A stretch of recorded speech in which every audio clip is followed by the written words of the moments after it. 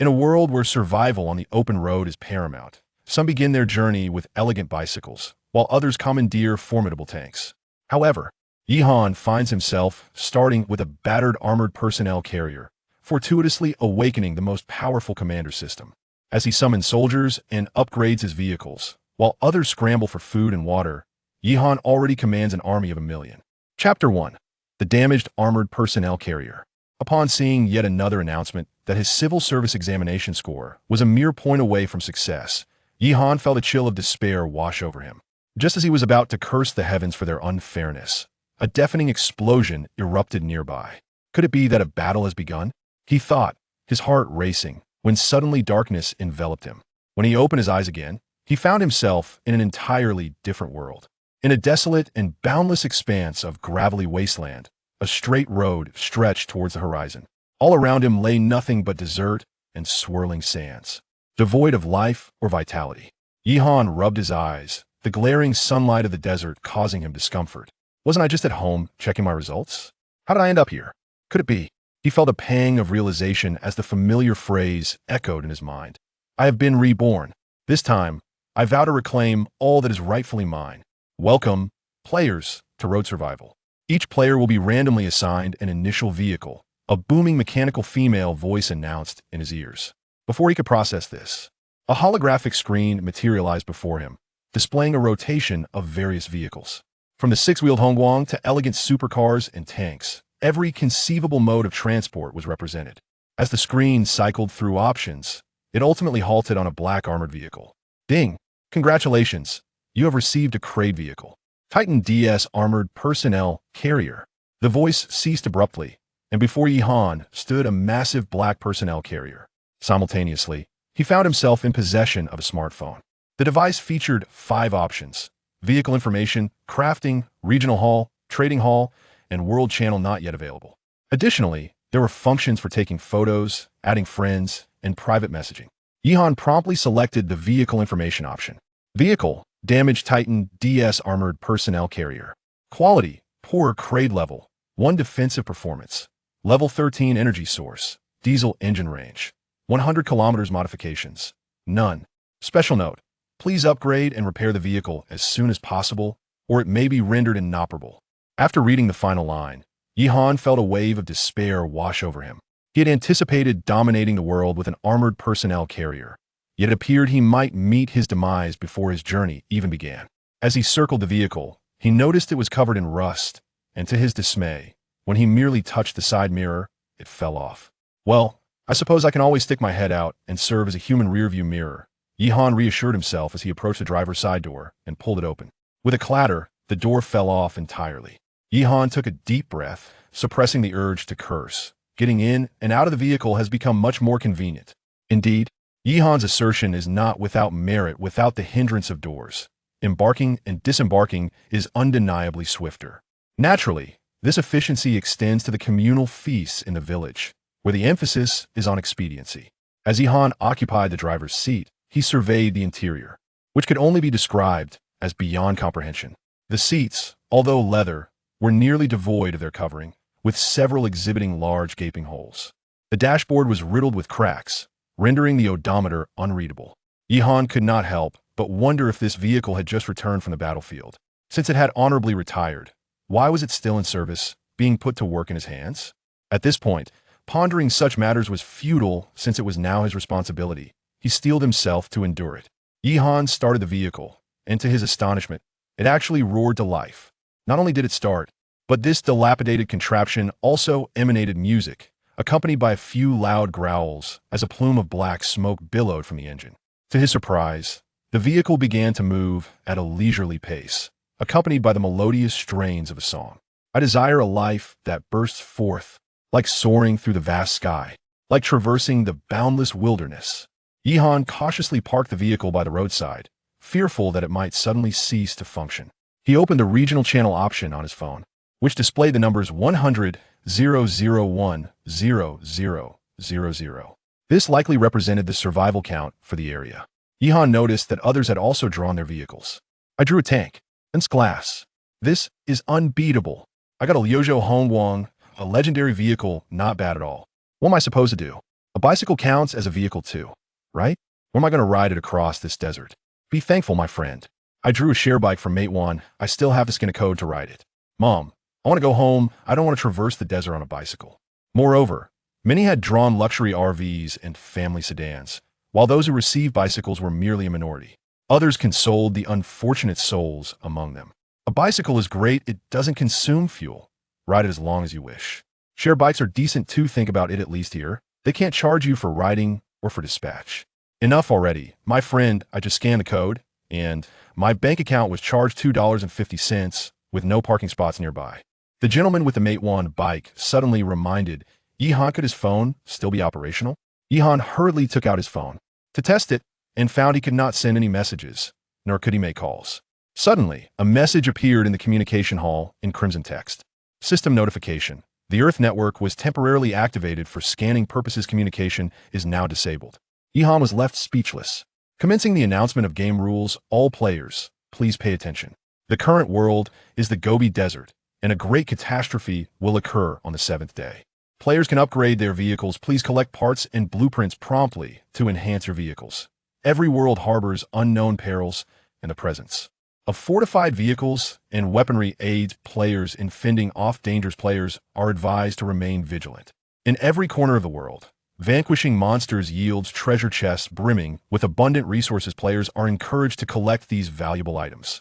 Resources along each route are limited, and players should venture forth. Lingering in one place for an extended period will attract the attention of mutated beasts. Individuals of suitable age from the original world have already descended into this realm, while the elderly and children will arrive alongside their families in the subsequent world. The determination of kinship is primarily based on social relationships, supplemented by considerations of blood ties. Those whose social and blood relations have been severed will be cared for by the world system. In this world, death is truly final. Players are urged to cherish their lives. A friendly reminder: every vehicle possesses its own strengths and weaknesses. If players are dissatisfied, they may seize another's vehicle. Upon hearing the rules of the world, Yihan felt a tightening in his chest. He had lost his parents at a tender age, leaving him to care for his paralyzed younger sister. According to the rules, she would arrive in 7 days. But how could this dilapidated vehicle possibly protect her? Moreover, the regulations spoke of unknown risks. Even those riding bicycles might attempt to commandeer his vehicle. Yihan's situation was undeniably perilous. This armored vehicle offered scant defense against dangers. Its only advantage lay in ease of entry and speed. Yet, no matter how swiftly he drove, could he outpace those on bicycles or those reckless riders? Furthermore, the information within the communication hall was scarce, and the nature of the unknown risks remained a mystery to him. After a moment of contemplation, Yihan outlined the pressing matters at hand. Stranded in a desolate expanse, securing water and food was paramount, in addition to urgently repairing the vehicle. Otherwise, should the armored vehicle unexpectedly fail, he would be reduced to becoming another victim of the wasteland. Resolute, Yihan dismissed his doubts and ignited the aging armored vehicle. Steering it forward, staying in one place was not an option. The only path to survival lay ahead. However, as the vehicle roared to life, the sound that greeted him was not the familiar strains of the blossoming life, but rather a melodious female voice. Game detection initiated. The Supreme Commander system is binding. Binding host Yihan parasitic vehicle. Battle-damaged armored troop carrier. Initial package eligibility confirmed. Commander, please accept promptly. As the words resonated, Yihan gazed in disbelief at the worn CD of the vehicle. The blinding blue light shifted, and the retro CD player that had once belted out the blossoming life transformed into a sizable intelligent screen. On the screen, a charming anime girl clad in a delightful dress beamed at him, cradling a package in her hands. Chapter 2. The Initial Gift Pack. Greetings, Commander. I am your dedicated system, Xiao AI. Please open the gift pack promptly, for it contains delightful surprises I have prepared for you, the virtual maiden reminded. With a heart full of anticipation, Yihan opened the gift pack. Congratulations, Commander. You have received the basic commander equipment, which includes a complete set of lieutenant's uniform, an FN-57 tactical pistol, and 2 National Guard soldiers. The commander's equipment has been placed in the passenger seat, while the soldiers have been allocated outside the vehicle. Commence your journey across the stars and seas. Commander. As the system's voice faded, Yihan beheld a neatly stacked military uniform beside him, atop which rested a pristine pistol. He hurriedly donned the uniform, only to discover it fit him remarkably well, evidently tailored to his physique. Gazing into the mirror within the vehicle, his handsome visage was accentuated by the uniform, presenting him as a dashing young officer. As for the pistol, although Yi-Han harbored a fondness for it, he was unskilled in its use, and thus could only place it in its holster. "Commander, you look exceptionally striking," Xiao AI exclaimed from the screen, her eyes sparkling with admiration. Suppressing the joy swelling within him, Yi-Han adopted a facade of stoicism and nodded, responding with a simple, Just as he reveled in his thoughts, a knock resonated against the driver's side door frame. Turning his gaze, Yi-Han encountered two soldiers clad in desert camouflage, each bearing an M4 rifle. Both stood over 6 feet tall, their features distinctly Chinese, and they saluted in unison, proclaiming, "Corporal Wang Long and Wang Hu, reporting to the commander." Yi-Han promptly invited them into the vehicle, and the two soldiers took their seats in the back, their expressions austere and speechless. Upon closer inspection, Yi-Han noticed their demeanor was somewhat wooden. "Commander, the soldiers allocated by the system were selected from those who perished on the battlefield. Aside from retaining their combat memories, all other recollections have been erased. They will exhibit no personal emotions, remaining solely devoted to executing the commander's orders," Xiao AI elucidated. Now it made sense. No wonder Yi-Han perceived them as somewhat robotic. However, what did temporarily mean? Yi-Han inquired of Xiao AI, who mischievously smiled. "That is for the commander to explore later." With Wang Long and Wang Hu stationed by his side, Yi-Han's spirits soared, and his anticipation for the journey ahead eclipsed any trepidation. The vehicle resumed its course. Throughout the journey, Yi-Han contemplated having the soldiers take the wheel, only to learn they lacked driving skills, compelling him to navigate the vehicle himself. Xiao AI also elaborated on the functionalities of the Supreme Commander system, explaining that by vanquishing monsters in the road survival world, Yi-Han could earn points. These points could be exchanged for items in the Supreme Commander system marketplace. Curious, Yi-Han perused the offerings and discovered the National Guard soldiers he had previously acquired, priced at 100 points each. Additionally, there were engineers, military dogs, and army soldiers, valued at 500, 300, and 200 points respectively. Furthermore, there were skill books available, including Level 1 vehicle operation and Level 1 firearm proficiency, each requiring 100 points.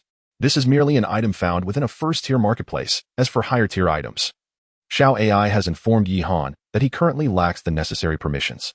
Yi-Han's heart swelled with ambition. With the assistance of the system, he might one day establish an army of his own, making survival in the perilous world of the highways a mere trifle. As he drove along the road, he remained vigilant, wishing for the appearance of monsters so that Wang Long and Wang Hu could handle them, allowing him to exchange points for more soldiers. However, no signs of death or decay appeared along the journey. Instead, after traveling over 50 kilometers, a wooden box suddenly materialized on the road. "This must be the treasure chest spoken of in the world's rules," he mused, as he exited the vehicle, followed closely by Wang Long and Wang Hu, who remained on guard. The wooden treasure chest promised to yield basic supplies. Suddenly, a chilling notification chimed from his phone. Yi-Han felt elated, having traveled such a distance. He was parched, and hoped the chest would contain water. "Wang Long, open the box," Yi-Han instructed, turning to him. Wang Long immediately stepped forward, raising his gun to smash the wooden chest. However, the fragile wooden box showed no signs of yielding under the assault. Could it be that only players could open it? Pondering this, Yi-Han approached and took Wang Long's rifle, tentatively striking the box. It promptly splintered open. "Indeed. Congratulations, player. You have received a bag of instant noodles and 2 bottles of mineral water." Remarkably, just as Yi-Han was about to collect the supplies, something slithered out from beneath the debris of the box. He quickly stepped back to see a 3-meter-long snake, its scales a vivid red, lunging towards him with its head raised. Bang! Wang Long and Wang Hu fired almost simultaneously, several bullets striking the serpent, causing a gruesome spray of flesh and blood. The creature was swiftly severed in two. However, the head continued to snap menacingly, attempting to bite. Yi-Han knew well that snakes possess a unique nervous system, with their nerve centers dispersed throughout their bodies, allowing them to react even when severed. Wang Long and Wang Hu, undeterred, rushed forward to shield Yi-Han, continuing to fire. Protecting their commander was their instinct. They would always prioritize Yi-Han's safety in the face of danger. A flurry of bullets ensued, and this time, the monstrous serpent was reduced to mere fragments. Yi-Han regained his composure, given the snake's relatively small size. A machete or shovel would have sufficed to deal with it more easily. Approaching, he received a prompt from his phone. Species: mutated red rat snake. Level: Level 1 mutated beast. Traits: average defense. Fangs can release toxins post-mutation. Flesh is delectable. This creature is even edible. Though Yihan felt a twinge of discomfort, he couldn't afford to be picky on the desolate Gobi, and he collected the mineral water, bread, and the mutated snake back into the vehicle. The system then prompted, "Would you like to collect and decompose the wooden box?" Yihan was momentarily taken aback before responding. "Dismantle." Suddenly, the wooden crate on the ground vanished, only to be replaced by four neatly arranged wooden planks. This revelation intrigued Yihan, prompting him to ponder the intricacies of this world system, though he realized such contemplation was beyond his current understanding. Once back in the vehicle, he noticed that alongside the AI assistant Xiaoi on the screen, a points bar appeared, displaying a total of 10 points. This likely stemmed from the recent elimination of the mutated red serpent. By this account, it would require the defeat of 10 first-level mutated beasts to exchange for a member of the National Guard. As he mused over this, Yihan took a few sips of water and nibbled on a piece of bread, finally alleviating his physical discomfort. While eating, a thought struck him. Did the soldiers summoned by Xiaoi require sustenance as well? Xiaoi seemed to sense Yihan's confusion and clarified, "Commander, these system soldiers are normal humans and require food and water just like anyone else. However, your current rank is second lieutenant, and upon promotion to first lieutenant, you will be able to exchange for ammunition and even access a munitions factory at higher ranks. With soldiers and ammunition at his disposal, acquiring resources shouldn't pose a significant challenge." Yet, despite Xiaoi's assurances, an ominous feeling settled within Yihan. Future strength was one thing, but presently, while he possessed a firearm, he lacked provisions. In this vast, desolate expanse, if he failed to procure food, he and his soldiers would surely face starvation and thirst. After all, while others roamed as lone wolves, he bore the weight of dependence. Though his combat prowess might exceed that of others, his consumption was correspondingly greater. He accessed the vehicle information on his phone. Vehicle, damaged Titan DS armored personnel carrier. Quality, poor C grade. Level 1. Defense performance, level 1, 3. Power, diesel engine, range, 46 kilometers. Note, partial vehicle repairs can be performed. Players are advised to repair promptly. Previously, the range had been 100 kilometers, and now it dwindled to 46 kilometers. Yihan recalled the cyclist he encountered. Surely, he was spared the anxiety of range. With a sigh, he noted that the vehicle information had shifted from urging him to upgrade to indicating that partial repairs were possible. He then navigated to the vehicle repair and upgrade interface. Vehicle condition, poor. Engine in poor condition. Requires repair. Level 1 engine repair kit. Insufficient materials. Door needs repair. Simple wooden plank repair, 4-4, or metal plate repair, 0-1. Rear view mirror needs repair. Requires glass, 0-1. Vehicle upgrade. Lacking level 2 vehicle upgrade blueprint. Yihan felt overwhelmed, struggling to envision what a wooden plank door affixed to an armored vehicle might entail, yet he recognized there was little choice. If repairs were not made, he risked having mutated creatures infiltrate the vehicle while he slept at night. He pressed the repair button, and before his eyes, the wooden planks inside the vehicle disappeared, replaced by a wooden plank covering the driver's side door, allowing for normal operation of the door, albeit without a window. Yet it remains bearable, certainly preferable to complete openness. Yihan glanced back at Wang Long and Wang Hu, who both exhibited parched lips and an ashen complexion. With a sigh, Yihan distributed a bottle of mineral water and some bread to the two, while others seemed to soar with their systems. "I cannot shake the feeling that my own capabilities are scarcely superior to those of a mere cyclist," Yihan lamented bitterly. Upon hearing this, Xiaoai, with a tone of feigned grievance, suggested, "Commander, you might consider temporarily halting the vehicle here and dispatching soldiers on foot to explore the desert, instructing them to retrieve the wooden crates for you." Chapter 3. The Iron Chest. A few words from Xiao AI awakened Yihan to a realization. Indeed, why had he been foolishly driving around? Wang Long and Wang Hu, both robust laborers, could easily be utilized. As soldiers, their physical endurance was extraordinary, and traversing the Gobi Desert would be insignificant for them. He could simply remain stationary and wait for them to return with the treasure chest, thus alleviating his worries about mileage. Although this method of exploration was less efficient, it was currently the best course of action for him. After all, encountering a treasure chest only every 50 kilometers on the road suggested that there might be new discoveries across the Gobi. Yihan promptly issued orders. Wang Long, Wang Hu, equip yourselves and conduct a thorough exploration of the Gobi on either side of the road. Collect any treasure chests you find and bring them back. The two men responded with a resounding yes, and, armed, they ventured into the desert. Yihan reminded them, "If you encounter mutated beasts, fight if you can, but retreat swiftly if you cannot. Always assess your stamina during exploration. Do not push yourselves to the point of no return." As Yihan watched their figures fade into the distance, he silently prayed, "Brothers Long and Hu, please do not let me down. Our survival depends on you." Seated in the vehicle, Yihan anxiously awaited their return while Xiao Ai offered him words of comfort. It was midday, and the scorching sun blazed over the Gobi, causing Yihan to sweat profusely. Were it not for the consideration that Xiao Ai was a girl, he would have stripped down completely in the car. Xiao Ai seemed to sense Yihan's discomfort and blinked her eyes, saying, "Commander, let me blow some air for you. Perhaps it will bring you some relief." Yihan chuckled bitterly, thinking to himself, what breeze can a virtual being produce? Yet, he nodded in agreement. To his surprise, as Xiao Ai puffed her cheeks and pretended to blow air, a refreshing breeze indeed wafted through the car. Goodness, the air conditioning in this old clunker actually works. Yihan reclined comfortably, enjoying the coolness, and found himself pondering about the bicycle brother. Surely, at this moment, he was likely sweltering beyond endurance.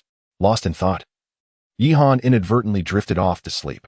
After an unknown duration, he was jolted awake by Xiao Ai's urgent voice. "Commander, the system has detected that Wang Long is injured." Yihan's heart sank, and he immediately straightened up to look at the screen.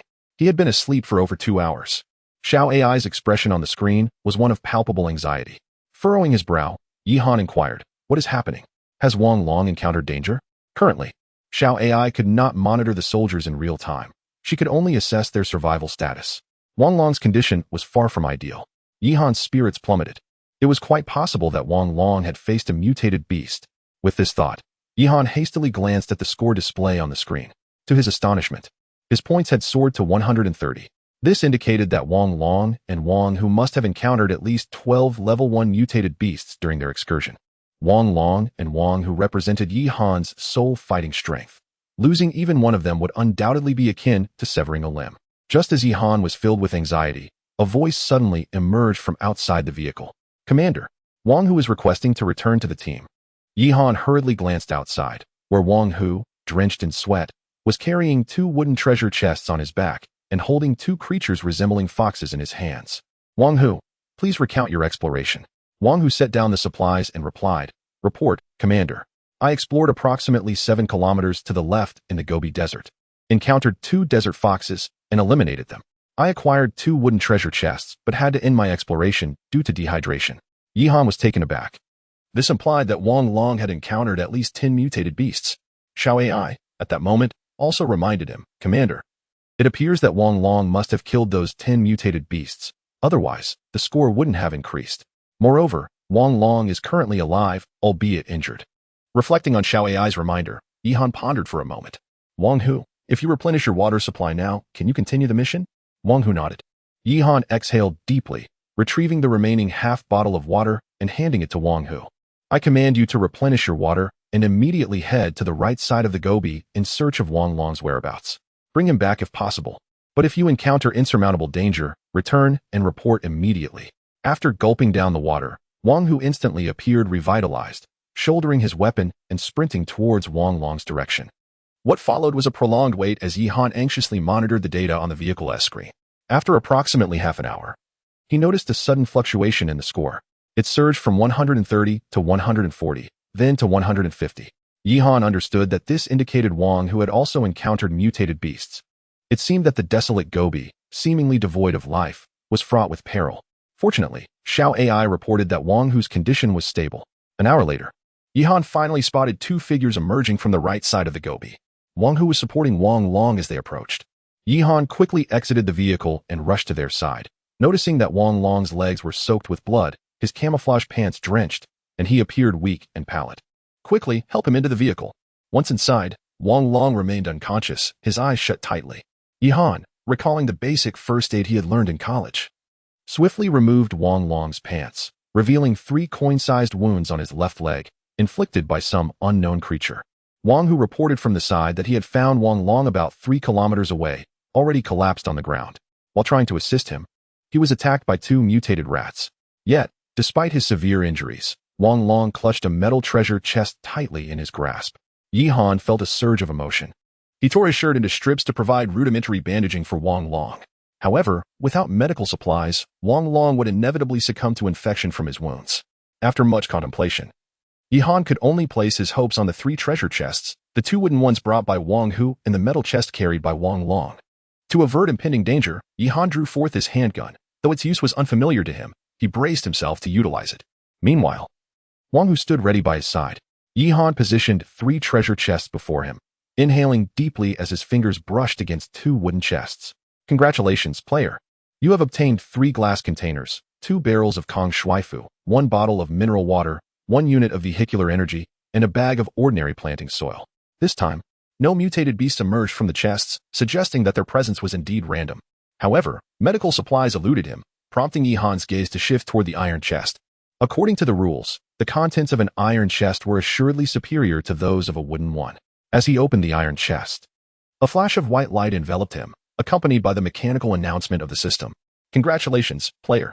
You have acquired 1 level 1 first aid kit, 1 water source core, and 1 blueprint for level 1 planting substrate. Again, no mutated beasts attacked, and Yihan exhaled in relief. Fortune smiled upon him. As he had indeed found a first aid kit, he hurriedly opened it to discover a slender syringe filled with a blue, unknown liquid. What is this? No bandages or anti-inflammatory medication. What good is this for first aid? Yihan lamented when suddenly his phone vibrated. Upon checking, he found information regarding the first aid kit displayed on the screen. Level 1 first aid kit, containing 1 multifunctional emergency syringe, effective for hemostasis, anti-inflammation, and wound healing. Elated, Yihan promptly injected the serum into Wang Long. Although the first aid kit was of a basic level, it seemed to possess remarkable efficacy for less severe wounds. After the injection, Wang Long's bleeding visibly ceased, and soon the wound began to scab over. Yihan then offered Wang Long some water, and astonishingly, his complexion normalized within moments, allowing him to rise to his feet. How is his condition now? Yihan inquired of Xiao AI. Commander, Wang Long's health status has returned to normal. He is fit for duty. Xiao AI responded with palpable joy, clearly pleased for Yihan's success. Chapter 4. Water Production Device. Yihan finally exhaled in relief, while Wang Long recounted his previous encounters. It turned out that after traversing approximately 6 kilometers, Wang Long had encountered a horde of mutated desert rats. Just as he contemplated taking a detour, he noticed that the mutated rats were guarding an iron treasure chest. In pursuit of this chest, Wang Long bravely risked his safety, using the only grenade he possessed to eliminate several of the rats, although he sustained bites from 2 of them in the process. Subsequently, he encountered Wang Hu. Upon hearing this, Yihan admonished Wang Long, emphasizing that such reckless risks should never be taken again. To Yihan, the lives of his soldiers were far more valuable than any treasure chest. He then proceeded to examine the supplies they had gathered on this expedition. Instant noodles and water were, of course, in abundance, but this time they had also acquired glass, planting soil, and finally, a source of energy. However, this energy was not as he had envisioned. Instead of gasoline or diesel, it comprised a small box containing 4 neatly arranged bottles of green liquid. Upon reading the description, Yihan learned that this substance could adapt to serve as a power source for vehicles, with 1 portion providing a range of 200 kilometers. For human-powered vehicles, it could also be exchanged for an equivalent amount of water and food, a rather considerate feature. As for the other 2 items obtained from the iron treasure chest, Yihan found himself perplexed. The first was a blueprint for a level 1 plant cultivation medium. Yihan opened his phone to review the details.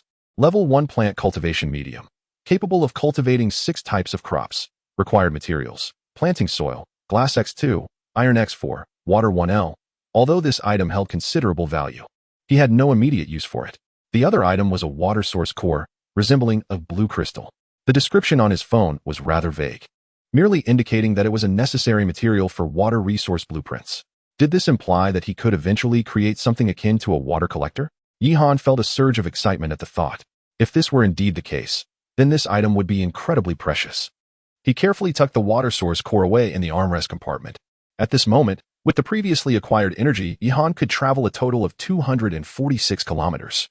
In terms of food, there were 2 barrels of instant noodles, 3 small pieces of bread, 2 desert foxes, and 1 red snake, sufficient to sustain the 3 of them for a day and a night. The only deficiency remained in water, as they had but 1 bottle of mineral water left.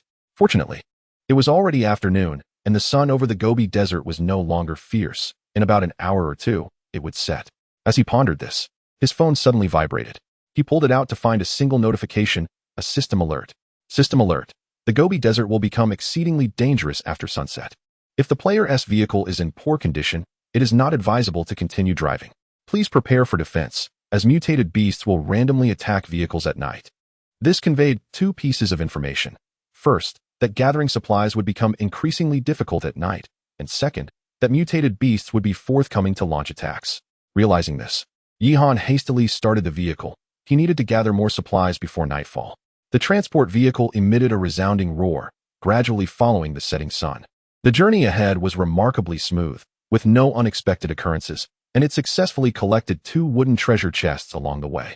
The chests yielded 1 iron ingot, 1 piece of glass, a bag of small bread, and 2 bottles of mineral water. Yihan utilized the 2 wooden chests for storage, while the 2 chests and an iron box brought back by Wang Hu and Wang Long were dismantled, yielding 8 pieces of wood and 2 iron ingots. As the sun finally dipped below the horizon, the coldness of the Gobi Desert at night became particularly pronounced. Yihan was well aware that the temperature in the Gobi region fluctuates greatly between day and night. While the days are scorching, the nights are exceptionally frigid. However, the military uniform provided by the Zaiwai system seemed to be made from some unknown material. It was not overly warm during the day, yet offered commendable insulation at night. Yihan parked the vehicle by the roadside and glanced out the window to survey his surroundings. At that moment, all was silent. The Gobi Desert was devoid of moonlight, making it difficult to discern the environment. The only sound he could hear was the howling wind, interspersed with the calls of unknown creatures. To prevent potential attacks from unidentified beings during the night, Yihan assigned Wang Long and Wang Hu to take turns keeping watch inside the vehicle, while he nestled in the rear compartment to sleep. At this moment, the sole advantage of the transport vehicle became apparent. Despite accommodating a significant amount of supplies, it still provided enough space for 2 adults to lie side by side comfortably. With nothing else to occupy his time, Yihan took out his phone and opened the communication hall. Earlier in the day, the hall had displayed a count of 10,000 individuals in the current area. Now, that number had dwindled to 8,762. Over 1,000 people had perished, and this was merely the first day. Inside the communication hall, a multitude of voices lamented their plight.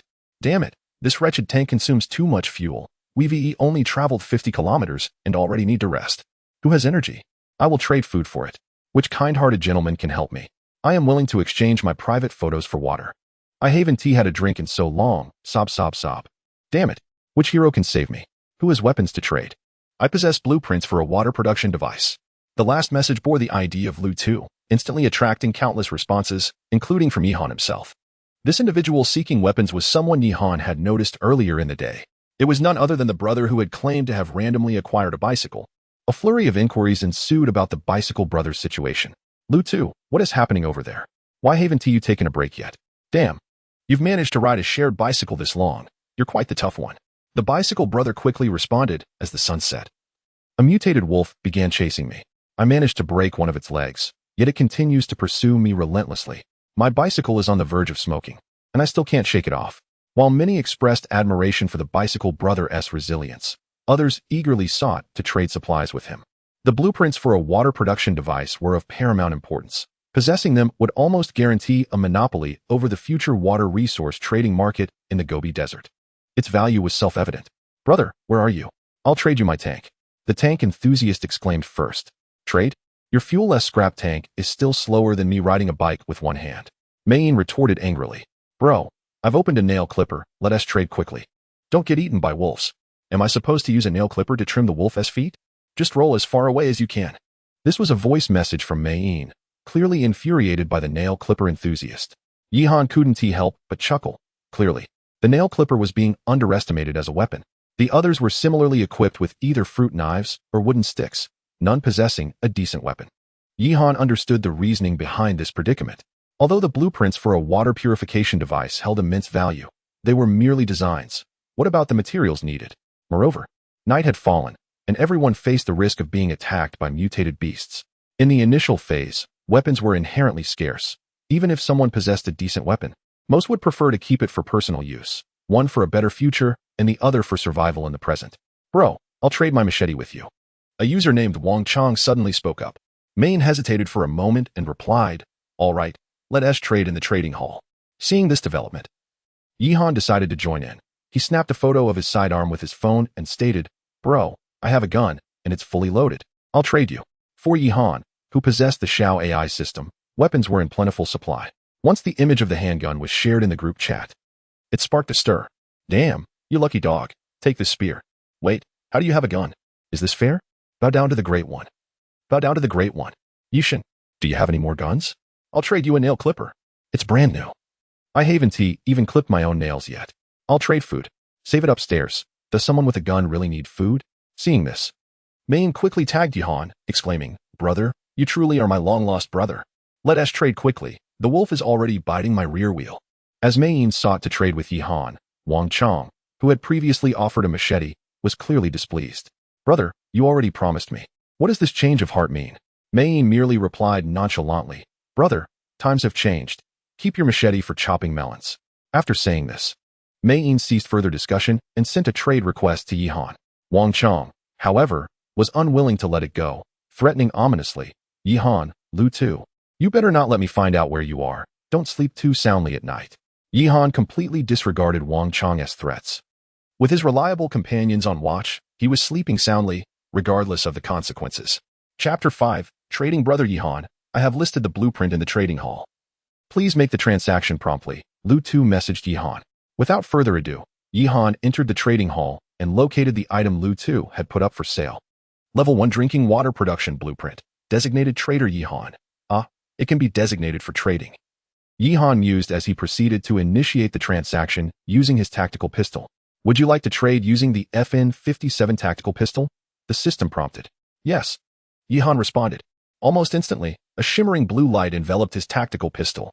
As the blue glow faded, he found himself holding a blueprint the size of an A4 sheet. Level 1 Drinking Water Production Blueprint. Capable of producing Level 1 drinking water production units, generating 24 liters of potable water every 24 hours. Required materials, 1 water source core, 3 glass, 1 iron ingot, 1 plastic. Upon reviewing the materials required for production, Yihan felt a surge of joy. He opened his inventory and discovered he possessed 4 pieces of glass, 3 iron ingots, and a water source core. The only material he lacked was plastic. After a brief moment of contemplation, Yihan accessed the trading hall to search for plastic. The system's trading hall featured a user-friendly search interface, and Yihan entered plastic. Indeed, numerous listings for plastic appeared, primarily requiring food or water in exchange. In the early stages, food and water were scarce commodities, rendering more essential materials neglected. Yihan managed to acquire plastic with merely half a bag of bread. He then opened the manufacturing page. Level 1 Drinking Water Production Unit Manufacturing. Water Source Core 1-1, Glass 4-3, Iron Ingot 3-1, Plastic 1-1. Requirements met. Would you like to manufacture the Level 1 Drinking Water Production Unit? Upon clicking yes, the materials promptly vanished, along with the blueprint from his possession. Yihan felt a twinge of disappointment, initially hoping to produce multiple units. It appeared one blueprint could only yield a single item. In mere seconds, the drinking water production unit materialized. It was entirely constructed from glass, featuring a blue crystal-like gem encased in a glass frame and rested upon a metallic base. Equipped with a plastic water outlet, Yihan positioned an empty mineral water bottle at the outlet, and clear water began to trickle out. This alleviated his concerns regarding water sources for the time being. Yihan felt elated. He and the 2 soldiers required approximately 6 liters of water each day, while the drinking water production unit could generate 24 liters. This meant Yihan could trade 18 liters of potable water daily. As for the products of trade, they were clear, various materials and blueprints. Commander, Xiao AI has detected that you have created a system product. Shall I proceed with analysis and learning? Xiao AI's sweet voice interrupted Yihan's thoughts. You can learn blueprints? Yihan exclaimed in astonishment. Of course. This is a fundamental feature of the Supreme Commander system. Other capabilities await your exploration, Commander. Xiao AI responded with a cheerful smile. At that moment, Yihan could hardly contain his desire to scoop her up and shower her with kisses. It was utterly exhilarating, with Xiao AI's assistance. He could craft multiple water dispensers and subsequently engage in a lucrative trade. In the Gobi Desert, this represented a highly profitable venture. As soon as the water production machine yielded its first output the following day, Yihan planned to initiate transactions and continue his manufacturing endeavors. Just as he was eagerly preparing to drift into slumber, Lu Tu sent him a private message. Brother Yi, I can't thank you enough. This handgun is truly effective. Lu Tu accompanied his message with an image. The photo depicted a mutated wolf, the size of a tiger, lying lifeless on the road, with 5 or 6 bullet holes precisely embedded in its forehead. In the corner of the image, a shared bike from Maine bore the marks of a ferocious bite on its rear wheel. Yihan's gaze widened in astonishment. This Maine fellow was remarkably ruthless. Not only had he survived while riding this contraption, but he had also managed to land every shot with deadly accuracy. He must be a veteran, otherwise an ordinary person would not possess such remarkable stamina and marksmanship. Don't mention it. We each gain from this arrangement, Yihan replied. Ha ha, brother Yi. There's one more thing I hope you can assist me with, Lu Tu continued. I know you aren't lacking in food at the moment, but would it be possible to trade some wolf meat for a bit of water? I'm parched. Today, not only did I exhaust my bike, but I'm also about to overheat myself. Yihan couldn't help but chuckle. Lu Tu's optimism and humor were refreshing. He glanced at the water production machine, which had generated approximately 500 milliliters of water, in addition to a bottle of mineral water he had previously unearthed. Without deliberation, he listed the freshly produced 500 milliliters of water in the trading hall, directed specifically towards Lu Tuesday, brother Yi. You're incredibly straightforward. I'll select some fine meat for you. Before long, a full kilogram of wolf meat appeared in the vehicle. Yihan examined the details on his phone. Mutated desert wolf hind leg meat, rich in vitality. Consumption enhances human energy and alleviates fatigue. It even possessed additional benefits. Shortly thereafter, Lu Tu sent a friend request, which Yihan accepted, though he refrained from sharing his location. For now, Lu Tu seemed quite amicable, but in the treacherous world of the Gobi, one must remain vigilant. Brother Yi, let's connect as friends. In the future, I will prioritize you for any good items. I'll be relying on you for water. Yihan replied affirmatively but then inquired. By the way, could you tell me where you acquired the blueprint for your water production machine? Did you find it in a treasure chest as well? Indeed. Not long after I started biking, I stumbled upon an iron treasure chest, which contained this item and a skinning knife. I see, Yihan thought.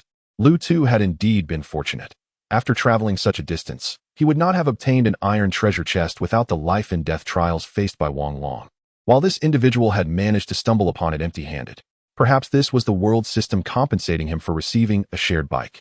Nevertheless, the skinning knife was something Yihan needed, especially considering he had 2 mutated foxes and a red snake still in his possession. It is highly unlikely that Lu Tu will part with this item. Thus, our only recourse is to try our luck at the trading hall tomorrow. At this moment, Wang Long was on duty, seated in the passenger seat of the vehicle, observing his surroundings with a stern demeanor, his grip firmly around the M4A1 rifle. Meanwhile, Xiao AI appeared somewhat drowsy, softly inquiring, Commander, I feel a bit tired. May I rest? Do virtual beings also require sleep? Yihan, somewhat perplexed, nonetheless nodded in agreement. Go ahead and sleep. Good night. Good night, Commander. Subsequently, amidst the fierce winds sweeping across the Gobi Desert and the gentle sound of Xiao AI's breathing, Yihan too succumbed to a deep slumber. Chapter 6. The beast attack. It is unclear how long Yihan had been asleep, but he found himself dreaming of leading a mutated wolf by its paw, dancing in the vast desert. Suddenly, the sharp sound of gunfire pierced the air, followed by the urgent exclamation of Xiao AI. Commander, wake up. We're under attack by mutated beasts. Groggy and disoriented, Yihan quickly opened his eyes to find Wang Long and Wang Hu sitting rigidly in the dimly lit vehicle, both gripping their rifles and intently watching the outside. Peering out the window, Yihan was met with the sight of 8 mutated wolves, each the size of a tiger, crouched menacingly beside the vehicle. In front of the car lay a fallen mutated wolf, riddled with bullet wounds. What on earth is happening? Yihan furrowed his brow. These mutated wolves were identical to the one Lu Tu had slain. Could it be a pack? This is utterly bizarre. Lu Tu encountered merely one, while I am faced with an entire pack. Around 5 o'clock, Wang Hu had spotted several mutated wolves clawing at the vehicle. Wang Long had awakened just in time to see one of the wolves attempt to smash through the window, and both men fired simultaneously, taking down the beast. Xiao AI's voice rang out, filled with tension. Upon examining the lifeless creature on the ground, Yihan noticed numerous wounds across its body, particularly 4 or 5 on its forehead. These mutated wolves are incredibly resilient. Our shots barely affect them. The fatal injuries were inflicted on their heads, Wang Long remarked. The situation was dire. The wolves appeared to be wary of the gunfire, encircling the vehicle and fixating their gaze on Yihan. Not far from the pack, a massive wolf king, twice the size of an ordinary mutated wolf, squatted in the distance, its eyes gleaming with a sinister red light. Yihan swallowed hard and inquired of Wang Long and Wang Hu, Do you believe you can take down these wolves? Both men shook their heads in unison. We are merely ordinary soldiers of the security team. Our marksmanship is not precise enough to guarantee headshots, and our ammunition is dwindling, Wang Hu replied. It then struck Yihan that he had neglected to check their ammunition status after their earlier exploration. Damn it, he hastily asked. How much ammunition do you have left? 32 rounds for the rifle, 7 for the pistol, and 1 M67 standard grenade, Wang Hu answered. 24 rounds for the rifle, 5 for the pistol, Wang Long added. How many rounds did we use to take down that one? Yihan pressed. Approximately 17 rounds. Damn it, the Xiao AI system is commendable in many aspects. But the inability to exchange for ammunition at this stage is a significant flaw. Perhaps this issue could be resolved later. It seems our only option now is to flee. Our ammunition is far too insufficient to deal with this pack, especially with the larger Wolf King lying in wait. But can this clunky vehicle really outrun those wolves? Yihan sighed, resigning himself to the need to attempt an escape. Without further delay, Yihan swiftly moved to the driver's seat and started the engine. The vehicle roared to life, startling the pack into a frenzied scatter, though the Wolf King remained rooted in place, its icy gaze unwavering. The transport vehicle trundled forward at a leisurely pace, while Yihan anxiously fixated on the pack of wolves. Suddenly, he caught sight of the Wolf King not far away, who, upon noticing Yihan's intent to flee, exhibited a sinister smirk. A sense of foreboding washed over Yihan. With a sudden howl, the Wolf King raised its head and unleashed a deafening roar, prompting the other wolves to converge upon the transport vehicle as if commanded. The vehicle's speed paled in comparison to the swift movements of the wolves, and it wasn't long before the rear and sides of the vehicle came under attack, with even the driver's seat where Yihan was situated bearing the brunt of several scratches. The cacophony of snapping jaws filled the air, sending shivers down Yihan's spine. As he maneuvered the vehicle to collide with the advancing wolves, he shouted at Wang Long and Wang Hu, urging them to fire at the encroaching pack with utmost precision. The sound of gunfire resonated continuously, yet the vehicle was in motion, and the wolves, having learned from past encounters, kept their heads low. Wang Long and Wang Hu found it increasingly difficult to strike the vital points of the mutated wolves. Moreover, Yihan's collisions posed minimal threat to these wolf-sized mutants. System alert. The player's vehicle is sustaining damage, current damage level at 30, upon reaching 100 damage. The player's vehicle will be completely destroyed. Continuing in this manner was untenable. The vehicle's defensive capabilities were woefully inadequate. Once the vehicle was compromised, Yihan would be laid bare to the wolves' assault. Cursing under his breath, he resolved that should he survive this ordeal, he must promptly repair the transport and enhance its defensive attributes. Glancing at his phone, he noted with dismay that the damage level had escalated to 40. Commander, you still have 160 unused Xiao AI points. The screen chimed in hastily. Yihan's eyes widened in realization. He had nearly forgotten about his golden opportunity. He quickly navigated to the system marketplace on the screen. National Guard soldier, 100 points. Description: equipped with basic standard military gear. Carries 1 M4A1 assault rifle with 60 rounds. 1 Beretta M9 pistol with 15 rounds. 1 M67 standard grenade. Possesses basic marksmanship skills and combat proficiency. Army soldier, 200 points. Description: equipped with intermediate standard military gear.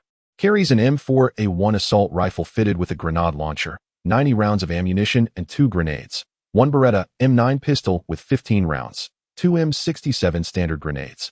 Possesses intermediate marksmanship skills and combat proficiency. German Shepherd military dog, 300 points. Description: genetically modified German Shepherd military dog. Equipped with basic canine protective armor. Engineer, 500 points. Description: master of mathematics and science, equipped with skills in basic repair, construction, and design.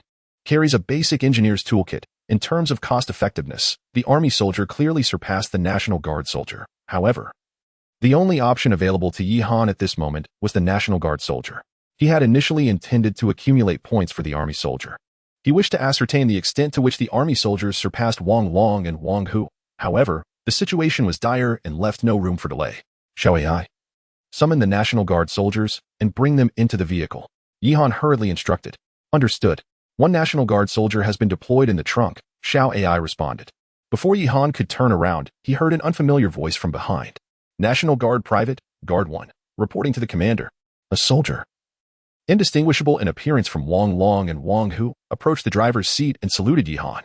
To facilitate the commander's identification, Xiao AI had taken the liberty of naming him Guard 1, with the option to change it should the commander prefer another name, she explained. Yihan nodded at Xiao AI on the screen and then addressed the soldier, Guard 1. Engage in combat immediately. Yes. As soon as the command was given, Guard 1 raised his rifle and began firing at the pack of wolves charging towards them. Yet his accuracy proved to be no better than that of Wang Long and Wang Hu. After a brief exchange of gunfire, Wang Long ran out of ammunition first and had to take Guard 1's pistol to continue shooting. With a stern expression, Yihan surveyed the area outside the vehicle. Previously, 8 mutated wolves had been present, of which 3 had now been dispatched, yet the Wolf King roared, and 2 more emerged from the shadows. This is utterly exasperating. This method is futile, he thought. Could the remaining bullets truly suffice to eliminate the rest of the mutated wolves and the Wolf King? He glanced at his phone. which displayed the vehicle's damage level. Vehicle damage level 60. Yihan's heart sank, feeling a chilling dread. Chapter 7. Sacrifice. Glancing at the score bar on the screen, Yihan noted that he had accumulated 90 points after dispatching 3 mutated wolves, factoring in the points expended for summoning Guard 1. He was merely 10 points away from summoning another soldier from the Guard unit. Each mutated beast was worth 10 points. Seizing the opportunity like a lifeline, he shouted to the 3 soldiers behind him, "Concentrate your fire and eliminate one first." "Understood." The soldiers replied in unison. They swiftly repositioned themselves, directing their aim towards the nearest mutated wolf. The creature, taken aback by the sudden change in position and the focused gun barrels now aimed at it, wore a bewildered expression, as if to say, "What on earth? I merely came here to observe. Why aren't you targeting the other wolves?" In an instant, a barrage of bullets rained down upon the mutated wolf. It yelped in pain, its body riddled with numerous bullet holes, and it even sustained a shot to the head due to its unsuccessful attempt to evade. For the first time, Yihan witnessed what it meant for a wolf to cower in fear. The mutated wolf, head lowered and tail tucked, hurriedly attempted to flee from the side of the vehicle. Observing this retreat, the Wolf King, enraged, let out a fierce growl. The mutated wolf flinched, evidently more intimidated by the Wolf King's wrath, and reluctantly turned back to continue its assault on the vehicle. This time, it was noticeably more cautious, but ultimately, it could not withstand the onslaught from 3 guns, and succumbed after taking 2 more shots to the head. Commander Wang, who has eliminated a level 1 mutated beast. The Desert Wolf, 10 points added, Xiao AI promptly reported on the screen. Summon the National Guard soldiers. Yihan commanded. "Yes, Commander," came Xiao AI's response. As soon as her voice faded, the score bar reset to 0, and another soldier emerged from the trunk of the vehicle. Guard 2, engage in combat immediately. The newly summoned National Guard soldiers scarcely had time to report to Yihan before being thrust into the fray. Under Yihan's command, Guard 1 and Guard 2 distributed part of their ammunition to Wang Long and Wang Hu, resulting in the simultaneous discharge of 4 M4A1 rifles. Regrettably, the remaining 6 wolves, having witnessed the demise of several comrades, grew increasingly cautious, keeping their heads low and their movements slow. Yihan glanced at the vehicle's status, noting the damage level had reached 70. Although the rate of damage had slowed somewhat, it was evident that total destruction was imminent. With a resolute determination, Yihan gritted his teeth and maneuvered the vehicle to the side. He understood that continuing to use the vehicle as a shield for his personnel would surely lead to its ruin. Guard 1 and Guard 2, disembark and lead the wolf pack away from the vehicle. Once at a safe distance, deploy grenades.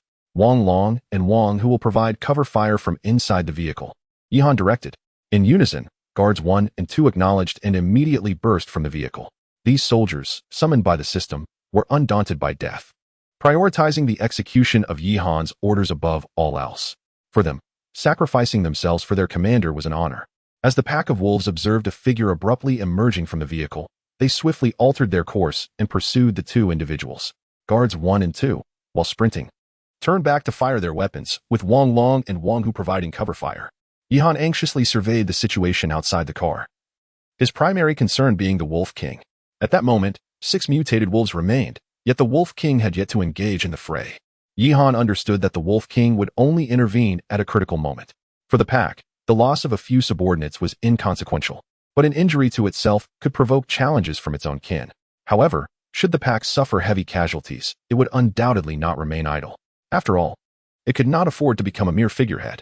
Unbeknownst to the Wolf King, Yihan and his companions employed a tactical maneuver, leading the Wolf King to believe that these humans intended to abandon the vehicle and flee. With a low growl, it commanded the pack to continue their pursuit. After running over 20 meters from the vehicle, Guards 1 and 2 produced grenades. With a resounding explosion, Guard 1 hurled his grenade first. In a flash of fire, the 3 mutated wolves pursuing him were thrown to the ground, one utterly lifeless, while the remaining 2, severely weakened, howled in distress and retreated to observe from a distance. Yet, Yihan could not share in the victory, for the situation with Guard 2 was dire. Just as Guard 2 prepared to pull out a grenade, a mutated wolf lunged at him, knocking him to the ground, with 2 others swiftly joining in the assault. Wang Long and Wang Hu redirected their fire towards that direction. Damn it, Yihan cursed. Due to their position with their backs to Wang Long and Wang Hu, the 2 guards struggled to strike the vital points of the mutated wolves, and soon the remaining 2 wolves had pounced on Guard 2. Brothers, I will die protecting the commander, Guard 2 suddenly shouted, and in a swift motion, he hurled a grenade at his feet. The ensuing explosion silenced both him and the 3 wolves that had attacked him. A wave of heat surged in Yihan's eyes, yet he had no time to mourn Guard 2's sacrifice. Meanwhile, the Wolf King finally grasped the situation. It was indeed a trap. With a mournful howl, filled with rage, the Wolf King's cry elicited a sorrowful response from the remaining 2 mutated wolves. Not good, Yihan exclaimed, realizing that Guard 1 was still outside the vehicle. Sure enough, after the howl, the Wolf King, its eyes blood red, charged towards Guard 1. Wang Long, Wang Hu, get out of the vehicle and assist Guard 1 immediately. Wang Long and Wang Hu hastily exited the vehicle, firing at the Wolf King while moving closer to Guard 1's position. Yihan had considered driving to assist Guard 1, but upon glancing at the vehicle, which was already damaged by 70%, he ultimately refrained from taking that risk. After all, this battered vehicle could not outpace the Wolf King. The only option left was to confront it head-on. The Wolf King's speed far surpassed that of ordinary mutated wolves. And just as Wang Long and Wang Hu aimed to reach Guard 1, the Wolf King unexpectedly redirected its charge towards them. Upon witnessing the unfolding chaos, Yihan urgently urged the 2 to return to the vehicle swiftly, but alas, it was too late. The Wolf King lunged forward, striking Wang Hu with a powerful claw, sending him crashing to the ground. In an instant, blood gushed from Wang Hu's mouth. Observing this, Wang Long abandoned his aim for vital spots and unleashed a fervent barrage upon the Wolf King. Yet, the creature's defenses were far superior to those of an ordinary mutated wolf. The bullets struck it with no discernible effect, as it bared its formidable jaws, intent on devouring Wang Hu. Wang Long, quickly evade. Protect the commander. With a fierce roar, Wang Hu retrieved the last grenade from Yihan and the others, shoving it into the gaping maw of the Wolf King. Chapter 8. The following day, the Wolf King failed to discern the object in Wang Hu's hand, mistakenly believing he intended to silence himself with it. In a swift motion, the creature sank its teeth into Wang Hu's arm, severing it entirely. As if to flaunt its victory, the Wolf King swallowed the arm, hand grenade included, and fixed a cold stare upon the fallen Wang Hu. Despite having lost an arm, Wang Hu displayed unwavering resolve, drawing his pistol with his remaining hand to fire at the Wolf King. Just as the gunfire echoed, a thunderous explosion erupted. Boom! It resonated like distant thunder, and the gunfire ceased abruptly. Commander, Wang Hu has eliminated a Tier 1 Lord, the mutated Desert Wolf King, earning 100 points. Xiao AI reported from within the vehicle. Meanwhile, Guard 1 had also dispatched 2 severely injured mutated wolves, bringing their score to 160. At that moment, Yihan was too preoccupied to check the score and hurriedly exited the vehicle to assess Wang Hu's condition. The Wolf King's massive form lay on the ground, appearing largely unscathed, yet blood trickled from its jaws, indicating its demise. However, Wang Hu's state was unexpectedly remarkable. He sprang to his feet and saluted Yihan, his previously devoured arm now miraculously restored. Sergeant Wang Hu reporting, Commander, he exclaimed. He has been promoted. Yihan muttered in astonishment. A voice from the vehicle chimed in. Indeed, Commander. When a soldier eliminates a certain number of mutated beasts, they are eligible for a rank promotion, which restores their ammunition and physical status, along with a specific enhancement. Upon hearing Xiao AI's explanation, Yihan turned to Wang Hu and said, Wang Hu, please elaborate on your current situation. Yes, Commander. After my promotion to Sergeant, my weapon remains unchanged, but my rifle ammunition has increased to 90 rounds, and I possess 20 rounds for my pistol, along with 2 hand grenades. Additionally, I have acquired intermediate shooting and combat skills, as well as basic driving skills and squad leader-level command skills. Yihan was overjoyed to hear Wang Hu's response. Not only had his ammunition increased, but he had also gained driving and command skills. This signified that he could now step away from the role of driver. Excellent. For the time being, Wang Hu, you shall assume the position of squad leader and command the other guards. Next, we will proceed to clear the battlefield. This engagement has yielded a total of 10 mutated wolves and 1 mutated Wolf King, though ammunition consumption has been significant. Wang Long and Guard 1 have exhausted their supplies, while only Wang Hu remains fully stocked. Reluctantly, Yihan summoned a new guard soldier using points. However, he decided against naming the new Guard 2, opting instead to continue the sequence with Guard 3. Xiao AI, can fallen soldiers be summoned back in the future? Yihan inquired, his mood somewhat somber. Commander, with your current authority, Xiao AI cannot provide that information. Furthermore, when soldiers perish, their equipment is reclaimed by the system, Xiao AI said cautiously, casting a wary glance at Yihan, as if afraid of inciting his anger. Very well, let us designate Guard 2 as Wang Yong, and record this in the system. Understood, Commander, Xiao AI replied. Yihan approached the remains of the guard, now known as Wang Yong, and solemnly removed the identification tag, carefully stowing it away. This was the first soldier he had lost, and it was through him that Yihan witnessed the loyalty and bravery of the soldiers summoned by the system. Subsequently, he instructed Wang Hu to direct the others to remove the head and limbs of the mutated wolf, storing them in the vehicle. As for the body of the mutated wolf king, it was far too large and had to be placed atop the vehicle. At that moment, Yihan gazed at the crowded cargo area with a sense of bountiful joy. Although the night had been perilous, the rewards were substantial. For the time being, he need not worry about the depletion of food supplies. However, the high temperatures of the Gobi Desert posed a challenge for preservation. As the sun rose, its gentle rays illuminated the Gobi, dispelling the chill of the night. Congratulations to all players for surviving the first day in the Gobi world. Currently, there are 403 players alive in this region. Keep up the good work. The cold, mechanical voice of the world system echoed from Yihan's phone. At noon today, the system will issue tasks. Players who fail to complete them will face penalties. Please be prepared. System tasks? Yihan felt a wave of trepidation as he glanced back at his transport vehicle, which was now in a lamentable state. The tasks devised by this accursed world system would undoubtedly be arduous. He needed to repair and modify the vehicle swiftly, or he would struggle to endure the day, let alone the subsequent 5 days leading up to the final cataclysm. Fortunately, after a night of operation, the potable water generator had produced 6 liters of drinking water. Yihan decided to reserve 2 liters for himself and utilize the remainder for trading resources. He first organized the interior of the vehicle, which had become quite cramped due to the influx of personnel. Yihan dismantled all the seats except for the driver S and co-driver S, leaving an empty workshop space. The rear section was designated as a storage area filled with meat, while the middle of the vehicle was furnished with 2 wooden benches made from 4 planks for guards 1 and 2 to sit upon. The remaining space was allocated for supplies and the water generator, separated from the seating area by simple wooden partitions. Now, with Wang Hu at the helm, Yihan comfortably settled into the passenger seat to browse the communication hall. Upon opening it, he was greeted by a cascade of laments. Last night, I was besieged by 2 mutated wolves. My leg is injured, and my vehicle is damaged. Does anyone have emergency medicine? I didn't encounter any mutated wolves, but I did run into a mutated fox. That wretched creature tore my pants off. Does anyone have a spare pair? I'll trade for nail clippers. I feel so vulnerable without pants. Which kind-hearted soul can assist me? Woe is me, there is still a mutated wolf chasing my vehicle. Water. I need water. That scoundrel Lunung better not fall into my hands. How dare he trade my needs for urine? If I catch him, he won't escape unscathed. Selling mutated wolf meat. Yihan glanced at the last message and realized it was from the person who had threatened him, Wang Chong. It seemed this fellow possessed some degree of strength. However, the circumstances for most individuals last night were rather lackluster, yielding little in terms of rewards. Perhaps because the seasoned players were lurking in the shadows. Yihan, indifferent to such matters, promptly accessed the trading hall and divided 4 liters of water into 20 portions of 200 milliliters each, placing them for trade. He sought to exchange them for skinning knives, flint, various blueprints, as well as glass, steel ingots, and plastic. Lo and behold, Yi Shun has listed water in the trading hall, 20 portions in total. Grateful cries of thank you, Yi Shun, for your timely assistance rang out. Yet, some grumbled, a mere 200 milliliters per portion? This is quite a ripoff. To which another retorted, at this moment, everyone is in dire need of water. What is wrong with Yihan trading it with us? He must have crafted a water production device.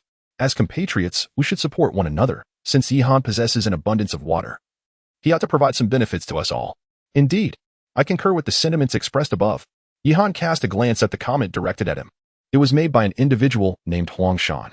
Yihan found it peculiar, as he bore no animosity towards this person and could not fathom why he would provoke unnecessary conflict. Nevertheless, despite the disparaging remarks, the market was quite truthful. His 20 portions of water were swiftly snatched away. His inventory suddenly brimmed with an array of items. Naturally, he acquired skinning knives and flint, along with 9 pieces of glass, 3 iron ingots, and 3 units of plastic. This fortuitously allowed him to fabricate 3 water production devices, and he unexpectedly received a crafting tutorial for jerky. However, acquiring a water source core proved to be a challenge. After a moment's contemplation, Yihan decided to post a request in the trading hall. Those willing to trade a water source core, please contact me privately with your offer. Chapter 9. A labyrinth of mountains and waters. After posting this revelation, Yihan ceased to pay attention to the happenings in the communication hall. Under Wang Hu's careful driving, the vehicle advanced slowly, while Yihan instructed him to halt whenever they came across a treasure chest, allowing him to open it. Yihan then moved to the rear of the vehicle to process the batch of wolf meat. Detected that the player possesses skinning tools, Would you like to proceed with the disassembly? Yes. Yihan nodded. Acquired 3,000 kilograms of mutated desert wolf meat. Internal organs have been removed. 10 sheets of mutated desert wolf pelts. Acquired 200 kilograms of mutated desert fox meat. 2 sheets of mutated desert fox pelts. Acquired 3 kilograms of mutated red-banded snake meat. Detected meat jerky crafting tutorial. Would you like to make jerky? Yes. Acquired 1,051 kilograms of special jerky. After crafting the jerky, the space within the vehicle became considerably more spacious. Yihan extracted 551 kilograms to list in the trading hall. 551 portions of special jerky, available for energy, various materials, and blueprints. Shortly after Yihan listed the jerky, a private message arrived. A girl with the ID of Lu Miao Miao inquired, "Yishun, are you interested in a water source core?" Yihan's pupils dilated. Of course, this item was essential. He opened Lu Miao Miao's profile and saw a rather striking girl as her avatar. "Yes, what would you like to exchange?" Lu Miao Miao hesitated for a moment before replying. "I would like to exchange for 100 kilograms of jerky." 100 kilograms. Although Yihan could afford it, it seemed rather excessive. After contemplating, he decided to let her wait for a while. Yet, within 10 minutes, Lu Miao Miao sent another message. "How about 90 kilograms? I can add an extra repair pack. I can't go any lower." Yihan glanced at the photo Lu Miao Miao sent, which revealed a level 1 body repair pack. This item was of paramount importance to him. The previous night's battle had left his once run-down transport vehicle in a deplorable state. Better to take the offer than to haggle too harshly. "All right, I shall reluctantly agree to the trade," Yihan replied with a tone of feigned difficulty. Upon receiving the items Lu Miao Miao sent, Yihan immediately crafted another water production device, resulting in 2 water-producing apparatuses within the vehicle. He then examined the description of the Level 1 body repair pack. Level 1 body repair pack. No materials required. Directly repairs the current state of the vehicle's body. Excluding the engine, Yihan's face lit up with joy. This trade was indeed worthwhile. After clicking to use it, the transport vehicle instantly transformed, shedding its former shabby appearance to become brand new. The dilapidated doors and the wooden door of the driver's cabin, along with the dashboard, were all replaced anew. Although the armor, as a modified component, could not be repaired, the vehicle's defensive capabilities were significantly enhanced. Vehicle, brand new Titan DS armored personnel carrier. Quality, pristine A-class. Level 1, defensive capability, level 1 to 6. Power source, diesel engine, range, 120 kilometers. Modifications, none, at this moment. The vehicle's defensive capability had advanced from an initial level of 1 to 3 to 1 to 6. Yihan was somewhat eager to see how high the level would rise after additional armor was installed. He then navigated to the vehicle upgrade interface. The previous indicators for required repairs had vanished, leaving only the upgrade option. Vehicle upgrade. Level 2 vehicle upgrade package. It seemed prudent for him to pay close attention to this aspect, he pondered. After traveling approximately 50 kilometers, Yihan collected 3 wooden treasure chests, which yielded several bottles of mineral water, a few sausages, and steel ingots upon opening. However, these items were no longer of any necessity to him. Along the journey, Yihan instructed Wang Hu to stop boiling water to prepare instant noodles, to which he added jerky and ham. While savoring the fragrant noodles, Yihan opened the communication hall to assess the situation. Mutant beast meat for water. Who wants to chat privately? Repair kits. Repair kits. Who has repair kits? I will trade food and water. Is there anything else? I truly lack water. Food for energy packs. Interested parties, please contact me. It appeared that those who had survived since the first day had largely found their footing. As Yihan contemplated this, Lu2 suddenly posted a bizarre message in the chat. "Which bastard took my shared bike? Damn it. I just stepped away for a moment and it's gone. Are you so desperate that you steal shared bikes? Haha. Brother Mei-in, you're destined to be the leg master now." Poor Lu2.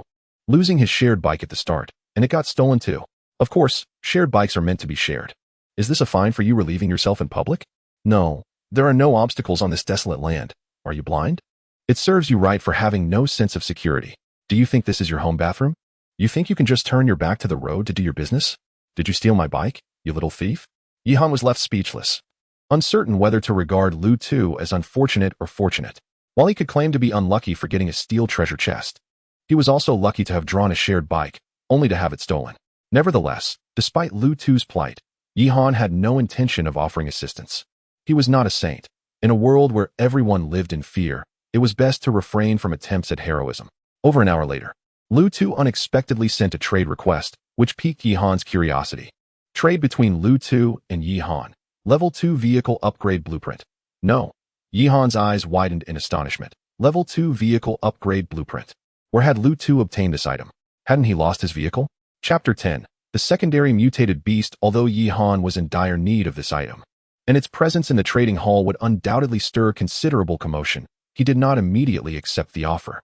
While he was not a saint, he certainly was not the type to take advantage of another's misfortune. What do you mean by that? Yihan inquired privately to Lu Tuesday.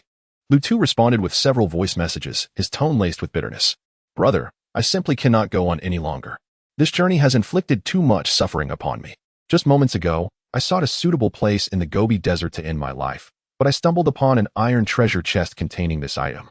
I have lost even my shared bicycle. This item would be wasted on me. Please keep it for your own use. I cannot return the handgun. I wish to end my torment swiftly. Yihan could discern the weariness and despair in Lu Tu's voice. After a moment of contemplation, he declined Lu Tu's request for a trade. Brother Lu, I can provide you with some water and food, though not in excess. Please try to keep moving. However, Lu Tu replied, Brother Yi, I appreciate your kindness, but I no longer wish to take anything. Continuing onward would only be a form of torture for me. My journey has reached its conclusion. Yihan sighed, for he had felt a similar sense of hopelessness before arriving in this world. No matter how far one travels or how hard one strives, it can often lead to a dead end. Yet he encouraged Lu Tu, saying, Brother Lu, I truly understand your feelings, but such is life. Existence is often fraught with insurmountable obstacles. Yet one must remember that beyond the darkest valleys lies the promise of dawn. Even in the depths of despair, the sun shall rise again. Lu Tu gazed at Yihan's words and inhaled deeply, realizing the truth in them. Indeed, the next line after mountains and rivers seem insurmountable is there lies another village amidst the dark willows and blooming flowers. He holstered his handgun, moistening his parched lips, his resolve solidifying. Brother Yi, thank you. I shall attempt to move forward once more, but please refrain from mentioning the sun. I feel as if I might vomit from the heat. Yihan could not help but smile at this, and promptly initiated a trade, offering Lu Tu some jerky and water. This unfortunate, yet fortunate soul would not be allowed to simply fade away without a fight. Yihan then closed his phone and directed his gaze toward the road ahead. After traversing approximately 40 more kilometers, he suddenly spotted an iron treasure chest appearing abruptly on the highway. Finally, I have spotted the iron chest, Yihan exclaimed, excitement bubbling within him. The contents of the iron chest were far superior to those of a wooden one. Based on his experience from the previous day, wooden chests yielded little more than basic supplies, and the chance of obtaining blueprints was exceedingly slim. However, the iron chest was different. It could contain rare items like the water source core, and even various blueprints. Wang Hu, stop the vehicle. Let us disembark and open the chest, Yihan declared, his eagerness palpable. Yes, Wang Hu responded. The transport vehicle came to a steady halt by the roadside, and 4 soldiers surrounded the iron treasure chest under Wang Hu's leadership. Without hesitation, Yihan placed his hand upon the chest and softly commanded, Open the treasure chest. The iron chest suddenly creaked open, yet to his astonishment, rather than the anticipated treasures spilling forth, a chilling, anguished cry emanated from within. Aya! Suddenly, a creature the size of a lynx burst forth, lunging towards Yihan with an aggressive bite. Commander, be careful, Wang Hu shouted, swiftly stepping forward to shield Yihan behind him. Before the 4 soldiers could draw their weapons, the lynx had already charged to Yihan's side, its speed rivaling that of the Wolf King from the previous night. However, Yihan maintained a slight distance, and at that moment, the 4 soldiers reacted. They fired simultaneously, and the lynx was struck by bullets, collapsing to the ground in a pool of blood, yet it remained alive, gasping for breath. Level 2 Mutant Beast, Fiery Lynx, remarkably swift, but physically frail. Possesses a short-range flame breath ability. Yihan's heart raced in shock. He wondered how this level 2 mutant beast compared to the level 1 leader mutant beast from last night. If it proved to be more formidable than the Wolf King, today might witness another bloody turmoil. It possesses the flame breath ability. Eliminate it immediately. Spread out and shoot from a safe distance, Yihan commanded, quickly regaining his composure. No sooner had he spoken than the lynx, seemingly revitalized, let out a growl and opened its mouth wide, unleashing a 2-meter-long jet of flames. Fortunately, the 4 soldiers, trained in combat, swiftly dispersed, avoiding the searing flames. Bang, bang, bang. 2 shots struck the lynx in the head, and before it could emit a cry of anguish, it collapsed lifelessly to the ground. Report to the commander. Corporal Wang Long has eliminated the level 2 mutant beast, Fiery Lynx. Wang Long is being promoted to sergeant. Points awarded, 50, current total, 160, Xiao AI reported from the vehicle. Yihan finally exhaled in relief, soon followed by a surge of excitement. His command had proven effective. Wang Long, who had previously slain several level 1 mutant beasts, was indeed on the brink of promotion. However, Yihan was taken aback to learn that the level 2 mutant beast only yielded 50 points, especially when the level 1 leader Wolf King had granted him a full 100 points the night before. It appeared that the strength of a level 2 ordinary mutant beast was inferior to that of a level 1 leader. The Wolf King's prowess seemed to lie between that of a level 2 mutant beast and a level 2 leader mutant beast. Had it not been for Wang Hu's selfless sacrifice and the Wolf King's miscalculation, Yihan might have faced insurmountable peril the previous night. After all, the Wolf King had survived a grenade explosion in its abdomen, emerging seemingly unscathed, highlighting a level of resilience far superior to that of the level 2 fiery lynx. Moreover, the Wolf King had the ability to command a pack of wolves. Yihan sighed, realizing that despite possessing the Xiao AI system, he was not yet invincible in this current phase. Perhaps the system was tailored to challenge him. After all, Lu Tu had not encountered such risks while opening iron treasure chests. Chapter 11. Preparing for battle. As Yihan pondered this, a shiver ran down his spine. Could it be that the system was truly targeting him? Xiao AI, is the world system aware of your existence? Yihan inquired with a stern demeanor. Rest assured, Commander, the level of the strongest commander system assigned to me, Xiao AI, is not inferior to that of the world system, so it will remain oblivious, Xiao AI replied. That's good to hear, Yihan sighed in relief. However, he was acutely aware that the world system might very well create obstacles based on the player's strengths. Nevertheless, regardless of the turbulent winds and crashing waves, he would remain steadfast. His own strength was the ultimate truth. Subsequently, Yihan proceeded to dissect the level 2 mutated beast, the blazing lynx, along with the Wolf King atop the vehicle using a skinning knife. Player acquired 100 kilograms of blazing lynx meat, 500 kilograms of Lord Wolf meat, 2 mutated beast pelts, and 1 level 1 Lord Crystal Core. A Lord Crystal Core? Yihan's brow furrowed as he picked up the crystal core to examine it. It was a gray crystal the size of a fingernail. Level 1 Lord Crystal Core, only produced by Lord-level mutated beasts, specific effects unknown. Gazing at the system's description left Yihan perplexed, yet he could surmise that it must possess significant utility. He carefully stored the Lord Crystal Core away. The meat harvested from the mutated beast was all processed into jerky and placed in the vehicle's storage compartment. Player acquired 200 kilograms of special jerky. Yihan then approached the iron treasure chest, beneath which lay a blueprint and a package wrapped in plastic. Player acquired level 1 vehicle-mounted iron armor manufacturing blueprint. A set of exquisite female clothing. Female clothing? What on earth do I need this for? Yihan rolled his eyes, but upon examining the description, he could not help but exclaim in disbelief.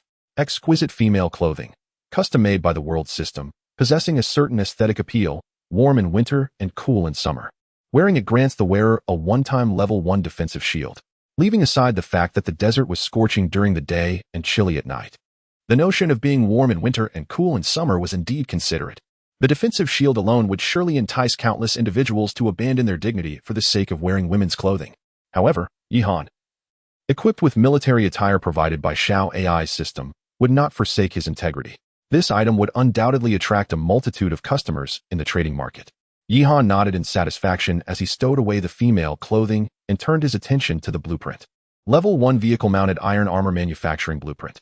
Enhances the vehicle's external defense level by 3 levels, rendering it immune to standard blade and sword damage. Required materials, 20 iron ingots. This was indeed a valuable find.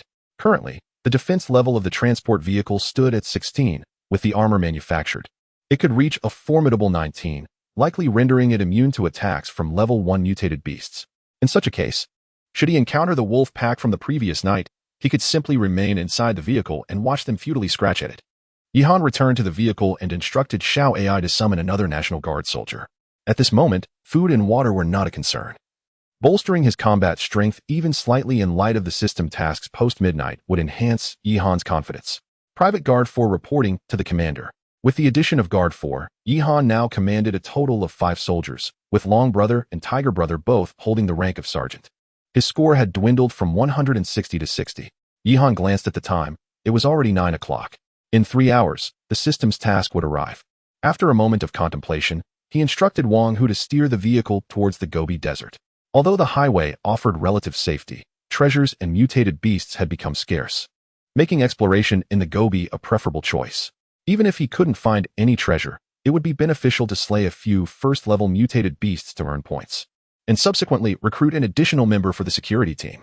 Under the scorching sun, Yihan gazed out at the desolate desert, savoring a refreshing sip of water while enjoying the gentle breeze from the air conditioning. He couldn't help but wonder how Lu Tu was faring at that moment. Lost in thought, he recalled the unfortunate Lu Tu. Hopefully, he wasn't still out there working on his leg day in the vast desert. Suddenly, Yihan remembered the friend page on his phone, which seemed to offer a location-sharing feature. He was uncertain whether the system shared the locations of individuals or their vehicles. If it were the latter, he might be able to locate the shared bicycle that Lu Tu had lost. Despite Lu Tu's apparent conflict with the bicycle, Yihan was genuinely impressed by his ability to find treasures. If he could rescue him, it would only benefit his future transactions. With this in mind, Yihan opened the friend interface, finding only Lu Tu listed. After a brief moment of thought, he activated the location-sharing function. Given his current strength, he had no concerns about Lu Tu posing any threat to him. Personnel location shared. Would you like to share vehicle location? It could indeed share vehicle locations. Yihan was momentarily taken aback before confirming, and a map unfolded on his phone. To the east, he discovered two small dots. One was yellow, slowly traversing the desert, while the other was blue, stationary on the highway. The yellow dot clearly represented Lu Tu, while the blue dot indicated his lost bicycle. The two dots were approximately 2 to 3 kilometers apart. It seemed that the thief had not ridden the stolen bike for long before stopping. Although he was unsure of the thief's intentions, he was certain that he could catch him if he acted swiftly. Without hesitation, Yihan quickly messaged Lu Tu. Brother Lu, I found your bike. I'm sending you the location. Go check it out. After sending the message, Yihan pondered for a moment before trading some water and jerky to Lu Tuesday. Lu Tu responded almost instantly. Brother Yi, I won't say much. Just know that I've got this in my heart. Await my good news. Upon reading this, Yihan noticed the yellow dot on the map moving towards the blue dot. Wang Hu, turn the vehicle around and head towards the blue dot. Yihan commanded. The distance to the blue dot was not too far, around 40 kilometers. It would be ideal to retrieve Lu Tu's bike, allowing him to keep a good luck charm. If unsuccessful, he would eliminate the thief, righting wrongs, and perhaps acquire blueprints for upgrading a second-level vehicle in the process. In either scenario, he would not incur a loss. As the transport vehicle continued along its path, Yihan's stock of 551 pieces of jerky in the trading hall had completely sold out. The player sold 551 portions of specially crafted jerky, thereby acquiring a total of 100 iron ingots, 20 vehicle energy units, 50 units of wood, 50 units of glass, 50 units of plastic, 20 seasoning packs, 10 units of planting soil, 30 herbs, and 6 mechanical components. In addition to the exchanged materials, Yihan also obtained several blueprints. The blueprint for the sausage maker, the blueprint for the ordinary single bed, the blueprint for the wooden table, the recipe for flavorful smoked meat, and the blueprint for the fur processor. While these blueprints may be considered superfluous by other players, they are a delightful enhancement for Yihan. Without much contemplation, he recognized that the single bed and wooden table were constrained by the limited space within the vehicle and thus were not immediately useful. However, he could proceed to craft the sausage maker and the fur processor.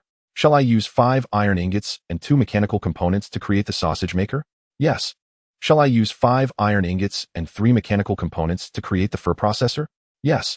Following a transformation of light, the 2 small devices materialized within the vehicle. Yihan did not pause. He proceeded to access the vehicle modification interface and utilized the blueprint for the level 1 iron armor. Shall I use 20 iron ingots to craft the level 1 iron armor? Upon confirming, the vehicle was suddenly enveloped by a layer of iron armor, transforming the originally bare vehicle into something resembling an armored transport. Vehicle, brand new Titan DS armored transport. Quality, brand new grade A. Level 1, defensive performance, level 1 to 9. Energy, diesel engine, range, 4,056 kilometers. Each unit of vehicle energy provides 200 kilometers of range. Modification, level 1 iron armor, at this moment. The transport vehicle possessed a certain degree of defensive capability, with only the engine repair and weapon installation remaining. In terms of combat strength, Yihan commanded a squad of 5 guards, with ammunition evenly distributed among them. At this stage, he could undoubtedly be considered well-equipped and formidable. Yihan felt confident that he could effortlessly annihilate the wolf pack encountered the previous night, as well as even a second-level mutated beast horde. Chapter 12. The car thief. The transport vehicle had struggled for an hour to cover a meager 40 kilometers. It was truly a dire situation. The myriad issues plaguing the vehicle's engine rendered it painfully slow. That it was still operational at this point left Yihan feeling profoundly grateful. As the transport vehicle approached its destination, Yihan spotted an old white Jetta parked not far away, accompanied by 3 bicycles. However, there was not a soul in sight, which struck Yihan as peculiar. Upon closer inspection, he discovered that the individuals were gathered behind the car. 3 adult men sprawled on the ground. One burly man, clad in a military green tank top and camouflage shorts, was gripping one of the men's collar with one hand while brandishing a pistol with the other, vociferously berating him. "You dare steal my car? Are you even human? Stealing a bike too?" Without needing an introduction, Yihan recognized the man as Lu Tuesday. He instructed Wang Hu to bring the transport vehicle to a halt and took a moment to adjust his military uniform before disembarking. Before stepping out, he turned to his companions, urging, "You all stay in the vehicle and remain on standby. Wang Long and Wang Hu, prepare for action, protect my safety. If there is any sign of trouble, shoot decisively." Wang Hu's expression was resolute as he replied, "Understood, Commander."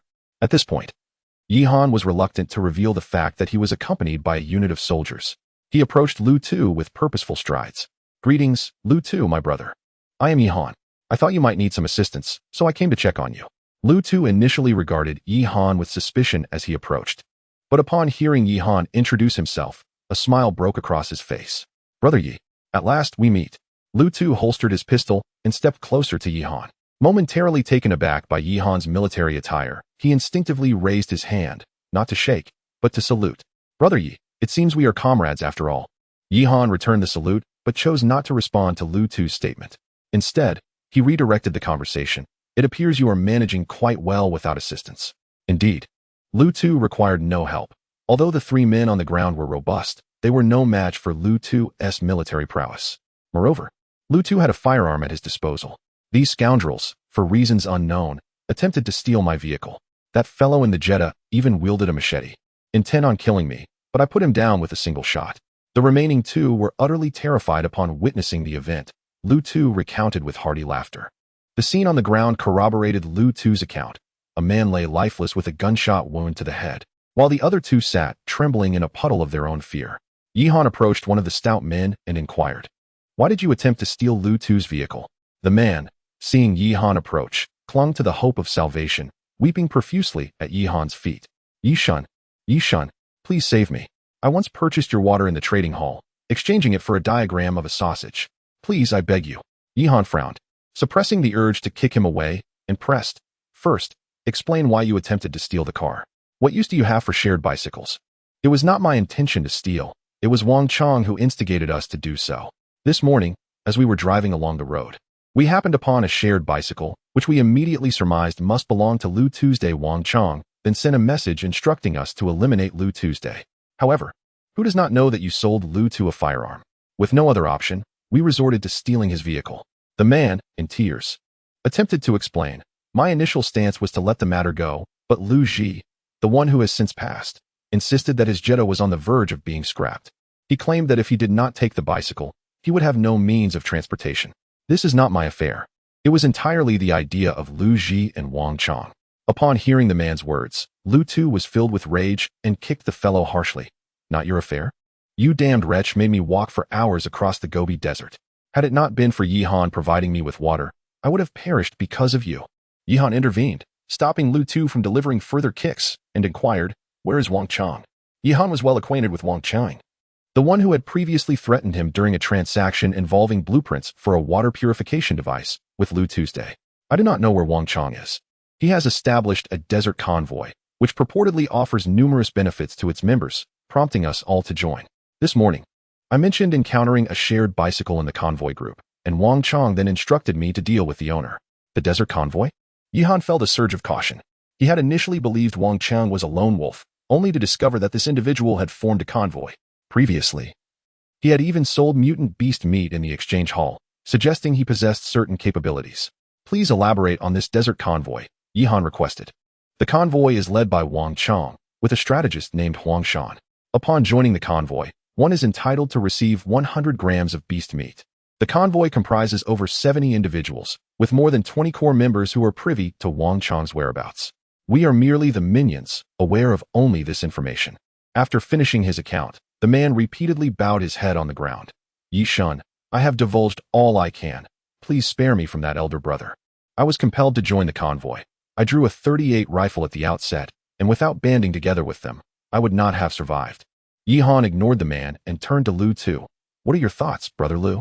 Lu Tu snorted disdainfully. What a pathetic convoy. A rabble of misfits. Since Wang Chong has sought trouble with me, he shall face consequences. As for Huang Shan, I recall that scoundrel berating you in the hall. I will ensure I bind those two together and make them pedal a bicycle. Yihan rolled his eyes, puzzled by what it meant to bind them together and make them pedal a bicycle. Lu Tu seemed to be obsessed with cycling, perhaps due to his recent experience in the rain, wishing to impart the same discomfort to others. I meant to ask how you plan to deal with those two, Yihan queried.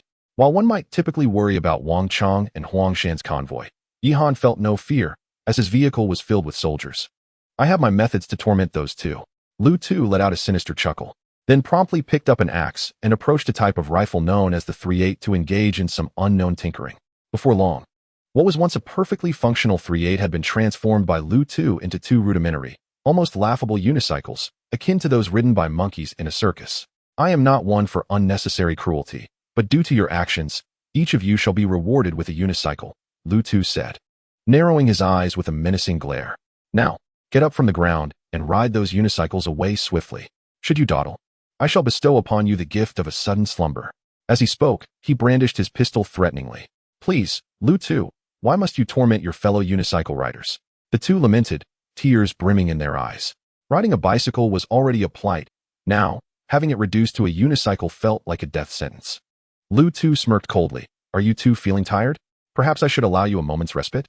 The click of a bullet being chambered echoed ominously, causing the duo's faces to drain of color, and they dared not utter another word, hastily scrambling up and riding their unicycles out of Yihan's sight. Chapter 13. Upgrading the secondary vehicle among the two individuals. One displayed considerable talent. Despite his clumsy riding, he managed to mount the unicycle. The other, however, fell immediately upon attempting to ride, and upon noticing Lu Tu's gaze upon him, hastily rose and pedaled away awkwardly. Lu Tu observed the two of them as they rode off in their inept manner, a grin spreading across his face. In this perilous desert world, devoid of resources and water, these two would likely succumb to the harshness of the wilderness within mere hours, constrained to their unicycles. The lad on the left showed potential. For a first attempt, he rode remarkably well, truly a waste of talent if he did not join the circus. Yihan, witnessing the scene, could not help but chuckle. Although the two appeared pitiable, their plight paled in comparison to the hardships Lu Tu had just endured. Lu Tu's actions were merely a means to tease the pair. After the unicycle riders departed, Lu Tu busied himself, engaging Yihan in conversation while also tending to the battlefield. However, the trio was quite impoverished, yielding only a few iron ingots and scant food, with hardly any water to be found. The only item of value was a machete. After collecting the items, Lu Tu presented everything to Yihan, including his own pistol and the blueprint for upgrading the secondary vehicle. Brother Yi, I cannot express my gratitude enough. Your life-saving kindness is beyond repayment. Please take all of this, Lu Tu offered.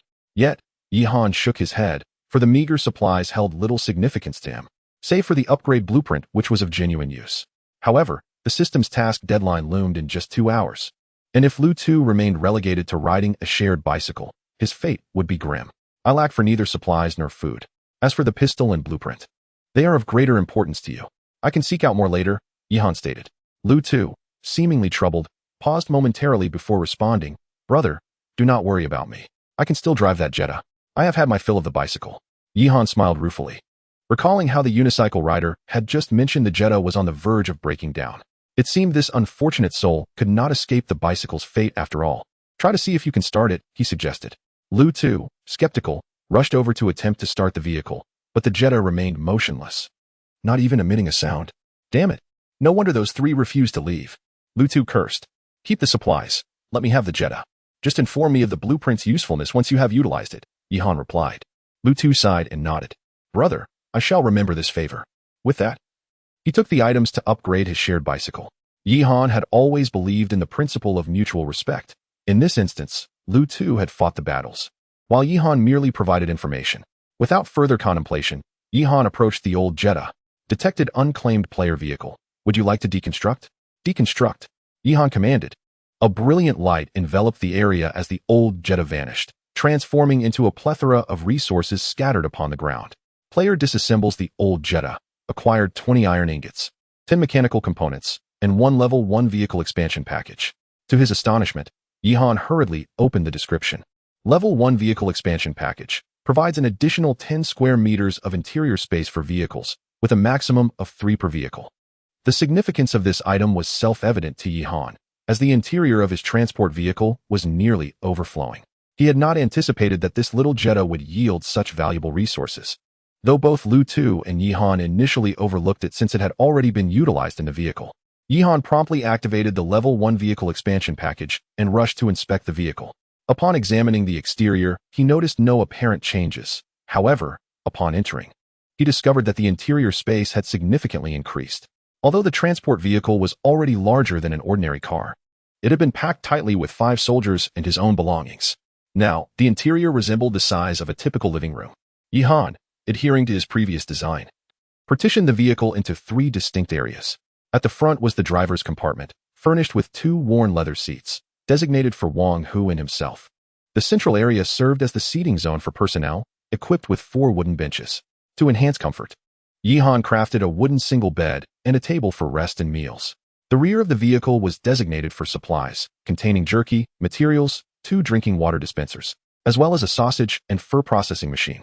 After surveying the interior, Yihan felt it was still insufficient and approached the fur processing machine. Fur processing machine, capable of turning animal pelts into blankets, requires 2 animal pelts, or coats, requires 1 animal pelt. At that moment, there were precisely 14 pelts in the vehicle, all obtained from the mutated beasts he had slain in the past couple of days. After some contemplation, Yihan decided to convert them all into blankets. Although the temperature in the Gobi Desert plummeted at night, both he and the soldiers were adequately equipped with specialized military attire, making their need for warmth less critical. Thus, having blankets would suffice, with any surplus available for trade.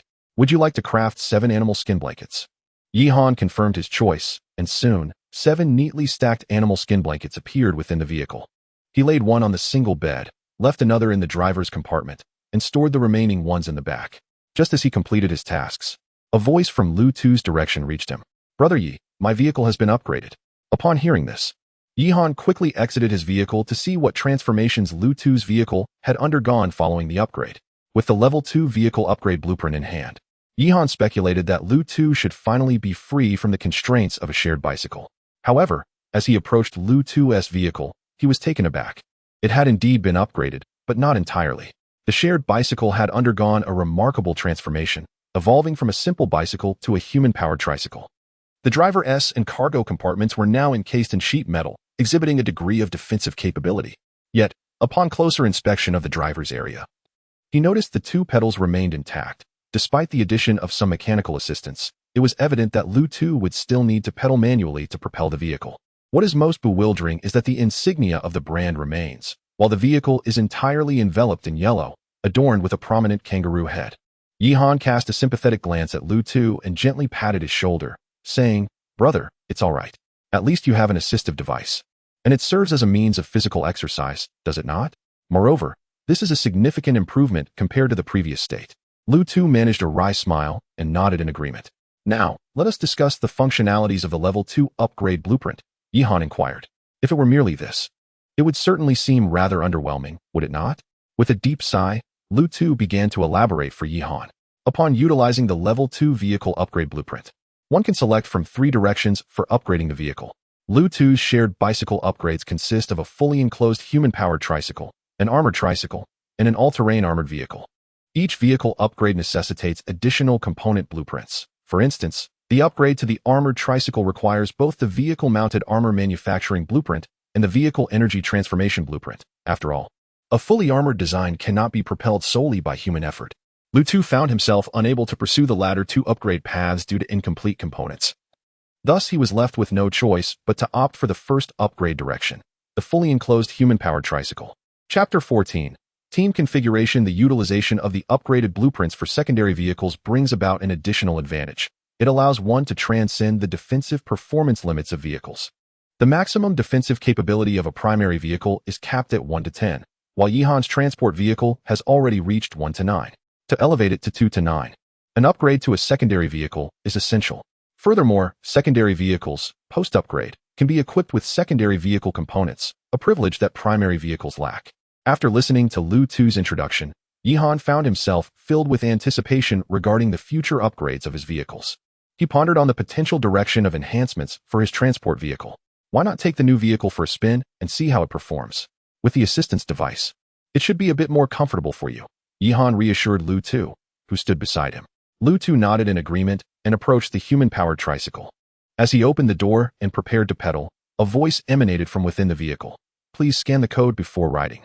Upon hearing the cold announcement, Lu Tu's eyes blazed with fury. Damn system, why do I need to scan a code for this tricycle? Are you even human? He cursed vehemently. Detected player Lu Tu cursing the system. The scanning function on Lu Tu's phone has been suspended. Suddenly, the world system's frigid voice echoed around him. Lu Tu, startled, quickly lowered his head in apology. System, I was wrong. I won't curse you again. Please forgive my petty grievances. After his contrition, the world system responded once more. Player Lu Tu's scanning function has been reactivated for 3 minutes. Please scan promptly to ride. Failure to do so will result in the function being disabled again. With this warning, Lu Tu dared not voice any further complaints. His face turned ashen as he hurriedly mounted the tricycle and scanned the code. With a satisfying chime, the lock of the tricycle clicked open. Yihan couldn't help but smirk at the pettiness of this world system. After scanning the code, Lu Tu wiped the sweat from his brow and adopted a more relaxed demeanor as he addressed Yihan. Brother Yi, I shall take my leave now. Our paths shall cross again. Yihan nodded with a smile, but as he turned to return to his own vehicle, he noticed Lu Tu dismounting once more to load a Type 38 rifle into the cargo box of his tricycle. Seeing Yihan's curious gaze, Lu Tu chuckled and explained, I plan to convert this bicycle into a unicycle for Huangshan and Wangchang. If any other unwise souls cross our paths, they might as well experience it first. Yihan found Lu Tu's antics amusing. It seemed that this fellow had truly become warped in his mentality from riding bicycles. He imagined that soon there would be many unfortunate souls traversing the desert on unicycles. With their farewells exchanged, Yihan did not linger. This journey had yielded significant rewards. Not only had he transformed the internal space of his vehicle for enhanced comfort, but the transactions in the trading hall had also provided him with a substantial supply of resources. The pressing matter now was to expedite the upgrading of his vehicles and bolster their combat capabilities. Various blueprints remained his primary objective. As Yihan contemplated his next steps, he instructed Wang Hu to continue exploring the desert, relishing the journey ahead. Reclining comfortably in the passenger seat, I relished the cool breeze while savoring some jerky. Upon encountering mutated beasts on the road, I instructed Wang Long to lead the soldiers in extermination, while Wang Hu remained in the vehicle to ensure our safety. During the journey of over an hour, we faced a total of 9 first-level mutated beasts and 3 second-level ones. For Wang Long and Wang Hu, who had both been promoted to sergeants, these creatures posed little challenge, as long as we did not encounter swarms of mutated beasts or those of Lord level. There was no substantial threat to Yihan. Guard 1 eliminated a first-level mutated beast, Desert Wolf, earning 10 points. Guard 3 eliminated a first-level mutated beast, Desert Fox, earning 10 points. Wang Long eliminated a second-level mutated beast, Desert Scorpion, earning 50 points. Wang Hu eliminated a second-level mutated beast, Desert Ice Lizard, earning 50 points. After dispatching the mutated beasts, Yihan's points surged from 60 to 300. The meat from the beasts was entirely transformed into sausage, for jerky would soon be rendered obsolete in the Gobi Desert, being excessively dry. The pelts were crafted into blankets. After some contemplation, Yihan resolved to summon 1 army soldier and 1 guard soldier with his 300 points. This would elevate the number of soldiers under his command to 7, forming a truly competent squad. Army Soldier 1 reports to the commander. Guard Soldier 5 reports to the commander. Yihan observed the newly recruited Army Soldier, noting that his weaponry was akin to that of the National Guard soldiers, albeit equipped with a holographic sight and a grenade launcher. Furthermore, his ammunition supply surpassed that of Guard 1, and his military uniform was of a higher grade. The expenditure of 200 points proved worthwhile. With this in mind, Yihan directed the two to rejoin the ranks and reorganized his unit's configuration. Wang Hu continued as the squad leader, while Wang Long assumed the role of deputy squad leader, as they were the only two with basic command skills. Given that Army Soldier 1 possessed intermediate combat proficiency and shooting skills, Yihan appointed him as his personal guard. During this journey, we also discovered several wooden chests and 1 iron chest. The process of opening them was remarkably smooth, without any unexpected mutant beasts emerging. Upon opening the wooden chest, Yihan not only received various supplies, but was also pleasantly surprised by an additional item. Basic outdoor stove set. Can utilize wood as fuel and possesses basic cooking capabilities. This was quite satisfactory, for it meant I would no longer have to gnaw on jerky. The iron chest revealed only a blueprint, a first-level vehicle room expansion pack. This was similar to a previous find, the first-level vehicle space expansion pack obtained from dismantling an old Jetta. However, this time the reward differed. The vehicle space expansion pack directly extended the interior by 10 square meters, while the room expansion pack designated a separate space within the vehicle, also measuring 10 square meters. After a moment's reflection, Ihan decided to allocate this additional interior room as quarters for the soldiers. After all, the soldiers summoned by the system also require rest. Ihan crafted 4 single beds to be placed in the dormitory for the soldiers to rotate their rest periods. Thus far, he has opened several iron chests. Yet none have yielded the blueprints for level 2 vehicle upgrades, indicating that Lu Tu's fortune is not something that can be easily replicated. Ihan shook his head, casting aside these chaotic thoughts. He glanced at the time displayed on the screen. In half an hour, it would be midnight. The moment the system indicated for the task to be released. In preparation for the impending system mission, Ihan resolved to take a brief respite. Having been on edge throughout the previous night without adequate rest, it was imperative that he catch up on sleep. Xiao AI, please remind me to wake up at 11:50, Ihan instructed as he reclined in his chair, closing his eyes. Understood. Commander, rest easy, Xiao AI replied sweetly. Chapter 15. System Mission. Ihan had scarcely rested when he was roused by a series of chimes, followed by the familiar voice of Xiao AI. Commander, it is time to rise. As Ihan slowly came to his senses, he realized it was already 10:50, and in just 10 minutes, the system's mission would commence. What might the inaugural task entail? Pondering this, he took a generous sip from his water bottle and addressed Wang Long. Rally the troops and prepare the soldiers for combat. Wang Hu, remain vigilant and observe our surroundings. Army 1, ensure my safety. Yes, the 3 men affirmed in unison. Gripping their steel rifles, the 10 minutes swiftly elapsed, and as the clock struck 12, a resounding mechanical voice echoed across the desert expanse. Time is up. Current surviving players, 60-70. The system is issuing the first mission, Desert Pursuit. Rules overview. All players will be teleported to a designated restricted area, where they will be pursued by a gang of motorcycle marauders. Mission duration, 3 hours. Objectives. Evade the motorcycle marauders or eliminate them. Reward criteria. Players will be ranked based on their performance, with those achieving identical results ranked by completion time. Rewards. First place receives 1 steel treasure chest and 2 iron treasure chests. Second place receives 1 steel treasure chest and 1 iron treasure chest. Third place receives 1 steel treasure chest. 4th to 15th places receive 1 iron treasure chest each. Remaining players who complete the mission receive 3 wooden treasure chests. And now, the mission begins. As the system's voice faded, Ihan witnessed their vehicle enveloped in a blinding blue light. When he opened his eyes again, the surroundings had transformed. The once barren desert was now obscured by a shimmering blue barrier, revealing only a straight road ahead. There were no other discernible changes, and the marauders mentioned by the system had yet to materialize. Ihan furrowed his brow. Wang Hu, proceed forward and scout the area. With that, he opened the communication hall to assess the situation of other players. According to the system, they should be encountering similar circumstances. I drew a tank in the beginning. As long as I remain inside, I will surely survive this mission. Lu Tu, I will not rest until I take revenge on you. You made me ride a unicycle. What chance do I have now? Ding Han and the others, this system is infuriating, forcing me to race against motorcycles on a bicycle. Who has weapons? I will pay a premium for arms. The Great Desert Convoy has ample weapons for sale. Trade your supplies. Why haven't the motorcycle marauders appeared yet? Is there a bug? As Ihan was idly scrolling through the communication hall, he suddenly heard the unmistakable roar of motorcycle engines nearby. Report, Commander. 6 motorcycle bandits have appeared behind the vehicle. Xiao AI promptly alerted. Turning to glance behind, Ihan beheld 6 marauders riding motorcycles, brandishing machetes and hammers. The leader, armed with a handmade crossbow, was speeding directly towards him. The mobile device also alerted information regarding the motorcycle bandits. Level 1 monster motorcycle bandit, equipped with a level 1 scooter. Maximum speed of 60 km/h, armed with a machete.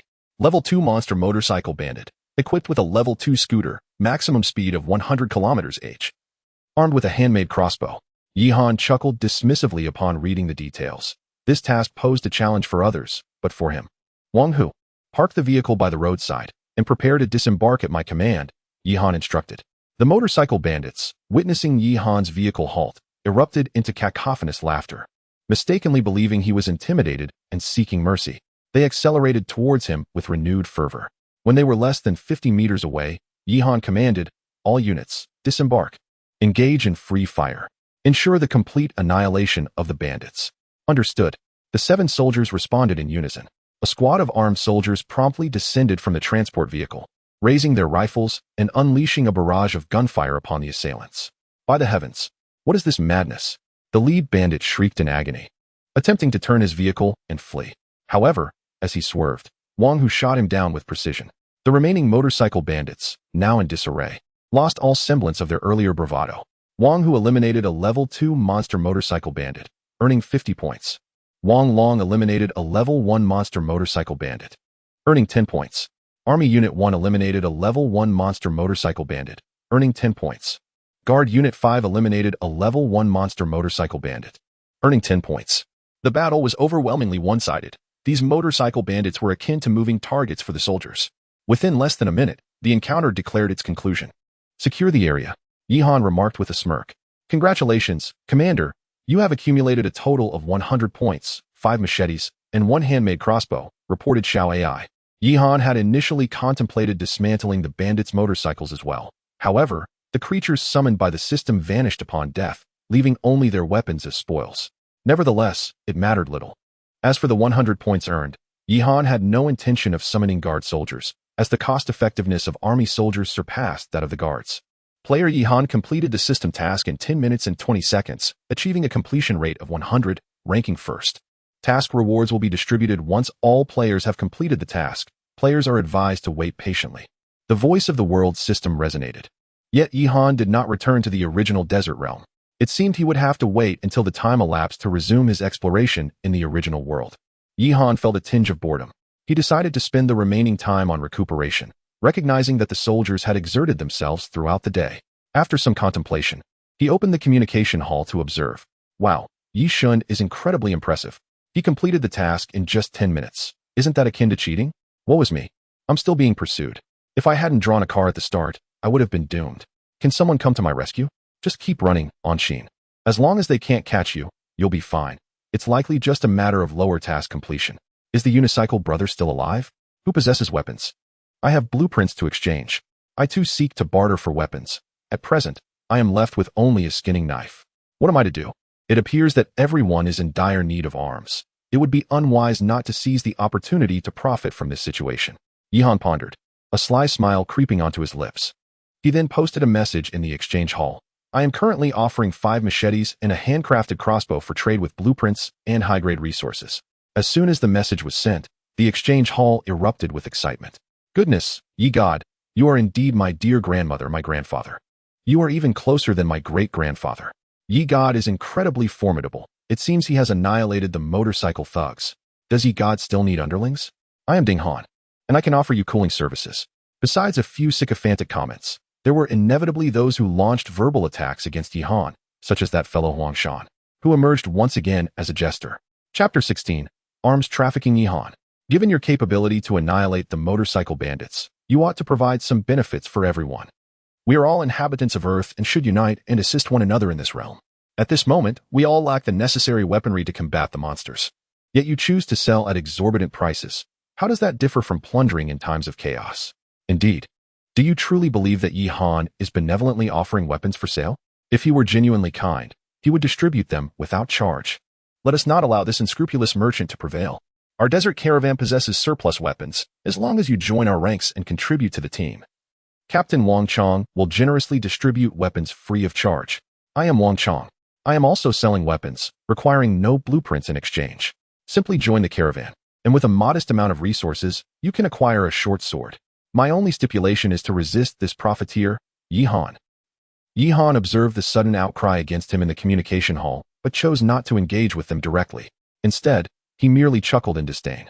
Do they not realize the nature of this place? Are they attempting to incite online harassment against me? With over 6,000 survivors remaining, Yi Han had little faith that Wang Chong could supply adequately, especially since the lethality of a short sword pales in comparison to that of a machete or a handmade crossbow. It was rather audacious of Wang Chong to offer such a multitude of short swords. He must have stumbled upon a blueprint for their manufacture.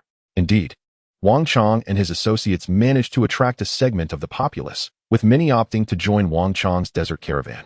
Nonetheless, Yi Han's machetes were traded without a single one remaining. The 5 machetes were exchanged for a collection of items, a composite vegetable seed pack, a refrigerator manufacturing blueprint, a sofa manufacturing blueprint, a herbal seed pack, and a level 1 water storage device blueprint. While these blueprints held little value for others, they significantly enhanced Yihan's quality of life. Indeed, while others pursued mere survival, Yihan had begun to demand a certain standard of living. The handmade crossbow was traded for a water core, leading Yihan to craft a level 1 drinking water generator, which made use of the water storage device blueprint as well. Level 1 water storage device blueprint can store 50 L of water, requires 1 iron ingot and 5 plastics for manufacture. At this point, Yihan was not lacking in materials and produced 2 level 1 water storage devices. However, the refrigerator required a more extensive assortment of components. Refrigerator manufacturing blueprint requires 3 electronic components, 1 cooling core for iron ingots, and 2 plastics. This item would have to wait until he could gather the necessary materials. Without further deliberation, Yihan utilized 2 units of wood and 1 blanket to craft a sofa, intended to replace the dilapidated seat in the passenger side of his vehicle. During the interminable wait, Yihan's stomach rumbled, and although the soldiers bore no complaints regarding the jerky, he did not wish for his men to endure such meager fare. Thus, he procured a portion of water from the trading market and acquired the blueprints for an iron pot and tableware. After crafting the pot and dishes, Yihan proceeded to embark on his culinary endeavors. Inside the vehicle, the only provisions available were sausages and jerky, while there were a variety of seasonings. Vegetables were glaringly absent. It seemed that a simple meat broth would have to suffice. Yihan smacked his lips, clearly somewhat dissatisfied. Suddenly, he recalled that he had received numerous seed packets that day and remembered he possessed a blueprint for a level 1 plant and culture medium. It appeared he needed to prioritize agricultural endeavors in the near future. Currently, a pot of water was boiling on the cooking apparatus, and Yihan swiftly chopped the jerky and sausages before tossing them into the pot. Once they had simmered sufficiently, he added salt, soy sauce, and a pinch of sugar for flavor. After 10 minutes, a fragrant meat broth was ready, though he lamented the absence of vegetables. Yet, for players at this stage, Yihan's life was already a dream come true. After serving the broth to the soldiers in the vehicle, he took a moment to stretch his limbs before comfortably reclining on the sofa to savor the soup. Observing his soldiers, he noticed that Wang Long and Wang Hu had developed a ruddy complexion after consuming the broth, indicating that the improved quality of their diet positively influenced their combat effectiveness. Yihan's culinary skills could only be described as mediocre, and preparing a meal for 7 or 8 individuals was indeed laborious, even if it was merely a soup. He wondered if the Xiao AI system could summon a cook in the future. That would require the commander to elevate his military rank, Xiao AI replied. By the way, I've been so preoccupied with trading and battling, how do I elevate my rank? Yihan inquired. The commander must summon the current personnel quota to unlock the rank-up system. Presently, you hold the rank of 2nd lieutenant, allowing you to summon a reinforced squad of up to 10 soldiers, Xiao AI explained. Yihan was taken aback, realizing that his summoning capacity had a limit. Excluding the fallen guard too, he had already summoned 7 soldiers. Summoning 3 more would reach full capacity. These 7 soldiers consisted of 6 National Guard troops and 1 army soldier, with the National Guard including 2 sergeants, Wang Long and Wang Hu, and guards 1, 3, 4, and 5. Resisting the urge to summon more National Guard soldiers, Yihan decided to save his summoning for army personnel. As he contemplated, fatigue washed over him. Being a commander was no easy task. It required considerable mental effort. Sometimes, he envied Lu Tu, who only needed to exert physical strength without the burden of cerebral deliberation. He realized he needed to search for formulas for brain-enhancing pills or calming elixirs in the future. Lost in thought, Yihan fell into a deep sleep on the sofa, while the 7 soldiers remained vigilant, ready to safeguard his safety. Meanwhile, Lu Tu was exerting himself, pedaling a tricycle and fending off approaching motorcycle bandits with a machete. Drenched in sweat, if he knew Yihan's current thoughts, it would surely infuriate him. Before long, Yihan was stirred from his slumber by the sudden voice of the world system. The system task time has concluded, and we shall now proceed to assess the completion rankings of the players and distribute rewards. First place, Yihan. Task completion rate 100. Time taken 10 minutes and 20 seconds. Second place, Wang Chang. Task completion rate 100. Time taken 49 minutes. Third place, Ma Dazhuang. Task completion rate 100. Time taken 1 hour and 11 minutes. Fourth place, Zhang Ziqiang. Task completion rate 100. Time taken 1 hour and 13 minutes. Seventh place, Lu Miao Miao. Task completion rate 100. Time taken 1 hour and 27 minutes. Eighth place, Lu Tu. Task completion rate 100. Time taken 1 hour and 36 minutes. Ninth place, Huang Shan. Task completion rate 100. Time taken 1 hour and 41 minutes. Chapter 17. The steel treasure chest. Yihan glanced at the rankings and was astonished to find several familiar names within the top 10. Wang Chong and Huang Shan required no further mention. As for Lu Tu, his upgraded vehicle, physique, and handgun justified his high standing. However, it was rather surprising that Lu Miaomu managed to secure the 7th position, even surpassing Lu Tuesday. This revelation prompted Yihan to ponder the true capabilities of the seemingly delicate young girl. As the announcement of rankings concluded, Yihan felt a sudden shift in his surroundings. The transport vehicle returned to its original position prior to the mission, and before it lay 3 treasure chests neatly arranged, 1 steel chest and 2 iron ones. These were the rewards bestowed upon Yihan for completing the task in first place. Curiosity piqued. He wondered what treasures the steel chest might hold. Clenching his fists, he suppressed his excitement. According to the world systems rules, the contents of the steel chest were bound to be of superior quality compared to those in the iron chests. Never mind, I shall first open the iron chests, he resolved, hoping to uncover a blueprint for upgrading to a level 2 vehicle. Approaching the 2 iron chests, he opened them both, yet disappointment washed over him as they did not yield the desired vehicle upgrade blueprints.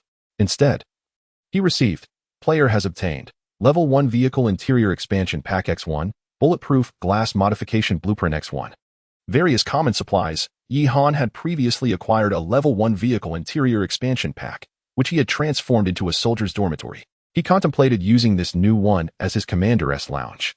The bulletproof glass modification blueprint held some utility. Although his transport vehicle was already equipped with level 1 iron armor, the glass was still ordinary. Despite not obtaining the vehicle upgrade blueprint, he found the overall reward satisfactory. He then approached the steel chest and opened it.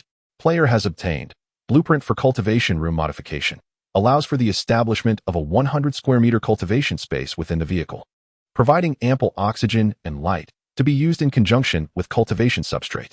Required materials: 10 steel ingots, 1 oxygen generator, 1 level 2 flame attribute lord class mutated beast core, 10 glass. At first, Yihan felt a surge of joy, only to be quickly overwhelmed by a sense of dread. The requirements were rather excessive. Setting aside the level 2 lord class core for the moment, he was at a loss as to where to procure the oxygen generator. Well, I can only try my luck at the trading market, he mused, carefully storing the blueprint for the cultivation room modification. Yihan first used the bulletproof glass modification blueprint to upgrade his transport vehicle. With the addition of bulletproof glass, the vehicle's defensive capabilities rose to a commendable 1 to 10. This represented the pinnacle of defense for level 1 vehicles. Any further upgrades would necessitate elevating the vehicle to level 2. As for the interior expansion pack, after utilizing it, Yihan arranged his single bed, blanket, and cooking facilities inside, resulting in a notably tidier vehicle. This will have to suffice for now, he thought, feeling a tinge of dissatisfaction, yet recognizing that he had no alternative at the moment. By this time, it was already past 3 in the afternoon, and in less than 3 hours, the sun would dip below the horizon. Yihan instructed Wang Hu to persist with their previous strategy, continuing to drive forward in search of mutated beasts to slay for points, while also seeking out supply crates. However, after a busy afternoon, though they had successfully defeated several mutated beasts, raising Yihan's points from 100 to 210, they had yet to encounter an iron chest, only coming across wooden ones. Yihan felt a tinge of envy at Lu Tu's luck in stumbling upon an iron chest on foot. Perhaps he should consider inviting Lu Tu to join them. Yet, as soon as this thought crossed his mind, Yihan dismissed it. The Xiao AI system involved too many complexities, and he could not afford to reveal his trump cards to others at this stage, especially since his understanding of Lu Tu was still insufficient. As daylight faded at the edge of the Gobi Desert, dusk descended, enveloping the vast expanse, which appeared eerily desolate and barren. Yihan instructed Wang Hu to cease driving and park the vehicle by the roadside. According to the system, the efficiency of resource gathering in the Gobi at night was abysmal and fraught with danger. There was no need for him to take such risks at this hour. He turned on the interior lights and began preparing dinner, having grown weary of the bland meat soup from lunchtime. He searched the trading hall for other ingredients, and indeed, he discovered someone selling peppers, tomatoes, and even eggs. However, the quantities were limited, and the asking price was a steep 24 liters of drinking water, which would deter most. Fortunately, Yihan possessed 3 water production units that continuously generated water, and one of his reservoirs was already full, rendering this amount inconsequential to him. With the ingredients procured, Yihan busied himself in the vehicle, deciding to prepare a dish of stir-fried meat with peppers and scrambled eggs with tomatoes. He first marinated the mutated beast meat with some seasoning, then heated the pan, and, when the oil was sufficiently hot, added the meat for a quick stir-fry. After a few seconds, he tossed in the peppers, seasoned with salt, and removed the dish from the heat. As for the scrambled eggs with tomatoes, that was Yihan's specialty. Once both dishes were ready, he set them on the table in the center of the vehicle, arranging bowls and chopsticks, placing 2 small buns and a sausage in each bowl. As he invited the soldiers to take their seats, he cleared his throat and addressed them. Soldiers, the second day in the Gobi world is drawing to a close. We have encountered numerous risks on the road, but thanks to you, we have emerged unscathed. I raise this water in place of wine to honor you. The soldiers, upon hearing this, looked resolute, their eyes gleaming as they responded in unison. It is our duty to protect the commander. Very well, let us commence our meal, Yihan said with a satisfied smile. As they were dining, an idea struck Yihan. He casually took a photo of the food on the table and posted it in the exchange hall. His intention was not to boast. He had deeper motives in mind. Although sharing such images would likely provoke discontent among many, it could also serve to gauge the sentiments from Wang Chang's side and potentially dampen the morale of the desert caravan. As for inciting resentment, Yihan was indifferent, as the desert caravan had already set its sights on him. Are you even human? It looks like enough food for 7 or 8 people. Are you offering this much? Indeed. Contempt for Lord Yi, a disgraceful waste. By the way, does Lord Yi still require a subordinate? I am quite easy to sustain. Lord Yi, may I humbly request to lick the plates after your meal? I am so hungry. Observing the lamentations echoing throughout the exchange hall, Yihan contemplated for a moment before producing a portion of food and water to place in the trading area. He sent a message stating, I am offering 200 portions of jerky and sausages, along with some water. Everyone may exchange them for any surplus supplies they have. May we all weather this storm together. Chapter 18. Arms trafficking. As soon as Yihan's message was sent, the exchange hall erupted with expressions of gratitude towards him. The items he had listed were swiftly snatched up, much to the delight of those fortunate enough to secure them, while others lamented, pleading for him to post more. However, what surprised Yihan was that Huang Shan did not take the opportunity to instigate conflict this time. On the other side of the Gobi Desert, several SUVs were parked together. A fully armed Hummer was surrounded by a small campfire, where a group of men sat, their expressions ranging from sullen to envious. Captain, Yihan is clearly provoking you by flaunting his reserves in the group. If our desert team does not take action, others might genuinely start to regard him as some sort of deity, remarked a man with a sly, effeminate appearance. The other team members remained silent, aware that Wang Chang's mood was not favorable. They understood that only the strategist, Wang Chang, could dare to speak in front of him when he was displeased. Wang Chang suddenly smiled, the scar on his face shifting like a centipede as his muscles moved. Let this kid prance around for another night. The materials for the player locator are nearly complete. Tomorrow, all of Yihan's reserves will belong to us. After uttering these words, he turned and commanded, Tonight, you few will explore within 2 kilometers of the camp to gather more supplies. I need to continue crafting weapons. Tomorrow, we shall encircle Yihan. One man turned pale, trembling as he spoke. Captain, going out to explore at night seems rather risky, doesn't it? Wang Chang's expression darkened, leveling his cold, steel-shining shotgun at the man. Do you dare to question me? Seeing this, the man quickly shook his head. We will go now, right away. A few team members drove off, leaving Wang Chang and several key figures behind. Wang Chang caressed his shotgun, which he had seized from a guard during his escape from prison. Not only that, but a handgun hung at his waist, and each of his accomplices was armed with a handmade crossbow. These were his tools for confronting Yihan. Yihan, tomorrow marks your demise. Here, no one dares to oppose me as you do, Wang Chang muttered through clenched teeth. Meanwhile, Yihan remained oblivious to the fact that he had become a target. He munched on jerky while engaging in transactions within the exchange hall. Today had been fruitful, and he intended to offer more items for trade. For instance, the exquisite female attire he possessed was undeniably alluring to female players. Moreover, with the assistance of the Little Love system, he could craft surplus iron armor for vehicles. While the iron armor provided decent protection against ordinary blades, it ultimately could not withstand bullets, which was why Yihan felt confident selling it. On one hand, players were eager to enhance their vehicle defenses, and on the other, ensuring their survival would grant him a larger customer base. His needs were quite simple. Aside from the blueprints, he required an oxygen generator, a water core, a cooling core, and various electronic components.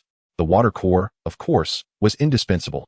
It constituted the fundamental material for crafting a drinking water production device. At this juncture, an abundance of water was far more beneficial than scarcity. While many players had already secured sources of drinking water, the market for it remained vast.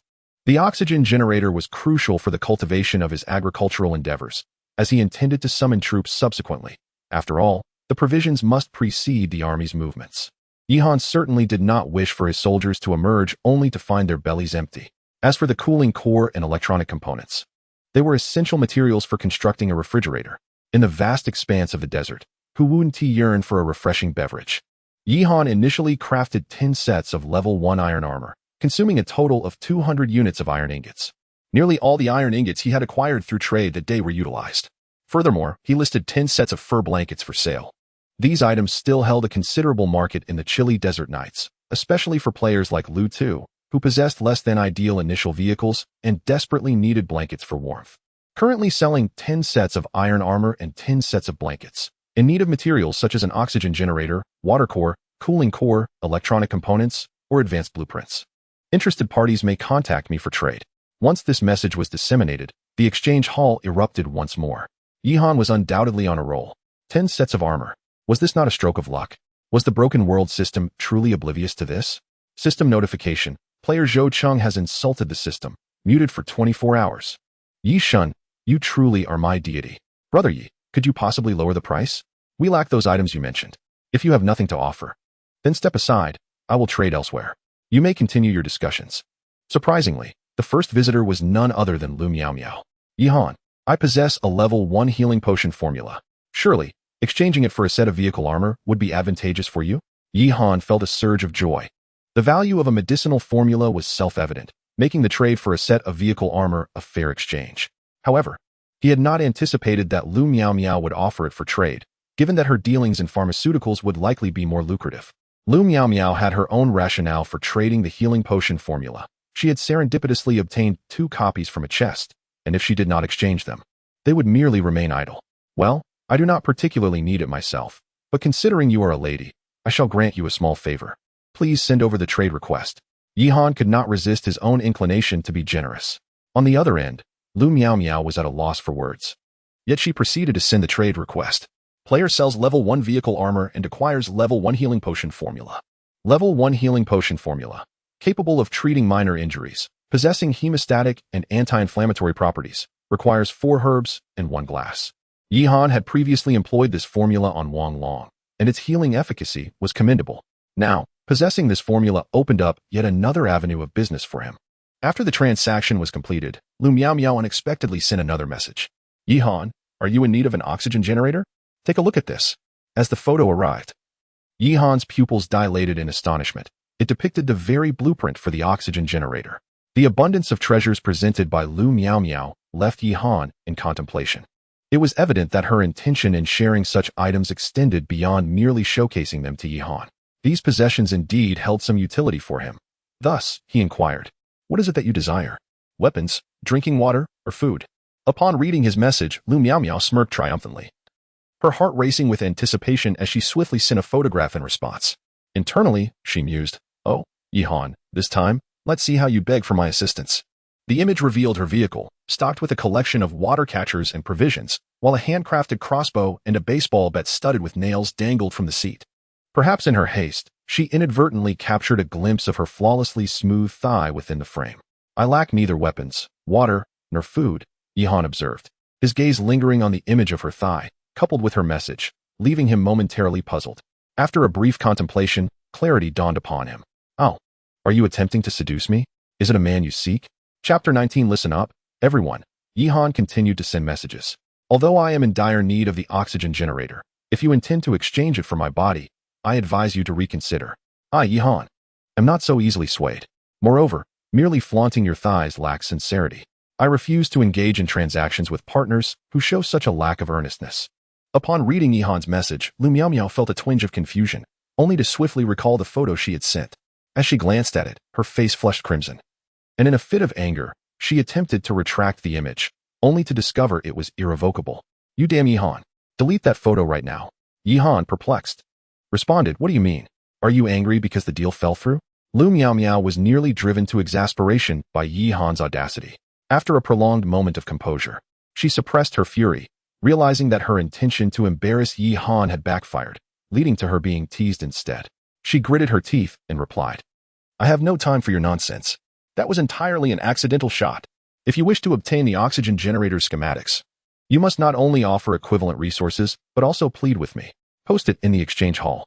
Today, I, Yihan, Ask Lu Miao Miao to trade the oxygen generator with me. And furthermore, you are not to demean yourself in my presence again. Upon reading her message, Yihan felt a chill. Was this woman being excessively unreasonable? Shouldn't we resolve our matters privately, without involving others in her little game? However, he could not bring himself to threaten Lu Miao Miao with the photo. Besides, the image only revealed her bare thighs, devoid of any threatening implication. Yihan coldly replied, "If you are unwilling to trade, then so be it. As for begging you, that is out of the question." After sending this message, he couldn't help but feel a pang of discomfort. Lu Miao Miao's thoughts were utterly inscrutable. Wasn't it mutually beneficial to engage in a straightforward exchange for the oxygen generator? Why complicate things unnecessarily? In his frustration, Yihan suddenly remembered he possessed a stunning piece of women's attire, an item so alluring that no woman could resist. Perhaps, with this thought, he sent the attributes of the dress to Lu Miao Miao. "If you find it acceptable, I will trade this for the schematics of the oxygen generator." After nearly half an hour, Lu Miao Miao finally responded, "I could agree to the exchange, but you must plead with me. Just now, Wang Chong from the desert caravan came looking for me. If you do not beg, I may very well sell it to him." Though she spoke thus, Lu Miao Miao had no actual desire to trade with Wang Chong. She had encountered his group on the road previously, and had it not been for her vehicle's speed, she might have fallen into their clutches. She was already aware of the desert caravan's notorious reputation. Any men captured would have their resources forcibly confiscated and be coerced into joining the gang, while women were often reduced to mere playthings for Wang Chong's crew. In the lawless expanse of the Gobi Desert, Wang Chong and his associates had completely devolved into ruthless brigands. After careful consideration, Yihan replied, "Very well. Then hand over the item." Upon receiving a response from Yihan, Lu Miao Miao was filled with uncontainable joy, finally finding a way to step down from her predicament. She cheerfully exchanged the oxygen generator blueprint with Yihan, simultaneously reminding him, "Do not make promises you cannot keep. Without trust, I shall cease trading with you in the future." "Rest assured," Yihan replied, glancing at the blueprint in his hands. Oxygen generator blueprint. Required materials: Level 1 Lord class mutated beast crystal core, 5 steel ingots, 3 iron ingots, 2 mechanical components, 1 electronic component, 1 glass. The materials were indeed sufficient. Subsequently, Yihan sent a message in the communication hall. "Everyone listen up. I am Yihan, and I have something to convey to Miss Lu Miao Miao." Upon seeing Yihan, who usually remained silent, send a message, others quickly emerged. "Wow, there's gossip. What's happening? Who is Lu Miao Miao? Is he confessing? You two are quite inconsiderate. While we all struggle, you treat us as mere players in your little game." Yihan disregarded the chatter, simply stating, "Lu Miao Miao, I implore you, do not cling to me any longer." With that, he closed the communication, leaving a chaotic scene in the hall. "Huh, I told you. How could the god of Yi be easily swayed by a woman? Yihan, you bastard. Lu Miao Miao shall never forgive you." "Brothers, the clown has arrived. Quick, mock her. Dear lady, do not be angry. Yihan is not that splendid. Why not consider me instead?" While Lu Miao Miao raged in the communication hall, cursing Yihan as a scoundrel, the armor and blankets he had listed for sale were nearly all sold. One of the blankets was purchased by Lu Tu, which reminded Yihan of their previous encounter when Lu Tu wore short sleeves and shorts. He must have been quite cold. In the end, he acquired the oxygen generator, cooling core, and water source core, along with several blueprints, including those for a fluorescent lamp, a level 1 generator, and advanced materials like copper sheets and bearings. To Yihan's astonishment, Wang Chong had also purchased 2 pieces of armor, trading them for the short sword manufacturing tutorial and a level 1 engine repair kit. Yihan understood Wang Chong's intentions. The short sword manufacturing tutorial held little value for him, and Wang Chong must have had access to a more advanced weapon crafting tutorial. As for the engine repair kit, Wang Chong likely did not realize that Yihan's troop transport vehicle indeed had issues, or he would not have sought a trade. Wang Chong, initially intending to exchange his useless items for Yihan's armor, inadvertently did Yihan a favor. Delighted, Yihan first utilized the engine repair kit, and after repairs, the transport vehicle's speed, which had been limited to 40 km/h, increased to 80 km/h, effectively addressing its speed deficiency. While not exceedingly fast, it was no longer lagging far behind others. Yihan then proceeded to craft a refrigerator, a level 1 generator, a fluorescent lamp, and a level 1 drinking water producer using the materials at hand. At this moment, the interior of the vehicle was brilliantly illuminated, with the generator's energy capable of being supplemented by the onboard power source. The refrigerator, now powered, could produce ice water and preserve meat, while 4 primary drinking water generators had been installed, capable of producing 96 liters of water daily. Yihan reclined on the sofa, a satisfied smile playing on his lips as he surveyed the various gadgets within the vehicle. As for the short sword manufacturing tutorial, it had indeed become somewhat redundant for him. After much contemplation, Yihan decided to entrust the short sword manufacturing tutorial to Lu Tu, as he found himself overwhelmed with the multitude of ventures at hand. Initially, he was engaged in the trade of drinking water, food, and blankets. And now he had also taken on the trade of primary healing agents and armor. Alongside managing the dietary needs within the vehicle, he felt increasingly stretched. It would be more prudent to delegate the task to Lu Tu, providing the materials and tutorial while Lu Tu handled the sales, with an 80-20 profit split. Lu Tu, naturally pleased, patted his chest and assured Yihan of his commitment. However, the secondary blueprint for the cultivation chamber that he had drawn from the steel treasure chest still lacked materials. While the oxygen generator was available, the only scarce item was the secondary fire attribute Lord-level mutated beast crystal core. Yihan had no idea where to acquire such a resource, and it was impossible to purchase it from the trading hall. He could only hope for good fortune in the future. Nevertheless, despite having 7 soldiers under his command, Yihan felt uncertain about his ability to confront a secondary Lord-level mutated beast. Currently, he possessed only 210 points, which allowed him to summon either 1 army soldier or 2 National Guard soldiers. He still needed 3 more to meet the promotion requirements. Yet, Yihan only desired an army soldier, which would necessitate a total of 600 points. The gap between 210 and 600 was considerable, as defeating a primary mutated beast yielded merely 10 points, while a secondary mutated beast provided only 50. Although a primary Lord-level mutated beast could grant 100 points. Such creatures were exceedingly rare. He had encountered only one thus far. Chapter 20. The third day after much contemplation, Yihan resolved to focus on accumulating points the following day, for the Xiao AI system was indeed the foundation of his existence, although trading supplies held its own significance. Nonetheless, he decided not to dwell excessively on it. As the clock approached 10, the threat of mutated beasts lurking in the desert at night loomed large. Yihan instructed Wang Hu to arrange the night watch personnel, designating guard 1345 to stand watch in 2-hour shifts, while Wang Hu, and Army 1 would oversee the situation and ensure Yihan's safety. Nestled comfortably in his single bed under a fur blanket, Yihan relished the sense of security bestowed by the 7 soldiers guarding outside his room. Compared to the anxiety of the first night, this evening was markedly more tranquil.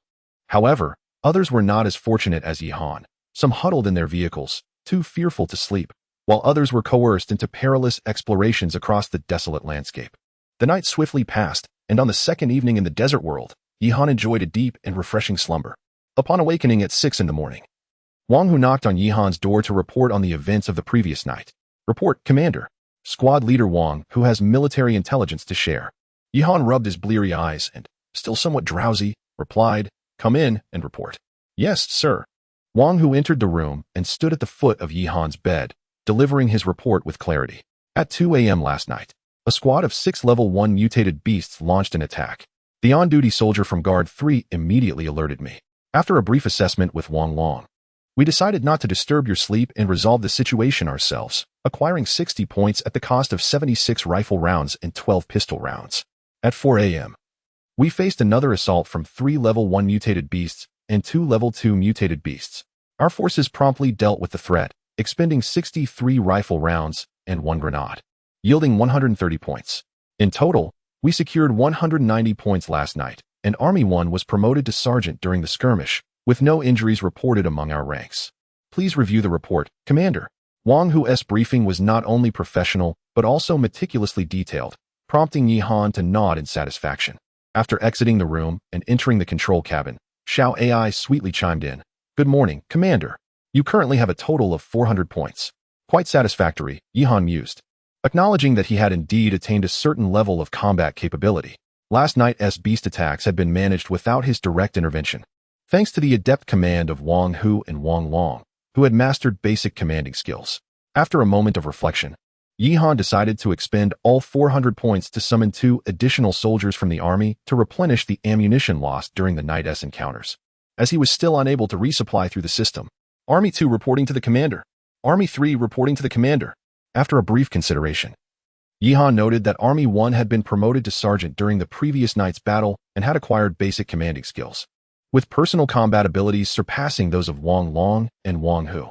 Thus, he organized the soldiers into 2 groups. The first group would remain under the command of Wang Long and Wang Hu, while the second group would be led by Army 1, incorporating Army 2 and Army 3 into its ranks. Thus, the two combat teams can operate in tandem, one serving as the mobile unit and the other as the main force, executing coordinated operations.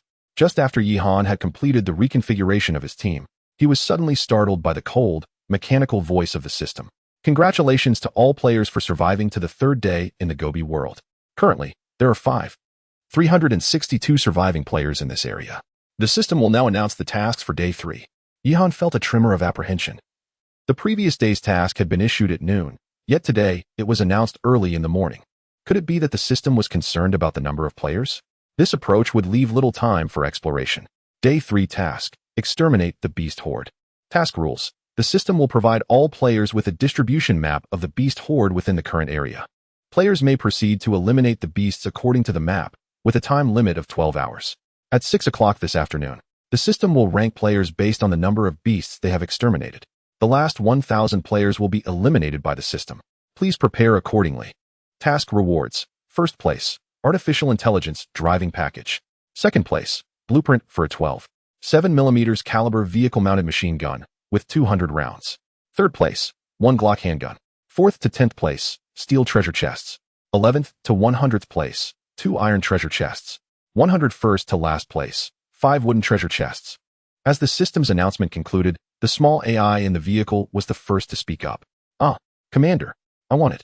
Upon hearing this, Yi Han felt a wave of exasperation, glancing at the screen with a bemused expression. The AI, sensing his gaze, blushed instantly and stammered, "No, Commander. What I meant was that I desire the reward for first place. With the upgrade from the artificial intelligence driving package, I could truly assist you, Commander." Yi Han rolled his eyes, fully aware she referred to the reward, and could hardly believe she meant anything else. With the system's voice fading, a parchment map was handed to Yi Han. He unfolded it to reveal the distribution of mutated beast hordes in the area, complete with annotations regarding their strength. The majority were first-level mutated beasts, while only a handful were first-level Lord-class mutated beast groups. Upon reaching the end of the map, Yi Han's gaze sharpened. In blood-red lettering, it declared the presence of a second-level Lord-class mutated beast, the Flame Lion King. Yi Han inhaled deeply. If his assumptions were correct, the Flame Lion King possessed the second-level fire attribute Lord Crystal Core he desperately needed. That item was the key to embarking on his agricultural enterprise. After all, he would require more soldiers in the future, and merely slaying mutated beasts would hardly sustain an army. All sergeants and above, come to the assembly area, Yi Han commanded. Taking a deep breath, at the wooden table, Wang Long, Wang Hu, and the Army Unit 1 sat alongside Yi Han. Wang Hu glanced at the map and reported, "Commander, given our current ammunition supplies, it might be exceedingly difficult to defeat the Flame Lion King, and we remain unaware of whether a pride of lions accompanies it." Yi Han furrowed his brow, feeling an unprecedented urge to smoke. Having traversed this world for quite some time, his cravings had been suppressed due to the dire circumstances of survival. However, with the increase in his sense of security and the expansion of his power, the accompanying pressure had intensified, causing the previously subdued desire for tobacco to resurface. If we were to fill the current personnel roster, would the addition of another soldier from the army enable us to engage in battle? Yi Han inquired, his brow still knitted in concern.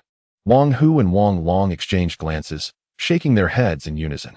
After a moment of contemplation, the army officer replied, "Although army soldiers possess superior close-quarters combat capabilities compared to the guards, they are fundamentally insufficient when confronted with second-tier mutated beasts, particularly those of the Lord level. The ammunition supplied by a single soldier is unlikely to sway the outcome of the battle." Observing the skepticism shared by the three, Yi Han felt a sense of dilemma. After much contemplation, he found no viable solutions, whether it was achieving first place in today's mission rewards or establishing a cultivation chamber. The challenge posed by the second-tier lords was an insurmountable obstacle. Chapter 21. Lord-level wild boar. After a considerable pause, Yi Han slapped his thigh, dispelling the oppressive atmosphere within the vehicle. "Never mind. Let us not dwell on such matters. The cicadas are chirping, yet we are not cultivating the fields. Since we are currently unable to confront the level 2 lord, let us focus on eradicating the level 1 lord-level beast horde and ensure that our personnel are fully assembled before noon."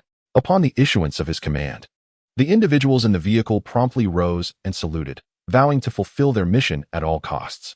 Subsequently, Yi Han swiftly identified the first target for extermination based on the distribution of beasts on the map. a location approximately 70 kilometers away, marked as the territory of a level 1 mutated beast lord known as the Wild Boar King. The vehicle roared to life, hastening towards the realm of the mutated beasts.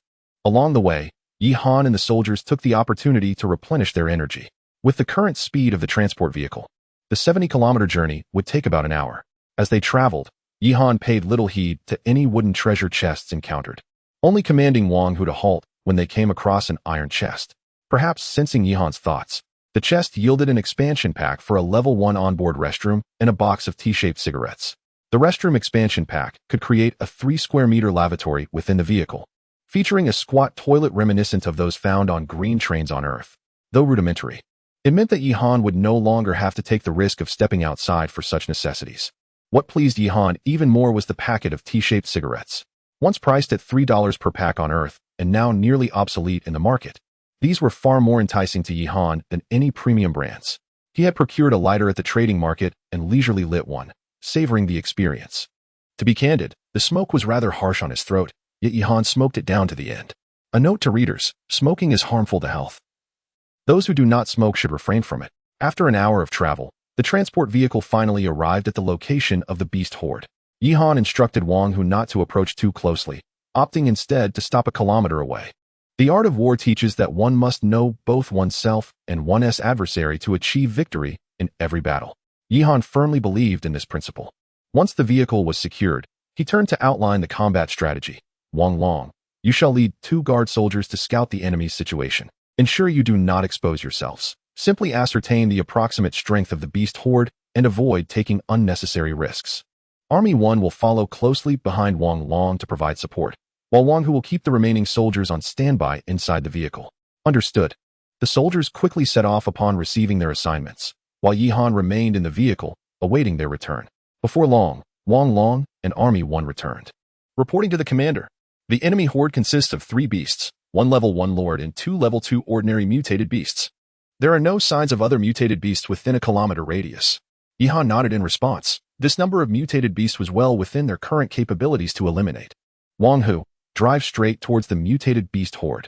Upon arrival, swiftly lead Group 1 to disembark and engage in fire, while Group 2 provides cover from the vehicle. The transport vehicle swiftly arrived at the herd, and Yi Han finally discerned that it was a colossal wild boar, comparable in size to the Wolf King from the first night.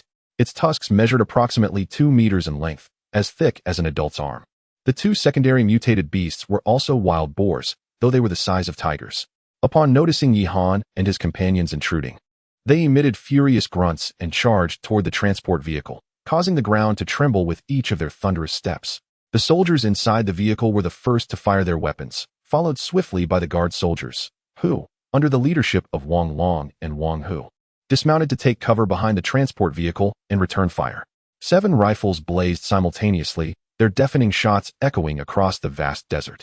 However, to Yi Han's astonishment, the defensive capabilities of these 3 mutated beasts were remarkably high, unlike the lynxes or wolf packs he had previously encountered, which, despite being wounded, would at least be momentarily hindered. These wild boars, with their thick hides, seemed unfazed even after sustaining numerous shots. Yi Han shouted in alarm, Wang Long, Wang Hu, get the soldiers back into the vehicle. Wang Hu took the wheel while the remaining soldiers fired from within. The transport vehicle sped away from its original position, with the 3 massive wild boars in hot pursuit. Bang, bang, bang. The rifles of 6 soldiers were trained on the pursuing boars, continuously firing. Despite their seemingly cumbersome size, the boars moved with surprising speed, keeping pace with the transport vehicle. Any moment of sluggishness from the vehicle would result in a violent collision from the boars at its rear. Detected vehicle under attack by mutated beasts. Current damage level, 3, damn it. Here they come again, Yi Han thought, exasperated. Fortunately, as they were merely secondary mutated beasts, despite their tough hides, they ultimately could not withstand the barrage of rifle fire. It wasn't long before the 2 ordinary mutated boars fell. Army 1 has slain a secondary mutated Gobi wild boar. Points, 50. Wang Long has slain a secondary mutated Gobi wild boar. Points, 50. With the defeat of the 2 ordinary mutated wild boars, the leader boar erupted into a fit of rage. Its bristles stood on end, its eyes turned blood red, and with a sudden roar, it accelerated toward the transport vehicle. Had Yi Han been able to see the back of the vehicle, he would have been astonished to discover a deep dent in the iron armor from the impact. What the hell? This creature seems even more formidable than the Wolf King from that day. Is the damn system reinforcing monsters? Yihan couldn't help but curse aloud. System detected player Yihan cursing at the system, awarding electric shock package. In an instant, Yihan felt a surge of electricity coursing through his feet, followed by a searing pain that engulfed his entire body, causing his hair to stand on end. Thankfully, this sensation subsided within a few seconds. Gritting his teeth, Yihan continued to curse the wretched system in his mind, vowing that one day he would dismantle it. Yet he dared not voice his frustrations. Continuing to deplete their ammunition was not a viable strategy. Feeling a tingling sensation throughout his body, Yihan leaned out of the vehicle window for a better look. The standard bullets striking the mutated wild boar seemed to merely tickle it. However, he soon discovered a weakness. Although this creature was swift and well-armored, it appeared to rely solely on its brute force for charging. Enough. All soldiers cease fire. Prepare the grenade launchers. Yihan commanded. The guard soldiers holstered their weapons, while 3 army personnel readied the grenade launchers, aiming at the wild boar lord behind the vehicle. Army Soldier 1 targeted the boar's forehead, while Soldiers 2 and 3 aimed at its eyes. Fire! At Yihan's command, 3 resounding thuds echoed, followed by a sudden explosion atop the wild boar lord's head, sending a plume of smoke into the air. Army Soldier 1 has slain a level 1 Lord-class mutated beast, the Gobi Wild Boar King, earning 100 points. Yihan sighed. If I had known that a grenade would suffice, I wouldn't have squandered so many rounds. He had just wasted at least 60 or 70 bullets on the Wild Boar King alone, and with those spent on other boars, over 100 rounds had been expended. However, he felt a sense of relief as he finally accrued enough points to fully equip his team. Chapter 22. Conditions for promotion to Lieutenant Xiao AI. Summon the Army Soldier. Yihan commanded promptly. Yes, Commander. As soon as Xiao AI's voice fell, a robust soldier stepped forward to salute Yihan. Army 4 reporting to the commander. Yihan glanced at him, satisfied, and nodded. Army 4 is assigned to Group 2, under the command of Army 1. Just as he finished arranging this, Xiao AI spoke again. Reporting to the commander, the current personnel has reached full capacity, and the promotion system for commanders is now activated. The current rank is Second Lieutenant, allowing you to command 10 personnel. The next rank, Lieutenant, permits command of 30 personnel and unlocks the secondary system marketplace along with the Lieutenant promotion package. Promotion requires 1,000 points, Xiao AI informed Yihan. Upon hearing that the promotion required 1,000 points, Yihan erupted in frustration. What? Selling all my soldiers would only yield about 1,000 points. Xiao AI, startled by Yihan's outburst, shrank back, looking at him with innocent eyes and softly replied that as the system's regulation, Xiao AI has no control over it. If I had the authority, I would have promoted you directly to a 5-star general, relieving you of such burdens. Xiao AI would also gain some prestige from it. Are you implying that following me brings you shame? Yihan retorted, though he soon calmed down upon hearing Xiao AI's pitiful tone. All right. If it requires 1,000 points, then so be it. Now tell me, does the promotion to captain require 10,000 points? Yihan asked. Xiao AI replied gently. Yes, Commander. Promotion to captain requires 10,000 points. However, the secondary marketplace can replenish ammunition and introduce other troop types. Upon reaching the captain rank, you will have the authority to command 120 personnel. Yihan pondered for a moment. So, does that mean the lieutenant rank essentially equates to a platoon leader's command authority? Indeed, Commander, Xiao AI affirmed. Yihan sighed deeply. All right then. Despite Yihan's words, Xiao AI still appeared aggrieved, her eyes glistening with unshed tears. Yihan offered some words of comfort. It's all right. I will reward you with the prize for coming in first place later. Consider it a token of appreciation. At Yihan's reassurance, Xiao AI's demeanor brightened, and she nodded with joy. Yihan inwardly grumbled. Why have I been assigned such a weepy companion? Yet, he recognized that Xiao AI was not to blame. Ultimately, it was his own impatience that had led to this situation. Yihan picked up the monster distribution map provided by the system and contemplated deeply. Perhaps he had been too hasty earlier. His current ammunition was dwindling. If he ran out of bullets and was unable to promote to lieutenant, his soldiers would have to engage in close combat with mutated beasts, a scenario Yihan wished to avoid at all costs. Change of strategy. Yihan resolved after a moment of contemplation. He determined that he must achieve the greatest returns with minimal ammunition expenditure. 1,000 points could be exchanged for 100 level 1 mutated beasts or 20 level 2 mutated beasts. Thus, it did not seem overly difficult. Wang Hu subsequently focused on eradicating first-level ordinary mutated beasts and second-level ordinary mutated beasts according to the map, while reconnaissance was the priority for Lord-level entities, temporarily avoiding direct confrontations. After issuing the orders, Yihan dismounted and dismantled the carcasses of 3 wild boars, yielding a modest amount of food and a first-level Lord Crystal core. To Yihan's astonishment, he also discovered an unexpected treasure, an iron chest. Upon opening it, he was delighted to find a rare blueprint for crafting a horse-slaying saber, which proved to be significantly more effective than the previous cutlass and short sword.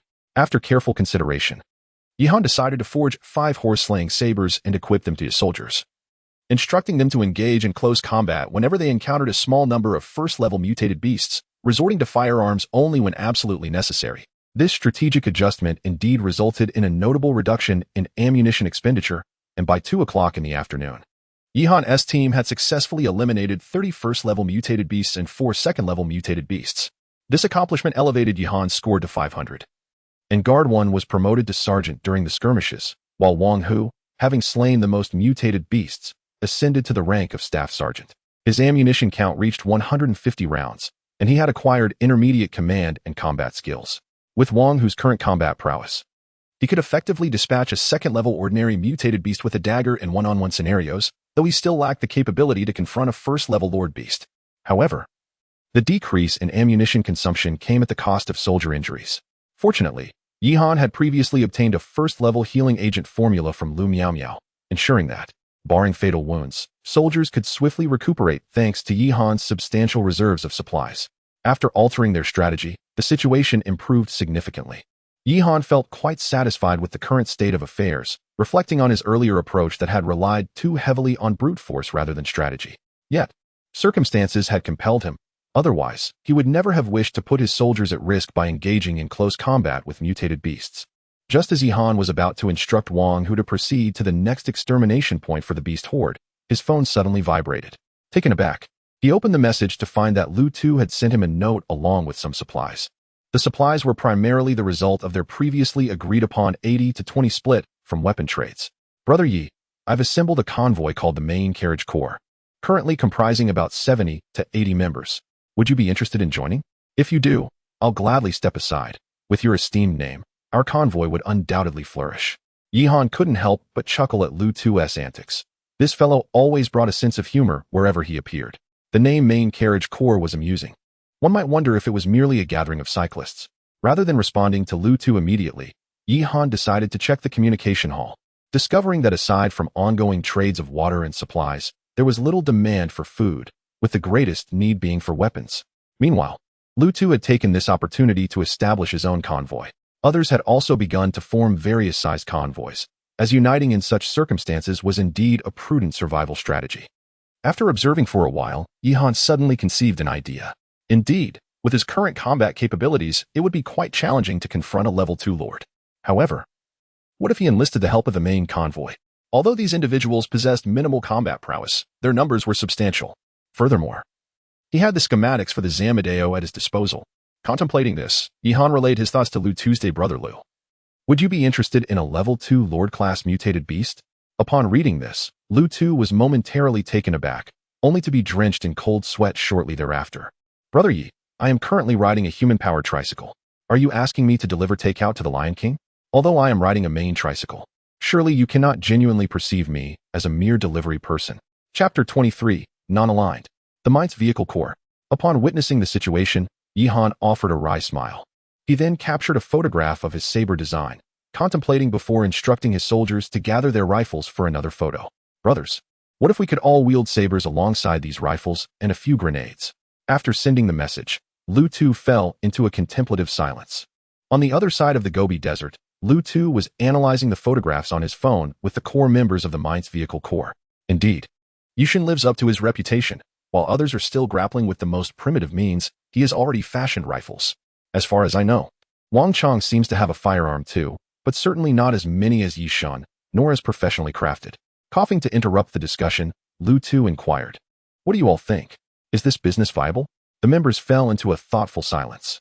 After a long pause, a somewhat youthful face among them stood up and asserted, "Captain Lu, I believe we can proceed.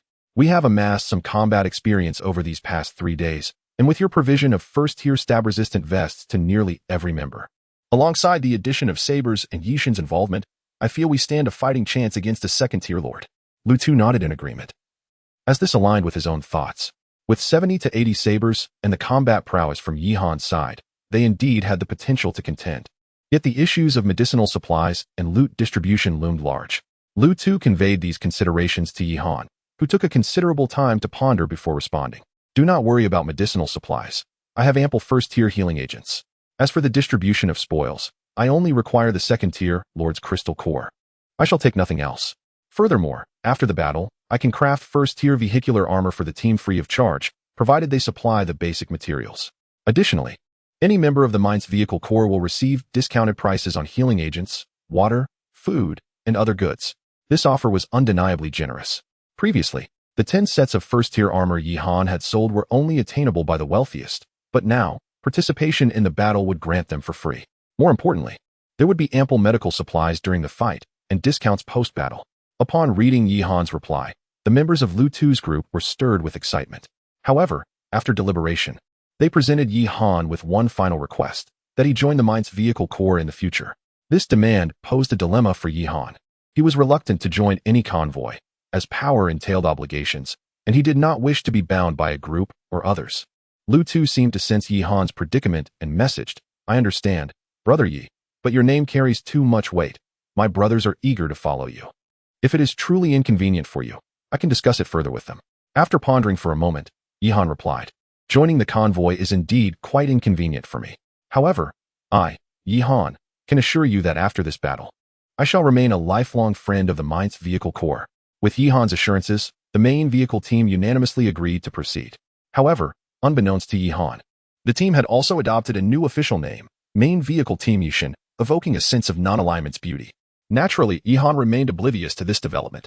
Shortly thereafter, he and Lu Tu devised a strategy on the nuclear-powered smartphones issued by the system. The two groups were to convene near the territory of a secondary Lord-level mutated beast in 1 hour. During this time, Yi Han and Lu Tu would amass resources to forge a considerable number of horse-slaying swords and healing agents, as well as create some level 1 vehicle armor based on the conditions of the main vehicle team. Player acquired 300 iron ingots, 60 steel ingots. Should horse-slaying swords be manufactured? 60. Player acquired 240 level 1 herbs, 60 glass. Should level 1 healing agents be manufactured? 60. Lu Tu provided the materials from the main vehicle team to Yi Han, who swiftly crafted 60 horse-slaying swords and 60 level 1 healing agents to send back to Lu Tu's day.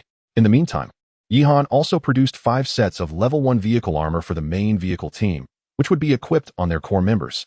According to Lu Tu's strategy, these armored vehicles would charge into battle and draw enemy fire. An hour passed swiftly, and Yi Han arrived first at the assembly point.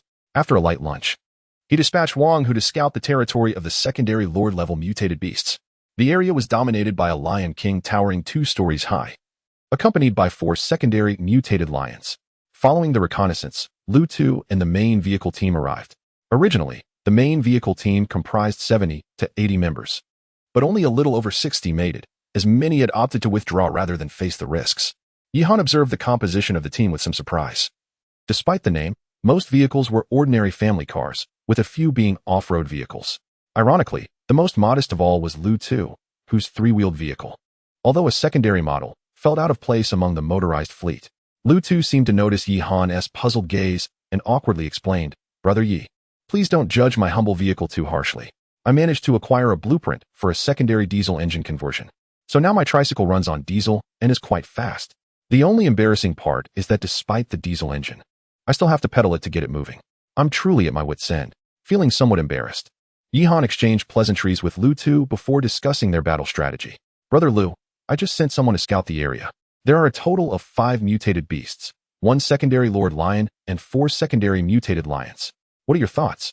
Lu Tu pondered for a moment and replied, I propose that our armored vehicles lead the way, while our personnel disembark and follow on foot. When the lion pack attacks the vehicles, those equipped with horse-slaying swords can engage, and those with crossbows can provide support from the back. Of course, we will still rely heavily on your firearms and grenades. Yi Han nodded in agreement. Although the battle plan was established, he felt uncertain about their chances of success. Yet the arrow is knocked and must be released. Lu Tu conducted a brief pre-battle mobilization with Yi Han. As for Yi Han's soldiers, their loyalty was unwavering, even if commanded to march to their demise. There They would not flinch. Upon Yihan's appearance, the members of the main Shay Corps erupted in joyous cheers, especially when they beheld Yihan's 10 soldiers. Each one invigorated as if by a potent elixir, eager to charge forth toward the Lion King. However, as Yihan surveyed the exhilarated crowd before him, his thoughts were consumed by the notion of the right time, place, and unity. With the latter already secured, it was now a matter of the timing and the circumstances. Chapter 24. The battle commences with Lu Tu's commanding shout. 5 armored off-road vehicles slowly advanced toward the territory of the Lion King. A throng of 60 individuals, armed with sabers and handmade crossbows, trailed behind, while Lu Tu rode a 3-wheeled vehicle, bellowing through a makeshift loudspeaker, urging them forward with unyielding courage. As they approached the Lion King's domain, the resounding roar of the lion reverberated across the desert, momentarily silencing the crowd. When the 5 colossal lions emerged before them, an eerie hush fell over the onlookers, their earlier bravado replaced by sheer terror. Even Yihan stood frozen in disbelief. The 4 ordinary giant lions were astonishingly massive, but the leader loomed even larger, towering 2 stories high. As it raised its head, the spectators could only gaze upward to glimpse its chin. What was even more terrifying was the fiery mane of the blazing Lion King, which seemed to burn with an intense flame that writhed and flickered with each of its roars. Even from 100 meters away, Yihan could feel the searing heat radiating toward him. Damn it, Wang Hu, why didn't you mention the Lion King's appearance? Yihan's pupils trembled as he directed his ire at Wang Hu. Wang Hu, taken aback, replied, Commander, you didn't specify that I should describe the Lion King's appearance. Curse you, you're getting a reprimand for this. Yihan shouted angrily before turning to his soldiers. Prepare for battle. Group 1, aim for the Lion King's eyes and the large bell beneath him. Group 2, get ready to fire grenades. He then turned to the frightened members of the main team and roared, Brothers, don't just stand there in shock. We've come this far. Fighting is our only option. There's no time to think about fleeing. They have 4 legs while we only have 2. He understood that if morale was not bolstered at this critical moment, panic would ensue, leading to a hasty retreat. While he could fend for himself, the foot soldiers of the main team would surely perish. As soon as Yihan finished speaking, Group 1 fired their weapons, bullets flying through the air. But the ordinary ammunition was akin to using toothpicks against the Lion King. The impact merely irritated the beast, provoking its anger. With a thunderous roar, the Lion King charged toward the crowd, and Lu Tu, momentarily stunned, quickly regained his composure, commanding the main team. Armored off-road vehicles, close in and engage the pride of lions. Groups 1 and 2, charge at the ordinary mutated lions alongside the convoy. The rest of you, attack the Lion King with me. Lu Tu's calm leadership began to yield results as the members of the convoy settled into their roles. Of course, there were a few who were paralyzed by fear, but such instances were rare. After all, those who had survived in this harsh desert world possessed a certain resilience. The main team split into 3 groups, led by the 5 armored vehicles as they surged toward their respective targets. All participants were drawn into the fray, their attention captured by the thunderous rumble of the battle vehicles. The giant lions, momentarily distracted, turned to engage the armored cars as they circled the territory. The all-terrain armored vehicle darted away from the colossal lioness' feet, while the members of the main faction seized the opportunity to strike at the oblivious mutated lions. Though these lions were classified as secondary mutated beasts, possessing formidable defenses, they ultimately could not withstand the sheer number of main fighters. The lions, growing increasingly frantic as they struggled to catch the elusive vehicle, soon found several of their ordinary mutated kin wounded within mere minutes. Although the injuries were not severe, it marked a promising beginning, and the wounded main members, thanks to the administration of first-tier healing agents, suffered minimal fatalities in the short term. However, the situation surrounding the Lion King was less favorable. The broadswords wielded against him proved ineffective, and Yihan's soldiers were unable to contend with the formidable beast. Team Lu, this isn't working. We can't harm this creature. One of the main members shouted back at Lu Tuesday. Hardly had the words left his lips when the Lion King crushed him beneath his massive paw, leaving Lu Tu to witness only a gruesome scene in an instant. In a swift turn of events, the Lion King seized an armored all-terrain vehicle and, with a casual bite, crushed it as if it were a mere tin can. Blood erupted from within the vehicle, prompting the surrounding main members to retreat in fear, scattering like insects around a giant feline. Each indiscriminate strike from the Lion King resulted in another main member falling lifelessly on the battlefield. Army 1, lead the mobile team to delay the Lion King's assault with grenades. Wang Hu, take Team 1 to support main Teams 1 and 2 and swiftly eliminate the ordinary mutated lions. Yihan issued his commands with a steely resolve to capture the king. They first needed to clear the ordinary mutated lions, consolidating their strength into a singular force. With Wang Hu's formidable combat prowess, he could single-handedly engage a secondary ordinary mutated lion, especially with the support of 5 National Guard soldiers. With Wang Hu's team bolstering their efforts, the pressure on main teams 1 and 2 significantly diminished, and the previously stalemated battle swiftly turned in their favor. It was too long before 2 ordinary mutated lions succumbed to their collective onslaught. Meanwhile, the Lion King, sensing the loss of his subordinates, let out a thunderous roar and charged toward Wang Hu. Fortunately, the soldiers led by Army 1 opened fire just in time. 4 grenades struck the Lion King's massive head with pinpoint accuracy, and after a thunderous explosion, the beast staggered as if struck by a heavy blow. However, Yi Han's heart sank. Those were 4 grenades, his most lethal weapon, yet the detonation had merely inflicted superficial wounds, temporarily stalling the Lion King's assault. The situation remained dire. Seizing the moment while the Lion King was momentarily dazed, Wang Hu swiftly led his team to eliminate the remaining 2 ordinary mutated lions, leaving only the Lion King on the battlefield.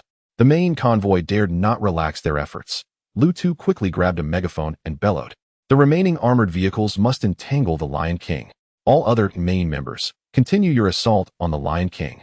We must buy time for Yi Han and his team."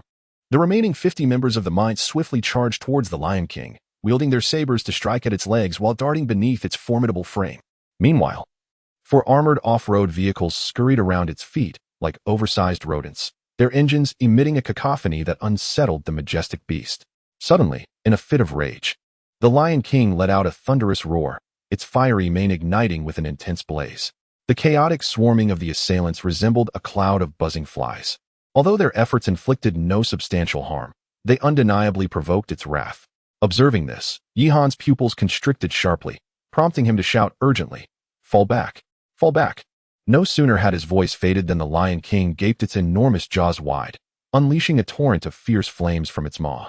Chapter 25, The Suicide Attack. In an instant, an armored off-road vehicle, unable to retreat in time, was engulfed in flames.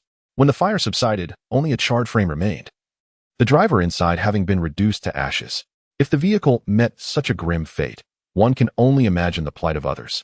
At least a dozen members of the main faction were consumed by the inferno, their anguished cries echoing across the battlefield.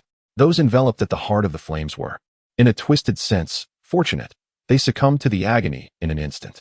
The truly unfortunate were those scorched by the outer flames, their bodies igniting abruptly, resembling frantic fire-drenched figures as they screamed and dashed about like headless flies, only to be completely incinerated before they could take but a few steps.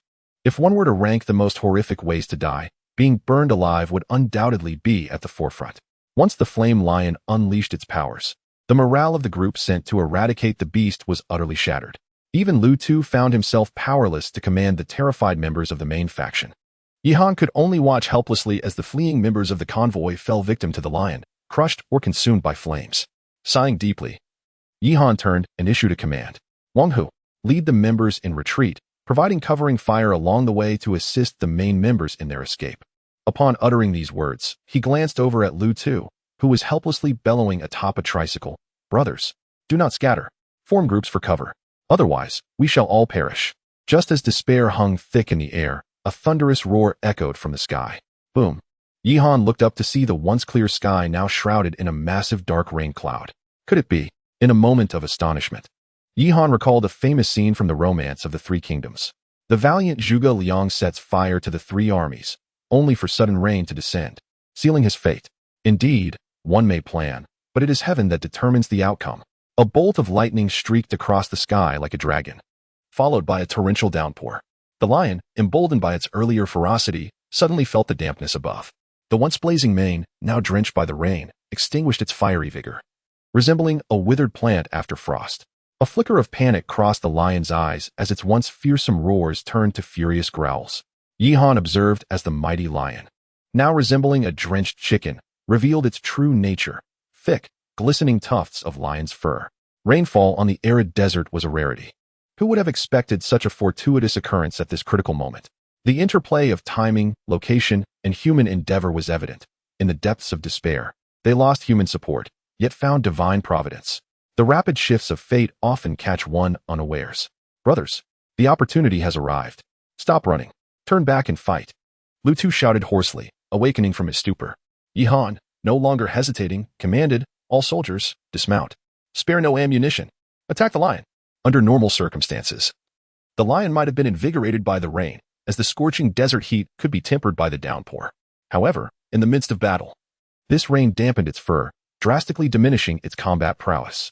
Upon witnessing the situation, the members of the main car group swiftly regained their composure and returned to their combat positions. However, after the tumultuous shifts in the battle, these individuals floundered like headless flies, aimlessly brandishing their knives beneath the Lion King's feet, utterly devoid of any effective combat prowess. This was precisely why Yi Han was reluctant to join the main car group. These individuals were far inferior to his well-trained soldiers. The moment the battlefield became even slightly unpredictable, they would instantly devolve into a disorganized rabble. At this moment, although the Lion King had lost the enhancement of its fiery skills, its formidable physique remained intact, rendering it exceedingly difficult to inflict any significant damage upon it with mere blades and firearms. Just then, a core member of the main car group stepped forward. A young man, resolute in demeanor, proposed to Captain Lu, "I have a plan. Let us drive our off-road vehicles straight towards the Lion King, then jump out during the approach, allowing Yi Shun's soldiers to blow up the vehicles, thus using the explosion to harm the Lion King." Lu Tu, taken aback by this audacious suggestion, turned to the young man and inquired, "Brother, what will you do? How will you survive in the desolate world without a vehicle?" The young man replied, "We can find another vehicle later, even if we have to resort to bicycles. It's better than perishing here if we don't take this gamble." After a moment of contemplation, Lu Tu relayed the plan to Yi Han. Upon hearing it, Yi Han was filled with admiration and promptly responded, "I can provide protective measures for the jumpers and the necessary medical supplies. I guarantee that any team members who lose their vehicles in this battle will have my utmost effort to secure replacements." With Yi Han's assurance, the three remaining off-road vehicle drivers resolutely stepped forward, their fury over their fallen comrades igniting a willingness to embrace the risk, especially with Yi Han backing them. Yi Han swiftly prepared several fur blankets and first aid kits to distribute among them. The blankets would serve as protection during their leap from the vehicles, while the medical supplies would be utilized for emergency care post-jump. Under Lu Tu's command, the three off-road vehicles quickly had their doors removed, and the drivers, wrapped in the heavy blankets, steered their vehicles toward the rampaging Lion King on the battlefield. Army 1, assemble the remaining soldiers. As soon as the vehicles draw close to the Lion King, we will detonate them with grenades, ordered Wang Hu, leading the guards to prepare for the explosive assault. A wave of what could only be described as a suicidal offensive commenced. The three off-road vehicles charged directly at the Lion King, whose attention was fixated on the main members scurrying around like ants at its feet, unaware that one of the vehicles was already upon it. The surrounding main members quickly dispersed in panic, while the driver, in the final moments before impact, tightly wrapped himself in the blanket, cradling his head as he leapt from the vehicle. As Army 1 observed this, a grenade was launched, and with a thunderous explosion, the off-road vehicle erupted. The force of the blast, mingled with scorching winds and shrapnel, tore apart at the feet of the Lion King. The Lion King felt a sudden, intense pain in its legs, but before it could react, two more vehicles barreled towards it. Suddenly, two resounding explosions echoed as the vehicles erupted in flames. The flesh on the Lion King's legs was torn apart, causing it to collapse onto the ground. Yet the onslaught was far from over. Yi Han promptly commanded the army soldiers to unleash a barrage of grenades upon the Lion King. Meanwhile, Wang Hu, accompanied by the National Guard soldiers, approached the heart of the battlefield. Grenades were hurled as if they were of no cost, filling the air with an incessant cacophony of detonations. After a considerable time, the explosions subsided, leaving Yi Han's head buzzing from the reverberations. Report to the commander. Wang Hu has slain the level 2 Lord-class mutated beast, the Blazing Lion King, and has been promoted to sergeant. Points, 500. The voice of Xiao AI suddenly resonated in Yi Han's ears, prompting him to swiftly turn towards the scoreboard displayed on the vehicle's screen. Chapter 26. Task settlement. Prior to this, the points column had accumulated 500 points. And after this battle, the 5 mutated beasts primarily fell to the prowess of Wang Hu. Although other members of the main contributed, it was ultimately Wang Hu who delivered the final blows. Consequently, Yi Han's points surged to 1,200. This tally was sufficient for him to be promoted to lieutenant.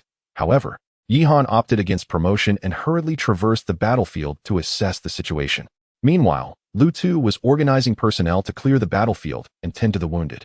"Brother Lu, how is the situation?" Upon hearing Yi Han's inquiry, the typically stoic Lu Tu revealed a rare expression of sorrow. "Brother Yi, We have nearly completed our tally. A total of 26 team members have perished, and several others are injured to varying degrees, likely rendered incapable of combat for the foreseeable future. Yihan fell into a long silence before responding. Brother Liu, I will personally cover all subsequent medical care and food supplies for the main members. As long as they provide the materials, I shall manufacture armor for them free of charge. The 3 team members who lost their vehicle should share transport with the others. I will find a way to procure vehicles for them later. With Yihan's assurance, Lu Tu's face brightened with a smile. With Brother Ye's guarantee, our sacrifices feel worthwhile.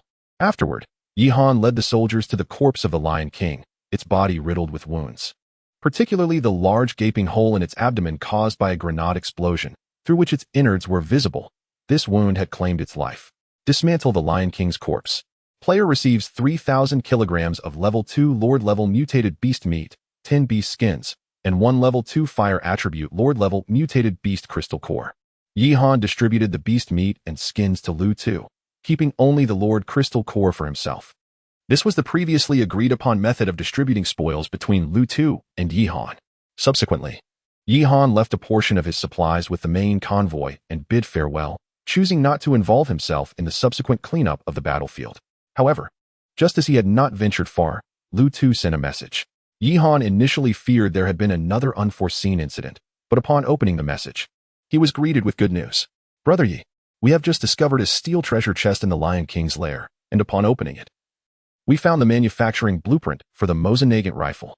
Yihan was elated upon reading this. It was his first encounter with a firearm manufacturing blueprint in this world. Though the Mosin-Nagant rifle originated from World War I on Earth, in a context where blades were commonplace, it represented a significant leap in weaponry. This is excellent news. With this, the main convoy can rapidly expand. Lu Tu was equally thrilled and shared his subsequent plans with Yihan. Our convoy intends to temporarily rest. All those who fell in this battle will be memorialized in the convoy's honor roll, preserving their membership permanently. As for the rifle, we plan to initially equip it for main members until we can procure better weapons for sale. However, the only challenge remains. We lack the methods to manufacture ammunition and gunpowder. Brother Yi, do you have any solutions? Lu Tu gazed upon the multitude of firearms under Yihan's command, presuming that Yihan possessed the means to manufacture ammunition. Yihan, however, felt a twinge of apprehension. Ammunition was indeed a critical weakness of his, and he was uncertain whether the lieutenant's upgrade would allow him to exchange for bullets from the wartime marketplace. After a moment of contemplation, he replied to Lu, "You should focus on crafting the firearms for now. As for the ammunition, I shall devise a solution." Shortly after their conversation, the voice of the world system resonated through the air, and Yihan realized that the sun had begun its descent, indicating it was 6 o'clock, the designated time for task settlement. He commanded Wang Hu to pull the vehicle to the roadside in anticipation of the system's announcement. Congratulations, players, for completing the third day's tasks. The last 1,000 participants have been eliminated, and player rankings will now be revealed. First place, Yihan, total kills, 30 level 1 mutated beasts, 6 level 2 mutated beasts, 1 level 1 overlord mutated beast, and 1 level 2 overlord mutated beast. Second place, Wang Chong, total kills, 15 level 1 mutated beasts, and 1 level 2 mutated beast. Third place, Ma Dazhuang, total kills, 10 level 1 mutated beasts, and 1 level 2 mutated beast. Fifth place, Lu Tu, total kills, 8 level 1 mutated beasts. Sixth place, Lu Miao Miao, total kills, 7 level 1 mutated beasts. The rankings of the top 3 remained unchanged, though Lu Tu and Lu Miao Miao had each advanced 1 position.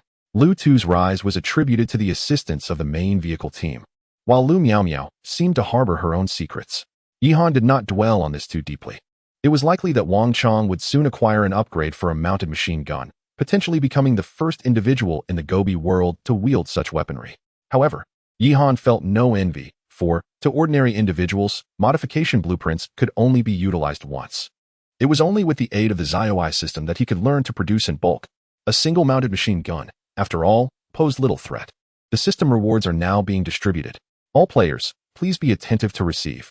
As the system's announcement concluded, Yihan suddenly found a USB drive in his hand, inscribed with the words, "Artificial Intelligence, Driving Function Improvement." "Ah, Commander, I want that. Quickly plug it in," ZIOI exclaimed, her eyes sparkling with excitement. Yihan, bemused, thought to himself, "If you keep shouting like that, you will get us censored." He subsequently inserted the USB into the port beneath the vehicle's screen, and ZIOI's face lit up with a look of contentment. leaving Yihan both amused and exasperated. Before long, Xiaoai exclaimed joyfully, "Commander, I have mastered the vehicle driving and condition monitoring functions. From now on, I can assist you in driving and continuously monitor the vehicle status." The driving capabilities and reaction speed of artificial intelligence far surpassed those of a typical human, prompting Yihan to decide to entrust the operation of the transport vehicle to Xiaoai, thereby liberating Wang Hu from the role of driver. As the night descended upon the Gobi, other players halted their vehicles to rest within, yet Yihan was exceptionally exhilarated. For the greatest boon of this expedition was the acquisition of 1,200 points. Having met the qualifications for promotion to lieutenant, the commander inquired, "Shall I demonstrate my driving skills for you?" With sparkling eyes, Shaolov addressed Yihan. Upon hearing this, Yihan couldn't help but inwardly scoff. "Do you really need to showcase your abilities after just having run your wheels over my face?" Chapter 27. Promotion to Lieutenant and Squad-Level Authority. He interrupted the excited Xiao AI and said, "The night is too perilous. You can demonstrate later. For now, please promote me to Lieutenant." Xiao AI appeared somewhat disappointed, pouting slightly before responding, "Very well, Commander. You currently have 10 soldiers and 200 points, which meets the requirements for promotion to Lieutenant. I shall now commence the promotion and issue the Lieutenant promotion package." Yihan was momentarily blinded by a brilliant flash of white light, after which Xiao AI's voice continued, 1,000 points have been deducted. The second-level marketplace is now unlocked, squad-level command authority has been activated, and the personnel summoning quota has been increased to 30. You have received the Lieutenant rewards, 1 Lynx all-terrain vehicle, a complete Lieutenant uniform, and a Beretta M9 pistol. Please accept these, Commander. Initially disgruntled by the 1,000 point upgrade requirement, Yihan felt a surge of elation upon hearing the rewards. The marketplace and squad-level authority were self-explanatory. But what astonished him most was the inclusion of the Lynx all-terrain vehicle. He hurriedly exited the vehicle to inspect it and found a compact all-terrain vehicle stationed in front of the transport vehicle. Yihan had some knowledge of this vehicle. Although the Lynx was modest in design, it boasted user-friendly operation, excellent off-road capabilities, impressive speed, and high concealment. It was adept at performing combat missions in both mountainous and marshy terrains. Moreover, the Lynx provided by Xiao AI was equipped with a fully enclosed shell and light armor, granting it a degree of defense. In terms of capacity, this vehicle could comfortably accommodate 7 soldiers. Yihan suddenly recalled that his security team comprised exactly 6 soldiers, and it seemed prudent to assign the driving of this vehicle to them. The only disappointment was that the Lynx was not outfitted with any onboard weaponry. Originally, it could have been equipped with a mounted machine gun or even a rocket launcher. It appeared that Yihan would need to install any weapons himself later on. Nevertheless, he was quite satisfied. Later, Yihan opened the second-level marketplace to explore, which now featured several new items. The first category was various ammunition exchanges, where every point could be redeemed for 30 rounds of standard ammunition or 10 rounds of armor-piercing ammunition. As for grenades and hand grenades, they required 10 points each, which was rather steep. However, Xiao AI chimed in again, "Commander, do not be disheartened. Upon your promotion to captain, you will unlock ammunition manufacturing, which will save you a considerable number of points. So, keep up the good work, Commander." Yihan rolled his eyes. Reaching the rank of captain necessitated a total of 10,000 points, and it would likely take him quite some time to accumulate that amount. In addition to ammunition exchanges, the marketplace also featured several new items available for redemption, the first of which that caught Yihan's attention was the Lynx all-terrain vehicle. To his surprise, he now had the authority to redeem it. Lynx all-terrain basic vehicle. Redemption requires 600 points, equipped with light vehicle armor, and capable of mounting a 12.7mm caliber vehicle-mounted machine gun or a vehicle-mounted rocket launcher, with a maximum speed of 60 km/h and a maximum capacity of 7 occupants. Due to the commander's current lack of a vehicle factory, the maximum redemption limit is 4 vehicles. Furthermore, there were additional categories of troop types available for exchange. Army machine gun soldier. Redemption requires 300 points, equipped with intermediate standard military gear, carrying an M249 squad automatic weapon, 300 rounds of ammunition. A Beretta M9 handgun with 15 rounds, 2 M67 standard grenades, possessing intermediate shooting skills and combat proficiency. Army rocket infantry. Redemption requires 400 points, equipped with intermediate standard military gear, carrying an M72 individual rocket launcher, 3 multipurpose warheads, an M4A1 rifle with 90 rounds. A Beretta M9 handgun with 15 rounds, 2 M67 standard grenades, possessing intermediate shooting skills and combat proficiency. Multifunctional logistics squad, 1,000 points. special promotion for lieutenant rank. Available for redemption only once, does not occupy current squad capacity. Introduction. Upon redemption, 3 cooks and 3 medics will be provided, each soldier equipped with an M4A1 rifle, 60 rounds of ammunition, and a Beretta M9 handgun with 7 rounds. Medics possess basic medical skills and a medical kit. Cooks have basic culinary skills. The foundational equipment of the first 2 soldier types is identical to that of regular Army soldiers, albeit lacking the grenade launcher functionality and costing an additional 100 and 200 points respectively. However, this compensates for the current shortfall of heavy weaponry under Yi Han's command. Most gratifying for Yi Han is the final special redemption package, the Multifunctional Logistics Squad. For 1,000 points, it provides 6 soldiers, including vital cooks and medics, ensuring that Yi Han's army has reliable logistical support. Crucially, this package does not occupy any of his current squad capacity. Thus, Yi Han's team, originally capped at 30 members, can expand to 36 after redeeming the Logistics Squad.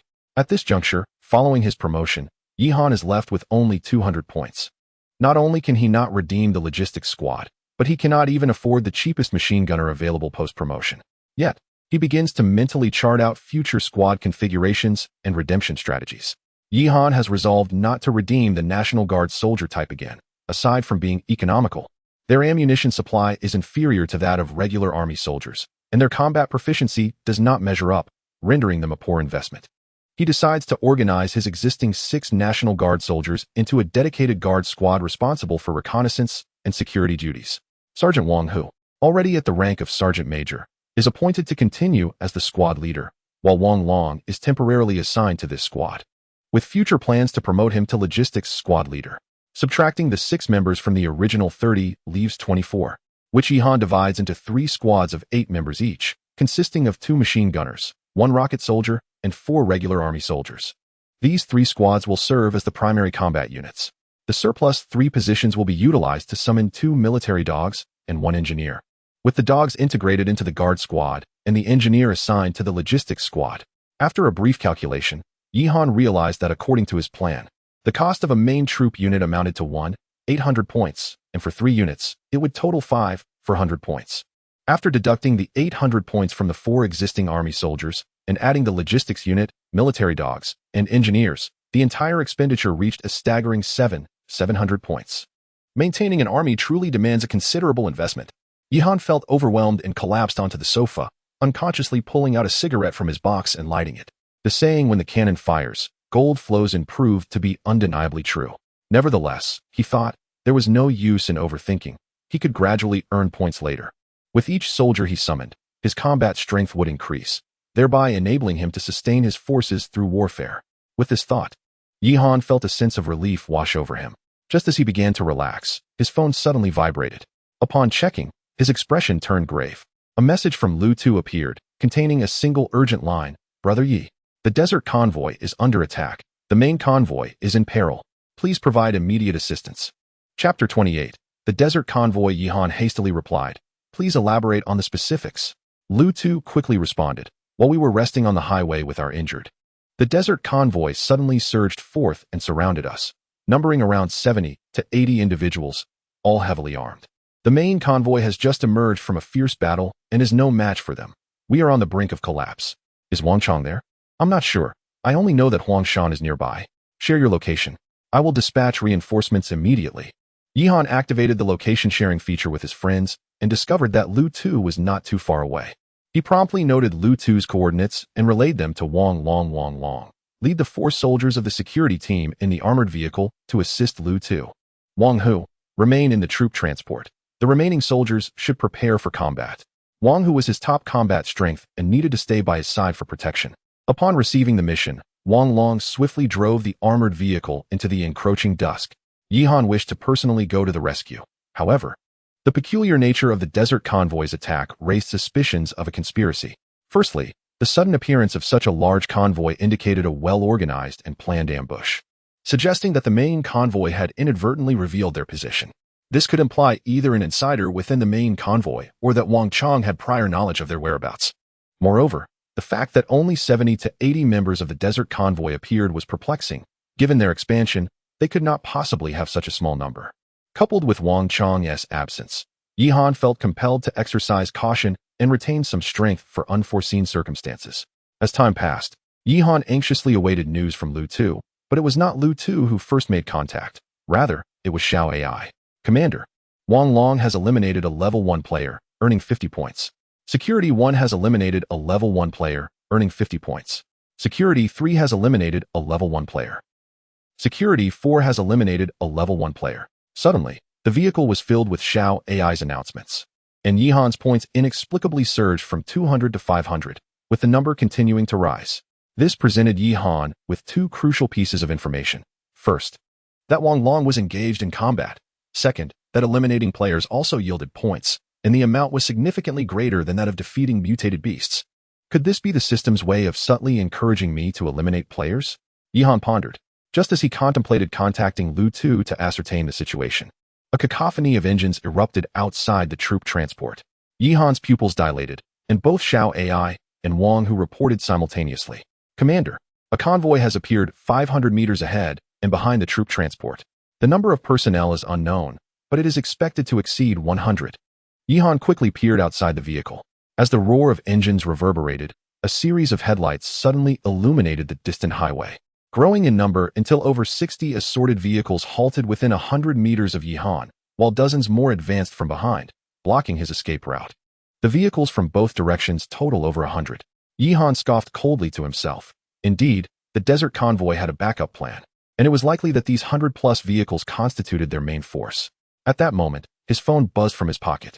Upon checking, he discovered a private message from Wang Chong, which turned out to be a voice note. As he played it, Wang Chong's lewd laughter filled the air. My dear brother, I've always advised you not to sleep too soundly. It seems you haven't heeded my counsel at all. Yihan chuckled coldly upon hearing this. You surrounded Lu Tu merely to draw my men away? Well, not entirely. I initially thought you would handle it yourself, after which we would appear to eliminate both you and Lu Tu's day. I didn't anticipate you having another vehicle. Nevertheless, it's for the best, with you alone. It will be easier for us to deal with. Listening to Wang Chang's overconfident tone, Yihan remained unfazed. A secondary Lord-level mutated beast was far more formidable than this ragtag group. He had survived that ordeal, so he was unsure where Wang Chong derived his confidence. Surrender now, and hand over your supplies and weapons. I might show some mercy and allow you to become my subordinate. Don't squander this opportunity. Wang Chang continued to coax Yihan into surrendering through the phone, but Yihan paid no heed. Instead, he turned his attention to devising a battle plan within the vehicle. Little did Wang Chong know that on Lu Tu's side, Wang Long had already begun a rampage, and his points tally had surged to a total of 1350, indicating that 23 players had already been slain by the guards. In the face of the guards armed with M4A1 rifles, the desert convoy wielding machetes was akin to living targets. Yihan lamented. Had he known that slaying players would yield points so swiftly, he would have sought trouble with the desert convoy long ago instead of laboriously hunting mutated beasts. Fortunately, they had come right to him. Xiao AI summoned 2 machine gunners and 1 rocket soldier. Exchanged the remaining points for armor-piercing ammunition to distribute. Yihan scoffed and instructed Xiao AI. Understood, Commander. The soldiers are ready, and the remaining 350 points have been fully converted into armor-piercing ammunition. You currently have 5 points left. As Xiao AI's voice faded, 3 robust army soldiers materialized within the vehicle. Compared to regular army soldiers, they were significantly taller. The first 2 wielded M249 machine guns, while the third carried a rocket launcher and had an M4A1 slung across his chest. Ground Unit 1, Ground Unit 2. Rocket Unit 1 reporting to Commander. They announced in unison. Yihan understood that Xiao AI had assigned these soldiers corresponding designations for ease of management. You are now part of the main force squad. Ground Unit 1. You shall now be known as Wang Chuan Gui and serve as the squad leader. Immediately lead the team into combat readiness. Wang Hu, ensure my safety. With the orders given, Ground Unit 1, now named Wang Chuan Gui, promptly led the squad of soldiers out of the vehicle, taking cover against the troop carrier as they aimed toward the distant desert convoy. In the previous battle, Wang Chuan had already ascended to the rank of sergeant, having mastered basic command skills, making him entirely capable of fulfilling the role of squad leader. Unbeknownst to Wang Chong, Yihan had long been prepared for combat, while incessantly attempting to persuade him to surrender over the phone. Dear brother Yi, on my side, I possess not only a 12.7mm mounted machine gun, but also a shotgun and a handgun. My subordinates are equipped with crossbows and machetes. I advise you to surrender promptly and not waste my time. Upon hearing Wang Chong's proud enumeration of his combat capabilities, Yihan was nearly amused to the point of laughter. What was this? Rather than showcasing strength, it resembled reciting a list to assess one's spoils of war. Chapter 29. The mob. The communication hall was bustling with activity, as several of Wang Chang's subordinates shared the formation of the desert team in the group chat. Right in front was Yihan's vehicle. Today, our desert team had deployed over 120 vehicles to besiege Yihan. This kid was surely doomed. Over 120 vehicles. Yishun is in grave peril. Yishun? Soon, this will be Chang Ji's domain. The desert team is truly formidable. I have long harbored disdain for Yihan. I too wished to join the desert team. Of course, many expressed sympathy for Yihan, but at that moment, the desert team reigned supreme, and no one dared to stand up for Yihan amidst the turmoil. On the other side, Wang Chang was growing impatient as Yihan remained silent. He turned to his subordinate beside him and exclaimed, "Damn it! This Yihan is utterly ungrateful. Mao Shu, Changzi, you two take your men in charge." Just as Wang Chang finished speaking, Mao Shu, trembling, interjected, "Boss, the situation seems off. I think I just saw them launch a rocket." "A rocket?" Wang Chang scoffed derisively. "You little brat, stop spouting nonsense." Boom.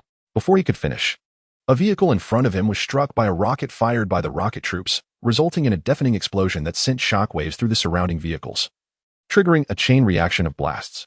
"Get the hell out of here," Wang Chang shouted at the top of his lungs from within the vehicle. However, no one could hear him. Chaos erupted within the desert team.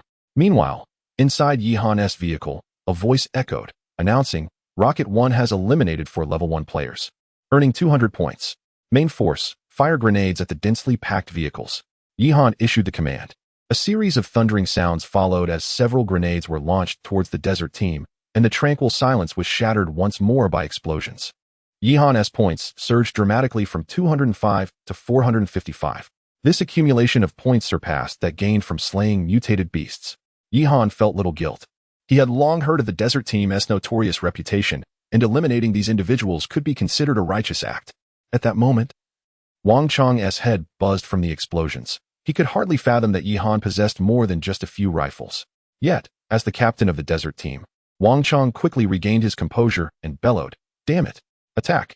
Charge at Yihan, and take that kid down."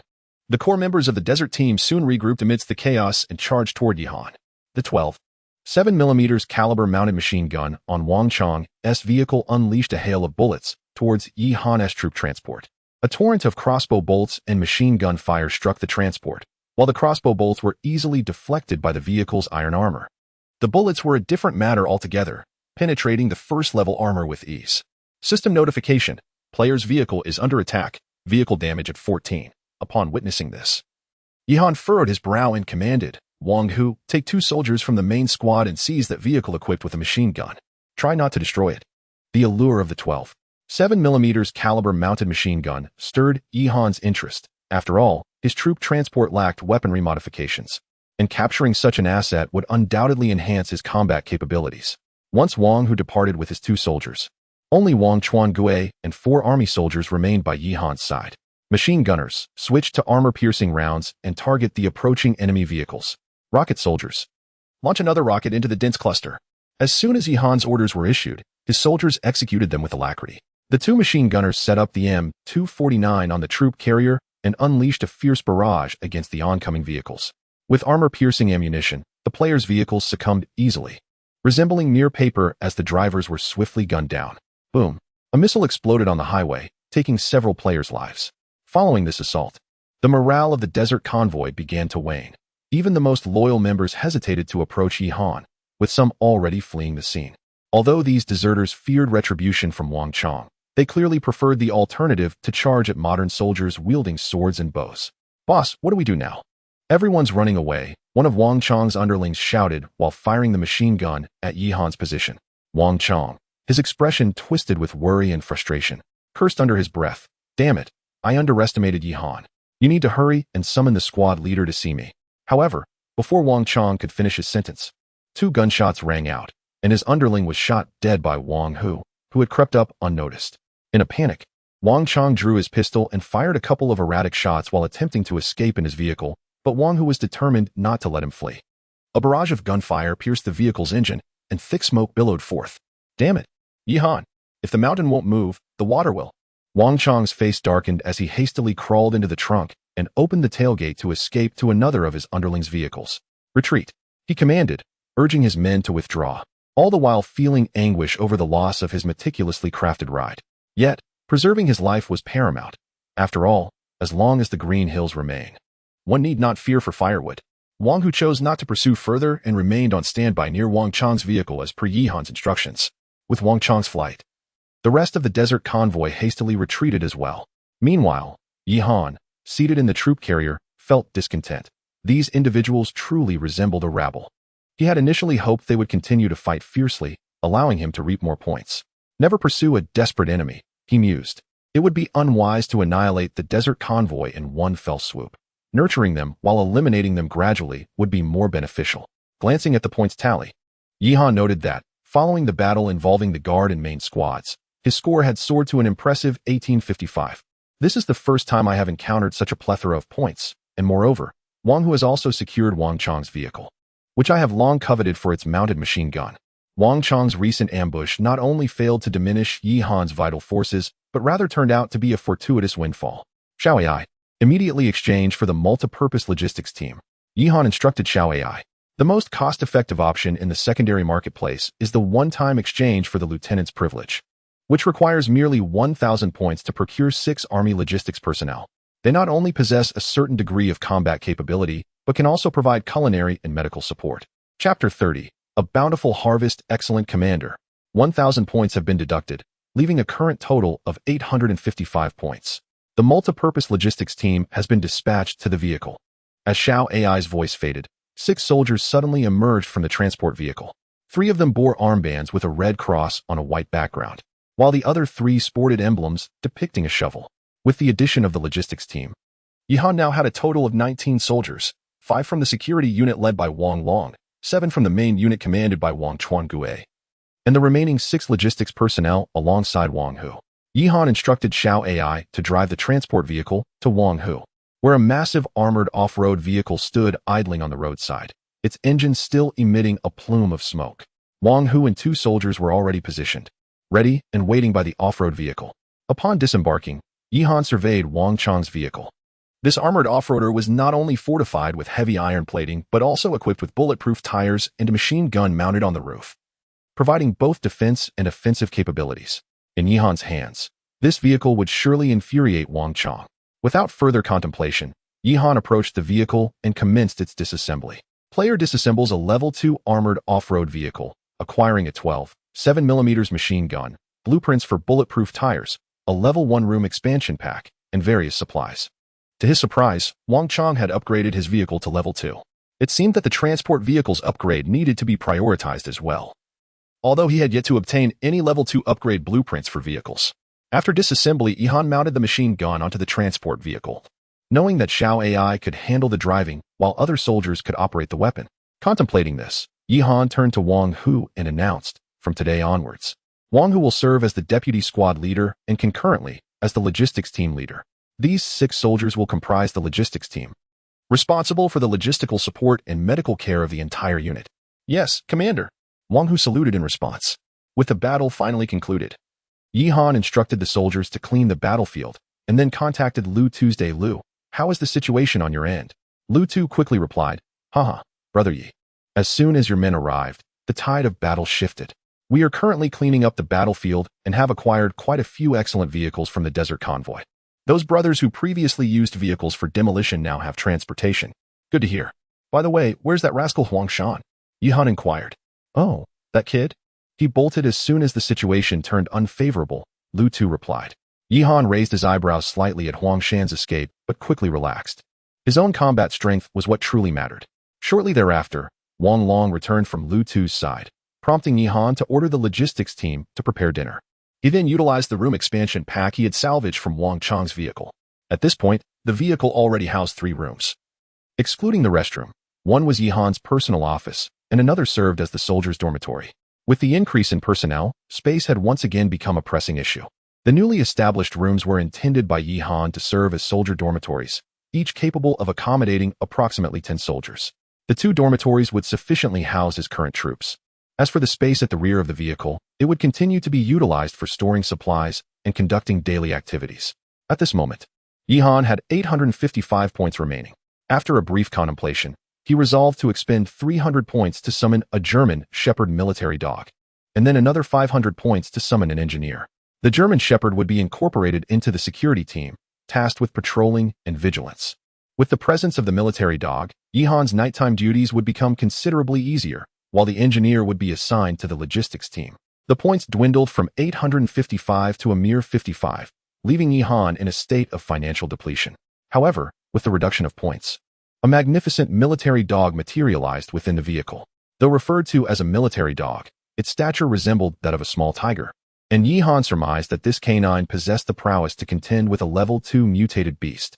Upon its arrival, the German Shepherd eagerly circled around Yihan. Licking his hand affectionately, Yihan stroked the fur on its neck and declared, "From now on, you shall be named Howl of Heaven, and you will be responsible for guarding and patrolling alongside the other soldiers in the security team." Upon hearing Yihan's words, Howl of Heaven barked joyfully. The engineer, clad in military camouflage akin to the other soldiers but distinguished by his glasses and the engineering box he carried, approached Yihan. Engineer 1 reporting to the commander. He saluted. "Engineer 1, please introduce your capabilities," Yihan requested, eager to ascertain the value of his 500 points expenditure, especially considering that an all-terrain vehicle only costs 600 points. Reporting to the commander, "I possess basic maintenance skills for the troop transport vehicle. Should the vehicle sustain damage, I can repair it. Additionally, I have some design capabilities, allowing me to create level 1 tool and modification blueprints, with a design time of 8 hours. Yihan's heart surged with excitement upon hearing the engineer's words. His investment of 500 points proved to be invaluable. Not only could the engineer provide maintenance, but most importantly, he could design blueprints. Although they were merely the most basic level 1 blueprints, they represented a stable source of design. "Excellent," Yihan exclaimed with delight. "You will henceforth be assigned to the logistics team. Now, please disembark and commence repairs on the troop transport vehicle. After completing the repairs, proceed to draft the blueprints." "Yes, Commander," Engineer 1 replied before stepping out to begin the repairs. In the meantime, the cooks from the logistics team had prepared dinner. Due to a lack of vegetables and staple foods, the table was laden solely with boiled jerky and roasted meat. Yihan sampled the fare and found the logistics team's culinary skills to far surpass his own. However, the only drawback was the limited variety, without fruits and vegetables. The all-meat meal left his head buzzing.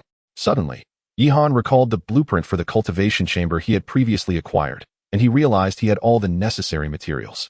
Quickly finishing his dinner, he retrieved the materials: a level 2 fire attribute Lord Crystal Core, the oxygen machine blueprint, and the materials required for constructing the oxygen machine: 10 steel ingots and 10 glass pieces.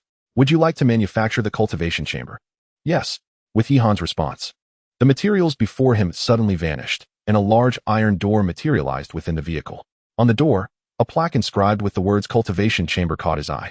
Yihan opened the door to the cultivation chamber and stepped inside, revealing a space of 100 square meters. The walls of the chamber radiated a gentle warmth, reminiscent of the sun, and in one corner, an oxygen generator tirelessly produced fresh air. The temperature and air quality within the cultivation chamber far surpassed that of the other rooms. While the other rooms felt akin to a soft sleeper compartment on a train, comfortable yet somewhat stifling after prolonged stays, the cultivation chamber enveloped him in a refreshing sense of being immersed in nature. Chapter 31. The Cultivation Room. It is no wonder that the cultivation room can be utilized for agricultural purposes. Leaf Han himself wished to remain there indefinitely. He subsequently produced the blueprints for the cultivation bases, each occupying approximately 5 square meters, and found that his current space could accommodate 20 of them. After exchanging some soil in the trading hall, Leaf Han proceeded to manufacture the bases. Before long, 20 iron cultivation bases filled with rich soil adorned the cultivation room.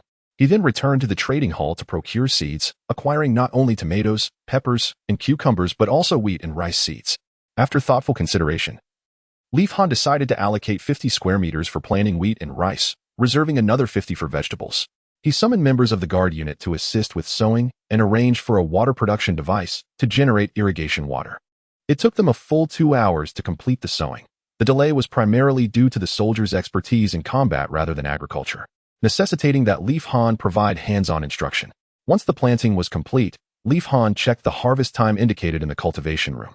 Normally, crops cultivated solely in the bases would require 3 days to mature. However, with the cultivation room, the time was reduced to a mere day. This meant that by the same time tomorrow, Leaf Han would be ready for harvest, finally able to enjoy rice and vegetables.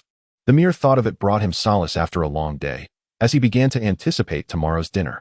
As night fell, Leaf Han organized the evening's watch schedule. According to his plan, the night's vigilance and patrols would be entrusted to the 5 members of the guard unit and their canine companion, with each individual taking turns every 2 hours. Given the current shortage of personnel, some soldiers from the main unit were also assigned to assist with the watch, patrolling within a 1-kilometer radius of the transport vehicle in a terrain vehicle to deter any sudden attacks by mutant beasts. Meanwhile, the logistics team was to rest as usual. Of course, this did not imply that the workload of the guard unit would exceed that of the main and logistics teams. It is important to note that during the day, the main and logistics teams bore the brunt of the intensified preparations for battle. With the watch schedule arranged, Leaf Han lay down in his bedroom, drifting into a deep slumber. Unbeknownst to him, while he was engaged in battle with Wang Chang, Lu Miao Miao had also rushed to the battlefield.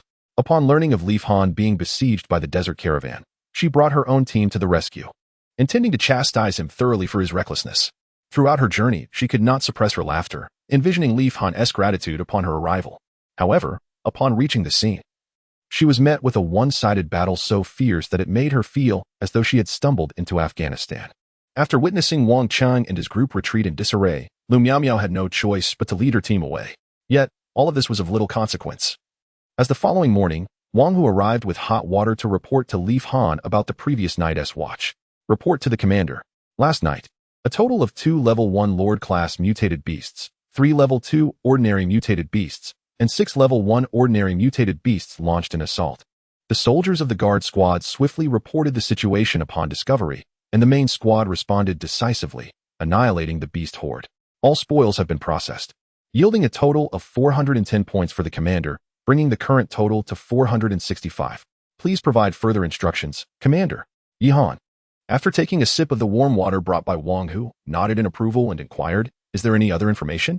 Wang Hu nodded and handed over a blueprint. This morning, the logistics team's engineering unit 1 completed the drawing, yielding a level 1 blueprint. Please have a look, Commander. Yi Han felt a surge of joy upon hearing this and accepted the blueprint from Wang Hu. Level 1 agricultural robot manufacturing blueprint, capable of producing agricultural robots that can handle basic planning tasks, including irrigation, planting, and harvesting. Manufacturing requirements: 3 iron ingots, 1 steel ingot, 1 level 1 Lord crystal core, 5 mechanical components. This is excellent, Yi Han thought, as he had been troubled by the lack of manpower for farming. Unexpectedly, Engineering Unit 1 had provided him with this solution. He promptly ordered the manufacturing of 2 level 1 agricultural robots via his system mobile device. Soon, 2 somewhat rudimentary tracked robots appeared before him, slowly making their way toward the plant and cultivation room to commence their duties. Though these machines appeared simple and rough, they were indeed robots capable of working around the clock, thus making up for their lack of sophistication with diligence. After completing these tasks, Yi Han exited his quarters. The compartment was bustling with activity. The cooks from the logistics team were preparing breakfast for the entire army. Xiao Ai, noticing Yi Han's emergence, asked, "Commander, what is our destination today?" Yi Han took a seat in the passenger seat, eating breakfast while reviewing the beast distribution map issued by the system yesterday. Although the mission to eradicate the beast horde had been accomplished, the map had not been retracted, indicating that Yi Han could continue to seek out and eliminate beast hordes as per the map's guidance. Let us head to this level 1 lord located 30 kilometers away. Today's primary objective remains the accumulation of points. Wang Long, take the guard squad and drive the armored vehicle ahead to clear the path, Yi Han directed thoughtfully. Understood, Commander. Xiao Ai nodded, and Wang Long promptly disembarked with the guard squad to drive the armored vehicle. The transport vehicle sped along the highway. However, not long after, Yi Han noticed a fierce wind had arisen, kicking up a cloud of yellow sand. What is happening? Is a sandstorm approaching? Yi Han wondered, perplexed. Report, Commander. Visibility ahead is diminishing. Proceeding recklessly may pose a risk, Xiao Ai cautioned. Just as Yi Han contemplated instructing Xiao Ai to halt, he heard the familiar voice of the world system. As the voice resonated, Yi Han couldn't help but ponder whether this sandstorm was related to the 4th day's system task. Congratulations to all players for surviving to the 4th day in the Gobi world. Currently, there are 567 players alive in this region. We are now announcing the 4th day's system task, so please pay attention. 4th day task: withstand the beast tide task rules. Yesterday, players' actions in exterminating the beast horde have provoked the beast kings deep within the desert. They have united to unleash a sandstorm. Visibility in the Gobi will be considerably reduced during the storm, increasing the risks of traversal and players will also face assaults from the beast tide amid the tempest. All players must prepare to defend against the impending beast tide. This task is not time-limited. It will conclude once the Beast Kings cease their attacks, or all players have perished. The system will rank players based on their performance in withstanding the beast tide after the task concludes. Please be ready. Task rewards. First place, Level 2 blueprint for a vehicle-mounted radar. Second place, blueprint for a vintage single-barreled shotgun. Third place, recipe for shotgun ammunition. 4th to 10th place, steel treasure chest X1.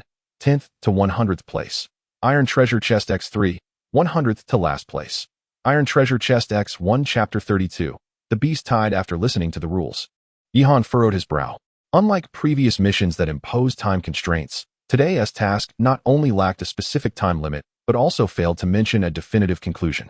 Moreover, the system's statement that the mission would only end when the Beast King voluntarily ceased its assault or all players perished left him perplexed. What could this imply?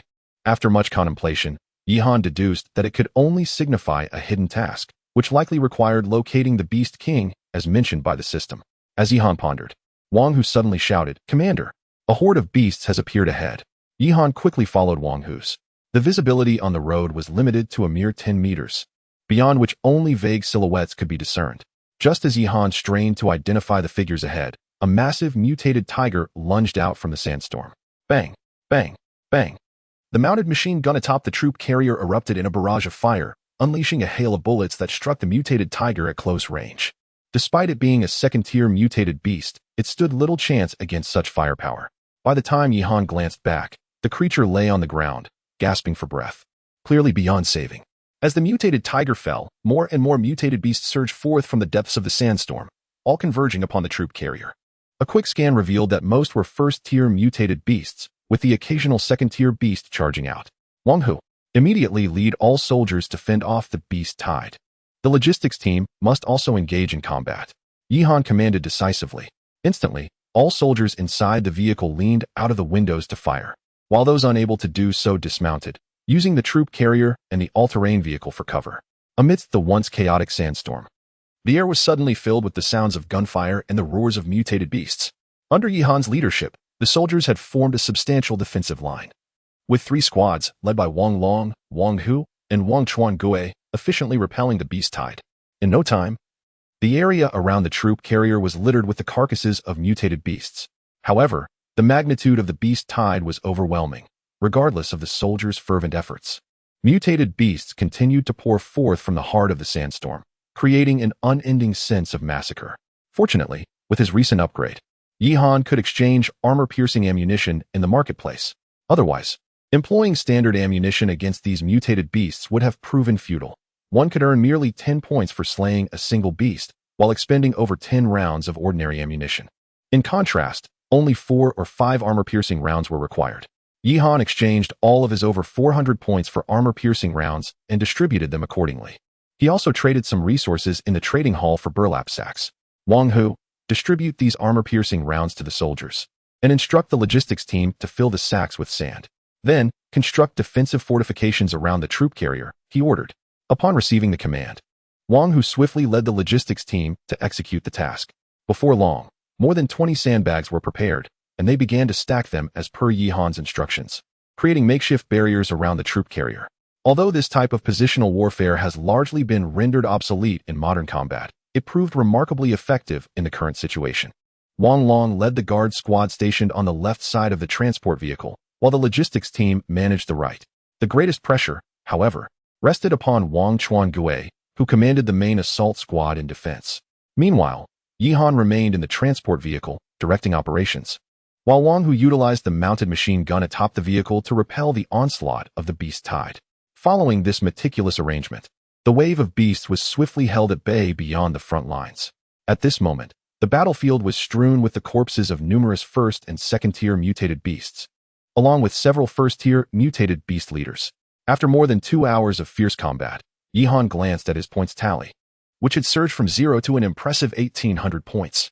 He contemplated the escalating ferocity of each successive wave of beasts. Initially, only ordinary mutated beasts had appeared, but now first-tier mutated beast leaders were becoming commonplace, and the emergence of second-tier mutated beasts loomed on the horizon. To prepare for any eventuality, Yihan exchanged all 1,800 points, According to his previous strategy, a main assault squad comprised 4 regular army soldiers, 200 points each, 2 machine gunners, 300 points each, and 1 rocket soldier, 400 points. The current points available were sufficient to recruit an entire main assault squad. As his points reverted to 0, a complete main assault squad materialized on the battlefield. Yihan casually pointed to a newly summoned army soldier and instructed, "You will exchange positions with Army Soldier 2. Army Soldier 2 would henceforth be known as Wang Chuanzong, assuming the role of leader of the 2nd Main Assault Squad, having previously been promoted to sergeant in earlier skirmishes. With the addition of the 2nd Main Assault Squad, the pressure on the battlefield significantly diminished. Yihan now commanded 2 main assault squads, 1 guard squad, and 1 logistics team, totaling 28 personnel, almost a full platoon. At this juncture, second-tier mutated beast leaders began to appear on the battlefield. Yihan's gaze fell upon a colossal tiger king, comparable in size to the mutated lion he had slain earlier. However, Yihan was no longer the same. Not only had his manpower increased dramatically, but he also possessed armor-piercing rounds and rocket soldiers, making the task of confronting second-tier mutated beast leaders far less daunting than before. Main Assault Squads 1 and 2, prepare. All firepower directed at the second-tier leader. Yihan commanded, his expression steely. With Wang Hu's call to fire, a torrent of bullets, grenades, and rockets rained down upon the newly emerged Tiger King. Before the massive mutated tiger could emit a single roar, it was struck by 2 rockets. The battlefield erupted in a cacophony of explosions, and when the noise subsided, the second-tier leader lay lifeless. Engaging in battle with heavy firepower proved effortless. It was no wonder artillery units were in such high demand. In the future, I shall also establish an artillery corps to revel in the glory, Yihan mused with uncontainable joy. With the fall of the second-tier leader, his rocket soldiers were promoted to sergeant, and the other soldiers also received numerous advancements, alleviating any immediate concerns regarding ammunition. "Commander, it seems the beast tide is gradually retreating," Wang Hu suddenly remarked, peering down from the vehicle's roof at Yihan. Yihan surveyed the scene, observing that the beast tide was indeed receding as Wang Hu had indicated, with the number of mutated creatures gradually diminishing. It appeared that the second-tier lord he had just vanquished was the leader of this particular wave of beasts. Following the defeat of the second-tier lord and various scattered mutated beasts, Yihan's score had risen to 850 points. He was now tantalizingly close to the points required for full deployment. However, this amount fell short of what was necessary for promotion to the rank of captain. Without further contemplation, Yihan instructed his soldiers to gather the carcasses of the slain, mutated beasts.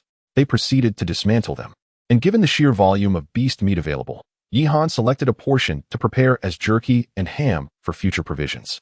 The remainder was placed on the trading market, yet even so, there was still an abundance of beast meat that could not be transported. Chapter 33, Serendipity. In addition to a substantial quantity of beast meat, Yihan also procured 5 level 1 Lord Crystals and a level 2 Lord Crystal. Furthermore, upon the demise of several mutated Lord-level beasts, he fortuitously discovered a steel treasure chest and 2 iron treasure chests. Filled with excitement, Yihan hastily opened the chests. For such items could only be acquired through sheer luck. They were not available for purchase in the trading hall. Moreover, there was a possibility of uncovering a level 2 vehicle upgrade blueprint within the iron chests, a find of particular significance to him at this juncture. Player has acquired the schematic for military walkie-talkies, enabling communication within a 10-kilometer radius. Required materials: 2 batteries, 3 electronic components, 2 aluminum, 3 plastic. The contents of the steel chest were relatively practical, reminiscent of the time Lu Tu had previously uncovered the manufacturing tutorial for the Mosin-Nagant rifle. The only drawback lay in the scarcity of materials needed for its construction. Without further hesitation, Yihan proceeded to open the remaining 2 iron chests. Acquired battery manufacturing tutorial requires graphite, lead, electrolyte, and membrane. Acquired level 1 room expansion pack allows for the creation of 10 square meters of space within the vehicle. Regrettably, the elusive vehicle upgrade blueprint remained undiscovered, leaving Yihan somewhat dizzy. Why was it that Lu Tu could effortlessly unveil such treasures while he struggled? Was this vexing system deliberately conspiring against him? Nevertheless, the room expansion pack was indeed a valuable acquisition. Yihan promptly utilized the expansion pack, transforming the newly created 10 square meters into a storage room, where he organized the disarray of supplies and food within the vehicle. The interior of the vehicle instantly felt more spacious. As for the battery manufacturing tutorial, the list of required materials was extensive and predominantly comprised items that were difficult to obtain. It seemed that only a scientifically inclined individual could possibly gather all the necessary components. After a moment of contemplation, Yihan summoned Engineer 1, entrusting him with the battery tutorial. Please attempt to manufacture a battery using the supplies in the vehicle. Should you find yourself lacking any materials, feel free to use my phone to conduct trades in the trading hall. It is imperative that you procure that battery. Upon hearing Yihan's instructions, Engineer 1, with dark circles under his eyes, appeared momentarily stunned, then incredulously pointed to himself. Me? Yihan, somewhat exasperated, replied, who else could it be? You are currently the only technical talent in our team. Utilize this schematic and devise a solution, whether through innovation or by cutting corners. You must produce that battery. Communication among team members had long been a pressing issue. If they could successfully create the walkie-talkies, this critical shortcoming would be addressed. After receiving the task, Engineer 1 could only express a look of exasperation before turning back to the dormitory to conduct his research. By noon, Yihan instructed the logistics team to prepare lunch and then opened the communication hall, hoping to uncover information regarding the impending sandstorm. After all, the oncoming beast tide might still pose a threat. According to the world system, the only way to conclude the mission was for the Beast King to proactively halt the tide or for all players to perish. Who will come to our rescue? The mutated beasts are overwhelming in number. Our convoy has suffered severe losses, with only a little over 20 individuals remaining. Now, I find myself the sole survivor of our convoy. The Mines Brigade is actively recruiting personnel. Join now and receive a Mosin-Nagant rifle. You must be joking. The rifles distributed by the Mines Brigade come without ammunition, rendering them no better than mere sticks. Joining our desert convoy is the true path. The last message turned out to be from that rascal Wang Chong, revealing that he hasn't matured at all. It seems the Mines Brigade is not faring well either. In Yihan's private messages, Lu Tu sent several desperate pleas for assistance, clearly facing some difficulties. After some contemplation, Yihan decided to share his location, honoring his promise to aid the Mines Brigade in times of trouble, while also hoping for a stroke of luck, as he was currently free from the menace of the beast tide. Lu Tu's location was not far from him. After a simple lunch, Yihan instructed Xiao AI to drive slowly towards the Mines Brigade. Along the way, they encountered a few stray mutated beasts in the bodies of players, indicating that this mission would likely result in significant casualties. Yihan lit a cigarette, his brow furrowed. These players are potential clients. An excessive casualty rate would jeopardize his future business. With that thought in mind, Yihan prepared numerous healing agents to hang in the trading hall. The importance of medical supplies to players is self-evident, yet he refrained from exploiting the situation, setting the exchange rate for his healing agents at a modest 6 units of equivalent resources for each, with each agent costing 4 units of herbs. Suddenly, the scouting links halted, prompting Wang Long to disembark and approach the transport vehicle to report. Commander, it appears that players are engaged in combat with mutated beasts ahead. Yihan leaned forward, and amidst the howling winds of the Gobi Desert, he indeed heard the sporadic sounds of gunfire. Let us advance and take a look. Wang Hu, notify all squads to prepare for battle. Yes, the vehicle proceeded cautiously, with the number of mutated beasts around increasing, though they were primarily level 1 creatures that the frontline security squad could handle. Upon reaching the epicenter of the mutated beast ambush, Yihan was taken aback to see several vehicles parked ahead, which he quickly recognized as smart cars, minis, or other adorably decorated vehicles. Surrounding these cars were a dozen young women wielding hand crossbows or compound bows, shooting at the horde of mutated beasts. The leading girl was clad in a military green tank top and camouflage pants, her high ponytail swaying as she fired a handgun at the beasts. Yihan immediately recognized the girl with the handgun. He had seen her avatar in the trading hall, and she was none other than Lu Miao Miao. A bitter smile crept onto his face. He never anticipated encountering her here. Upon seeing the transport vehicle approach, Lu Miao Miao initially wore a guarded expression. But upon spotting Yihan, her demeanor transformed dramatically. Is this guy here to mock me? Lu Miao Miao clenched her teeth, inexplicably feeling a surge of anger. The other girls also noticed Yihan's arrival, their faces lighting up with infatuation. Is that not the illustrious Yishin? My goodness, could this be a dream? Xiaohan, please pinch me. A girl clad in a cerulean dress gazed with starry eyes. Oh heavens, Yishin is far more handsome in person than in his profile picture. Surely, he has not come solely to rescue us. Look at the captain. Could it be that she is experiencing her monthly cycle? Upon hearing her teammates' lively chatter, the previously irate Lu Miao Miao's face turned crimson, quickly morphing into a visage of embarrassment and indignation. At this moment, Yihan had no time to attend to their antics. He turned to Wang Hu and commanded, Wang Hu, deploy the main squad at once to swiftly eliminate the beast horde in this area. Understood. Wang Hu nodded, and in an instant, the main squad disembarked from the transport vehicle, filling the battlefield with the cacophony of gunfire. The scale of the beast horde encountered by Lu Miao Miao and her companions paled in comparison. The most formidable mutated beast was merely at the level of a first-tier lord, posing no challenge for the main squad, for dispatching them was akin to slicing through vegetables. Chapter 34. Convergence. This incident, however, led Yi Han to entertain another hypothesis. Could the scale of the beast tide be contingent upon the strength of the players? Soon, the surrounding mutated beasts were largely eradicated. Yet he only amassed a mere 400 points. The first-level mutated beast yielded far too few points, combined with the previous 850. He now had a total of 1,250, still a considerable distance from redeeming for the main force's third class. As the crisis subsided, the young women around him sighed in relief and quickly gathered around Yi Han, chattering excitedly. Yi Shun, are those soldiers your subordinates? What is the relationship between you and our captain? Why did you tell her not to bother you in the exchange hall recently? Oh my, surely the captain has taken a liking to Yi Shun. Our captain is quite a catch. Tall, slender, beautiful, and kind-hearted. Have you considered her? Listening to the young women's incessant chatter felt akin to being trapped in a cage of birds, causing Yi Han a considerable headache as he momentarily struggled to determine whom to respond to first. Quiet down. Hurry and clean up the battlefield. The beast tide may return at any moment. Lu Miao Miao, overhearing her team members, furrowed her brow in irritation, her face flushing with anger. She then composed herself and approached Yi Han, clearing her throat to speak coldly. Thank you, Captain Yi, for assisting our Miao Miao team this time. I will arrange to send you your share of the spoils. Yi Han discerned the veiled dismissal in Lu Miao Miao's words, and a flicker of annoyance ignited within him. Why did she always act like this whenever they met? Women's hearts are truly difficult to fathom. Not only had he done her a favor by expending ammunition to rescue them, but now he felt a mischievous urge to tease Lu Miao Miao. Seizing the opportunity while the other girls dispersed to tidy up the battlefield, Yi Han leaned in closer to Lu Miao Miao with a playful smirk, asking, Captain Lu, considering I contributed both manpower and effort this time, surely a mere share of the spoils cannot adequately compensate for my losses? Lu Miao Miao, oblivious to Yi Han's teasing, assumed he was attempting to extort her again, and a surge of anger welled up within her.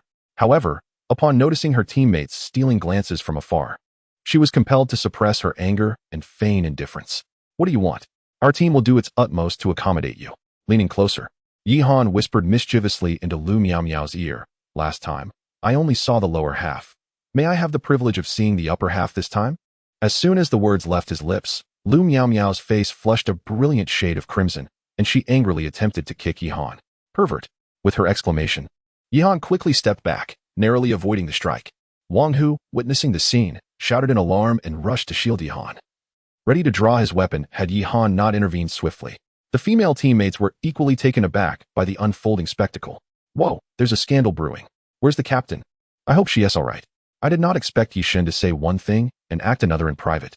Yi Han, hearing the comments from his teammates, felt a wave of exasperation. These women had quite the imagination. Yi Han, you're such a rogue. Get lost. Lu Miao Miao, seething with anger, pointed an accusing finger at Yi Han and unleashed a torrent of invective. Observing the scene, the girl in the blue dress hurried over to mediate, saying, Captain, please do not be upset. Yi Shun likely acted without malice, and it would not be prudent for us to create discord at this moment. Yi Han instantly felt a twinge of regret. Had he known that this woman was akin to a powder keg, he would have refrained from igniting her ire. He then waved his hand and remarked, I was merely jesting. I take back what I said, all right? Upon hearing this, Lu Miao Miao huffed angrily and retreated into the vehicle, brooding in silence. After she departed, the girl in the blue dress chuckled softly and inquired of Yi Han, Yi Shun, what did you do to our captain? Why does she appear so furious upon seeing you? Yi Han managed a wry smile, replying, perhaps it is simply a clash of personalities. With that, he waved goodbye and set off to locate Lu Tu and his group. Seeing Yi Shun about to leave, the girl in the blue dress hurriedly caught up and asked, Yi Shun, where are you headed? May we accompany you? Yi Han pondered for a moment, uncertain of the situation on Lu Tu's front. Although Lu Miao Miao's team consisted solely of women, their equipment was commendable, thus constituting a formidable force. Deciding on this, Yi Han replied, I am going to find the main vehicle core. They are encountering some difficulties. You may follow me, but I cannot guarantee your safety should any trouble arise. After uttering these words, Yi Han instructed Xiao AI to drive on towards Lu Tu's location, and Lu Miao Miao's convoy soon followed suit. After all, it was common knowledge that Yi Han was a significant asset at that moment. Inside the vehicle, Yi Han felt somewhat exasperated, and Wang Hu, sensing the tension, approached awkwardly and said, "Commander, this time it was my carelessness. Please, punish me as you see fit." Yihan rolled his eyes and retorted, "Very well. I hereby sentence you to 200 push-ups." Without further protest, Wang Hu dropped to the ground and began his task, though internally he felt quite bemused. Did he truly believe that my concern was unwarranted? Should I also be present to supervise him and his wife during their nighttime repose? The transport vehicle swiftly arrived near the camp of the main vehicle corps. In comparison to the beast tide encountered by Lu Miao's team, the scale of the threat here was considerably greater. The main vehicle corps boasted over 50 personnel, all equipped with a Mosin-Nagant rifle, even without ammunition. It remained a formidable weapon. Perhaps due to their enhanced capabilities, the system had dispatched a larger-scale beast tide in response. Yihan conducted a cursory survey and noted that there were at least 7 or 8 first-level mutated beasts in the vicinity, with the second-level ordinary mutated beasts numbering around 30 to 40, not to mention the multitude of first-level mutated beasts. Under the pressure of such a substantial beast tide, the main vehicle corps was suffering significant losses. Had Yihan not arrived promptly, they would likely have been left with no choice but to flee in desperation within the hour. "By the heavens! Brother Yi, you have finally arrived," Lu Tu exclaimed, his face lighting up with relief as he saw Yihan. The rest of the main vehicle corps also breathed a sigh of relief upon his arrival. Feeling as though they had narrowly escaped a calamity, Yihan nodded at the members of the Mainz carriage corps, then issued a command to Wang Hu, "Let all soldiers engage in battle at once."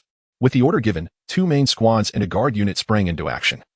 A total of 20 soldiers accompanied by a military dog as formidable as a tiger plunged into the fray, swiftly altering the dynamics of the battlefield.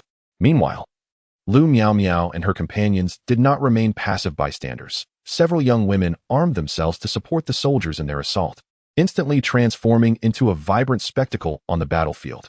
The single gentleman of the Mainz carriage corps, taken by surprise at the sudden arrival of so many young ladies, felt their spirits soar, as if invigorated by a surge of enthusiasm.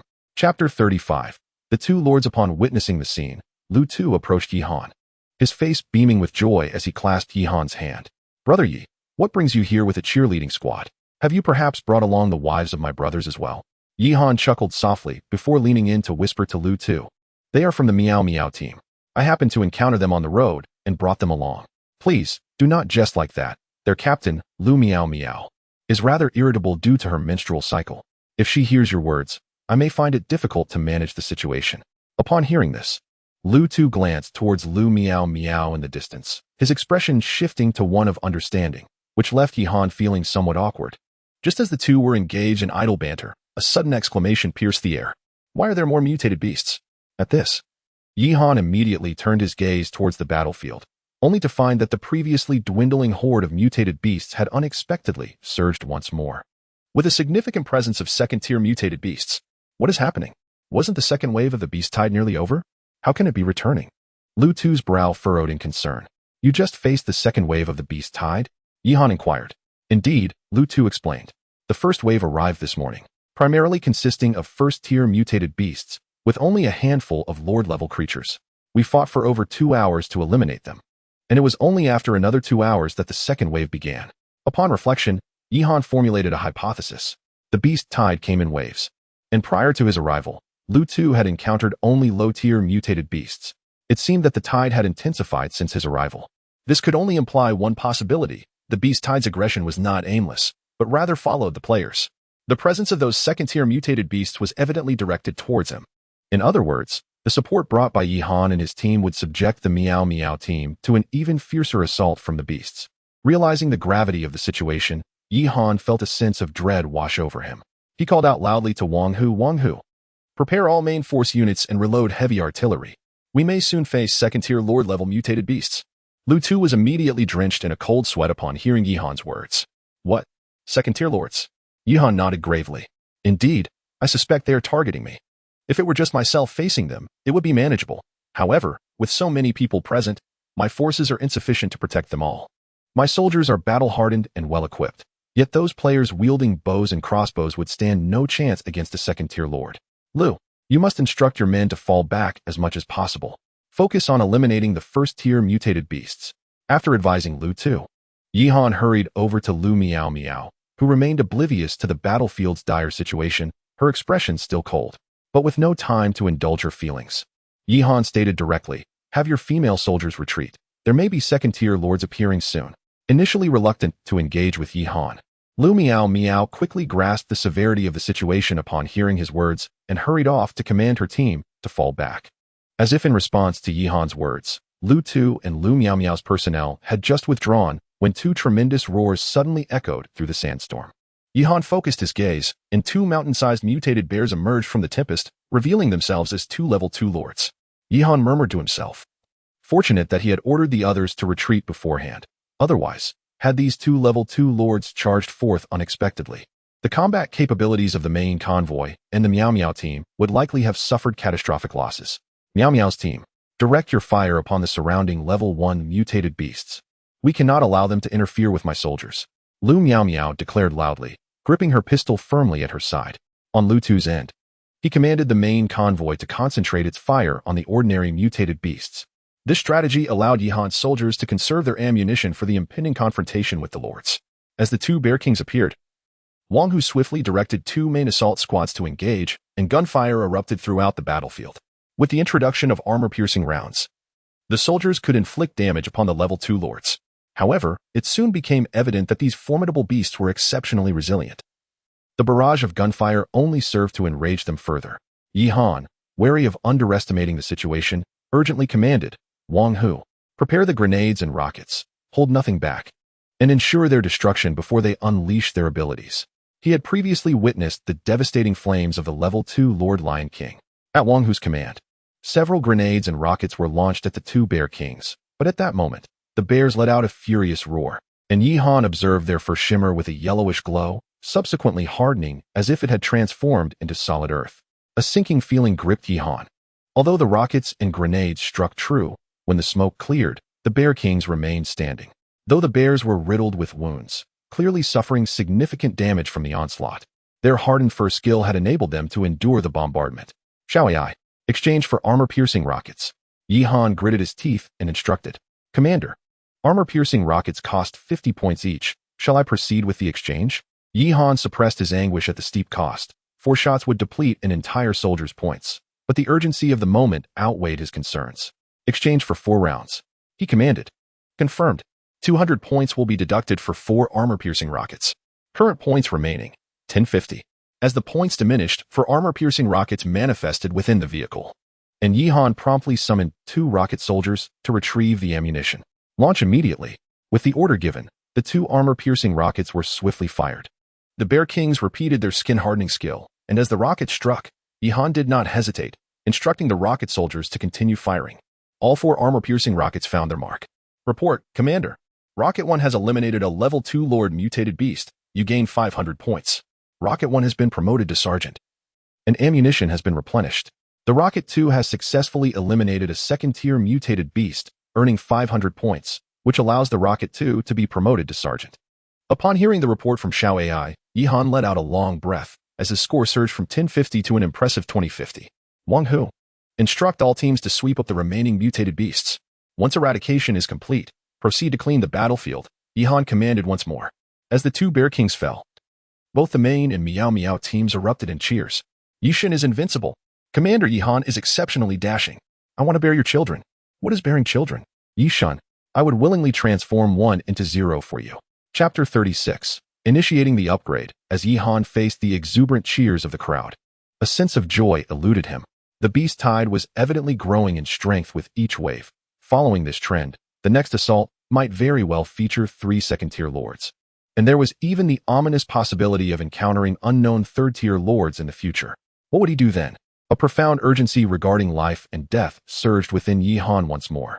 If the beast tide continued on this trajectory, not only would the Mainshe Brigade struggle to withstand it, but he too might find himself overwhelmed. He could not help but recall his initial hypothesis concerning the hidden quest to halt the beast tide, venturing deep into the desert to uncover the source of the onslaught. Meanwhile, Lu Tu had already taken charge of the battlefield, rallying his comrades to clear the remnants of the conflict. It was imperative to swiftly capitalize on their victories and convert them into the team's strength. Otherwise, resistance against the impending wave of beasts would be exceedingly difficult. Brother Yi, Lu Tu called out, slightly embarrassed. These were salvaged from the battlefield, 6 iron chests and 2 steel chests in total. After consulting with the team, we decided that since your contributions were the greatest this time, all the chests should belong to you. We just need a share of the beast meat. In truth, if the distribution were based on contribution, the members of the Mainshe Brigade would scarcely receive any meat at all. Yihan's eyes gleamed at the sight of the chests brought by Lu Tuesday. If he could procure a blueprint for upgrading to a second-tier vehicle, his plans to delve into the depths of the desert would gain considerable assurance. With this thought, he refrained from being overly courteous and stated, "Old Lu, I shall graciously accept your offer. If I uncover anything you require, do not hesitate to ask. Your enhancement in strength would benefit me as well."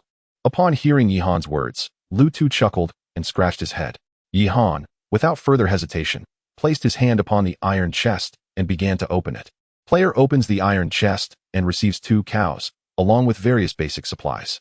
As the system notification concluded, a flash of light emanated from the chest, revealing 2 black and white cows before Yihan. He was momentarily bewildered. He sought blueprints, yet was presented with cattle instead. Never mind, 5 more chances remained. Player opens the iron chest and receives 6 hens, along with various basic supplies. Upon seeing the additional flock of hens, Yihan's composure began to fray. Good heavens! Are blueprints entirely off the table? Am I merely indulging in a farming simulation? Undeterred, Yihan opened the chest twice more. Player opens the iron chest and receives a packet of coffee seeds, a blueprint for a coffee grinder, along with various basic supplies. Player opens the iron chest and receives a blueprint for the ring-headed knife. What a disappointment. The ring-headed knife holds some utility for ordinary players, but for him, it was utterly superfluous. Moreover, the coffee grinder was of little practical value. Perhaps he should try the steel chest. It might yield a second-tier vehicle upgrade blueprint. Player opens the steel chest and receives a blueprint for the modification of a 20mm vehicle-mounted cannon. Although this was a decent acquisition, it was merely a second-tier blueprint, and his first-tier vehicle was not yet capable of utilizing it. Yihan felt somewhat weary, having lost hope in opening the treasure chests. He turned to Lu Tu and handed over the remaining chests, saying, "Never mind, my brother. If nothing of value can be obtained, you may as well keep them." With a heavy sigh, Yihan prepared to return to the transport vehicle. Lu Tu, noticing the unremarkable items Yihan had acquired, was taken aback. Why had the drop rate for iron treasure chests suddenly diminished? In disbelief, he decided to give it a try himself. Congratulations. The player has obtained a level 2 vehicle upgrade blueprint. Hearing the announcement from Lu Tu, Yihan was momentarily stunned. Goodness, this system is definitely toying with me. Lu, I really need that level 2 upgrade blueprint. Lu Tu chuckled and handed the blueprint to Yihan, saying, "I thought the treasure chest odds had changed. It seems Brother Yi is just a bit unlucky." Upon receiving the blueprint, Yihan could no longer contain his excitement. Without pausing to respond to Lu Tu, he hurriedly made his way back to the transport vehicle with the blueprint in hand. Meanwhile, Wang Hu followed closely behind, carrying the blueprint Yihan had opened, along with 2 cows and a flock of hens. "Commander, what shall we do with these animals?" Wang Hu asked, looking perplexed at the menagerie before him. "First, take them to the cultivation room," Yihan replied, feeling a bit overwhelmed. There was no room in the transport vehicle for them. He hastily took his seat in the passenger seat and then opened the level 2 vehicle upgrade blueprint. Detected that the player possesses a level 2 vehicle upgrade blueprint. "Would you like to proceed with the vehicle upgrade?" "Absolutely." Yihan responded eagerly. "Please select your vehicle upgrade direction." Upgrade Direction 1. Level 2 Multifunctional Armored Personnel Carrier requires vehicle-mounted armor modification blueprints and vehicle-mounted turret modification blueprints. Upgrade Direction 2. Level 2 Armored Infantry Fighting Vehicle requires vehicle-mounted turret modification blueprints and Level 2 armor blueprints. Upgrade Direction 3. Level 2 Self-Propelled Artillery requires vehicle-mounted armor modification blueprints and vehicle-mounted artillery modification blueprints. As Yihan contemplated the 3 upgrade options, his mind raced. The first option was evidently the most functional. It would not only provide the vehicle with a degree of defensive capability, but also an offensive edge. Moreover, a multifunctional turret could target both ground and aerial threats. Who knows if flying mutated beasts might appear later on. The second and third options represented 2 extremes. The armored infantry fighting vehicle excelled in defense, but lacked offensive strength, while the self-propelled artillery boasted superior artillery performance, but with diminished defensive capabilities. Yihan hesitated. He currently lacked blueprints for both the infantry fighting vehicle and the self-propelled artillery. However, transforming the armored personnel carrier was feasible, as he already possessed level 1 armor blueprints, and the recently acquired machine gun blueprint could be classified as a turret modification blueprint. Yet, he felt a twinge of reluctance. After all, this option seemed rather mediocre, lacking any glaring weaknesses but also devoid of significant advantages. Just as Yihan was mulling over his options, The upgrade page before him flickered momentarily, as if encountering a glitch. His gaze sharpened in surprise. This was the first time he had witnessed the world system falter. After a few seconds, the screen restored itself, revealing a fourth upgrade option. At that moment, Lutuan encountered only 3 upgrade paths.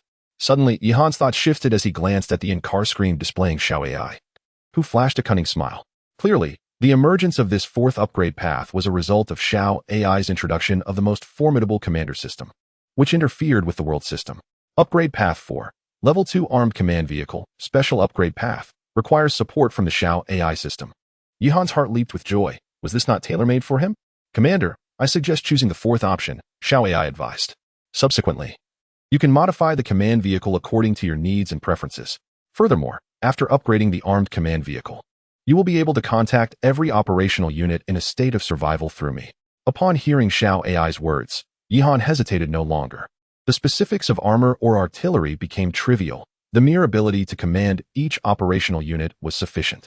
He chose Upgrade Path 4, Level 2 Armed Command Vehicle. Upgrading. Please wait. A blinding flash of white light erupted, and moments later, when Yihan opened his eyes again, the interior layout of the vehicle had undergone a dramatic transformation. Chapter 37. Secondary Armed Command Vehicle. At the forefront of the vehicle lies the cockpit, albeit a cramped space that accommodates only 2 soldiers. Behind the cockpit, however, is a newly added area reminiscent of a command center, approximately 10 square meters in size. The onboard screen, affectionately named Xiao AI, has been relocated from the cockpit to this command room. In the center of the command room stands a grand conference table, flanked by an array of intricate instruments, displaying the operational status of various vehicle components, as well as the survival conditions and ammunition reserves of each soldier. The once uncomfortable passenger seat that Yihan occupied has been replaced with a plush single sofa, facing directly towards Xiao AI's screen. Adjacent to the sofa is the door to his commander's office, providing easy access to his personal workspace. Progressing further back from the command room, one enters a modest transitional area of only 5 square meters, lined with 5 doors labeled Dormitory 001, Dormitory 002, Storage Room 1, Restroom, and Cultivation Room. Beyond this transitional zone lies a spacious area of approximately 10 square meters, furnished merely with cooking tools and some ammunition. It also features a small door leading to the outside and a tailgate for convenient loading and unloading of goods. In terms of spatial arrangement, this armed command vehicle surpasses the previous troop transport by a significant margin. Commander, the advantages of choosing an armed command vehicle are not limited to this. Xiao AI chimed cheerfully. Are there more benefits? Do tell, Yihan responded, his heart brimming with excitement. Well, that will be for the commander to discover later. Xiao AI replied with a mischievous smile. Upon hearing this, Yihan playfully retorted, Are you teasing me again? I see you're eager for a spanking. Ah, you perverse commander, Xiao AI exclaimed, her cheeks flushed with embarrassment, quickly retreating as if shy. Yihan chuckled heartily, unperturbed, and proceeded to open the modification page, employing his resources to install a 20mm cannon atop the vehicle. At this moment, Yihan's ride boasted not only a 12.7mm machine gun, but also a formidable 20mm cannon, greatly enhancing its offensive capability compared to other players. Moreover, he commanded an entire squad of elite combat units. As he opened the vehicle status page, he observed the significant changes reflected therein. Vehicle: M4 Basic Armed Command Vehicle Quality, A-Class. Level: 2 Defense Performance, Level 2-1, Power Source, Diesel Engine, Range: 3,776 kilometers, Maximum Speed: 80 kilometers h. Modifications: Level 1 Iron Armor, Level 1 Bulletproof Glass, 112, 7mm Machine Gun, 120mm Cannon. Space Expansion: Level 1 Room Expansion 4, 1 Office, 2 Dormitories, 1 Storage Room. Level 1 Restroom Expansion 1, Level 2 Cultivation Room 1, Level 1 Interior Space Expansion 1. Yihan reclined comfortably in his command chair, surveying the suddenly intricate status page, experiencing for the first time a genuine sense of belonging to the rank of commander. Previously, I had been directing the battle from the passenger seat, which made me feel less like a commander and more akin to a driving school instructor. Just as Yihan was lost in thought, Xiao AI suddenly interjected, reporting, Commander, Lu Tu is looking for you outside the vehicle. No sooner had Xiao AI's voice faded than a screen beside the commander's seat illuminated, displaying an image of Lu Tu circling the armed command vehicle, exclaiming and calling out Yihan's name. A wave of joy washed over Yihan. Not only had the soundproofing improved, but he could also observe the situation outside the vehicle. This second-level upgrade was truly worthwhile. Upon disembarking, Yihan was first captivated by the exterior of the armed command vehicle, which was undeniably more impressive than the previous transport vehicle. The overall size of the vehicle was significantly larger, stretching over 10 meters in length, comparable to a freight truck, and nearly 2 stories high. The roof was adorned with numerous metal boxes for cargo, and above the front of the vehicle was a 12.7mm machine gun, with a lookout and firing area situated behind it, allowing soldiers to shoot from the driver's cabin. As soon as Lu Tu saw Yihan exit the vehicle, he hurried over, his voice tinged with envy as he remarked, "Brother Yi, your second-level upgrade is truly remarkable, far surpassing my humble 3-wheeled vehicle." Yihan chuckled, choosing not to elaborate. While Lu Tu's 3-wheeler was indeed rudimentary, it excelled in speed. After all, the armed command vehicle, with its considerable bulk, could not achieve swift speeds without corresponding modifications, whereas Lu Tu's human-powered tricycle boasted a propulsion system that enabled greater velocity. "I just came from the steel treasure chest. Do you need this?" Lu Tu offered a blueprint. Yihan accepted it and glanced at the document, which detailed the manufacturing process for the Southern 16 pistol. A weapon he recognized from childhood war films, an unattractive contraption produced by the Sakura nation, known for its low reliability. Naturally, Yihan held little interest in it. "Forget it. Brother Lu, you need this more than I do," he replied, returning the blueprint. "I plan to leave shortly. You and the Miao Miao convoy should remain here and hold your ground." Lu Tu paused, taken aback by Yihan's words. "Leave? Brother Yi, where do you intend to go?" Yihan explained, "According to the system, the beast tide will only cease when all players are eliminated, so I intend to venture into the depths of the desert to seek a way to end the onslaught. After all, holding this position indefinitely is unsustainable." Lu Tu pondered for a moment before responding, "You have a point. Why don't we accompany you? Although we may lack combat prowess, we could still be of some assistance. It's far too dangerous for you to go alone." Appreciating Lu Tu's concern, Yihan reassured him, "My vehicle has been upgraded. Should I encounter insurmountable danger, I have my own means of escape. The presence of your group would only heighten the risks." Upon learning of Yihan's impending departure, the expressions of those present became intricate. Some were concerned for his safety, while others feared their inability to withstand the beast tide in his absence. However, to Yihan's surprise, Lu Miao Miao did not throw a fit as she typically did. "Are you truly determined to venture into the depths of the desert?" Lu Miao Miao unexpectedly revealed a hint of worry in her demeanor. "There is no alternative. If I do not take this chance, I may as well await my demise." Yihan replied with a wry smile. Hearing his words, Lu Miao Miao bit her lip and then produced a small iron box, offering it to him. "You should keep this. Although I know you are not lacking in weaponry, an additional item can only enhance your combat prowess." Yihan accepted it and upon inspection found it contained a 2 Malawian Quach's grenade, presumably a treasured possession of Lu Miao Miao, which he had not anticipated her willingly parting with. His initial instinct was to decline, considering that such an item was merely worth 20 points in his point exchange shop. Yet, seeing the resolute expression on Lu Miao Miao's face, he acquiesced. "Very well, I shall accept it." Without further ado, he instructed all soldiers to board the vehicles. "Wang Hu, have all soldiers prepare to depart." After a moment's contemplation, he added, "Wang Long, you and the soldiers of the security team, along with Xiao Tian, should remain behind to assist the main convoy in fending off the beast tide." "Yes," Wang Long responded with a salute. The security team lacked heavy firepower. It was more advantageous for them to remain and support the main convoy than to accompany him. For Yihan, the addition of a few more firearms held little significance. Yet for them, it was of utmost importance. After finalizing these arrangements, Yihan still felt a twinge of unease and inquired of Xiao Ai. "Can the system exchange for rifles and ammunition from the war era?" "Yes, Commander, the system can exchange for various types of ammunition," Xiao Ai affirmed. With her confirmation, Yihan procured 2,000 rounds of 7.62mm ammunition for the Mosin Nagant rifle from the shop and entrusted them entirely to Lu Tu's day. With this ammunition and the support of the security team, Lu Tu and Lu Miao Miao's convoy should be able to withstand several waves of the beast tide. Chapter 38.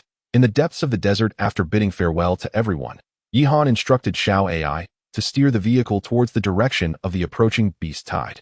Under the leadership of Wang Chuan Gui, the main squad took their positions in the cockpit, tasked with eliminating the mutant beasts along the way. With the dual protection of a machine gun and an autocannon, any ordinary mutant beast that dared to show itself met its demise. In the command room, Yihan decided to utilize his accumulated points to exchange for the main third squad. At that moment, he possessed 2050 points, while the cost for a main squad was 1800, maintaining the previous configuration. He arranged for the sergeants and above from the main first squad to take on the roles of squad leaders for the newly summoned main third squad. Xiao AI exchange for the main third squad. Rename the main first squad to Wang Chuan-nan and appoint him as the squad leader of the main third squad. One ordinary army soldier from the third squad shall be reassigned to the first squad. Understood. With Xiao AI's acknowledgement, a completely new main squad materialized within the command room. At this point, only one slot remained for a full platoon, but Yihan hesitated to make the exchange, as he was left with merely 250 points. Counting the logistics squad, Yihan had a total of 35 soldiers under his command, yet the dormitory could only accommodate a limited number of occupants.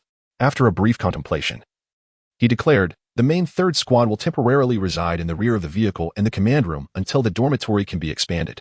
Currently, the main second and third squads were on standby in the dormitory, while the logistics squad prepared dinner at the rear of the vehicle. All personnel above squad leader were summoned to the command room. Once the arrangements were made, only Yihan, Wang Hu, and the three squad leaders, Wang Chuan-gui, Wang Chuan-zong, and Wang Chuan-nan, remained. Gazing at the clock, Yihan noted that it was nearly 6 o'clock, and the crops in the cultivation chamber had reached maturity. Just as he was about to inspect them, Wang Hu spoke up first. Commander, the crops in the cultivation chamber have been harvested by the two robots, but unfortunately, some of the produce was consumed by the cows and chickens after their arrival. Yihan was momentarily speechless upon hearing Wang Hu's words. He had been so focused on upgrading the vehicle that he had completely forgotten about the animals. What was the difference between a cow in the cultivation chamber and a patron at a buffet? How much of the harvest had been wasted? Yihan inquired. Thanks to the timely intervention of the robots, only 3 units of rice were damaged. 3 units? That's not too bad. Yihan sighed in relief. Go find some rope to tie the cows, and confine the chickens in wooden crates. The straw from future harvests will serve as fodder for the animals. After these simple arrangements, Yihan felt that the space in the vehicle was becoming insufficient. First was the issue of dormitory space, and secondly, there was a lack of room for raising animals. It seemed imperative to search for room expansion packages. However, such items were exceedingly rare in the trading hall, with players typically keeping them for personal use. Before long, the logistics squad had prepared dinner, which turned out to be the most sumptuous meal Yihan had experienced since entering this survival world. The cooks had not only prepared rice, but also stir-fried pork, scrambled eggs with tomatoes, and smashed cucumbers. To Yihan's delight, they had even milked the cows, serving him a glass of fresh milk.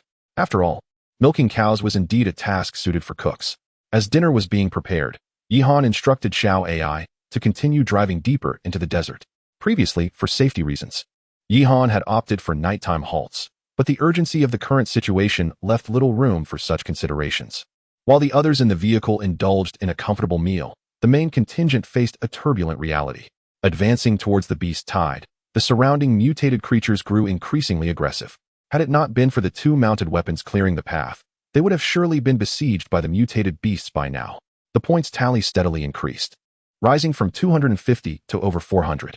After finishing his meal, Yihan contemplated the arrangement of 3 main teams to take turns defending against the beast tide while he retreated to his office for some rest. Tomorrow marked the 5th day in the Gobi world, and the further they ventured into the desert, the greater the peril. It was crucial to be well rested. Once Yihan retired, Wang Hu assumed command within the vehicle. The 3 teams executed their defensive duties on a 2-hour rotation, and under Xiao AI's exceptional driving skills. The journey proceeded without major incident. This was largely due to Yihan's ample soldiers and Xiao AI's assistance. Had it been another convoy, they might have perished long ago. The following morning, as Yihan awoke, the voice of the world system announced, "Congratulations to all players for reaching the 5th day in the Gobi world. There are currently 686 survivors. The beast tide will intensify. All players should prepare for combat." It seemed the world system was determined to eliminate the players. Rubbing his sleepy eyes, Yihan exited his office and entered the command room, where all team leaders were already assembled, seated at the command table, awaiting his briefing. After sipping the warm milk Wang Hu had brought, Yihan inquired, "What was the situation last night?" Wang Hu reported, "During our journey, we encountered 2 waves of beast tides, facing a total of 6 second-tier mutated beasts. Through the collaboration of the 3 teams, we successfully eliminated 4, while 2 were evaded by Xiao AI. Additionally, 6 soldiers were promoted to sergeant and 4 to staff sergeant, including Wang Chuan and Wang Gui, who were elevated to sergeant major." Upon hearing Wang Hu's words, Yihan glanced at the points tally, which had astonishingly reached 200. This was the first time he had amassed such a significant amount of points. However, he still had a considerable distance to go before achieving the rank of lieutenant. Nodding in approval, Yihan asked, "Well done. Is there anything else?" Wang Hu nodded and handed over a blueprint, saying, "This is the improved battery design from Engineering 1. As per your request, given the current material reserves, we can produce it, although the battery's reliability is somewhat lacking." Yihan nearly forgot about this matter. Eagerly receiving the battery blueprint, he promptly crafted 5 walkie-talkies for each team leader and Wang Hu, reserving the extra one for Wang Long. Although he now had a command vehicle to direct each soldier, the team leaders lacked communication tools. With the walkie-talkies, their operational coordination would become significantly more efficient. "Xiaoai, where have we reached so far?" Yihan inquired. "At a speed of my own, I must have traversed at least 700 or 800 kilometers, and I should have already penetrated deep into the desert. I report to the commander that by 5 in the morning, we had entered the heart of the Gobi and had exited the range of the sandstorm." Upon hearing Xiaoai's response, Yihan glanced out the window and was met with a transformed landscape. The desolate, boundless scenery of the Gobi that we had been traversing was devoid of trees, and even sparse grass was a rarity. Yet now, surprisingly, poplar trees had appeared along both sides of the highway. Chapter 39, Third Level Lord.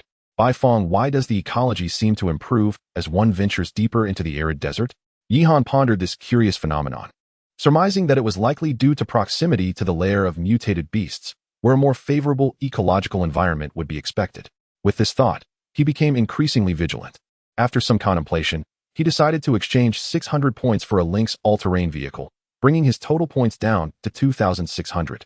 Wang Chuangue, lead the main squad and drive the Lynx ahead to clear the path. Report any unusual occurrences immediately to the command vehicle. Xiaoai, reduce speed and wait for the squad's reconnaissance. Upon receiving Yihan's command, Wang Chuangue promptly disembarked and maneuvered the Lynx forward with his main squad, while Wang Chuan concealed the command vehicle, ensuring its security. After about an hour of travel, Wang Chuangue, who was tasked with reconnaissance, suddenly reported to Yihan, "Commander, a group of approximately 30 third-level mutated beasts has appeared ahead, alongside a single third-level Lord-class mutated beast." Yihan's expression tightened upon hearing this report.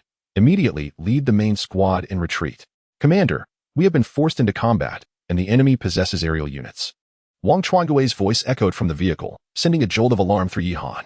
The appearance of flying mutated beasts had finally come to pass. Xiaoai, accelerate towards Wang Chuangue's position at full speed. Wang Hu, prepare all soldiers for battle. Yihan issued his commands swiftly, and the command vehicle surged forward at maximum speed. While en route, Xiaoai suddenly reported, "Commander, detecting injuries among the main squad." Glancing at the soldier survival monitoring device within the vehicle, Yihan noted that several members of the main squad were indeed injured. This marked the first instance of soldier casualties since his promotion to lieutenant. Clearly, the danger ahead was significant. Gritting his teeth, Yihan withdrew 2,000 points from his total and exchanged them for ammunition. Xiaoai, procure 12,000 rounds of armor-piercing rifle ammunition and 16 armor-piercing rockets. Distribute all ammunition to the main squad members. With the situation ahead still unclear, he knew he had to prepare thoroughly. After approximately 10 minutes, Yihan's gaze fell upon the scene ahead on the road. The Lynx of the main squad was halted, one tire billowing thick smoke, seemingly rendered inoperable. Members of the main squad, under Wang Chuangue's leadership, took cover behind the massive boulders flanking the road, firing at the approaching mutated beasts. What pained Yihan the most was the sight of 2 army soldiers grievously injured, and one who had already fallen in battle. In front of them, over a dozen colossal third-level mutated bears charged forward, while in the sky, a swarm of flaming third-level mutated fire cranes circled, spewing intense flames toward the ground as they flew. What struck Yihan with even greater trepidation was the lordly creature before him, a being reminiscent of a crane, possessing a single leg and adorned with azure plumage flecked with crimson. Though not particularly large in stature, it was engulfed in seething flames. Its beak, when opened, unleashed a torrent of fire that ignited the ground in a ferocious blaze. The main force could only take refuge behind nearby cover, rendered powerless to retaliate. A notification regarding the mutated beast arrived on Yihan's mobile device. Level 3 Lord-class mutated beast, by Bird. Resembling a crane, it has one leg.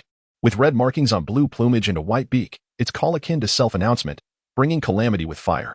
Was this not the mythical creature from the Shanhai Jing? Yihan's gaze faltered momentarily. He had perused the Shanhai Jing in his youth and had some recollection of this peculiar bird. Could it be that this so-called Gobi world bore some connection to the Shanhai Jing? At that instant, Yihan entertained a fleeting conjecture regarding the truth of the Gobi world, but he swiftly dismissed it, for the battle had reached a critical juncture. Wang Hu, command the 2nd and 3rd squads to engage immediately. Logistics team, assist the wounded. Upon receiving Yi Han's orders, soldiers from the 2nd and 3rd squads promptly disembarked to launch their assault, while members of the logistics team rushed onto the battlefield to rescue the injured warriors. The air was soon filled with the cacophony of gunfire. The common level 3 mutated beasts exhibited strength roughly between that of level 1 and level 2 lords, and with the support of armor-piercing rounds, they were relatively manageable. Moreover, the presence of numerous sergeants, skilled in marksmanship, resulted in several of the circling level 3 fire cranes being brought down. However, the Baifeng posed a far greater challenge. Not only was it a small target, but it also flew with remarkable speed, eluding even the aim of Wang Hu, a sergeant major. Yet it was precisely this Baifeng that represented the most significant threat to the forces. Its breath of flames ignited the ground anew, claiming the life of a machine gunner from the 2nd squad who was unable to evade in time, reducing him to a pile of ash. Witnessing this, Yi Han's fury ignited. It was not merely the expenditure of 300 points to replace the machine gunner that stung, but the loss of a living soldier under his command. Rocket troops, target the Baifeng. Yi Han nearly roared. 2 rocket soldiers from the 2nd and 3rd squads, upon receiving the command, aimed at the soaring Baifeng, launching 2 missiles that whistled through the air. Yet, just as they were about to strike, the creature flapped its wings vigorously, releasing a fiery explosion in midair, causing the missiles to detonate harmlessly. The Baifeng emerged unscathed, its eyes betraying a hint of disdain, before it unleashed an even more ferocious burst of flames, claiming the lives of 2 more soldiers. At this point, Yi Han's forces had already suffered the loss of 3 army soldiers and a machine gunner. This marked the first time Yi Han had endured such grievous losses. Yet the soldiers on the ground found themselves helpless against the Baifeng. It not only flew swiftly, but also dealt significant damage. The main squad was tasked with fending off the relentless assault of ordinary level 3 mutated beasts, while simultaneously guarding against the fire breath of the Baifeng, leaving them utterly overwhelmed. Had it not been for the advancements they achieved in the recent battles, enhancing their combat proficiency, the casualties would have been even greater. At this moment, Yi Han sat inside the vehicle, consumed by anger and devoid of alternatives. Since his promotion to lieutenant, the items available in the marketplace had remained disappointingly limited. Although there had been some enhancement in heavy firepower, means of air defense were virtually non-existent. While rockets and conventional firearms proved adequate against the slower-moving mutated beasts, they were utterly ineffective against swifter foes, resulting in futile shots. Continuing down this path was nearly tantamount to awaiting death. If this stalemate persisted, the hard-earned wealth he had painstakingly accumulated would be gradually eroded by the relentless threat of the Baifeng bird. The crux of the matter was that retreat was not an option. The Baifeng bird could easily overtake the command vehicle with its speed. Yi Han clenched his teeth, pondering desperately what course of action to take. Chapter 40. Settlement. Just as Yi Han found himself at a loss, Xiao AI suddenly spoke. Commander, shall I engage the weapon systems? Yi Han turned to the screen displaying Xiao AI. Engage the weapon systems? Are you saying you can operate the onboard weapons? Indeed, however, as the commander has yet to authorize, I am unable to deploy the onboard weaponry. Yi Han felt a surge of joy as a highly intelligent artificial intelligence. Xiao AI's proficiency in operating machinery far surpassed that of an ordinary soldier, and her accuracy was naturally superior. Immediately engage the weapon systems and target the Baifeng bird with the onboard autocannon. Yes, Commander. Xiao AI has now engaged the autocannon system and is initiating the attack. With Xiao AI's command, the 20mm autocannon atop the command vehicle began to rotate slowly, aligning its barrel towards the soaring Baifeng bird in the sky. At that moment, the Baifeng bird remained oblivious to the movements of the command vehicle, arrogantly flying above the heads of the soldiers while spewing forth flames. Bang, bang, bang. Under Xiao AI's guidance, the autocannon erupted into action, unleashing a barrage of rounds towards the Baifeng bird. The 3rd-tier lord proved its prowess. Its reaction speed far exceeded that of the 2nd-tier lord. The Baifeng bird swiftly detected the commotion from the command vehicle and rapidly altered its course, soaring upwards. However, Xiao AI's aim was remarkably precise. Despite the Baifeng bird's quick evasion, it was still struck by 3 or 4 rounds. A brilliant flash erupted from its abdomen, and Yi Han witnessed plumes of torn azure feathers cascading from the sky, stained with fresh blood. The air was filled with the sorrowful cries of the Baifeng bird. Although it was exceedingly swift, its defenses were not as robust as those of the previous 2nd-tier lord, the Bear King. The hits it sustained undeniably inflicted significant damage. After being wounded, the Baifeng bird's speed noticeably diminished. Yet, it demonstrated cunning by ascending to higher altitudes, evading low-level flight, where the firearms of Wang Hu and his comrades could no longer inflict effective harm. Nevertheless, this did not hinder Xiao AI's autocannon from continuing its assault. As the autocannon inherently possessed anti-aircraft capabilities, the cannon continued to fire vigorously, the sound of its barrage resonating through the battlefield. As countless rounds were unleashed towards the Baifeng bird in the heavens, the creature, noticing the onslaught, frantically flapped its wings in an attempt to evade. Yet its diminished speed rendered it incapable of escaping the firepower. With a sudden, anguished cry, the Baifeng bird plummeted from the sky, as if its wings had been severed. Report, Commander. The onboard autocannon has successfully eliminated the third-tier mutated beast, Baifeng bird. Points awarded, 1,000. Upon hearing Xiao AI's announcement, Yi Han felt a wave of elation and swiftly issued a command. Wang Hu, lead the soldiers to eradicate the remaining ordinary mutated beasts on the battlefield. With the threat of the Baifeng bird neutralized, the soldiers no longer needed to cower in fear. The previously scattered teams swiftly regrouped, and under the guidance of their squad leaders, they rapidly cleared the remaining mutated beasts from the area. In a short span of time, the ordinary mutated beasts on the battlefield were completely eradicated. A third-tier mutated beast yields 120 points, and with the additional 1,000 points from the Baifeng bird, Yi Han's points reached 5,200, which constitutes half of what is required for his promotion to lieutenant. However, this battle also resulted in the loss of 3 ordinary soldiers and 1 machine gunner. Yi Han was compelled to expend 900 points to replenish his troops, leaving him with a remaining total of 4,300 points. Subsequently, Yi Han disembarked from his vehicle, accompanied by Wang Hu, to survey the battlefield. The 4 fallen soldiers had perished due to the flames of the Baifeng bird, their remains utterly consumed, leaving only a ground strewn with ashes. With a heavy sigh, Yi Han instructed that their ashes be collected and stored in wooden boxes, preparing for a proper burial in a suitable location at a later time. Besides the 4 deceased, over 10 soldiers had sustained varying degrees of burns. However, thanks to first-tier healing potions and the presence of medics, their injuries would soon be remedied. Yi Han then ordered his soldiers to dismantle the mutated beasts, but due to the severe lack of space within the vehicle, he permitted only the selection of the finest portions of the beast meat to be taken. What excited Yi Han the most was the potential rewards from the Baifeng bird. Approaching the corpse of the Baifeng bird, he noted that despite its demise, it still radiated an intense heat. Would you like to dismantle the third-tier Lord-level mutated beast, Baifeng bird? Upon Yi Han's confirmation, the corpse of the Baifeng bird vanished, leaving behind a pile of neatly cut meat, a third-tier Lord crystal core, and a golden treasure chest. To his astonishment, it was a golden chest, the highest tier of treasure he had encountered thus far. Filled with anticipation, he hesitated momentarily, recalling his lackluster luck with treasure openings, but ultimately decided to proceed. The player has opened the golden treasure chest and obtained 1 second-tier room expansion pack, 1 blueprint for a vehicle-mounted 12.7mm caliber machine gun, and 1 recipe for cola. Yi Han was elated to receive such an array of items in one go. However, based on the classification of treasure chests, the golden chest should have yielded a third-tier modification blueprint, yet he was uncertain if it was merely his ill fortune that led to this outcome. Regardless, even if he had received one, it would not be of immediate use. Yi Han promptly utilized the second-tier room expansion pack on Dormitory 001. This item could only be applied to the first-tier room basis, and upon its application, the original 10 square meters of Dormitory 001 expanded to 50 square meters, finally accommodating the current soldiers. As for the 12.7mm caliber machine gun, he already possessed one, albeit it had been disassembled from Wang Chang's vehicle. Thus he could not replicate it using the Xiao AI system. At this moment, the trading market had seen a steady influx of players acquiring first-tier armor blueprints, with many even upgrading to second-tier vehicles. Consequently, Yi Han's previous armor business had become increasingly difficult to maintain.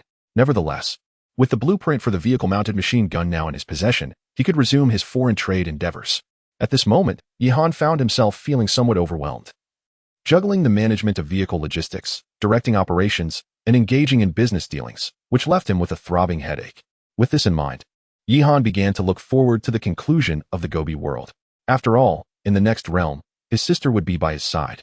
She had studied management in university and would undoubtedly excel in logistics and foreign trade. Yet, those thoughts were for another time. Yi Han dismissed any further contemplation and handed the cola recipe to the logistics team, subsequently instructing the cooks to prepare some cola. After chilling it in the refrigerator, He distributed a bottle to each soldier as a post-battle reward. By now, it was already 1 o'clock in the afternoon. Yihan instructed Wang Hu to lead the soldiers in a brief rest while the logistics team prepared lunch. Chapter 41. The Mysterious Lord. At this moment, Yihan surveyed the situation within the communication hall. Compared to the first day, the number of players had significantly dwindled. Those who had survived until now were indeed quite capable, resulting in a noticeable decline of the previous cries for help and desperate pleas. Who has the blueprint for level 1 armor? I can offer a level 1 explosion-proof tire. Bro, I possess level 1 armor. Let us trade now. The Desert Fleet is recruiting. Join now to receive a handmade crossbow. The North Wind Fleet is in need of assistance. Those who can help us can exchange supplies. Where has Yishan been lately? What Yishan? He was taken down by the Desert Fleet. How could he survive being besieged by over 100 vehicles? Don't listen to the nonsense above. Wang Chang from the Desert Fleet lost his shorts to Yishan. Joining the main team is the way to go. I heard Yishan provided ammunition to them yesterday, and now everyone has a Mosin Nagant. At this moment, Lu Tu also sent a message to Yihan. Brother Yi, have you encountered any dangers over there? Seeing Lu Tu's concerned inquiry warmed Yihan's heart. In the unpredictable Gobi Desert, Lu Tu's genuine kindness was indeed a rarity. It's been uneventful. How is your side faring against the beast tide? Yihan reciprocated the concern. Oh, with your soldiers aiding us. Repelling the beast tide has become much easier. This morning, we only faced level 1 mutated beasts, and not many level 1 lords appeared. However, around noon, level 2 mutated beasts did show up, and it may become challenging later on.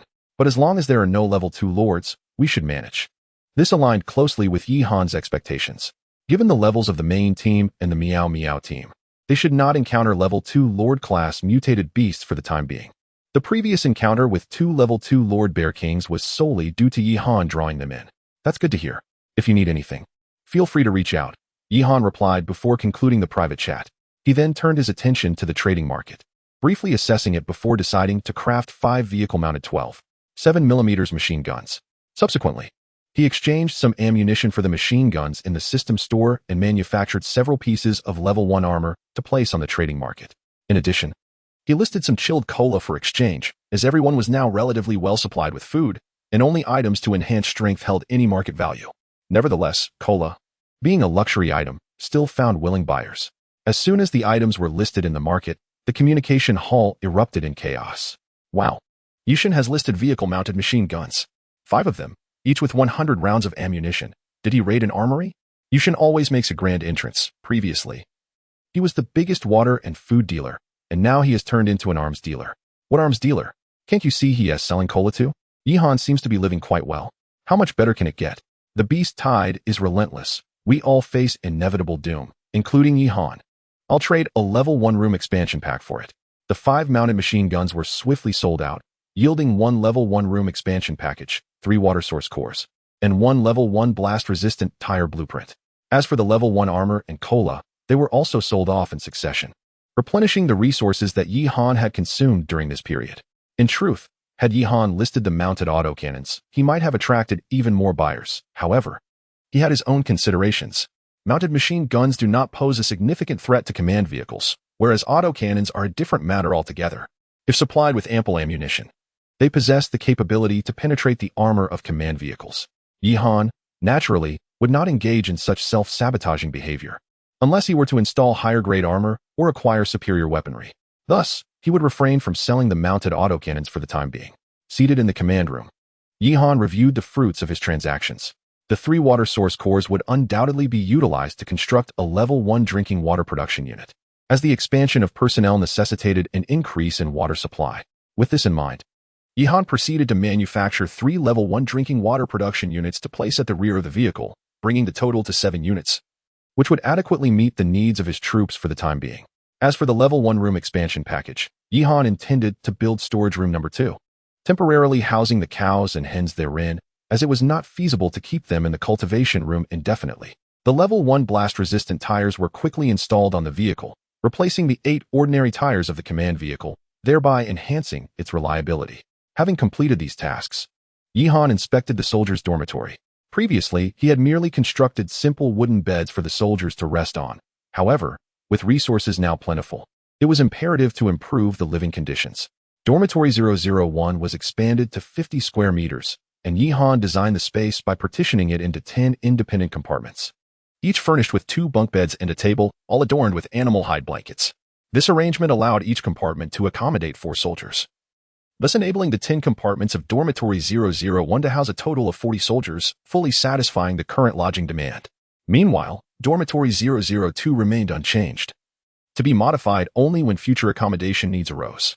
Standing inside the vehicle, Yihan felt that the arrangement was still insufficient, prompting him to manufacture another mounted machine gun for trade in exchange for another level 1 room expansion package, which would serve as a kitchen.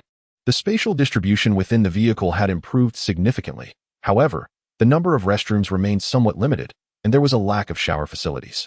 Yet, given the current water supply capacity, providing showers seemed a bit extravagant. Just as Yihan pondered these matters, Wang Hu suddenly rushed to him, breathless and visibly anxious. What is the situation? Yihan furrowed his brow, taken aback by Wang Hu's uncharacteristic demeanor. Commander, there is a large number of mutated beasts surrounding the vehicle. Their levels are all above 3, and it seems there is a lord-level creature whose rank cannot be discerned. Upon hearing Wang Hu's words, Yihan's pupils constricted, and an involuntary chill broke out along his spine. The inability to gauge the level of the lord could only imply an insurmountable disparity between them. Even at his peak condition, it would be exceedingly difficult to contend with such an opponent, especially after just emerging from a fierce battle. Yihan could not afford to ponder further. He immediately instructed Wang Hu to ready the soldiers for combat, while simultaneously ensuring that Xiao AI was prepared for a swift retreat. Yet, the horde of mutated beasts outside remained eerily dormant, and even the enigmatic lord showed no signs of an impending attack. Commander, that lord seems to be waiting for you. Xiao AI hesitated momentarily before speaking up. Chapter 42. The Hidden Mission. Are you waiting for me? Yihan pondered, somewhat perplexed as he glanced at the external conditions displayed on the vehicle screen. Surrounding the command vehicle, a multitude of mutated beasts, all ranked above level 2, densely populated the area within 100 meters. However, the elusive lord of the mutants had yet to make an appearance. Contrary to Wang Hu's assertions, this mysterious lord was not a creature of mutation, but rather a woman, as Yihan found himself momentarily entranced by her presence. The woman outside appeared to sense his scrutiny. With a serene smile, she addressed him. Warrior, please lower your guard. I mean you no harm. I merely wish to converse with you. Upon hearing her words, Yihan felt a flicker of suspicion, yet he soon set aside these thoughts. Given the vast number of mutated beasts surrounding her and her inscrutable abilities, she certainly possessed the power to launch an attack, yet she refrained, suggesting other intentions. This, for the moment, seemed not to be ominous news. After a moment of contemplation, Yihan turned to Wang Hu and instructed, have the soldiers remain on standby. You and I shall descend to meet her. As they exited the command vehicle, Yihan immediately sensed an unusual rise in temperature on the arid desert floor, reminiscent of being engulfed in a furnace. Indeed, the so-called mysterious lord was a woman clad in azure garments, her appearance reminiscent of a divine maiden from myth, radiating warmth and light. Upon seeing Yihan disembark, a smile graced her features. Warrior, congratulations on passing my test to arrive here. Yihan, intrigued, queried, test? Are you referring to the beast tide? The woman chuckled softly and shook her head. No, it was the bifong bird you just slain. Only a true warrior would dare to venture into danger for the sake of their kin, undeterred by a formidable lord. Yihan's eyes widened in astonishment. That bifong bird was sent by you? Indeed, she affirmed. Only by defeating it could you pass my test. And thus you have earned the right to undertake my mission to save this realm. As Yihan absorbed her words, clarity dawned upon him. The beast tide previously mentioned by the world system was likely orchestrated by this woman. His slaying of the bifong bird could indeed halt the tide. And the mission she alluded to was probably the hidden quest he had surmised. What mission? Yihan's vigilance remained intact, for the woman before him exuded immense power. I am known as Tian Nv Ba. Having lost my divine abilities in the battle against Chiyu, I have been cast to this land. Her revelation left Yihan astounded. He was well acquainted with the tale of Tian Nv Ba, a figure from mythology and the legends.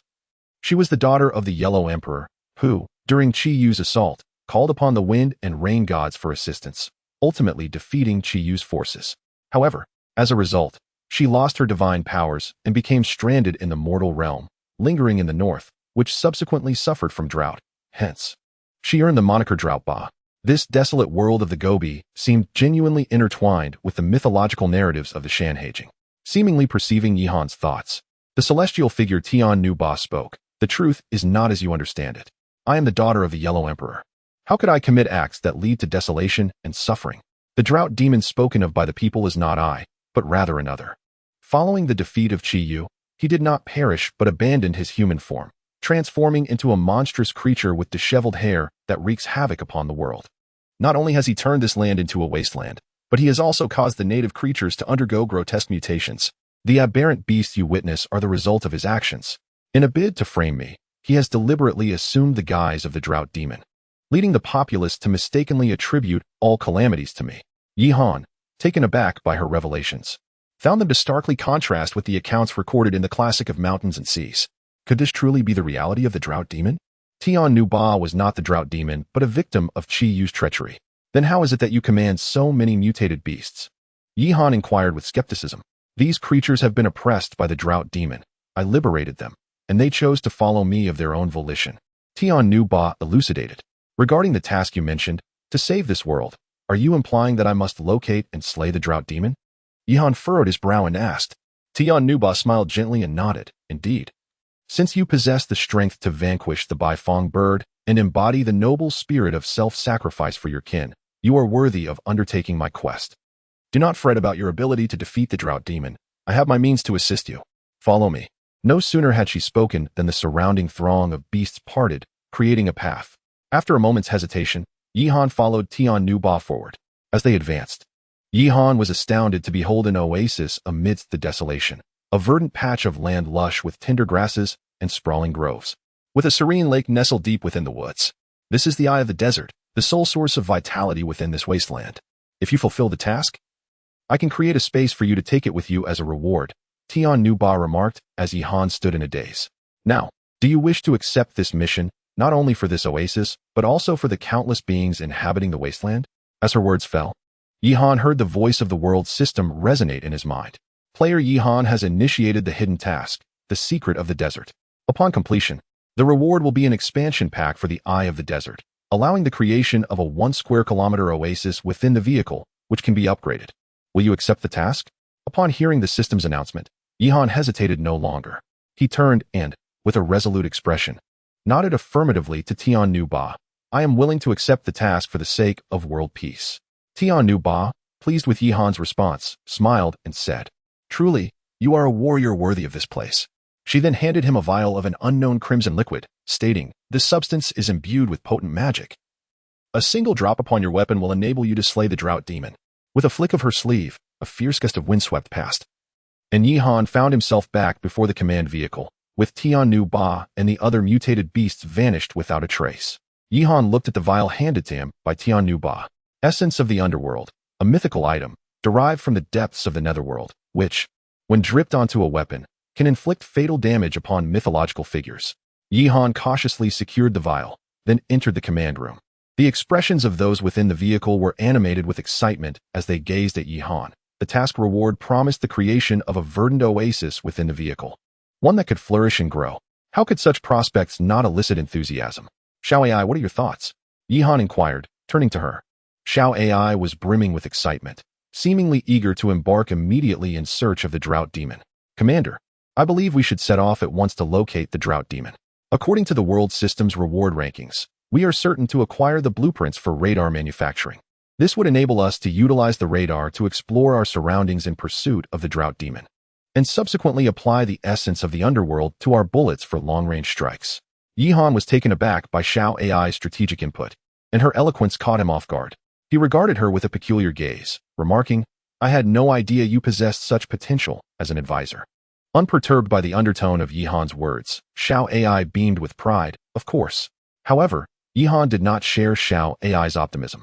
A nagging feeling told him that matters were far more complex than the celestial drought demon had suggested. Chapter 43, On board radar. It was now 6 in the evening, and twilight was approaching. The vast expanse of the Gobi Desert resonated with the announcement from the world system. Due to player Yi Han's intervention, the Beast Tide has been quelled, marking the end of the Beast Tide mission. Player rankings and task rewards are now being announced. First place, Yi Han. Kills, level 3 Lord. 1, level 2 Lords. 6, level 1 Lords. 21, level 1 Ordinary Mutants. 127, level 2 Ordinary Mutants. 53, level 3 Ordinary Mutants. 30, reward, level 2 Blueprint for onboard radar manufacturing. Second place, Ma Dazhuang. Kills, level 2 Lords. 2.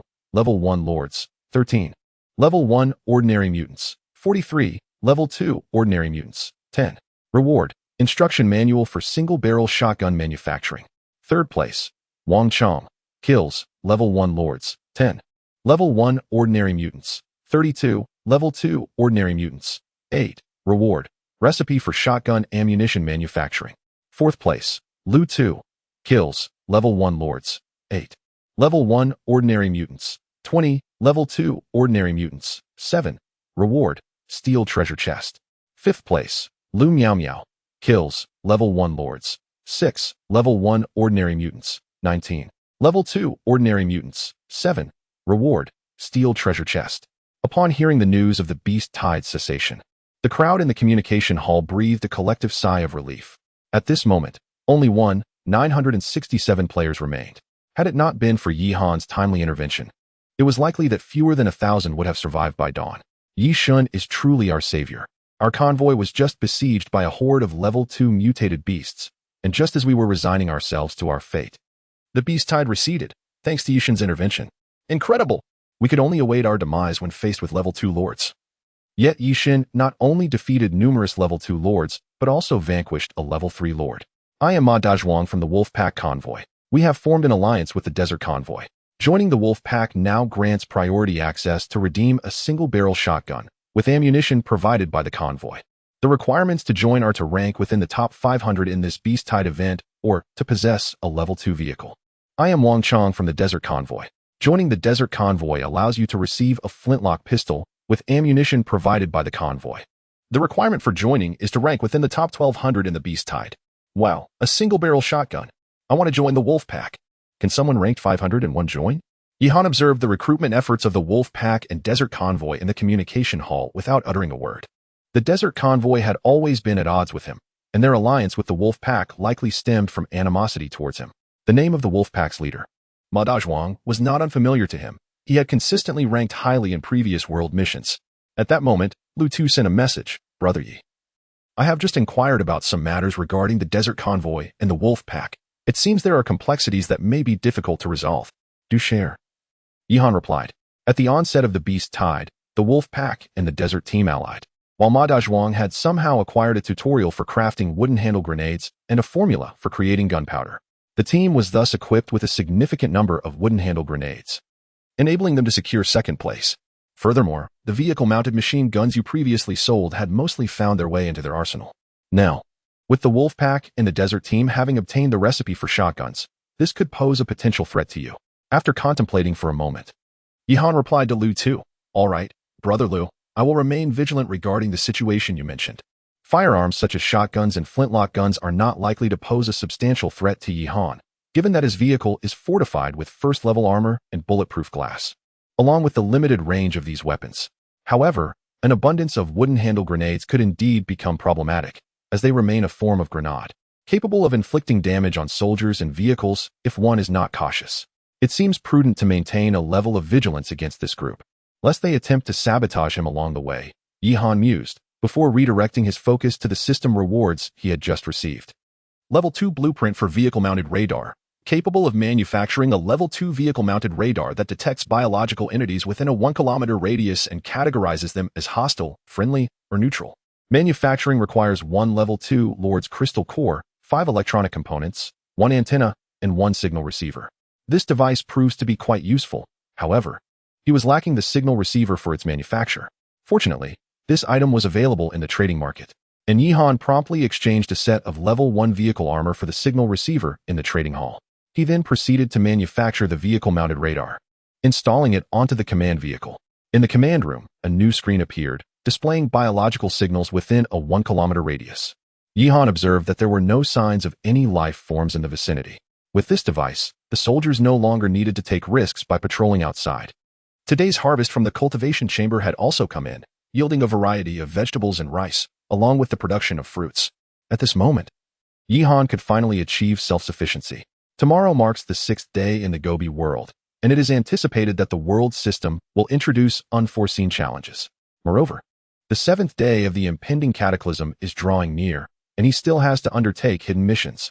Reflecting on these matters, Yi Han resolved to further enhance his combat capabilities. First, he summoned the guard squad that had aided the Min-Car team against the Beast Tide through Xiao AI. He then utilized his 300 points to exchange for 2 Lynx all-terrain vehicles and a military dog. After spending 500 points, he was left with 800 points. And his personnel configuration was finally complete. Apart from the insufficient points for promotion to the rank of lieutenant, the personnel configuration met the requirements. Currently, Yihan commands a total of 36 individuals organized into 5 squads. The guard squad led by Wang Long, comprising 5 guard soldiers and 2 military dogs. 3 main combat squads led by Wang Chuan Gue, Wang Chuan Zong, and Wang Chuan Nan, each consisting of 4 army soldiers, 2 machine gunners, and 1 rocket soldier. And finally, the logistics squad, co-led by Wang Hu, consisting of 3 cooks, 3 medics, and 1 engineer. In addition to the logistics team, each combat squad is equipped with a ROV, remotely operated vehicle. To enhance combat effectiveness, Yihan has ingeniously crafted 4 vehicle-mounted 12.7mm caliber machine guns, which have been installed on the RV. This allows Yihan to command from the command center, directing soldiers to operate the RV in the execution of their missions, thereby significantly augmenting the Army's mobility and operational capacity. At this juncture, Yihan's strength has plateaued. To further enhance his capabilities, he must attain the rank of captain. However, accumulating the requisite 10,000 points for promotion within a short time frame appears to be an insurmountable challenge, given the scarcity of mutant beasts to defeat. His only recourse lies in the enhancement of automotive components or eliminating other players. Contemplating this, Yihan found himself eagerly anticipating the nature of the system's tasks for the following day. On the 5th night in the Gobi world, Yihan instructed the soldiers to take turns on duty in pairs, while Xiao AI piloted the command vehicle across the vast desert. Their dual objectives were to seek out and eliminate high-tier mutated beasts and to gather information regarding the drought demon. After all, the celestial being had only provided him with methods to vanquish the drought demon without specifying its precise location. Thus, Yihan had no choice but to allow Xiao AI to autonomously navigate the desolate expanse of the Gobi. As night swiftly passed, the following morning, Yihan was roused by the voice of the world system. Congratulations to all players for reaching the 6th day in the Gobi world. Today marks the final day before the cataclysm. Please prepare yourselves as we announce the 6th day's system task. 6th day system task, Battle Royale. Chapter 44, the 6th day mission rules. All participants will be transported to a secluded desert area, where they will engage in combat with other players and secondary Lord Mutant Beasts. Eliminating other players will yield 1 point, while defeating a secondary Lord will grant 10 points.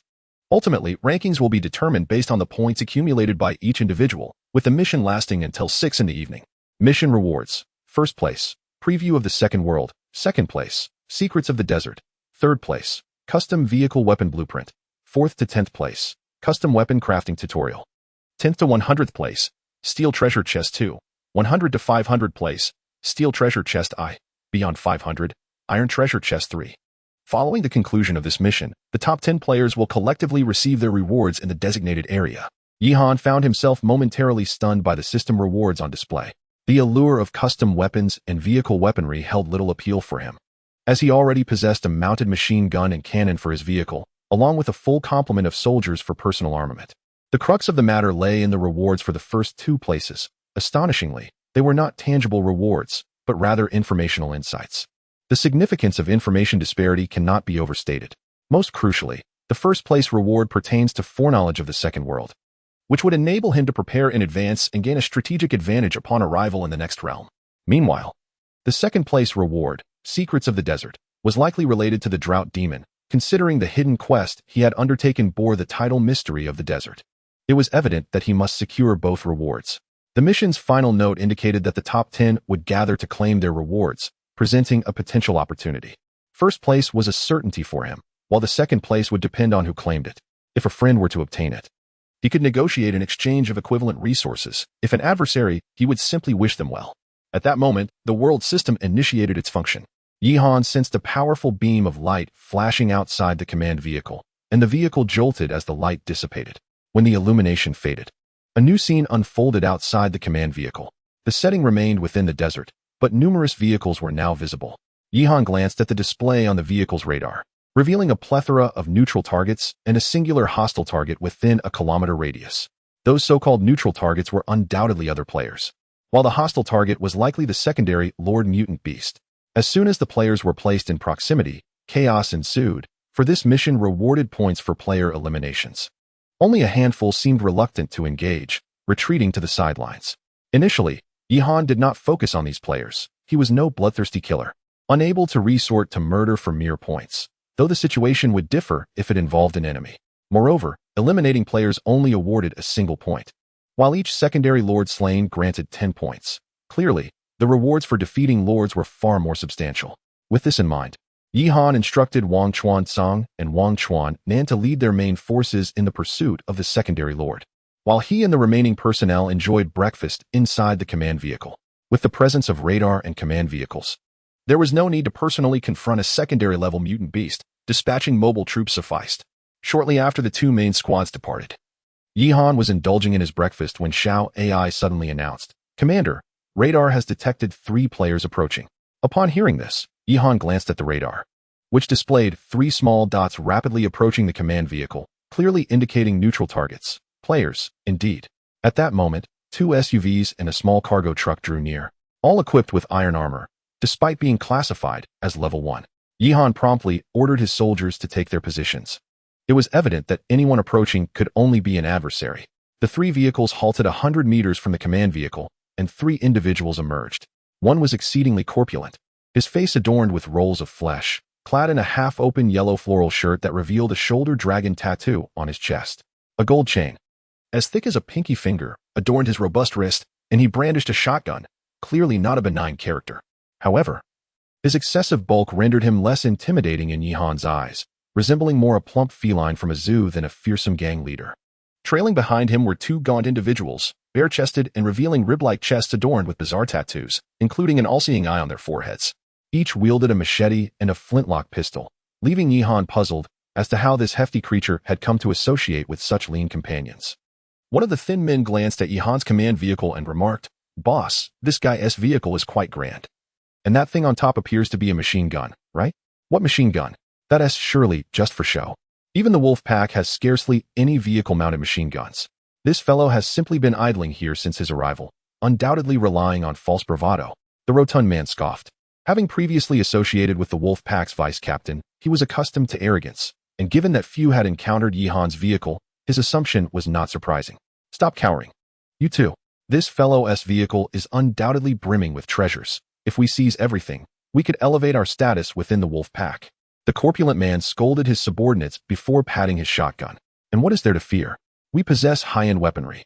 His underlings gazed enviously at the shotgun in their leader's hands. Such firearms were exclusive to the wolf pack, while they could only aspire to obtain a few flintlocks from the desert team. Bolstered by their leader's support, the 2 subordinates quickly charged towards Yihan's command vehicle. Flintlocks raised, shouting boisterously, "Listen here, you've been surrounded. Come down immediately and surrender your supplies. Perhaps my brother will allow you to join as a subordinate. Otherwise, do not blame my gun for being indiscriminate." Yihan found the trio amusing and, utilizing the external speaker of his vehicle, inquired, "So you desire supplies but not my life, is that correct? Spare us your nonsense. Hand over the supplies, and you shall live." One of the slender individuals scoffed. "You better get out of the car quickly. Don't keep my elder brother waiting. He is affiliated with the Howling Wolves Brigade, and who knows how many lives are on his hands. Moreover, just look at the weapons we possess. What right do you have to question us? If you keep hesitating, we'll sever your limbs and leave you out in the Gobi Desert to fend for yourself." Hearing their raucous taunts, Yihan chuckled softly. "So you are just a bunch of insignificant lackeys from the Howling Wolves Brigade. Since you've put it that way, I feel no burden at all." The 3 outside had yet to grasp the meaning behind Yihan's words when the car door suddenly swung open and 7 soldiers from the main unit swiftly disembarked, leveling their rifles at the trio. At that moment, the 2nd and 3rd squads, returning from a hunting mission in their Lynx vehicles, quickly surrounded the scene upon noticing that anyone dared to approach the command vehicle so audaciously. The 3 main units, along with the machine guns mounted on the 2 Lynx vehicles, had them encircled. So now, who is truly surrounding whom? Yihan retorted at them. Chapter 45. The Great Escape. As the 20 or so ominous gun barrels were aimed at them, the 2 emaciated figures felt their minds buzz, followed by a warm sensation in their trousers as urine began to trickle down. Having mingled with the wolf pack for some time, they were no strangers to firearms and had witnessed players fall victim to gunfire. However, this was their first encounter with modern rifles, and the sheer number left them in a daze. The arrogance they once felt evaporated in an instant. One of the thin men, trembling, turned to his older brother holding a shotgun. Brother, those must be BB guns, right? Please tell me they are BB guns. The portly man was drenched in cold sweat. Fully aware that they had kicked a hornet's nest, such an arsenal could only belong to Yihan. How could they, out of 1,000 people, be so unfortunate to cross paths with him? And to make matters worse, he hadn't even recognized him. Brother Yi, Father Yi. It's all a misunderstanding. We came to bring you warmth. The shotgun is a tribute to you. The portly man had lost all courage to fire, respectfully cradling the shotgun in his hands.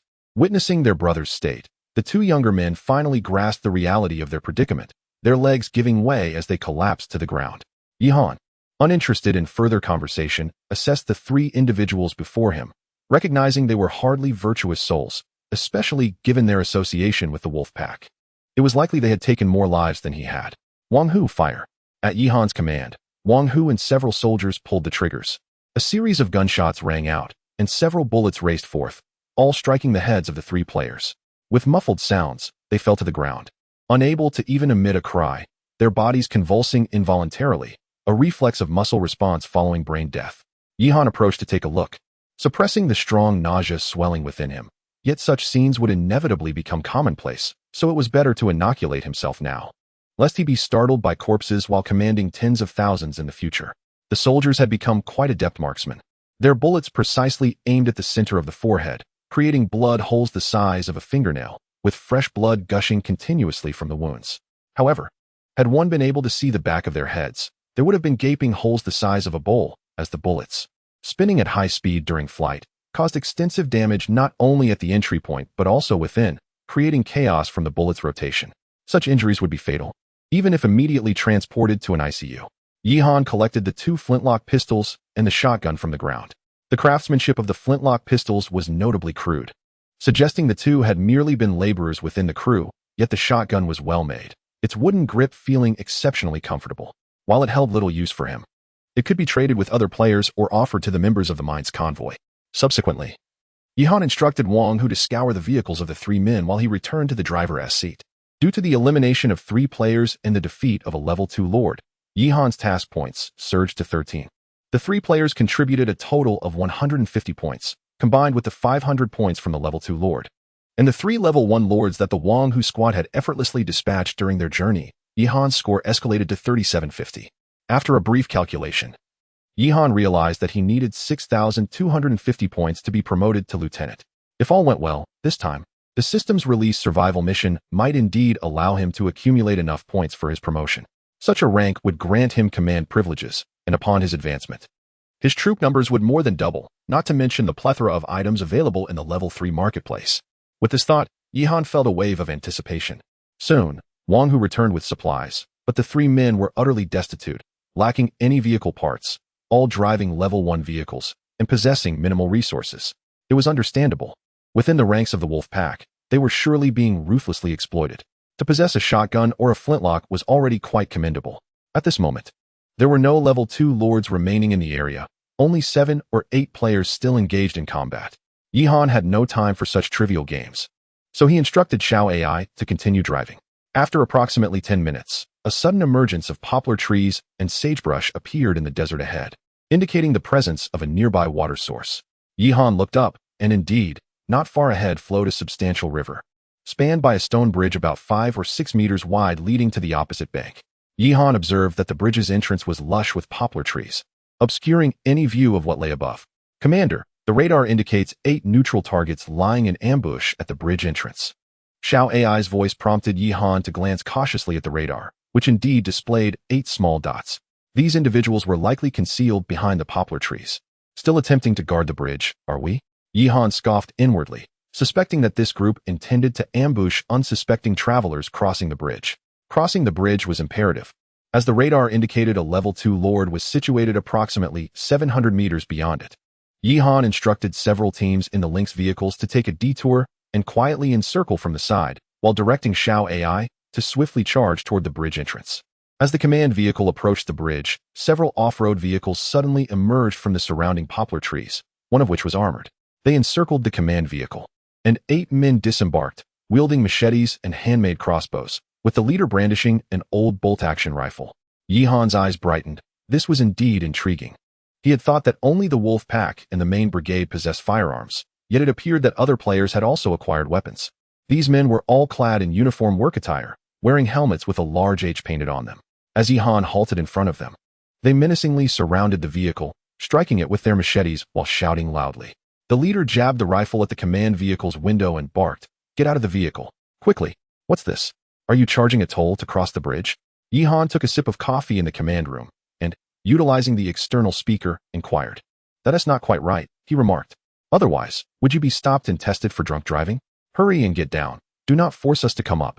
The person, witnessing Yihan's refusal to exit the vehicle, became somewhat irate. At that moment, Wang, who had already ascended to the top of the command vehicle, operating the mounted machine gun, aimed at the group ahead, while other teams maneuvered their vehicles to encircle the area. Upon seeing the suddenly swiveling machine gun atop the command vehicle, the individual instantly deflated. "Can one use bullets to pay the toll?" Yihan inquired. "My dear sir, it is all a misunderstanding. I was merely jesting with you. Our H team has come to greet your arrival. Please proceed freely, and we shall clear the way for you immediately." The leader spoke while urging others to swiftly make way. Chapter 46. The town and the map. Yihan had no time for banter. These individuals were quick-witted and smooth-tongued, even with their guns pressed against the car window, audaciously proclaiming their intentions of welcome. With a mere glance from Yihan, Wang, who understood immediately and swiftly ended the life of their leader with a single shot. The remaining individuals, upon witnessing the death of their captain, turned ashen and fell to their knees, wailing for mercy. A few attempted to flee, only to be forcefully restrained by the surrounding soldiers. Yihan surveyed the group, noting their youthful faces, likely no older than 18 or 19. "How many players have you intercepted?" he inquired. "Just one, and she was a woman. We felt pity for her tears and let her go, taking only some supplies." A man sobbed in response. "Is that true?" Yihan expressed his skepticism. "Indeed, we truly let her go," the group chorused, still weeping. At that moment, Yihan grasped why this H team, despite possessing firearms, was reduced to such a pitiful state. While the wolf pack and desert teams wielded their weapons with an insatiable hunger for power, this lot had barely managed to gather a handful of members. Such individuals were the most tragic, malefactors with a misguided sense of mercy, engaging in acts of robbery while harboring a semblance of goodwill. Shaking his head, Yihan decided against executing them all, as he aspired to develop into a legitimate military force and could not afford to kill indiscriminately. However, a small lesson was indeed warranted. "Wang Hu, take your men and strip their vehicle of everything except food and water. Bring back what is useful and discard the rest." After issuing the command, Yihan lit a cigarette and awaited developments. Before long, he heard a cacophony of voices outside. "Dude, you're so buff you'll die from this." "No. Please, I really have no interest in men. Don't do this. Can't you go find someone else? That guy enjoys this sort of thing. Bro, I beg you. Just put on the protection, will you?" Curious about the commotion, Yihan furrowed his brow and opened the car window. He observed Wang Hu and his men stripping the clothing off the group of young men, leaving some of them in nothing but their underwear, shivering in the cold. One particularly slender fellow covered his rear and implored Wang Hu with a pitiful expression, though Yihan discerned a hint of anticipation in his eyes. Yihan felt a surge of irritation. What did these young men think of themselves? "Why are you undressing them?" he asked Wang Hu. Wang Hu paused, momentarily taken aback, and then stammered, "Commander, you just instructed us to take everything except food and water. Doesn't clothing count?" Yihan was rendered speechless and waved his hand dismissively. Forget it. Just get back in the vehicle and continue on your way. Stop stripping their clothes." Upon hearing Yihan's order, the soldiers exchanged glances, standing there in confusion, seemingly unsure of what to do next. "What are you dawdling for?" Yihan frowned. "Commander, so is it counted or not?" Wang Hu pressed. "It does not count. Get in the damn vehicle now." Yihan rolled his eyes, exasperated by Wang Hu's foolishness. At that moment, the soldiers set aside their tasks and boarded the vehicle one by one. The group of young men breathed a sigh of relief upon seeing the soldiers depart. Yet Yihan distinctly noticed a few individuals revealing expressions of disappointment. Subsequently, Yihan provided them with the coordinates of the Mainz convoy, instructing them to seek out Lu Tu, as the convoy was in need of personnel, and these individuals could potentially assist Lu Tu after some training.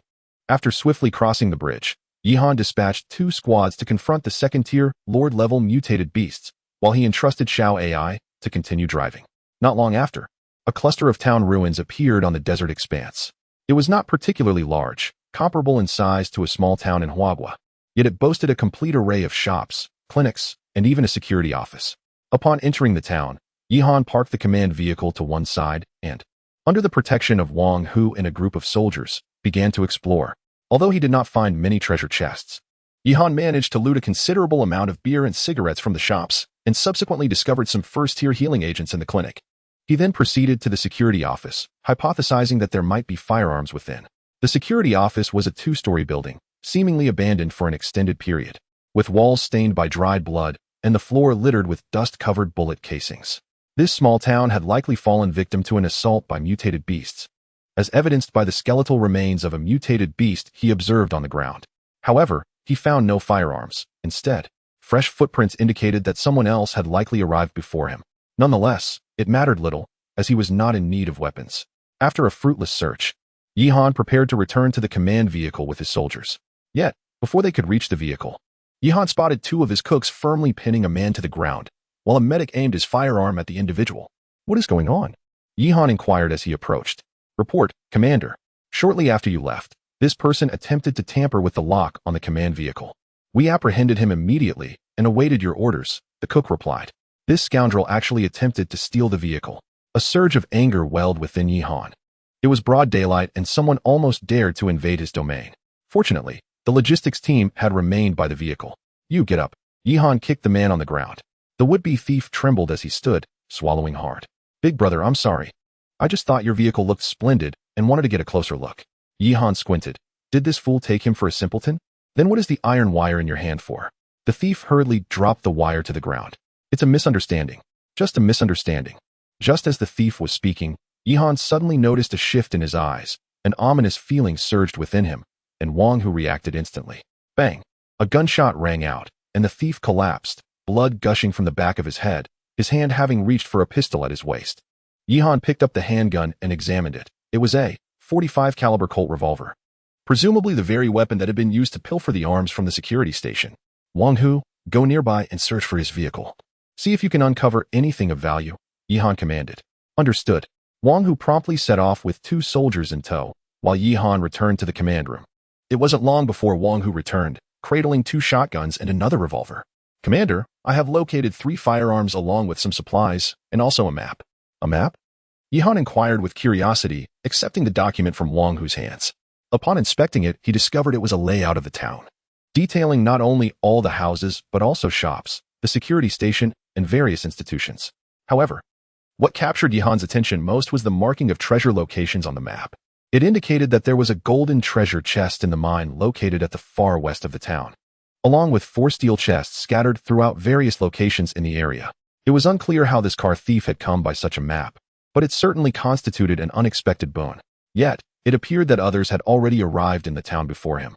Therefore, he needed to set out promptly, otherwise, the treasure might fall into the hands of someone else. Chapter 47. Conspiracy. At this moment, Yihan commanded only 3 teams, Wang Chuannan's main 3rd squad, along with the guard team and the logistics team. The other 2 main squads remained engaged in the task of hunting second-tier lords. Initially, Yihan intended to wait for the 1st and 2nd squads to return before advancing.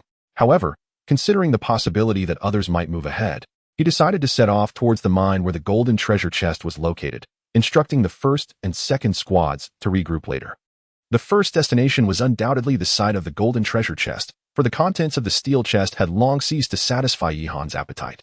Xiao AI drove the command vehicle westward toward the town, while the guard team and the 3rd squad provided protection at the front and rear of the vehicle. Yihan glanced at the streets on either side. The town was lined with 2-story buildings that appeared quite antiquated. Yet numerous small stalls adorned the front and back of the houses, suggesting that it had once thrived before its demise. During the journey, Yihan encountered several vehicles belonging to solitary players. However, upon noticing Yihan's formidable and organized military presence, they prudently refrained from approaching, showing no intention to provoke him, and thus he paid them no mind. Before long, they exited the town, where weathered signs indicated the direction of the mine. Yihan continuously instructed the main squad at the rear to remain vigilant for any followers, with the radar displaying no signs of nearby threats.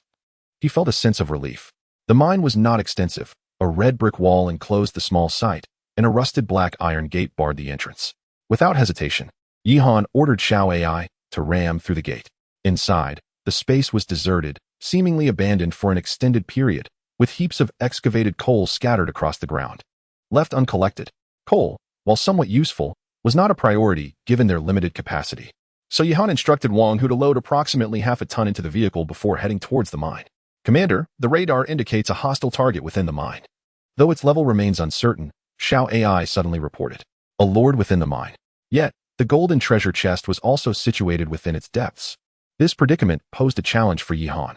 However, according to the world's system rules, it seemed that only second-tier lords could exist in the battle royale tasks. Resolving himself, Yihan gritted his teeth. Fortune favored the bold. If the situation proved too daunting, he could always retreat. With that thought, he hesitated no longer and commanded Xiao AI to drive the command vehicle directly into the mine. The entrance was approximately 10 meters wide, leading into a seemingly bottomless abyss. After traveling about 30 meters, the vehicle's headlights illuminated a massive scorpion within the depths. Second-tier lord, Gobi giant scorpion, armored exterior, with a venomous tail capable of projection. In the mine, the use of heavy weaponry was out of the question. Any explosion could cause a collapse that would spell disaster for them. Thus, Yihan ordered his soldiers to equip themselves with armor-piercing rounds before launching their assault. Wang Hu, ensure the soldiers avoid explosive weapons such as grenades and artillery shells. Utilize armor-piercing rounds for fire, and activate all vehicle-mounted machine guns to swiftly eliminate the lord. Soon, the sound of gunfire echoed through the mine, as the giant scorpion was relentlessly suppressed by the combined firepower of two squads. Despite its exceptionally tough exoskeleton, it was unlikely to withstand the armor-piercing rounds for long. Just as Yihan prepared to wait for Wang Hu and his team to exterminate the scorpion, Xiao AI suddenly reported with urgency, "Commander, a neutral target is rapidly approaching the mine, just 900 meters away, expected to arrive within a minute, and there are over 80 individuals." Yihan furrowed his brow. Was it possible they were after the treasure chest? The timing seemed too coincidental. Wang Hu, conclude the battle swiftly. Xiao AI, use the vehicle-mounted cannon to fire at the giant scorpion, but remember, do not strike the walls of the mine. Ensure precision. A sense of foreboding surged within Yihan. The battle needed to conclude quickly, otherwise, the approaching convoy would leave him trapped like a fish in a barrel. With the addition of the cannon, the giant scorpion was soon vanquished, its once impregnable shell riddled with holes. Wang Hu, quickly secure the battlefield. Grab the treasure chest and withdraw. Yihan commanded while instructing Xiao AI to maneuver the command vehicle out of the mine. However, Wang Hu's next words left Yihan feeling a chill. Commander, there is no treasure chest. Yihan glanced at the map. It clearly indicated the golden chest was right there. How could it be missing? It was impossible for someone to have arrived first, as the giant scorpion had been present in the mine, preventing anyone from taking the chest under its watchful eye. Thus, only one possibility remained. This was, without a doubt, a trap. As if to corroborate Yihan's suspicions, Lu Tu suddenly sent him a message. Brother Yi, where are you? My informant within the wolf pack has informed me that they seem to have a plan targeting you. Please be cautious. I am en route with the main car battalion. We're doomed. All soldiers, immediately get in the vehicles. Xiao AI, retreat from the mine at once. Yihan nearly shouted in desperation, but just as the command vehicle reached the mine's entrance, a thunderous roar of engines erupted from outside. Yihan peered out and saw the mouth of the mine packed with various off-road vehicles. A group of individuals clad in uniforms adorned with wolf head insignias grinning menacingly at him. Before Yihan could react, countless wooden-handled grenades were hurled towards the mine's entrance. Boom. The resounding explosions reverberated at the mine's mouth, leaving Yihan with no time to escape. As the grenades detonated at the entrance, debris and massive rocks cascaded from above. With a deafening crash, the mine's entrance collapsed entirely. Yihan heard a tremendous noise beside his ear, and then the command vehicle shook violently, engulfed in darkness.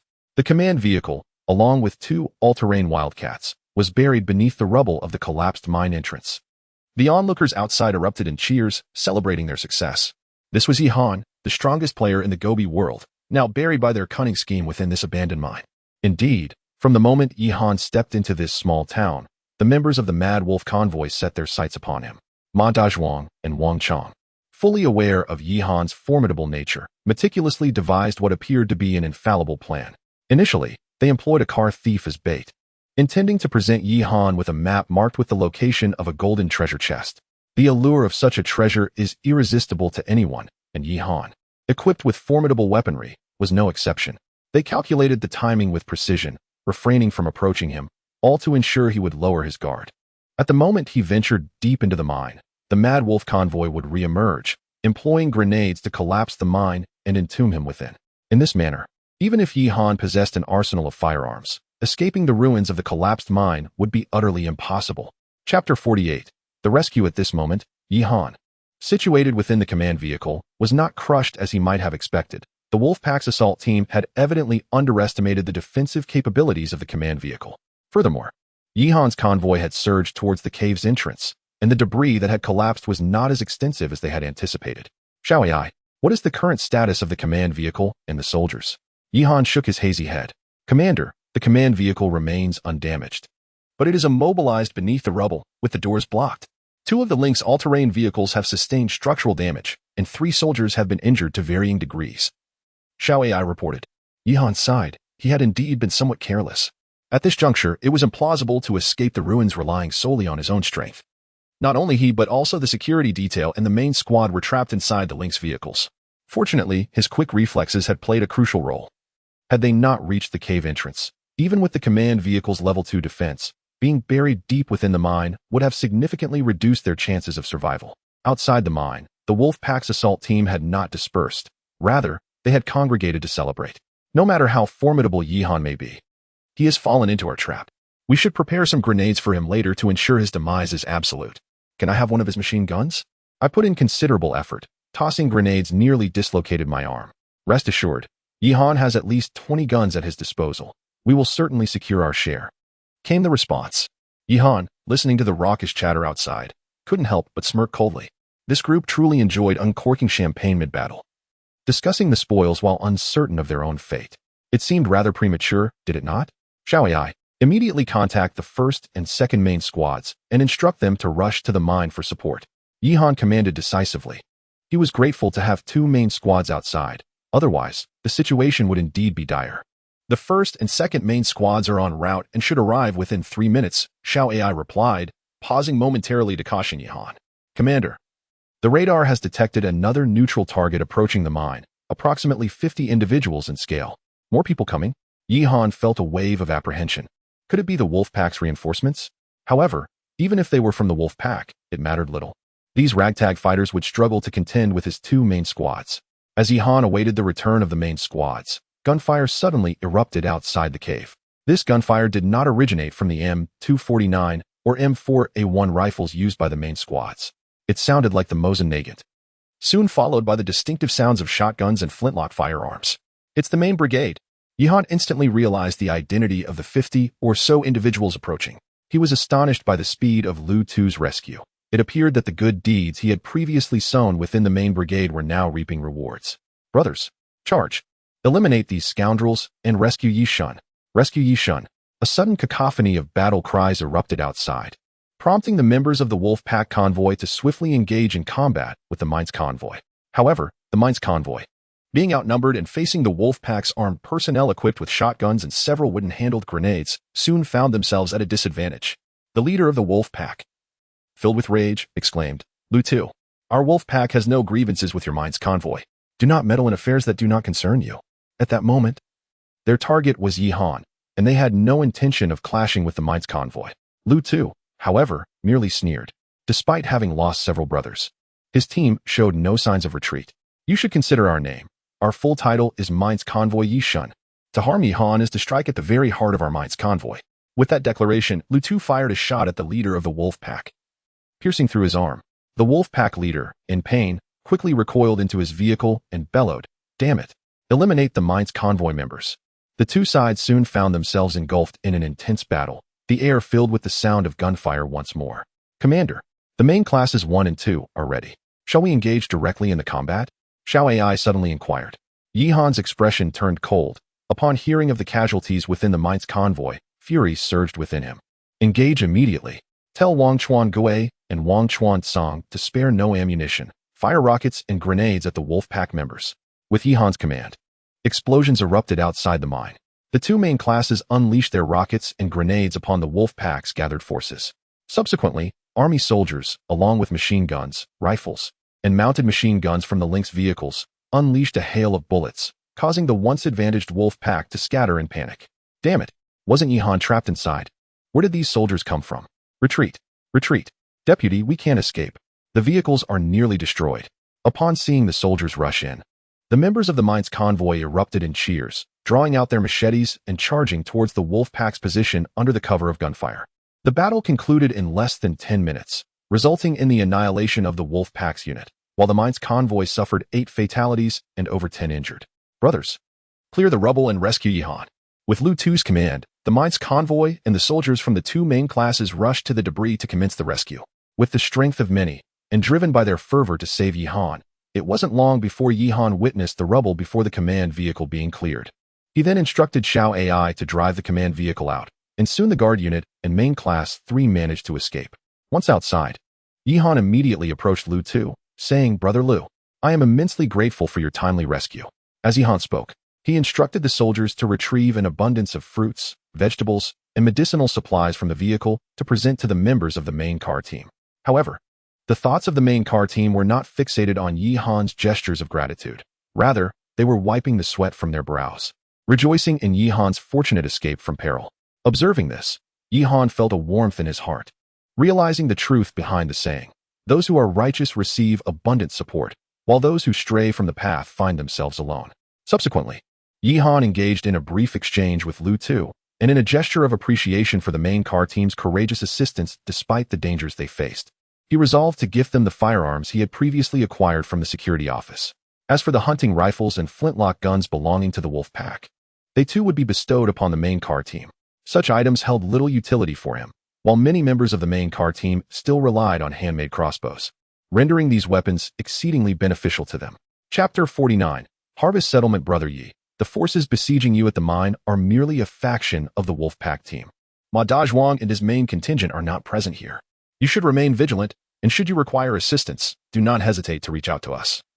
Lu Tu reminded Yihan as he prepared to depart.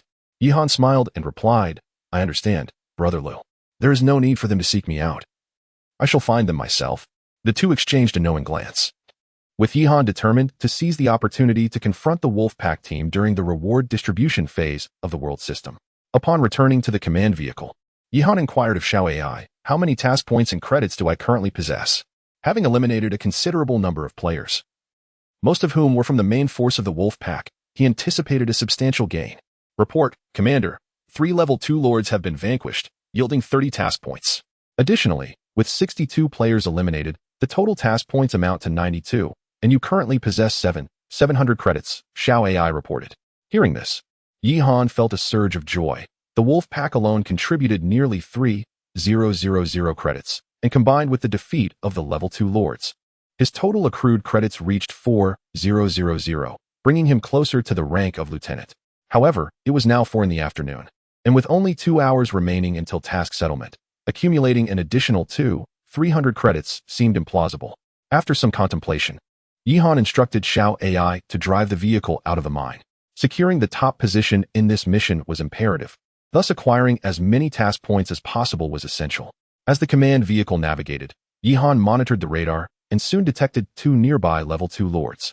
To optimize efficiency, he dispatched the first and second squads to engage one each, while the guard squad and the third squad tackled the other. By nearly 6 o'clock, the task points had risen to 112, and the credits had increased to 8,700. This mission had proven exceedingly fruitful for Yihan. The 6th day of the Battle Royale has concluded. We shall now announce the rankings of the players. The top 10 will be teleported to the reward area, while rewards for the remaining players will be distributed directly to them. First place, Yihan, task points, 112. Second place, Ma Dazhuang, task points, 89. Third place, Wang Chong, task points, 67. Fourth place, Huang Shan, task points, 65. Fifth place, Lu Tu, task points, 42. Interestingly, Lu Miaomi was absent from the top 10 this time. It seems she struggled with missions requiring the elimination of players for points, particularly against level 2 lords, which likely contributed to her decline in rank. As Yihan pondered this, a sudden flash enveloped him, and the command vehicle was transported to a vast expanse of desert. In the center of this barren land lay the rewards, and not far from Yihan were 9 vehicles, including the familiar 3-wheeler belonging to Lu Tuesday. As the voice of the world system echoed, several vehicles hastily surged toward the reward area on the desert expanse. Yihan immediately spotted the fastest armored off-road vehicle adorned with a wolf emblem, and without a doubt, he inferred that the driver was Ma Dazhuang. Xiao AI immediately maneuvered the command vehicle to ram that wolf-headed off-roader. Yihan said with a cold smile, Regardless of whether it was for the second-place reward or to settle scores, Ma Dazhuang would not let this opportunity slip away easily. Upon seeing Yi Han's vehicle barreling toward him, Ma Dazhuang momentarily faltered, attempting to accelerate away with one hand while raising a wooden grenade with the other, intending to throw it at Yi Han. However, Yi Han's soldiers were not about to grant him such an opportunity. Wang Hu and Wang Chuan had already taken aim at Ma Dazhuang, and with 2 gunshots, one struck the tire of the off-roader while the other hit his grenade-throwing hand. Yi Han, damn you. Ma Dazhuang howled in pain. The others, witnessing the confrontation between Yi Han and Ma Dazhuang, dared not interfere and rushed toward the center of the desert, where one swift individual had already claimed a reward and been teleported away by the world system. Yi Han, however, remained unperturbed. As long as the winner was still alive, no one else could claim the reward, and he had ample time to toy with Ma Dazhuang. With a thunderous crash, the command vehicle collided with the door of the off-road vehicle. Yet, Ma Dazhuang's armored vehicle proved remarkably resilient. The impact left only a shallow dent. This fellow must have upgraded to level 2 armor. No wonder he is so brazen. Yi Han discerned immediately that Ma Dazhuang's off-roader was no ordinary machine. Realizing he could not escape, Ma Dazhuang climbed onto the roof of his vehicle with his uninjured hand, intending to use the mounted machine gun to retaliate against Yi Han. Yi Han found this amusing. Had it been anyone else, they would likely be begging for mercy by now, yet Ma Dazhuang remained defiant. In truth, Ma Dazhuang was acutely aware that pleading with Yi Han would yield no reprieve. Wang Hu. In this swiftly, Yi Han remarked, his interest waning as he observed Ma Dazhuang's futile struggle. With a single gunshot from Wang Hu, the leader of the wolf pack was dispatched atop his own vehicle. Yi Han then instructed Wang Hu to scavenge and dismantle Ma Dazhuang's vehicle. As the captain of the wolf pack, it was certain that valuable items could be found within, which explained why Yi Han had not ordered his soldiers to destroy the vehicle outright. Before long, Wang Hu completed the scavenging. Report, Commander. We have acquired a complete set of level 2 armored steel plating, a 12.7mm caliber vehicle-mounted machine gun, 10 single-barrel shotguns, a shotgun manufacturing manual, a shotgun ammunition production manual, a gunpowder formulation, a wooden hand grenade manufacturing guide, 2 sets of level 1 vehicle accommodation packages, 2 drinking water production units, as well as various other supplies and common equipment. Bring the items aboard, Yi Han instructed. The value of these items is quite reasonable. However, for Yi Han, the only useful piece is the secondary armor. After transferring the armor to his vehicle, the defensive capabilities of the command car improved from 2 to 1 to 2 to 4. With this set of armor, the command vehicle is essentially immune to attacks from standard ammunition. Subsequently, Yi Han instructed Xiao AI to drive the command car to collect the rewards. At this moment, he found himself the sole occupant of the award world. Suddenly, he slapped his forehead, realizing that in his fervor to eliminate Ma Dazhuang, he had completely forgotten about Wang Chong and Huang Shan. Nevertheless, it mattered little. Without Ma Dazhuang, Wang Chong and Huang Shan would pose no significant threat. Most of the rewards in the desolate expanse had already been claimed by their respective owners, leaving only 2 enigmatic plaques of unknown material resting on a wooden table. Yi Han disembarked to retrieve the plaques before returning to his vehicle. With the world system's transmission, the command car was transported back to the location where the world task had commenced. Yi Han examined the 2 plaques in his hand. They were translucent and chilling to the touch, resembling some form of holographic display. One bore the inscription heralding the second world, while the other displayed the phrase Secrets of the Desert. Chapter 50. The Second World. Yi Han held the sign heralding the second world, his heart brimming with anticipation. Following the cataclysm tomorrow, everyone would undoubtedly be transported to this new realm. Having foreknowledge of the second world would grant him a significant advantage. Yet, he pondered what this new world, orchestrated by the system, would truly be: a frigid expanse of ice and snow, a desolate wasteland of radiation, or perhaps a lush tropical rainforest. Would you like to use the second world sign? As Yi Han contemplated, the system abruptly prompted him. Yes. Upon uttering the word, the sign in his hand emitted a radiant beam that pierced the air, illuminating the area outside the command vehicle. Suddenly, a colossal portal manifested before them, effectively blocking the entire road. Yi Han glanced at it, unable to discern what lay beyond. It seemed the only way to find out was to venture through. Wang Hu, we cannot predict what awaits us ahead. Prepare the soldiers, Yi Han instructed, taking a deep breath. Wang Hu nodded, promptly issuing commands via the intercom. Attention, all units. Check your gear and assume a state of heightened readiness. Observing the soldiers around him gearing up, Yi Han felt a sense of reassurance. Xiao AI, proceed through the portal. Understood. At her command, the vehicle, accompanied by 4 all-terrain cats, slowly advanced into the gateway. As they crossed the threshold, the world before them transformed dramatically. The desolate expanse of desert was replaced by a sprawling cityscape, towering skyscrapers rising majestically around them. The once barren roads of the wasteland had morphed into bustling urban thoroughfares. A wave of joy surged within Yihan. A city signified human civilization. It promised an abundance of food and resources, and most importantly, the possibility of communication with society. However, this elation was fleeting. Within moments, he sensed an unsettling stillness enveloping the city. It was unnervingly quiet, so silent it could only be described as lifeless. There were no bustling vehicles, no chattering crowds, and the vibrancy of life was conspicuously absent. In this cold jungle of steel, not even the faintest whisper of any creature could be heard. Only the wind rustling through the streets, stirring up litter. Exercise extreme caution. Something is amiss here. Yihan cautioned Wang Hu in a hushed tone. The vehicles traversed the road for some time without encountering a soul, until Yihan stumbled upon a tattered newspaper. After perusing its contents, he began to grasp the grim circumstances that had unfolded. A viral outbreak had ravaged the city, but this was no ordinary flu. It bore a striking resemblance to the horrors depicted in zombie films he had once watched.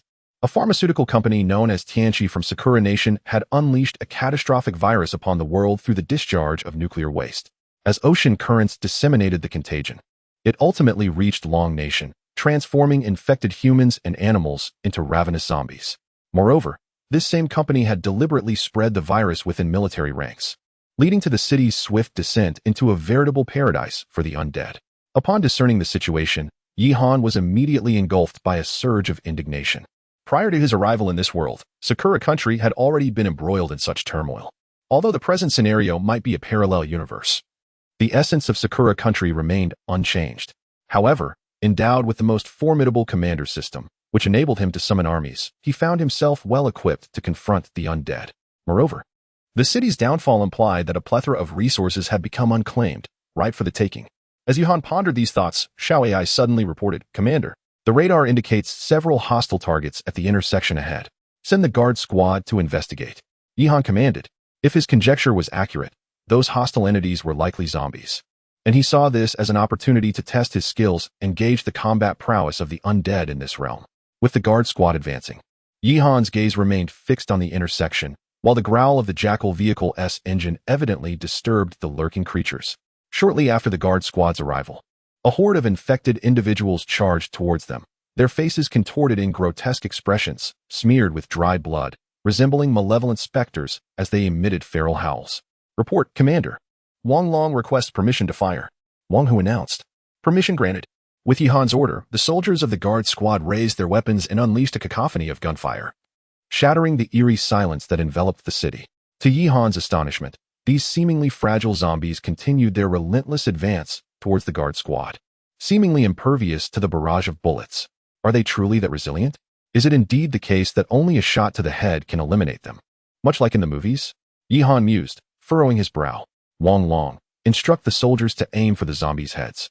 The soldiers swiftly adjusted their aim, and indeed, upon striking the heads of the zombies, they collapsed lifelessly to the ground. "Report, Commander. The guard squad has eliminated 12 level 1 ordinary zombies, earning 120 points." Xiao AI relayed as the battle concluded. It appeared that these zombies were considerably easier to dispatch than the level 1 mutated beasts in the Gobi world. Despite their fearsome appearance, a well-placed shot to their vital points resulted in instant demise. Given this, it seemed that the survival pressures in this world might be less daunting than those in the Gobi world. However, the presence of level 1 zombies suggested that more formidable adversaries undoubtedly lurked, necessitating caution. With the elimination of the zombies, the radar signaled that no hostile targets remained within a kilometer radius. Yihan then instructed Wang Hu and the others to disembark and scour the nearby convenience store for supplies. After considerable effort, they discovered only a few decayed and moldy food items, with the most valuable find being an unconnected computer. Upon inspection, Yihan found that the 500 gigabytes hard drive was filled entirely with adult films. It seemed that survivors had once roamed this place, likely having taken all useful items long ago. Yihan quickly deduced that the most scarce resources in this world were likely food, firearms, and ammunition. On one hand, the city remains stagnant. Agriculture has come to a standstill, rendering fresh food exceedingly precious. On the other hand, the presence of zombies, being infectious by nature, necessitates the use of firearms for a more efficient and secure resolution. Thus, ammunition emerges as a vital resource. It seems that upon returning, one must gather a substantial amount of food for preservation. As Yihan contemplated this, he intended to instruct his soldiers to continue their exploration when he heard Xiao Ai's anxious report. Commander, the recent gunfire appears to have attracted other zombies. Currently, there are over 10,000 hostile targets rapidly approaching, and their numbers are still increasing. The mention of 10,000 zombies sent a shiver down Yihan's spine. He had merely a single platoon at his disposal, and counting himself and 2 dogs, there were only 37 combat units in total. What else more? In terms of combat capability, he was even inferior to a dog. How could he possibly manage this situation? Chapter 51. The Cataclysm. As Yihan prepared to instruct Xiao Ai to make a hasty retreat, the voice of the world system resonated. World announcement concluded. Transitioning back to the Gobi world. A flash of light enveloped them, and Yihan, along with his soldiers, was transported back to the Gobi world. Yihan found himself at a loss for words. It appeared that this biochemical realm was not easily navigable, although the combat prowess of individual zombies was rather feeble. Their sheer numbers were overwhelming. While he could effortlessly handle 100, thousands would be an insurmountable challenge with the limited forces at his disposal. It became evident that he must expedite his promotion to the rank of lieutenant. After all, a city, regardless of its designation, would house at least 1 million inhabitants, which implied a horde of zombies numbering in the hundreds of thousands. Even with the authority of a company commander, it would require at least a fully organized regiment to contend with such a threat. Contemplating these grim realities weighed heavily on Yihan's mind, making the urgency of his military advancement palpable. At that moment, Yihan had accumulated 820 points, bringing him tantalizingly close to the rank of lieutenant and the accompanying command privileges. It was also time to strategize the configuration of his troops. As he mulled over these thoughts, he retrieved the second token, the Desert Secret. Upon opting to use it, the token shimmered with a blue light, followed by the familiar voice of the world system. Desert Secret, you may inquire about one aspect of the Gobi world. Upon questioning, this item will be forfeited. Naturally, Yihan was inclined to inquire about the location of the Drought Demon, as completing this hidden quest would reward him with an oasis to place within his vehicle. Clearing his throat, he fixed his gaze upon the token and asked, "Where can I find the Drought Demon?" The token glimmered once more before the mechanical voice of the world system responded. The Drought Demon resides in the Valley of Red Water. The valley will open on the day of the Cataclysm tomorrow, at which point players may venture forth to seek it. With the world system's response, the token vanished. The Valley of Red Water? Indeed, the classic of mountains and seas also documented the Drought Demons dwelling along the banks of the Red Water, aligning perfectly with the texts. Glancing at the time, Yihan noted that it was nearing 8 in the evening. He took a moment to organize the spoils of the day.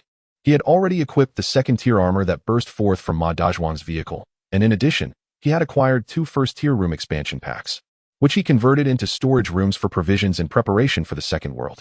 As for the weapon blueprints, Yihan chose not to sell them at this juncture, confident that their value would appreciate once he transitioned to the Second World. After enjoying a meal prepared by the logistics team, Yihan retired early to rest, for the morrow heralded the Great Cataclysm, and he needed to be well rested. The night swiftly passed, and the following morning, Yihan was roused from his slumber by the voice of the world system. Congratulations to all players for surviving to the 7th day in the Gobi world. Currently, there are 1021 surviving players. The 7th day of the apocalyptic cataclysm is commencing. The arid expanse of the Gobi Desert has become inhospitable to human survival due to the relentless drought. Players are urged to hasten to the Valley of Red Water to weather this calamity. The location of the valley has been disseminated to all players, and mutated beasts are expected to converge there. Thus, caution is advised. Players failing to reach the designated area by 6 o'clock this afternoon will face elimination by the system. Upon hearing the voice of the world system, Yihan hurriedly scrambled out of bed. His phone had just received the coordinates for the Valley of Red Water, a staggering distance of 800 kilometers away. This confounded system. His command vehicle's maximum speed was merely 80 kilometers/h. He would have to drive tirelessly for an entire day. Time was of the essence. As he dashed out of his office, he was met with a wave of scorching heat upon opening the door. The temperature inside the vehicle was already a good 7 or 8 degrees higher than the previous day, and Wang Hu along with the other squad leaders were bare-chested, drenched in sweat. Anyone unaware might mistake them for a group of revelers. Yihan quickly glanced outside. 9 suns were slowly rising on the horizon, their blinding light rendering it impossible to keep his eyes open, while the sweltering air felt almost tangible through the glass. Though the Gobi had always been hot during the day, it had its limits. The current temperature outside, however, defied all reason. Yihan speculated that a brief stroll outside would leave him ready for the dinner table upon his return. Report, Commander. The current outside temperature is 61 degrees. And inside the vehicle, it is 45 degrees. Shall we activate the air conditioning? Xiao AI, though displayed on the vehicle's screen, seemed equally affected by the heat, clad only in a small tank top. However, Yihan had no time to spare for distractions. He wiped the sweat from his brow and commanded, "Activate the air conditioning and proceed at full speed to the Valley of Red Water." As the command vehicle advanced, cool air from the air conditioning soon turned warm. But thankfully, he had prepared a refrigerator stocked with dozens of chilled cola bottles. Wang Hu, take all the ice-cold cola from the refrigerator and distribute it among the soldiers. Also, freeze all the fruits from the planting chamber, Yihan instructed as he reclined in his command chair, contemplating further. And set aside a portion of drinking water to chill. At this juncture, other players were likely grappling with the heat as well, making his refrigerator an invaluable asset. Yihan opened the communication hall to find it in chaos. "I'm about to melt. Can anyone sell something to cool down? I'm on the verge of heat stroke. Have we really entered the second world? I just saw my great-grandmother. Where's my father? Is someone above having hallucinations? Brothers, remain calm, and you shall feel cooler." It appeared that a significant portion of players lacked air conditioning or refrigeration. Once the chilled drinking water was sufficiently cool, Yihan took to the marketplace. Typically, 1 unit of water would exchange for 2 units of supplies or food, but he seized this opportunity to capitalize on the situation. He listed 100 units of iced water at a premium, trading for 6 units of supplies or food, tripling his return. Remarkably, the moment he listed them, they were sold out. Subsequently, Yihan instructed Wang Hu to repeat the operation, ice water, selling water. One can only imagine the substantial rewards Yihan would reap by the end of the day. Although Yihan himself was suffering from the heat, he was far better off than the other players, thanks to the presence of air conditioning and a refrigerator. He relished chilled fruits while enjoying the cool breeze from the air conditioner. Not long after, Xiao AI reported again that the external temperature had soared to 66 degrees. This oppressive heat was unbearable for the soldiers aboard the armored vehicles, compelling Yihan to attach all 4 armored vehicles to the rear of the command vehicle, allowing the soldiers to board it for relief. He cursed under his breath, wondering if the situation would improve upon reaching Chishui Valley. It was still morning, and the heat was already stifling. By noon, it could very well prove fatal. Beads of sweat, as large as beans, dripped incessantly from Yihan's forehead. The soldiers inside the vehicle were in a similar predicament, particularly the 2 military dogs, which lay on the ground, panting heavily. Just as Yihan found himself at a loss, Wang Hu suddenly turned with a cold gaze and announced, "Commander, hostile targets have appeared 500 meters behind the vehicle." Yihan swiftly turned to the command screen, where he saw 2 massive second-level mutated beasts charging towards them, panting heavily. A surge of joy filled Yihan's heart. Were these not points delivered to him on a silver platter? He currently had 820 points, just a step away from the rank of lieutenant. It seemed that fortune had indeed smiled upon him, as one finds a pillow when one is in need of rest. Chapter 52, A Desolate Land. Commander Wang. Maintain vigilance with the guard unit. Wang Hu, have all 3 primary rocket squads prepare for an assault on the 2 level 2 lords at the rear. Yihan commanded decisively. Upon hearing his orders, the soldiers rose, their expressions grim, faces reddened as if they had just emerged from boiling water. Noticing their heavy gear, Yihan understood that the sweltering heat combined with their cumbersome equipment was undoubtedly diminishing their combat effectiveness, if not their comfort. Attention, all units. Have the soldiers remove all gear except their weapons. Strip down to shorts, and each one should take a bottle of ice water. After retrieving the water, swiftly assume combat positions. Yihan instructed, addressing several squad leaders. Understood. Wang Chuangui and the squad leaders responded in unison. Within moments, the soldiers began shedding their gear, and with the weight lifted, they felt a measure of relief.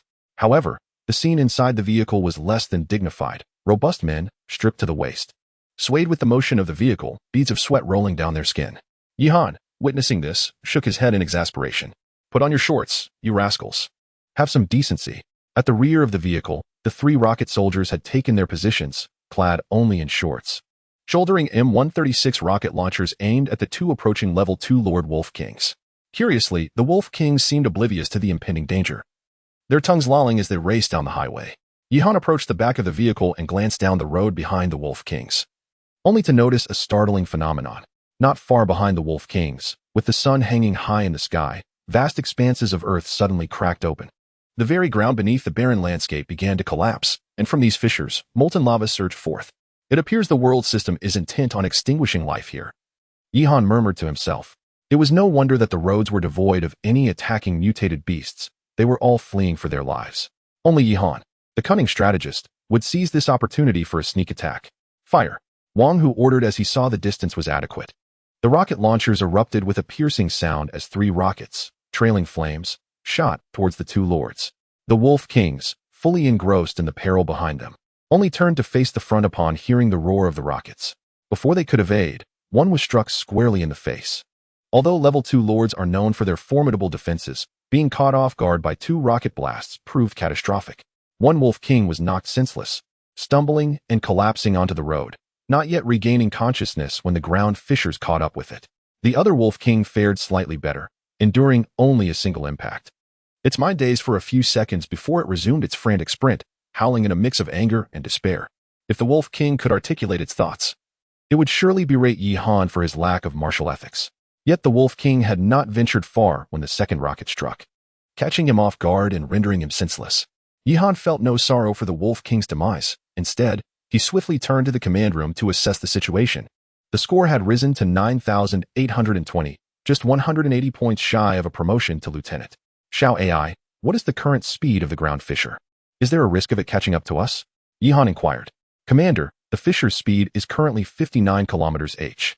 Our speed has decreased to 70 kilometers h due to the mounted all-terrain vehicles, so there is no immediate risk of being overtaken, Xiao AI calculated. Very well. Continue at full speed toward Chishui Valley. Keep a close watch on the radar, and if any hostile targets are detected, approach swiftly, Yihan commanded with a nod. After arranging the journey ahead, Yihan shifted his focus to his business. As the sun ascended, the temperature soared, and the price of ice water in the exchange hall rose accordingly, leading to a burgeoning demand. Grandpa Yihan, could you provide some more ice? The block I bought melted before I could use it, one patron lamented. You only bought 1. I purchased 10, and now it's blissfully cool everywhere. Yishun, could you please stock up more? My brothers are struggling. The one who saw the old lady has already been taken away. If you don't supply more, I might have to join him. Damn it, Yihan. If you don't sell more ice water, I'll have my grandma come and take you too. Amidst these pleas for more ice, some clowns from the demo team emerged, relentlessly attacking and disparaging Yihan. Brothers, don't count on Yihan anymore. Our demo team has portable fans for trade, priced the same as ice blocks, but these can be used indefinitely. Yihan has been richer than us since the start. Clearly a plant from the Dog World system, we must resist him. Player Huang Han insulted the system, receiving a 1-day mute punishment and an increase of 8 degrees in the vehicle temperature. Honestly, we all come from the same place. Given the heat we're facing, we should support one another. Yihan's ability to create ice indicates he possesses the necessary tools. He should contribute them, and we can share the resources. Once we weather this storm, we can return them to him without any loss. Yes, Yishun, please contribute your fridge. It could save you some water. Yihan disregarded the latter statements as mere nonsense. Their intention was transparent, undoubtedly concocted by Huang Shan from the demo team, who had been hiding like a groundhog in the exchange hall since the beginning. However, Yihan was surprised to learn that the demo team possessed cooling tools, albeit only portable fans, which could never compare to the cooling effect of his ice water and blocks. However, Yihan's supply capability is undeniable. Those unable to procure ice cubes or chilled water would inevitably resort to alternatives. While choosing other vendors is perfectly reasonable, it would certainly displease Yihan if the desert team were to do so. Contemplating for a moment, a mischievous smile graced Yihan's lips, and he promptly posted a message in the communication hall. Now, I present a small favor to everyone. You can exchange for ice water and chilled beverages free of charge. Remember, it is chilled beverages, not merely ice water. Those who humiliate Wang Chang or Huang Shan shall receive a reward of 1 ice cube. Those who injure Wang Chang or Huang Shan shall be rewarded with a bottle of chilled beverage. And those who manage to slay either Wang Chang or Huang Shan will receive a grand prize of unlimited ice cubes, 10 bottles of ice water, and 1 bottle of chilled beverage. Chapter 53, the 141st Cavalry Special Operations Regiment. Now this is what one might call elite. Once the news broke, the exchange hall erupted. Huang Shan and Wang Chang, you treacherous couple. Should I ever catch you too, I shall have you both suspended and whipped. Upstairs. Are Wang Chang and Huang Shan not both men? My friend, your insults are more like endearments. Observe. Wang Chang and Huang Shan. It appears I cannot find you on Baidu, but you certainly emerged on Sogu. Your parents must possess a fine sense of humor to have birthed such a jest as you. Despite Yushin's numerous attempts, you two remain unscathed. I dare say the country could study your skins for bulletproof vest development. Yihan, You better brace yourself. Wang Chong has emerged. Brothers, let loose the insults. Each curse is worth an ice cube. At that moment, Wang Chong and Huang Shan were perceived by players as walking ice cubes. Wherever they appeared, insults followed. And the turmoil was not confined to the trading hall but had spread within the demo convoy as well. After all, a handsome reward begets brave souls.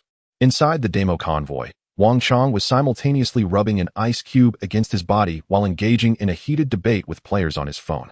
With the oppressive heat already unbearable, Yihan's antics left Wang Chong feeling as though he had consumed a steaming hot dish during a defense presentation. "Captain, may I speak freely?"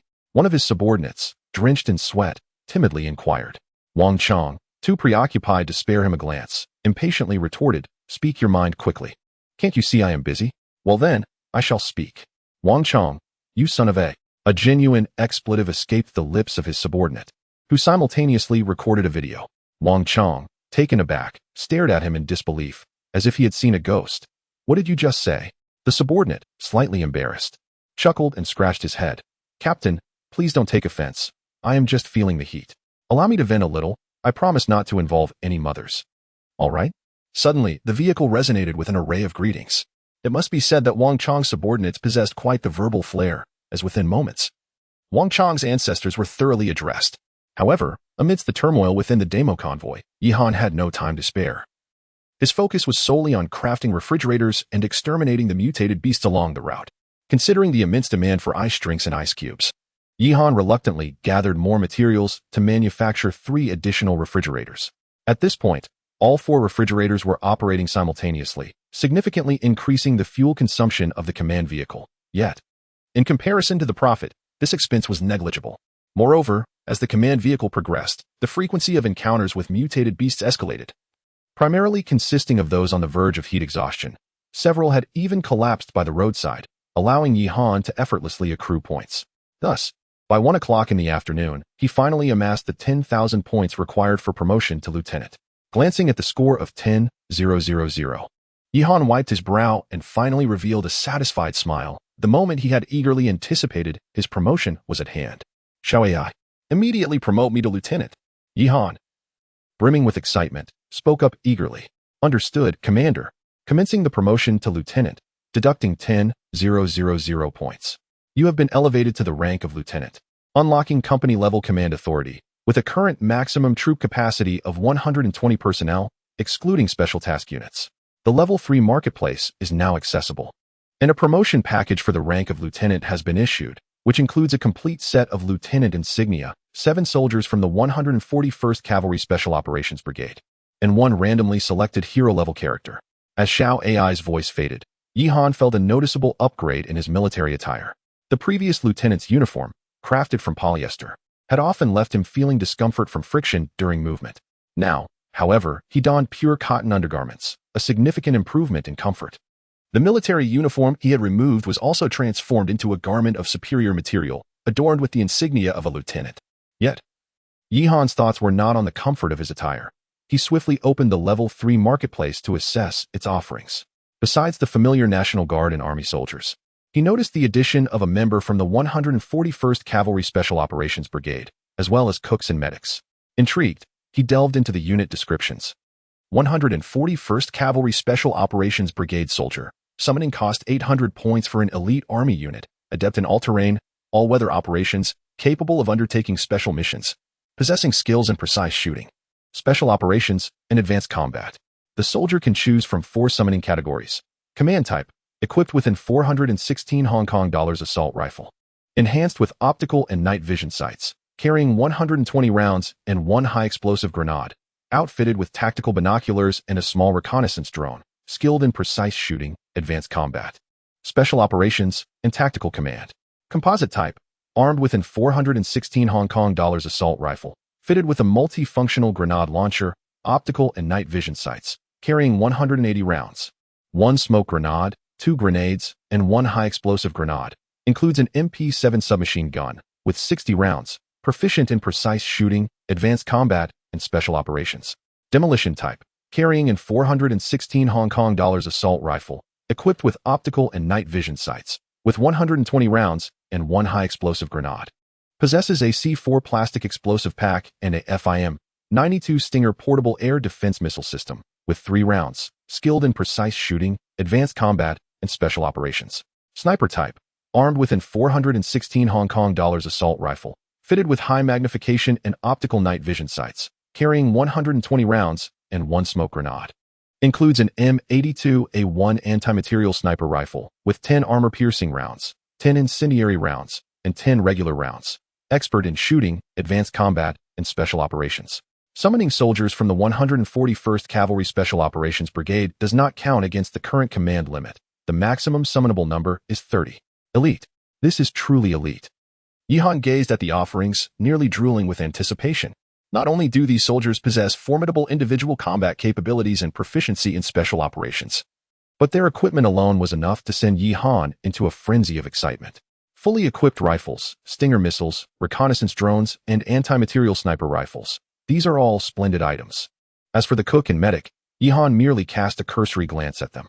Both of these roles require 200 points, which is slightly less than the ammunition allocation for standard infantry soldiers. However, they possess essential logistical skills and do not occupy the quota for the company level. There are, nonetheless, summoning restrictions, with a maximum of 4 allowed. When calculated, it appears that the total personnel count for his company could reach 160, qualifying it as an enhanced company. Nevertheless, while the 141st Gun Cavalry Special Operations Regiment boasts remarkable prowess, it comes at a steep price. A lynx costs merely 600 points, and a rocket infantry soldier is priced at 400, yet a soldier from the Gun Cavalry Special Operations Regiment demands a staggering 800 points each. Having just been promoted to captain, Yihan found his points balance reset to 0, rendering his pocket change insufficient even to purchase a pair of undergarments for the soldiers. Chapter 54. Heroic Figures. Minions. In addition to the newly available troop types, the Level 3 Marketplace has unlocked permissions for 4 types of buildings. Level 1 Armory Construction Permission, 3,000 points. The Level 1 Armory features 3 production lines, capable of manufacturing various types of bullets and shells, provided the requisite raw materials are supplied. Level 1 Vehicle Factory Construction Permission, 5,000 points. The Level 1 Vehicle Factory has 2 production lines, capable of producing military vehicles such as the Mighty Warrior 917 off-road vehicle, the Lynx all-terrain vehicle, and the M2 infantry fighting vehicle, requiring points for production. Magnetic Power Plant Construction Permission, 1,000 points, capable of supplying continuous energy consumption. Material Processing Plant Construction Permission, 2,000 points, equipped with 1 material collection cart, capable of processing various types of waste. Yihan was perplexed as to the intention behind the little AI system providing him with these items, especially since he intended to be on the move, unable to transport the creations unless these factories could also be established within the vehicle. However, given the limited space of the command vehicle, accommodating even a single production line of the armory would be quite a challenge. He shook his head and ceased to ponder further. What truly excited Yihan was his anticipated promotion ceremony to captain, along with the presence of 7 soldiers from the 141st Cavalry Special Operations Group and 1 heroic figure. Little AI, summon the soldiers of the 141st Cavalry Group, Yihan said, rubbing his hands in anticipation. Commander, please select the summoning direction for the 141st Cavalry Special Operations Group soldiers. Little AI responded. Upon hearing this, Yihan's eyes brightened. It appeared that the summoned troops could indeed be directed. Thus, careful consideration was in order. Currently, his forces lacked commanding talent, precision firepower, and special operations capabilities, which were vital for effective deployment. After a moment's deliberation, Yihan instructed Little AI, summon 1 commander type, for versatile types, 1 demolition type, and 1 sniper type. Understood, Commander, came Little AI's reply, with her voice. 7 soldiers from the 141st Cavalry Special Operations Group stepped out from the shadows of the command room.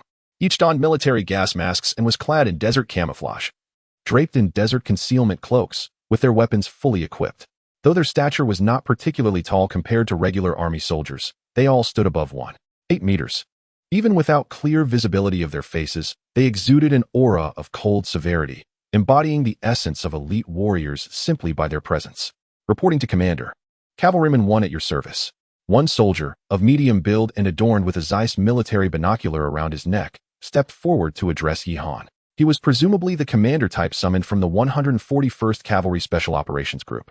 Yihan returned the salute and stated, Cavalryman 1, from now on, you shall be known as Frost.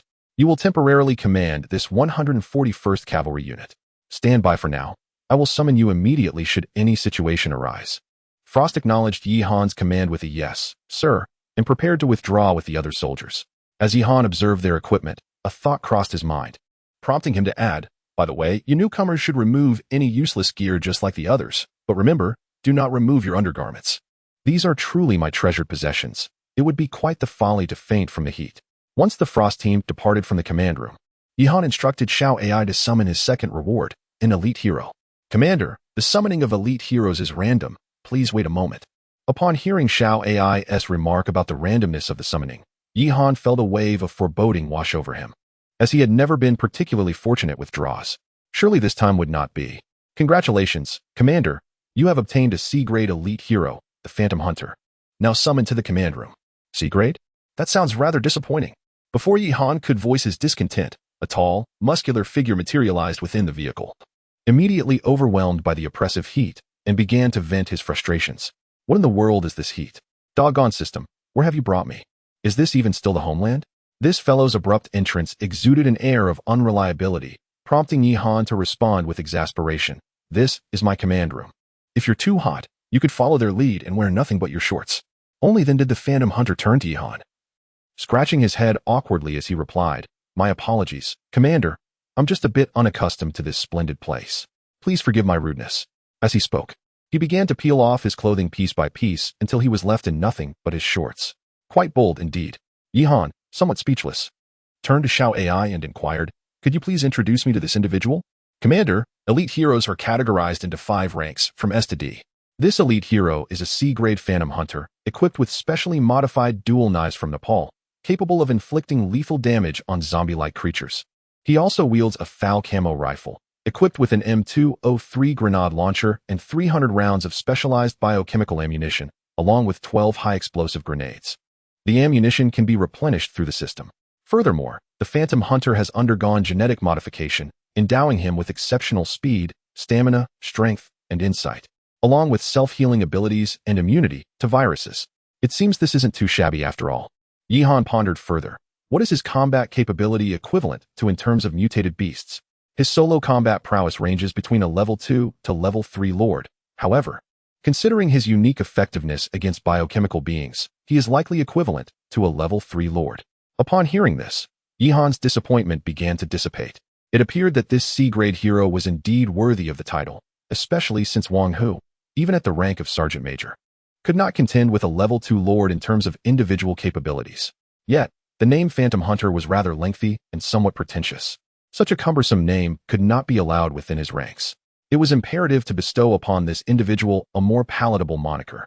Gazing at the Phantom Hunter's bronzed skin and full beard, Yi Han soon formulated a plan. Phantom Hunter, from now on, you shall be known as Little Yellow Man. What nonsense is this? Little Yellow Man? The Phantom Hunter paused, a look of indignation crossing his face. Commander, I am, after all, an elite hero. How can I face others with such a name? Yi Han furrowed her brows, remarking, your entire body is a shade of brass. Should I call you Little Copper Man instead of Little Yellow Man? Perhaps Yellow Phantom would suffice. The Phantom Hunter softly countered, Yellow Phantom could work as well. After her promotion to lieutenant, Yi Han's overall combat prowess ascended to a new echelon. Currently, she commanded a quota of 120 ordinary soldiers and 40 special squad members. After contemplating, Yi Han resolved to adhere to her previous strategy. Chapter 55, the Chishui Valley. The allocation of 40 Special Task Force members is a given. With the 30-strong 141st Cavalry Special Forces serving as the spearhead, alongside 10 logistics personnel, the contingent of 120 ordinary soldiers is divided into 4 squads, each comprising 30 individuals, organized into 10-member teams consisting of 2 rocket soldiers, 2 machine gunners, and 6 regular army troops. Previously mere squad leaders, Wang Long, Wang Chuangwei, Wang Chuangzong, and Wang Chuanan have now ascended to the rank of squad leaders. As for the vice squad leaders, they can select from within the ranks. However, this allocation is ultimately a mere facade. For instance, Wang Long's guard squad, including himself and 2 dogs, amounts to a mere 7 members. Yi Han glanced at the 0 in the points column, shaking his head. He would need to start accumulating points again. After all, fully staffing his 141st Cavalry Special Forces would require a staggering 19,200 points. Just contemplating this was overwhelming. It was now 3 in the afternoon, with less than 200 kilometers remaining to the Chishui Valley. Yet, the temperature showed no signs of abating.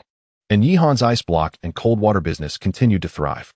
He decided to unload unnecessary supplies from his vehicle to exchange for food in the trading hall.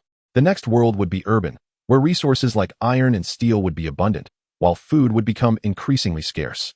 Other players remained oblivious to the circumstances of the forthcoming world, granting Yihan an opportunity to exploit. Before long, his vehicle was left with only a few ordinary supplies, while storage rooms 2 and 3 brimmed with various food items, ranging from jerky and ham to steamed buns and bread. Yihan welcomed all offerings, estimating that his food reserves now totaled around 40 tons, and this figure was on the rise. As he approached the Chishui Valley, he noticed an increase in the number of surrounding players. However, those who had survived to the final day in the Gobi world were not without intelligence. They kept their distance from Yihan's vehicle, wary of provoking him. Just as Yihan pondered the situation inside the Chishui Valley, a player by the name of Zhang Ziqiang messaged him. "Yishun, I've completed the task as you requested. Take a look at this reward." Upon reading the message, Yihan recalled the task he had posted in the communication hall, where he had vented his frustrations about Wang Chong and Huang Shan. He had arranged for the delivery of ice blocks, but it seemed that no one had claimed to have killed either of them. It appeared this fellow had taken action. "What happened? How did you manage it?" Yihan inquired. A photograph quickly arrived, the content profoundly unsettling. Despite having trained his mental fortitude over the past few days, he nearly retched at the sight. The image depicted a bloodied head alongside 3 neatly arranged arms and 2 legs. The head belonged to none other than his old acquaintance, Wang Chong. However, the graphic nature of the image was excessive, and it seemed the dog world system had neglected to apply any censorship. "We have eliminated Wang Chong, and his hands and feet are here as well. According to your assignment, the reward should consist of 6 bottles of ice drinks, unlimited ice, and 10 bottles of iced water." The additional note pertains to Huang Shan. "He fled too swiftly for us to apprehend him. However, without hands, it is likely he will find survival exceedingly difficult," Zhang Ziqiang added. Zhang Ziqiang, previously part of the desert convoy, appeared to have defected. Although he failed to eliminate Huang Shan, he nonetheless achieved his objective. Yihan distributed the rewards entirely to Zhang Ziqiang, subsequently shutting off the distressing photographs on his mobile device. The demise of Wang Chong raises questions of whether it is a blessing or a curse. It is evident that Zhang Ziqiang is far more malevolent. Yet, this holds little consequence for Yihan. A deceitful cockroach remains a cockroach. But it does not bode well for the other players. "Report, Commander. We are nearing our destination," Xiao AI suddenly announced. Yihan glanced ahead. A broad river flowed through the Gobi, meandering eastward into a valley. This must be the so-called Chishui Valley, flanked by 2 towering mountain ranges that abruptly rise from the Gobi, enclosing the Chishui River within. Despite the river's nurturing presence, the surrounding mountains remained barren, desolate, and devoid of vegetation. The roadway they traversed followed the Chishui River into the valley's mouth. "Xiao AI, proceed at full speed into the valley," Yihan commanded, reasoning that the valley would provide some respite from the oppressive heat. Indeed, the valley seemed sheltered from the relentless sun, while temperatures remained elevated. They were within a tolerable range. However, just as the command vehicle approached the valley's entrance, Yihan suddenly felt the vehicle shudder violently, followed by the ominous voice of the world system. "Detection indicates that the player has entered the periphery of Chishui Valley. The trial for entry is now commencing, and mutated beasts will be dispatched according to the player's combat capabilities. Please prepare accordingly." Before Yihan could fully comprehend the situation, the air was filled with the roars of mutated beasts. "Report, Commander. A swarm of mutated beasts exceeding 50 has been detected in the vicinity, including 8 level 2 lords, 2 level 3 lords, and 45 level 3 ordinary mutated beasts. This world system certainly knows how to stir trouble, as they were on the brink of entry. All units, disembark and assume combat positions." Xiao AI engaged the 20mm cannon for immediate attack. Yihan observed the unfolding situation from the command center. Following his orders, Wang Hu led 4 squads into battle. The level 3 ordinary mutated beasts comprised various grotesque creatures, which did not concern Yihan. However, the 10 lords posed a significant challenge. Among the 8 level 2 lords were the familiar figures of the Lord Bear King and the Lord Lion King, each with 2 representatives, alongside 4 mutated Wolf Kings. While the Wolf Kings were manageable, both the Lion King and Bear King were formidable, one with astonishing offensive power, the other with remarkable defense.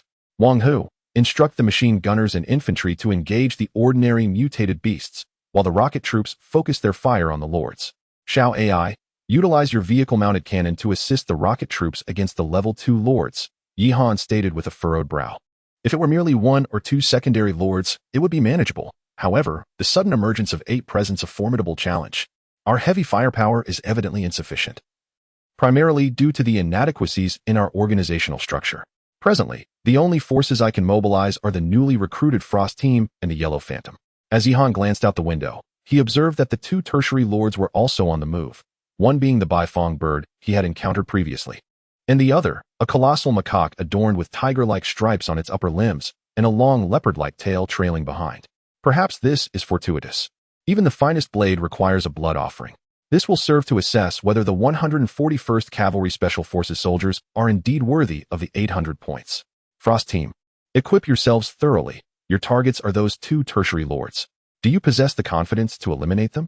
Jihan's gaze turned icy as he posed the question to Frost. Chapter 56, a preliminary test of skills. The commander reported with confidence that the decapitation task could be accomplished within 20 minutes. Han Shuang bowed in acknowledgement. Such confidence? Jihan glanced skeptically at a few individuals, then nodded. If that is the case, let us depart immediately. Phantom, you and the logistics team remain in the command vehicle, ready to respond to any unforeseen circumstances. Understood. With the spirited responses of the soldiers, 7 elite members of the 141st Cavalry Special Forces disembarked to engage in combat. Mission codename: a preliminary test of skills. Time: August 13th, 17:43. 32 Mission command: Sergeant Han Shuang of the 1st Squad. 141st Cavalry Special Forces. Initial military rank advanced by 1 level. Combat team: 1st Squad. 141st Cavalry Special Forces. Location: Chishui Valley entrance. A miniature unmanned reconnaissance drone slowly ascended from the ground and then began to hover above the battlefield. For the mutated beasts. Towering several meters high, this drone appeared minuscule. Neither the beasts nor the soldiers engaged in combat were aware of its presence. Located 2,500 meters from the level 3 lord. The team needed to advance another 800 meters to reach effective shooting range. Han Shuang observed the drone's feed on the electronic screen while addressing the 6 cavalry soldiers. The 800 meters they needed to cover lay within the area where mutated beasts clashed with other soldiers.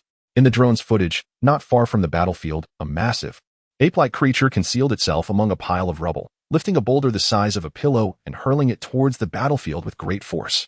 This level 3 lord appeared exceptionally skilled at throwing, effortlessly launching a rock weighing 50 to 60 pounds as if it were a golf ball, sending it soaring through the air toward the battlefield 100 meters away.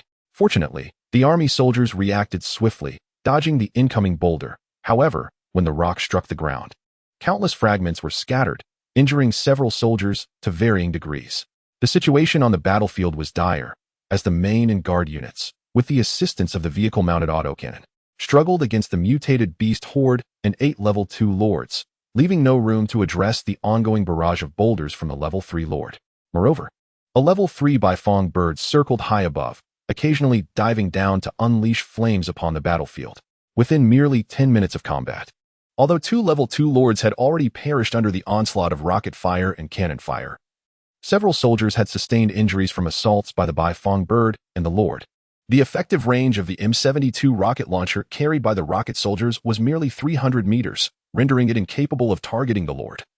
While the vehicle-mounted autocannon was preoccupied with the level 2 lords and could not attend to the threat posed by the Baifeng bird. Furthermore, the Baifeng bird had learned from its predecessor's experience, only daring to attack when the autocannon fired at the ground. The battlefield had descended into a stalemate, urgently requiring the intervention of Han Shuang's team. Meteor, take down the Baifeng bird in the sky. As the Frost summoned back the drone, he turned to a soldier burdened with a Stinger missile launch system and declared, yes. Meteor swiftly positioned the Stinger on his back and aimed it at the circling Phoenix above. The target altitude was 100 meters, and the infrared guidance system had locked onto the heat source surrounding the Phoenix. Launch. With an astonishing roar, a Stinger missile surged forth, hurtling towards the avian creature in the sky. Initially dismissive of the approaching missile, the Phoenix soon panicked as it soared ever higher, frantically flapping its wings in a desperate attempt to evade. Yet, could the missile's guidance system be so easily evaded? The Stinger relentlessly pursued the Phoenix. As the creature altered its flight path in a bid to shake off the missile, the Stinger executed an incredible maneuver, curving sharply to strike the Phoenix directly. Boom. A profound explosion erupted above the battlefield, and the once mighty Phoenix was reduced to a scattering of flesh, plummeting from the sky. Target neutralized. Meteor retracted the launch system. Advance immediately, Frost commanded, having confirmed the Phoenix's demise. 7 soldiers, draped in desert camouflage, swiftly infiltrated the battlefield. Their attire mirrored the surrounding arid landscape so closely that, unless observed from a short distance, their movements were nearly undetectable. After advancing approximately 600 meters, they approached a herd of beasts. A common mutated wolf, sensing something amiss, focused its gaze sharply on its surroundings. Suddenly, it spotted a soldier's camouflage cloak fluttering in the wind. With a fierce howl, it charged towards the squad. However, before it could close the distance, the soldiers raised their rifles and fired. Thanks to the suppressors, only a few faint sounds of gunfire were heard. Every bullet struck the wolf between the eyes, but this was a level 3 ordinary mutated beast, far superior to the level 1 mutated wolves previously encountered by Yihan. After a moment of intense pain, the wolf surged forward, intent on tearing open a throat to raise the alarm. But Frost and his team would not grant it such an opportunity. The squad aimed in unison, and the muffled gunfire rang out once more, sending the mutated wolf crashing to the ground, lifeless. After advancing another 200 meters, they finally reached their designated position. Frost then turned and shouted, "Eagle Eye? Where the hell is the Barrett? Bring it up." The M82A1 anti-material sniper rifle, colloquially known as the Cannon, produced by Barrett Firearms, once boasted a range record of 6,800 meters. However, this was merely a record. Considering precision and environmental factors, its effective range was around 1,800 meters. This was precisely why Frost's squad had pushed forward by 800 meters. At Frost's command, one soldier knelt down, allowing Eagle Eye to rest the sniper rifle upon his back. "No wind, 0 elevation, target acquired," Eagle Eye murmured, his finger poised on the trigger. At the other end, the giant, oblivious to the impending danger, believed itself to be at a safe distance.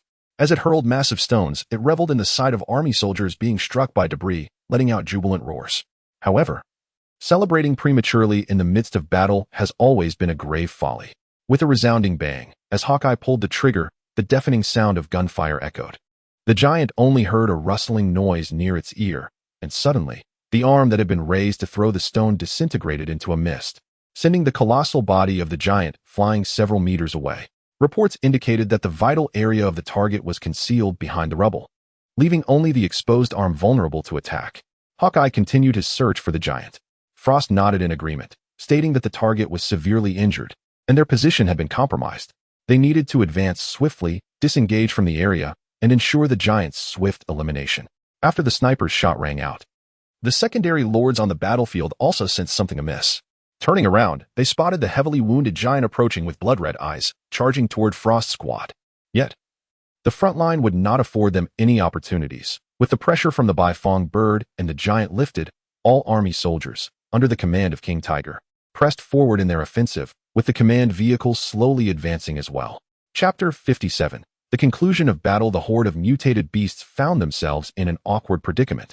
One elder had been stolen away, while the other was ensnared in the front line. Seizing the opportunity, the Frost team stealthily advanced into the rocky pile where their leader, Zhu Fu, was concealed. Amidst the colossal boulders lay remnants of flesh and traces of blood left by Zhu Fu. Following the Crimson Trail, the team arrived at the entrance of a concealed cave nestled within the stones. "Captain, should we venture inside?" asked Lu Xing. Frost glanced at him. "What purpose would that serve? Greedy wolf, earth rampant, throw all the high-explosive grenades you brought inside and obliterate the cave." This was the simplest and safest approach. Although Zhu Fu was wounded, he was still a Tier 3 lord, and who could tell if he had any tricks up his sleeve. Furthermore, their 20 minutes were swiftly approaching an end.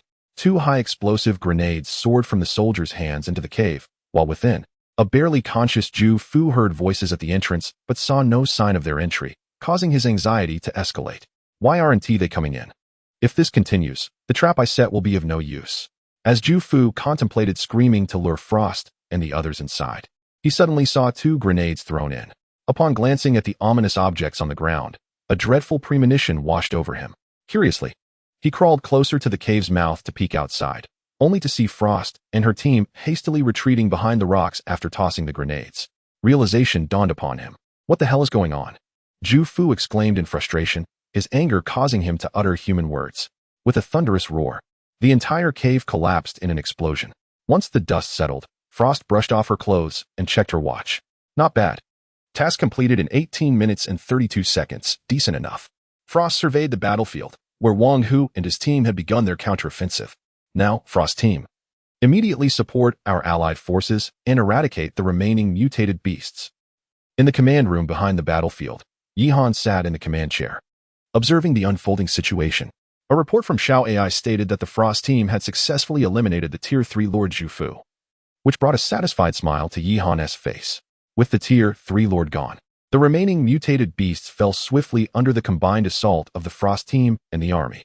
Commander, the battle has concluded, with a total score of 10,500 points. The report came in. Yihan nodded in approval. The figures aligned well with his calculations. 45 Tier 3 ordinary mutated beasts yielded 4,500 points, while 8 Tier 2 Lords contributed 4,000 points, complemented by the 2,000 points from the 2 Tier 3 Lords. The once barren score tally surged past 10,000. At that moment, Wang Hu and the Frost team returned, bringing with them the spoils of their endeavor. Wang Hu stepped forward to report, "Commander, the battle is complete. Our forces sustained 11 injuries, 9 minor and 2 serious. All have received medical treatment and will soon regain their combat readiness. In this battle, our forces successfully acquired 10 tons of high-quality exotic beast meat, 10 iron treasure chests, for steel treasure chests, and 1 golden treasure chest. All soldiers have been promoted to sergeant or above, with the guard platoon and the main 1st and 2nd platoons elevated to the rank of sergeant major. Commander, please review." Yihan glanced at Wang Hu and nodded before saying, "You fought splendidly. Allow the soldiers to rest and arrange for additional provisions for the logistics team." "Yes." Wang Hu saluted and departed. Yihan then fixed his gaze on the Frost team with an expression akin to admiring beauty, leaving them quite uncomfortable. Ahem. Frost cleared her throat and reported, "Commander, the Frost team completed the mission in 18 minutes. Commander Frost has been promoted to sergeant, and the remaining soldiers have been elevated to sergeant. Please provide further instructions." "Excellent. You may also rest now," Yihan replied with a broad smile. The combat prowess of the Frost team was fully demonstrated in this engagement. Whether utilizing poison-tipped missiles, anti-material sniper rifles, or reconnaissance drones, they exhibited capabilities unmatched by other units. And Yihan was particularly pleased with the soldiers' performance. However, as always, the cost was a concern. Of course, the expense was not an issue of the 141st Cavalry Special Operations Group. It was his own impoverished circumstances. Even with 10,500 points at his disposal, he could not fully staff this unit. Nevertheless, the current combat capabilities of the Frost team were temporarily sufficient. Player Yihan has completed the trial mission and is being transported to the Redwater Valley. With the conclusion of the trial mission, the voice of the world system echoed, and Yihan was promptly transported to the Redwater Valley. In the command room, Yihan instructed Xiao AI to lead the convoy to a spacious area to set up camp, as he needed to assess the spoils of this battle and reorganize logistical arrangements. Although his luck with treasure chests had been dismal, he could not delegate this task to Lu Tu, especially since Lu Tu might not even know if he had entered the valley. "Open all treasure chests," Yihan declared, standing before a pile of chests. "Congratulations, player. You have obtained a Level 2 Vehicle Room Upgrade Package. 5. Level 2 Bulletproof Glass Modification Blueprint. 1. M1 Garand Rifle Manufacturing Tutorial, Rifle Ammunition Manufacturing Tutorial, M1903 Springfield Rifle Manufacturing Tutorial, PPSH Submachine Gun Manufacturing Tutorial, Submachine Gun Ammunition Manufacturing Tutorial, and various supplies. Golden Treasure Chest opened. Obtained Level 3 Modification Blueprint for Vehicle-Mounted M202 Quad Rocket Launcher. Holy day! Is this a celebration before the end of the First World? To receive so many valuable items at once? Yihan could hardly believe it, though upon reflection, the truly useful items for him were only the Level 2 Room Upgrade Package, the Level 2 Bulletproof Glass, and the blueprint for the vehicle-mounted M202 Quad Rocket Launcher. As for the weapon blueprints, Yihan was not in need of additional armaments. Nevertheless, it must be noted that the weapons obtained this time were significantly superior to those acquired previously. The M1 Garand and Springfield rifles are renowned firearms from World War II. Renowned for their stability and lethality, and this time he also received ammunition tutorials. The pivotal PPSH submachine gun, also known as the People's Submachine Gun, signifies the profound affection people hold for this weapon. It is an automatic firearm, whereas the most advanced weaponry previously wielded by other players' teams amounted to mere semi-automatic arms. The tutorials for these weapons will be reserved for trade, as the fully automatic ones ought to be utilized exclusively by trusted comrades. However, the Garand and Springfield rifles are poised for significant sales, especially as the capabilities of other players improve, consequently enhancing the purchasing power of customers. Yihan murmured to himself while holding a stack of blueprints. The Mainz team has been reliant on the Mosin Nagant. Had it not been for Liu Tu's acquisition of ammunition manufacturing tutorials, his firearm would have served only as a mere firewood stick. With the introduction of the PPSH submachine gun, the strength of the Mainz team could substantially increase. After all, the Desert team and the Mad Wolf team have only witnessed the demise of their leaders, and the internal hierarchy will inevitably strive to ascend. Furthermore, with the prospect of additional players in the next world, all these factors necessitate a balancing act by the Mainz team. Manual demarcation. I express my gratitude to all for your encouragement and the gifts that inspire me to update. These 2 chapters are a result of that motivation. And there will be 2 more updates after 6 o'clock this afternoon. Thank you all for your unwavering support. The issues pointed out by some readers have been addressed in the preceding text, primarily concerning the female characters. I will remain vigilant regarding these matters in the future. Thank you for your constructive criticism and guidance.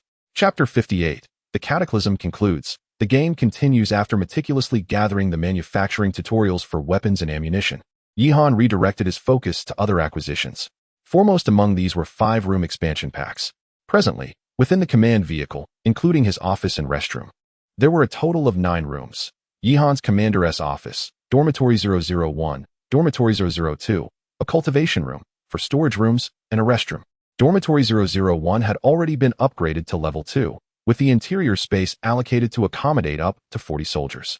Given his current rank of company-level authority, it was imperative to anticipate an increase in personnel. Thus, Dormitory 002 would require an identical configuration to that of 001. This arrangement would allow for the accommodation of 80 soldiers across the 2 level 2 dormitories. Moreover, an urgent upgrade of the storage rooms was necessary, and surplus supplies needed to be swiftly converted into provisions. However, the restroom requirements for an entire company were currently unattainable. Solutions for shower and toilet needs must be devised. After all, it was hardly feasible to resolve such matters with bottles within the vehicle. What about more pressing needs?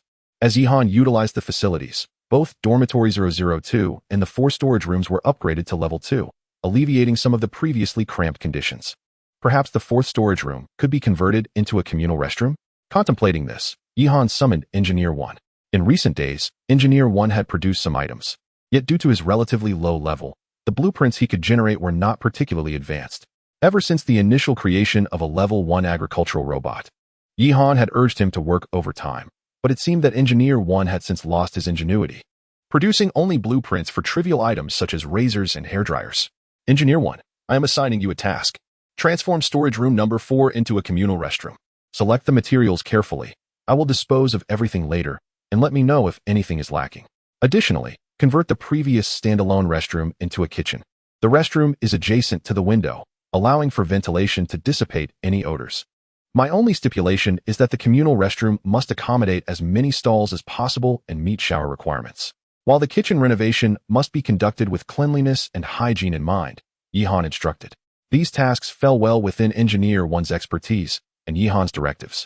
Although seemingly superfluous, were nonetheless prudent. After all, Engineer 1 also had personal needs for sustenance and sanitation, ensuring he would execute the tasks diligently. However, this meant that Yihan's office could not be upgraded, yet 10 square meters sufficed for his needs. Subsequently, Level 2 bulletproof glass was installed in the command vehicle under Yihan's direction, further enhancing its defensive capabilities, raising the defense rating from 2 to 4 to 2 to 7.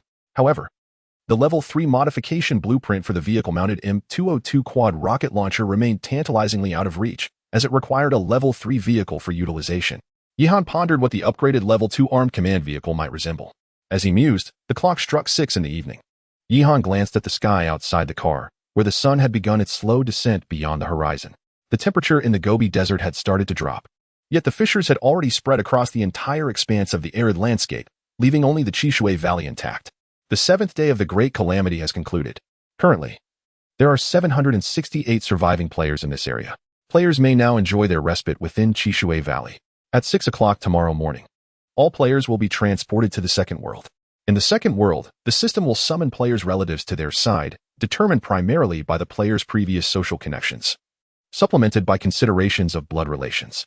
The relatives of deceased players will be assigned to the players with whom they had the closest social ties. Those whose social and blood relationships have been severed will be cared for by the world system. Surviving players from other areas will also be transported here, so players should prepare accordingly. This message from the world system primarily contained 2 pieces of information. First, that the second world would commence tomorrow, with additional players joining. And second, that those previously scattered across the vast desert would converge in this valley.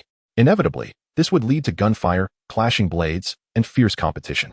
The so-called rest period mentioned by the system was nothing but nonsense. Since bringing players here, it had done nothing but target Yihan and hinder others, showing no benevolence whatsoever. As Yihan had anticipated, a brawl had already erupted between two groups not far from him, with gunshots echoing from even farther away. Strangely, however, there was no sight of mutated beasts within the expansive valley. Perhaps the world system had relocated them to the opposite side of the valley. Yihan found the players' behavior perplexing. With so few remaining, why engage in infighting? Yet, this was to be expected. In this realm, the law of the jungle prevailed, and survival of the fittest was the order of the day. 7 days prior, there had been 10,000 participants. Now, fewer than 800 remained, with a mortality rate exceeding 90%. If the global population of 5 billion had been involved in this game, based on this death rate, perhaps only around 400 million would reach the second world, and with their relatives included, the number would dwindle to less than 2 billion. What then was the true purpose of this world system? Was it merely a means to eliminate lives? Yihan mused aloud, his skepticism towards the system deepening. If the intent was to reduce the population, it seemed implausible. Was it a test? A method to select the strong through survival of the fittest? Yet, what would be the ultimate goal? The more he pondered, the more overwhelmed he felt. Deciding to abandon these thoughts, he reassured himself with the strength of his supreme commander system, remembering that Xiao AI had mentioned the uniqueness of his abilities. Regardless of how the world system operated, he remained steadfast. It was simply a matter of facing challenges as they came. With this mindset, Yihan felt a significant lift in his burdens and proceeded to open the communication hall to assess the situation. Is Luning still alive? You sold me urine at the beginning, and now that we're here, I wonder if you can still escape. Since you enjoy it so much, let us see if I can serve you some of your own. What es ñoño? Is it tasty? If it is, I'd like to keep some for myself. Above, you possess that item yourself. If you desire it, you may produce and sell it independently. Brothers, to the left of the valley, in Goku, there exists a convoy comprised entirely of women. Hurry and seize yourselves a wife. Do you dare to raid the convoy of the unparalleled? The 10 eunuchs in the Howling Wolf convoy were all orchestrated by them. As Yihan had anticipated, the communication hall was predominantly filled with infighting among players. At this moment, Lu Tu sent a message to Yihan. Brother Yi, have you entered the valley? Everything well? Upon reading this, Yihan replied, I have entered the valley. All is well. How fares the situation with the main convoy? 5 brothers fell during the valley trial, all of them relatively weak. In my trial, I faced a level 2 mutated beast and a level 1 lord. Fortunately, I am equipped with a level 2 vehicle and managed to procure some wooden-handled grenades from the Howling Wolf convoy, so I emerged unscathed. However, many brothers in the convoy sustained injuries. I would like to purchase some level 1 healing agents from you. Hearing Lu Tu recount his valley trial, Yihan could only feel a sense of frustration, as it seemed the system was undoubtedly targeting him relentlessly. Chapter 59, The Drought Demon. Everything is fine. I will soon place some primary healing potions in the trading hall, available to members of the main car team at half price. Yihan promptly replied. All right, thank you, Brother Yi. Following this, Yihan began to clear his inventory, placing all unnecessary supplies and equipment in the trading hall. He crafted an additional 300 primary healing potions, all of which were exchanged for food. As for the weapon and ammunition manuals, Yihan planned to sell them in the second world, where he anticipated a rise in their value. Earlier in the day, his trade of ice blocks and ice water had yielded substantial rewards, totaling nearly 6 tons of various food items, including mutant beast meat products, bread, and rice. Although the ice trade had come to an end, the refrigerator remained a useful asset for preserving food. If he were to sell all the surplus supplies, combined with what he already possessed, Yihan's food reserves would reach a remarkable 50 tons, sufficient to last nearly a month even if his quota was fully consumed. Any excess could simply be sold in the second world. After all, business is merely about buying low and selling high. Having completed these tasks, Yihan prepared to dine. But at that moment, the vehicle's AI, Xiao AI, suddenly spoke up. Commander, the mysterious lord has appeared. Upon hearing this, Yihan immediately set aside his meal plans. The mysterious lord was undoubtedly the drought demon, whom the world system had previously informed him was located within the Redwater Valley. Her appearance signaled the continuation of his hidden quest. Yihan exited the vehicle, and following Xiao AI's guidance, he indeed spotted a figure on a distant mountain peak, a woman clad in white, radiating a faint, ethereal glow, exuding an air of sanctity. However, at that moment, players within the valley were engaged in fierce combat, leaving few to notice the drought demon's presence. Is the mountain road passable? Yihan furrowed his brow. Why is the drought demon standing so high? Does she intend to leap from the cliff? The mountain path is too steep, and our command vehicle is quite heavy. With Xiao AI's driving skills, it may be impossible to ascend. The all-terrain vehicle is also inadequate. It seems we may need to proceed on foot, Xiao AI replied, her voice tinged with concern. After contemplating her words, Yihan hesitated. Leaving the command vehicle would undoubtedly be a risky endeavor, yet without pursuing this hidden quest, he would be unable to proceed. Frost Squad and Phantom, accompany me on this venture. Yihan ultimately decided to embrace the risk. The Frost Squad and Phantom represented his current elite forces, and with their protection, combined with the fact that his troops were only a kilometer away, he felt assured that assistance could be swiftly rendered in case of any unforeseen circumstances. Upon receiving Yihan's command, the Frost Squad and Phantom quickly gathered their gear and positioned themselves beside him. Yihan entrusted Wang Hu with a directive: ensure the command vehicle's safety, constantly monitor our situation, and if anything seems amiss, bring the troops to provide support. As he prepared to depart, Yihan glanced at the vehicle's radar. Following the direction of the drought demon, he noticed two small dots at the edge of the radar's detection range, one marked as a neutral target and the other as a hostile target. The hostile target was likely the drought demon. Yihan did not dwell on it too much, though he couldn't help but furrow his brow. Why does it always feel as though the celestial lady is concealing something from me? Yihan shook his head, casting aside the chaotic thoughts swirling in his mind, and promptly proceeded to the location of the celestial lady, accompanied by the Frost Squad and the Ghost's escort. Along the way, Yihan took out the vial of Huangquan essence that the celestial lady had entrusted to him, administering a few drops into the magazines of the Ghost and each member of the Frost Squad. According to the celestial lady, with this essence's enhancement, they should be able to vanquish the drought demon.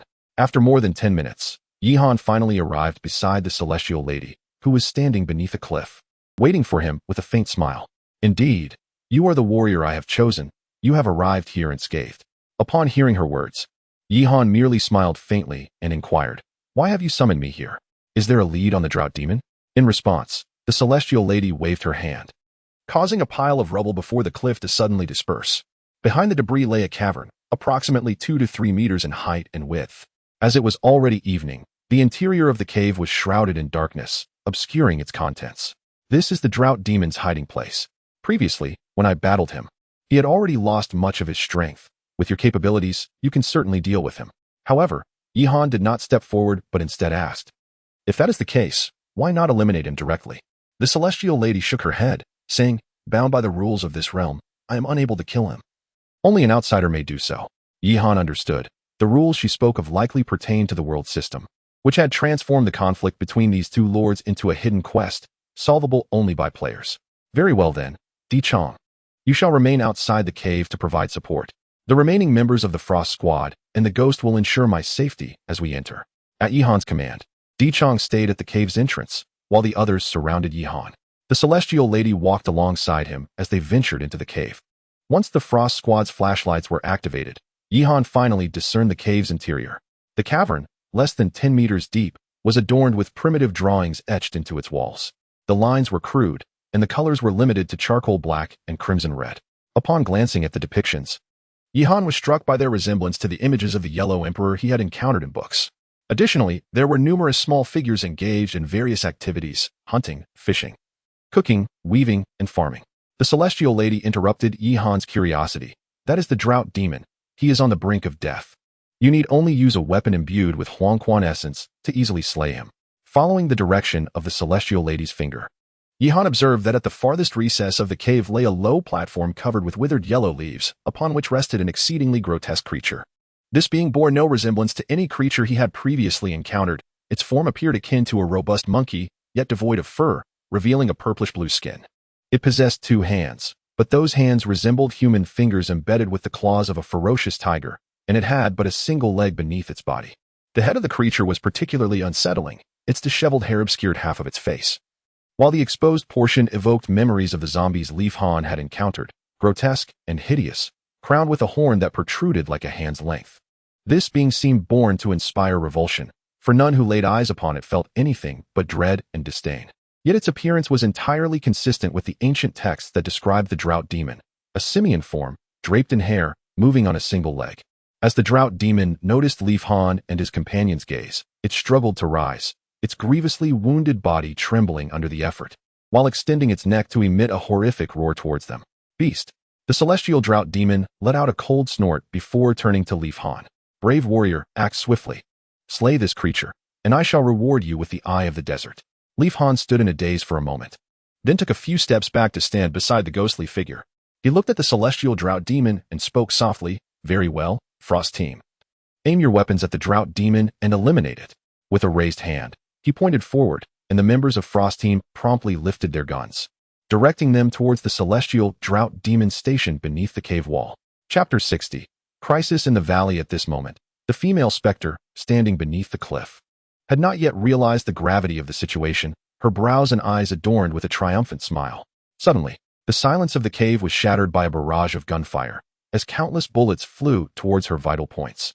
Each member of the Frost Team had undergone systematic and rigorous training, their marksmanship far surpassing that of the guard soldiers. Upon being struck by the specially designed bullets, the specter was immediately incapacitated, coughing up a mouthful of dark blood, her gaze incredulously fixed on Yi Han, who had retreated to the cave's entrance. "Have you lost your mind? Your target is the drought specter." Yi Han coldly regarded her, articulating each word with precision. "Oh, are you not?" At that moment, the Frost Team encircled Yi Han, with Ghost raising her weapon protectively beside him. The specter quickly regained her composure, her pallor reflecting her agitation as she furrowed her brow tightly. "When did you figure it out?" "I had my suspicions from the very beginning. Logically, as the daughter of the Yellow Emperor, you would not engage in the slaughter of innocents, yet you used the life of the mythical bird, Bai Fong, as a trial. Moreover, you informed me that the drought specter was he, yet I have not witnessed him commanding the mutated beasts. Rather, it was you who summoned them that day." As Yi Han spoke, he simultaneously signaled for reinforcements from the command vehicle outside the cave. Although the specter appeared severely wounded, no one could ascertain whether she had any hidden cards up her sleeve. "Is that all? Do you comprehend the consequences of your mistake?" The specter seethed with rage, forcing herself upright to bellow at Yi Han. In that moment, her previously pristine and dignified demeanor transformed into one of grotesque fury. Yi Han, of course, would not disclose that his certainty in her identity as the drought specter stemmed from the radar information. The radar had indicated a neutral target and an adversarial target, yet the positions of these targets were reversed. In other words, the specter standing at the cave's entrance was the enemy, while the so-called drought specter within was the neutral target. All things may deceive, yet machines merely state facts. Upon entering the cave, Yi Han became even more convinced of his assessment. If, as the specter claimed, the drought specter was a transformation of Qi Yu, how could Qi Yu, the sworn enemy of the Yellow Emperor, be depicted so solemnly and majestically in the murals? After all, it is human nature to portray one's foes as treacherous and sinister. The only plausible explanation was that the creature resembling a monster was indeed the specter, while the one outside, guiding Yi Han to this place, was the true drought specter. "Ghost, Eagle Eye, eliminate her." Yi Han no longer wasted words, issuing the cold command. Upon seeing the weapons raised by the group, the specter let out a fierce roar. "Yi Han, if I perish, you shall never escape this valley." Yi Han dismissed her threat with disdain. "Do you truly believe you can prevent the world system from allowing my escape?" The gunfire rang out once more, and the already severely injured female ghost succumbed entirely, collapsing lifelessly to the ground. To Yi Han's astonishment, her body disintegrated into a heap of decaying bones, exuding a foul stench along with the extinguishing of her breath. Congratulations, player Yi Han, for completing the hidden quest mystery of the desert. The drought spirit has been vanquished, and the reward, the Oasis expansion pack for the Eye of the Desert, has been dispatched to your vehicle. Wiping the sweat from his brow, Yi Han realized that his suspicions were indeed correct. This wretched system was ensnaring him once again.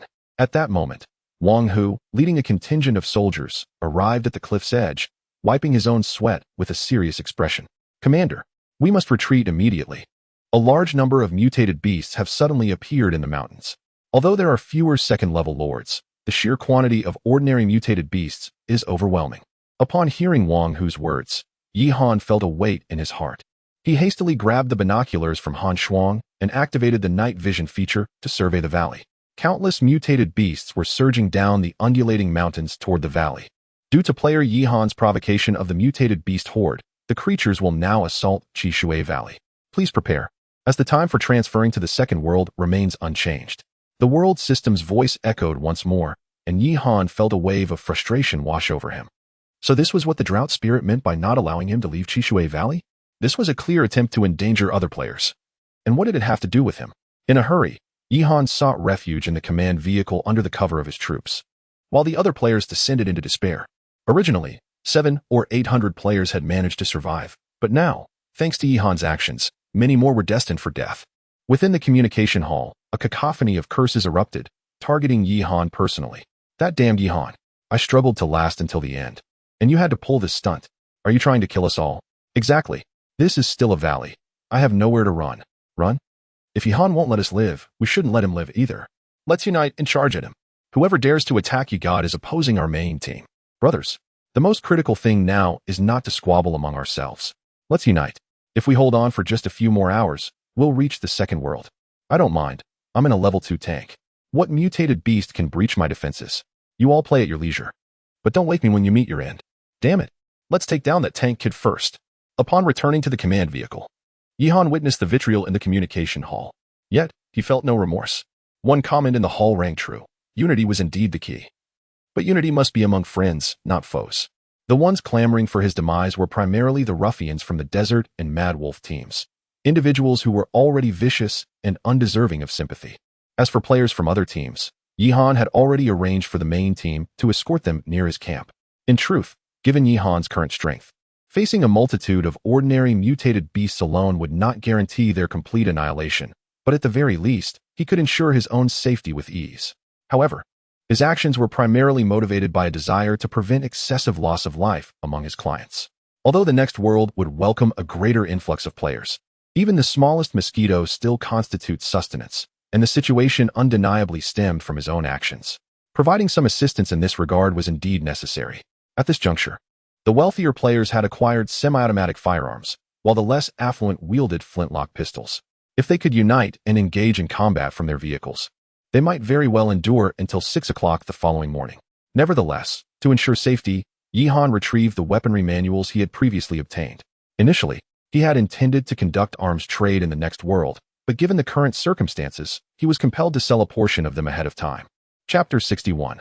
The armament. Immediately, Yihan summoned Lu Tu, showing him the weaponry manual in his hands, and said, "Brother Lu, the current situation is rather unique.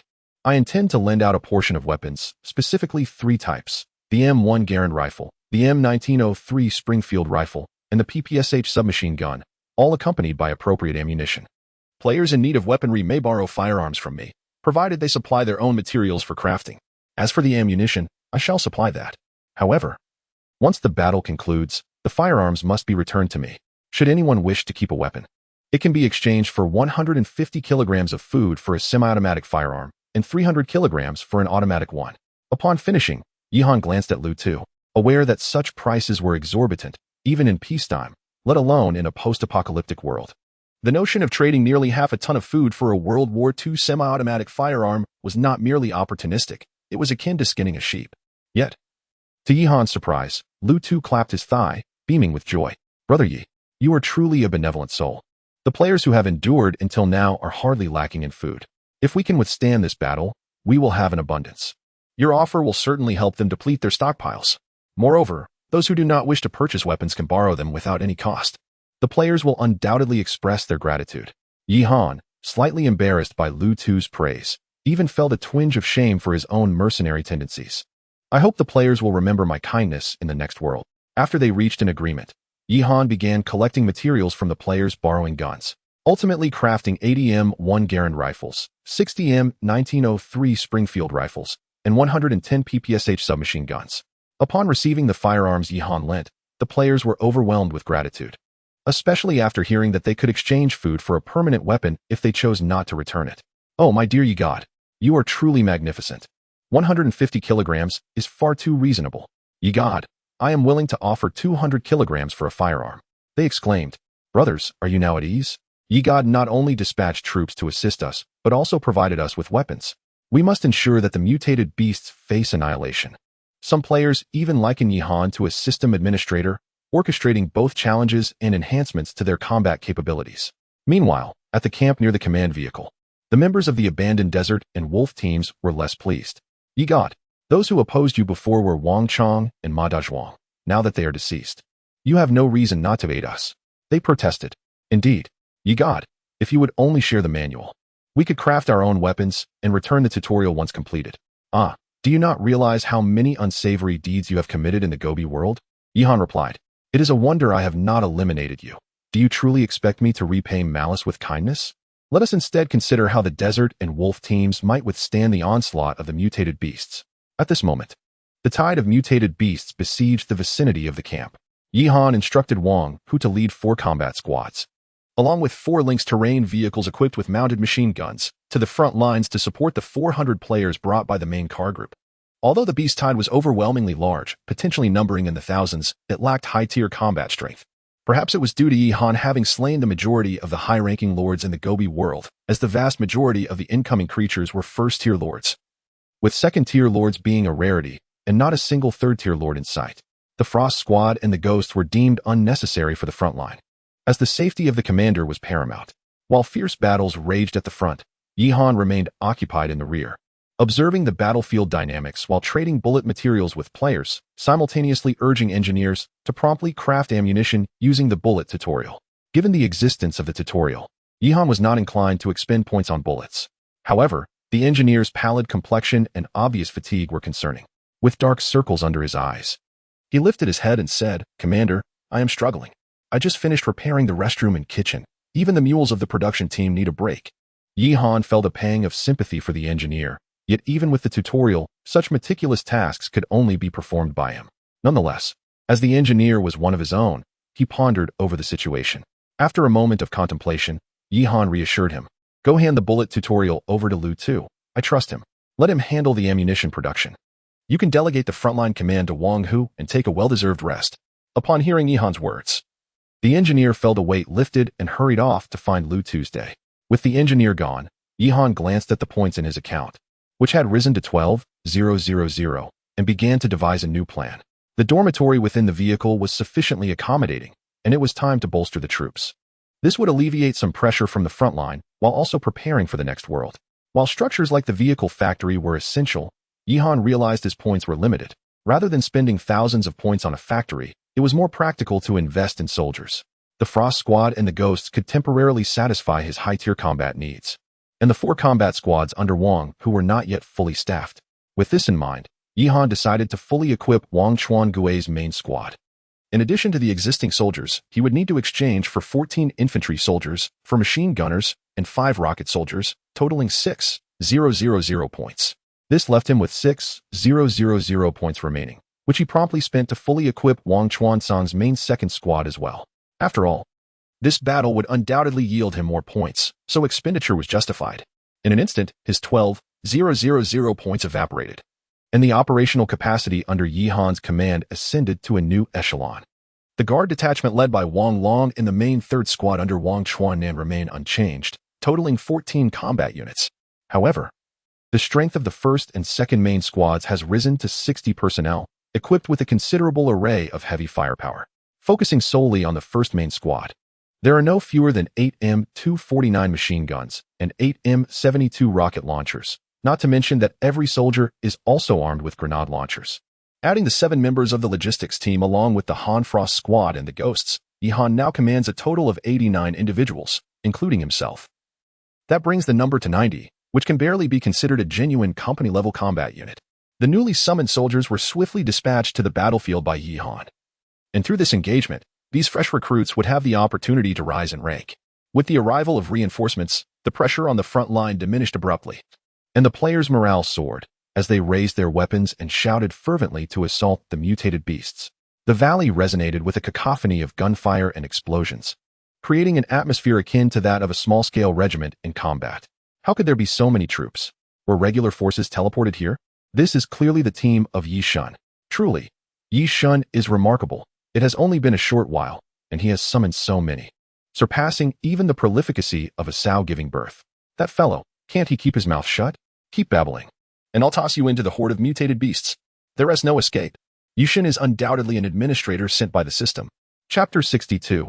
Grudges of Strife. The frontline battle raged on until the early hours of the morning, where the battlefield was permeated not only by the acrid smoke of gunfire, but also by the pungent scent of blood.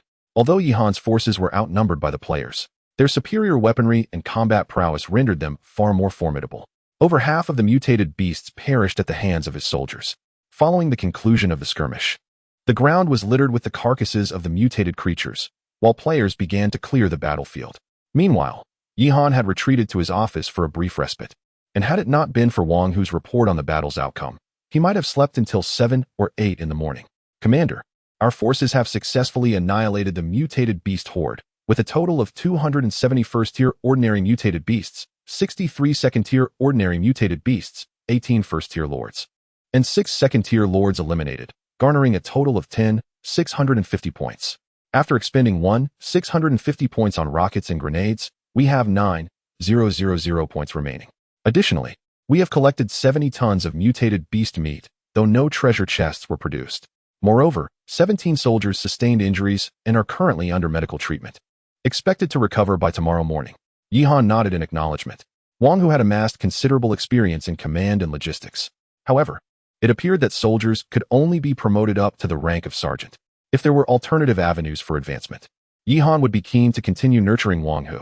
Not only had Wang Hu been by his side for an extended period, but he also displayed a certain aptitude for leadership. Otherwise, managing such affairs alone would have left Yihan utterly overwhelmed. Excellent. Have the main squad's leader, Wang Chuangui, come to see me, and then let the rest of the men take a rest, Yihan said, satisfied. Commander, are there further combat tasks? Wang Hu inquired, puzzled. Yihan offered no response to Wang Hu's question, merely smiling faintly. Just have him come to see me.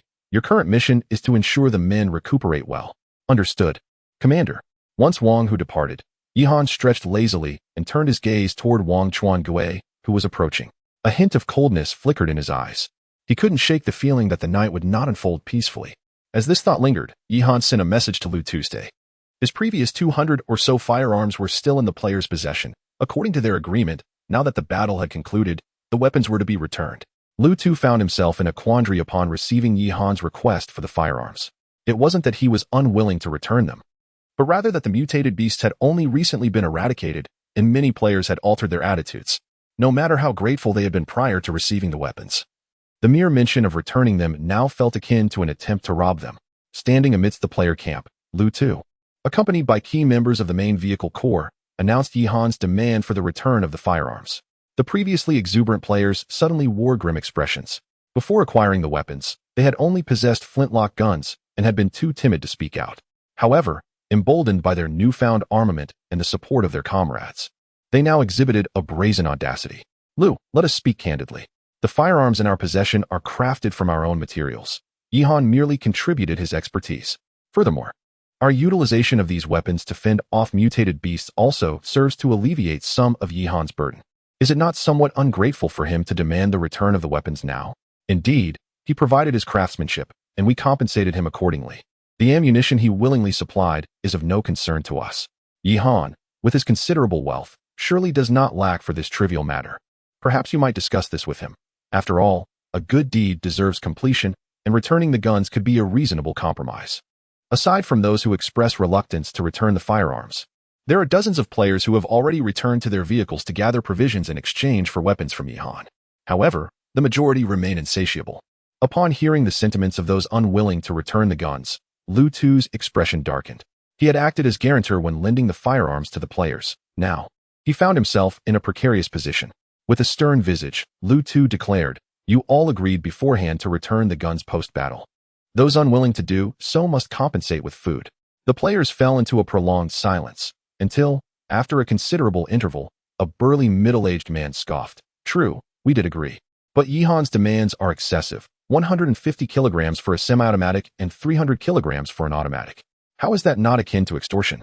I propose that since we covered the material costs, Yihan's ammunition fees should offset that. 20 kilograms of provisions for a semi-automatic rifle, 30 for an automatic." Before he could finish, Lu Tu interrupted vehemently. "Do not overstep your bounds. Were it not for Yihan's willingness to lend you these firearms, you lot would have met a far grimmer fate." The middle-aged man, undeterred, retorted, "By your reasoning, had we not assisted Yihan against the beast tide, he would have perished long ago." Lu Tu found the absurdity of this statement nearly laughable. Did Yihan truly require their assistance to fend off the onslaught of beasts? In that moment, Lu Tu grasped the essence of human ingratitude. Gritting his teeth, he enunciated each word with precision. "So, Your implication is that you have no intention of returning them? The members of the main faction sensed the tension in the air and approached Lu Tu, weapons drawn. Their gazes icy as they fixed their stares upon the group of players. What if we choose not to return them? Can Yihan truly eliminate us all? After all, these guns were procured with our material resources, and we aided him against the beast tide. Should he dare to act against us, it would be a betrayal of trust. The man, emboldened, chambered around in his M1 Garand, and seeing this display of support, other players followed suit, loading their weapons and encircling Lu Tu and the members of the main faction. At that moment, Lu Tu faced a daunting throng of armed players, while his own group numbered merely a handful, leaving the members of the main faction increasingly apprehensive amidst such a stark disparity. Lu Tu, there are simply too many of them. Perhaps we should bow our heads for now and then seek counsel with Lord Yi? A member of the main faction swallowed hard and whispered to Lu Tuesday. Upon hearing this, Lu Tu wore a complex expression, pondering for a moment before he sighed deeply and addressed the players loudly. Regardless of your actions, our main faction shall uphold our commitments. I declare here today that those affiliated with Maine must either return the firearms to Yihan or exchange provisions as previously agreed. After delivering this declaration, Lu Tu prepared to lead the members of Maine out of the encirclement. The players, seeing Lu Tu's intention to withdraw, immediately assumed victory, erupting in applause and wearing expressions of conceit. Chapter 63 Conclusion. Who claims to be unwilling to return the firearms? Just as Lu Tu and the members of the main faction bowed their heads to retreat, amidst the players' tumultuous cheers, a calm voice emerged. Upon hearing that voice, Lu Tu instantly recognized its owner. His expression shifted rapidly from disappointment to surprise, only to become tinged with embarrassment upon seeing Yihan. The players, upon witnessing Yihan along with an entire row of soldiers behind him, fell silent, their previous bravado evaporating. A few, still in a daze, wore expressions of misguided joy, believing they could exploit Yihan. Brother Yi, I apologize. As your guarantor, I failed to fulfill my duty. But the firearms belonging to the main convoy will be returned and purchased as needed, Lu Tu said awkwardly to Yihan. Yihan merely waved his hand dismissively. This is not your fault. You and the main faction have handled matters quite well. As for these individuals, I anticipated their actions. Lending firearms to such a vast array of players was indeed a risk, akin to throwing meat buns at dogs. However, Yihan was willing to take that risk, partly for the potential profit, but also rooted in his confidence, both in himself and in the soldiers under his command. It is often said that when a scholar encounters a soldier, reason becomes obscured, and in this case, the players possessed neither the eloquence of scholars nor the moral high ground. I shall ask once more, who was it that claimed to be unwilling to return the firearms? Yihan's gaze swept over the players with icy intensity. The players, previously so formidable in front of Lu Tu, now stood mute, unable to speak. They had witnessed how Yihan's troops engaged in battle with mutated beasts, exhibiting fearless tenacity and the capability to annihilate with grenades. After a prolonged silence, a middle-aged man, gritting his teeth, mustered the courage to address Yihan. Lord Yi, it was I who said that your conditions for borrowing firearms are unreasonable. Oh, in what way are they unreasonable? Yihan was taken aback that this man dared to respond, noticing that Yihan did not seem inclined to anger. The middle-aged man's eyes brightened, and he proceeded with his argument. Firstly, we are covering the material costs. Secondly, we are assisting you. Enough, Yihan interrupted, raising his hand. Is there anyone else who shares this sentiment? The arena fell into a profound silence. The man, sensing the tension, broke into a cold sweat, and then turned to his fellow players. Brothers, speak your minds. Lord Yi is not one to indiscriminately slay the innocent. We stand on the side of reason. The price Lord Yi has proposed is inherently unreasonable, especially since we provided the materials for the firearms. Why should we return our own weapons? This fellow was quite cunning, attempting to rally the other players to support his stance, hoping to invoke the notion that the many should not be held accountable for the actions of the few. Yihan simply smiled at this display, showing no intention of arguing. You truly lack shame. If you believe Lord Ye's price to be unreasonable, why did you borrow the firearms in the first place? Without Lord Ye's support, would you have survived to this day? What is it? Is your wretched life worth less than the firearms? A clear, melodious female voice suddenly pierced through the atmosphere, causing Yihan to look around in surprise. It was none other than the woman, Lu Miao Miao. Before the man could utter a retort, Yihan preemptively silenced the irate Lu Miao Miao, who was about to continue her tirade. Children should refrain from interjecting when adults are speaking. You insolent Yihan, you fail to recognize your own good fortune. Lu Miao Miao was momentarily taken aback, but quickly regressed into anger, hurling an expletive before turning away in silence. Yihan, witnessing her reaction, felt a sense of resignation. This divine woman continually interrupted his enjoyment of the unfolding drama. Several players, emboldened by Yihan's interruption of Lu Miao Miao, rallied in support of the man. Indeed, this weapon was crafted from our own materials. What right do you have to demand it back? Your offer is ludicrous. If you were to lower your price, we might consider aiding you out of goodwill. This exemplified the principle that one must not provoke the wrath of the masses. Yihan, you should reconsider. Casting a glance at the vociferous players, Yihan turned to Wang Chuangue and commanded, that middle-aged man, dispose of him. As for the others, break their hands. I have other rewards in store. The players, still processing Yihan's orders, were caught off guard by the sudden gunfire from the frontline soldiers. The previously menacing middle-aged man fell lifelessly to the ground, his face etched with disbelief, as if he could not comprehend that Yihan would truly resort to violence. As for the players who had supported him, they found their hands punctured by bullets, writhing on the ground in agony. The remaining players, witnessing Yihan's decisive action, erupted into chaos, shouting that Yihan had turned against them, labeling him as ungrateful. A few audacious souls even attempted to raise their weapons, only to be struck down instantly by the soldiers. The Meijin squad and army soldiers swiftly encircled the players. Yihan stood at the center, coldly surveying the scene before declaring, I hope you understand that my generosity is not to be taken for granted. If you wish to play the moral card, be prepared for the consequences. Upon hearing Yihan's words, the players finally grasped the gravity of the situation. Trembling as they placed their guns on the ground and crouched with their hands atop their heads. Observing their compliance, Yihan smiled with satisfaction and approached the injured players, inquiring, do you have anything further to say? Ye God, I was wrong. I shouldn't have betrayed my principles. I will give you all my supplies. Please spare my life. I beg you. I truly recognize my mistakes. It was that fool who incited us. I genuinely repent now. Please, do not kill me. Ye God, I implore you. To their pleas, Yihan displayed no hint of sympathy. You have not erred. I shall not only spare your lives, but will also reward you. The players, bewildered by Yihan's words, bowed repeatedly in gratitude. Yihan then looked up at Wang Chuangue and Lu Tu, instructing, have the soldiers dismantle these individuals' vehicles. Take what is rightfully mine and discard the rest.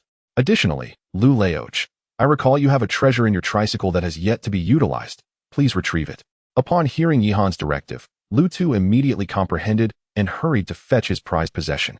The individuals kneeling on the ground were filled with disbelief upon hearing Yihan's words. Ye God, you promised not to kill us. You have dismantled our vehicle. How shall we proceed to the new world? Yihan replied, I had no intention of ending your lives. We are on the cusp of entering a new world, and you should embrace it with a refreshed spirit. As his words lingered in the air, Lu Tu approached, bearing for unicycles, a hint of amusement gracing his features, for he relished this spectacle above all else. Chapter 64.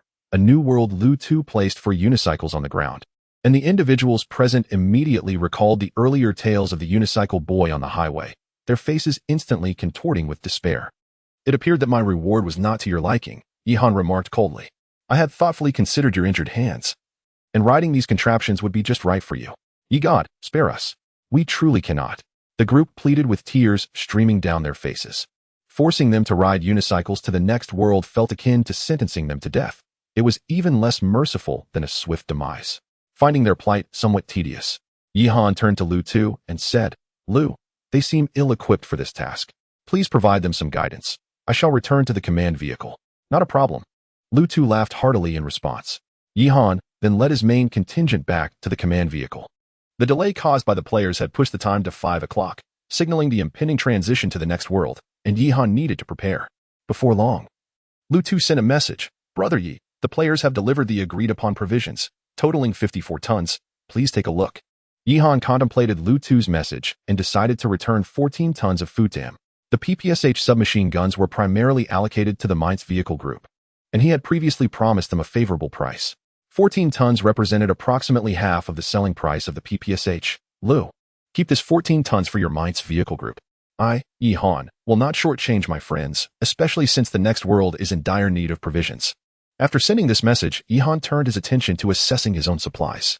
With the recent sale of guns contributing 40 tons and the soldiers' battlefield gains adding 70 tons, he had amassed a total of 110 tons of mutant beast meat.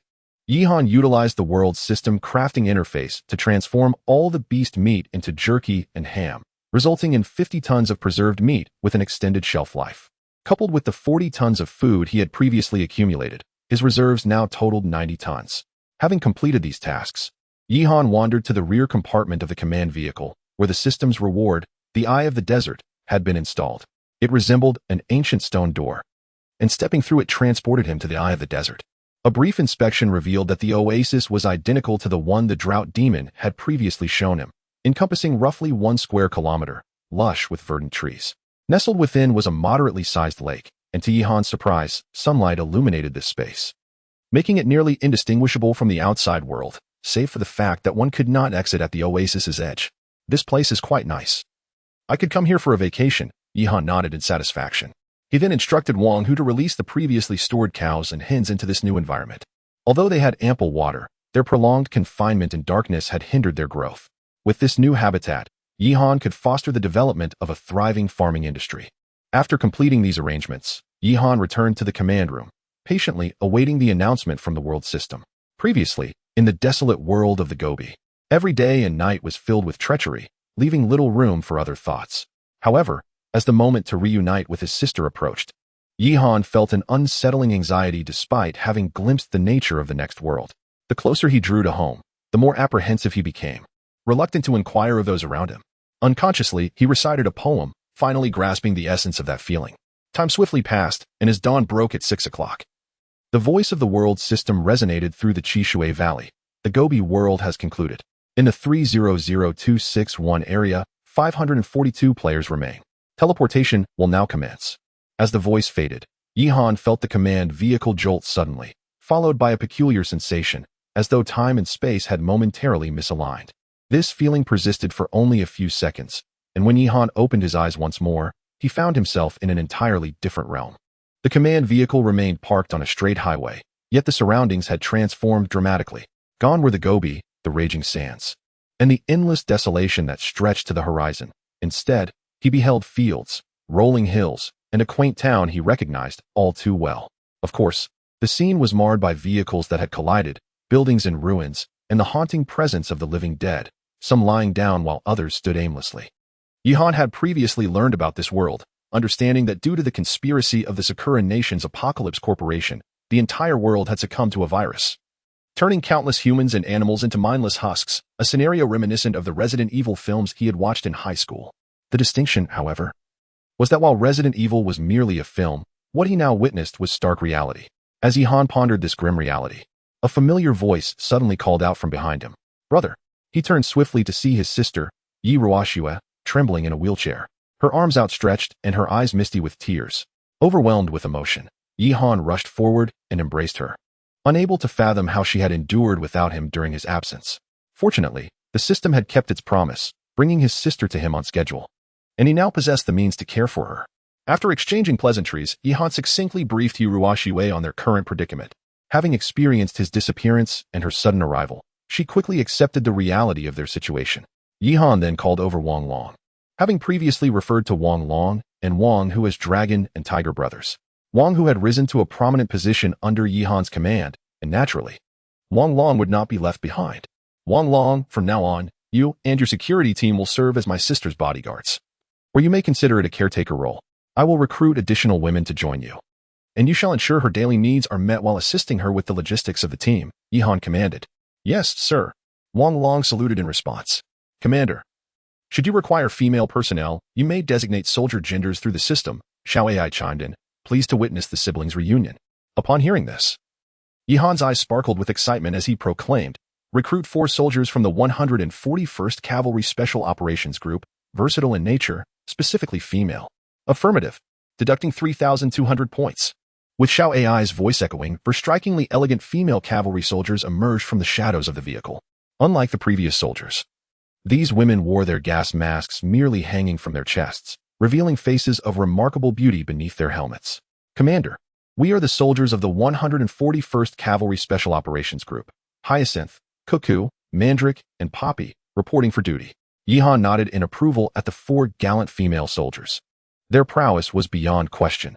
Merely considering their names, Hyacinth and the other 3 flowers, one could ascertain their allure and lethality. "You shall join the security detail, commanded by Wang Long, responsible for your sister's daily needs and safety." However, the 4 soldiers furrowed their brows, and the most striking among them, Hyacinth, spoke first. "Report, Commander." I wish to assume the position of squad leader. After voicing this, she shot a challenging glance at Wang Long. Yihan found himself in a quandary. Although Wang Long held a higher rank, his potential paled in comparison to Hyacinth's, making it difficult to promote her without causing dissent. Observing the situation, Yi Ruoxua chuckled. How about we form a separate sister squad for the four of them? Yihan felt exasperated. Was a sister squad not frivolous? Such matters in the military could not be trivialized. After a brief contemplation, Yihan reached a decision. You four will serve as my sister's personal guards, responsible for her safety and daily affairs.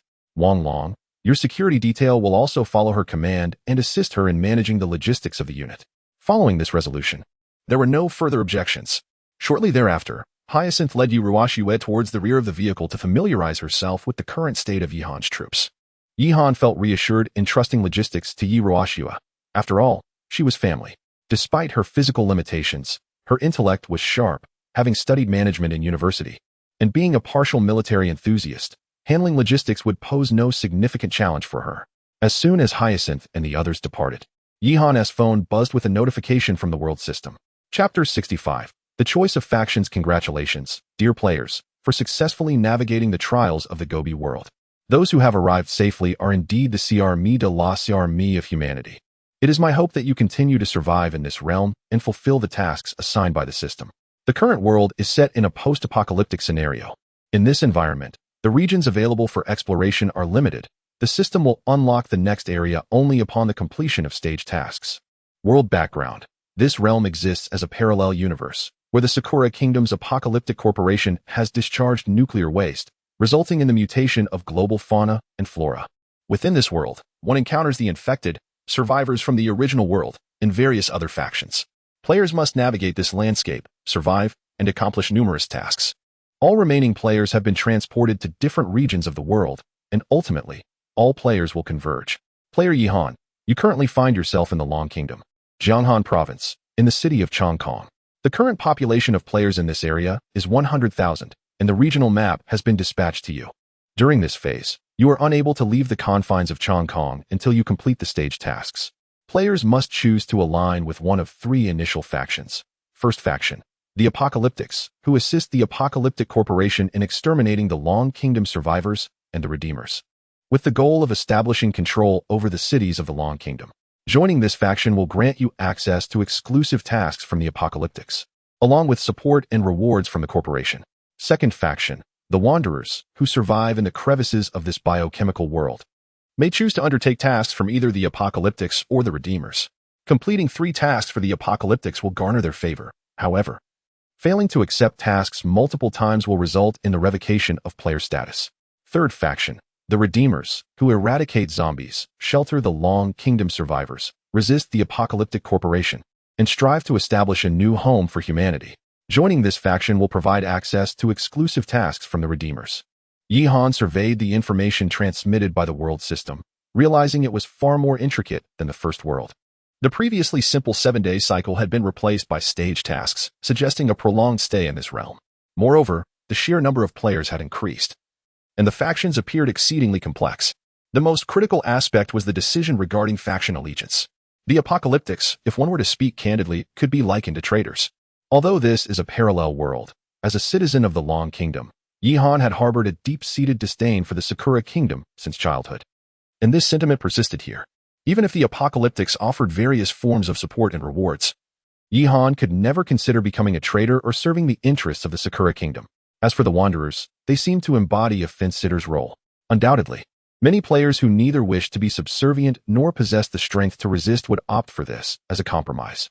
The only faction that appeared somewhat noble was the Redeemers. However, despite the grandeur of their title, the accompanying information was laden with negative attributes.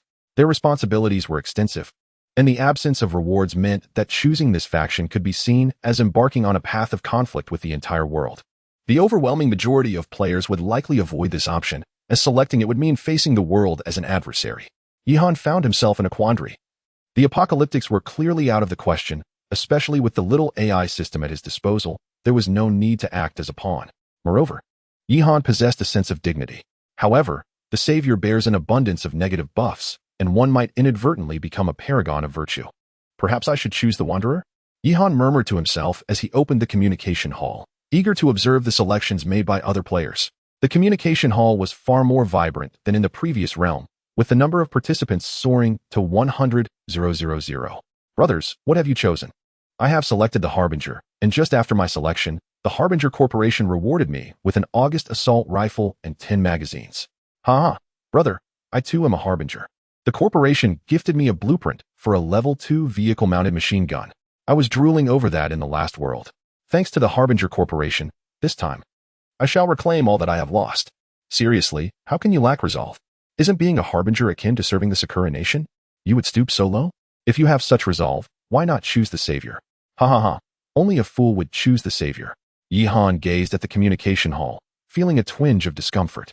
He instructed Xiao AI to estimate the choices of players in the hall. Nearly 60% had opted for the Harbinger, while the remaining 40% had chosen the Wanderer, with no one selecting the savior. Yet, it was not difficult to comprehend. After all, this was merely a parallel dimension. Despite the similarities, it was ultimately not the original world, so how could so many be willing to gamble their lives on an impractical endeavor?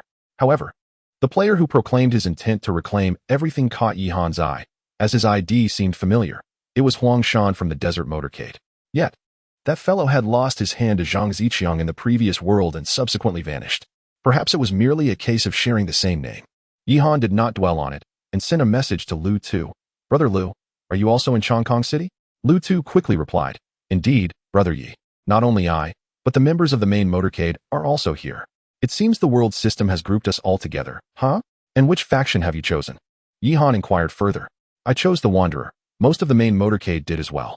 A few who selected the Harbinger have already been expelled from the team. Though we lack the ability to save, we certainly cannot become lapdogs. What about you, Brother Yi?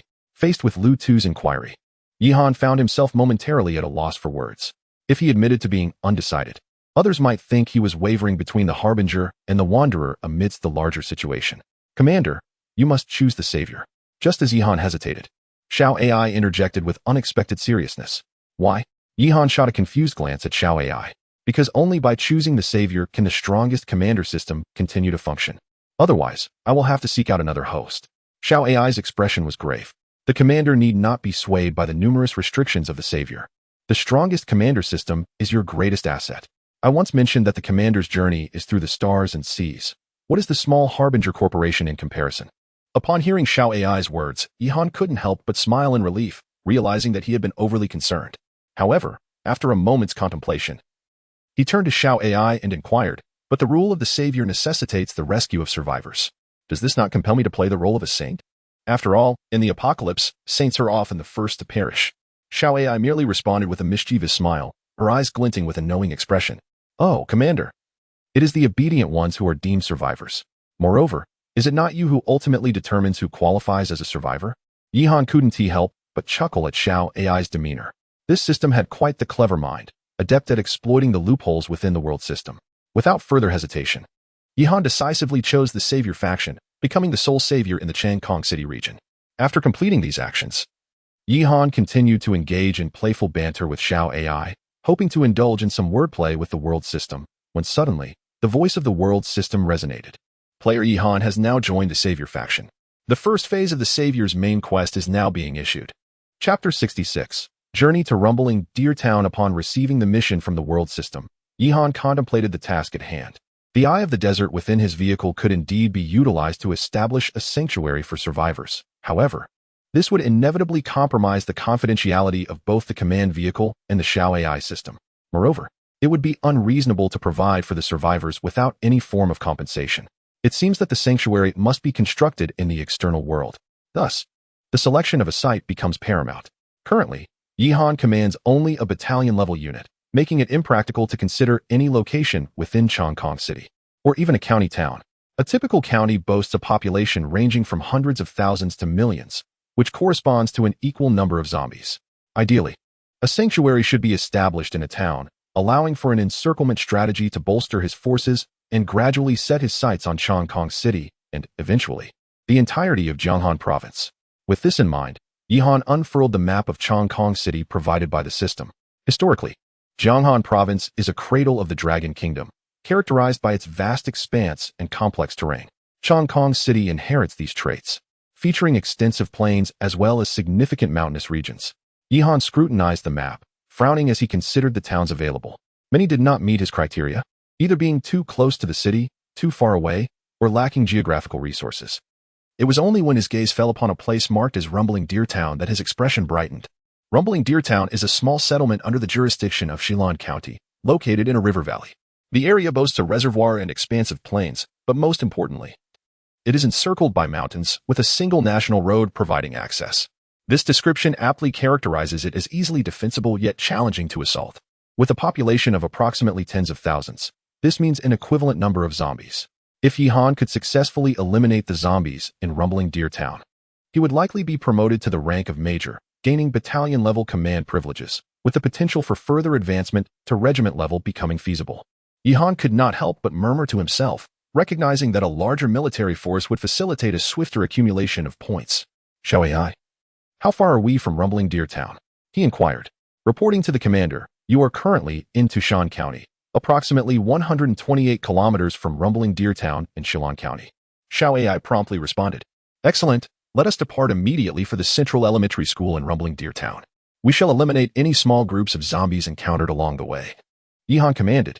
The Central Elementary School of Rumbling Deer Town is situated at its periphery, serving as a temporary stronghold from which he could gradually take control of the entire town. At present, Yihan possesses 800 points, with a few more zombies dispatched. He could fully equip his main force of 3 squads. The command vehicle, accompanied by 4 all-terrain bobcats, hastily made its way toward Looming Town. In the midst of the city's descent into chaos, Xiao Ai disregarded speed limits, driving at full throttle, and swiftly dispatched any solitary zombies encountered with the mounted machine guns manned by soldiers. By 8 o'clock, Yihan and his companions had already entered the region of Shillong County. At this juncture, Yihan's points had reached 6,000, and without further deliberation, he allocated the entire sum to fully equip the main 3rd squad led by Wang Chuan Nan. Consequently, under Yihan's command, the 3 primary squads, Wang Chuan Gui, Wang Chuan Zhang, and Wang Chuan Nan, were now at full capacity, totaling 90 elite soldiers, all seasoned army personnel armed with machine guns and rocket launchers. Upon arriving in Shillong County, Lu Tu sent Yihan a message. Brother Yi, have you chosen the savior faction? Lu Tu seemed somewhat astonished. Indeed, Yihan replied succinctly, offering no further explanation. Impressive. Only you could select such a faction. We opted for the Wanderers. And we can currently undertake 2 missions, one to assist the enlightened in clearing the survivor camps in the county, and the other to help the saviors in sheltering survivors. Do you have any plans on your end? The main team will certainly stand by you. Seeing Lu Tu's eagerness to assist, Yihan briefly outlined his next steps.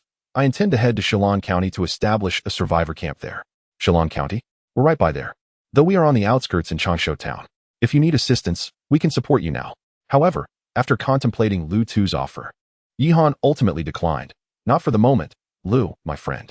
The second world has only just begun, and it would be prudent for you to familiarize yourselves with the surroundings. Additionally, the situation with the enlightened remains uncertain, and the scale of zombies in the area is considerable. Recklessly banding together may not be wise. As a player faction that had steadfastly supported Yihan in the first world, the main team had acquired a certain level of combat capability. With a total of 200 members, primarily equipped with second-tier vehicles, they boasted over a dozen mounted machine guns and a formidable arsenal of 110 ppsh submachine guns, along with other firearms such as Mosin Nagant rifles and M1 Garand rifles. While Lu Tu's forces exceeded Yihan's in sheer numbers, the disorganized troops could not compare to Yihan's regular army. Even Wang Long's guard unit could easily overpower 2 or 3 dozen main members, let alone the main squads. Nevertheless, in terms of combat prowess, while the main team could not contend with the hundreds of thousands of zombies in Shillong County, their capability for self-defense was assured. With their support, Yihan felt more confident in securing Looming Town. However, the scoring system of the Xiao AI system only granted points for Yihan's troops killing zombies, rendering the main team's contributions uncounted. Seeing Yihan decline his proposal, Lu Tu could only respond, very well, Brother Yi. Should you need anything, do not hesitate to ask. We are committed to supporting you without reservation. Yihan was on the verge of concluding the conversation when a thought suddenly struck him. He turned to Lu Tu and inquired, speaking of assistance, I do have a favor to ask of you. Could you help me procure a batch of gunpowder and copper ingots? These materials are essential for bullet manufacturing, and having recently acquired the ammunition production blueprint, along with plans to establish a munitions factory, I find it unnecessary to spend points on ammunition any longer. Furthermore, securing Looming Town hinges critically on the availability of ammunition. One could even argue that resolving the ammunition issue is tantamount to capturing Looming Town. Lu Tu appeared somewhat awkward as he replied, "We have already converted all our gunpowder and copper ingots into bullets, but we do possess a substantial quantity of steel ingots. Should you require them, we can provide them free of charge. However, the bullet production blueprints obtained through the world system predominantly necessitate copper ingots, and steel bullets cannot be manufactured using those blueprints." Chapter 67. The gunpowder factory. Yihan felt somewhat overwhelmed, but ultimately decided to say, "Please send me the steel ingots. I will exchange them for food." Although Lu Tu claimed it was a gratuitous offer, Yihan was not one to take advantage of others. Understanding that accumulating supplies for the main carriage core was no easy task. In the end, he bartered 5 tons of food for 15 tons of steel ingots. "Brother Yi, if you seek gunpowder, I know of a location. One of our members is stationed in the outskirts of Shillong County, and he mentioned a small fireworks factory there, which undoubtedly contains gunpowder. However, he also warned of a substantial horde of zombies, nearly 1,000, making the players in Shillong County hesitant to approach." Upon hearing Lu Tu's words, Yihan was elated. He could easily handle over 1,000 zombies with his own strength. Not only would he acquire gunpowder, but he would also gain a significant number of points, thus aiding his promotion to major. "Please send me the location of the fireworks factory. I shall go at once." Yihan quickly replied, "Understood." After Lu Tu provided the location, Yihan promptly instructed Xiao AI to drive them to the fireworks factory. They set off through the back roads of Shillong County, where the entire town lay in eerie silence, devoid of any signs of life. As they passed through, Yihan had Han Shuang utilize a reconnaissance drone to survey the situation in the county. On a single street, there were throngs of zombies, numbering in the tens of thousands.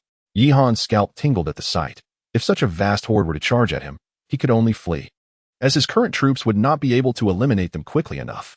After securing the fireworks factory, he needed to hasten his military rank advancement. Otherwise, facing the potentially millions of zombies in Chongqing City, or even the hundreds of thousands in Shillong County, would be insurmountable. Soon, Yihan arrived near the fireworks factory as described by Lu Tuesday due to the nature of the products being flammable and explosive. The factory was situated some distance from the county town. The surrounding area was quite barren, mostly consisting of fallow fields, with only a scant number of zombies present. Yihan instructed Xiao AI to park the command vehicle 200 meters away from the factory and then asked Han Shuang to conduct an internal reconnaissance with the drone. The drone ascended swiftly, circling above the fireworks factory and capturing a comprehensive view of the interior. The 4 warehouses appeared to be where the gunpowder was stored, and to safely transport the gunpowder, they would need to eradicate the zombies inside. Yihan called over Wang Hu and several squad leaders, pointing at the screen as he spoke. "If we engage in combat within the fireworks factory, we likely cannot utilize explosive weapons like grenades or rocket launchers," Wang Hu remarked after observing the footage.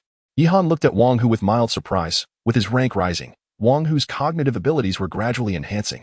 He no longer merely executed Yihan's orders without thought but had begun to formulate his own strategies. Yet, this did not hinder his unwavering commitment to carry out Yihan's commands. There are approximately 1,000 zombies here, and the fireworks factory is situated about 4 to 5 kilometers from the outskirts of Shillong County. Although this distance is sufficiently far, it is prudent to act swiftly to avoid disturbing the large horde of zombies in the county. There is no need for us to engage in combat within the factory. The main gate is quite distant from the production area, and we can simply blast it open with grenades, drawing the zombies outside for extermination. Heavy weaponry is prohibited within the fireworks factory, but you may employ it freely outside. Yihan succinctly issued the combat orders, directing the Frost team to first open the factory's main gate and subsequently lure out the zombies, while the 3 main battalions, led by their respective commanders, stood ready in anticipation. Upon receiving the command, the soldiers acted swiftly. As the Frost team opened the gate, gunfire erupted, and the 1,000 zombies, clad in the factory's work uniforms, surged forth from the building. Seated in the command room, Yihan intently monitored the situation outside. As the horde entered the designated position, he immediately commanded, "All units, take aim. Open fire. Battalions 1 and 2 will engage the frontal zombie horde, while Battalion 3 provides support from the flank. All mounted machine guns, commence fire." As soon as Yihan's words fell, a cacophony of gunfire erupted. With the efforts of the 3 combat battalions, the horde seemed to collapse one row after another. Although the marksmanship of the army soldiers was not particularly precise, it far surpassed that of the guards or players, achieving hits with multiple rounds rather than a single headshot. Furthermore, with the support of mounted machine guns, cannons, and grenades, even if they failed to strike vital points. Reducing the zombies to mere fragments yielded the same effect. However, midway through the battle, an unexpected turn of events occurred. 4 or 5 corpulent zombies suddenly charged forth from the horde, seemingly having evolved under the influence of the virus. As they opened their mouths, a stream of putrid, crimson viscous fluid spewed forth, causing faint wisps of black smoke to rise from wherever it landed. It was evident to Yihan that this substance was undoubtedly toxic. In addition to these peculiar zombies, a few within the horde exhibited remarkable speed, had it not been for the quick reactions of the soldiers in Battalion 3. Those zombies would have already breached the defenses. Level 2 Lord Zombie, Spitter, virus-enhanced hardened skin, capable of expelling corrosive, virus-laden slime. Level 1 Lord Zombie, Frenzy, virus-enhanced speed specialization. Yet, Yihan remained unfazed. In this world, both the Lord level and ordinary zombies were significantly inferior when compared to the mutated beasts of the Gobi world. Their strength lay solely in their numbers. While this might spell trouble for other players, who faced limitations in personnel and weaponry, making it increasingly difficult to eliminate a large horde, it was, in fact, advantageous for Yihan. Phantom, this is your stage. Go forth, Yihan said, turning to the Phantom beside him. Absolutely. Phantom had been eagerly awaiting the opportunity to engage in battle and was exhilarated at the prospect. The moment Phantom entered the battlefield, it was as if a cat had fallen into a den of mice. With a maniacal grin, wielding an foul camo rifle, Phantom charged directly into the horde of zombies, causing Yihan to feel a twinge of alarm. This fellow truly seems to be recklessly relying on his immunity to the virus. While the other soldiers cower behind their positions, hesitant to let the zombies draw near, Phantom boldly charges into the horde, firing his weapon while simultaneously wielding dual blades to confront several level 2 lords.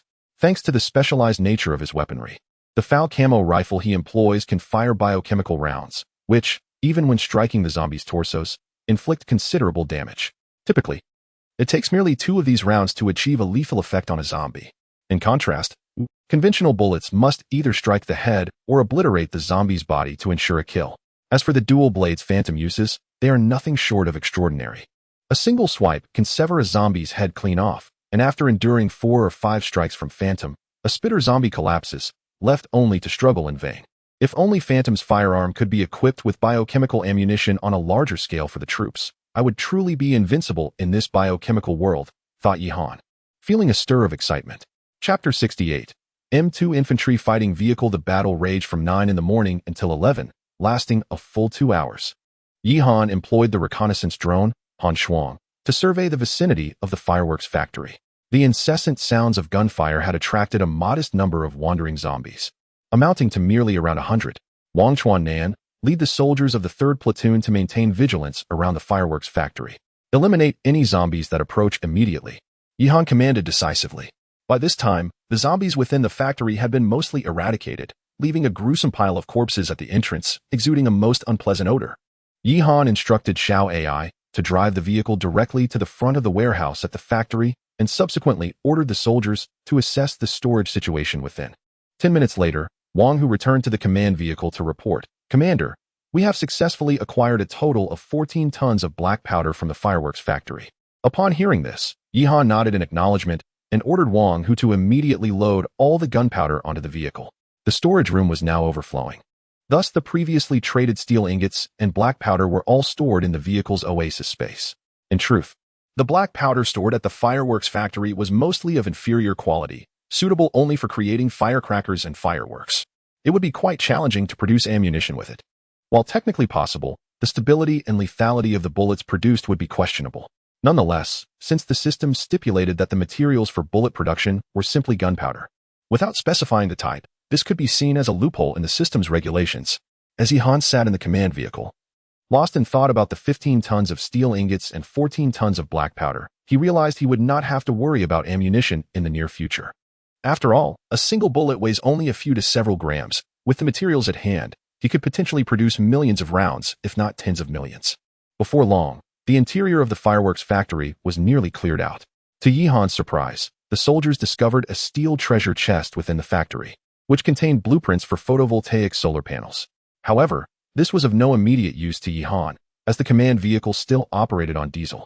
Without the blueprints for a power conversion, the vehicle could not run on electricity. Fortunately, during his time in the First World, Yihan had retained a substantial stock of automotive energy packs, enabling the command vehicle to function thus far.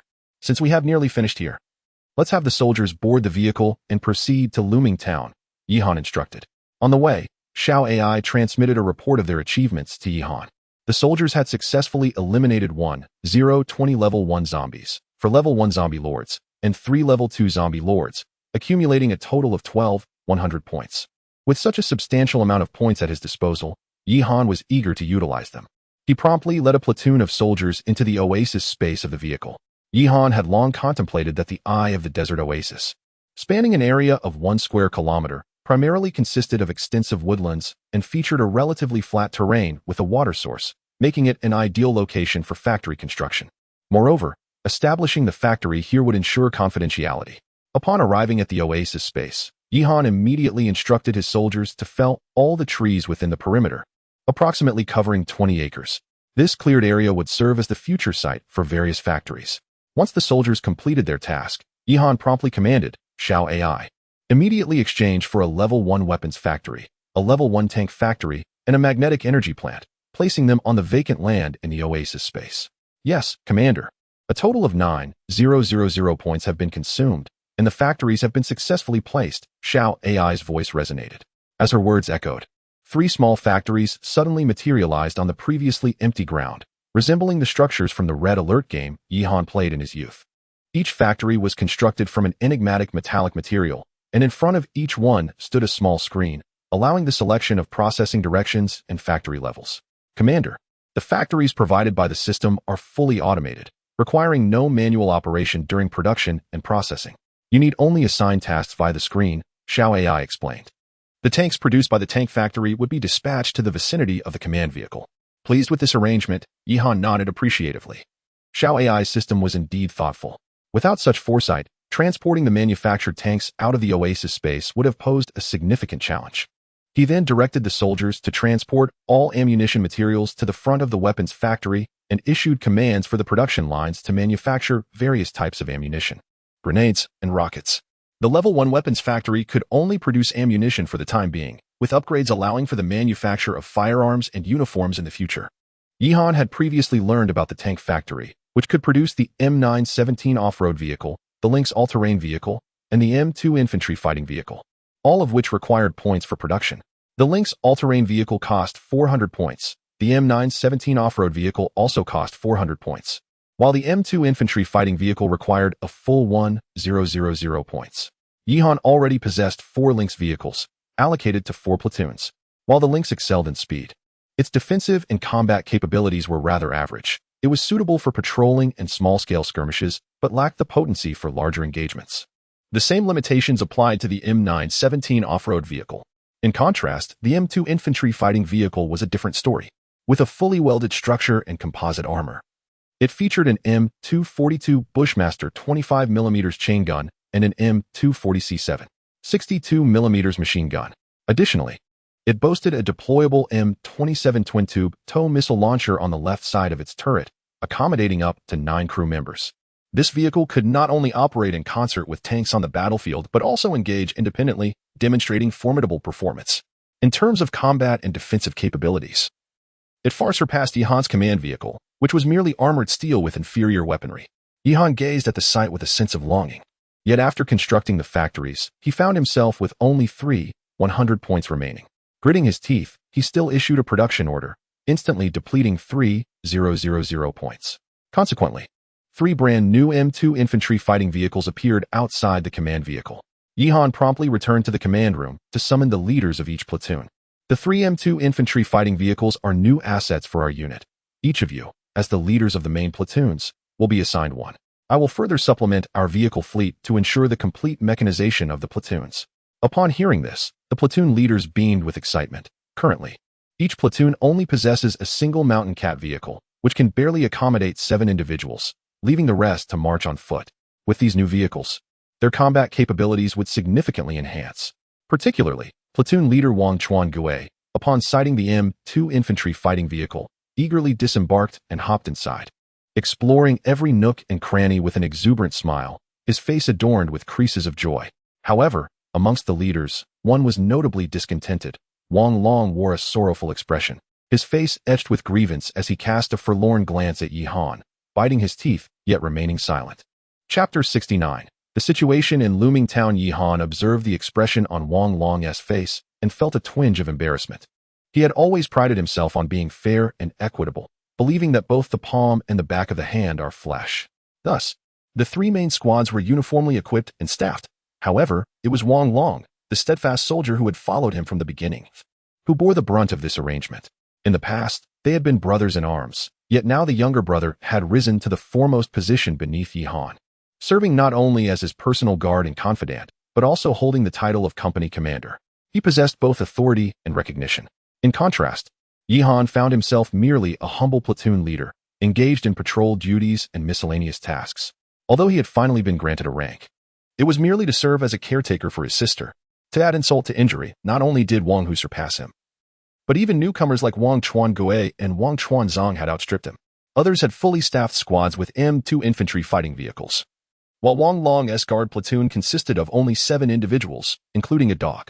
Recently, even Xie Tian, from within their ranks, had been expressing discontent and considering a transfer to the main squad. How could Wang Long not feel a sense of disparity and grievance? Yet, Yi Han found himself powerless. The resources were limited, and every time a little was acquired, it was immediately allocated to critical needs, leaving little room for Wang Long's essential role. After a moment of contemplation, Yi Han sought to comfort Wang Long, saying, "Do not lose heart, Wang Long. You are aware of our current situation in the company. I promise you that once we secure Looming Town, you shall have what others possess. Furthermore, the position of deputy company commander remains vacant. It will be yours to fill." Regardless of the army's scale, Yi Han would always remain the commanding officer and the primary figure, with Wang Hu as the company commander. It was only fitting that Wang Long assumed the role of deputy company commander while also leading the guard platoon. Upon hearing Yi Han's words, Wang Long's face lit up with joy, and he solemnly saluted Yi Han. Shortly thereafter, Yi Han's troops finally arrived at Looming Town. Due to the virus, the town lay lifeless, with countless zombies wandering its 2 streets. Uncertain of the situation in Looming Town, Yi Han instructed his troops to refrain from making hasty moves and instead proceeded to the town's central primary school, located at the far end of Looming Town. The school comprised a 4-story teaching building and 3 3-story dormitories, complete with a playground and a cafeteria. At the school's entrance, sandbags were piled high, effectively blocking the road. As Yi Han's convoy entered the school grounds, the radar indicated over 20 neutral targets within the primary school. Could there be survivors inside? Yi Han murmured to himself. As if in response to his thoughts, an excited voice suddenly emanated from the security booth at the school entrance. "It's the army. The army has come to rescue us." Yi Han understood. These must be the survivors of Looming Town. Typically, primary schools have high walls, and the cafeteria likely stored a substantial amount of rice, flour, and oil, making it an excellent refuge in times of crisis. "Wang Hu, take a few soldiers and accompany me to assess the situation." In an instant, Yi Han, accompanied by 4 or 5 soldiers, arrived at the school entrance from the command vehicle. At that moment, several unfamiliar men were engaged in discussion regarding Yi Han's command vehicle. They must be military personnel. Yet I have never seen such uniforms before. Was it not said that the army had perished due to internal viral outbreaks from the very beginning? Could they possibly be stragglers? But what of the stragglers? When has our dragon nation's military ever oppressed its own people? Do you not see they even possess tanks? Surely, this is a regular army. What tanks? That is clearly an infantry fighting vehicle, albeit of a model that seems unfamiliar to our dragon nation. Yi Han paid no heed to their discourse, merely clearing his throat before inquiring, "Are you residents of Looming Town? What is the situation here?" One bespectacled and refined gentleman quickly stepped forward, firmly grasping Yi Han's hand. "Comrade soldier, you have finally arrived. We have been eagerly awaiting your presence. I am Lu Dong, a Chinese language teacher at Looming Town Primary School. After the catastrophe, the zombies within the school fled, and I, along with several teachers, brought the surviving students back here. Our food supplies are nearly exhausted. If you do not arrive soon, we shall truly starve to death." Upon hearing this, Yi Han nodded and replied, "In that case, please clear the roadblocks. We need to occupy this primary school." Lu Dong promptly summoned the other teachers to assist in moving sandbags and to expedite the process. Yi Han ordered a line of soldiers to lend a hand. Just then, 2 middle-aged men arrived at the school entrance, both clad in suits, one bald and corpulent, the other notably slender. "Director, these are the troops that have arrived. We are saved." The slender man eagerly accompanied the bald gentleman. The bald man nodded, adopting a condescending demeanor as he addressed Yi Han. "Ah, which unit are you from?" What is your purpose in occupying this place? Yihan cast a cold glance at the bald man, discerning his identity, likely a minor leader from Shillong County, accustomed to wielding authority without grasping the present circumstances. Who are they? Yihan furrowed his brow and queried Wang Dong. Wang Dong rubbed his nose and quietly informed Yihan. The bald man is the director of the Shillong County Education Bureau. His sister is rumored to be the wife of a military regiment commander. He happened to be here for an inspection when the catastrophe struck, which is why he remains. The slender one is the principal of our school. No wonder he carries himself so arrogantly. Yihan remained silent, while the bald man, sensing Yihan's disregard, appeared irked. Are you deaf or mute? Did you not hear my question? Wang Hu, give him a slap. Yihan commanded directly, before the bald man could react. Wang Hu had already approached and delivered a resounding slap to his face, having recently been promoted to sergeant. The force of the blow sent the bald man crashing to the ground, his face visibly swelling. How dare you strike me? I am the director of the Shillong County Education Bureau. My brother-in-law is a regiment commander. How dare a mere captain allow a soldier to assault me? You are finished. The bald man, in disbelief, covered his face and shouted at Yihan. Yihan merely gazed at him coldly, threatening, if you utter another word, do you believe I will eliminate you on the spot? Following Yihan's words, several soldiers behind him aimed their weapons at the man on the ground. The bald man, accustomed to being domineering, immediately wilted when confronted by someone even more formidable. Meanwhile, the principal hurriedly assisted him to his feet with undue eagerness. Yihan found the situation somewhat amusing.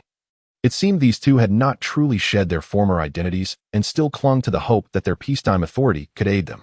The other teachers, witnessing the principal's humiliation, may have remained silent, but their eyes sparkled with suppressed laughter, clearly revealing their delight, as this individual was evidently notorious for his poor reputation. Chapter 70. Operational deployment. Once the roadblocks at the entrance were cleared, Yihan commanded the soldiers to fully occupy the elementary school, while the main platoon remained stationed at the school gate for defense. Yihan surveyed the interior of the school and was quite pleased. It comprised 4 buildings, each exceeding 3 stories, which could adequately accommodate the survivors. Furthermore, the defensive capabilities were satisfactory, with the most significant advantage being the vast cultivated land behind the school and the nearby reservoir. Yihan then summoned Wang Dong to inquire about the situation. At that moment, a total of 22 survivors were present in the school, comprising 7 adults and 15 elementary students. Suddenly, the voice of the world system echoed, indicating that a suitable shelter had been found. Would you like to establish a refuge? Yihan nodded in affirmation. However, after making his choice, no further changes occurred, save for the addition of a points bar on his mobile device, which displayed 220 points. It was now 1 o'clock in the afternoon. As Yihan instructed the cooking team to prepare meals, he also gathered the survivors in the cafeteria, having gone several days without adequate food. The students and teachers were taken aback by the sight of so much meat, their faces pale and their eyes wide with astonishment. A few gluttonous children had already begun to drool. Yihan addressed them, saying, "Before we eat, I must share a few important matters. Our military will be stationed here for the long term until the surrounding areas are secured. During this period, all survivors must adhere to our commands. Yi Ruoxue will henceforth be the head of the survivor base, responsible for organizing your provisions and daily needs, as well as overseeing production work." The survivors' eyes sparkled with joy at Yihan's words. The long-term military presence signified their ongoing safety. Just as Yihan was about to elaborate further, Feng Xinzi entered, pushing Yi Ruoxue along. Yi Ruoxue, smiling, tugged at Yihan's sleeve. "All right, brother, let them eat first. Look at those students. They're about to let their drool hit the floor. I will arrange everything for them afterward." Upon hearing this, Yihan refrained from saying more. With Yi Ruoxue in charge, he felt at ease regarding the internal affairs of the base. Nonetheless, he whispered to her to keep an eye on the adults, instructing her to have Feng Xinzi handle any unruly behavior, emphasizing the necessity of strict discipline in the controlled environment. After organizing the base, Yihan instructed the Hans Huang team to scout the situation in Luming Town, gaining insight into the current distribution of zombies in the area. Luming Town lay entirely within a river valley, accessible only by a single road leading to Shillong County.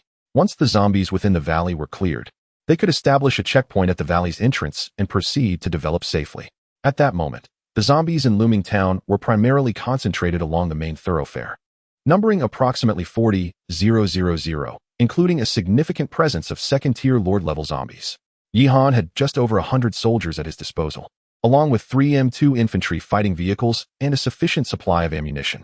Although eliminating these zombies would require some time, it posed no significant challenge. Soon, Yi Han and the platoon leaders devised a strategic plan. Wang Long's guard platoon remained at the base for security, while the Han Huang team, despite their formidable combat prowess, was too few in number and thus stayed close to Yi Han for protection. The three main squads, along with the phantoms, were fully mobilized. 3 all-terrain wildcats set out first, creating a cacophony throughout the town, drawing the zombies towards the valley's mouth.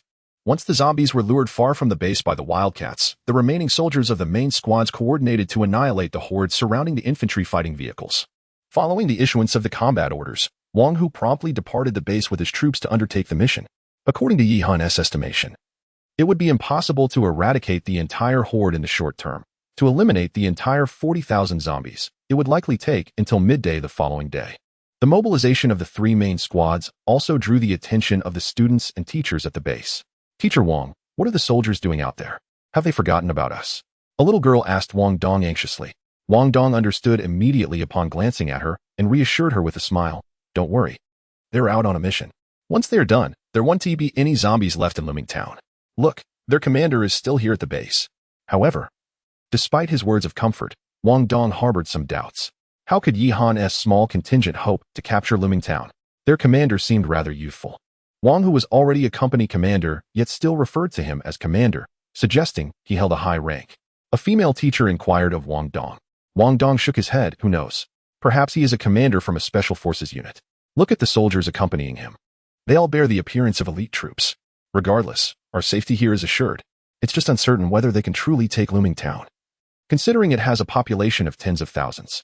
While the teachers engaged in animated discussions, Yi Ruoxue devised a management plan for the base and presented it to Yi Han. According to Yi Ruoxue's vision, once refined, Yi Han's survivor base would encompass the entire Looming Town Valley, which contained extensive farmland and even a small mine. The survivors at the base could not afford to be idle. While a small group of a dozen could be sustained, a larger population would become unmanageable for Yi Han. Every adult survivor would be required to engage in agricultural and livestock activities under the supervision of the soldiers, with 70% of the yield allocated to the troops and 30% retained for the base. Survivors who completed their daily tasks would receive food, while those with physical limitations would receive appropriate care. As for the students, their role would be to maintain the cleanliness of the base and perform tasks within their capabilities. The security management of the base would temporarily fall under the purview of Wang Long's guard squad. Although the guard soldiers were not as formidable as Yi Han's main forces, their combat effectiveness was not to be underestimated, qualifying them as elite compared to the players. Assigning them to security duties felt somewhat like overutilization of their potential. In the future, it would be necessary to select professionals among the survivors to establish hospitals, restore schools, and potentially revive commercial activities. After all, the world was engulfed in crisis, and large urban centers had become obsolete. Ultimately, the survivors from the entire Chongqing city would be relocated to the Looming Valley, thereby maximizing the potential of human resources for reconstruction. Upon reviewing the base management regulations established by Yi Ruoxue, Yi Han found little to contest. The sole concern was the maintenance of order within the base. It was impractical for his soldiers to remain stationed in Looming Town for extended periods. As the number of people increased, he would inevitably need to allocate forces to oversee the base's order, which would undoubtedly deplete his resources. However, allowing the survivors to govern themselves would also pose risks. The most prudent solution would be to form a security team comprised of individuals he could trust to uphold order among the survivors, while he would merely need to manage this team with his troops. Yet, where could he find such a reliable and adequately sized group? Chapter 71. Subversion. Entrusting such a task to the main vehicle corps is undoubtedly the most prudent choice. On one hand, the main vehicle corps already possesses a modicum of combat capability, making them quite capable of maintaining public order. On the other, Yi Han has faith in Lu Tu, and even if the main vehicle corps were to rebel, the soldiers under his command would have sufficient strength to suppress it. It seems that once the situation in Looming Town stabilizes, he can successfully recruit the main vehicle corps. Subsequently, Yi Han briefly assessed the frontline conditions. The Cougar all-terrain vehicles had, according to the operational plan, successfully lured the large horde of zombies towards the valley entrance. Meanwhile, behind the horde, 3 primary battalions, equipped with armored vehicles, had commenced their cleansing operations. The M2 infantry fighting vehicles are undoubtedly formidable weapons against the zombie hordes. Their high defensive capabilities, coupled with overwhelming firepower, mean that even when facing ordinary level 1 zombies, precise targeting is unnecessary. Merely a few rounds from the autocannon or machine guns suffice to obliterate them. In a mere 2 hours, the front line had amassed a remarkable total of 14,000 points, indicative of 400 zombies that had perished beneath the soldiers' fire. Reflecting on this, Yihan promptly exchanged for 3 M2 infantry fighting vehicles and 6 Mengshi 917 off-road vehicles from the vehicle factory. Each primary battalion would receive 1 M2 vehicle for reinforcement, while 2 Mengshi 917 vehicles, equipped with 12 7mm mounted machine guns, would be allotted to each battalion. Consequently, the 3 primary battalions would achieve full mechanized combat capabilities. The acquisition of the armored vehicles consumed 400 points, leaving Yihan with 600 points, which he had no intention of conserving. Since he had already pledged to augment Wang Long's security battalion, he could not go back on his word. Moreover, upgrading to the rank of major would require a fully staffed unit. However, Yihan did not plan to replenish the security battalion with army soldiers. Instead, he opted to exchange for 100 National Guards. This decision was motivated by the fact that the price of National Guards is merely half that of army soldiers, and, for the time being, he experienced no anxiety regarding firepower. The security battalion had no combat requirements, merely needing to fulfill the role of base security. In this regard, security personnel sufficed, as external operations could be handled by the primary battalions. If the primary battalions faltered, adding a security battalion would not significantly alter the outcome. Wang Long's security battalion only needed to maintain internal order, and Yihan could later upgrade their equipment through the armory. Perhaps influenced by his own obsessive tendencies, Yihan believed that a family should be perfectly united. Thus, a security battalion must consist solely of security personnel. With this thought, he expended another 100 points to recruit 22 security soldiers and a German Shepherd military dog, while also equipping the security battalion with 3 Cougar all-terrain vehicles and 1 Mengshi 917 off-road vehicle, all fitted with mounted machine guns. Though the combat power of Wang Long's security battalion may not rival that of the primary battalions, their responsibilities remain equally significant. While the primary battalions engage in external combat, the security battalion is tasked with maintaining internal order. After completing these transactions, the once plentiful 14,000 points had dwindled to a mere 500.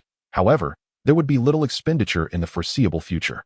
Currently, Yihan's forces have achieved the requisite full staffing and now await the accumulation of 45,000 points to reach a total of 100,000, which will enable his promotion to major and grant access to the level 4 marketplace. Simultaneously, the 141st Cavalry Special Operations Group must also accumulate points, as this unit is destined to serve as Yihan's elite force in future operations. As the clock slowly approached 8 in the evening, fierce battles continued on the front lines, seemingly unceasing. Yihan busied himself by coordinating the newly summoned guards to deliver supplies to the front while instructing Yiruashua to arrange meals for the base personnel. Within the storage room, he still had 85 tons of food, and the cultivation chamber produced fresh vegetables and fruits daily, alleviating immediate concerns regarding sustenance. As Yihan glanced at the evening meal, he noted that the staple consisted of rice from the cultivation chamber, accompanied by dishes such as braised pork ribs, minced meat stir-fried with eggplant, and scrambled eggs with tomatoes, alongside fresh oranges and apples, with each student receiving an additional glass of milk. This menu could hardly be deemed lacking compared to the pre-catastrophe era. For a fleeting moment, the survivors in the base even entertained the illusion that the disaster had come to an end. Amidst the survivors' reflections, Yihan also instructed Xiao AI to establish a magnetic energy power plant on the vacant lot behind the school. As darkness enveloped Deercall Town, the school was illuminated. Yihan had initially intended to host a movie for entertainment, hoping to lift the gloom cast by the catastrophe, especially since it was the first day and there were students present. Unfortunately, he lacked movie resources. The only material available was a computer salvaged from the city, containing over 100 gigabytes of adult films from Sakura Country. Screening such content felt inappropriate, especially considering its unsuitability for children. Thus, the idea of a movie night was abandoned. However, as the time approached for lights out and rest, an unexpected situation arose. Upon exiting the cafeteria and preparing to return to the command vehicle for some rest, Yihan unexpectedly encountered a balding man and the school principal. The two were unaware of Yihan's approach while discussing matters with Wang Long, who was stationed at the entrance inspecting the guards. Curiosity piqued, Yihan approached quietly, eager to understand their conversation. "Wang, what's the background of that commander of yours? He appears quite young. What gives him the authority over you?" The balding man inquired, offering Wang Long a cigarette. Wang Long, maintaining a serious demeanor, declined to accept the cigarette, stating, "No comment." Undeterred, the balding man continued, I figured as much. He holds the rank of lieutenant, likely just a recent graduate from military academy. Your experience far exceeds his. In these chaotic times, are you truly content to follow his lead? While Yihan eavesdropped on the balding man's remarks, a flicker of murderous intent glimmered in his eyes. It seemed he had encountered an individual intent on undermining his authority. Had this man remained within the base, Yihan might have spared him. But now he had chosen to dig his own grave. Wang Long listened to his words without responding. It is well known that a soldier's duty is to obey orders, and it is inherently challenging to incite soldiers to rebellion. Moreover, Wang Long was summoned by Yi Han through the system. He would never heed anyone else's commands. The balding man, noticing Wang Long's silence, mistakenly assumed he was somewhat swayed, and thus continued, "My brother-in-law is a regiment commander and holds considerable influence in Chongqing City. Now that Yi Han has dispatched all his troops, this is indeed an opportune moment." An opportune moment? Wang Long inquired, glancing down at the man who stood a head shorter than him, his eyes betraying a barely perceptible glimmer of murderous intent. "Indeed. The director suggests that you might as well take your men and leave while you have the chance. What future is there for you here among these commoners?" The principal also stepped forward, attempting to sway Wang Long. Chapter 72, establishing authority as long as you escort me to my brother-in-law, given his position in the military. It would be a mere trifle for you to attain the rank of company commander or even battalion commander. Now is a critical time for utilizing talent. And to see someone of Wang's caliber wasting away under Yi Han is truly a misallocation. Yi Han is utterly inept at managing personnel. Those few platoon leaders, burly and dull-witted, are nothing but fools from the Wang family. Yet, under such leadership, their equipment far surpasses yours, and they receive more combat assignments. In contrast, Wang, with his grand aspirations, finds himself relegated to mere guardianship for Yi Han. I genuinely feel for you. The two of you exchanged words, attempting to sway Wang Long. And while disparaging Yi Han was one thing, why insult Wang Chuan Gui and the others unnecessarily? Is there a need for such blatant favoritism? Wang Long can only envy Wang Chuan Gui and his peers. After all, they are brothers who have faced life and death together. Where does the jealousy arise? Furthermore, it is Yi Han who has just bestowed upon Wang Long a well-cooked opportunity, promoting him to deputy company commander with a fully staffed security platoon, making him superior in rank to Wang Chuan Gui. Their attempts at persuasion were misguided in both target and timing. How these individuals attain leadership positions is baffling, and they seem rather pleased with themselves, believing their subversion to be a success. Little do they know that Yi Han is listening with a mix of anger and amusement, while Wang Long struggles to contain his temper. "So this is how you wish to play?" Yi Han exclaimed thrice, his fury nearly erupting. Although the actions of these two were laughable, the notions of subversion and betrayal had touched upon Yi Han's deepest sensitivities. Upon seeing Yi Han's sudden appearance, the bald man and the principal were initially taken aback, but soon noticed Yi Han was alone. The bald man shot a menacing glance at Wang Long. "Wang, we've been exposed. Now that it's just him, let us kill him and flee." Wang Long, however, regarded him with the disdain of one observing a fool. "If you've been exposed, that's your problem. Don't drag me into it." The bald man looked at Wang Long with a mixture of disappointment and frustration. "We had an agreement." Meanwhile, the principal, paralyzed by fear, collapsed to the ground. "When did I ever agree to anything with you? The moment you entertained thoughts of betrayal, you sealed your own fate," Wang Long replied coldly. Yi Han furrowed his brow. "Wang Long, why do you waste so many words on him? Do you share a bond of camaraderie? Have someone bind them and bring them to the training ground, and summon all the adults among the survivors. I have yet to establish my authority here, and since these two have crossed paths with my weapon, it is an opportune moment to unleash some residual energy." The bald man, sensing Yi Han's lethal intent, struggled against the soldiers while incredulously gazing at Yi Han. "You really dare to kill me? My brother-in-law is the regiment commander." Yi Han cast him a sidelong glance. "Oh, is your brother-in-law the commander of a female troop?" The bald man was momentarily taken aback, his mind seemingly struggling to catch up. "No, he isn't. If he isn't the commander of a female troop, what relevance does your chatter hold?" Wang Long, remove your socks and stuff them in his mouth. Upon hearing Yi Han's command, Wang Long hurriedly took off his military boots, revealing a pair of socks that had not been changed for an entire week. The moment they were removed, an indescribable stench filled the air.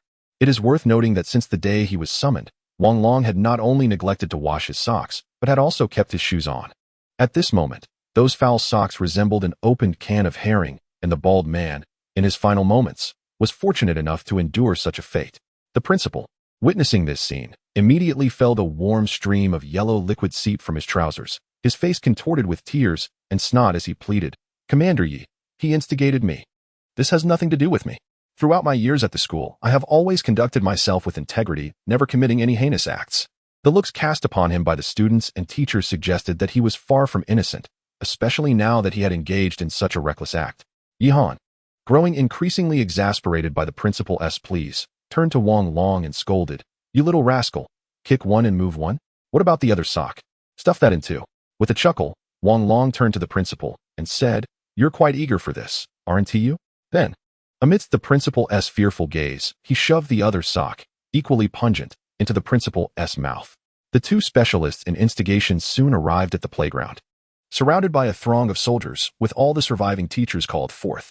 Upon seeing their leaders with socks stuffed in their mouths, faces streaked with tears and snot, they quickly deduced the situation. Clearly, they had once again provoked the commander. Ever since their arrival at the school, these two had been condescending, looking down upon the local teachers and treating them with disdain. Now they had encountered a formidable opponent. At that moment, the base's leader, Yi Ruoxue, was bewildered and unaware of the situation. Upon hearing that Yihan had forced two survivors onto the playground, she urged her assistant to wheel her there promptly. "Brother, what is happening?" Yi Ruoxue asked, astonished. "Those two old fools are up to their tricks, attempting to promote Wang Long to captain while I'm not watching." Yihan gritted his teeth as he spoke. Wang Long, on the other hand, awkwardly scratched his head. Yi Ruoxue quickly grasped the situation and had always supported her brother's decisions, so she refrained from further comment. The two men, who had hoped Yi Ruoxue would intercede on their behalf, now found themselves engulfed in despair. These two, violating base regulations and attempting to incite soldiers to desert. This is unprecedented during wartime, and I hope it remains the last occurrence, Yihan declared coldly as he surveyed several survivors. The survivors understood the underlying message in Yihan's words and nodded in support. Considering the presence of many children in the base in the late hour, Yihan ordered, "There's no need for guns. Have the soldiers snap their necks and dispose of them over the back wall." Two robust soldiers stepped forward from the ranks, bracing themselves against the odor of Wang Long's socks as they swiftly and mercilessly snapped the necks of the two men. Witnessing this brutal scene, the survivors shuddered in response. At this moment, Yi Ruoxue spoke up, reassuring everyone. "Rest assured, our commander's army is a regular military force, here to protect all of you. However, it is imperative that everyone adheres to the regulations of the base. This is not solely for the benefit of the base. It is fundamentally for your safety. As long as we all comply with the base's rules, we will work to provide food, security, and even recreational facilities, striving to restore Looming Town to its pre-catastrophe state. However, should there be any disregard for these regulations, I too would find it difficult to intercede on your behalf. Now, you may disperse, it is getting late, so please rest." After delivering these words, Yi Ruoxue exchanged a glance with Yihan and then allowed Hyacinth to assist her in returning to rest. Her speech not only served to instill a sense of respect but also alleviated the fears of those present. Yihan couldn't help but silently commend his sister, truly deserving of her role as his right arm. Chapter 73, Promotion to Major, Battalion-level authority. After finishing his tasks, Yihan returned to his office for some rest. Although the base had several vacant rooms available for repose, he preferred the familiarity of his own bed, finding solace in the confines of his command vehicle. The members of the Hans Wang squad were sleeping on makeshift bedding in the command room, ensuring Yihan's safety. The night swiftly passed, and early the next morning, Yi Ruoxue and Feng Xinzi came to report on the situation within the base. Due to the inadequacy of the base's facilities, Yi Ruoxue had directed the teachers to cultivate a plot of land beside the playground, albeit modest in size. The yield was not a primary concern, rather, it served to enhance their agricultural skills. "I believe that even amidst these tumultuous times, the students' education must not be neglected," Yi Ruoxue stated earnestly, gazing at her brother. "Are you suggesting they continue attending classes?" Yihan replied, somewhat astonished. He feared that, under the current circumstances, teachers would struggle to impart knowledge and students to absorb it. "Indeed, but not in the traditional manner. I have arranged for the logistics team, engineers, cooks, and medics to teach the students some fundamental courses. After the regular language and mathematics classes, the soldiers will provide instruction on basic science, medical knowledge, and culinary skills." The students have responded quite positively. Pleased with Yi Ruoxue's plans, Yihan appreciated his sister's thoroughness. While the students were incapable of engaging in strenuous labor, acquiring practical knowledge would not only benefit the base but also prove advantageous for the logistics of their future military endeavors. Seeing her brother's satisfaction, Yi Ruoxue smiled and continued. "Additionally, given the substantial consumption at the front lines, I intend to exchange food for materials needed to manufacture Tier 1 healing agents, preparing some in advance. As for food reserves, preservation has always been a significant challenge. Once the base's production efficiency improves, constructing a cold storage facility will be essential. After attentively listening to Yi Ruoshua's arrangements, Yihan affectionately ruffled her hair. You may handle these matters as you see fit. I have complete confidence in your management of the base and logistics. Following her departure, Wang Hu from the front lines provided an update via Xiao AI. The combat at the front was nearing its conclusion, with the zombies in the looming town area largely eradicated. The remaining task involved clearing out any residual zombies from the buildings within the town.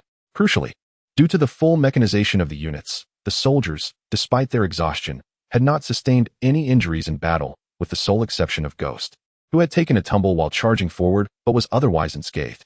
Upon hearing Wang Hu's report, Yihan glanced at his points tally, which had astonishingly risen to 430,000 overnight, even while the battle continued.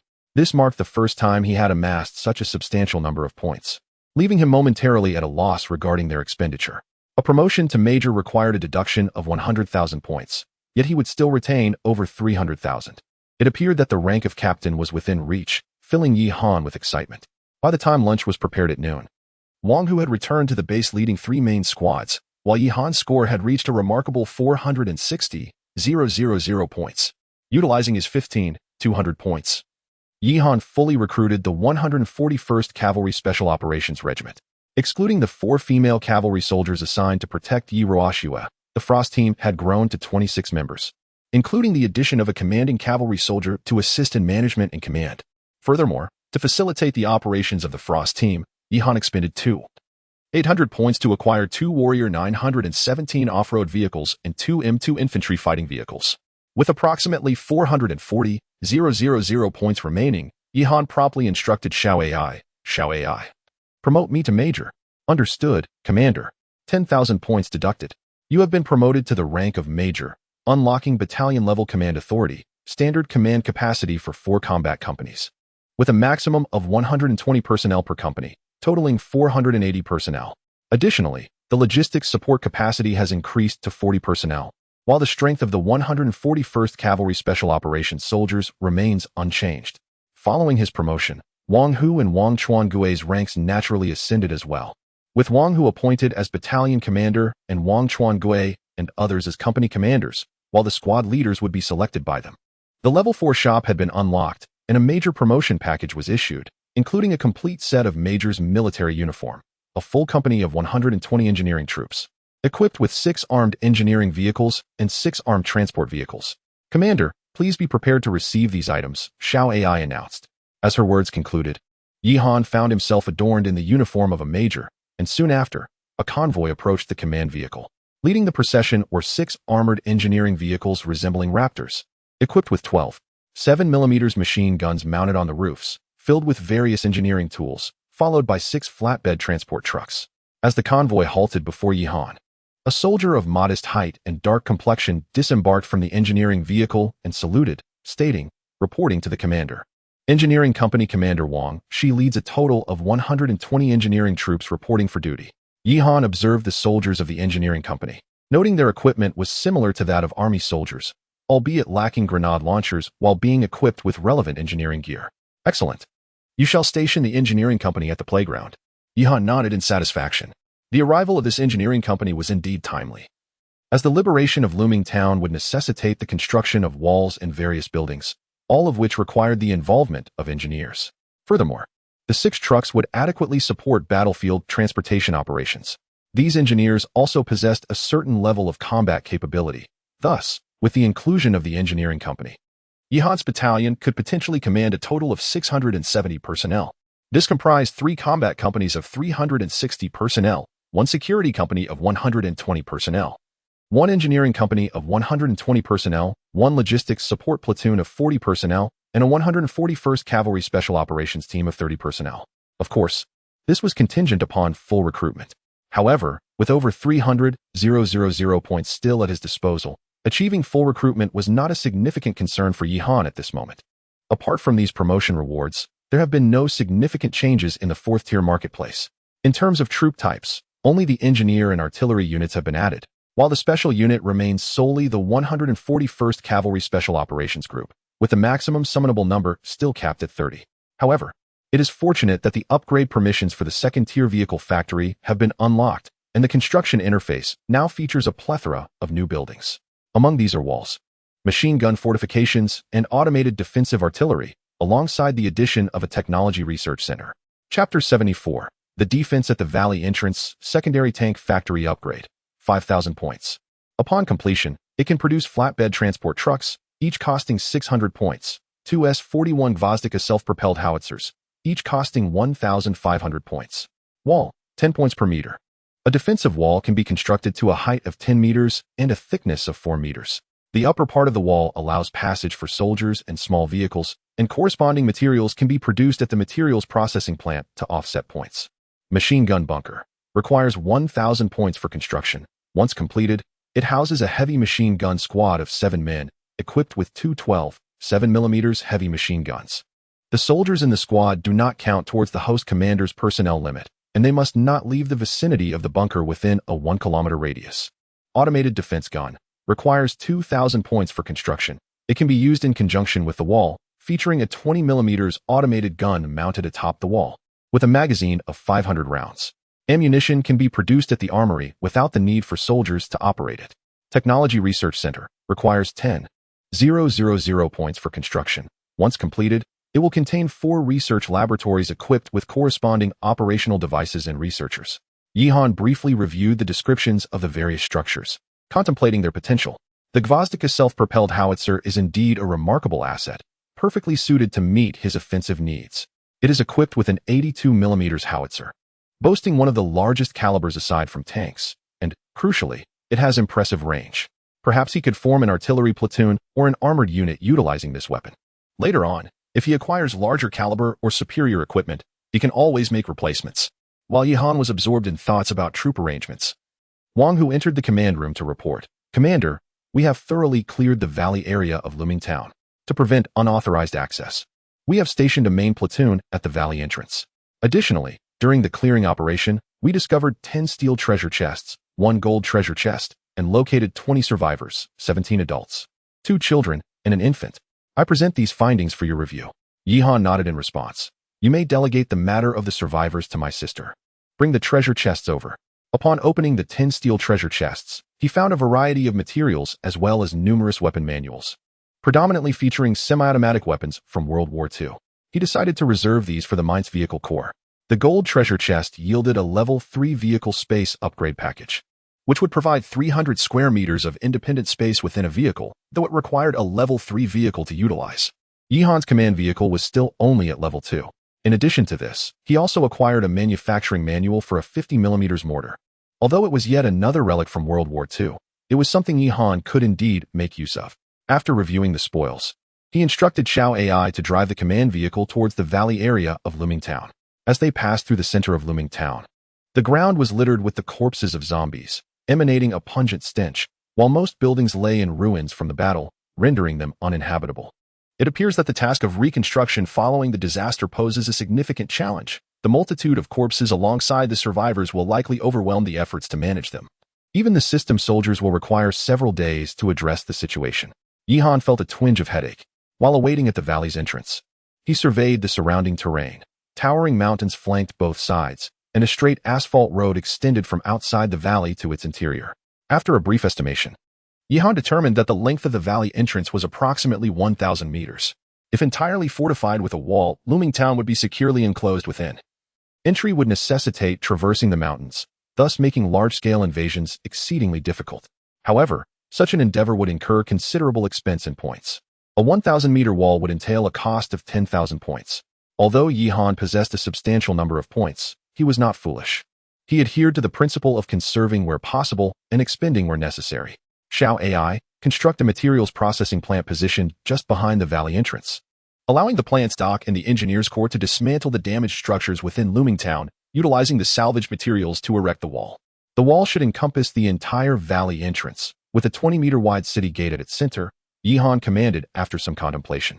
Understood, Commander. The materials processing plant has been completed at a cost of 2,000 points. The wall will not require points for its construction, and with the engineers corps working diligently, it should take approximately 7 days to complete, Xiao AI responded.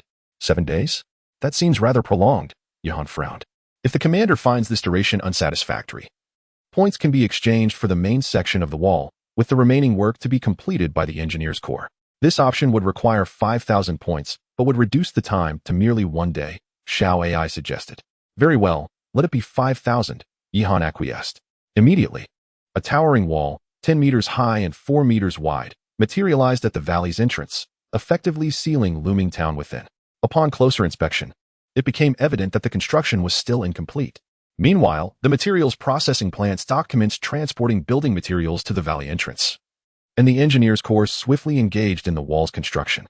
2 machine gun bunkers were established on both sides of the city gate, and automated defensive cannons were mounted every 200 meters atop the wall. Yihan continued to relay instructions to Xiao AI. As the points dwindled rapidly, the wall construction at Looming Base neared completion. Yihan had expended 21,000 points, leaving him with 320,000 points remaining. The wall was now nearly finished, and the next task involved organizing the station personnel. The main force, referred to as the First Company, could not remain there indefinitely. As Yihan's principal troops, their primary focus must remain on broader conquests. Thus, the defensive responsibilities of the wall were entrusted to Wang Long Xiao AI. Augment the current configuration of the guard platoon to form a complete guard company, Yihan instructed further. Wang Long's guard platoon currently consisted of 30 personnel, including 27 guards and 3 military dogs, with a fleet comprising 4 Lynx all-terrain vehicles and 1 Warrior 9/17 off-road vehicle. Under its command, there are 3 guard squads, each consisting of 9 soldiers and a military dog, equipped with a Lynx vehicle. The 9/17 off-road vehicle is personally owned by Wang Long, while the additional Lynx serves as a logistical support vehicle for the guard company. Upon YHN's promotion to major, he gained battalion-level authority, allowing Wang Long's 30-man guard squad to be elevated to a 120-man guard company, which can now encompass 4 guard squads. Although the cost of each guard squad is significantly lower than that of the main force squad, it still requires a substantial expenditure of 600 points. The total cost to upgrade to a guard company amounts to 19,800 points. Observing this, YHN couldn't help but click his tongue in disbelief. Fortunately, he could now be considered a wealthy landlord, or else he would have hesitated to spend so liberally. Meanwhile, Wang Long was overjoyed. Just last night, a subversive expert had attempted to bribe him with the position of company commander, and now, unexpectedly, YHN had indeed appointed him as the commander.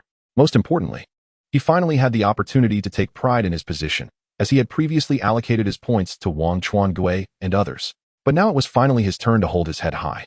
Chapter 75. Establishment of the Logistics Support Department. Now, Wang Long, you have 4 security platoons under your command, and they are all equipped with transportation.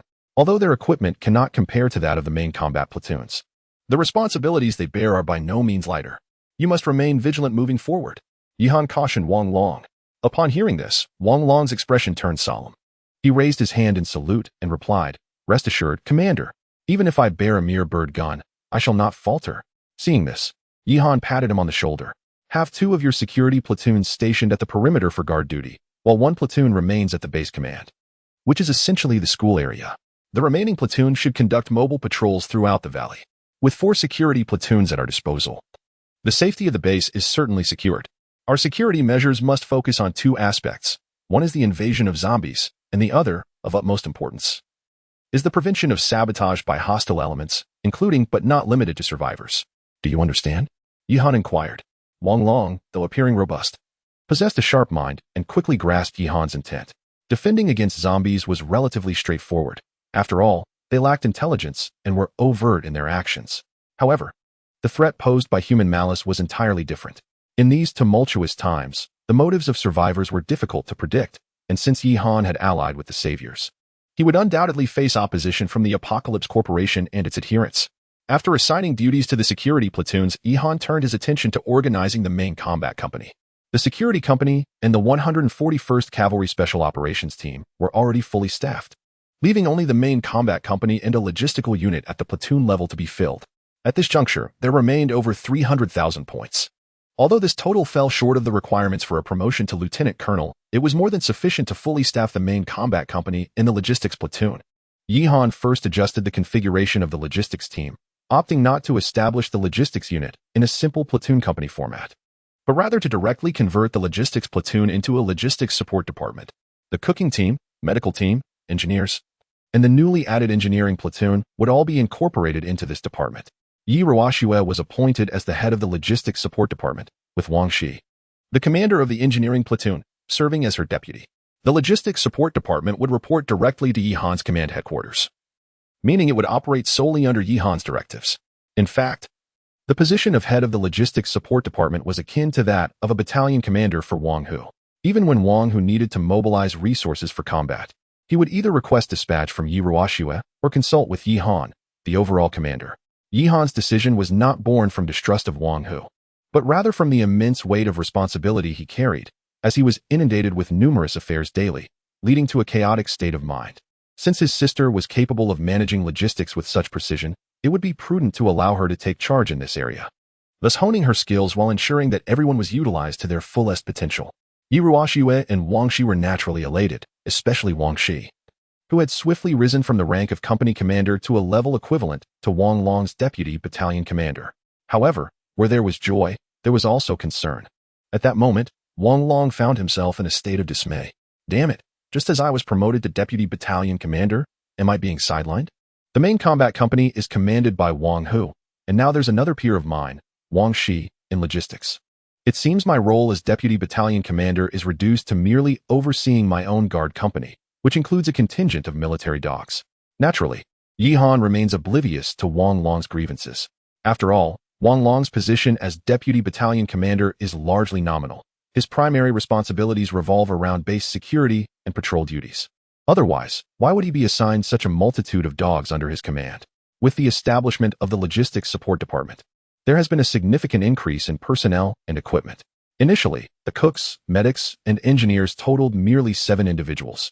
When Yi Han was at the company level, this was manageable, but at the battalion level, it has become quite strained.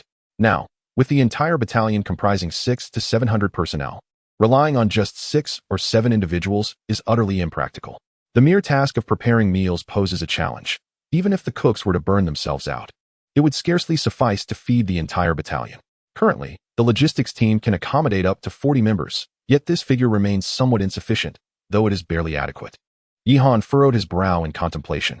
Shall AI increase the cooking team to 15 members, elevate the medical team to 25, and then exchange for 4 flatbed transport vehicles and 4 Hummer 917 off-road vehicles? Directly allocate them to the school area and have my sister assign their duties. The transport vehicles and off-road cars are intended for the logistics department to ferry casualties and provisions.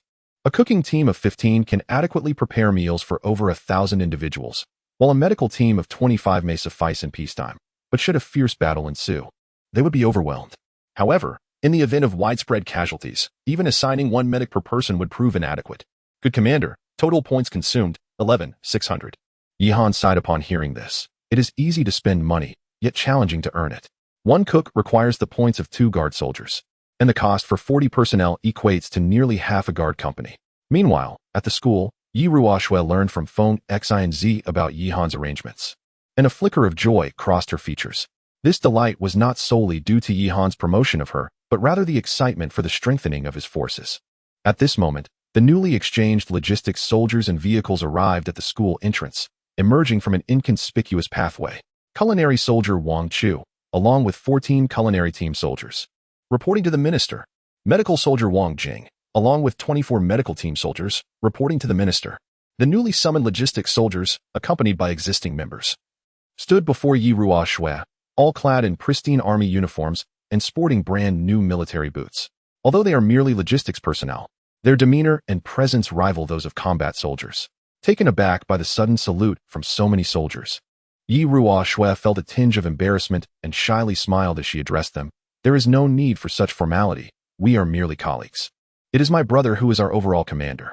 Yi Ruoxue's demeanor is quite understandable, for she has long been isolated from society due to her physical condition, rendering her ill-prepared for the strict disciplines of both the workplace and the military.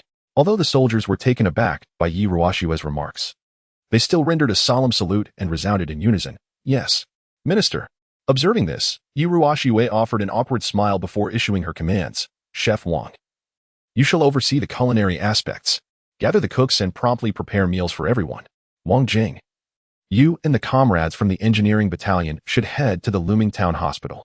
Strive to expedite its reconstruction and established the looming base military hospital there, ensuring the medical operations of the base are fully functional.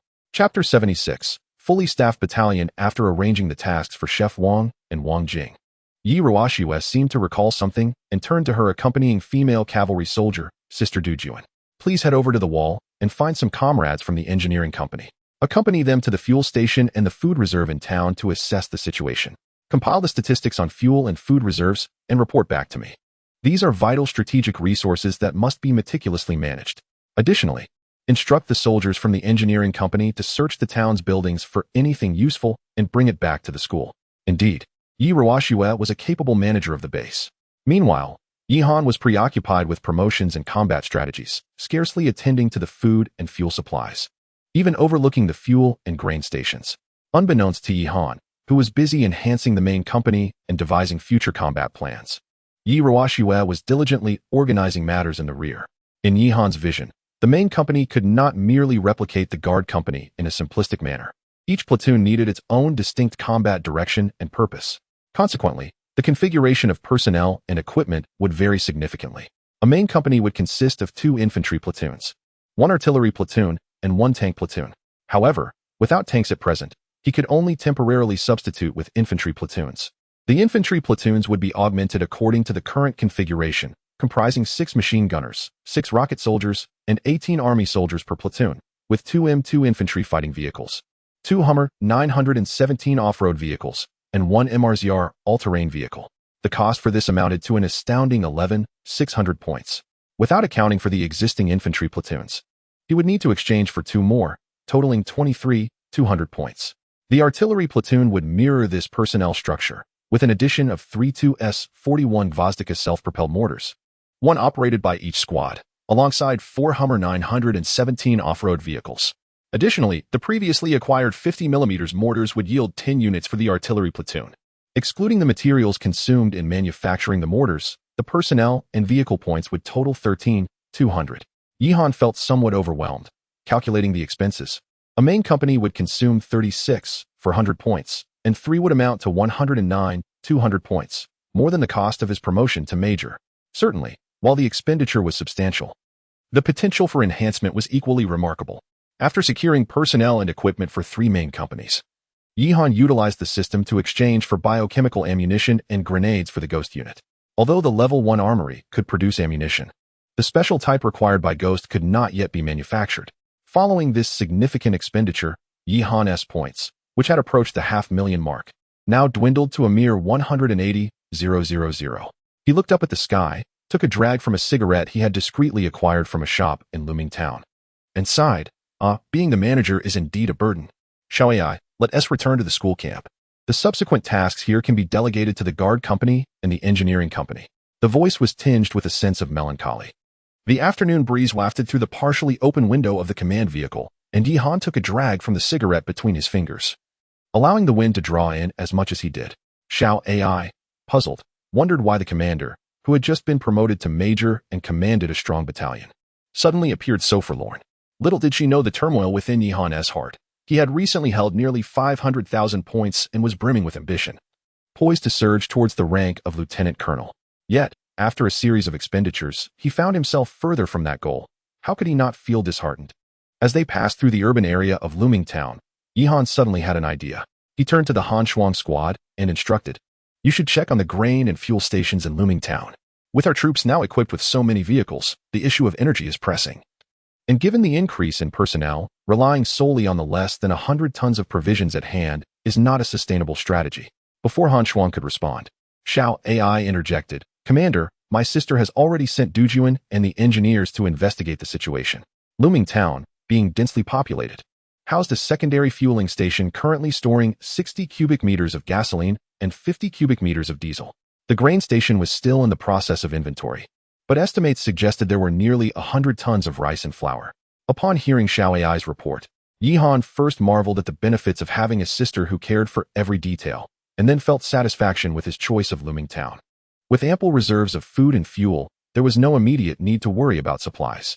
Soon, Yi Han returned to the school, arriving just as the clock struck 5 in the afternoon. The cafeteria was bustling with activity, and a tantalizing aroma of food wafted through the air. At that moment, Yi Roashue was hosting a social gathering for the survivors on the playground, surrounded by her protectors, including Feng Xinzi and others. Under the setting sun, laughter and joy filled the playground, creating an atmosphere far removed from the apocalyptic world they inhabited. Yi Roashue organized this gathering not only to provide entertainment and alleviate the survivors' negative emotions, but also to summarize the day's work. After all, it was the first day of the base's establishment, making this reflection quite necessary. Yihan chose not to interrupt the gathering, but quietly stepped aside to listen to Yi Roashue's address. Today marks the first day since the establishment of our base. While we enjoy ourselves, let us also heed my summary of today's endeavors, she spoke, seated casually on the grass, devoid of the commanding demeanor expected of a base leader. However, her approachable nature did not diminish the respect the survivors held for her. After all, she was Yihan's sister, and he had executed 2 survivors the previous night. Moreover, the 4 armed female soldiers standing behind Yi Roashue were not to be underestimated. Though Feng Xinzi and her companions were strikingly beautiful, their presence exuded a formidable aura. While they looked at Yi Roashue with softness, their demeanor towards others was marked by a stark severity. Upon hearing Yi Roashue's words, the previously jovial survivors quickly settled down, sitting on the ground and attentively listening to her speech. Today, the teaching endeavors of the educators at the school have been commendable, and the students exhibit a fervent enthusiasm for learning the new curriculum, a sentiment that must be sustained. Acquiring these skills will undoubtedly contribute to both personal growth and the development of the base. However, the instructors still lack experience in agricultural practices, and their physical stamina leaves much to be desired. In the future, they should engage in morning exercises alongside the soldiers to enhance their physical fitness.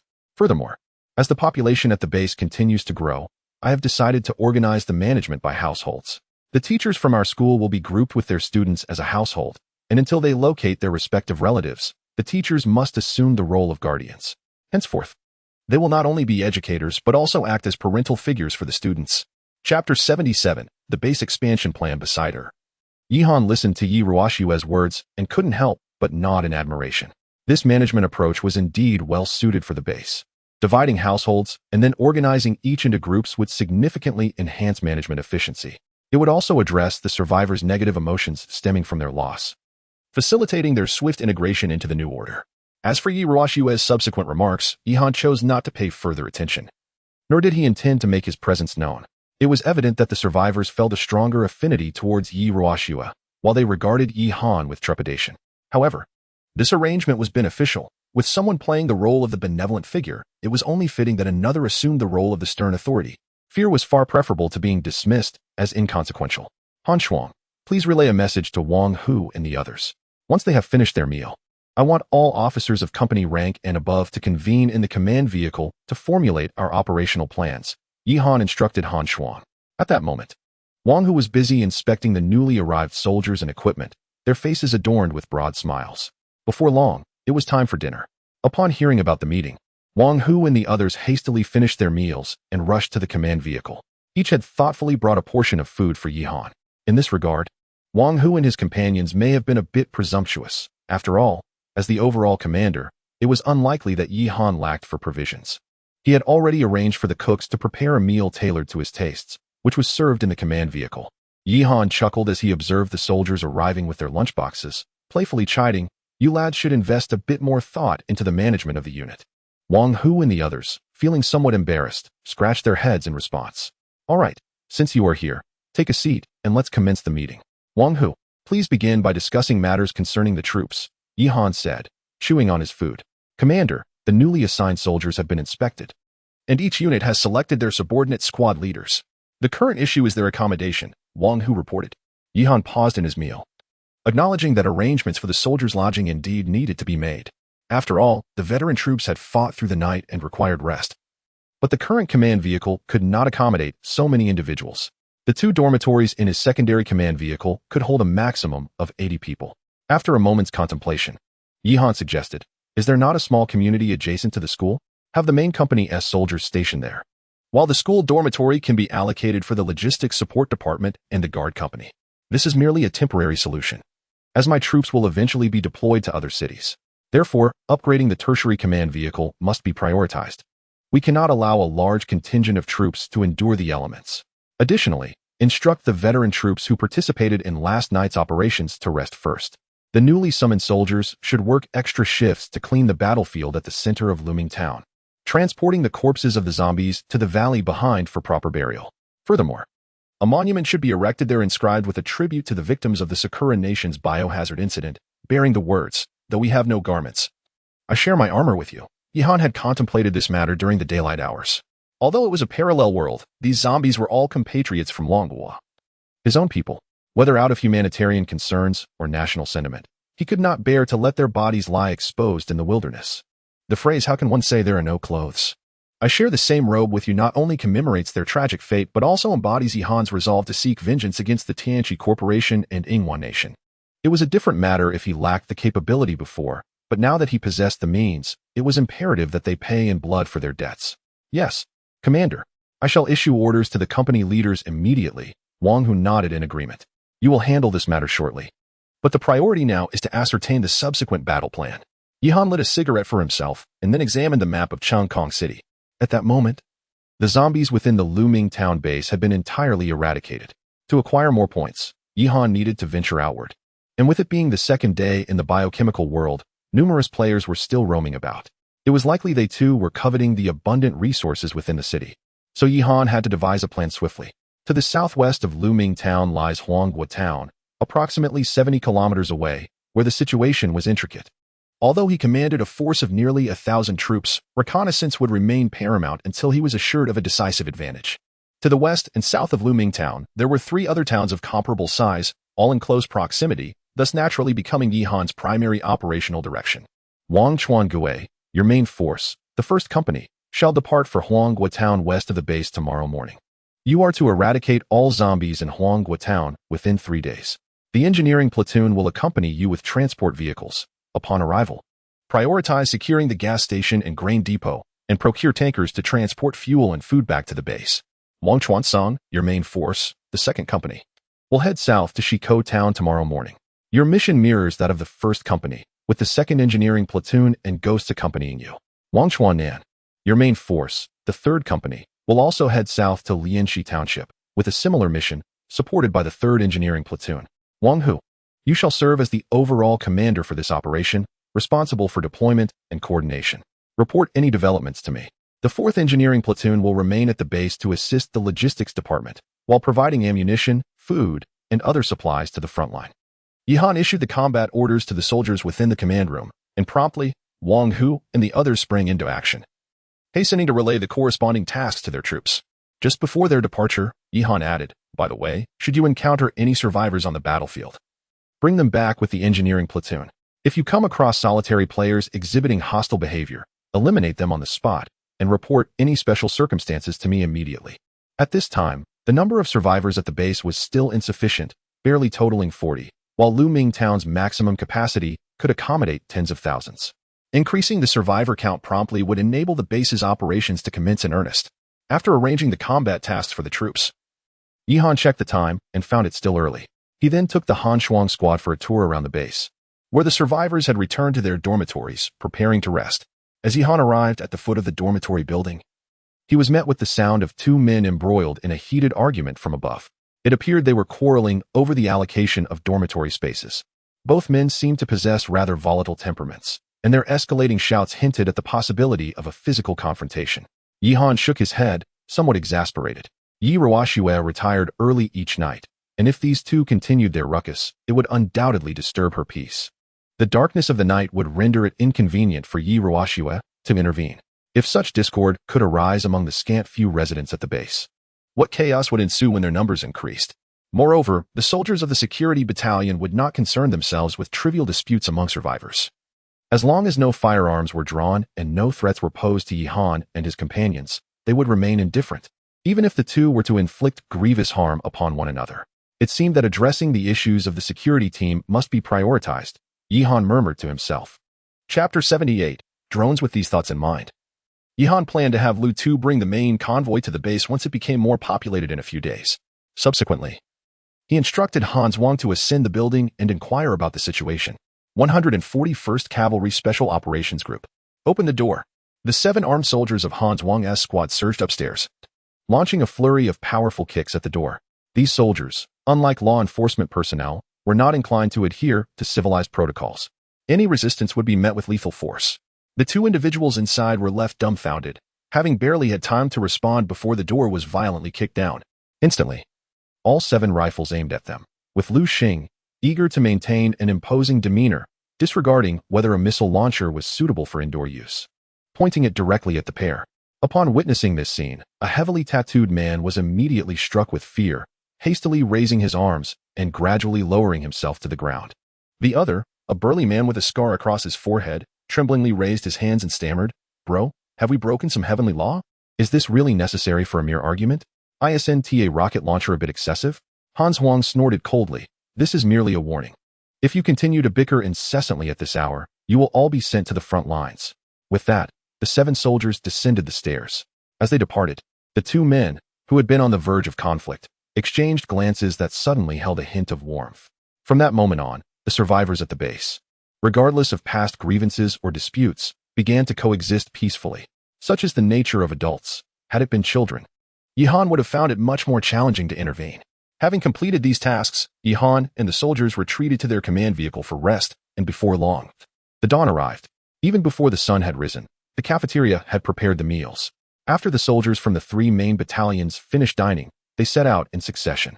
A total of 360 personnel, along with various vehicles, departed the camp, catching the attention of students and teachers jogging on the field. A spark of surprise flickered in Wang Dong's eyes. "I never expected there to be so many troops here. I thought it was merely a single battalion. It seems at least a regiment is present." On the other side, Yi Ruoxua chuckled at Wang Dong's remark. "There will be even more troops arriving. This is just our advance contingent." The teachers, upon hearing this, displayed expressions of astonishment, soon followed by joy. Previously, they had received news that the Dragon Country's military had been annihilated, and the emergence of Yihan's forces undoubtedly revitalized their confidence. Meanwhile, Yihan was not idle. After breakfast, he promptly instructed Xiao Ai to drive the command vehicle to the perimeter wall. Following a night of labor, the corpses of zombies within the urban area of Looming Town had been largely cleared. The only remaining task was to clean the streets, removing blood and filth. While the damaged buildings had mostly been dismantled, leaving behind only a few well-preserved apartment blocks. At this moment, the fortified area had been completed under the efforts of the engineering corps, with towering 10-meter walls that exuded a sense of security. Any survivors who arrived here would surely perceive it as a miraculous sanctuary. Yihan instructed Xiao Ai to maneuver the command vehicle atop the city wall, where he would remain stationed, awaiting reports from the front lines. In a moment of tedium, he glanced at the communication hall. Originally boasting a count of 100,000, the number had dwindled to 96,782 over the course of 2 days, indicating that over 3,000 players had met their demise. However, Yihan understood that the mortality rate would consistently decline. In the nascent stages of this world, the death rate was at its peak, as those unable to adapt to the transformation and possessing feeble survival skills were the first to be eliminated. The remaining players would be those with greater adaptability. In the Huichun County region, a significant number of survivors had established encampments, replete with an array of weaponry.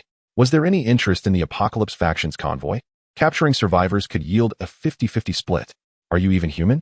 These individuals are still our kin. You Apocalypse followers are nothing but curs. This fool is merely a drifter. How dare he oppose our Apocalypse faction? Does he seek to court death? The Dimensional Convoy is recruiting players, specifically from the Drifter faction. We shun the tasks of Apocalypse and Savior, solely aiming to endure in this world. Avoiding main quests may result in the loss of your player identity. Shouldn't you hasten to find and eliminate a few survivors? Survivors are currently well hidden. Who can possibly locate them? With so many zombies roaming the urban landscape, it is a feat in itself to protect ourselves with our meager arsenal. Why do you refuse to join the Apocalypse faction? The Apocalypse players who are faring well now possess AK-47s. Yihan scrutinized the exchanges in the communication hall, gaining insight into the current situation. The Apocalypse players had become dominant in this world, while the Drifters, despite their considerable numbers, were adopting a conservative approach to development. On the positive side, only 2 days had elapsed since the beginning. The Apocalypse players had yet to unite, remaining dispersed across various convoys. Although they belonged to the same faction, internal conflicts were inevitable. Furthermore, their influence was primarily confined to the rural towns, lacking the capacity to encroach upon the county and the vast city. He needed to ascend swiftly to a brigade level and seize control of Shilin County. The number of survivors within the county would undoubtedly be substantial. If he failed to rescue them, the Apocalypse followers would eliminate them.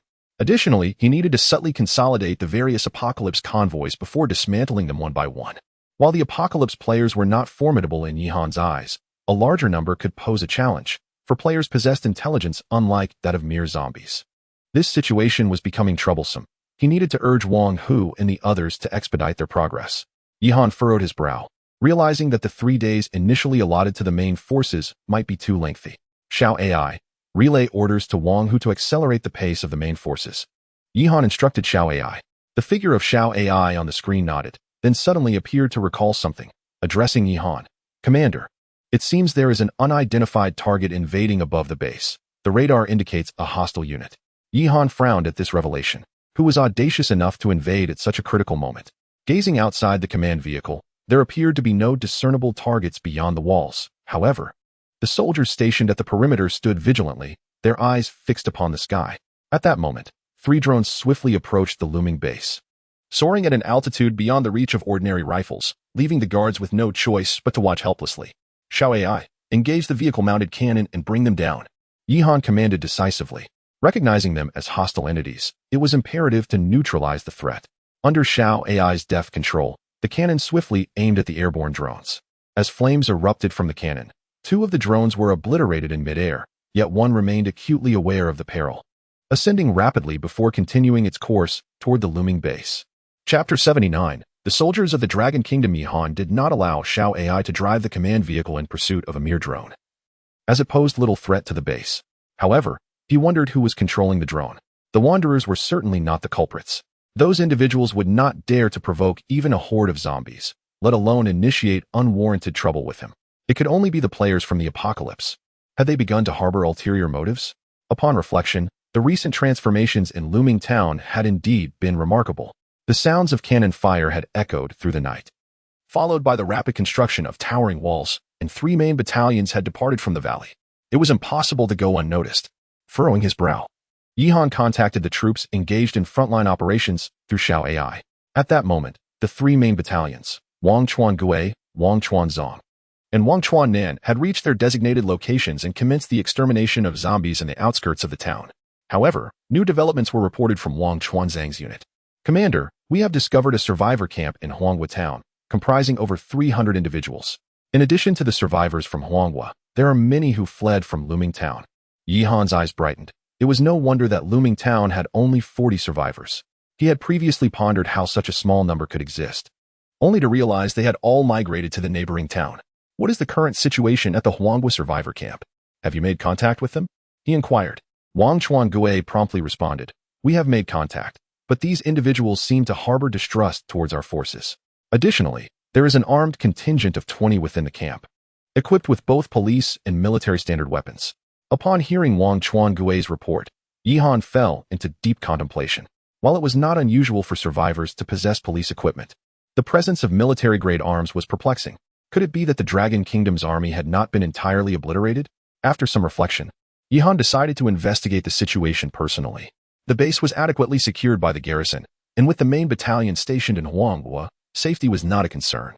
After a brief moment of thought, he returned to the school to summon Wang Dong, who was currently teaching. Given that Huanghua Town housed residents from Looming, Wang Dong's involvement would likely prove beneficial. This was Wang Dong's first time entering Yihan's command room. Aside from his nervousness, his eyes sparkled with curiosity and excitement. Yihan regarded him with a curious glance. Mr. Wang, you seem quite knowledgeable about the military? Wang Dong, slightly bashful, smiled and explained.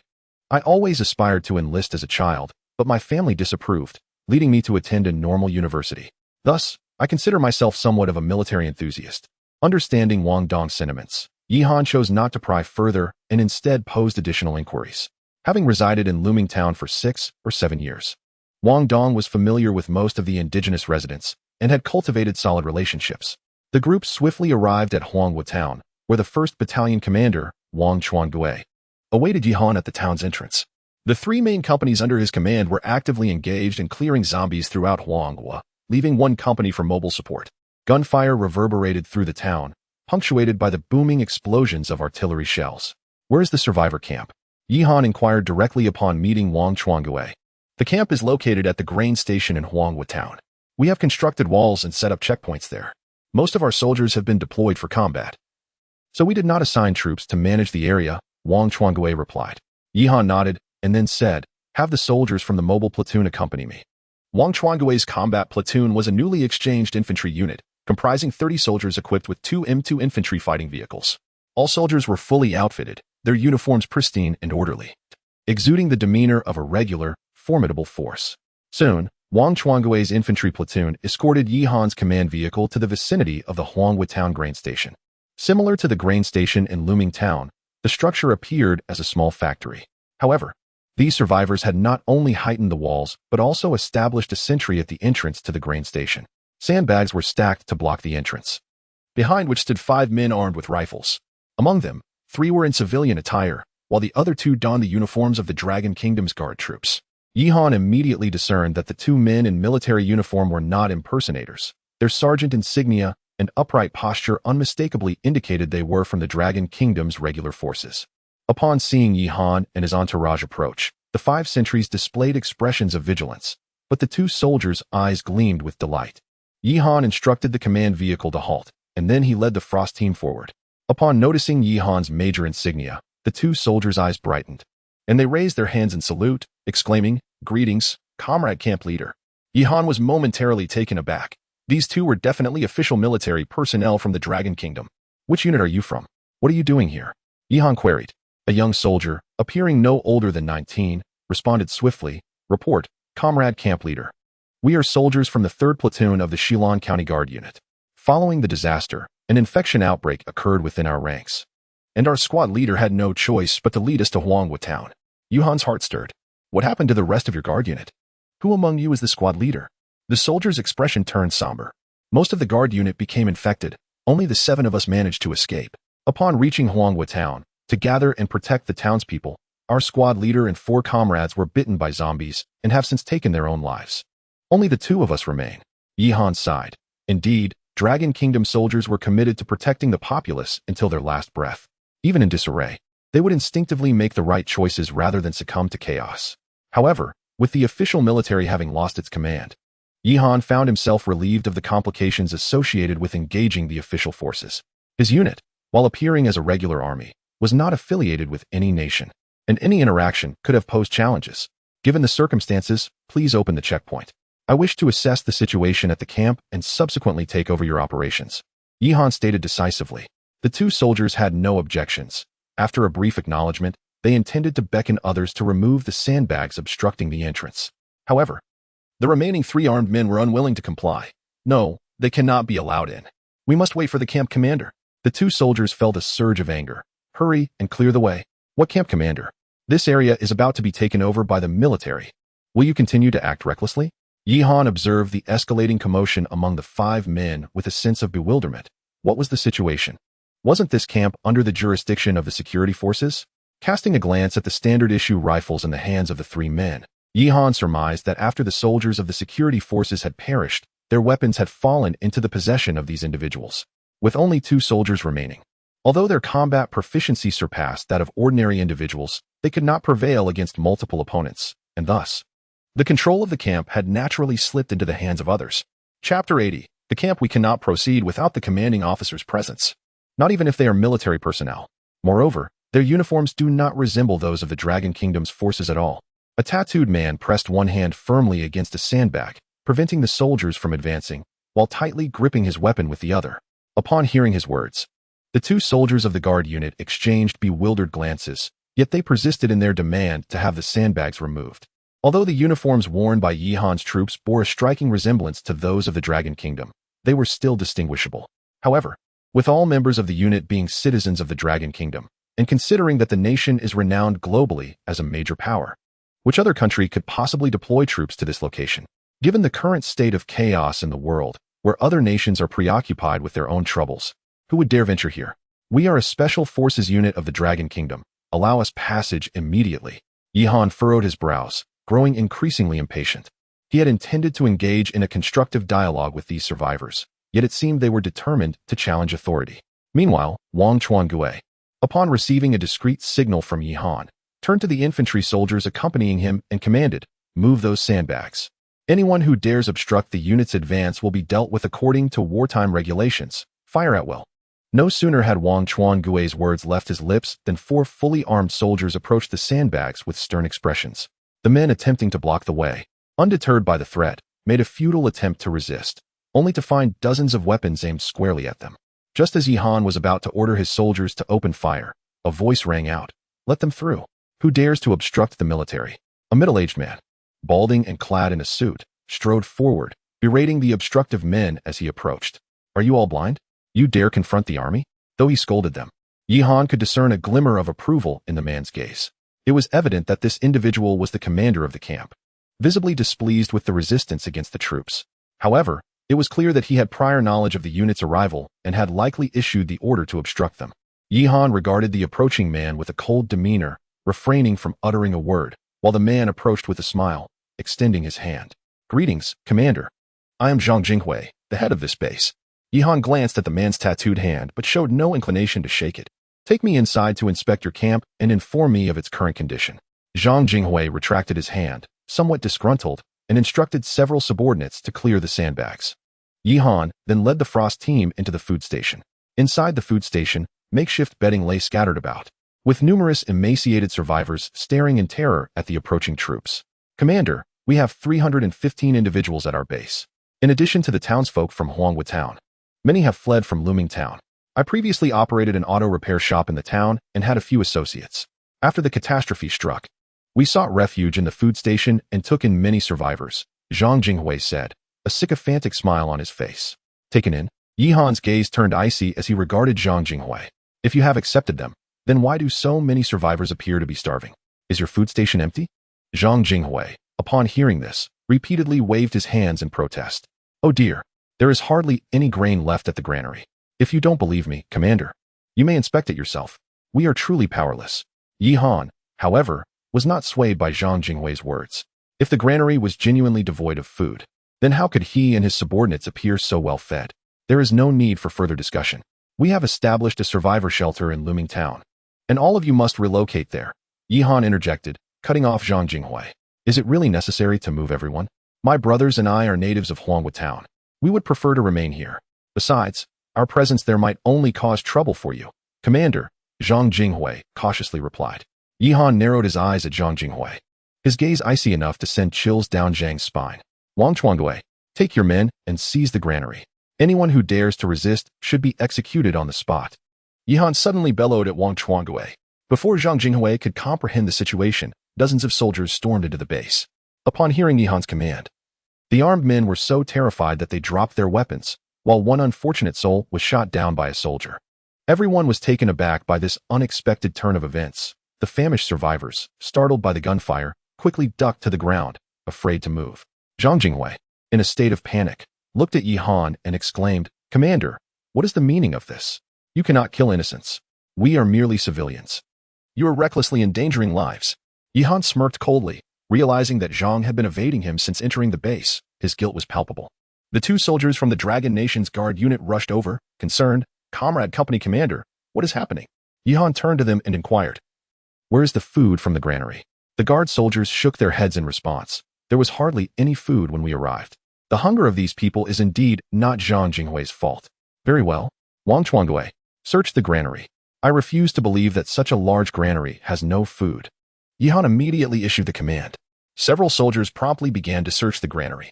In a town reliant on agriculture, it seemed implausible that the stored food would be insufficient for thousands, yet they were to believe it could not even sustain a few hundred? After more than 10 minutes, Wang Chuangui approached Yi Han with a report. "Commander, we have searched everywhere except the attic on the top floor and found only a few 100 pounds of rice." Zhang Jinghui, maintaining his composure, looked at Yi Han and said, "Commander, there truly is no food here. There is no need to take our meager rations as well." Yi Han gazed at the attic, a small space of merely 20 square meters. "Why not search the attic?" Wang Chuangui replied, "It is locked. We cannot enter." "Then break it down." Just as Wang Chuangui prepared to ascend, Zhang Jinghui suddenly panicked. "Commander, that attic is only 20 square meters. How much grain could possibly fit in there? It's likely filled with clutter. There's no need to investigate further. The food has probably already been taken." The more frantic Zhang Jinghui became, the more suspicious Yi Han felt. "Go up and break it open." Moments later, The voice of Wang Chuangue resonated from the floor above. "Commander, we have not discovered any provisions, but I suggest you come up and take a look." Yi Han cast a glance at Zhang Jinghui, who appeared pallid, trembling uncontrollably. "You should accompany me upstairs. I suspect you have prepared quite a few surprises for me." Yi Han remarked with a cold smile, instructing Han Huang to seize Zhang Jinghui and ascend the staircase. The two Dragon Kingdom guards, intrigued by the unfolding situation, followed suit. Chapter 81. On the self-cultivation of beasts. Upon entering the attic, Yi Han was taken aback by the scene before her. Several young girls, seemingly around 17 or 18 years of age, were bound within the confines of the loft, their bodies stripped bare, revealing their pale skin marred by numerous contusions. Some had already succumbed to unconsciousness, while others, with their mouths tightly sealed by adhesive tape, appeared oblivious to the soldiers who had barged in, their eyes clouded with despair. Scattered across the floor were crumpled pieces of paper, some stained with dried blood, remnants of unspeakable horrors. What pained Yi Han the most was the sight of a girl, bearing the countenance of a student, who seemed to have lost her senses. Upon seeing the newcomers, she displayed no modesty, merely parting her legs in a dazed manner. Wang Chuangue instructed the soldiers to remove their military jackets and drape them over the girls, ensuring their safe descent while dispatching engineers to escort them back to the base. Unable to bear the sight any longer, Yi Han turned her head away. The soldiers, following orders, shed their coats and approached the girls, gently unbinding them and assisting them into their garments before carrying them down the stairs. "Is that you, Xiaoxi? Didn't the person in charge say you had succumbed to illness? How did you end up here?" "It's Xiaohan. Xiaohan is back. My child's mother. Xiaohan has returned. Heavens, speak to me." As the soldiers carried the girls downstairs, the survivors in the camp erupted in an uproar, a cacophony of voices rising as they recognized their loved ones among the victims. "You are truly a beast." Before Yi Han could react, two guard soldiers from Long Kingdom could no longer contain their fury. With gritted teeth, they lunged at Zhang Jinghui, striking him down to the ground with a single punch. For them, witnessing such atrocities unfold right before their eyes, all while remaining oblivious, transcended mere shame. Yi Han coldly regarded Zhang Jinghui, now a mere shadow of himself, and turned to the two guard soldiers, inquiring, "Are you not concerned about the occurrences within the camp?" The guards, faces flushed with shame and indignation, remained silent for a while. Eventually, the youthful soldier spoke. "We apologize, Commander. Since our arrival, we have not inspected the attic. Zhang Jinghui assured us it contained only miscellaneous items, and we did not question it further. It was our negligence." Yi Han shook her head, choosing not to elaborate further, and then glanced at the dazed Zhang Jinghui. "Wang Chuangue, take this scoundrel away. I have a splendid show lined up. Letting him die would be too merciful. And those men under him, bind them and await their fate." Upon hearing Yi Han's words, terror washed over Zhang Jinghui's face. In these chaotic times, death was an easy fate, but the thought of being denied that release was far more frightening. He scrambled to Yi Han's feet, his bruised visage contorted in despair as he pleaded, "Commander, I can tell you where the food supplies are hidden. Please grant me a chance at survival." Yi Han contemptuously kicked Zhang Jinghui's face away, retorting, "Grant you a chance at life? Soon, you will be begging me to let you die." With that, Wang Chuangue escorted Zhang Jinghui down from the upper floor. According to Zhang Jinghui, the grain at the granary has not been lost, it has merely been concealed.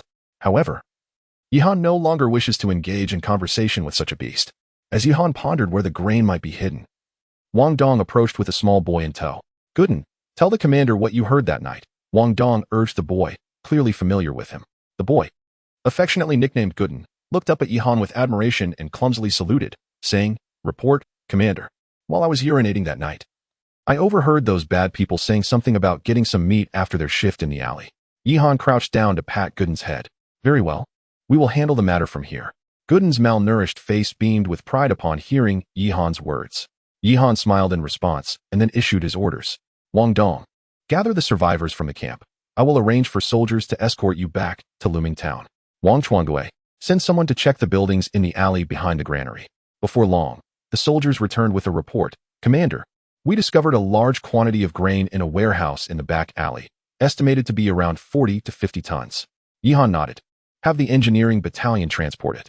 It seems Zhang Jinghui had taken his men to the granary at the onset of the disaster, seizing the opportunity to move the grain to the rear for concealment, subsequently using it to maintain control over the area. Once the Dragon Kingdom's guards were infected and he regained his weapons, he became increasingly unrestrained. It is no wonder he was reluctant to leave. With both food and firearms at his disposal, had Yi Han not appeared unexpectedly, this scoundrel might have established his own domain. After organizing the affairs of the camp, Yihan returned to the command vehicle, his expression frosty. It was time to deliver justice to these brutes. Hans Wang, use ropes to tie Zhang Jinghui and his cohorts to the back of the command vehicle and make them run naked. Xiao Ai, maintain the vehicle's speed at 44 kilometers per hour.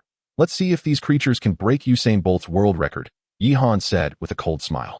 Given their nature, they should, in theory, be capable of running swiftly. As the command vehicle moved forward, Zhang Jinghui and his companions, their hands bound to the rear, could only stumble along. Initially managing a few unsteady steps before they soon fell behind, collapsing on the ground, dragged along by the vehicle. At such a high speed, even clothed individuals would suffer severe abrasions, let alone with Yihan's order to leave them unclothed. Yihan kept a vigilant eye on the rear.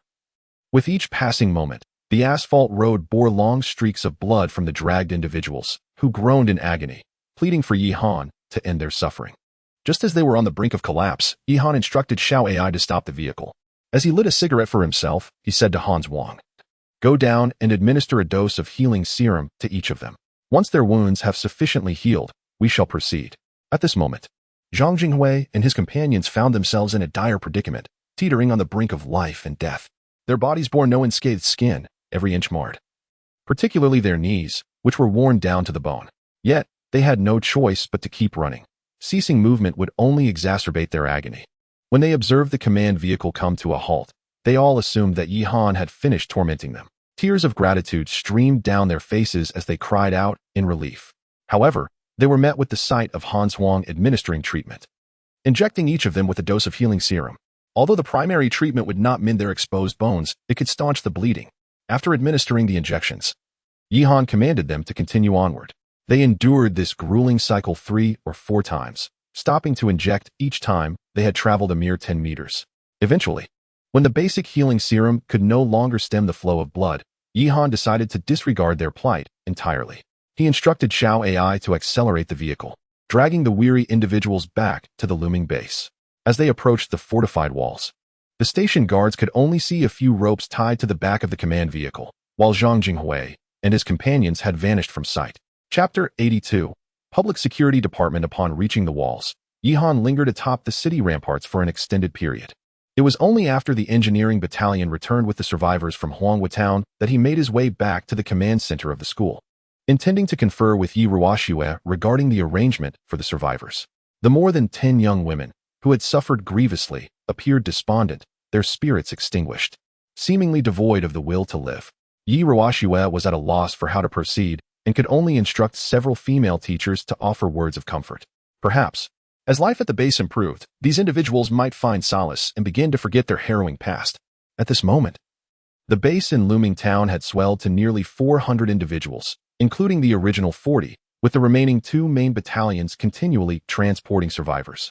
Yihan estimated that once they fully secured the surrounding towns of Looming, the number of survivors at the base could approach 1,000.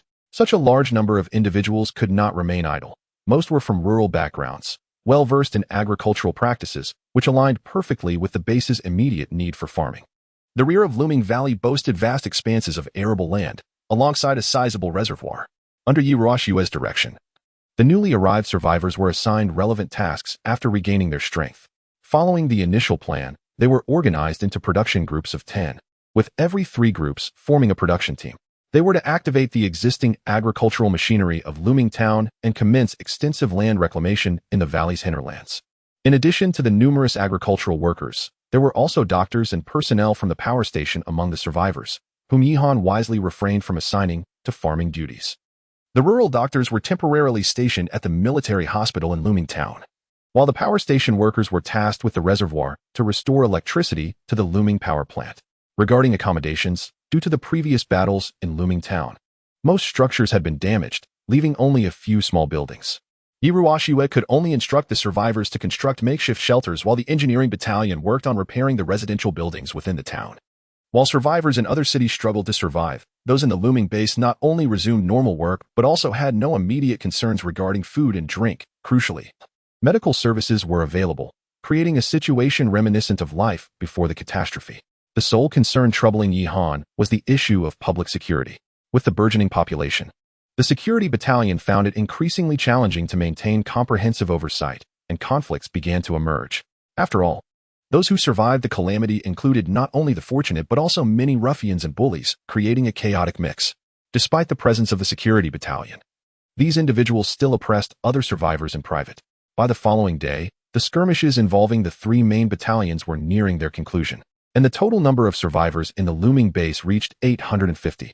The security battalion, led by Wang Long, comprised only 4 companies, 2 of which were assigned to guard the city walls, and 1 to oversee the school command center, leaving only a single security company to manage the over 800 individuals.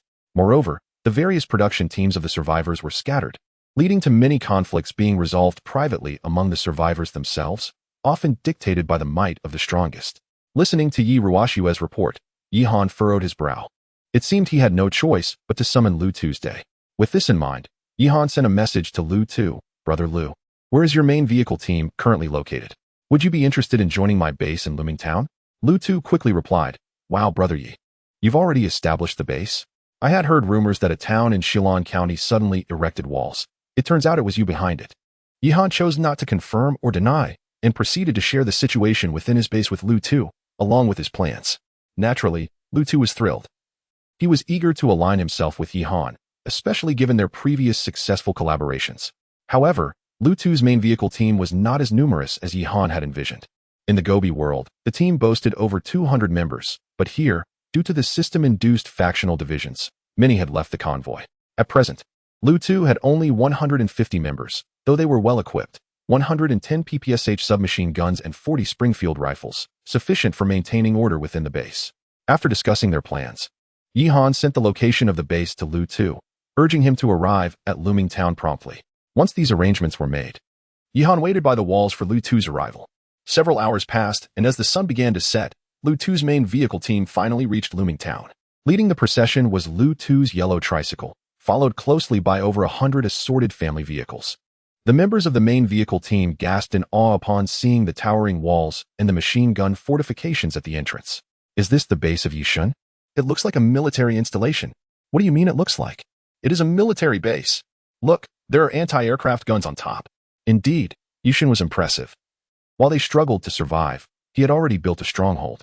Not wishing to engage in lengthy pleasantries upon Lu Tu's arrival, Yi Han instructed Yi Ruoshue to arrange accommodations for the convoy members while discussing his plans for the main vehicle team with Lu Tuesday. The base currently comprises 3 main areas. The walled section where we are now, managed by my own troops. The central area, which includes the command center of the school, serving as both residential and administrative zones, housing the majority of personnel. Aside from the command center being guarded, the residential area lacks personnel control, making nighttime security complex, necessitating the deployment of some convoy members for garrison duties. Lastly, there is the production area, encompassing the reservoir, mining site, and expansive farmland, which requires mobile management from convoy members. Yi Han provided a brief overview of the base's conditions to Lu Tu, who nodded in understanding. Brother Yi, you can rest assured.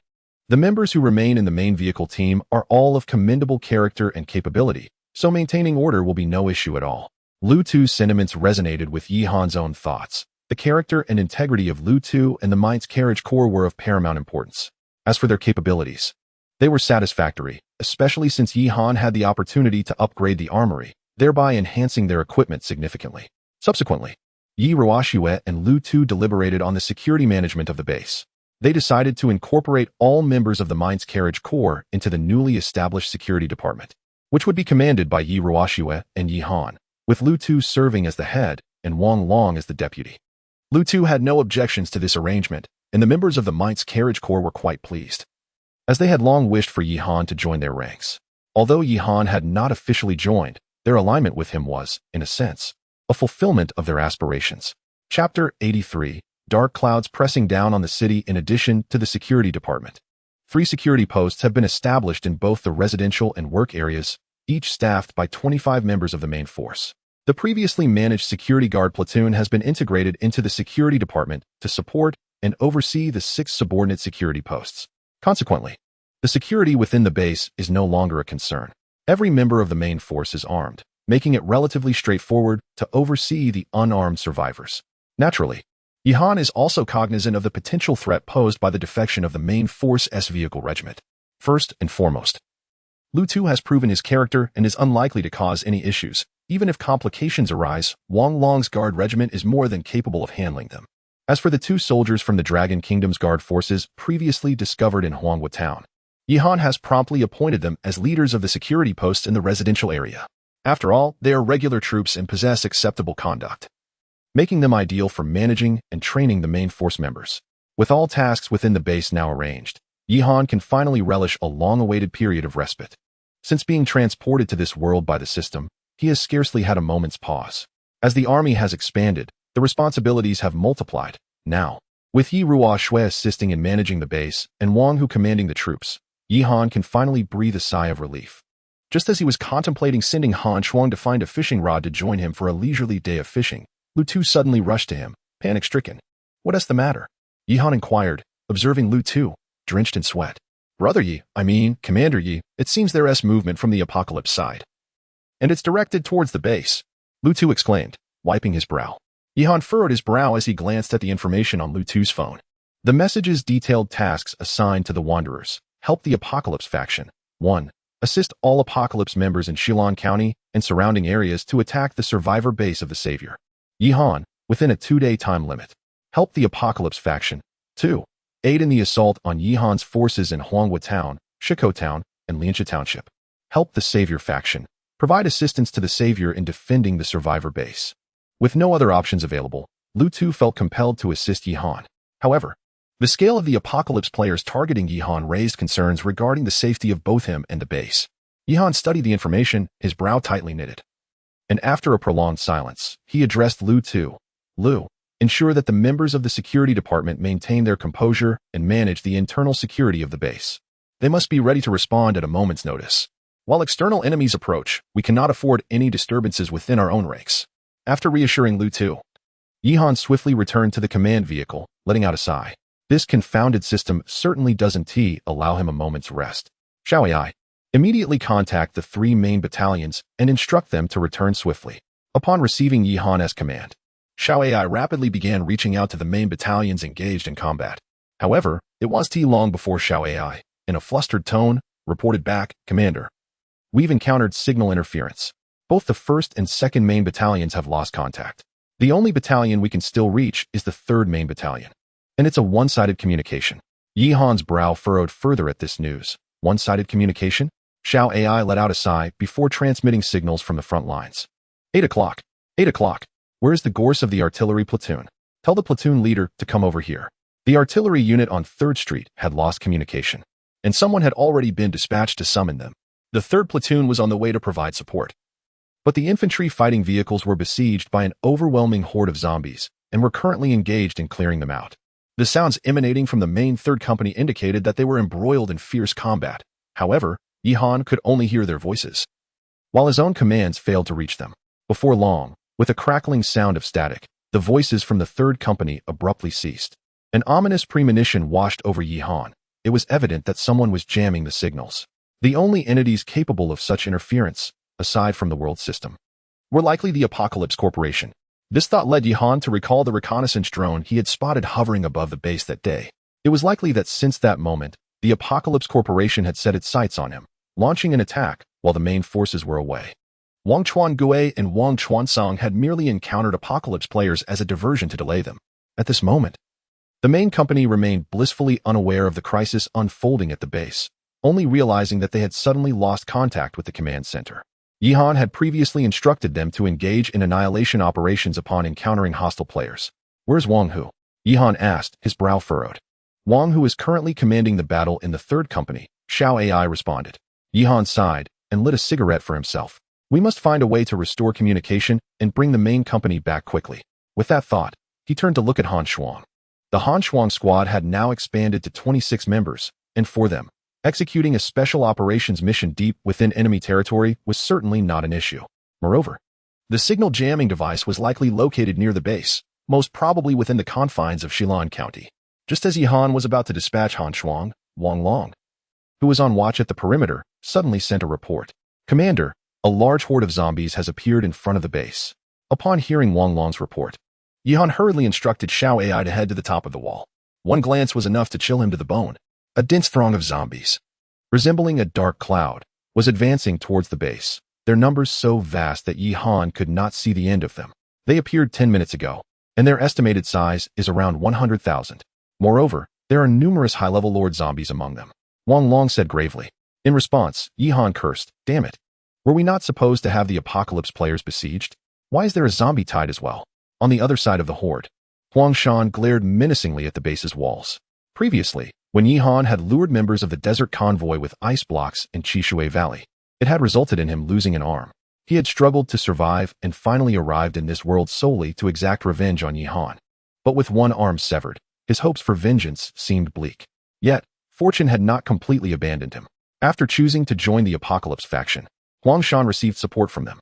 It was a biochemical virus modification agent, which, upon administration, could significantly enhance physical attributes, even enabling the regeneration of severed limbs.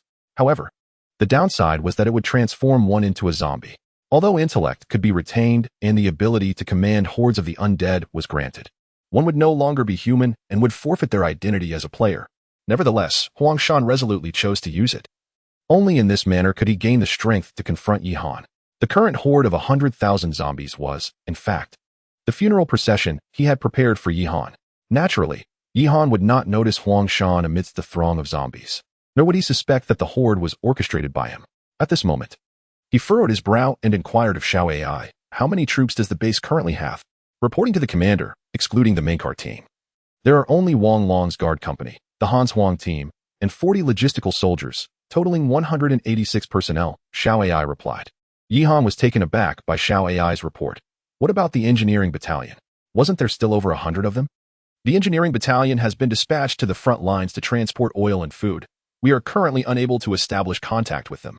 At this moment, Yi Han could no longer contain his emotions, delivering a powerful blow to the stone wall, a manifestation of his first loss of composure. Fewer than 200 individuals against 100,000 zombies, compounded by players equipped with fully automatic weapons. How could one possibly succeed in such dire circumstances? Chapter 84. The battle for the city begins. Wang Long. Assemble all the soldiers from the guard battalion on the city wall. Without a moment's hesitation, Yi Han shouted to Wang Long. Wang Long hesitated for a moment. Is there no one stationed at the school command post? Who cares about that? Have my sister and the others retreat to my command vehicle. All guard battalions, including cooks and medics, must take to the city walls for defense. In times of such dire urgency, Yi Ruoxue could no longer afford to take risks. The internal affairs of the base would be entrusted to the main vehicle corps. And if necessary, the main vehicle corps and even the survivors would have to assist in the defense. Before long, all personnel from the school command post had evacuated, and a total of 160 soldiers were stationed on the city walls. Yet, for a wall stretching 1,000 meters, this number was woefully inadequate. At this moment, Yi Han possessed over 700,000 points, despite the gains from the 3 main battalions in recent days and the remnants from Looming Town. He still had not surpassed 1 million points due to the ongoing extermination efforts. This meant that Yi Han could not yet be promoted to the rank of lieutenant colonel. With the battalion already at full capacity, over 700,000 points were insufficient to translate into tangible combat power. Gazing at the ominous tide of zombies, Yi Han felt his anxiety mount. His only hope was to accumulate 1 million points before the horde breached the walls to unlock the battalion rank. However, with such a colossal swarm and only 200 soldiers at his disposal, he remained uncertain about their ability to hold the line. Xiao AI. Exchange for 20 units of the 2S-41 Gvostika self-propelled artillery. After some contemplation, Yi Han instructed Xiao AI. Currently, soldiers could not be summoned. The sole option available was to produce vehicles from the armored vehicle factory. Understood, Commander. 30,000 points have been deducted, and the Gvozdikas have been placed behind the walls. Upon Xiao AI's confirmation, 20 brand new Gvostika self-propelled artillery pieces materialized at the designated location. Wang Long, gather 20 sergeants or hire to operate the artillery. I do not expect you to maneuver these machines. Simply ensure they can fire from their positions. Accuracy is irrelevant. Just unleash a barrage upon the zombie horde. Yi Han commanded coldly. For now, they must defend. In the worst-case scenario, he could resort to constructing 100 or so M2 infantry fighting vehicles and charge out himself. However, such an excess of vehicles would be unsustainable, especially before he reached brigade level, as soldiers remained the core of any operation. Weapons and equipment required human operation.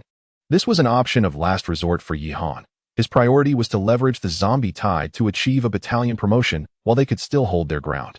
After all, in crises lie opportunities. As the 20 Gvostika artillery pieces abruptly opened fire, countless shells soared towards the heart of the horde within mere seconds. In an instant, the densely packed area of zombies fell victim to the indiscriminate bombardment, with earth flying and countless limbs shattering amidst the explosions. This single round of artillery fire obliterated over 100 zombies, yielding Yi Han thousands of points. However, the horde of zombies was still overwhelming. The gaps left by the 100 fallen zombies were swiftly filled by their successors, and now a dense mass of the undead surged forward towards the walls. Above, Wang Long fired his rifle into the throng below, bellowing orders for his soldiers to attack with haste. Under Huangshan's command, these mindless zombies seemed to have gained a spark of intelligence, no longer flailing about aimlessly. They strategically focused their assault on the city gate, while dispatching a portion to assault the distant walls. Thousands of zombies halted at the base of the wall.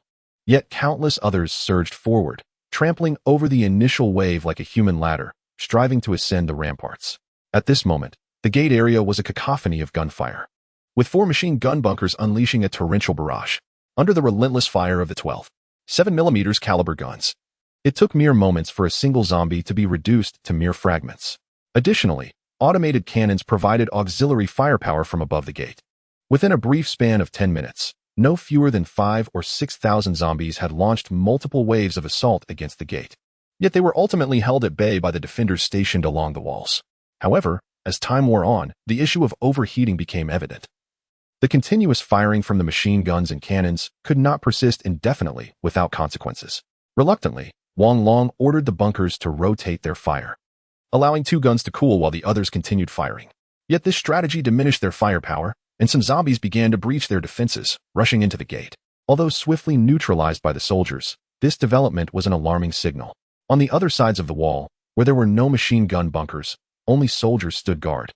The zombies had managed to form a human ladder to scale the walls, although quickly exterminated by the all-terrain vehicles stationed atop the ramparts. The sheer number of the undead was overwhelming. This could not last much longer. It was likely they would be breached before accumulating 1,000,000 points. Yi Han furrowed his brow as he gazed at the encroaching horde below. His greatest concern was the absence of the apocalypse players and the formidable lord zombies lurking at the rear of the battlefield. They were clearly leveraging the ordinary zombies to break through the city gate, and once the walls fell, Yi Han would face an even more ferocious onslaught. They could hold out for at most another 2 or 3 hours. He needed to restore communication to summon reinforcements. Yi Han made a resolute decision, then turned to Xiao AI and inquired, "Can you trace the source of the signal interference?" Xiao AI bowed her head, contemplating for a moment before responding, "Commander, I have located the source of the signal interference. It is at the television tower in Shilan County, approximately 40 kilometers from here, covering an area of around 100 kilometers, which encompasses our entire forces." Yi Han nodded in acknowledgement, relieved that the source had been identified. The next step was for the Hans Wang team to mobilize. "Hans Wang, you are to immediately depart from the base in your vehicles and head to the Shilan County television tower to destroy the signal interference device and restore communication for the entire army. Once you leave the base, you will be unable to contact the command center. All orders and battlefield decisions will rest solely with you and your metal comrades. You must complete this mission." Metal is a commanding soldier newly added to the 141st Cavalry Special Operations Group and serves as Han Shuang's deputy. Upon hearing Yi Han's orders, Han Shuang and the remaining 25 soldiers of the 141st Cavalry Special Operations Group saluted in unison, declaring, "Yes, Commander, we vow to accomplish the mission." Immediately, 5 armored vehicles swiftly departed from the city gates, bearing 26 cavalry soldiers. All wall guard forces, along with the Gorse artillery, promptly provided cover for Han Shuang's team as they moved out. Wang Long bellowed from atop the city wall. Under the protective fire, the armored vehicles navigated the rough terrain, crashing through the oncoming horde of the undead while hastily retreating from the battlefield, heading towards Shilan County. Among the tide of corpses, Huangshan coldly observed the 5 departing armored vehicles without a flicker of response, merely sneering as he raised his gaze to fixate on Yi Han above the walls. "Even your soldiers are abandoning you, Yi Han. It seems this time, you truly are at your end." Chapter 85, Behind Enemy Lines Mission Codename. Behind Enemy Lines Date, August 24th, 1937. 42 Mission Commander, Sergeant Hans Wang. Leader of the 141st Cavalry Special Operations Brigade Operational Team. 141st Cavalry Special Operations Brigade, 1st Division Location. Shilan County, have we managed to shake off the horde behind us? Hans Wang inquired, furrowing his brow as he addressed Jin Suo. At this moment, the county was swarming with hundreds of thousands of zombies, wandering aimlessly through various streets. The moment Han Zhuang's squad entered Shilan County, they were besieged by the tide of the undead. Reluctantly, Han Zhuang had to divert 2 armored vehicles to draw the horde away, while he and 3 other vehicles continued their advance toward the television tower. We should have evaded them. It's likely we are about a kilometer away from the tower. Jinsuo replied. Han Zhuang nodded in response and commanded, stop the vehicles 500 meters from the television tower. The drones are inoperable due to signal interference, leaving us unaware of the situation in the tower area. To avoid alarming the enemy, we must proceed on foot. Jinsuo concurred, given the presence of jamming devices. There will undoubtedly be guards from the Apocalypse Corporation stationed there. Stealth is essential. We must resolve this conflict swiftly, as our commander cannot hold out for long. The 3 armored vehicles swiftly approached the vicinity of the television tower. After ensuring the soldiers concealed the vehicles, Han Zhuang led them into a 5-story building adjacent to the tower. A signal jamming device, approximately 10 meters tall, had already been erected above the television tower, while a dozen soldiers clad in black uniforms patrolled below, each adorned with a cherry blossom emblem on their attire, clearly soldiers of the Apocalypse Corporation. Their numbers were estimated to be around 60, armed with automatic firearms. As Jinsuo surveyed the situation through binoculars, he remarked, there are approximately 60 of them, fully equipped. Han Zhuang nodded, glancing at the 18 soldiers beside him, while the others were occupied luring the zombies away. We'll split into 2 teams. Jinsuo, you lead a feigned assault on the television tower, while the remainder will accompany me to infiltrate the tower. It is currently 1945. We will commence simultaneous action in 5 minutes. Synchronize your watches. 5 minutes later, both teams reached their designated positions. Jinsuo's team initiated the attack first, and upon hearing the gunfire, the soldiers at the tower quickly rushed toward Han Zhuang's squad. On the other side, Han Zhuang glanced back at the meteor and the others, nodding, ensure silencers are attached. Let us begin the operation. The 9 soldiers swiftly entered the tower building. Inside, several Apocalypse soldiers were patrolling, yet they remained oblivious to the rapid and camouflaged movements of Han Zhuang's squad. 2 at 9 o'clock, 3 at 12 o'clock. Neutralize them swiftly. Han Zhuang gestured while crouching closer to the guards. With a few muted gunshots, the patrolling soldiers collapsed, unaware of the situation inside the building as their comrades remained engaged with Jinsuo's team. Continue advancing. Reach the highest floor quickly. Han Zhuang signaled as he sprinted toward the staircase. The elevator was certainly not an option, if discovered by the guards. Using it would be akin to being trapped in a barrel. In a mere 10 minutes, the Frost team ascended the 18-story tower and dispatched several guards along the way. By the time they reached the pinnacle, the majority of the tower's sentinels had been eradicated, with over 20 remaining unaware of the Frost team's presence above. Meteor, affix the plastic explosives to the disruptor. Detonate in 5 seconds. Frost instructed hastily. Understood. Meteor responded, approaching the disruptor with the explosives. With a resounding explosion, the disruptor erupted in a flurry of electric sparks, and soon thereafter, it began to plummet from the tower. Observing this, Frost wasted no time and commanded, descend. Regroup with Metal and the others. Although their objective had been achieved, the most perilous phase was just commencing. With the commotion at the tower, the apocalyptic company would surely react, and the zombies from Shilan County would inevitably converge upon their location. The pressing concern was how they could extricate themselves from this dire situation. Meanwhile, on Yihan's side, the destruction of the disruptor instantly restored communication within the Shao AI vehicle, flooding it with voices from the front lines. Command Center, this is Company 1. We are being obstructed by apocalyptic players. Should we engage? Report the situation to the Command Center. This is Wang Hu. Wang Chuangue, what is your status? At 8 o'clock, have the artillery prepare to bombard them. Upon hearing the commotion from the vehicle, Yihan's spirits lifted, and he rushed inside, exclaiming, Wang Hu, bring the main forces back to rescue me. The situation at the walls was dire. The horde had nearly breached the city gates, with a substantial number of zombies flooding in. Fortunately, Wang Long had promptly dispatched soldiers with the golden flower to barricade the entrance. Yihan had managed to exchange for 10 M2 infantry fighting vehicles just to maintain a semblance of defense. However, as the situation deteriorated, further grim news arrived from the rear. Hundreds of apocalyptic players had abandoned their vehicles and stealthily infiltrated from the mountains behind Looming Town. Lu Tu had already led the main vehicle team to confront the enemy. Moreover, the absence of Main's command led to a breakdown of order among the survivors, many of whom cried out that the base was on the verge of collapse, initiating desperate attempts to seize supplies. Some survivors clamored for Yihan to distribute firearms.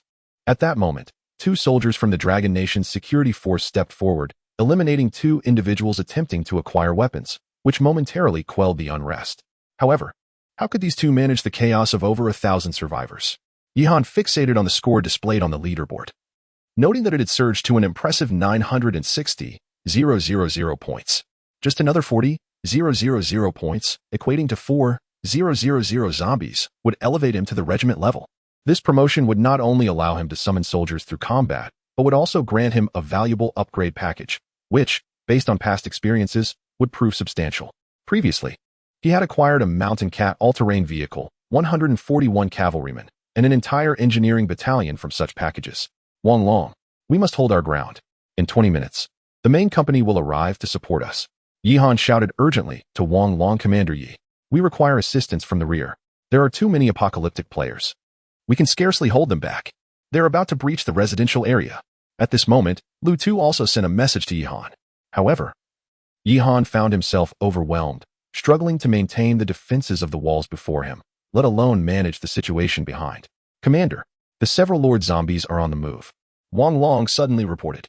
Yihan hastily ascended the city wall to survey the situation ahead. 5 mutated zombies, towering over 3 meters, were slowly approaching the walls. They bore a humanoid appearance, yet their physiques were several times larger than that of an ordinary human. Most alarmingly, they were armed with weapons strapped to their shoulders and waists. Information about these formidable lords arrived on his phone. Level 4 Lord Zombie. The Avenger has been specially modified by the Apocalypse Corporation, exhibiting enhanced speed, endurance, and defensive capabilities. Equipped with a Gatling gun and dual shoulder-mounted rocket launchers, along with electronic recognition and assisted targeting features. A mere glance sent a chill down Yihan's spine. These 5 creatures had only now entered the fray, targeting the moment when the wall's defenders were most vulnerable, like the final straw that breaks the camel's back. Report, Commander. You have accumulated 1 million points. Would you like to be promoted to the rank of Major? Upon promotion, you will receive the honors of a battalion commander. This includes a selection package from the regiment-level forces, allowing you to choose among the General Synthesis Battalion, General Aviation Battalion, or General Tank Battalion.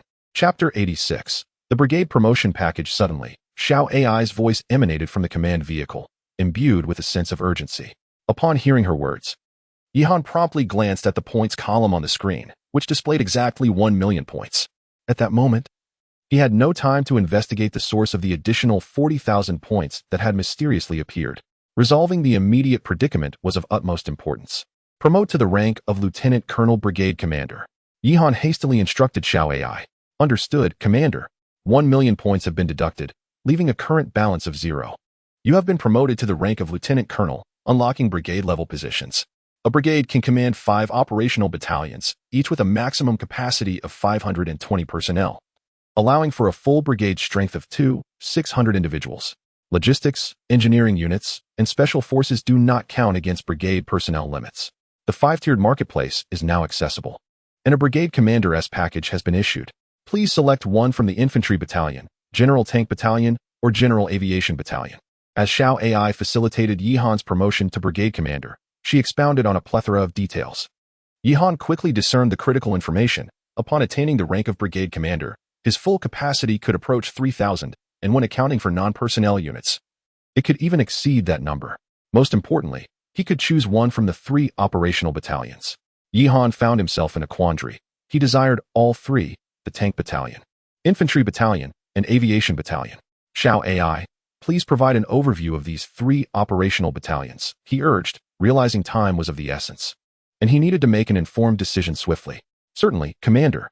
First, we have the Armored Combined Infantry Battalion, comprising 4 combat companies and a reinforced support platoon, totaling 520 personnel. This includes 2 mechanized infantry companies, each equipped with 1209 Dragon-type infantry fighting vehicles, 1 tank company, featuring 496 Dragon-type medium main battle tanks and 815 Leopard-type light main battle tanks, and 1 artillery company, consisting of 10 PLZ Dragon-type 155mm self-propelled howitzers. The reinforced support platoon comprises 40 specialized technical soldiers and 6 support vehicles of various types. Yihan was taken aback, realizing that this single combined infantry battalion already surpassed the capabilities of his current forces in terms of equipment. Excluding logistical vehicles, the operational armor had reached 46 units, and it appeared that all the models were from the esteemed Rabbit family of main battle equipment.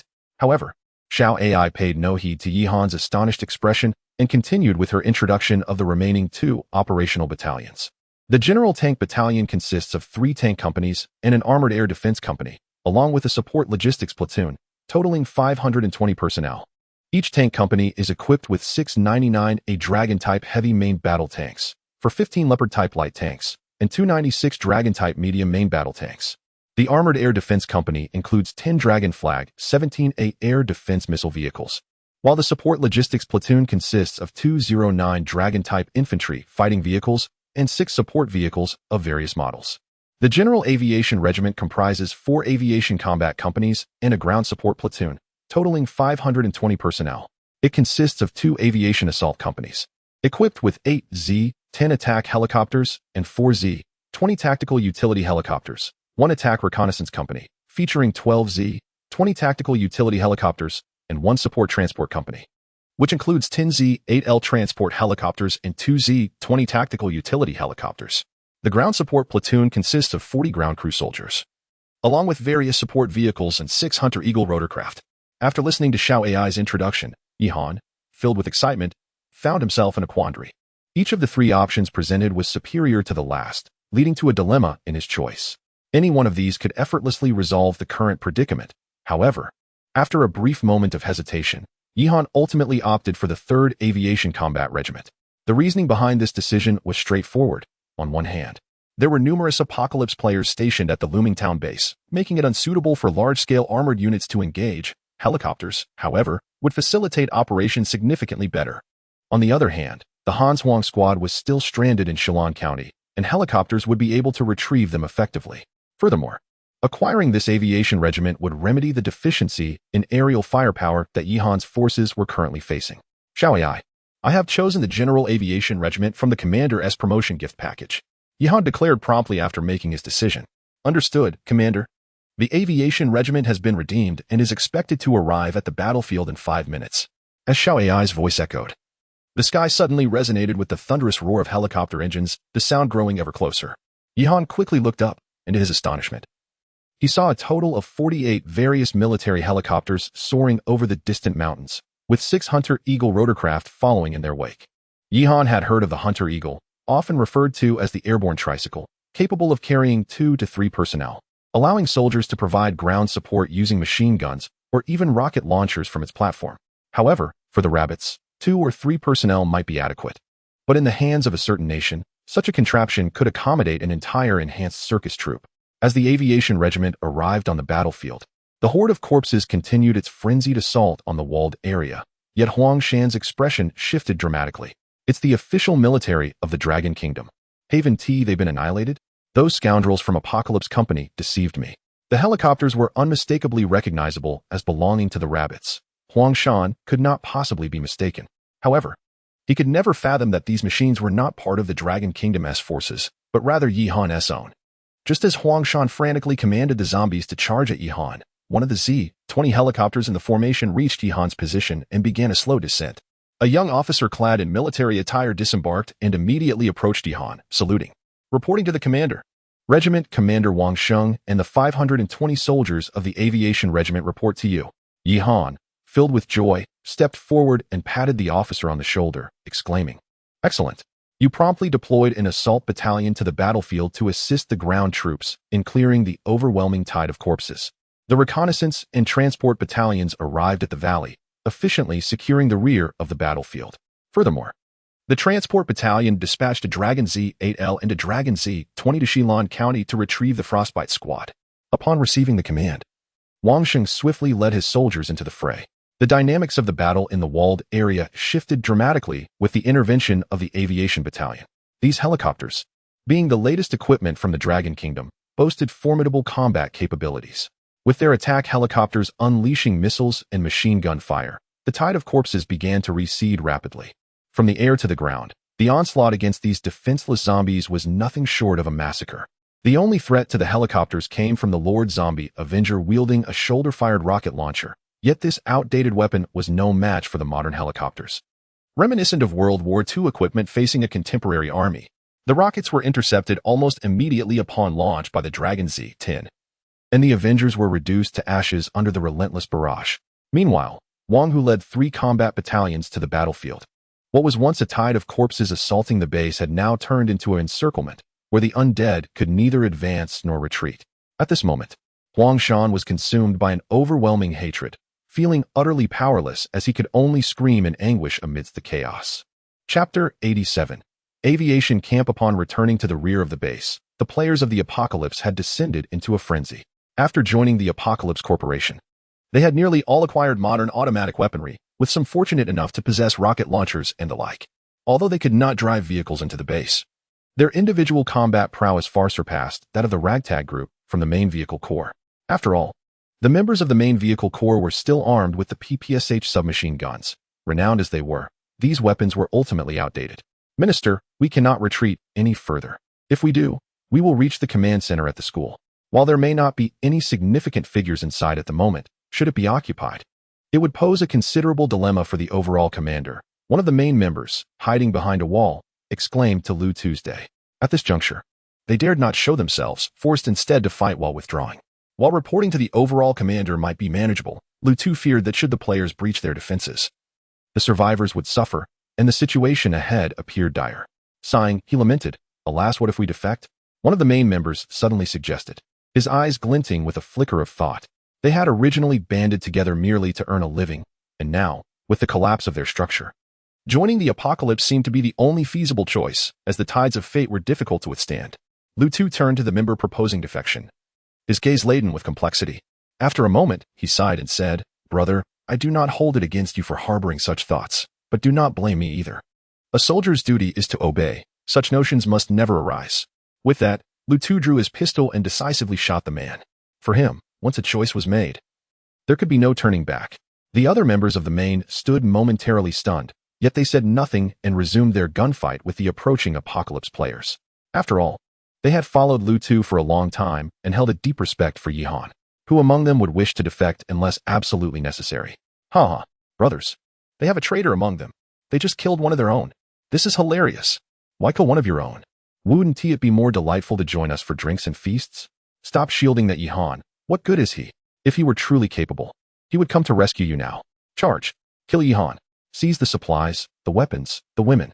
The Apocalypse players, witnessing the scene unfold, erupted into laughter.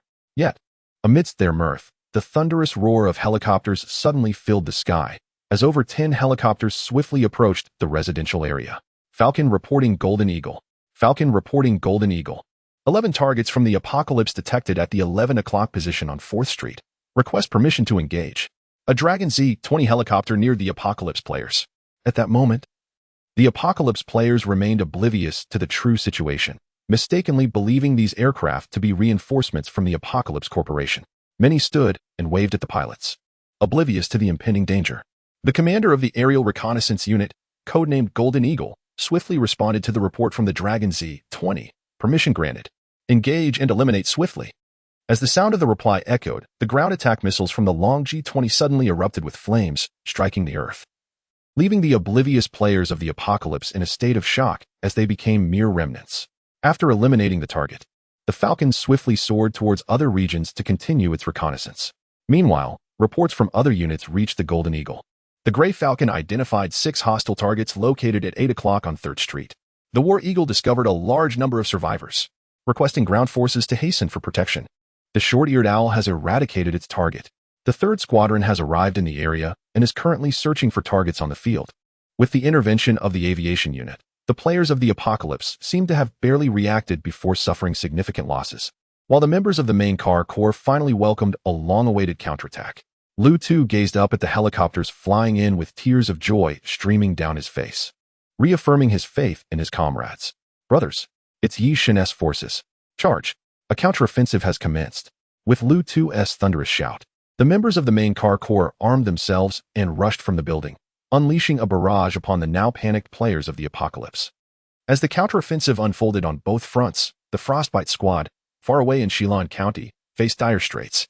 After destroying the jammers, the squad found themselves encircled within a 3-story residential building by the arriving forces of the Apocalypse. The soldiers of the Apocalypse seemed to have employed some special means to conceal their presence, rendering the zombies in Shilin County oblivious to them. Under the siege of the undead and the military, the Frostbite squad had already lost 2 soldiers. 9 o'clock. Metal. Send someone to secure that position. We cannot allow the zombies to breach. Frostbite, with one arm injured from gunfire, could only wield his pistol with one hand while directing the others. Captain, we can't hold. The numbers are overwhelming. Who has magazines left? Who has magazines left? Fall back. Fall back. The explosives are set. Outside the small building lay hundreds of fallen soldiers, while the number of slain zombies was incalculable. Many soldiers from the 141st Special Operations Group had exhausted their ammunition and were forced to scavenge weapons from the Apocalypse forces to continue the fight. Frostbite surveyed the grim situation, a resolute glint in his eyes. He then spoke in a remarkably calm voice. Brothers, you were all exchanged for 800 points by the commander. Now is the time to sacrifice for him. I do not wish for you to take your own lives, but if you must die, take a few with you. Help the commander on his final journey. Upon hearing Frostbite's voice, the soldiers of the 141st Special Operations Group responded with unwavering determination, shouting in unison, "Yes. We shall die without regrets." As the soldiers roared, many Special Operations soldiers drew their melee weapons, preparing for hand-to-hand combat, when suddenly, Frostbite's radio crackled to life. Calling the Frostbite Squad. Calling the Frostbite Squad. This is the Aviation Camp Transport Company, Long G8L, codename Wild Goose. We have been ordered to come and facilitate your retreat. Upon hearing the sounds from the radio, Han Shuang, who had been resigned to his fate, suddenly glimpsed a flicker of hope. He hastily turned his gaze towards the window, as the growls of the zombies were drowned out by the increasingly close roar of helicopters. Before long, 2 helicopters had arrived above the residential building. Brothers, the Brotherhood has come to our rescue. Everyone, retreat to the rooftop. Those in the rear, provide cover. Han Shuang exclaimed, his eyes alight with determination. The remaining soldiers swiftly shielded their comrades as they made their way to the rooftop.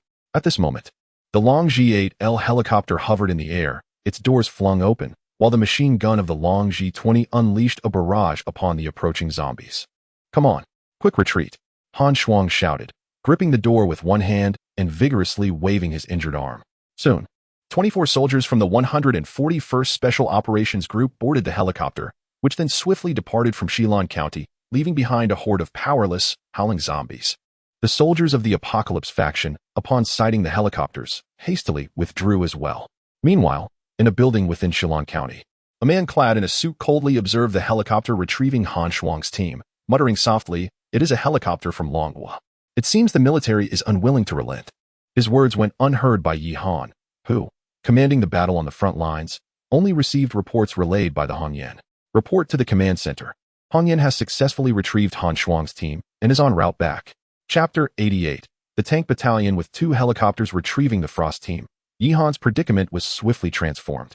The overwhelming tide of corpses, encircled and besieged, was reduced to mere remnants of slaughter. Yi Han commanded Wang Long to deploy the newly summoned 10M2 infantry fighting vehicles from within the walls.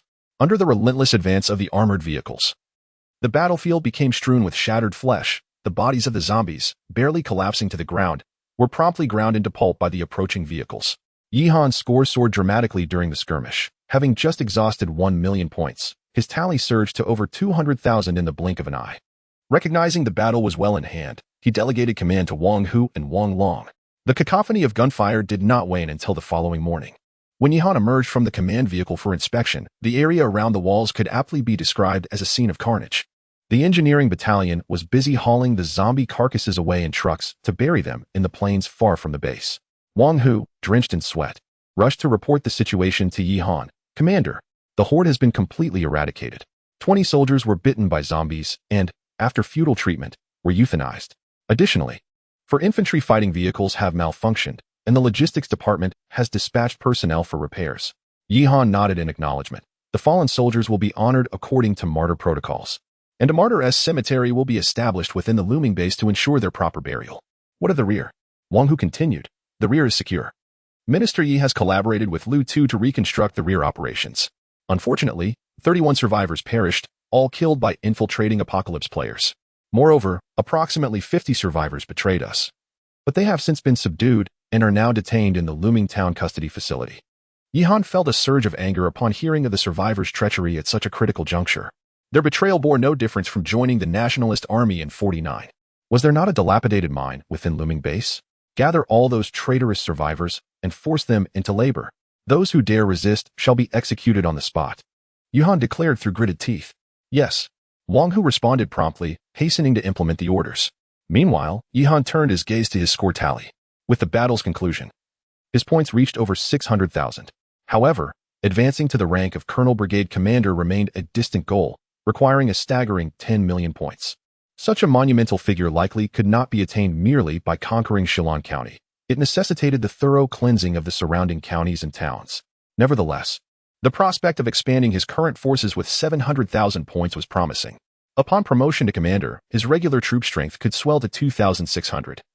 Not counting other specialized and logistical units, Yihan opened the level 5 shop, observing the new additions alongside the familiar infantry and army soldiers. The Army Aviation Corps required 500 points, offering equipment akin to that of the Army soldiers, yet with the added capability of piloting helicopters. The Army Medical Corps requires the expenditure of 3,000 points for the establishment of a medical unit comprising 30 personnel, which includes 5 distinguished physicians and 25 medics, without occupying regular slots. In addition to these two military branches, the maximum capacity of the 141st Cavalry Special Operations Regiment has also been expanded to 120 personnel, achieving the status of a company-level combat unit. Given the abundance of points at his disposal, Yihan was not inclined to idly await a promotion to colonel. He first allocated 600 points to fill the vacancies of the fallen soldiers, followed by the expenditure of 3,000 points to redeem the Army Medical Corps. The newly appointed Army Medical Corps naturally fell under the Logistics Support Department, assigned to the looming town military hospital. At this juncture, with the recent conclusion of a major conflict, the demand for medical services was substantial, and the arrival of the medical team effectively addressed the pressing issue of inadequate healthcare services. Subsequently, Yihan accessed the construction interface, where the Level 3 armored vehicle factory had been unlocked, requiring 5,000 points for an upgrade. Without hesitation, he chose to proceed with the enhancement, which resulted in the addition of numerous new vehicles to the upgraded factory. Dragon Type 09 infantry fighting vehicle, equipped with composite armor, capable of accommodating 7 personnel. Armed with a 30mm autocannon, a 7.62mm machine gun, twin Dragon Arrow 73C anti-tank missiles, and a 12-round smoke grenade launcher. Redemption points: 1. 500. Type 15 Leopard Light main battle tank, weighing 35 tons, with a maximum crew of 3, featuring a modern fire control system and information technology equipment. Outfitted with reactive armor, the primary weapon being a 105mm rifled tank gun. Secondary weapons include a 7.62mm coaxial machine gun, an 88 Type 12, 7mm vehicle-mounted anti-aircraft machine gun, and a 4 Type 35mm automatic grenade launcher. Redemption points: 2,000. Dragon Type 99, a heavy main battle tank, weighing 52 tons, with a maximum crew of 3, featuring externally mounted composite modular armor, modern fire control systems, and active protection systems. The primary weapon is a 125mm smoothbore gun, with secondary armaments including a 7.62mm coaxial machine gun and a 12.7mm anti-aircraft machine gun. Redemption points: 3,000. Dragon Type 96 medium main battle tank, weighing 48 tons, accommodating a maximum crew of 3, featuring externally mounted medium tank armor and a modern electro-optical fire control system. The primary weapon is a 125mm smoothbore gun, with secondary armaments including a 7.62mm coaxial machine gun and a 12.7mm anti-aircraft machine gun. Redemption points: 2,500. Among these 4 vehicles, 3 are tanks, ranging from light to heavy classifications. Yihan felt a surge of excitement, remembering the composite tank battalion that Xiao AI had previously encouraged him to select. And now he had the opportunity to produce these formidable machines himself. Moreover, these were all main battle tanks from the Dragon Kingdom, renowned for their performance and, in certain aspects, leading the world stage. Such prospects naturally exhilarated Yihan, as his tank battalion finally had a tangible foundation. However, it was with some disappointment that he noted the absence of the Dragon Flag 17A anti-aircraft missile vehicle and the PLZ Dragon self-propelled artillery from the Level 3 armored vehicle factory. It appeared that only by reaching a Level 5 armored vehicle factory could he manufacture these units. After careful consideration, Yihan resolved to construct his forces based on the General Tank Battalion that Xiao AI had previously suggested. At this moment, there are 5 regiments under his command: the Guard Regiment led by Wang Long, and 3 primary combat regiments commanded by Wang Chuan Gui, Wang Chuan Zong, and Wang Chuan Nan, along with the Aviation Regiment led by Wang Sheng. the Guard Regiment continues to undertake the defense of the base, while Wang Chuangui's main regiment has been transformed into his own tank battalion. The tank battalion is fully staffed with 520 personnel, divided into 3 tank companies, 1 fire support company, and 1 logistics platoon. Each tank company consists of 6 Type 99A tanks, 4 Type 15 Leopard tanks, and 2 Type 96 tanks. The fire support company is composed of the existing infantry company under Wang Chuangui, while the logistics platoon is formed by newly exchanged army soldiers and consists of 6 Mamba off-road vehicles and flatbed trucks, primarily providing support and logistical services to the tank battalion. Chapter 89. The military parade. In this assessment, Wang Chuangui's tank battalion would consume nearly 200,000 points, swiftly reducing the original total of 700,000 points to just over 400,000. This recent enhancement for Wang Chuangui alone accounted for over 90,000 points for the vehicles and similarly for personnel. Previously, Wang Chuangui's infantry company consisted of a mere 6 M2 infantry fighting vehicles.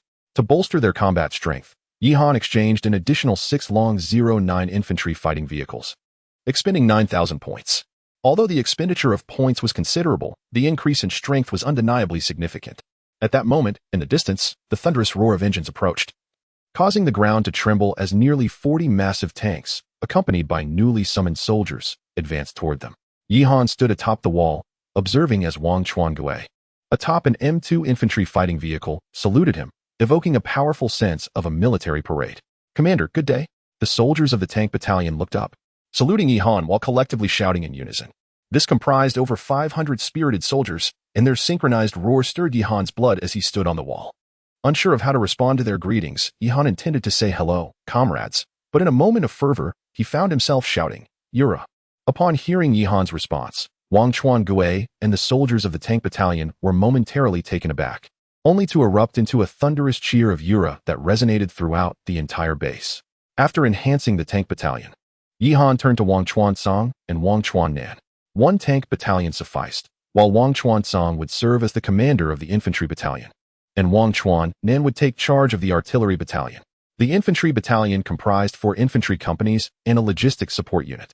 The 10 M2 infantry fighting vehicles Yihan had previously acquired for city defense were allocated to Wang Chuansong. Naturally, any additional infantry fighting vehicles would be of the Long 09 model, as the Xiao AI system had issued the Long 09 infantry fighting vehicles specifically to replace the M2S. After all, equipping the tank battalion entirely with domestic hardware would yield superior synergy than pairing it with foreign weaponry. Each infantry company required 12 infantry fighting vehicles, totaling 48 for 4 companies. Currently, under Wang Chuansong's command, there were 16 M2S, necessitating an additional 32 vehicles, along with 400 personnel of various army types and the vehicles required for the logistics unit. After these operations, the infantry battalion consumed just over 150,000 points, leaving a mere 250,000 points remaining. Yihan gazed apprehensively at the rapidly diminishing points, feeling a sense of dread. This expenditure was far more alarming than during the full battalion assembly phase, where, despite high costs, ample points remained. Now, having fully equipped only 2 battalions with the 70,000 points, 2/3 had already been consumed, and he had yet to allocate resources to Wang Chuannan's artillery battalion and Wang Long's guard battalion. As Yihan pondered these matters, Wang Chuansong led the infantry battalion through the gate, with the brand new Long 09 infantry fighting vehicles followed by several bloodstained M2 infantry fighting vehicles. The freshly summoned soldiers, under Wang Chuansong's leadership, shouted Yura in unison. After Yihan acknowledged, he commenced the arrangement of Wang Chuannan's artillery battalion. At this moment, the only self-propelled artillery piece available for exchange was the Golden Flower. During the defense, 20 new units had been summoned, combined with the existing 9, alleviating the pressure of resource expenditure compared to the previous 2 instances. In Yihan's vision, an artillery battalion would consist of 3 companies of Golden Flower self-propelled artillery, a fire support company, and a logistics platoon, with each artillery company comprising 12 self-propelled units. Thus, he only needed to acquire an additional 7 units. The fire support company would be formed from Wang Chuannan's former infantry company, requiring an additional 6 Dragon-type 09 infantry fighting vehicles. The total expenditure amounted to 124,700 points, significantly less than that of the tank and infantry battalions. Yet the combat capability remained formidable. A total of 36 Golden Flowers and 12 infantry fighting vehicles proceeded to the base, while Wang Long gazed at Yi Han with eager anticipation amidst the cheer.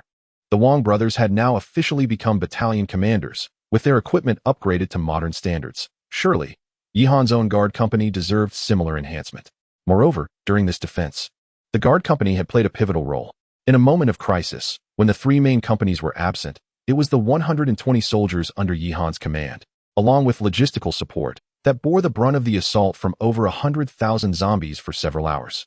Yi Han, well aware of Wang Long's expectant gaze, realized that with only 130,000 points remaining, completing the guard company's upgrades would render him nearly destitute. Nevertheless, the recent defense had indeed illuminated several issues. The foremost being the evident inadequacy of heavy firepower in the guard company. Despite the overwhelming number of zombies, it could be surmised that other main battle companies would not have fared much better given the sheer scale of the assault. However, the mechanization of Wang Long's guard company was notably lacking, with all vehicles consisting of only warriors or lynxes, which, while effective against players, proved significantly less so against zombies. Although the guard company was a protective unit, it was still a military force and not merely a law enforcement agency. Yi Han could not treat it as such. Therefore, enhancing the vehicles and heavy firepower of the guard company was imperative. Another issue revealed during the siege was the insufficient defensive strength of the city walls. 2 guard platoons were clearly inadequate. The effectiveness of machine gun fortifications was unmistakable in this defense. Had it not been for the 4 machine gun emplacements, the city gate would have succumbed to the onslaught. After careful consideration, Yi Han resolved to increase the number of machine gun fortifications. Each fortification would house 7 soldiers, who, while restricted from straying more than a kilometer from their posts, would be sufficient for wall defense and could also undertake patrol duties, thereby liberating the guard battalion's manpower. After all, these fortifications did not count against his unit's quota, so increasing their number was advantageous. 1 machine gun fortification was to be added for every 100 meters of the city wall, bringing the total to 14, including the 4 at the city gate. Consequently, the total number of soldiers stationed in these fortifications rose to 98, all of whom were incorporated into the guard battalion. This meant that once fully staffed, including the soldiers from the wall's machine gun fortifications, the guard battalion could reach a total strength of 618 personnel. The guard battalion is divided into 5 guard companies and a logistics support platoon. The machine gun fortress soldiers constitute a separate wall guard company, tasked with the daily patrol duties of the perimeter. The remaining 4 companies are organized into 1 heavy fire support company, 2 infantry guard companies, and 1 mobile guard company. The heavy fire support company is meticulously designed according to the blueprint of a tank company, while the Type 99A main battle tank is deemed unnecessary, as it is a heavy main battle tank, and utilizing it for law enforcement would be an extravagant waste. Moreover, the dilapidated roads of the town would likely collapse after just a few passes. However, the Leopard 15 light tank is a viable option, being cost-effective. Consequently, the heavy fire support company comprises 12 Leopard 15 light tanks. The 2 infantry guard companies are equipped with a total of 24 Type 09 infantry fighting vehicles as their primary combat equipment. As for the mobile guard company, it retains the older equipment from Wang Long's previous guard company, which includes the Mantis off-road vehicles and the Mountain Cat all-terrain vehicles. These vehicles are swifter than infantry fighting vehicles, making them quite suitable for rapid support both within and outside the base. The logistics platoon is configured similarly to other battalions, consisting of 40 guard soldiers and 6 Mantis vehicles. Personnel-wise, there is an exchange of 100 guard soldiers, with those who have previously been promoted to sergeant assigned to various companies to operate the vehicles. In total, Wang Long's guard battalion incurs an expenditure of 117,600. Despite the addition of a wall guard company compared to the tank battalion, this expenditure remains relatively modest, while the combat capability is by no means diminished. Not only does it possess a substantial number of Leopard 15 tanks, but it also boasts 24 infantry fighting vehicles, along with an additional 98 wall guard soldiers. Wang Long's guard battalion can be considered a remarkable achievement in accomplishing great tasks with minimal expenditure. Chapter 90. Reconnaissance of Shilon. However, even with the remarkably low expenditures at the guard battalion, Yi Han found his remaining 13,000 points diminished to a mere 1,300. While this sum might have seemed substantial in the Gobi world, for Yi Han, who had ascended to the rank of a regiment leader, it was hardly sufficient. With his elevation to the rank of lieutenant colonel, new construction options emerged, including a Level 1 aviation armament factory, a Level 2 armory, and an Army officer training center. Level 2 armory. Upgrade cost is 3,000 points, enabling the production of various firearms and ammunition, including the Type 95 automatic rifle for 60 points. and the MP-7 submachine gun for 40 points, as well as the Beretta pistol for 30 points. Army Officer Training Center. Construction cost is 10,000 points, allowing for the training of existing soldiers and the direct exchange of command-type Army officers using points. Training and exchange require 2,000 points, while advanced training necessitates 5,000 points. Such expenses are exorbitant. Wang Hu and Wang Chuan are merely ordinary soldiers, and commanding a battalion-level unit is somewhat beyond their capabilities. Although Yi Han's forces lack command personnel, his scant resources compel him to defer such plans. Level 1 Aviation Armament Factory. Construction cost is 5,000 points, allowing the production of aerial vehicles and armaments. A Level 1 factory can manufacture the Hunting Eagle rotary wing aircraft for 600 points and the Longji 5 multipurpose helicopter for 200 points. Yi Han surveyed the offerings of the Level 1 Aviation Armament Factory, but noted the absence of the Longji 10 and Longji 20. Given that he already possessed an aviation battalion, there was no urgency in their production. He could afford to wait until his points increased. The current strength of the 141st Cavalry Special Operations Regiment could reach 120 personnel, requiring over 70,000 points to achieve full capacity, a sum that Yi Han could not muster. Thus, he chose not to make any changes. At present, his limited points appeared somewhat superfluous, insufficient for significant upgrades, yet too substantial for minor adjustments.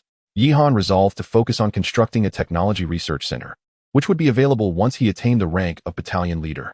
The construction of this center required 10,000 points. Previously, he had concentrated solely on enhancing combat effectiveness and had neglected its establishment. He mused that he could find an opportune moment to initiate its construction. Nevertheless, the most pressing concern remained the strategic deployment of his forces. Currently, Yi Han commanded 5 fully staffed battalions, along with numerous other units. This included Wang Long's Guard Battalion, comprising 617 personnel, equipped with Leopard 15 light tanks and Long 09 infantry fighting vehicles, primarily tasked with base defense.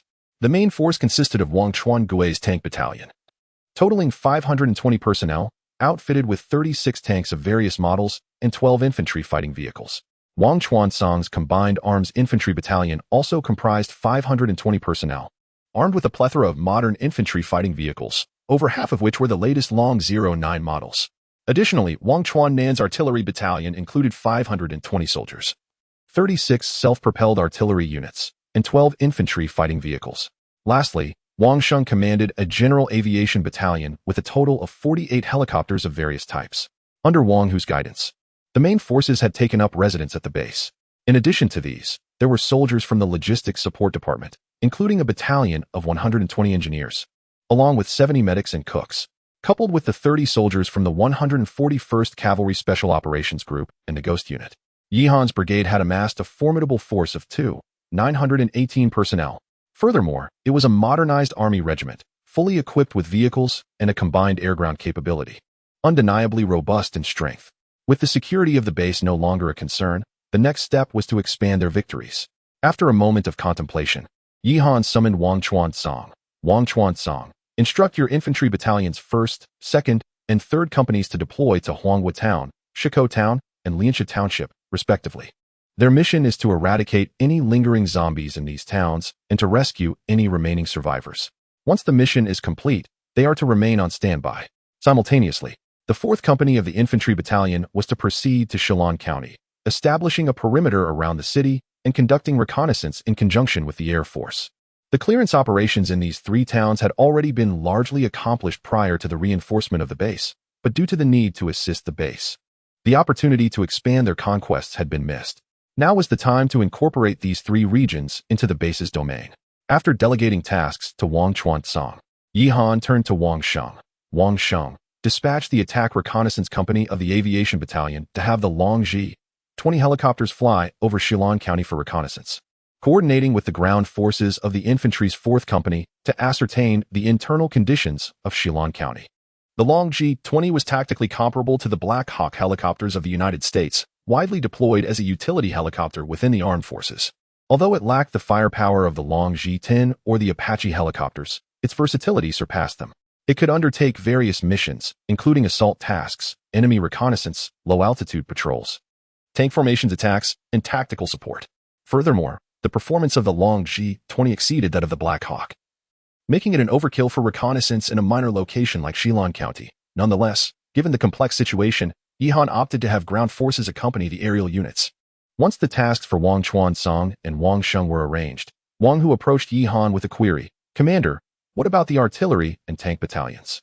Yihan smiled, reassuring him that with 618 personnel stationed in the guard battalion, the defense was adequately secured. The tank and artillery battalions were to be deployed to the front lines, stationed in 2 nearby villages to Shilan County, ready to seize the county at a moment's notice. After this battle, Yihan surmised the situation in Shilan County. The Apocalypse Company did not possess a large-scale armed force within its confines, or they would have already sent troops to confront him. Their command was limited to fewer than 1,000 Apocalypse players and a swarm of zombies. Now, it was merely a matter of waiting for the reconnaissance units to confirm the situation. Once the conditions in Shilan County were ascertained, the ground forces would undoubtedly follow suit immediately. Hundreds of thousands of zombies represented millions of points. Capturing Shilan County and subsequently the surrounding counties and towns would elevate Yihan to brigade-level command. At that juncture, the bustling metropolis of Chongqing City, with its millions of inhabitants, would be well within his grasp.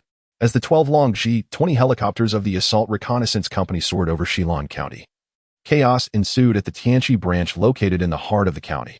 The head of the Tianqi branch was on a tense phone call, his brow furrowed with anxiety. The Longhua forces at Luming Base have dispatched helicopters to commence reconnaissance over Shilan County. Additionally, reports from the front indicate that 2 armored battalions have advanced into a village just 20 kilometers from Shilan County, seemingly eyeing it with intent. After a prolonged silence, the voice on the other end of the line inquired, "Have you determined which faction of Longhua this unit belongs to? Is there any connection with the Shina forces in Chongqing City?" "No, this unit appears to have emerged out of nowhere. However, it is certain that they currently have no association with Chongqing City. Will Chongqing City send troops for support? We certainly cannot hold our ground with our limited personnel." Chapter 91. Research Center. On the other end of the phone came a light chuckle. "Currently, the company in Chongqing City is preoccupied with devouring the internal forces of the Chinese army, and we have reached a crucial juncture.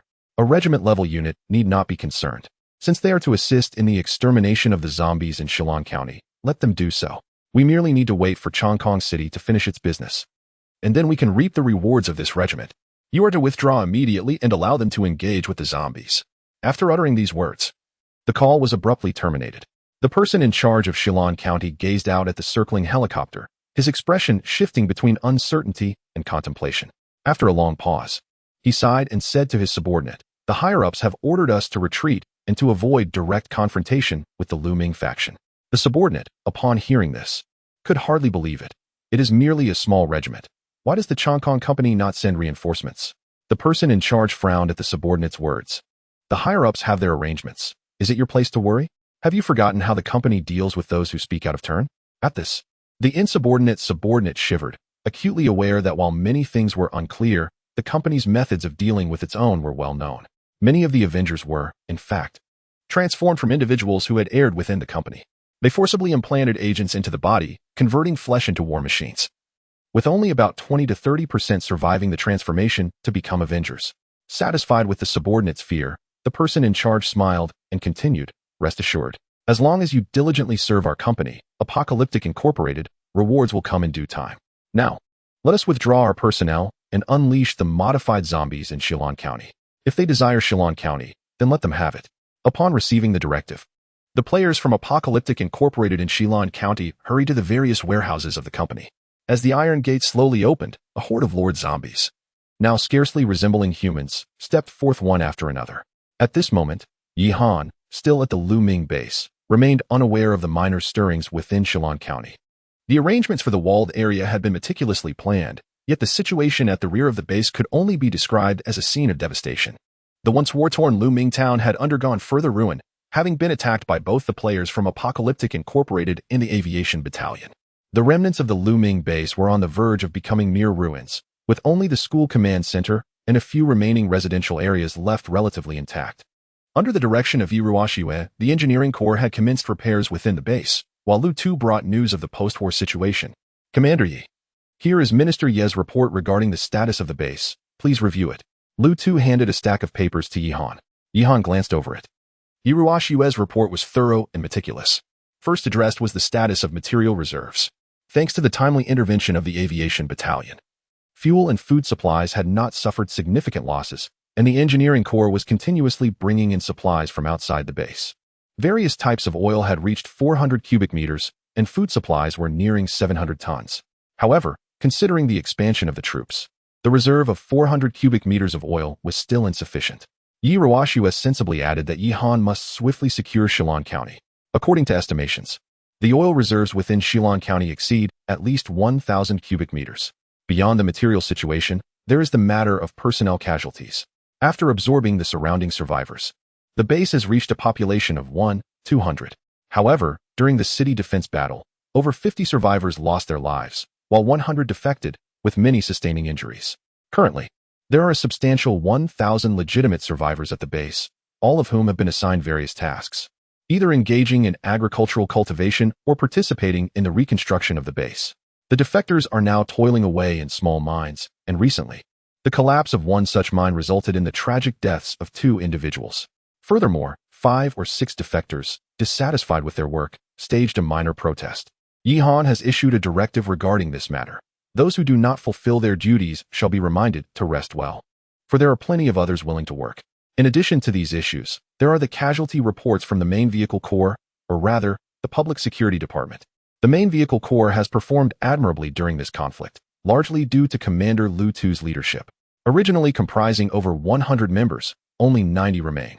To honor the fallen members of the Main Vehicle Corps, Yihan has ordered that the remaining Lynx vehicles and Warrior off-road vehicles be allocated to them, which are far superior to their own. These vehicles are equipped with mounted machine guns. As for the deceased members, Yihan has treated them with the respect befitting martyrs, interring them in the martyrs' cemetery. Furthermore, the spoils from the fallen players have been allocated by the Main Vehicle Corps themselves, a decision that has delighted Lu Tu, who expressed his satisfaction with the leadership. In truth, Yihan wished to enhance their combat capabilities, yet his points were insufficient. Otherwise, he would have established a secondary weapons factory to provide them with automatic rifles. After settling the rear operations, Yihan turned his attention to the Technology Research Center. This facility, once constructed, would offer 4 research laboratories, complete with corresponding researchers. However, the consumption of points is considerable, requiring a full 10,000 points. Without hesitation, Yihan decided to build the research center within the oasis of the Eye of the Desert, as such military facilities are best situated within command vehicles for stability. The 10,000 points were swiftly depleted, leaving Yihan with only a few thousand points, rendering him a nearly destitute commander. The research center consists of 3 10-meter-high buildings, all featuring glass curtain walls, and a small artificial garden has been created at the center of the base, making it one of the most pleasant environments among the system's constructions. At this moment, 20 researchers stood at the entrance of the research center awaiting Yihan. Upon his arrival, they saluted and greeted him. "Commander, greetings." Yihan did not engage in pleasantries. Instead, he nodded and inquired, "Who is the person in charge?" Among the researchers, an elderly gentleman in his 60s stepped forward, stating, "Report, Commander, I am Chen Zheng, the overall supervisor of the research center." The elderly Chen Zheng appeared youthful despite his gray hair, his demeanor far more amicable than that of military personnel like Wang Long and Wang Hu. He proceeded to introduce the situation of the research center. After listening to Chen Zheng, Yihan began to elaborate. The research center comprises 4 laboratories, staffed by a total of 20 researchers, each overseen by a distinguished professor-level researcher. These laboratories are equipped to conduct medical experiments, energy optimization, and facility enhancements, with each research endeavor requiring the expenditure of 1,000 credits. The necessity of credits for scientific research caused Yihan to furrow his brow. Previously, he would not have hesitated to expand the troops, but now he found himself in a financially constrained predicament. Regarding the medical experiments, is it possible to develop a serum akin to the Ghost's anti-zombie virus? Yihan inquired. Chen Zheng, upon hearing this, also frowned. Such experimentation is rather intricate and carries a substantial risk of failure. I recommend that the commander initiate it only when credits are sufficiently ample. We could also develop serums designed to enhance the physical prowess of soldiers. However, this too would require considerable credit backing. Yihan felt a fleeting disappointment upon Chen Zheng's words, but it quickly dissipated, for once he secured Shilin County, he would undoubtedly possess several million credits, more than enough to fund the experiments. At present, the paramount concern was energy. The aviation regiment required specialized aviation fuel, while the armored division needed various types of diesel. And currently, the base's storage primarily consisted of gasoline. Very well then, Let us proceed with an energy optimization study, focusing on the development of universal gasoline or the versatile conversion capabilities of different fuel types, using regular gasoline as a foundation to meet the energy demands of aircraft, helicopters, tanks, and other vehicles. Chapter 92, 15 Treasure Chests. Upon receiving Yi Han's command, Shenzheng promptly led the researchers to embark on a study of energy enhancement. At that moment, the cleanup of the frontline battlefield was nearing completion, and Wang Hu came to report to Yi Han, "Commander, the cleanup of the frontline battlefield has concluded, and we have acquired a total of 5 golden treasure chests for your review." The mention of the treasure chests sparked a glimmer of excitement in Yi Han's eyes. In recent days, he had been entirely focused on the enhancement of his troops, while his command vehicle remained at a mere second level. The blueprints for the quad-mounted rocket launcher he had previously obtained had yet to be put to use. When Yi Han received the treasure chests, he did not hasten to open them. His luck with opening chests had always been rather poor, since Lu Tu was present at the base. He thought it prudent to let him assist. With this in mind, Yi Han summoned Lu Tu from the rear. During Lu Tu's arrival, Yi Han took the opportunity to browse the point shop within the world system. The world system had previously informed Yi Han that for each survivor rescued, the savior would earn 10 points, which could be exchanged for various treasure chests within the system. Currently, there were a full 1,000 survivors at the base, amounting to a total of 10,000 points. Opening the page of the point shop revealed a dazzling array of treasure chests available for exchange. Firstly, the wooden treasure chest could be acquired for just 1 point, while the iron treasure chest required 10 points, and the steel treasure chest demanded 100 points. The coveted golden treasure chest, capable of yielding blueprints for level 3 vehicle upgrades, required a substantial 1,000 points. This meant that the value of a golden treasure chest equated to that of 100 survivors, an undeniably hefty price. Above the golden treasure chests lay the platinum chests, priced at an astonishing 10,000 points. Without a doubt, one could expect exceptional rewards from within, at the very least, blueprints of level 4 or higher. However, Yi Han found little immediate use for such treasures and decided to set that thought aside for the time being. Thus, Yi Han exchanged for 10 golden treasure chests through the world system, bringing the total, including those acquired from the battlefield cleanup, to a remarkable 15. When Lu Tu arrived and beheld the impressive array of 15 golden treasure chests, he was momentarily dazzled. "Commander Yi, have you perhaps robbed the world system? Our main motor brigade toiled tirelessly to assist the saviors, and we only managed to earn a single golden treasure chest. Some of our less fortunate contributors received merely a steel chest." Yi Han smiled enigmatically, replying, "Is it truly so easy to acquire golden treasure chests? I have invested an entire regiment's worth of manpower to obtain these. It is commendable that your team managed to secure even 1 golden treasure chest. All right, my old friend Lu, I entrust these golden treasure chests to you. Would you be so kind as to assist in opening them?" Yi Han handed Lu Tu a cigarette and stepped aside. Lu Tu, flexing his wrists and assuring Yi Han to relax, initiated the process of opening the chests. Under Lu Tu's deft handling, the 15 golden treasure chests were swiftly opened, instantly showering the ground with an abundance of treasures. Yi Han couldn't help but smirk. Recognizing that his efforts to recruit Lu Tu had certainly borne fruit, his luck was almost excessively fortunate. Among the spoils, he was delighted to see that 5 level 3 room expansion upgrade packages had been unveiled. It is essential to recognize that this device can provide a remarkable 300 square meters of onboard space, which translates to a staggering 1,500 square meters when multiplied by 5, akin to the scale of a small factory. However, for Yi Han, this is not particularly significant, as he possesses the Desert Eye Oasis, ensuring that he does not lack in spatial provisions. The remaining 10 items are of a markedly advanced nature, primarily comprising an automotive power energy enhancement package and an onboard photovoltaic power generation system. Together, these transform a conventional fuel vehicle into an electric one, and moreover, into a self-sustaining energy vehicle. Admittedly, a mere photovoltaic system may struggle to power a command vehicle, but Yi Han has at his disposal a magnetic energy power plant. In addition to these 2 remarkable items, Lu Tu also presented an improved onboard electronic fire control system, blueprints for a 105mm smoothbore cannon, and 2 sets of Tier 3 vehicle upgrade schematics. As for the remaining items, they lack novelty. A tutorial for manufacturing a 75mm individual mortar, 2 tutorials for the AK-47 rifle, and a blueprint for a single-shot vehicle-mounted rocket launcher. Yi Han found no utility in these 4 items, thus he graciously gifted them to Lu Tuesday. As for the surplus Tier 3 vehicle upgrade schematic, Yi Han had no intention of giving it away. Given Lu Tu's fortunate streak, he would likely devise it himself within days. It would be more prudent to place this Tier 3 vehicle upgrade schematic on the trading market to capitalize on other players' vulnerabilities. After concluding his pleasantries with Lu Tu, Yihan hurriedly entered the command vehicle, eager to commence his Tier 3 vehicle upgrade endeavor. It is noteworthy that nearly 2 weeks had elapsed since his last vehicle upgrade, which undoubtedly filled Yihan with excitement. Detected that player Yihan possesses Tier 3 vehicle upgrade schematics. Would you like to initiate an upgrade for the Tier 2 armed command vehicle? Filled with anticipation, Yihan clicked yes, and a menu appeared before him, presenting options for the upgrade direction. Upgrade Option 1. Self-propelled tactical bastion. Requires Tier 3 composite armor schematics, blueprints for a large-caliber smoothbore cannon, and conversion schematics for an onboard autocannon. Upgrade Option 2. Tactical armed command vehicle. Requires onboard radar modification schematics, and more than 3 Tier 3 vehicle space expansion units. Upgrade Option 3. Tactical armed base vehicle. Requires electronic fire control system modification schematics and more than 5 Tier 3 vehicle space expansion units. This time, the absence of a fourth upgrade option, which had been present during his initial upgrade, did not concern Yihan, for the 3 options available were already ample for his consideration.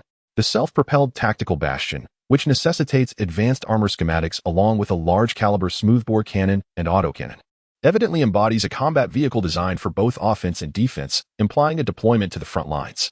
In the eyes of other players, this would undoubtedly be the preferred choice, as the self-propelled tactical bastion, once constructed, could potentially dominate the entire biochemical world, provided it does not encounter missiles or aerial strikes. However, Yihan merely glanced at the self-propelled tactical bastion and dismissed it, for he had no need to thrust himself into the fray. With an entire armored composite regiment at his disposal, bolstered by the Long 99A tanks on the ground and the Long G10 and Long G20 in the air, what purpose would a tactical bastion serve for him? While enhancing the defensive capabilities of one's vehicle is undoubtedly essential, transforming it into a fortress may seem a bit excessive. Subsequently, Yihan shifted his focus toward the remaining 2 options, a tactical command vehicle and a tactical base vehicle, both of which presented a rather challenging decision. Should he opt for the command vehicle, its functionalities would likely not differ significantly from his current one, serving primarily as a battlefield command center and acting as the brain of the entire army. In contrast, the base vehicle represented something entirely different. It signified the very core of the military, encompassing logistical support and the substantial rear of the entire force. Chapter 93. Tactical level armored base vehicle. After careful consideration, Yihan ultimately opted for the tactical level base vehicle for 2 primary reasons. Firstly, with the command capabilities bestowed upon the entire army by Xiao AI, even with the selection of a base vehicle, he could still maintain effective command over the troops. Secondly, the looming base was merely a temporary location. As a transient visitor, he could not remain there indefinitely, making the creation of a base vehicle imperative. He chose upgrade option 3, the level 3 tactical base vehicle. Without further hesitation, Yihan pressed the upgrade button. A brilliant white light flashed, and the voice of the world system resonated in his mind. Upgrading, please wait. This upgrade took considerably longer than the first, lasting a full 10 minutes before completion. When Yihan opened his eyes, he found himself in an unrecognizable place. The original command room, though not particularly small, resembled a standard conference room, featuring a 10-person meeting table and his command chair, with limited additional space. However, the command room before him could no longer be termed a mere room. It was more aptly described as a command center. Its area had expanded to an impressive 300 square meters, akin to a small plaza. The front of the command center was adorned with an array of electronic devices, while the walls were lined with various screens displaying not only the safety data and operational status of the base vehicle, but also information regarding resource reserves and the deployment of various units. Moreover, the command center boasted 5 rows of seating equipped with computers, accommodating approximately 30 individuals. This space could serve as a base for battlefield command personnel, effectively transforming it into a staff headquarters. Yihan nodded in approval at the sight of the command center. Exiting the command center led him down a corridor, flanked by 2 doors, one labeled Commander S Lounge and the other conference room. A brief inspection of the 2 rooms revealed minimal changes in his lounge. It now featured an independent restroom and shower, and the furnishings had been upgraded from ordinary wooden pieces to modern soft beds and pear-wood desks, complete with a bookshelf. Although he seldom had time to read, at least the appearance was suitably refined. The conference room resembled a school auditorium, with seating for up to 100 individuals, and a stage equipped with 2 tables and a microphone. At the end of the corridor, he encountered a second hallway, which featured 8 doors on either side and a set of stairs leading to the upper level. The first 4 doors were marked as soldier dormitories, although 2 were locked, likely due to insufficient expansion capacity, indicating they were merely preset doors. The remaining 2 soldier dormitories each spanned 300 square meters, divided into 10 small rooms with bunk bed designs, allowing them to accommodate an entire battalion. As for the other doors, 2 led to storage rooms, 1 to a kitchen, and the last to a communal restroom. As for Yihan on the second floor, he ascended to take a look. The front section was the weapon control area of the base vehicle, allowing for direct operation of various weapons for both offense and defense.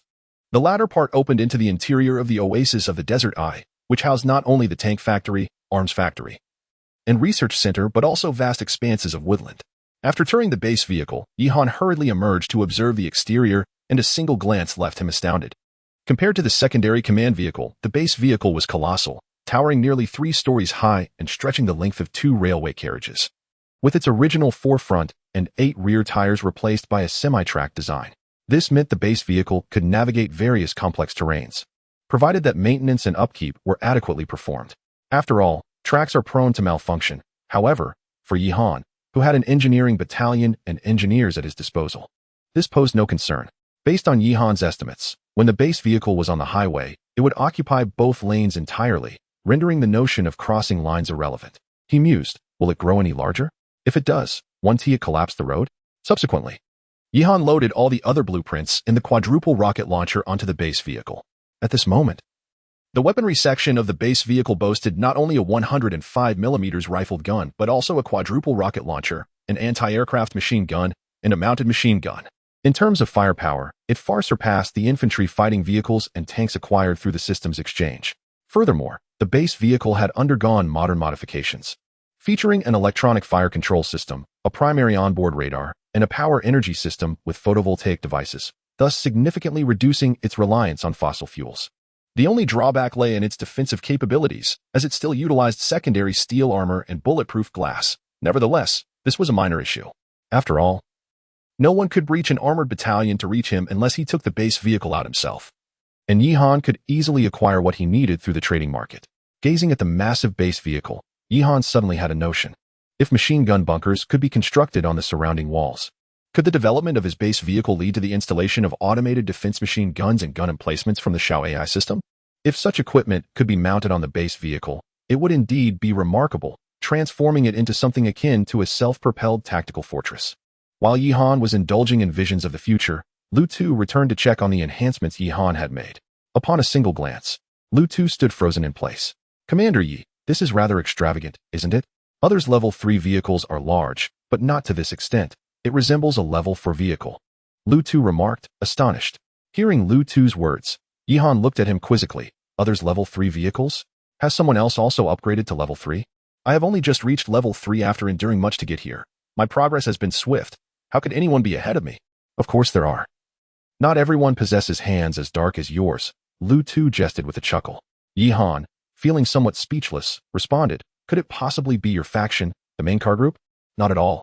The rewards from the main car group system are rather meager. Just recently, I managed to obtain a level 3 vehicle blueprint. But I have yet to upgrade it, Lu Tu explained. It is that group of enlighteners. There are 2 captains from their faction in Shillong County who have advanced to level 3 vehicles, and even a captain from the Wanderer faction has reached the same level. As Lu Tu spoke, he lit a cigarette for himself. After taking over Looming Town, tobacco and alcohol have been placed under the management of the logistics department. As the head of the public security department, procuring some cigarettes is quite trivial for him. Is it really that many? Yihan questioned, struggling to comprehend. I just inquired. And it appears that for the enlighteners, killing a survivor yields 100 points. The pressure of exchanging for a golden treasure chest is considerably less for them. Upon hearing this, Yihan frowned, unable to suppress his frustration with the world system. He could not fathom why this flawed system favored others, as saving one person only granted him 10 points, while others could gain 100 for a kill. Unbeknownst to Yihan, while he cursed the world system, the system itself was equally vexed. It was perplexed by the sheer number of troops Yihan seemed to possess, fearing that such an imbalance would disrupt the game. Consequently, it found itself compelled to hastily implement patches, thus providing the enlighteners with additional benefits. Chapter 94. The Trap. After sending Lu Tu away, Yihan furrowed his brows as he surveyed the situation in the exchange hall. According to his analysis, there were approximately 800 to 900 players in Shillong County, most of whom belonged to the Apocalypse faction. Rumor had it that the Apocalypse branch in Shilan County was planning to withdraw. Should we also consider retreating? Retreat? Nonsense. The two team leaders of our Apocalypse squads in Shilan are both Tier 3, equipped with 25mm caliber cannons, earning them the nickname Little Tanks of Shilan. Why should we fear Yihan entering the county town? That kid upstairs probably hasn't faced real danger. To him, a 25mm caliber is merely a little toothpick. Yihan not only possesses helicopters, but also tanks armed with 125mm cannons. When they meet, they'll understand the true meaning of a grandson confronting his grandfather. Haha. The Apocalypse players in Shilan are in for a rough time. After all, we are wanderers, aiming to avoid offending either side. Yigod entering the city surely won't lead to our demise. Yihan observed the interior situation and sensed that the Apocalypse players in Shilan were contemplating retreat. This simply could not be allowed. It seemed he had exposed himself too much, now scaring the rabbits into refusing the trap. What to do? The Apocalypse players in Shilan were essentially like startled birds, lacking the will to confront Yihan, only wishing to flee. Yet, within their ranks were some hardliners. But their equipment was far inferior to Yihan's, rendering them unpopular. With 900 Apocalypse players, primarily Tier 2, this equated to a staggering 90,000 points and 900 deliveries. How could Yihan easily relinquish such an opportunity? Even if it meant suffering some losses. He had to ensure that these young Apocalypse players remained in Shilan to engage him in battle. With this thought, Yihan called Lu Tu over. Brother Lu, my reputation precedes me, making it inconvenient for me to take direct action. Seek out some fresh faces from the mine's caravan and have them conduct business in the exchange hall. Conduct business? Lu Tu was puzzled, not grasping Yihan's intentions. Yihan grinned mischievously and revealed his plan to Lu Tu. He intended to create a FAOD that would persuade the Apocalypse faction into believing Yihan was merely a paper tiger, while simultaneously having the mine's caravan secretly sell high-tier military arms to the Apocalypse players. Ordinary weaponry posed no threat to Yihan, and it would provide an opportunity to reap some benefits from the Apocalypse faction. However, these two strategies alone would not be sufficient to entice the Apocalypse players of Shilan into confronting Yihan. Thus, he instructed Lu Tu to assist in staging a performance. The mine's caravan and the 4th Company of the Guard Battalion were to engage in a mock battle outside Shilan County. The bigger the commotion, the better, ideally. The Apocalypse players in Shilan would hear the ruckus. The fighting was merely for show, and the mine's caravan must emerge victoriously and with great fanfare. Yihan and Lu Tu swiftly devised a plan. With the 4th Company of the Guard Battalion and the mine's caravan heading to their designated positions in preparation for the spectacle, while Yihan, the Grand Director, commanded from the base. As for the security of the base, that was temporarily left to the Guard Battalion. As the clock approached 8 or 9 in the evening, with a command from Yihan, the mine's caravan and the 4th Company of the Guard Battalion swiftly commenced their battle, raising their weapons a full centimeter and aiming skyward, unleashing a cacophony of noise that echoed throughout the night. The next morning, Yihan promptly ordered the withdrawal of the 4th Guard Company back to the base, after which the members of the main car corps began to boast in the communication hall. Last night, Yihan attempted to launch an assault on our camp in Shilan County. We fought tirelessly and finally managed to drive that brat back.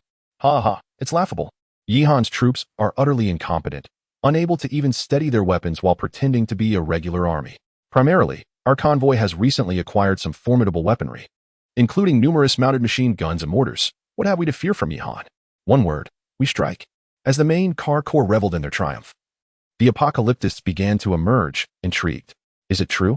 Yihan's tank was driven off by your paltry guns? Surely, this cannot be genuine? One questioned skeptically. What tank? Yihan has fought off countless zombies while guarding the city. Those tanks are now mere shells, completely devoid of ammunition, retorted a member of the main car corps. Are you not allied with Yihan? What is the situation? Are you fracturing your alliance? Players who had followed from the Gobi world quickly recognized the members of the main car corps. Lu Tu had anticipated this and swiftly clarified. We are all wanderers, unaffiliated with any faction. When Yihan boasted of his strength, we naturally sided with him. Now that his ammunition is dwindling, we are merely awaiting our fate alongside him. Could it be that Yihan truly has no ammunition left? If so, we might have a chance. Someone mused. I find it quite plausible. During the siege, there were 100,000 zombies. Given Yihan's methods, he must have exhausted all his ammunition. I suspect he is now a paper tiger, impressive in appearance but lacking substance. Otherwise, how could the main car corps have driven him off last night? But he still has helicopters. What of it? We possess artillery here in Shilan County. We can bring them down. As long as our ground forces are capable, what can a mere 10 helicopters achieve? At this moment, The players of the Apocalypse faction were growing increasingly boisterous, seemingly fortified by their discussions. Meanwhile, within the encampment of the Apocalypse players in Shillong County, two convoys convened a meeting. "Boss, should we really withdraw?" Gunfire echoed throughout the night, and by morning, Yihan had retreated. "We may very well have a chance to fight. Indeed, we have 800 or 900 Apocalypse players in Shillong County. The main car corps is but a small number. Defeating Yihan would mean seizing his tanks and armored vehicles.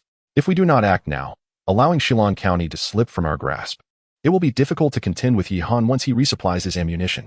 Hearing his subordinates' discussions, Chen Sihu felt a stirring within him. Although he had acquired level 3 vehicles, his subordinates were poorly equipped. If the claims in the communication hall held any truth, and Yihan truly lacked ammunition, then a conventional firepower confrontation might indeed be within his reach. Victory would yield dozens of armored vehicles and tanks, enough to establish his dominance in Shillong County, or even make him a formidable power in Chongqing City. Yet, a nagging sense of unease lingered in his heart. As Chen Sihu hesitated over whether to confront Yihan, one of his subordinates suddenly spoke up with a note of urgency. "Boss, 2 teams from the Tianqi convoy in the neighboring Tushan County have heard about the situation here and are on their way." Chen Sihu furrowed his brow. "What are they coming here for?" After a brief pause, the subordinate replied, "I suspect they wish to partake in the spoils. Yihan possesses a plethora of armored vehicles and tanks. Although they are devoid of ammunition, they are nonetheless formidable weapons that would entice anyone. Boss, please make a swift decision." Chapter 95. Assault on Shillong County. Upon hearing his subordinate's speculation, Chen Sihu pondered deeply for a considerable time, slowly lighting a cigarette before casting a fierce gaze upon his men. "Brothers, we shall steadfastly defend our camp. As long as Yihan dares to breach our defenses, we shall ensure he cannot escape. Furthermore, anyone who dares to seize our equipment, regardless of their faction, shall be met with ruthless retribution." The fervent cheers of his subordinates echoed in response to Chen Sihu's words. To them, the formidable Yihan now appeared as an alluring enchantress, oblivious to the treacherous trap that lay beneath. Meanwhile, Yihan received reconnaissance reports from both the airborne regiment and ground forces. Within Shillong County, there were approximately 350,000 zombies scattered across the streets and buildings. Aside from the undead, the Apocalypse Company had retreated, leaving behind only 2 factions totaling around 900 individuals, along with a 200-member camp of drifters. These 3 groups had occupied the grain storage facility, the Public Security Bureau, and the hospital of Shillong County. According to the report from the Airborne Regiment, the 3 factions, particularly the Apocalypse faction, had been eager to retreat the previous day. However, following the military exercises conducted by Lu Tu and the 4th Guard Company last night, their intentions shifted, revealing a predatory stance akin to sharpened blades poised for slaughter. Yihan was naturally pleased. It appeared his strategy had taken effect. At this moment, Lu Tu also received a trade order from the Apocalypse players in Shillong County.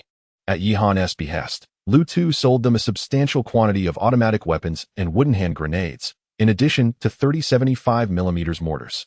Undoubtedly, these provisions would bolster the confidence of the Apocalypse convoy. Yet, Yihan was not so naive. The wooden hand grenades and automatic weapons posed little threat to his forces. But the mortars were a different matter. Thus, Yihan subtly tampered with them. While the mortars themselves were sound, the ammunition under Yihan's direction. Xiao AI had altered the manufacturing materials of this batch of mortar shells. According to her estimates, out of 10 fired, 9 would be duds, capable of launching but failing to detonate. As for the one that did explode, it would be a misfire. This intricate scheme devised by Yihan was undoubtedly aimed at annihilating the Apocalypse players in Shillong County. The Apocalypse players, having received their new equipment, were filled with joy, treating it as a treasured heirloom, hoping it would earn them Yihan's tanks and infantry fighting vehicles. In reality, however, Chen Sihu's artillery men were akin to ticking time bombs, destined to detonate amidst their own ranks. As noon approached, Yihan issued combat orders against Shillong County from the command center of the base vehicle. In this operation, aside from the Guard Regiment and the main vehicle corps safeguarding the base, all other troops were to engage. The 1st and 2nd companies of the Infantry Regiment, along with the 1st and 2nd companies of the Tank Regiment, were to advance from the south of Shillong County, launching a direct assault on the horde of zombies. The 3rd and 4th companies of the Infantry Regiment would proceed towards the grain storage facility and hospital occupied by the 2 Apocalypse convoys, preparing to collect the remains. As for the players of the Apocalypse at the Security Bureau, they are to be entrusted to the Artillery Battalion. This area must be subjected to a relentless bombardment for a full 10 minutes. If there is a lapse of 10 seconds without the sound of cannon fire, Wang Chuannan, I shall record a demerit against you. Yihan sternly warned Wang Chuannan. The granary and hospital contain vital supplies that cannot be directly shelled. Yet the Security Bureau may freely execute players. The 3rd and 4th companies of the artillery battalion have their cannons trained on the massive horde of zombies within the city, awaiting the command to fire. The 3rd and 4th companies of the tank battalion stand by as reserve support troops, ready for further instructions. The primary mission of the aviation battalion is to assist the ground forces and keep a vigilant eye on the apocalypse players, ensuring none escape. After issuing the operational orders, the combined armed forces from 4 battalions surged forth, the largest infantry and tank contingents poised to engage the zombies head-on. 2 infantry companies and 2 tank companies, comprising a total of 520 personnel, along with 48 armored vehicles, faced the tens of thousands of zombies. Commanding the operation, Wang Hu ordered the tank battalion to forge ahead, instructing them to keep the main cannons silent, allowing the machine guns to fire indiscriminately while the tanks simply rolled over the horde. After all, even the lightest Leopard 15 tank weighs over 30 tons. No matter how vast the zombie swarm, it could not hope to withstand such weight, especially with the heavier Type 99A following behind. However, the strategy of keeping the main cannons silent drew the attention of the apocalypse players in the county town. Initially, Wang Hu considered it unnecessary, but the reconnaissance from the apocalypse players firmly asserted that this was a clear indication that Yi Han had run out of ammunition. Upon hearing this, Chen Sihu broke into a wide grin, and upon learning that 2 infantry companies were heading towards his location at the granary, he excitedly slapped his thigh. "Brothers, Yi Han has sent us takeout. Gather your gear. Let us go collect our delivery." Under Chen Sihu's command, a throng of 400 to 500 armed with AK-47s and driving various modified vehicles rushed towards the vicinity of the 3rd and 4th Infantry Companies. Chen Sihu's eyes widened with astonishment upon spotting the Dragon 09 infantry fighting vehicles approaching. Meanwhile, Wang Chuanzong, commanding these 2 infantry companies, grew solemn and shouted, "We are the Luming Base Army. We have come to exterminate the zombie horde. The player convoy ahead. Disperse immediately. If our mission is hindered, we will take countermeasures." Wang Chuanzang's words, when they reached Chen Sihu, held as much weight as the wind. In Chen Sihu's eyes, if he possessed such infantry fighting vehicles along with ample ammunition, he would not waste breath on others. After all, when one can speak through the barrel of a gun, one ought to do so. Countermeasures? Do you even have ammunition left? You have only those few rusty guns that barely produce smoke, Chen Sihu scoffed. Wang Chuanzong suddenly smiled with a hint of malice upon hearing Chen Sihu's words. "Are you certain?" Just as Chen Sihu was about to retort, a sudden sharp whoosh filled the air, followed by countless fiery trails resembling meteors, soaring towards the distant Security Bureau area. What is happening? How can there be a meteor shower in broad daylight? Should we make a wish? Are you out of your mind? This is a battle. Are you playing house while wishing? Before the words of the players could finish, a tremendous explosion suddenly erupted from the direction of the Public Security Bureau. Chen Sihu was startled by the unexpected blast, and just then, a subordinate stumbled over to report. "Boss, the Public Security Bureau has been bombed." Before the subordinate could finish, a barrage of shells rained down upon the bureau. Chen Siu's mind buzzed, and upon glancing at the grinning Wang Chuanzong, he immediately grasped the situation. "Retreat. Back to the camp. Hurry and counterattack. Yi Han has left us a trap." Chapter 96. Crushing defeat. Upon hearing Chen Sihu's furious roar and the distant sound of explosions, 400 to 500 players from the Apocalypse faction began to seek shelter, slowly retreating towards their camp. However, Wang Chuanzong would not miss the opportunity to strike at a drowning dog. Almost as soon as they considered retreating, the machine guns mounted on 24 infantry fighting vehicles opened fire, while 2 companies of soldiers swiftly disembarked to encircle the Apocalypse convoy. In order to safeguard the supplies in the granary, Wang Chuanzong refrained from deploying heavy firepower, opting instead for small arms attacks. Logically, the Apocalypse side had 400 to 500 individuals equipped with fully automatic weapons, and their firepower should not have been inferior to that of the infantry. Nevertheless, the combat proficiency of these Apocalypse players was lamentably low. The explosions from the Public Security Bureau had terrified them into submission. When faced with the soldiers' advance, few dared to counterattack, preferring to hide behind cover and vehicles, sporadically firing their weapons in a panic. This method of engagement, however, only resulted in the soldiers closing in relentlessly. At this juncture, Chen Sihu had retreated to the base, his face contorted with rage at the one-sided situation. "Damn it! What nonsense are those bastards from the main company spouting? Yi Han still has shells left." One of his subordinates, hearing Chen Sihu's words, approached and said, "Boss, even if they do, I doubt there are many left. Look, those infantry fighting vehicles are armed with autocannons, yet they haven't fired them at all. We still have 30 mortars at our disposal. Realizing the implications of his subordinate's reminder, Qin Shihu snapped back to attention and shouted, "Get those 30 gunners ready. Damn it. I was hoping to capture an armored vehicle, but it seems I'll only be left with a pile of wreckage." Outside the Apocalypse camp, a group of players was desperately fending off the soldiers' assault, while within the camp, Qin Shihu had reached the mortar site, ready to issue firing commands. Spitting on the ground, he cursed, "Blast those bastards to smithereens. Fire." The mortar site swiftly prepared for action, and with a series of resounding thuds, 30 solid projectiles were launched towards the infantry fighting vehicle position, creating multiple craters upon impact. Laughter erupted from Wang Chuanzong's side as Qin Shihu approached the mortars in disbelief, only to slap one of the gunners on the head. "Do you even know how to use this? Why isn't it firing? I spent a fortune on this damn brick launcher." The artilleryman, looking aggrieved, protested, "It's not my fault," while attempting to prepare for another shot. However, this time, fortune did not favor them. The shell exploded in the mortar tube, sending Qin Shihu, who was standing nearby, flying.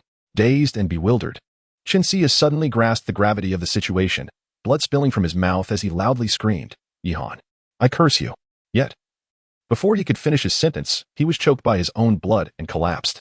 With the demise of Qin Shihu, the Assault Reconnaissance Company of the Aviation Battalion hastened to the battlefield. The heavy machine guns mounted on the long G-20 unleashed a torrent of bullets, instantly perforating the players cowering within their vehicles.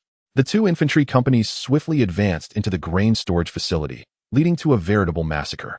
Within mere minutes, the Apocalypse players on the field were virtually annihilated, and the infantry companies took control of the grain reserves in Shillong County.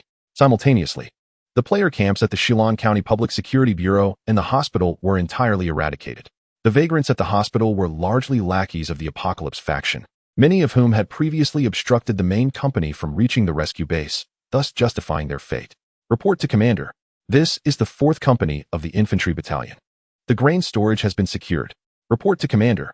The hospital has been seized by the 2nd Platoon of the 3rd Company. We request further operational directives. Upon hearing the frontline reports echoing from the command center, Yihan promptly intervened, instructing, "Remain in position and safeguard the supplies." As the player conflict in Shillong County reached its conclusion, the tank and infantry battalions intensified their operations against the zombies. Under the relentless pressure of tanks and armored personnel carriers, the zombie hordes posed little resistance, with only the occasional emergence of a Lord-level zombie offering minor delays to the advancing troops. To be fair, the dual-mounted individual rocket launchers affixed to the Avenger zombies did present a slight threat to the forces. However, it was merely a trivial one. The tank battalion was equipped with the Dragon 99A, boasting an astonishing front composite armor thickness of 1,100 millimeters, rendering the ordinary rockets of the Avengers ineffectual. Yet, the 125mm smoothbore cannon of the Dragon 99A was no laughing matter. A single artillery shell dispatched with casual ease would transform the Avenger into a wisp of smoke, its existence extinguished. Not far from Shillong County, an entire artillery battalion was mobilizing, with 48 self-propelled howitzers ready to deliver firepower wherever needed. At this moment, certain areas of Shillong County bore the scars of destruction, resembling a wasteland. While steadily advancing on the front lines, Yihan also ensured that the engineering and air transport companies followed up with subsequent operations, which included rescuing survivors within Shillong County and managing essential supplies. Shillong County, being a city of several 100,000 inhabitants, had its fair share of survivors, numbering in the thousands. After enduring the slaughter by the Apocalypse players, these individuals had wised up, taking refuge in the underground tunnels or basements of residential buildings. While their living conditions were deplorable, they had managed to survive. The conflict persisted until the afternoon of the following day, ultimately declaring an end. The engineering company not only transported substantial supplies from the county, but also rescued a group of 500 survivors. Upon arriving at the looming base, these individuals would undergo a basic health examination at the looming military hospital. Once deemed fit, they would be assigned to their respective accommodations and job roles. Furthermore, the bounty of zombies and players captured at the frontline yielded Yihan a staggering total of 4 million points, an amount that far exceeded his initial estimations. Among the total of 350,000 zombies, there exists a considerable number of Lord-level zombies, which consequently bestowed upon Yihan a remarkable 3.8 million points. Additionally, the players from the Apocalypse faction within Shillong County, along with those who journeyed from Chushan County, contributed 200,000 points to Yihan. While it is true that players may not match zombies in terms of points, they possess the invaluable ability to yield gold coins. The resources amassed from over 1,000 players are sufficient for Yi Han to sustain himself for a considerable period. Furthermore, these players are predominantly affluent members of the Apocalypse faction, equipped with nearly all automatic weapons, and the ratio of mounted machine guns is notably high. What astonished Yi Han even more was the presence of several players armed with rocket launchers. Although they were merely disposable Iron Fist rocket launchers, they nonetheless represented formidable weaponry compared to other wanderers. Chapter 97. Inspection of the base with the acquisition of 4 million points. Yi Han found himself contemplating his next course of action. Given the current circumstances, it was evident that the promotion to the rank of colonel was within reach, contingent upon securing the 2 counties adjacent to Shillong County. One of these was Tushan County, where he had first arrived in this world, and the other was Jialing County, located to the northwest of Shillong County. Both counties boasted populations exceeding several hundred thousand. Capturing these 2 regions would enable him to ascend to the brigade level. More crucially, the city of Chongkong encompassed 4 urban districts and 10 counties. By seizing Tushan and Jialing, he would command nearly 1/3 of Changkong's territory. With these counties situated in the southwestern expanse of the city, a fertile land serving as the agricultural and pastoral backbone of Chongkong. Wang Hu. Relay my orders. Station Wang Chuan's infantry battalion within Shillong County, while the tank and artillery battalions will be positioned outside, ready to respond to further directives. Yi Han instructed Wang Hu. The strategic location of Shillong County, directly opposite the looming base, meant that capturing it and garrisoning troops there would effectively expand the defensive perimeter of the base. Once he had arranged the defense strategy for Shillong County, Yi Han intended to conduct an inspection of the base as an imminent large-scale battle loomed, necessitating his assurance of stability in the rear. However, upon entering the residential area, an awkward situation unfolded. The upgraded vehicles at the base were excessively large, and coupled with the poor condition of the roads in looming town, attempting to drive through could potentially damage not only the roadways, but also the surrounding buildings. Faced with this predicament, Yi Han had no choice but to summon 2 Hummer off-road vehicles from the mobile security company to transport him inside the base for a closer look. Throughout the journey, he was immediately struck by the dramatic transformations within looming base. The structures previously damaged by the war had been largely restored by the engineering battalion and adorned with a uniform coat of fuchsia paint. Most notably, the layout within looming base was meticulously designed, and Yi Han could discern at a glance the unmistakable influence of Yi Ruoxue. The buildings in the residential area now stood at 6 stories or less, with every 4 buildings forming a small community, enclosed by high walls, guarded by members of the main core at the entrances, allowing access only to verified residents. This design offered significant advantages. In the event of a viral outbreak within the base, the segmented communities could swiftly contain the source of infection. Additionally, such an arrangement facilitated management, as the previous layout of looming base was exceedingly dispersed, making it laborious for the public security department to maintain order. Beyond the residential area lay the administrative district, housing the base command center, supply warehouses, and military hospital. The defensive capabilities here were markedly superior to those in the residential sector, with nearly 200 soldiers assigned to the logistics support department.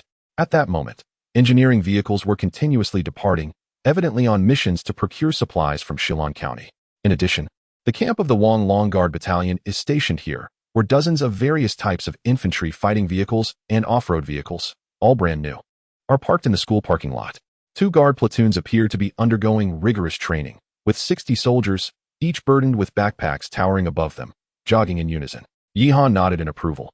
Although the guard battalion had yet to engage in frontline combat, Wang Long had not slackened in their essential training for even a moment.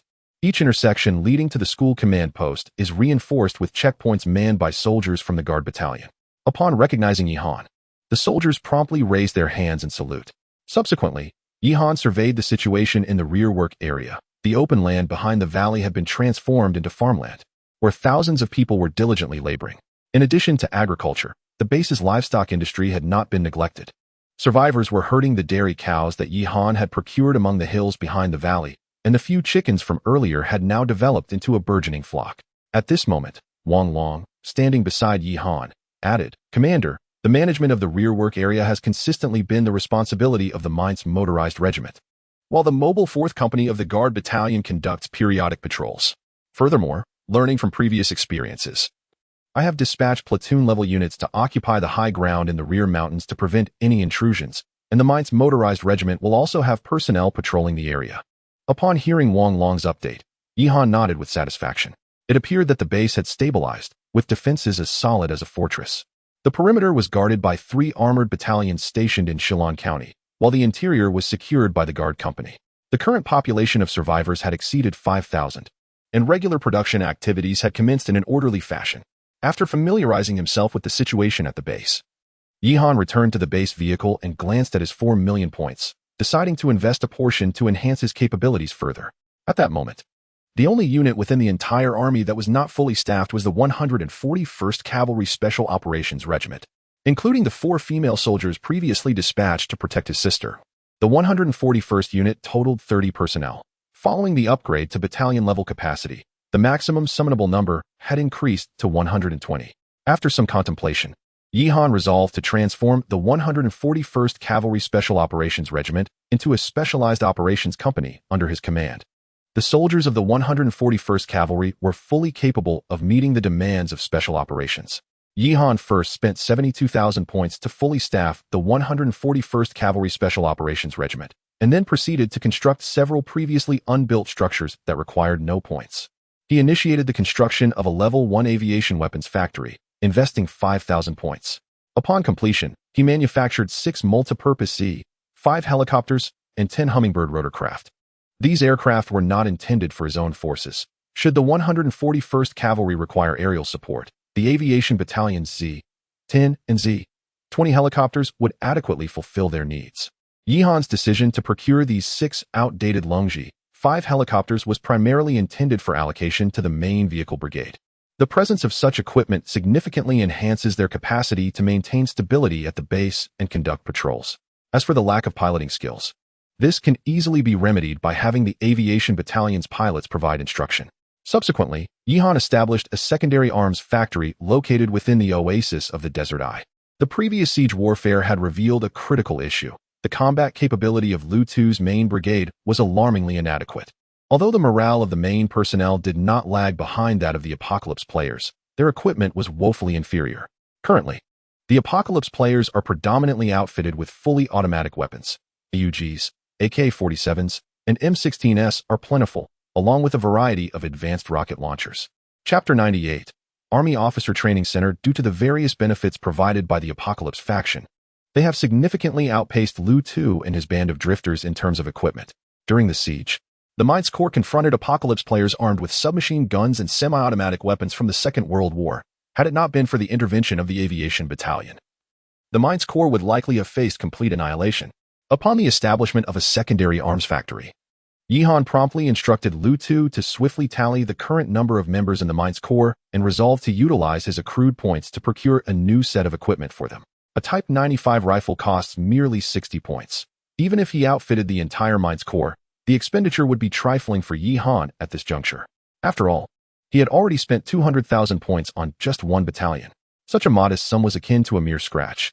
Lu Tu quickly reported the figures he had compiled. Previously, the Mines Corps had fewer than 100 members. However, following their conquest of Shillong County, many drifters had joined their ranks. The current total had swelled to a robust 300 members. Without further deliberation, Yihan instructed the production line of the secondary arms factory to commence the manufacturing of 300 Type 95 rifles and 300 Beretta pistols, totaling an expenditure of merely 27,000 points. While this equipment would scarcely enhance Yihan's combat prowess, its significance for Lu Tu and his comrades was profound. At that moment, the 300 members of the Mines Corps received their allocated weapons, their expressions a mixture of disbelief and elation. Having completed the enhancement of the Mines Corps combat capabilities, Yihan then shifted his focus to the final construction project, the Army Officer Training Center. Although his current troops included commanding personnel, figures such as Wang Hu and Wang Chuan had originated from the ranks of soldiers. Despite their high ranks as sergeants, their command capabilities seemed to have reached an impasse. Particularly in the case of Wang Hu, while he managed to command a battalion adequately, he struggled to oversee an entire regiment. Commander, shall we construct the Army Officer Training Center? The voice of Xiao AI inquired. Yes, place it within the oasis space of the vehicle. Yihan nodded, and immediately, his points were deducted by 10,000. With the deduction, a building reminiscent of a school appeared within the oasis space on the second floor of the base vehicle, prominently labeled as the Army Officer Training Center. Commander, you can utilize your points to directly exchange for corresponding officer talents within the training center or train current soldiers to become officers, Xiao AI remarked.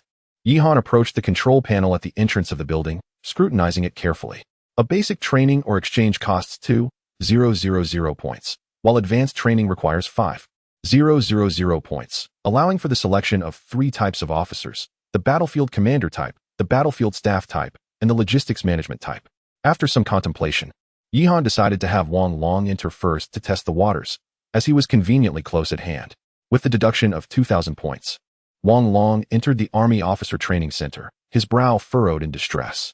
Approximately an hour later, he emerged, now clad in a fresh military uniform, a hint of sternness gracing his demeanor. The sergeant major insignia on his shoulder had been replaced by that of a major. Upon seeing this, Yihan's eyes brightened as he inquired, "Wang Long, what did you gain from your time inside?" Wang Long saluted solemnly, responding, "Report, Commander. After the training, I have attained the rank of major, with the capacity to command a battalion and the maximum ability to lead a regiment. Furthermore, I have acquired tactical command skills at the battalion level. During my command operations, the morale of the soldiers increased by 10. Yihan blinked in surprise at Wang Long's words. Morale? To put it simply, it's combat effectiveness. During my command, I can better leverage each soldier's strengths, enhancing their combat capability and efficiency by 10, Wang Long elaborated.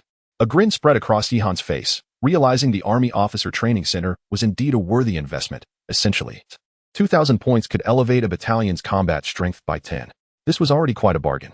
Subsequently, Yihan applied the same strategy to summon several battalion commanders stationed in Shilin County, including Wang Hu. After spending 8,000 points, Wang Chuan and the other 2 battalion commanders also achieved the rank of major, with Wang Hu attaining the same. It appeared that this foundational training could at most yield the rank of major.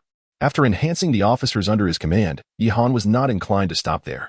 He set about establishing his own staff. Shao AI, spend 5,000 points for a high-level exchange to obtain battlefield staff officers. As Yihan's command resonated, a refined officer appeared from the Army Officer Training Center, his visage resembling that of a gentleman, complete with spectacles, embodying the essence of a staff officer rather than a frontline commander. Yihan noted the colonel insignia adorning his shoulders and could not help but raise an eyebrow, impressed by his superior rank. Report, Commander. Staff Officer Yi Jingyu reporting for duty.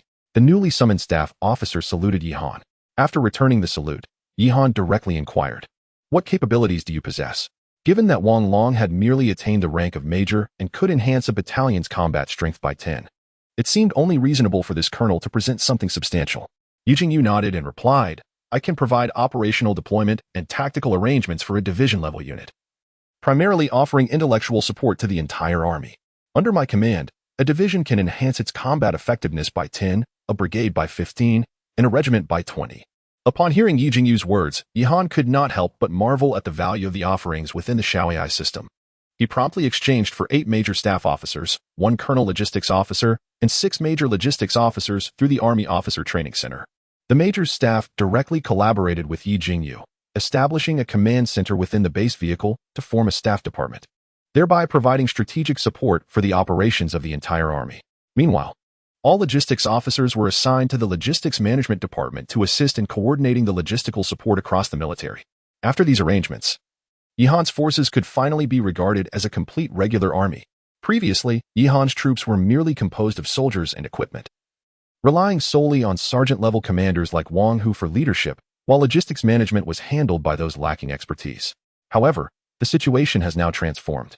Frontline command is led by seasoned major officers, complemented by a full staff department, and the logistics aspect is supported by dedicated logistics officers, effectively elevating it to a bona fide regiment-level unit.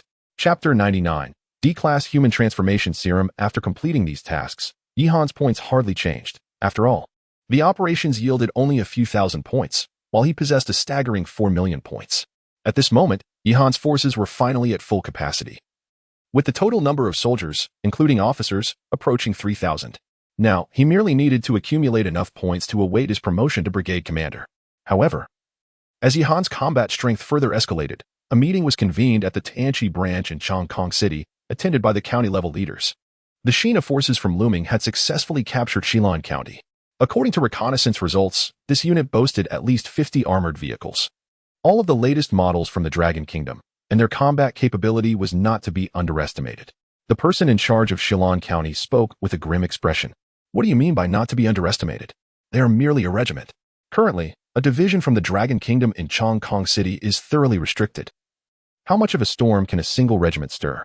The head of Zhoushan County scoffed dismissively. To him, Yihan's strength was utterly inconsequential. His own Zhoushan County was far from the looming base, and any trouble would unlikely reach him. Do not underestimate this regiment. It is a fully equipped heavy combined regiment. They captured Shillong County with hardly any resistance, and according to our frontline intelligence, this unit seems to be planning to probe the two neighboring counties of Shillong. Upon hearing the words of the Shillong County leader, the heads of Tushan County and Jialing County exchanged worried glances. If Yihan indeed sought to attack Tushan and Jialing, their meager forces would likely be unable to withstand the assault.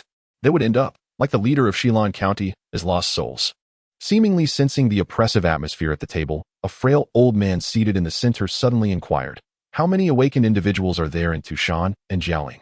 The two counties combined have fewer than 3,000, but their combat capability is quite poor. They are not much different from bandits. The head of Tushan County replied with a frown. The frail old man, however, smiled upon hearing this, seemingly unfazed. These unruly bandits can sometimes prove unexpectedly useful. If the forces from Looming remain coiled in Shillong, that would be one thing, but should they become aggressive, then distribute all the equipment from the company to the awakened below, assist them in upgrading their vehicles, enhance their combat strength. I expect to see them transformed into an ironclad legion upon my next encounter. Receiving the old man's orders, the leaders of Tushan and Jialing quickly rose and bowed, repeatedly assuring him they would fulfill the task. Meanwhile, Yihan, far away at the Looming base, remained oblivious to the recent developments. At present, he was preoccupied with establishing the radio station at the Looming base. Yiruashue had just suggested to Yihan that they set up a radio station utilizing broadcasts, wireless communication, and even promotional videos to attract survivors and wanderers to join the Looming base. After all, while the battle at Shillong had merely spread the reputation of Yihan's forces, it had not yet brought significant renown to the Looming base itself. As Yihan acquired more land, it became impractical to have soldiers canvass every household in search of survivors. Instead, he opted to establish a radio station, inviting survivors to come forth on their own. Yi Ruo had already instructed the engineering corps to gather materials, subsequently erecting a television signal tower at the heart of the base, with a coverage area encompassing the entirety of Jianghan province. The hosts for the television and radio stations were also selected. The radio host was a sweet-voiced 17-year-old girl, perfectly suited for the role. However, Yihan found himself at a loss regarding the television station's head, who turned out to be none other than Lu Miao. Despite this, Lu Miao seemed to be getting along well with Yi Ruo, and given her beauty, she was indeed a fitting choice for the position, prompting Yihan to refrain from further comment. After the broadcasting arrangements were completed, Yihan inspected the situation within the base's vehicle.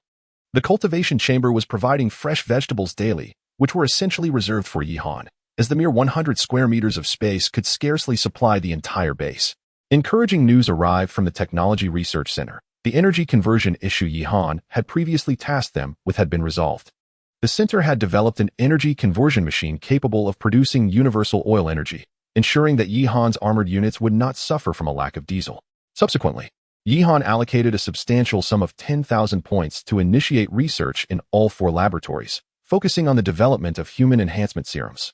Chen Zheng, the head of the research center, had previously informed Yihan that experiments on such enhancement serums were complex and fraught with risks of failure. However, with an ample supply of points at his disposal, Yihan was prepared to invest generously in the endeavor. Indeed, as he anticipated, after expending the entire 10,000 points, there were 9 unsuccessful attempts before the 10th finally yielded the desired serum. The cost of developing these serums not only included the 10,000 points, but also resulted in the ghost being covered in countless needle marks. This enhancement serum was developed based on the ghost's unique physiology.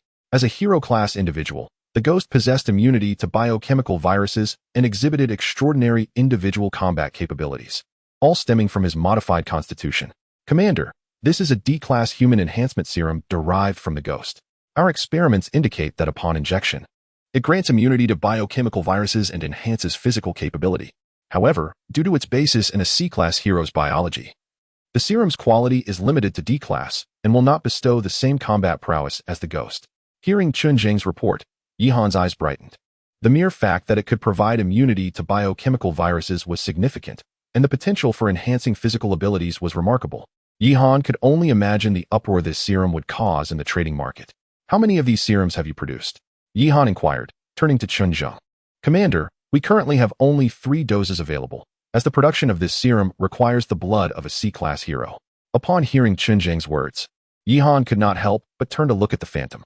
If this potion could be equipped to the entire army, goodness. The thought was too formidable to entertain. It seemed this regiment would become invincible in the realm of biochemistry. However, the dilemma lay in the fact that a regiment comprises 3,000 individuals, and would this not utterly deplete the Phantom? The Phantom felt a chill run down its spine under Yihan's gaze, having already endured more than a dozen needles.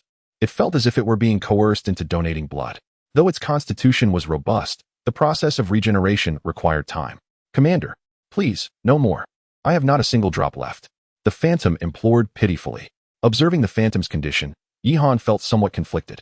After a moment of contemplation, he devised a plan. Wang Hu, instruct the culinary department to provide the Phantom with additional meals daily. Fish, shrimp, beef, and mutton must be plentiful, and all of its requirements must be met to the best of our ability. Chapter 100.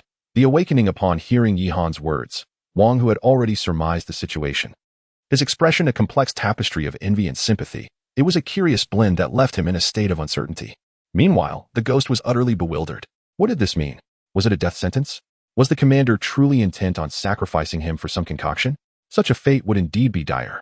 Yet, Yihan was not so cruel, nor was he privy to the ghost's inner turmoil. He proceeded to summon the personnel from the research center to continue the discussion. With the ghost's constitution, how much blood could be drawn each month without jeopardizing his health? After a brief consultation with the researchers behind him, Chunjung concluded that a healthy individual could donate only 400 milliliters every 6 months. However, given the ghost's enhanced physique and remarkable regenerative capabilities, coupled with a hearty diet, it was determined that 100 milliliters could be extracted monthly. Yihan furrowed his brow upon hearing this. Drawing 100 milliliters each month won't compromise his health, will it? Not at all, Chunjung replied. He might feel a bit weak that day, but he will recover swiftly. Reassured by Chunjung's response, Yihan decided that the ghost would have to make a sacrifice. Let us draw 400 milliliters today. We'll take a little extra this first time, and thereafter, 100 milliliters monthly. The ghost, upon hearing this, felt a wave of despair wash over him. Resigned to the fact that 400 milliliters of his blood would be taken for the creation of the serum, Yihan patted him on the shoulder, offering words of comfort. Do not dwell on the negatives. Make sure to indulge in some good food. Wang Hu, go. Have the logistics department prepare a whole roasted lamb for the ghost to replenish his strength. The prospect of receiving a roasted lamb instantly lifted the ghost's spirits. Dispelling his previous grievances, the 400 milliliters of his heroic blood could yield 400 doses of D-grade human enhancement serum, and it was certain that each member of the 141st Cavalry Special Operations Brigade would require a dose, totaling 120 doses. The remaining serum would pose a challenge for distribution. After some contemplation, Yihan resolved to allocate the serum exclusively to the Frost's Cavalry Special Operations Company for the time being, with plans to distribute it to other units once more was produced. To assess the serum's efficacy, Yihan summoned Frost and instructed the researchers to administer the serum into her body. Throughout the process, Frost appeared unaffected until, after 10 minutes, her face lit up with excitement as she exclaimed to Yihan, "Commander, I can distinctly feel an enhancement in my physical capabilities following the injection." Yihan, upon hearing Frost's report, was convinced of the serum's effectiveness. In addition to its antiviral properties, it could indeed slightly augment human physicality. With each of the 120 members of the 141st Cavalry Special Operations Company set to receive this enhancement, it was clear that this unit would become an invaluable asset for Yihan. After distributing the serum to the Special Operations Company, Yihan also resolved to take a dose for himself and one for his sister, as there appeared to be no adverse effects to speak of. After all, it was an opportunity not to be missed. As the serum was injected into his muscles, Yihan felt a tingling sensation coursing through his entire body. Almost immediately, he noticed a significant enhancement in his vision and hearing, and most importantly, he sensed a remarkable increase in his physical strength. With a flicker of thought, he took Wang Hu's handgun, eager to test his aim. He directed the sights at a water bottle situated 100 meters away and fired 3 shots in quick succession. However, due to his inexperience with firearms, all 3 bullets struck the ground nearby without hitting the intended target. Disappointed, Yihan observed the scene. Yet Wang Hu held a different perspective. For a novice, simply stabilizing the weapon for a first-time shot was commendable, and the fact that Yihan had fired 3 shots, nearly hitting the mark each time, was indicative of his impressive potential. Commander, your failure to hit the target is primarily due to a lack of shooting experience. Achieving this level on your first attempt is already a sign of genius, Wang Hu remarked earnestly. A lack of experience, was it? Yihan murmured as he gazed into the distance, contemplating that perhaps he should venture out for some hunting, as remaining cooped up in the base was rather dull. Meanwhile, the enhancement that Yi Ruo Shui experienced post-injection was even more pronounced. Her leg injury had seemingly healed, although she felt awkward from prolonged inactivity. This development signified that she would soon be able to abandon her wheelchair and move freely. Just as Yihan reveled in his sister's improvement, Lu Tu suddenly sent a report. Commander Yi, you should check the communication hall. There seems to be some activity from the apocalypse side. Upon reading Lu Tu's message, Yihan furrowed his brow and opened the communication hall, which was flooded with messages from apocalypse players.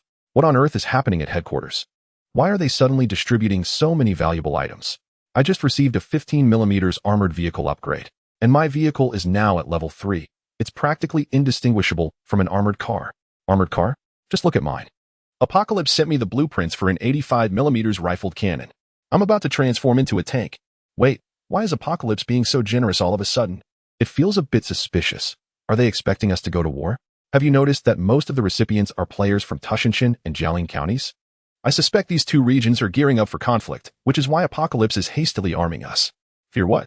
With over 3,000 players from those two counties, and nearly all equipped with armored vehicles, even the worst off have mounted machine guns. Who would dare provoke us? They'd be courting death. As Yihan read through the messages in the communication hall, his expression darkened immediately. It was evident that Apocalypse had likely surmised his next intentions and was hurriedly arming these players to counter him. The crux of the matter was that if 3,000 players were equipped, it would pose a significant challenge for Yihan, if not a direct threat. Moreover, this was only counting the Apocalypse players, excluding the soldiers and modified Lord Zombies from Apocalypse itself, with a mere 3,000 personnel at his disposal. The forces of Tianqi have already established a numerical superiority. Although I still possess an advantage in equipment, this disparity is gradually diminishing. Yihan furrowed his brow deeply. It was imperative that he seize both Tushan County and Jialing County. It was inconceivable to concede these territories merely because they were occupied by players from Tianqi. For those lands signified his promotion to brigade commander. Wang Hu, summon all officers of the rank of major and above to the command post for a meeting. Yihan declared coldly. Given that Tianqi had already commenced preparations, it was even more crucial for him to act swiftly. Any prolongation of the conflict would only render the situation increasingly unfavorable for him. Chapter 101. Speculations of the General Staff within the expansive command center of the base. The air was filled with the incessant beeping of various electronic instruments, accompanied by the loud communications of soldiers. This is the looming base. This is the looming base. The 4th Company, 3rd Platoon of the Shilin County Infantry Regiment. Please report your patrol status. Have any enemies been detected? Report from the responsible officer. A squad from the 2nd Platoon of the 3rd Company has discovered enemy reconnaissance during their patrol. The targets seem to be originating from Jialing County. The 2nd Platoon of the 3rd Company has engaged the enemy. There are approximately 7 targets. The 4th Squad of the Aviation Regiment's Reconnaissance Assault Team has sent a report. A large number of Apocalypse players have been detected moving in the southwest direction of Shilin County. It appears they are establishing defenses in Jialing County. Dozens of soldiers were anxiously contacting various platoons stationed at the front lines, compiling the information they had gathered. Adjacent to the command center was the conference room, where a total of 22 officers holding the rank of major and above were seated upright, awaiting instructions from Yihan. Among these officers, in addition to 5 battalion commanders from the combat troops and the regiment commander Wang Hu, were 9 staff officers from the general staff and 7 logistics officers from the logistics support department. The highest ranking among them were Colonel Yi Jingyu, a staff officer, and the newly appointed Colonel Lu Sangjie, the quartermaster. At this moment, Yihan's expression was far from favorable. The movements of the Apocalypse forces were proceeding at a pace much swifter than he had anticipated. While the research center had been aggressively delving into ghost tactics, both Jialing County and Tushan County had already established checkpoints at the city entrance, with substantial Apocalypse convoys stationed there. The reconnaissance units of the Aviation Regiment had captured images of their defensive setups. The roads leading to Tushan and Jialing counties had been obliterated, while on the other side of the road stood fortifications constructed of sandbags, towering 2 meters high. On this single route, there were as many as 300 Apocalypse players stationed, all equipped with 7.62mm mounted machine guns, and several vehicles were outfitted with small-caliber artillery, as well as anti-aircraft guns. According to the information gleaned from the photographs, their artillery predominantly ranged around 35mm. with the largest being 85 millimeters, posing little threat to our forces. However, there were over 25 millimeters anti-aircraft guns at this position, which could pose a significant threat to our aviation regiment, remarked Colonel Yi Jingyu as he examined the photographs. Moreover, our reconnaissance units have detected that the enemy seems to be engaging in the deployment of minefields, though it remains unclear what type of mines are being laid. If they are anti-tank mines, our armored units may face restrictions in their movements, added Wang Chuan. As Yihan listened to the officers' discussions, he slowly lit a cigarette and inquired, Colonel Yi, what are your thoughts on their actions? Both Yi Jingyu and the 8 newly appointed major staff officers hailed from the Army Command Training Center, excelling in tactical command and strategic foresight, which was precisely why Yihan had nurtured this general staff. Upon hearing the question, Yi Jingyu produced his notebook, report to the commander. Our general staff had conducted an internal discussion on this matter prior to the meeting. We believe that the actions taken by the players of the Apocalypse faction are undoubtedly supported by the Apocalypse Corporation, particularly its branch in Chongqing City.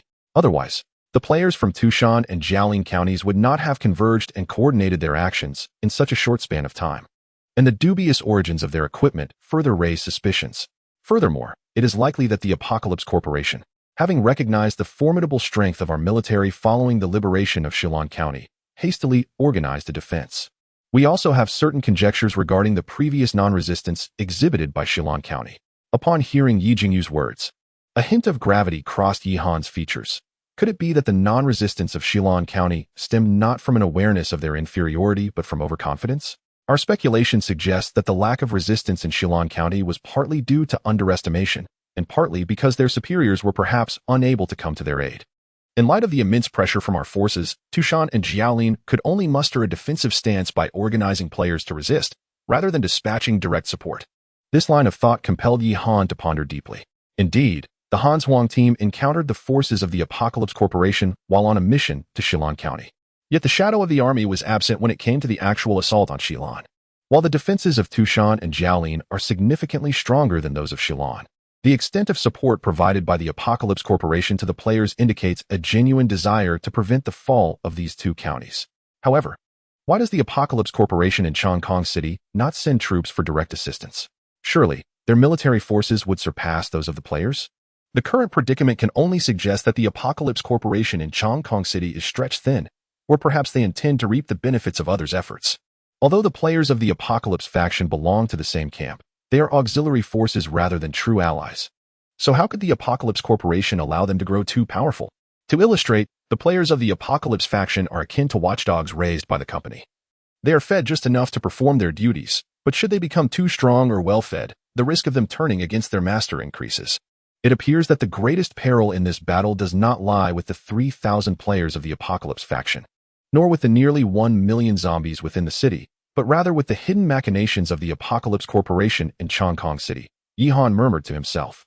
Upon hearing Yihan's words, Yi Jingyu and the assembled advisors responded in unison, Commander, your insight is commendable. We share the same belief. Meanwhile, Wang Hu and Wang Chuan, listening intently, felt a cold sweat trickle down their brows. Previously, they had thought that dispatching a mere 3,000 transient soldiers would be a simple task for our military. But after hearing the analysis from the advisors and Yihan, they were suddenly gripped by anxiety. They were merely command-type officers. When it came to on-the-spot command, tactical deployment, and troop management, they certainly surpassed the advisors. But once the discussion rose to the strategic level, they found themselves at a loss. So what shall we do? Should we refrain from fighting and merely wait? Wang Hu inquired, his brow furrowed. Before Yi Jingyu could respond, Yihan's impassioned declaration stirred the crowd. Fight. No matter how difficult, we must engage. And the sooner, the better. For now, it is just 2 counties. If we do not strike, we will only be forced to cower within Shillong County, ultimately destined to be consumed. Even if we retreat to Looming Base and rely on the terrain, how long can we hold out? A single punch must be thrown to avoid 100 retaliations. Yihan's words resonated with undeniable conviction, and the crowd nodded in agreement. However, despite his outward composure, anxiety gnawed at Yihan's heart. If the conjectures of the command center were indeed accurate, then the maneuvers of the Tianqi Corporation could be deemed an intractable conspiracy. Should he engage in battle, Yihan would find himself depleting military resources against Tianqi players while simultaneously exhausting material supplies against the zombies, ultimately leading to a weary army facing Tianqi. Conversely, abstaining from conflict would hinder the expansion of Yihan's forces, allowing Tianqi to gradually erode his military strength. In this light, whether Yihan could conquer Shilong County was of little consequence to Tianqi. It was no wonder their leaders abandoned the county with such resolute decisiveness. Chapter 102. Strategies for breaking the deadlock. The pressing question now is, how shall we proceed with the assault? Do you have any plans or suggestions from the general staff?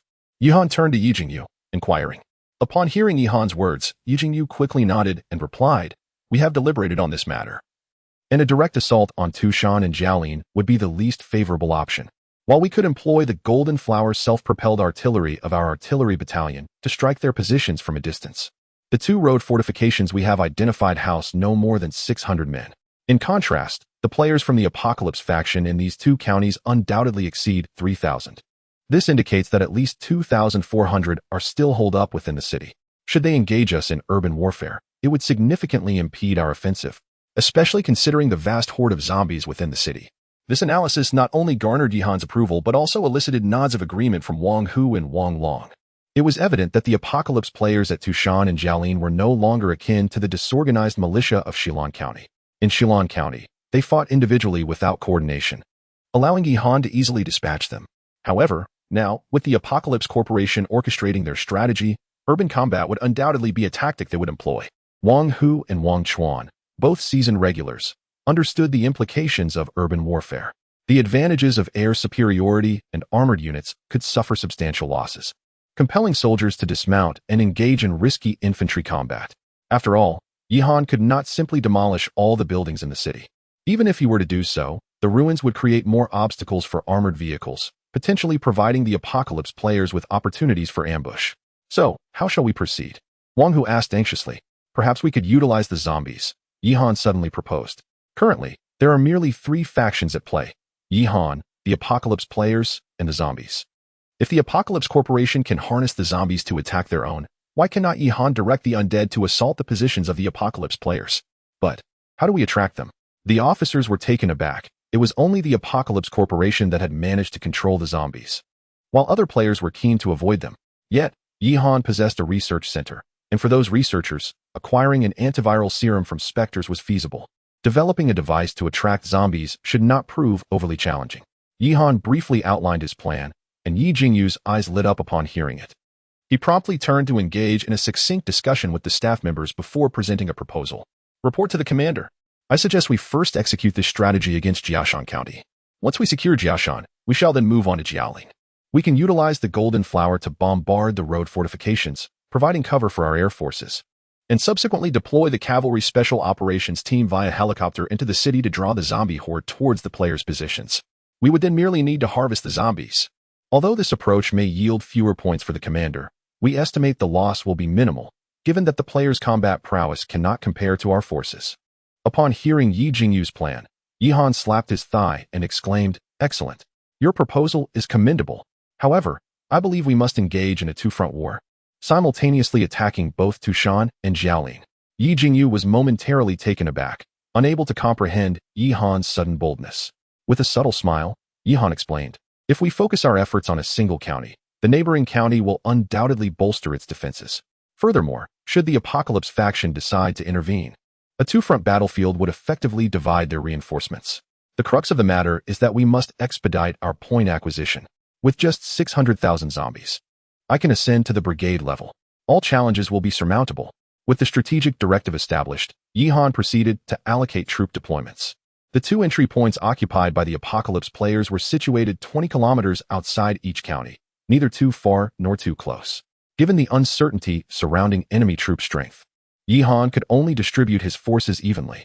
The command staff was in agreement on this point. The players' combat capabilities were significantly inferior to Yihan's forces, and with the mobility of the aviation battalion, they could swiftly reinforce both fronts. The infantry battalion, tank battalion, and self-propelled artillery battalion were each deployed with 2 company-level units outside the 2 counties. The transportation company of the aviation battalion was ready to dispatch the cavalry special forces at a moment's notice, while the remaining helicopters were designated for battlefield support. Additionally, to safeguard against unforeseen circumstances, Wang Long's heavy firepower guard company and an infantry guard company were also involved in the combat, stationed at Shilong County for immediate assistance. After all, the looming base had stabilized for the time being, and under Lu Tu's guidance, Wang Long's mobile guard company and an infantry guard company were effectively managing the survivors. Moreover, Wang Long's 2 units were quite formidable. The heavy firepower company boasted 12 Leopard 15 light tanks, while the infantry guard company was equipped with 12 Type 09 infantry fighting vehicles. Despite being labeled as a guard company, their equipment was on par with main battle forces, akin to a butcher wielding a cleaver and pretending to be a cook. However, just as Yihan was about to head to the research center to develop some technology after completing the troop deployment, the newly appointed Colonel Lu Songjie suddenly called out to him, "Commander, if we proceed with this troop deployment, our logistics must be advanced as well. Currently, fuel, food, and medical supplies are primarily stored in the rear. While this is manageable for operations in Shillong, if we push the front lines into other counties, our logistical efficiency may diminish." Upon hearing Lu Songjie's words, Yihan nodded. He understood that one must prioritize supplies before troops. "I have a plan for this. There is no need to relocate the entire warehouse to Shillong County. Now that we have the base vehicle, it will handle this task. I will instruct the logistics support department to load some supplies onto the vehicle, and we shall drive directly to the front lines."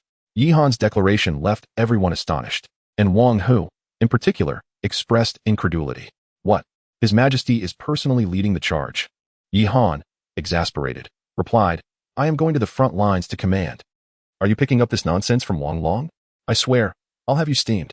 There was no issue with the base vehicle reaching the battlefield, as it was well protected by an entire regiment. Ensuring Yihan's safety was not a concern. Moreover, Yihan's physical condition had also improved, and the base vehicle's firepower was not inferior to that of the Dragon 99A.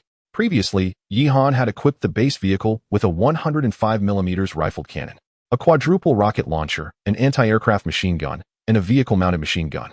Moreover, all these systems are integrated with the Shao AI system for electronic fire control. The sole drawback lies in the outdated defensive armor. However, this is not a significant concern. If the enemy forces manage to reach the base vehicle, it would indicate that Yihan's troops have already suffered considerable losses. Huddling in a shell proves to be of little utility. It would be far more prudent to equip the base vehicle with a rocket launcher and descend to the moon, awaiting the opportunity for a resurgence. Chapter 103, The Outbreak of War. Subsequently, various units, under the command of Wang Hu and the battalion leaders, stationed themselves outside Tushan and Jialing counties, approximately 40 to 50 kilometers from the player's stronghold. The infantry battalions 1 and 2, along with the artillery and tank battalions responsible for Tushan County, were similarly positioned, while the remaining forces were deployed outside Jialing County. After the meeting, Yihan promptly made his way to the research center, utilizing 4,000 points to simultaneously initiate 4 research experiments, eager to see which yielded the most effective results. To Yihan's considerable disappointment, the research consumed a full 8 hours, concluding only at 6 o'clock the following morning. Most critically, only the laboratory overseen by Chun Zheng achieved success. Chun Zheng carefully placed the concoction before Yihan while gently rousing him from his slumber in the command chair. "Commander, this is the result we hastily produced overnight, a zombie induction agent. The agent is designed like a smoke bomb. Once activated, it will immediately aerosolize, with a propagation radius of up to 3 kilometers in still conditions. Zombies affected by the agent will relentlessly pursue it, entering a frenzied state and attacking all living targets." Upon hearing Chun Zheng's words, Yihan sat upright, his fatigue momentarily forgotten. "How many of these aerosol zombie induction agents have you produced?" Chun Zheng smiled. "We manufactured a total of 50 bottles, considering the battlefield situation and operational needs. This should be more than sufficient." With this news, Yihan's exhaustion dissipated, and he excitedly rose to pat Chun Zheng on the shoulder before summoning several soldiers from the cavalry special forces to deliver the aerosol zombie induction agents to the frontline units. In a mere half hour, by 6:30 in the morning, the entire army was prepared for battle. Even the military dogs at the looming base displayed a grave demeanor upon hearing soldiers discuss the frontline combat. In the sweltering valley, their usually drooling mouths were now tightly closed. The only one at ease was Ghost, who had a more significant task at hand. Thus, Yihan had opted not to involve him in this battle. While the entire army stood ready, Ghost nonchalantly indulged himself in a feast in the kitchen, evidently prioritizing his role as a mobile bloodbag over that of a ghostly hunter. Wang Chuan Nan. Open fire at 6:40. Bombard the apocalypse positions in both counties to secure flight time for the air transport battalion. Upon hearing Yihan's command, Wang Chuan Nan intently watched his watch. As the time struck 6:40, he immediately ordered, "All units, fire." The 4 battalions of golden canaries resounded with thunderous roars as countless shells soared toward the Apocalypse positions. On the other side, the Apocalypse positions had long been aware of Yihan's movements, having spent the entire previous night strengthening their defenses and concealing their vehicles within the city. As soon as the golden canary self-propelled artillery fired, everyone hastily took refuge in the underground fortifications. However, Yihan had never anticipated that the artillery would eliminate many foes. As long as they refrained from exposing themselves to operate the anti-aircraft artillery, his objectives would be met. The Dragon Helicopter 8L, while loading soldiers from the Cavalry Special Operations Company, swiftly ascended with the Mountain Cat all-terrain vehicles in tow, immediately soaring towards the counties of Tushan and Jiaolin under the escort of the Dragon Helicopter 20. At that moment, the artillery had just ceased, prompting the players of the Apocalypse Company, sheltered in their underground fortifications, to cautiously peek out at the roaring sound above. Are those planes heading to the county? Shouldn't we intercept them? One inquired. Intercept? Nonsense. You take control of the anti-aircraft guns. Let us see if you get hit by the artillery, came the retort. Our orders are to counter the enemy's armed helicopters. Those are clearly transport aircraft. What concern is it of ours? Exactly. How many soldiers can those few planes carry? Even if they manage to get them in, our troops in the city will take care of them. What is there to fear? Upon hearing their comrades express no intention to intercept, those who initially considered operating the 25mm anti-aircraft machine guns withdrew their hands and feet. At this moment, Yihan gazed at the Dragon Helicopter 8L as it flew unscathed past their position and into the airspace of the 2 counties, finally easing his anxious heart. The players of the Apocalypse Company, as Yihan had surmised, were indeed a reflection of the saying, a bear may lead a pack of bears. But if the entire pack turns to bears, the outcome is vastly different.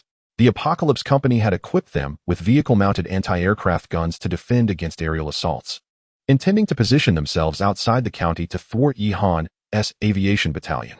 However, as soon as the artillery fired, they took cover, shrinking back into their lairs, paralyzed by fear. Their anti-aircraft positions appeared almost farcical. Meanwhile, the Dragon Helicopter 8L swiftly reached its designated zones, where the 116 soldiers of the Cavalry Special Operations Company split into 2 teams of 58. Hans Huang was in charge of Tushan County, while Jintai led the mission in Jiaolin County. Each team was further divided into 9 squads, with a commanding cavalry soldier as squad leader, who would guide the members in utilizing the vaporized zombie-inducing agents to attract the undead throughout the city, targeting the players of the Apocalypse Company. The players, nestled within the buildings, soon witnessed a bizarre scene. Squads of specially trained soldiers donned in gas masks raced through the city, brandishing smoke grenade-like devices. What are they doing? One player queried, perplexed, addressing his captain. I have no idea. The captain, observing the scene outside, pondered deeply. Before long, he discerned the nature of the peculiar smoke emanating from the soldiers' masks and devices. Goodness! Chemical warfare. Damn it! Yihan is violating the Chemical Weapons Convention. This is definitely toxic. Tell the brothers to sprinkle some urine on their clothes and cover their mouths and noses. Upon hearing their captain's words, the entire building of Apocalypse players was struck with panic, hastily shedding their garments to relieve themselves. Some so anxious that they found it difficult to do so and had to borrow from others. Wait, does urinating actually help? Can't we just use water? I've been feeling a bit overheated lately. This smell is overwhelming. You better listen to the captain. Yihan is using chemical weapons. Do you think water will suffice? We need some remedies. Did you know urine is also a medicinal ingredient? I happen to have virgin urine. It can ward off evil. Come here. Let me share some with you. Alas, that scoundrel Yihan is utterly inhumane. I must report him to the system. Through a chain of whispers, the players of the Apocalypse in the city have resorted to self-defense with diapers. When the aerosolized zombie-inducing agent wafted towards them, these individuals were exceedingly pleased with themselves. Especially their captain. Am I mistaken? They even dared to question my judgment. Is it not evident how effective these diapers are? At this moment, even at the front line of the Apocalypse stronghold, it became fashionable to use diapers as masks to cover mouths and noses. Meanwhile, within the base vehicle, Yihan received reports from reconnaissance soldiers at the front, revealing that players at the stronghold were crafting diapers and adorning themselves with them as accessories. This left Yihan utterly perplexed. Does this aerosol agent possess hallucinogenic properties? I must urgently contact Frost. As an elite special operations unit, we cannot stoop to such disgraceful antics as these rabble. Chapter 104. The zombie tied. Upon receiving the command from Yihan, Han Shuang found herself perplexed. What does the commander mean by forbidding the use of urine pads on the mouth? She murmured to herself. Could it be a miscommunication? Eagle-Eye, while remaining vigilant and scanning the surroundings, casually inquired, "Surely not." Han Shuang shook her head, resolutely dismissing the notion. Who is the commander? Such a trivial mistake could not possibly be made. She promptly issued orders to all squad members. The Cavalry Special Operations Unit must refrain from using urine pads on their mouths. As Han Shuang disseminated the command, the cavalry members scattered throughout the county town received the alert. Meanwhile, the Apocalypse players prepared their protective measures, tracking the movements of Han Shuang's team amidst the dense fog of the vaporizer. At this moment, they remained unaware of the ominous implications of the grayish-white smoke that enveloped them. When the Apocalypse leaders learned that the incoming Special Operations Unit comprised only 100 men, they brushed it off. Ensure the front lines are alert. The Apocalypse players within the city shall immediately strike and annihilate the encroaching enemy squad. Following the issuance of the command, the Apocalypse players concealed within the buildings of the county town sprang into action, each taking to their vehicles to scour the city in search of the Special Operations soldiers.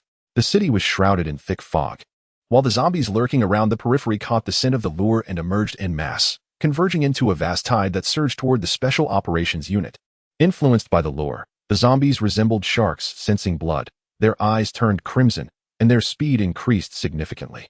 It was evident that the virus within them had been activated, driving them instinctively towards the source of the lure. Seeing their objective achieved, the soldiers of the Special Operations Unit maneuvered their MRAPs towards the rear of the Apocalypse players' position. Hot on their heels were the Apocalypse players from within the city, closely followed by a horde of zombies numbering in the hundreds of thousands.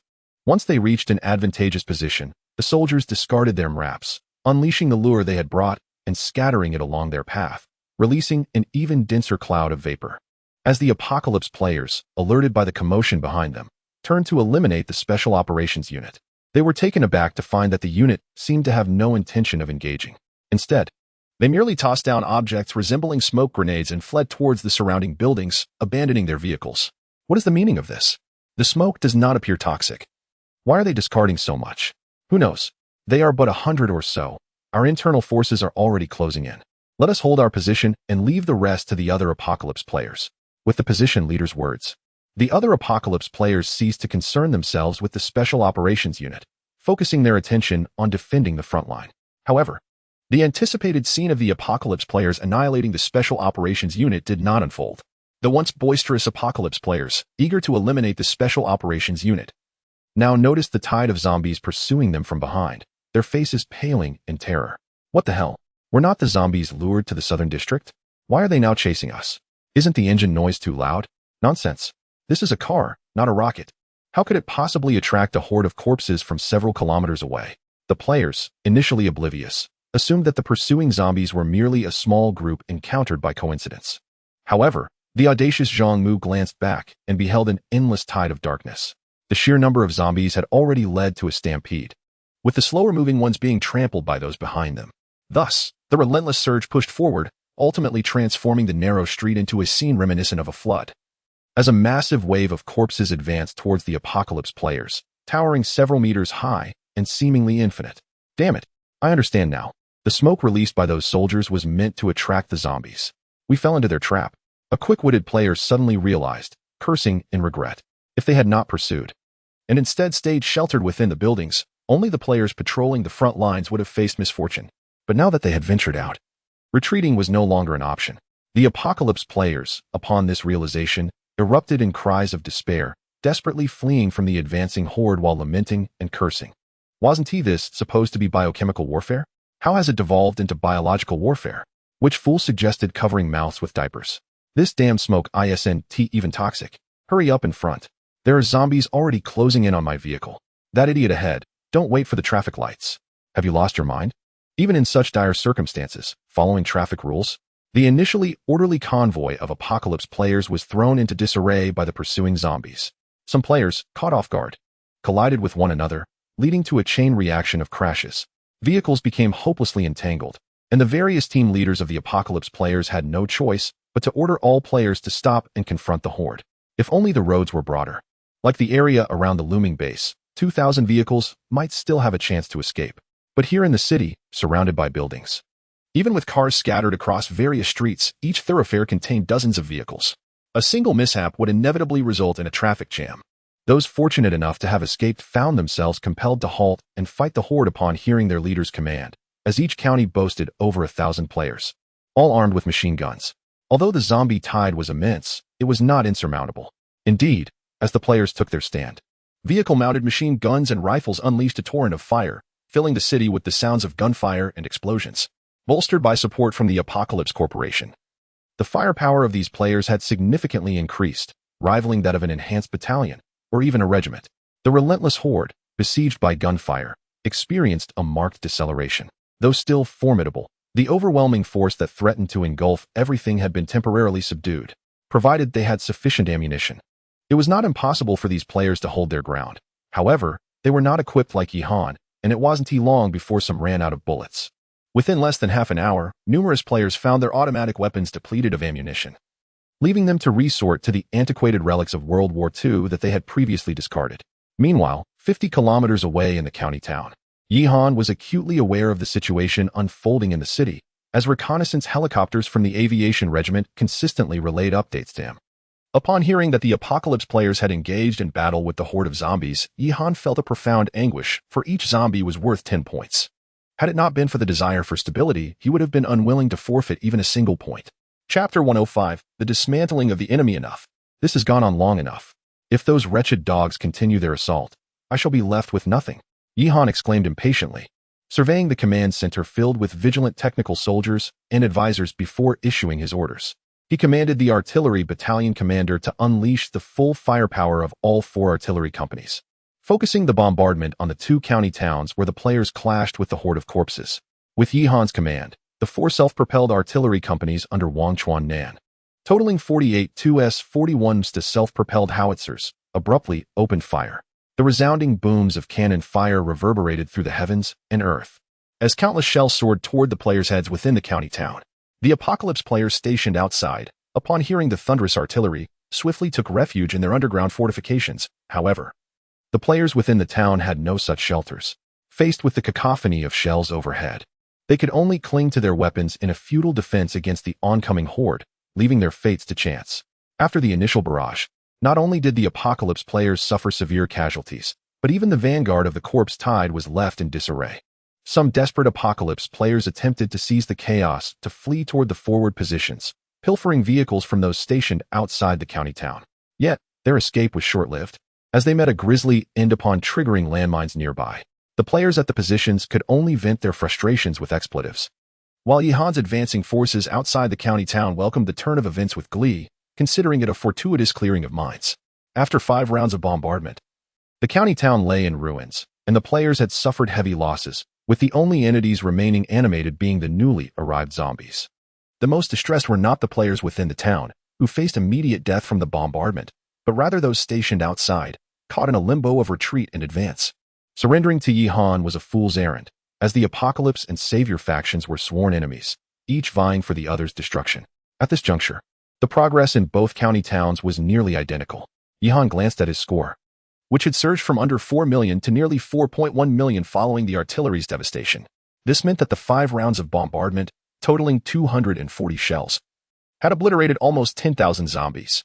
This not only showcased the formidable power of the 2S-41's self-propelled howitzer, but also hinted at the overwhelming number and density of zombies within the town. With the artillery fire concluded, the tank battalion, in concert with the infantry companies, began their slow advance toward the county town. In front of Chuhua County, a meticulously organized convoy of 24 infantry fighting vehicles accompanied by 24 tanks rolled down the highway. The Apocalypse players stationed at the intersection, witnessing the approaching juggernaut, were filled with despair. Their adversaries were already well-equipped, and now their own backyard was ablaze. This battle was no longer winnable. A few terrified players, fearing the torment ahead, chose to end their own lives with a bullet, while the majority resigned themselves to a desperate last stand with whatever equipment they could muster.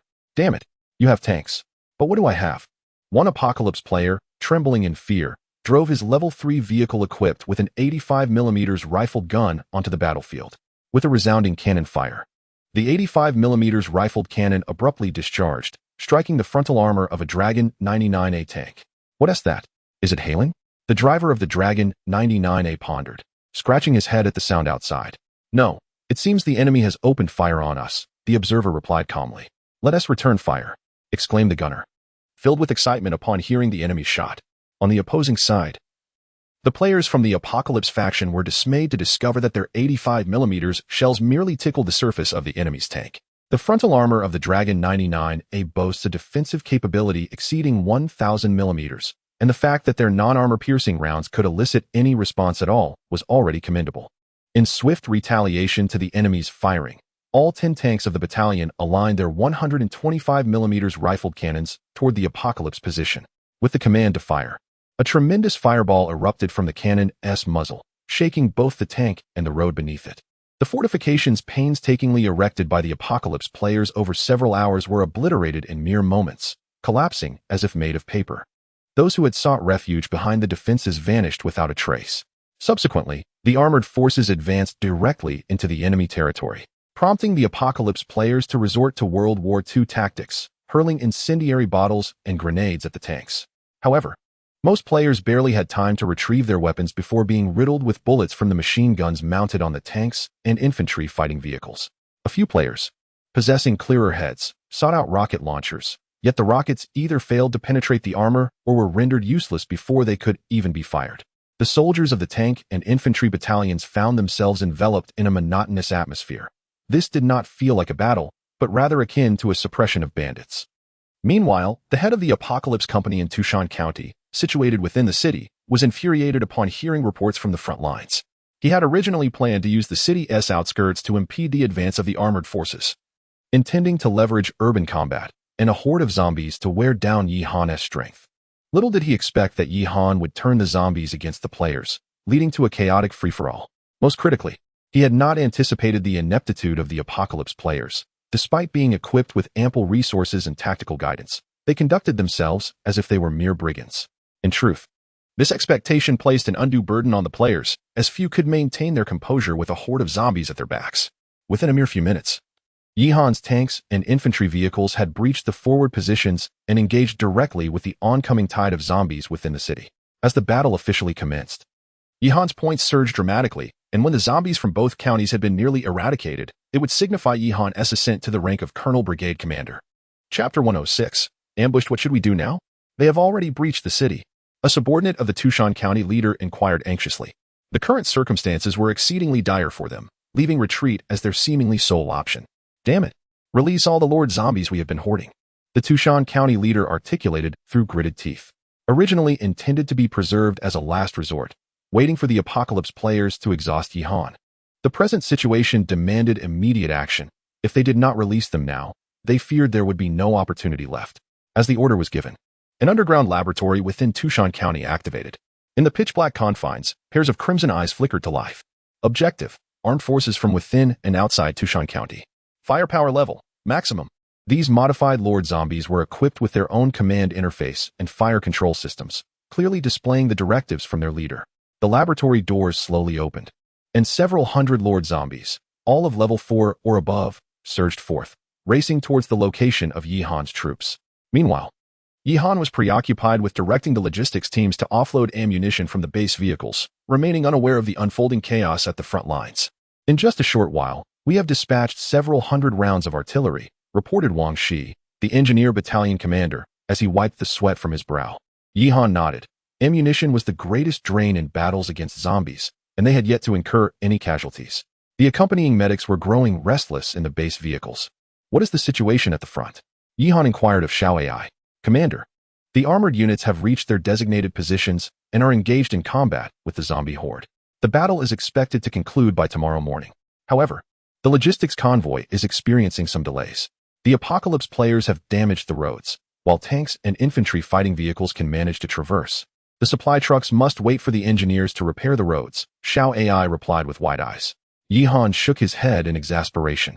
These Apocalypse players were like cockroaches, unable to be defeated but persistently bothersome. Have the engineers expedite the repairs, Yihan commanded. By the way, what is the status of the Special Operations Battalion? The Aviation Regiment has dispatched transport units to retrieve them. They should return shortly, Xiao Ai answered. Yihan pondered in silence for a moment before suddenly instructing Xiao Ai, immediately contact Hans Wang and Wang Sheng. Instruct the Special Operations Battalion and the Reconnaissance Unit of the Aviation Regiment to penetrate deeper into the county and locate the Apocalypse Corporation. Capture the leaders from each county. This task must be accomplished at all costs. Previously, Yihan had failed to detain the leader of Shilin County, who had escaped swiftly. However, he was certain that the leaders of Tushan and Jiaolin counties were still within the city, directing the battle. Such an opportunity was not to be squandered. As the old adage goes, to capture the thief, one must first seize the king. By apprehending the leaders of the two counties, he could glean invaluable information regarding Chongkong City and the Apocalypse Corporation itself. Upon receiving the command, the Special Operations Battalion and the Reconnaissance Unit of the Aviation Regiment sprang into action. 6 Dragon ZH-8L transport helicopters, in conjunction with 12 Dragon ZH-20s, first arrived at various buildings where the Special Operations Team was stationed to retrieve them, and then swiftly flew towards the heart of the county. At that moment, the entire county was engulfed in the cacophony of artillery fire and gunshots from tank and infantry battalions, rendering it nearly impossible for the Apocalypse players to notice the helicopters overhead. Even if they did, what could they do? The Apocalypse players had suffered significant losses and were consumed with thoughts of escape. It was estimated that they would reach their destination in 5 minutes, disembarking 100 meters from the side of the building. At this time, Hans Wang was seated in one of the Dragon ZH-20s, gazing at the Apocalypse Corporation building in the county center. Received. We. The pilot was about to respond to Hans Wang when suddenly, the radar emitted a series of urgent beeps. Everyone in the cabin was drawn to the abrupt sound, and they saw multiple red dots rapidly approaching the aircraft on the radar. The pilot quickly reacted, raising his gaze towards the distant horizon. They beheld several missiles, trailing flames, hurtling towards the helicopter. A glint of determination flashed in the pilot's eyes as the Dragon ZH-20's passive defense system instantly activated, and the infrared jamming devices were set in motion. Several missiles lost their targets due to the interference and plummeted to the ground, while the remaining ones were intercepted and destroyed by projectiles launched from the Dragon ZH-20. With the threat neutralized, the pilot chuckled disdainfully, yet Hans Wang felt an unsettling disquiet. He scrutinized his surroundings and was suddenly confronted by a bizarre sight. Dozens of unidentified creatures, sporting leathery wings and resembling humans in physique, but bearing faces akin to zombies, were hurtling towards the helicopter formation. Most alarming was the fact that these peculiar beings were equipped with what appeared to be rocket launchers. At Hans Wang's signal, the pilot also noticed the creatures, and his pupils constricted in alarm. Damn it! Iron Eagle calling Red Falcon. Iron Eagle calling Red Falcon. Evade quickly. Please, evade quickly. As the pilot observed one of the unidentified entities charging towards the Dragon ZH-20 codenamed Red Falcon, he shouted into the communication device. However, the pilot of Red Falcon was a moment too late in reacting.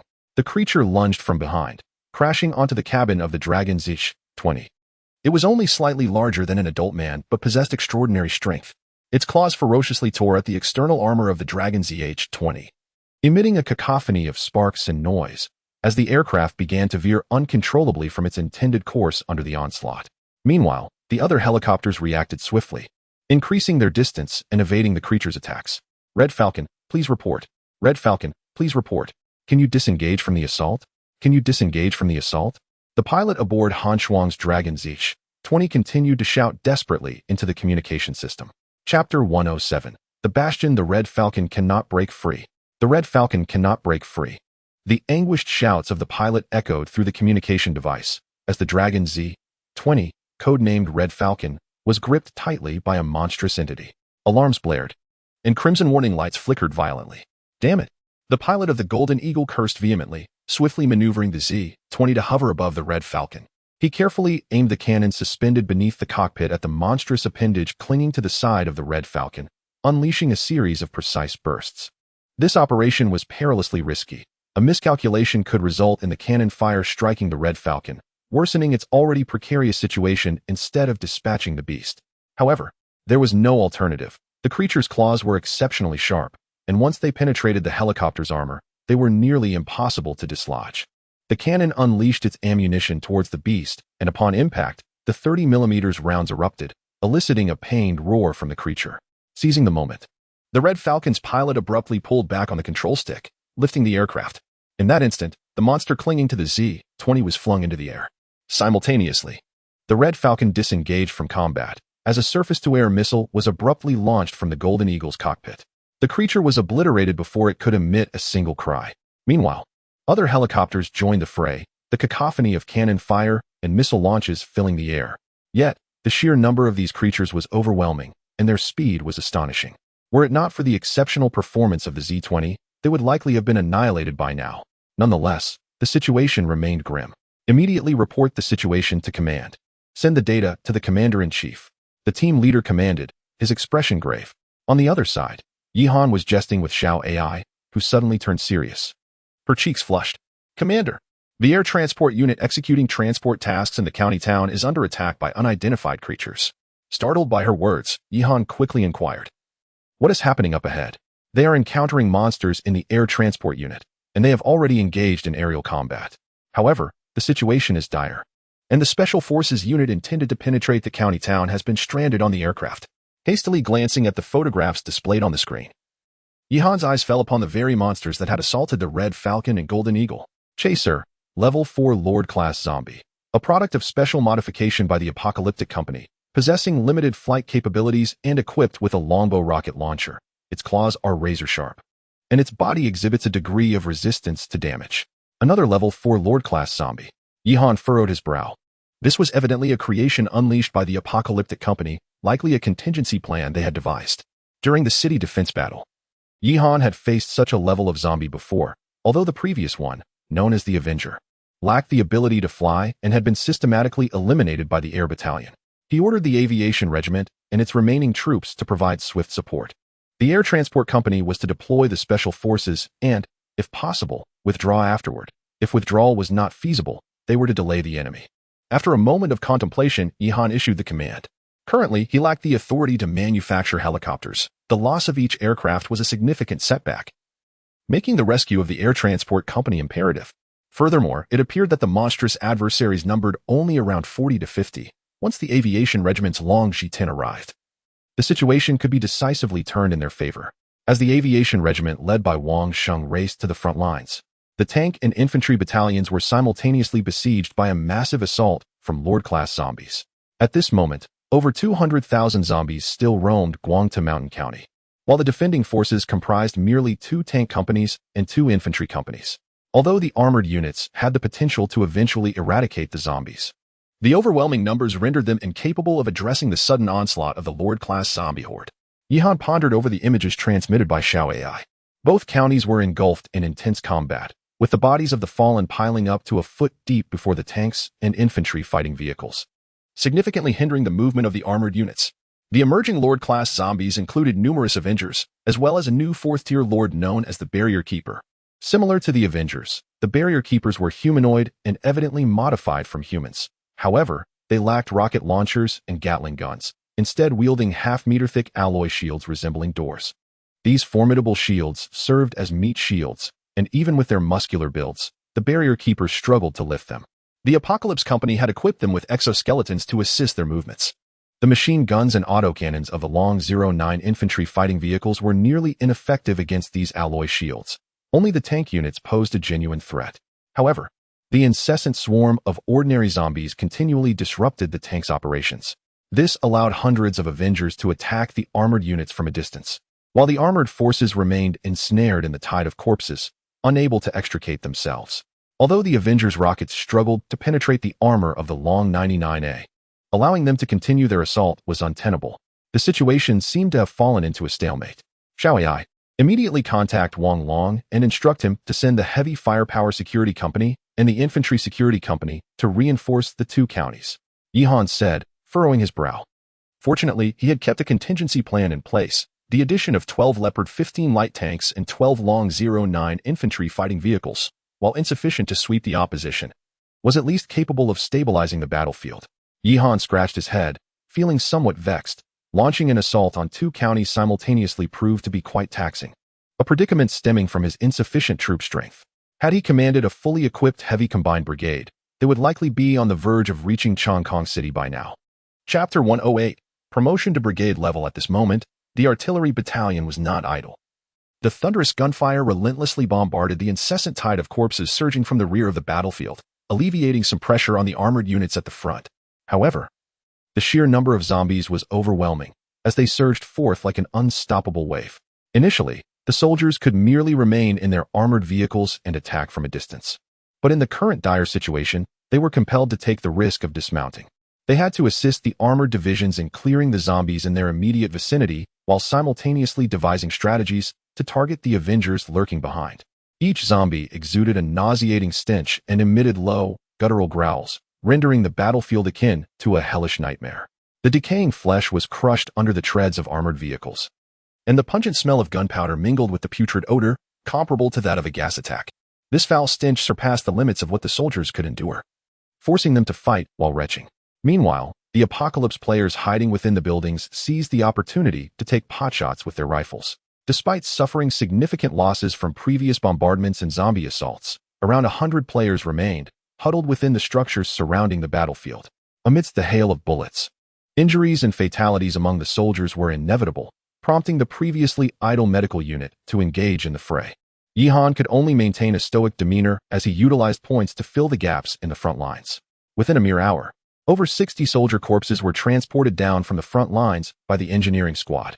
This amounted to the decimation of nearly half a company. While such casualty rates were commonplace in conventional warfare, for Yihan, this was the first time he had faced such grievous losses. Even though the fallen soldiers could be immediately replaced through the system, to Yihan, they were not merely points. They were living, breathing individuals. In the words of a certain CEO, they were brothers. In the words of a certain streamer, they were family. In terms of version T0, they were comrades. Faced with the deaths of half a company's worth of family, brothers, and comrades, how could Yihan not feel rage? However, the benefits of the two-front conflict became apparent. The original 4.5 million points had surged to 8 million due to the ongoing battles at the front, leaving Yihan only 2 million points away from his promotion to Colonel Brigade Commander.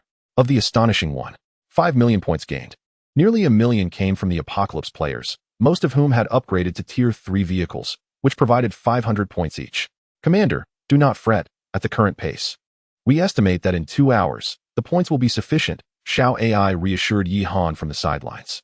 Yihan nodded in acknowledgement, refraining from further words, and silently lit a cigarette, his eyes filled with a murderous intent. Before long, 2 hours passed, and Yihan's points finally surpassed the 10 million threshold. Commander, shall we promote to Colonel? Xiao AI inquired, her eyes wide with anticipation. Yihan took a deep breath and replied solemnly, promote. With Yihan's confirmation, the points displayed in the column instantly dropped to 0, followed by Xiao AI's notification. Congratulations, Commander, on your successful promotion to Colonel Brigade Commander. 10 million points required for the promotion have been deducted. You now possess the authority of a brigade commander. Under the brigade configuration, you may command 5 fully staffed combat regiments, each with a maximum capacity of 600 personnel, allowing for a total brigade strength exceeding 13,000. The maximum summonable logistics soldiers has been increased to a battalion level, totaling 520 personnel. Logistics troops, engineering units, and special forces do not occupy brigade slots. The Level 6 marketplace is now open, and brigade commander gift packs have been issued, containing a full uniform set, a custom M1911A1 pistol, a magnetic infantry unit of 120 personnel, an army rocket flying unit of 120 personnel, and 1 random hero character draw. As Xiao AI's voice faded, Yihan's military attire was instantaneously replaced. If the previous Commander S uniform could be described as handsome, the Brigade Commander S uniform radiated an aura of grandeur. In addition to the uniform jacket and trousers, a heavy military green cloak appeared behind Yihan, and a pair of sunglasses materialized in the upper pocket. The customized M1911A1 was particularly to Yihan's liking, with its grip crafted from fine rosewood, engraved discreetly with the initials Yihan. This item evidently held more value as a collector's piece than for practical combat use. However, Yihan was more intrigued by the other 2 rewards from Xiao AI, the magnetic infantry unit and the army rocket flying unit. The soldiers previously exchanged through the system were quite ordinary, but the names of these rewards hinted at a touch of science fiction.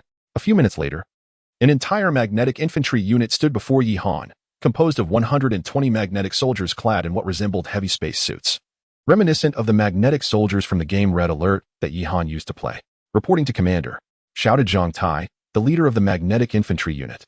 Stepping forward, please describe your equipment and capabilities, Yihan inquired, nodding. Reporting to Commander, each magnetic soldier is outfitted with a 30-kilogram multifunctional uniform, featuring exoskeleton-assisted combat, bulletproof protection, insulation, energy storage, and the ability to emit electricity. The soldiers can release controllable currents of up to 100,000 volts, with a maximum attack range of 200 meters. Yihan was taken aback. What? Pikachu? He thought, astonished. This was akin to Pokemon, and now he had 120 Pikachus at his command.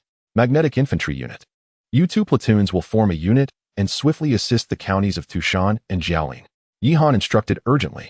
These electrifying soldiers would undoubtedly pose a lethal threat to zombies, even the Lord-level ones, on the front line. Chapter 109. The third-level factory. As the Magnetic Energy Infantry Battalion was dispatched to the front lines, Yihan suddenly heard an unusual rustling sound from above. Soon, a battalion of 120 Army Rocket Infantry descended before him. The so-called Army Rocket Infantry was akin to the rocket infantry seen in Red Alert, with soldiers equipped with individual rocket launchers capable of high-speed maneuvers at low altitudes. However, unlike the rocket infantry from Red Alert, the soldiers before Yihan were outfitted with individual exoskeletons that allowed them to carry both rocket launchers and heavy machine guns. They bore a resemblance to the Hunting Hawk rotary aircraft in the Aviation Battalion, albeit with a smaller target profile and greater agility. Commander Liu Kong of the Rocket Infantry Battalion reporting to the commander. The rocket infantry gradually touched down, and one officer clad in a lieutenant's uniform approached Yihan. Saluting respectfully, Yihan nodded. These rocket infantry were remarkably swift.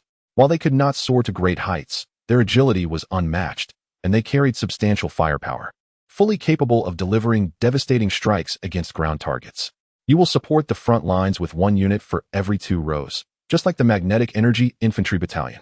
After issuing the operational command, Yihan returned to the command vehicle, awaiting news from the front. With the Magnetic Energy Infantry, the Rocket Infantry, and Wang Long's 2 guard battalions joining the fray, the situation at the front was assured to stabilize. The Magnetic Energy Infantry and Rocket Infantry were indeed formidable adversaries to the zombies. While waiting for updates from the front, Yihan opened the communication hall to assess the situation. What is happening in Jiaolin and Tushan? It has been thundering all day long. They're in a fight. Lord Ye's looming army is assaulting the county seat and attacking 2 counties at once. Good heavens, that is impressive. Our convoy is still lingering in the town while Lord Ye has already taken 3 counties? Huh, does he truly believe he can conquer them all? Tushan and Jiaolin were home to over 3,000 apocalypse players and hundreds of thousands of zombies. In my opinion, Yihan is somewhat overestimating his capabilities. I am an apocalypse player in Tushan, and my vehicle has been crushed by a tank. Who can come to my rescue? Yihan is being unreasonable. With so many Pikachus, how can I fight you? What Pikachus? Has the world system shifted to the Pokemon universe? The communication hall was filled with mostly trivial chatter, and the apocalypse players in Tushan and Jiaolin were preoccupied with battle, leaving few to engage in discussions. Finding little of interest, Yihan turned to the system shop of Little AI, where he noted an abundance of new units available. The first was the Magnetic Energy Infantry, priced at 200 points, 400 points more than the elite cavalry of the 141st Special Forces, nearly the cost of an M2 infantry fighting vehicle. This unit was classified as a special troop type, not consuming slots from 1S brigade-level personnel, with a maximum summonable number of 120. However, with the Magnetic Energy Infantry Battalion already in existence, Yihan would have to wait until casualties occurred before he could exchange for them.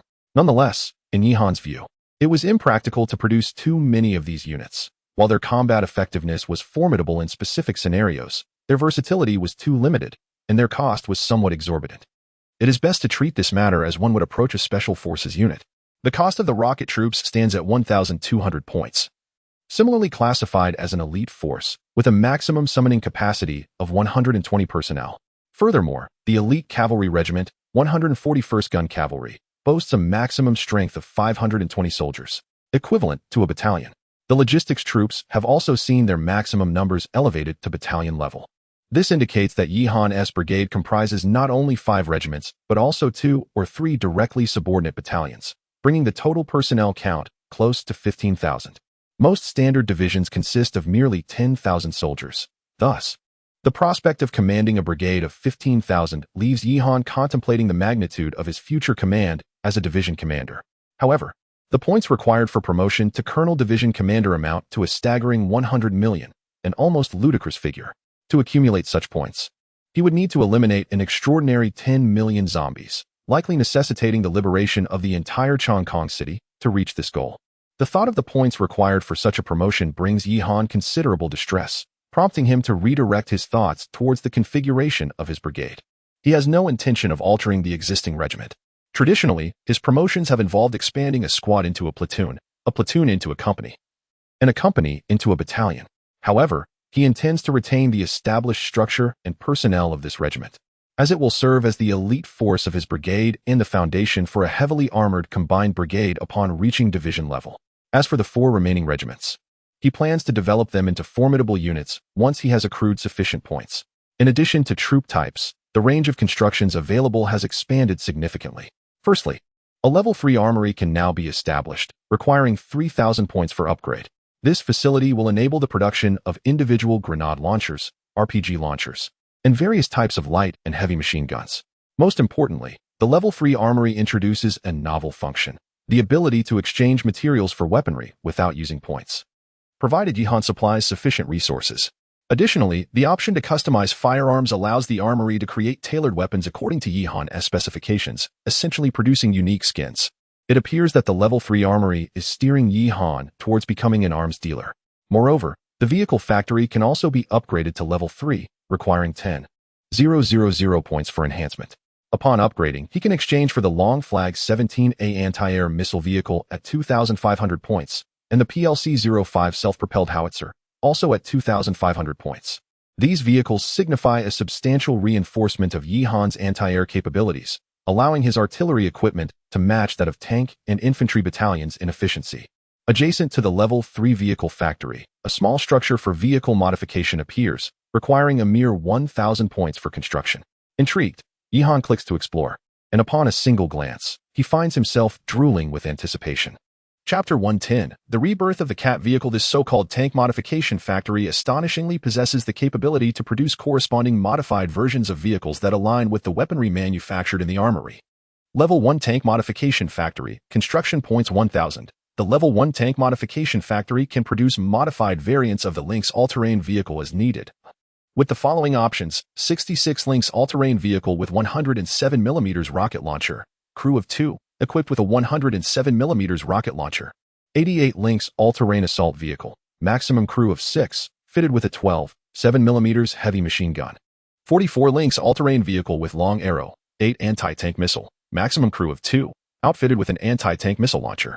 66 Lynx all-terrain vehicle with 120mm howitzer, maximum crew of 2, equipped with a 120mm howitzer.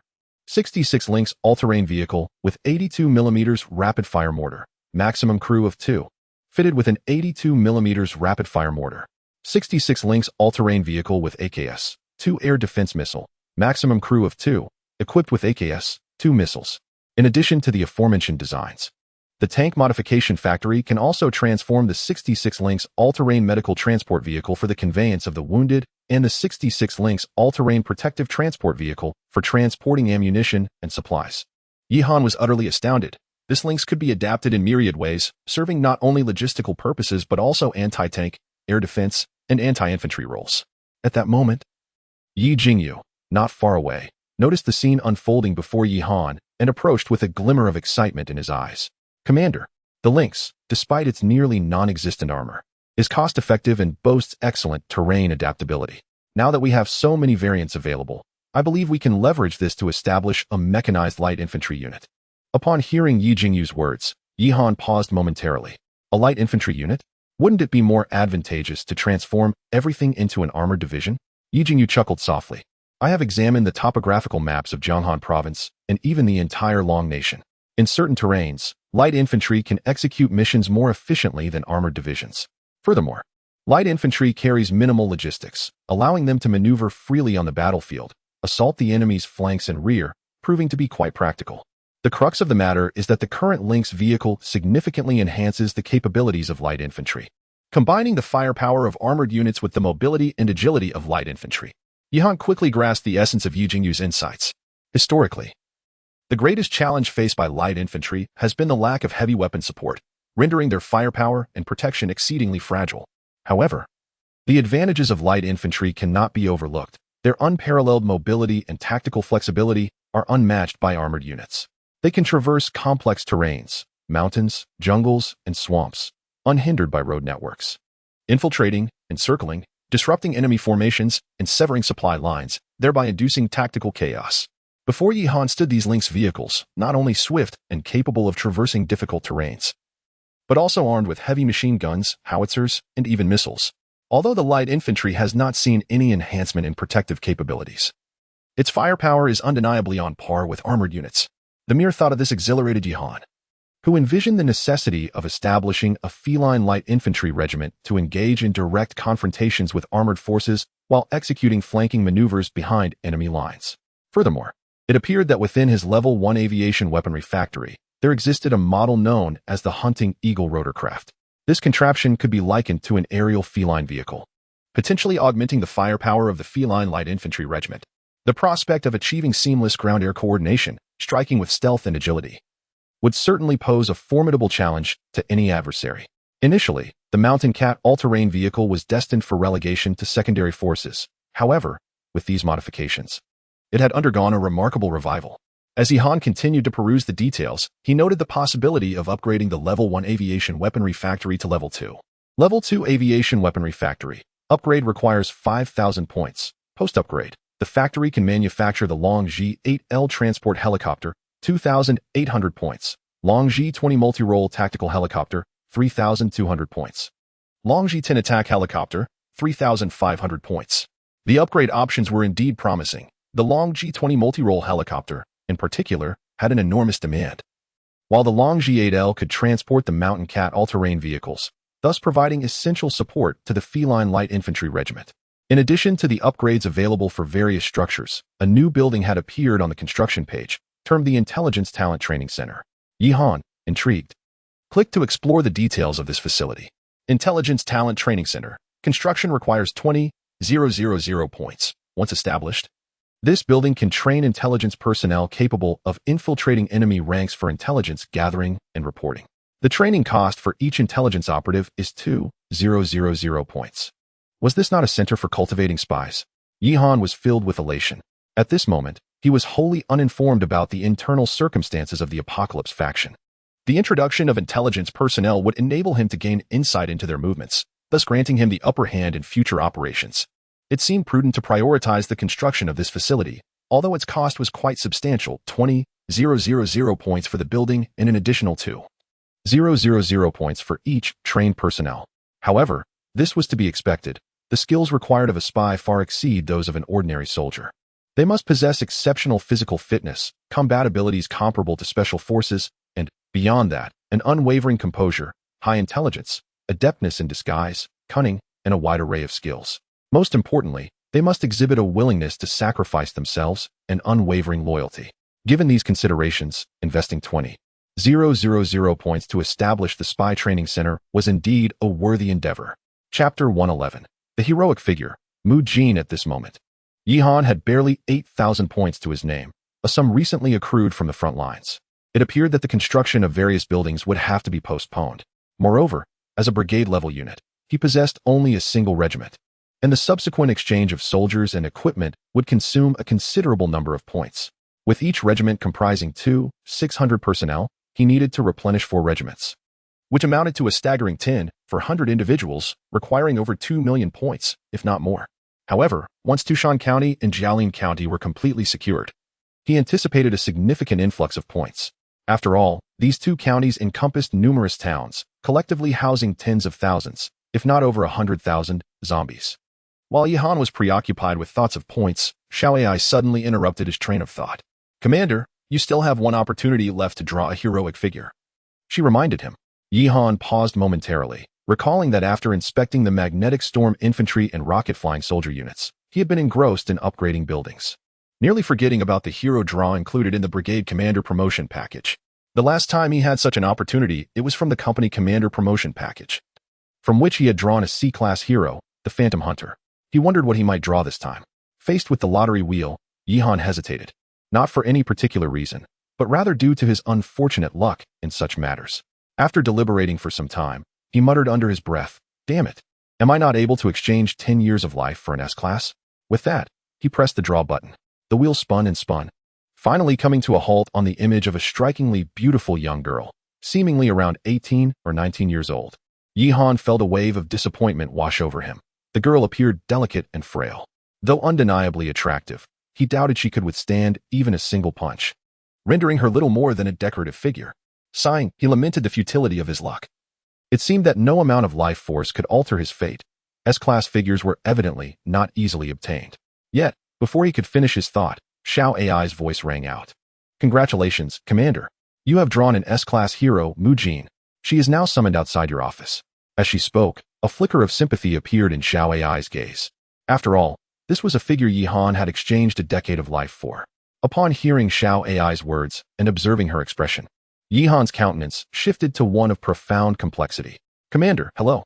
At that moment, the office door swung open and the newly summoned Mu Jin peeked in, her lovely face brimming with curiosity. However, upon seeing her, Yi Han reacted as if he had seen a ghost. Rushing forward to firmly grasp Mu Jin's head and attempt to push her back out. Hey, Commander, what are you doing? Mu Jin exclaimed, startled by the sudden turn of events. Damn it, I want a refund. Xiao Ai, return her. I refuse to trade 10 years of life for this. Upon witnessing the scene, the little AI on the screen felt somewhat helpless and promptly offered reassurance to Yi Han. Commander, once summoned, there is no turning back. Moreover, let us approach this scientifically. The strongest commander has not diminished your lifespan. It is merely a psychological effect, so consider it as your safety net arriving. At that moment, Yi Han was at a loss, feeling like crying without tears. He could only offer a bitter smile, resorting to this self-comfort, and subsequently abandon the thought of returning Mu Jin. Mu Jin, having grasped the situation, puffed up with indignation and exclaimed to the little AI. Hey, Xiao AI, the commander does not welcome me. Since he wishes to return me, why not just fulfill his request and get rid of me? Xiao Ai, rendered speechless, took a deep breath to suppress the urge to scold. It was all a misunderstanding. You should focus and perform your duties diligently. Hearing this, Mu Jin pouted, her face still etched with grievance and defiance. Yi Han then realized that rather than dwelling on his irrevocable 10 years of lifespan, it would be far more prudent to serve the esteemed S-rank hero before him. After all, she was 3 ranks above the likes of Phantom, and offending her would be truly unwise. Rubbing his hands together, Yi Han awkwardly smiled. Mu Jin, right? I was just overly excited to see you. This was indeed a misunderstanding. Mu Jin rolled her eyes in response, her tone dripping with sarcasm. Got it, Commander. Her expression clearly displayed lingering annoyance. Yet considering her status as an S-rank, she could hardly expect Yi Han to treat her with excessive kindness. At the very least, a modicum of respect was warranted. Initially, she had greeted Yi Han cheerfully, unaware that he would wish to return her upon their first meeting, which felt quite insulting. Yi Han sighed internally. It might be better to address the matter directly. How about this? To make amends for the earlier incident, feel free to request something or choose an item, and consider it my compensation. Upon hearing this, a glimmer of delight sparkled in Mu Jin's beautiful eyes. She then lifted her small face to survey the office, her gaze sweeping around the room until it settled on Yi Han's waist. Realizing her expression, Yi Han understood that she had found something she desired. Just as he felt a sense of relief, he suddenly sensed something amiss. Why was she staring at his waist? Could it be, Commander? I want this. Mu Jin exclaimed, her starry eyes sparkling as she pointed at Yi Han's waist with her delicate finger. Before Yi Han could respond, Xiao Ai could no longer contain herself. Hey, what do you mean by that? I'm still here. Can't you at least avoid me if you're going to flirt with the commander? Yi Han felt a bit awkward. This item might not be appropriate to give you at the moment. Perhaps we could wait until evening? Chapter 112. The inheritance of the apocalyptic player. Upon hearing the conversation between Yi Han and Xiao Ai, Mu Jin could not help but roll her eyes. You are overthinking this. I simply desire the commander's gun. Just as the words left her lips, Xiao Ai erupted in a tirade. You shameless hussy. I will return you this instant. Mu Jin responded with exasperation. I am referring to the handgun with the Wang Wali handle at the commander's waist. Only then did Yi Han comprehend what Mu Jin truly sought. He swiftly retrieved his custom-made Lieutenant Colonel's handgun from its holster and handed it to Mu Jin. Eagerly, Mu Jin accepted it, examined it briefly, and nodded in approval. The M1911A1 handgun, with a handle crafted from aged Wang Wali featuring a landscape pattern. While its practicality may be greatly diminished, it is undeniably exquisite and quite suitable for collection. As Yi Han observed Mu Jin appreciating the firearm with the demeanor of an antique connoisseur, a pang of anxiety struck him. Could her S-grade skill possibly be that of treasure appraisal? Xiao Ai, noticing the exchange, also grasped the situation and ceased her outburst. She leaned towards Yi Han and whispered, Commander, you have just unlocked the hero-level character affinity system. Subsequently, you can enhance the affinity of hero-level characters through gift-giving or conversation. Should the affinity drop to its lowest point, while the hero-level character will remain loyal, they may descend into a state of depression, or even take their own life. Conversely, reaching peak affinity allows for the possibility of courting the hero character. Upon hearing that he could court a hero character, Yihan's immediate thought was of Ghost. He hurriedly opened the affinity panel, discovering that Ghost's affinity stood at 50. Being with you is akin to being with a tiger. Thankfully, it was still manageable. Had Ghost's affinity reached its maximum, it would have posed a significant problem. Yihan patted his chest in relief. If Ghost's affinity were to soar to 100, with sentiments deep enough to be unwavering, Yihan would truly be unable to bear it. Fortunately, he had ensured that the research department would diligently study Ghost. Contemplating this, Yihan glanced at Mu Jin's affinity, which was slightly higher than Ghost's, displayed as 60, a chance encounter. Xiao AI, please provide an introduction to this S-grade hero character. She is not, by any chance, a master of treasure appraisal, is she? Yihan inquired. Report, Commander. This hero-level character is classified as S-grade, named Mu Jin, female, aged 19, with a lively personality. She possesses the command capabilities of a martial and exceptional strategic judgment. Her unique ability is foresight, enabling her to periodically predict the future trajectory of developments. However, Mu Jin lacks in individual combat prowess, ranking only as a B-grade combat hero.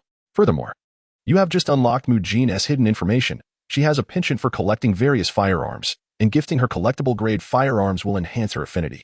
Elated by Xiao AI's introduction, Yihan realized what he was currently lacking, a commanding talent. Although the army had reached the brigade level, while Wang Hu held the rank of major, he was no longer able to command effectively. Yi Jingyu, despite being a colonel, was merely a staff officer, lacking in on-the-spot command abilities. The inclusion of Mu Jin would not only fill the void in top-level command personnel, but her diverse capabilities were perfectly tailored for leading an army. Even her weaknesses surpassed those of a specter, which speaks volumes about the formidable nature of S-rank individuals. Mu Jin, from henceforth, you shall serve as the chief of staff and deputy commander of the entire brigade, overseeing all military affairs. Simultaneously, Yi Jingyu will assume the role of deputy chief of staff to assist you in managing military operations, Yihan stated as he turned to Mu Jin. Accepting Yihan's handgun, Mu Jin dismissed the earlier unpleasantness, her countenance now etched with seriousness upon receiving Yihan's command. Yes, Commander.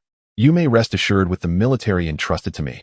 Now that Mu Jin has ascended to the position of deputy commander, she will temporarily fulfill the role of brigade commander. Should a more suitable candidate emerge in the future, or should Mu Jin accrue further experience, she will graciously step aside to allow for a successor, while continuing her duties as the overall commander of the military. As for Wang Hu, he is no longer fit to serve as brigade commander. As a major, he is limited to managing regimental affairs, which already poses considerable challenges. According to the Army Officer Training Center's guidelines, a major is more appropriately suited to command battalion-level units. It seems I must either cultivate a new generation of officers or consider promoting Wang Hu. As Mu Jin descended to the staff office to arrange various matters, Xiao AI reported to Yihan. Commander, the Special Operations Unit has commenced its mission, while the Aviation Battalion has successfully eliminated enemy aerial targets and is now returning. The ground forces in Chushan County, with the assistance of the electromagnetic infantry and rocket-flying soldiers, have eradicated the enemy's Lord-level zombies and are currently clearing the remaining hordes. The remaining Lord zombies in Jialing County are dwindling, and their extermination is anticipated shortly. Upon hearing Xiao AI's report, Yihan nodded. The outcome aligned closely with his expectations. The electromagnetic infantry and rocket-flying soldiers are indeed the nemesis of zombies. No matter how robust the defenses of the barricaders or how vast the scale of the zombie tide, the current unleashed by the electromagnetic infantry is indiscriminate, and the aerial threat posed by the rocket-flying soldiers is substantial. In light of this, let us rally our efforts and instruct the cooks to deliver lunch to the battlefield, Yihan instructed. Additionally, there is another matter at the front. Many relatives of the apocalyptic players were left behind in the county after their elimination. The engineering battalion has since secured them. What course of action should we take now? Yihan pondered this issue deeply. The world system had previously brought all players' relatives into the fold. And with the extermination of the apocalypse players, their kin now find themselves without support, lacking the rights to participate in the game as the players do. By status, they resemble survivors of this world, yet they cannot be treated as such, for Yihan is their adversary. Yihan felt a wave of frustration. These individuals likely number in the thousands. While exterminating them en masse would simplify matters, it would be excessively brutal. After all, population constitutes productivity. It is far more advantageous to utilize them than to eliminate them. Moreover, should word of such a massacre reach other players, Yihan would become a target of animosity. His army must uphold the mantle of righteousness to justify its actions. Committing acts of slaughter against civilians would undermine his moral standing and inevitably lead to a loss of authority. A certain nation of squids serves as a striking example. Chapter 113. 2 million points. With this thought in mind, Yihan reached out to Yi Ruoxue, who was at the base. The matter of accommodating and managing survivors was precisely Yi Ruoxue's forte. It was most fitting for her to devise a plan. At that moment, Yi Ruoxue was diligently managing the production efforts of the survivors at the base. Upon hearing from Feng Xingxin that the commander was seeking her, she promptly answered the call. Yihan lit a cigarette and inquired of Yi Ruoxue on the other end of the line. Sister, we have approximately 4,000 relatives of the Apocalypse players here. How do you suggest we accommodate them?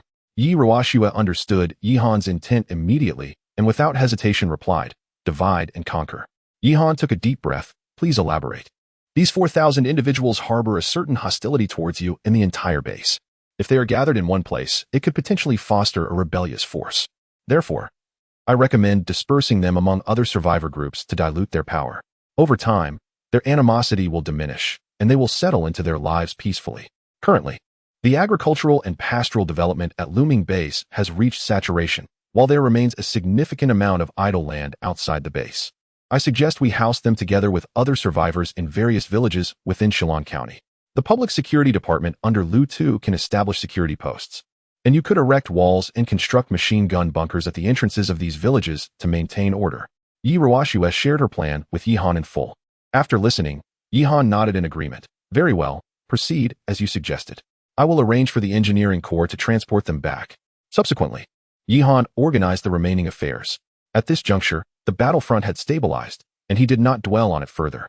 Given the current pace, capturing the two counties was merely a matter of time. The fighting continued until 7 o'clock the following morning, lasting a full day and night. When Yihan rose from his office early that morning, Mu Jin was already waiting with a cup of milk to report on the situation. Mu Jin's physique and appearance were indeed quite pleasing to the eye. She wore a form-fitting white t-shirt on her upper half, while her lower half was clad in loose military trousers, accentuating her slender figure, narrow shoulders, a slim waist, and arms as delicate as autumn lotus roots. Though her bosom was modest, it stood proudly. Her fair face bore a pair of youthful, large eyes that languidly gazed at the ceiling. Yihan found it somewhat peculiar. She seemed more like a decorative vase than someone who could be associated with military command.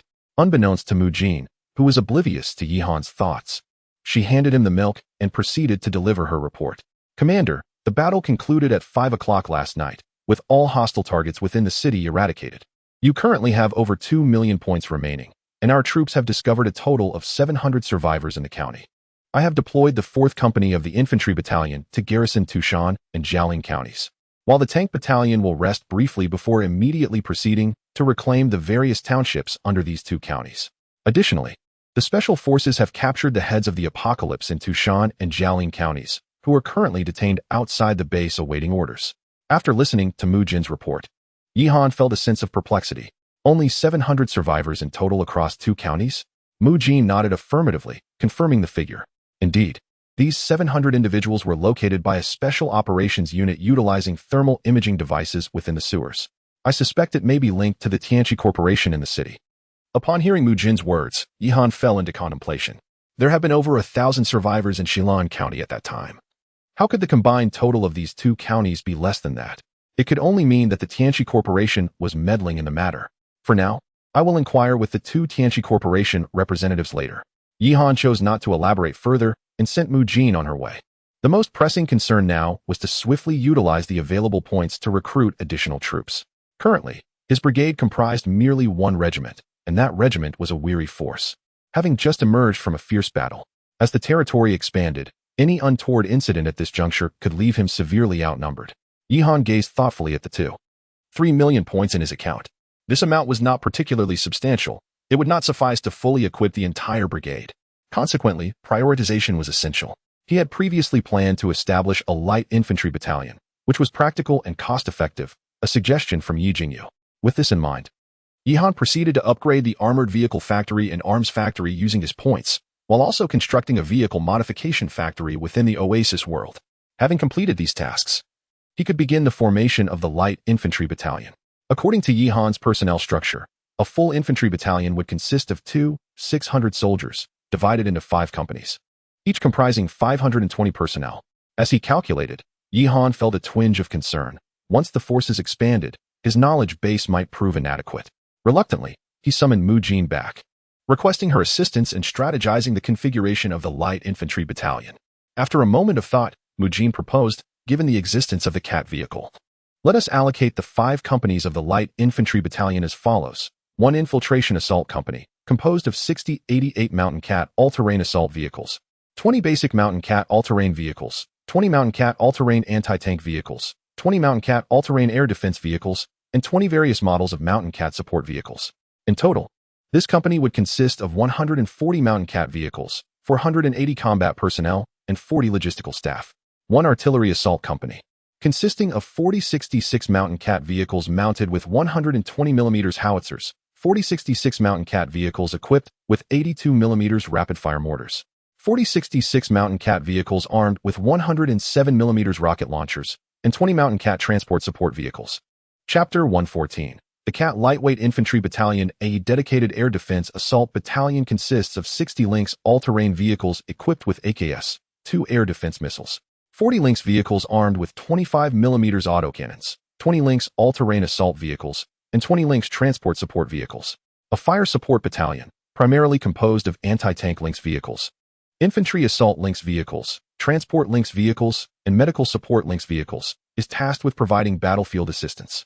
Lastly, let us establish an air transport battalion, optimally utilizing the Long Ji 8L for transporting Lynx vehicles, while also facilitating the deployment of light infantry.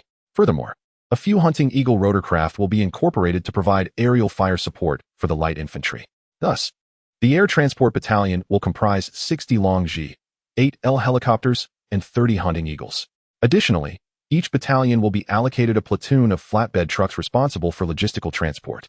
Mu Jin's exposition was remarkably precise, as she managed to organize an entire light infantry battalion for Yihan within mere minutes. After listening to Mu Jin's suggestions, Yihan nodded in agreement. Very well, let us proceed as you have advised.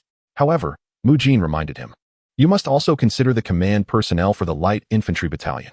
Given the perilous nature of their missions, which often require deep incursions behind enemy lines, it is crucial that the command personnel possess exceptional qualities, and it is imperative to have adequate deputy commanders and supply officers in place. Yihan closed his eyes, contemplating the substantial points at stake. Xiao AI, let us proceed as Mu Jin suggested. Upon hearing Yihan's directive, Xiao AI promptly replied, understood, Commander. We shall commence the procurement of the necessary equipment and personnel. The 5 battalions alone require a total of 560 Lynx vehicles. With only 20 basic models available at 600 points each, the remainder necessitates modifications, with costs ranging from 100 to 300 points. Nonetheless, these prices are relatively reasonable, as the most expensive air defense Lynx vehicle costs a mere 900 points. Altogether, the expenditure for the Lynx vehicles amounts to approximately 400,000 points. Furthermore, the Air Transport Battalion, comprising 60 Long Ji 8L helicopters and 30 Hunting Eagles, totals an expenditure of 186,000 points, making the Air Battalion equivalent in cost to 2 light infantry battalions. This calculation pertains solely to helicopters, excluding fixed-wing aircraft. Next, we must account for personnel. With a total of 600 individuals, adhering to a configuration of 6 ordinary infantry soldiers per squad, 2 machine gunners, and 2 rocket soldiers, culminating in a total cost of 676,000 points. Additionally, the procurement of 50 flatbed trucks incurs an expense of 30,000 points. Ultimately, the establishment of this Cat Lightweight Infantry Battalion will require a staggering total of approximately 3 million points. Yihan's initial 3 million points have been halved in an instant, and this is still the most economical battalion. What lies ahead? Xiao AI, procure 10 major-level command officers, 10 major supply officers, 2 colonel-level command officers, and 2 colonel-level supply officers from the officer training center. Yihan said wearily, waving his hand. Since we've already spent over 1 million, I might as well not skimp on the points for the officers. Understood, Commander. A deduction of 60,000 points will be made, and all officers will be dispatched to the office outside, Xiao AI confirmed. Let them in, Yihan nodded. As Yihan's voice resonated, the sound of orderly military boots echoed from outside the office. A group of young officers, each towering above 6 feet and clad in pristine military uniforms, entered the room. Upon spotting Yihan and Mu Jin, they promptly saluted and collectively greeted, "Commander-in-Chief, good day." "Brigade Commander, good day." The title of Brigade Commander referred to Mu Jin. Although she held the position of Deputy Brigade Commander, being an officer, she was well aware of the nuances of military etiquette. Yihan nodded, and then turned to a commanding officer adorned with the rank of Colonel, inquiring, "What is your name?" "Report to the Commander-in-Chief. My name is Gao Sheng." The Colonel, Gao Sheng, replied with a resounding voice. "Very well, you shall henceforth serve as the commander of our brigade's light infantry regiment, while the other colonel shall be appointed as the deputy commander, and the remaining major officers will be assigned to various battalions. The logistics officer will manage the supply tasks within the light infantry regiment according to their ranks." Upon hearing Yihan's directives, all the officers saluted and responded in unison. "Yes, sir." The 24 officers then departed the office to organize the operations of the light infantry regiment. Curiosity piqued, Yihan followed Mu Jin outside to observe. At that moment, a multitude of armored vehicles had inexplicably gathered on the plains outside the base. These vehicles were either equipped with heavy machine guns of large caliber or mounted with mortars and rockets. Yihan felt a shiver run down his spine. With such modifications, it seemed conceivable that even nuclear weapons could eventually be mounted on these armored vehicles. Additionally, in an expansive area, a total of 50 Longji 8L helicopters were stationed, making Yihan feel as though he were inside an arms factory. Meanwhile, Gao Sheng was busy assigning 600 soldiers to their respective squads and distributing 20 major officers among the battalions. Observing this, Mu Jin suddenly suggested, "Commander, perhaps we should deploy the light infantry regiment to carry out clearing operations in the towns. With 2 counties already liberated and no significant zombie presence, it would be prudent for the tank and artillery battalions to remain at the county borders, both to prevent a surprise attack and to instill a sense of deterrence." Yihan nodded in agreement. Indeed, the road conditions in the towns are not favorable, making it more suitable for the light infantry regiment. Have Gao Sheng establish the regiment's headquarters in Shilin County, while dispatching the remaining forces to thoroughly cleanse Shilin, Tushan, and Jialing counties. After issuing this command, Yihan added, "Post-clearing, ensure that the light infantry regiment maintains a few companies at the borders to set up lookout points, preventing any enemy infiltration." However, upon hearing this, Mu Jin shook her head. "Commander, I believe that may not be necessary." Chapter 115. The leader of the apocalypse. Yihan cast a curious glance at her, pondering. "Now that we have secured territory in 3 counties, should we not establish sentries for protection?" Mu Jin shook her head in response. "What purpose does territory serve? Our primary goal in battling in Tushan and Jiaolin is to garner points and suppress the Apocalypse Corporation, is it not? To retain land at the cost of lives is to lose both land and people. The populations of Tushan and Jiaolin have been relocated to Luming Base and Shilin County. The lands we protect are nothing more than barren wastelands, and it would be a waste of our military strength to engage in futile endeavors." Mu Jin's words enlightened Yihan, who contemplated the situation before inquiring, "But what if the Apocalypse Corporation infiltrates? We need only garrison Tushan and Jialing counties. Our defensive focus should remain on Shilin County and Luming Base. Should the Apocalypse Corporation stealthily approach Shilin County, it would be akin to walking into a trap. They would then face not only the forces from Shilin County, but also be encircled by troops from Tushan and Jialing. Moreover, with our current population, the land resources in Tushan and Jialing are scarcely utilizable. There is no need to concern ourselves with it. We should simply transport the resources from the various counties, allowing them entry to the land if they wish. I believe they are not foolish enough to eliminate our forces while they occupy so much land for cultivation, ultimately benefiting us instead." As Mu Jin spoke, she shook her head, exuding an air of confidence regarding the situation, which was rather charming. Seeing her assured demeanor and the logic in her argument, Yihan refrained from further comments. At that moment, with the completion of the Cat Light Infantry Regiment, alongside the existing Composite Regiment, he now commanded over 5,000 troops, a considerable force indeed. The establishment of other regiments would have to wait. The Cat Regiment alone had consumed over 1,000,000 points, and with the remaining 1,000,000, he could not produce any units unless they were of the Cat Regiment. Go about your tasks. Also, have Han Zhuang bring me the 2 leaders from the Apocalypse Corporation, Yihan instructed Mu Jin. Not long after she departed, Han Zhuang arrived, escorting 2 men before Yihan.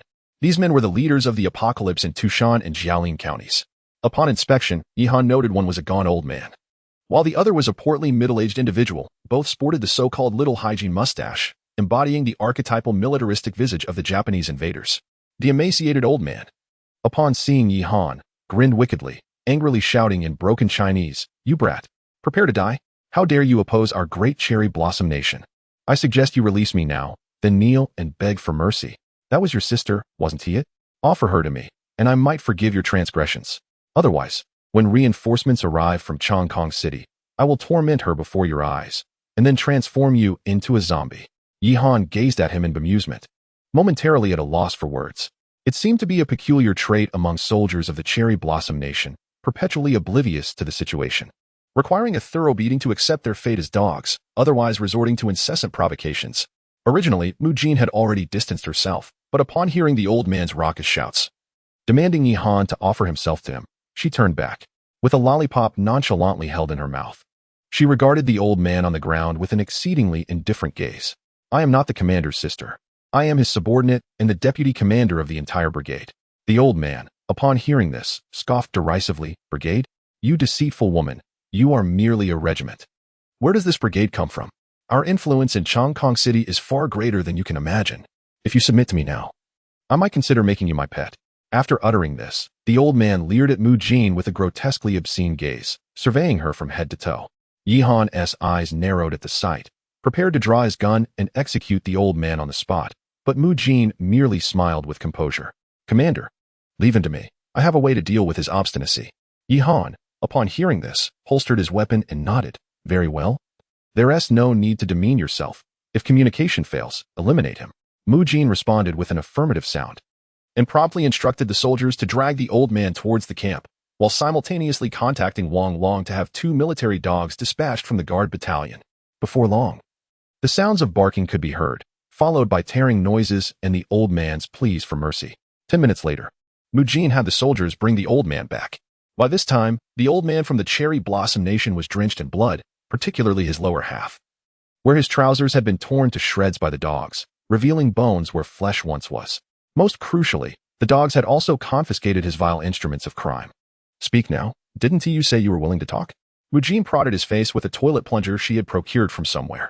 However, the old man merely opened his mouth, then turned his head and succumbed. What? Mu Jin observed, somewhat speechless. He died that easily?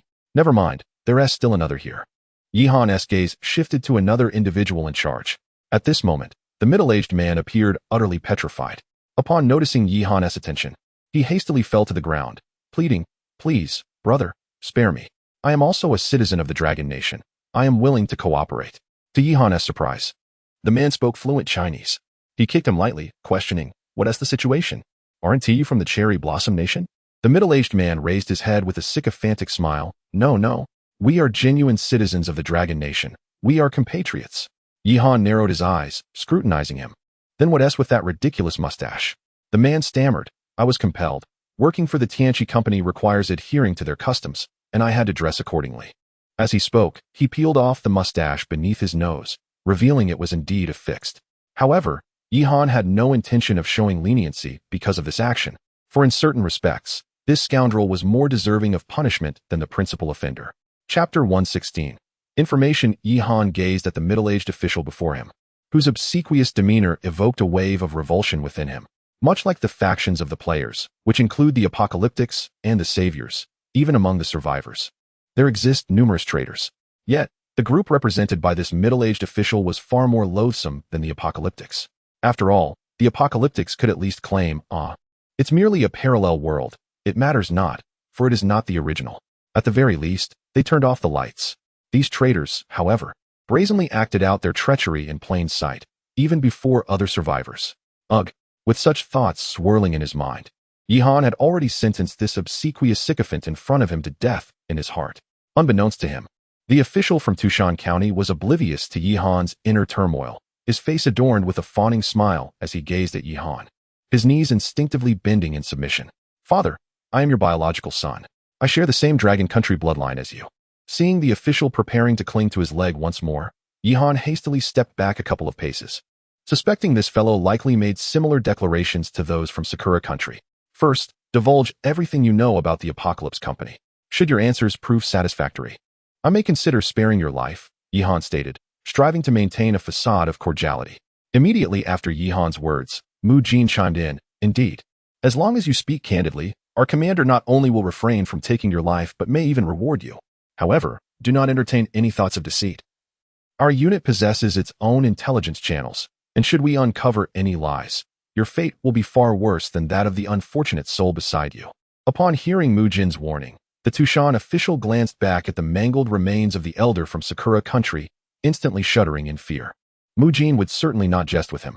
"I shall speak," the Tushan official declared, his expression resolute as he fixed his intense gaze upon Yihan, making Yihan momentarily believe he was a man of loyalty and righteousness.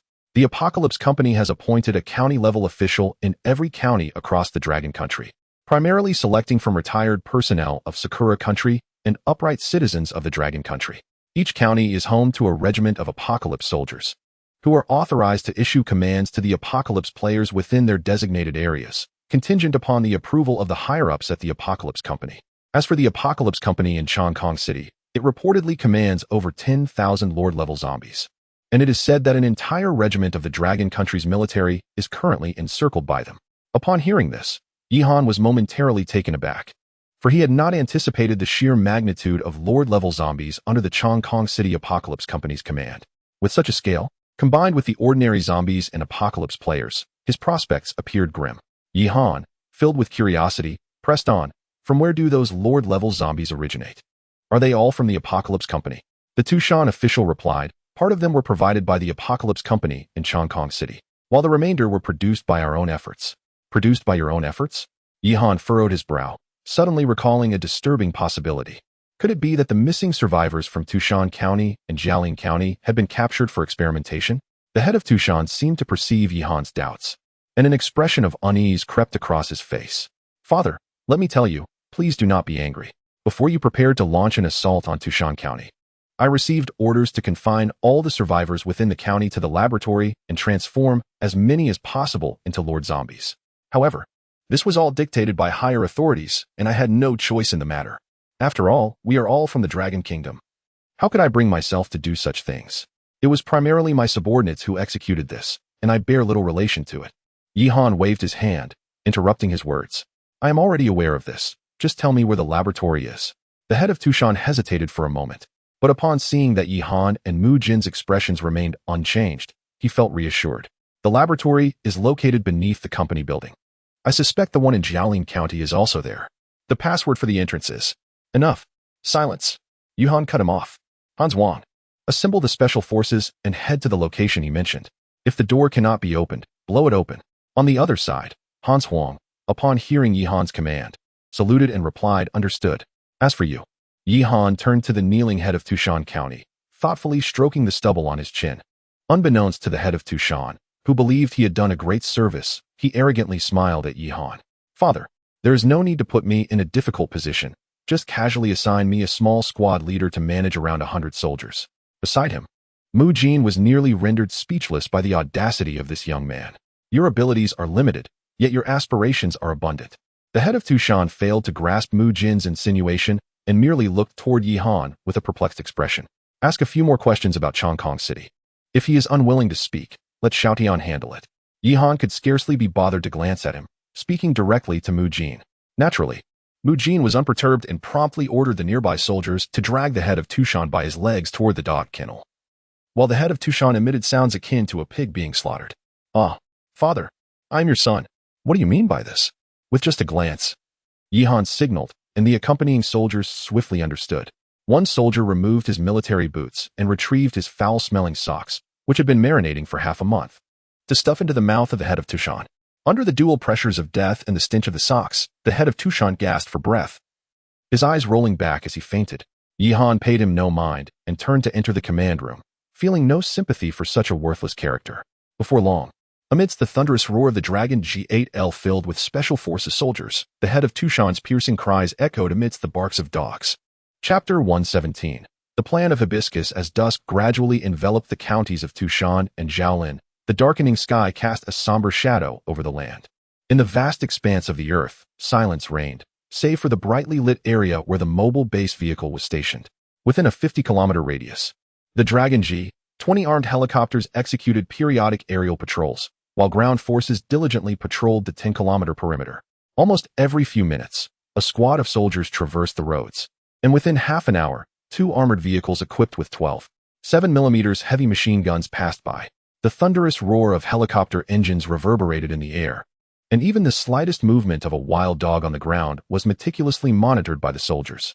The security measures in the vicinity of the mobile base were astonishingly stringent, with watchtowers every 100 meters and sentries every 10.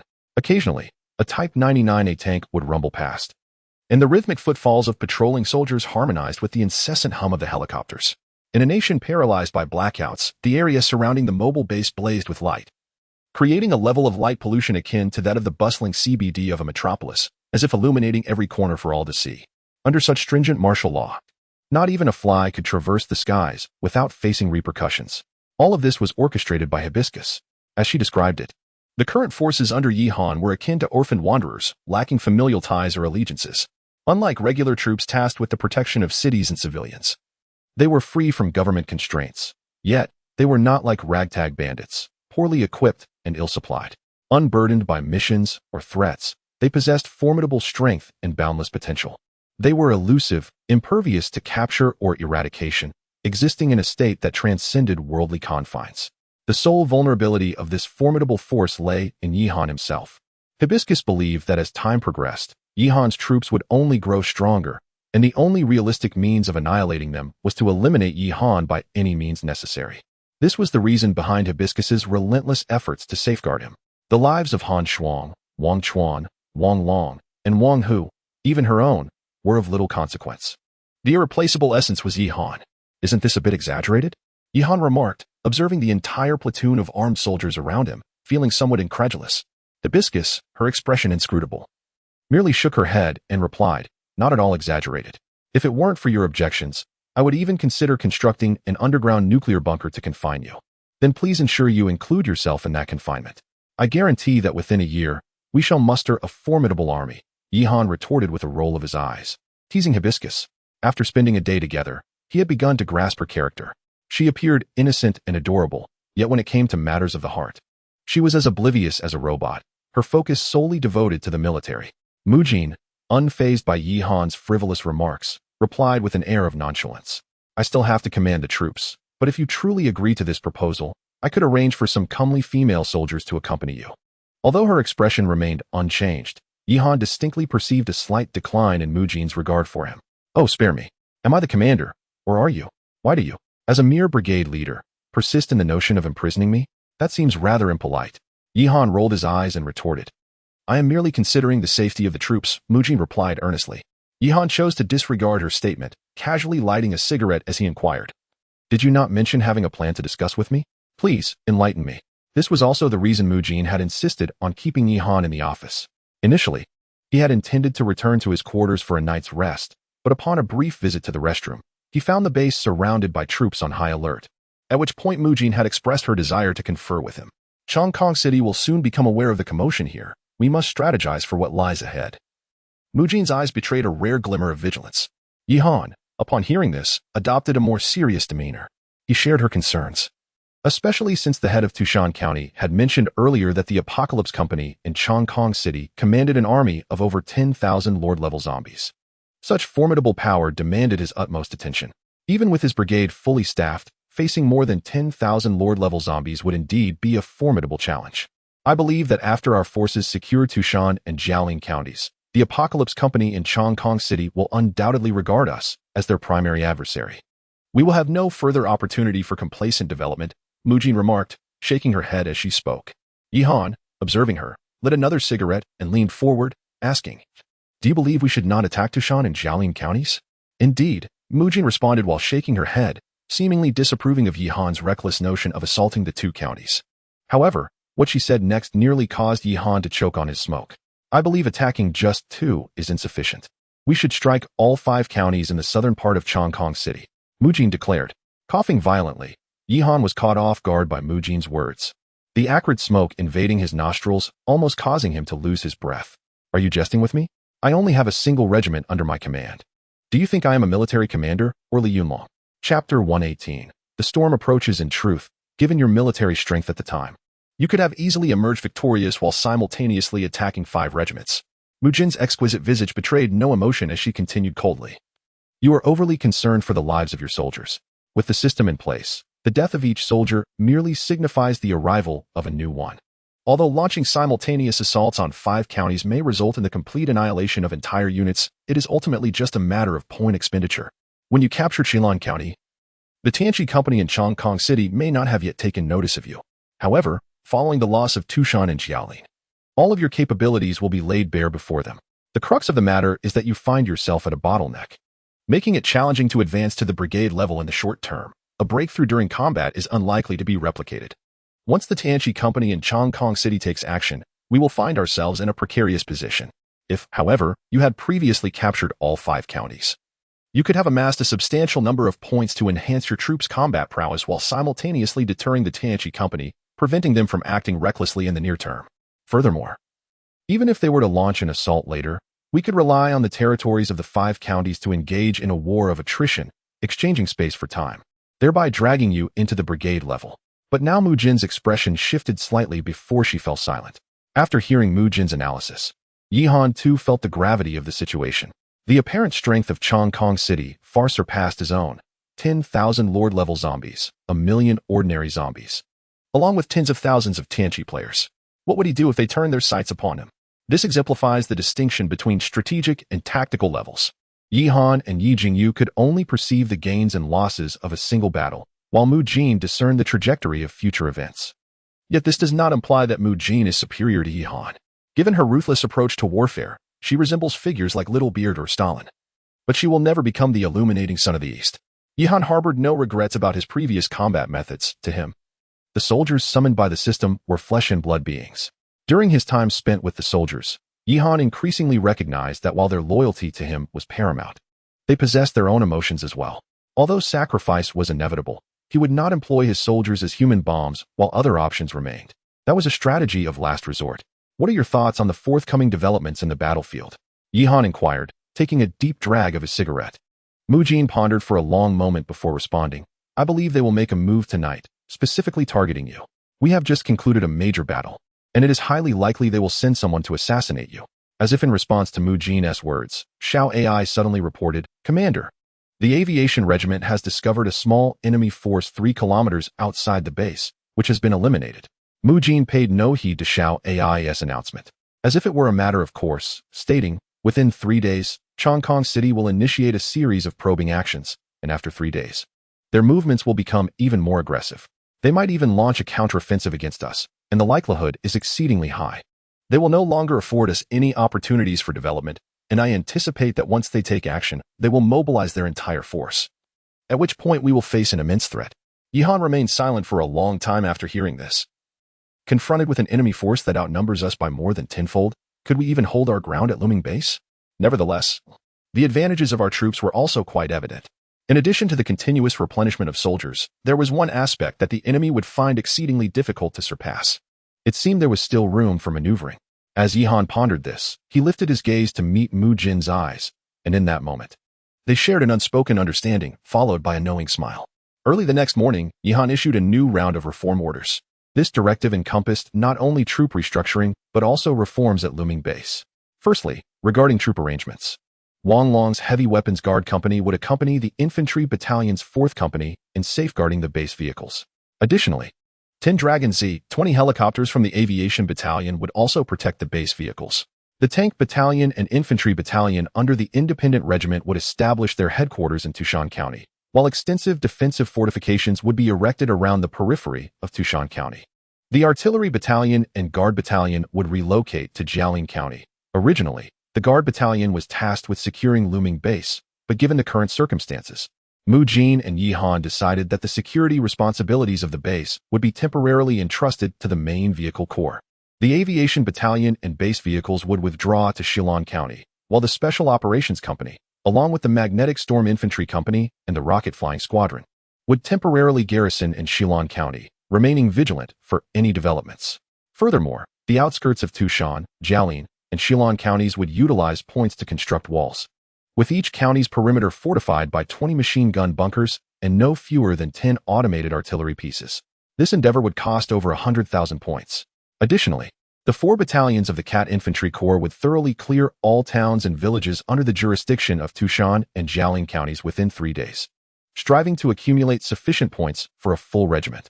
Upon completing their mission, The Cat Infantry Corps would disband, sever communication, and retreat into the mountains adjacent to Tushan County, thereby losing contact with the command center and relying solely on human communication. However, this was also part of the plan.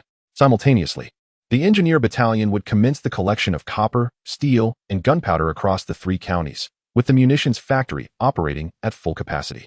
Mujin also established a special soldier training headquarters within the base vehicle, conducting selections throughout the entire army to choose soldiers for training at the special soldier training headquarters. Yet, the most significant changes would come from Lu Tu's main vehicle corps. Chapter 119. The Armored Tank Regiment prior to Yihan's assault on Tushan and Jialing County. The main tank regiment was merely comprised of 100 or 200 individuals, a number that only increased due to the inclusion of the remaining drifters from Shillong County. However, once Tushan and Jialing were captured, the drifters from both counties swiftly aligned themselves with Yihan.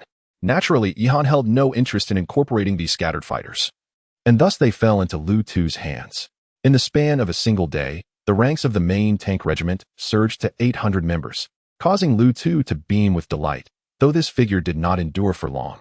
Shortly thereafter, news spread through the communication hall. Did you hear? The Apocalypse Company from Chongkong City seems poised to strike at Yihan. Is that true? Didn't Yishan already conquer Shillong, Tushan, and Jialing counties? Can Apocalypse really contend with him? Contend? Yihan commands but a handful of troops. The Apocalypse Company has the power to crush an entire division of Longhua. What is Yihan in comparison? Don't pull my leg. I just joined the main tank regiment yesterday. Believe it or not. The logistics director of the Apocalypse Company is a cherry blossom woman, and I extracted this intel from her a few nights ago. Women do not lie in such intimate moments. Oh no, we must find a way to escape quickly. As sentiments shifted towards the Apocalypse Company from Chongkong City, Lu Tu's once robust contingent of 800 dwindled to a mere 300. On a brighter note, Yihan unexpectedly equipped Lu Tu's main tank regiment with an array of weaponry. Each member was armed with standard-issue rifles and grenade launchers, accompanied by ample ammunition supplies. Vehicles were outfitted with mounted machine guns and autocannons, while a significant number of rocket launchers and 85mm rifled guns were distributed as well. It was evident to all that the main tank regiment was preparing for a major conflict. Lu Tu felt an immediate surge of pressure, however. Yihan reassured him that the regiment's task was to diligently manage the security at Luming Base. The Hanshuang squad had recently extracted over 5,000 individuals from the laboratories in Tushan and Jialing counties, leading to a survivor count at Luming Base exceeding 10,000. A number that the main tank regiment would need to support temporarily. In truth, Lu Tu harbored a desire to join Yihan on the front lines. Yet recognizing the gravity of the situation, he accepted the responsibility entrusted to him and remained to safeguard the rear. Over the past 2 days, as Mujin had anticipated, the Apocalypse Company engaged in a series of minor maneuvers, launching probing attacks on Tushan and Jialing counties almost hourly. The number of covertly infiltrating units was countless, primarily comprising either the Apocalypse Company's own forces or vengeful soldiers dispatched into the fray. Fortunately, the Cat Light Infantry Regiment had finally cleared all the towns under the jurisdiction of Tushan and Jialing counties, accumulating sufficient points for Yihan to form yet another regiment. Without a moment's hesitation, Yihan and Mujin conferred briefly and established a foundational framework for the creation of this new regiment. A fierce battle is inevitably to unfold on the ground, and the 2 regiments at one's disposal are unable to fully exert their capabilities, necessitating the urgent incorporation of an armored unit. In the establishment of this regiment, Yihan has resolved to align with an armored tank regiment. An armored tank regiment comprises a total of 600 personnel organized into 5 battalions, 1 heavy tank battalion, 2 mixed tank battalions, 1 assault tank battalion, and 1 mechanized infantry support battalion. The heavy tank battalion is entirely equipped with the Long 99A, which, despite its only drawback of high production cost, stands as a formidable weapon when the terrain permits. The heavy tank battalion consists of 48 Long 99A tanks, in addition to 6 supply vehicles and 5 off-road vehicles, with the supply vehicles designated for logistics and the off-road vehicles serving the communication needs of various companies. The mixed tank battalions primarily feature 30 Long 96 medium tanks, supplemented by 9 Long 99A heavy tanks and 9 Leopard 15 light tanks. 2 such mixed tank battalions have been established to serve as the main force of the tank regiment. The assault tank battalion, emphasizing mobility and cost-effectiveness, is composed entirely of Leopard 15 light tanks. While their armor and firepower may not rival that of the Long 99A or Long 96, they remain formidable when compared to apocalyptic adversaries or zombies. Lastly, The Mechanized Infantry Support Battalion consists of 3 Mechanized Infantry Support Companies and 1 Anti-Air Missile Company, with the Mechanized Infantry Support Companies utilizing 12 Long 09 infantry fighting vehicles, while the Anti-Air Missile Company employs 12 Long Chi-17A anti-air missile vehicles. The Long 09A infantry fighting vehicles are primarily designed to operate in conjunction with tank units, and the Long Chi-17A anti-air missile vehicles provide essential aerial defense for the tank units, as tanks are particularly vulnerable to aerial assaults. Given the emergence of aerial overlord-level zombies in the battles of Tushan and Jialing counties, preparations must be made. In summary, Yihan's Armored Tank Regiment is equipped with the following assets: 66 Long 99A heavy tanks, 198,000 points, 60 Long 96 medium tanks, 150,000 points, 66 Leopard 15 light tanks, 132,000 points, 36 Long 09 infantry fighting vehicles, 54,000 points, and 12 Long Chi-17A anti-air missile vehicles, 30,000 points. Additionally, there are several supply vehicles and off-road vehicles. The total expenditure of points amounts to 1,264,000, with 664,000 allocated for personnel and 36,000 for logistical support vehicles. Furthermore, Yihan has appointed 4 colonels and 20 majors to the Armored Tank Regiment, which is commanded by Colonel Li Chengwang. Chapter 120. Intelligence Personnel Training Center. Thus, at this moment, Yihan's forces had assembled 3 fully staffed regiments. To facilitate distinction, Yihan commanded the staff to assign unit numbers. First was his established foundation, the Heavy Armored Seed Regiment led by Wang Hu, designated as the 111th Regiment, comprising 5 battalions. Wanlong's Security Battalion included an entire base perimeter guard company, making it the largest with a total of 698 personnel. This unit was among Yihan's elite, encompassing a complete array of arms from artillery to aviation. Next was the Cat Light Infantry Regiment, commanded by Gao Sheng, designated as the 112th Regiment, also comprising 5 battalions with 600 personnel. Its equipment primarily consisted of various models of modified all-terrain vehicles, supported by a dedicated aviation transport battalion. While its direct combat capability did not rival that of the armored regiments, this force excelled in mobility and flexibility, rendering it indispensable on the battlefield. Lastly was the newly formed Armored Tank Regiment, commanded by Colonel Li Chengwang, designated as the 113th Regiment, comprising 5 tank battalions, totaling 600 personnel. This regiment was primarily equipped with modern tanks and would serve as the mainstay in forthcoming frontline engagements. In addition, Yihan managed a logistics support engineer company and culinary and medical units, totaling fewer than 200 personnel. He also directly oversaw a cavalry special operations company, a magnetic storm infantry company, and an army rocket flight company, collectively comprising 360 individuals. When considering the 420 soldiers stationed in the recently constructed machine gun fortifications, Yihan's command now boasted nearly 9,000 personnel. Under the arrangements of Mu Jin, all 3 main regiments had been assigned to their designated locations. After completing these tasks, Yihan found himself with less than 100,000 points remaining and decided not to retain them, since upgrading to the brigade level. The construction of the Intelligence Personnel Training Center had yet to be initiated. Although costly, the value of the trained spies would prove significant, potentially aiding the situation on the front line by infiltrating the Apocalypse Company. With this in mind, Yihan addressed Xiao AI, commence the construction of the Intelligence Personnel Training Center within the Oasis space. Understood, Commander.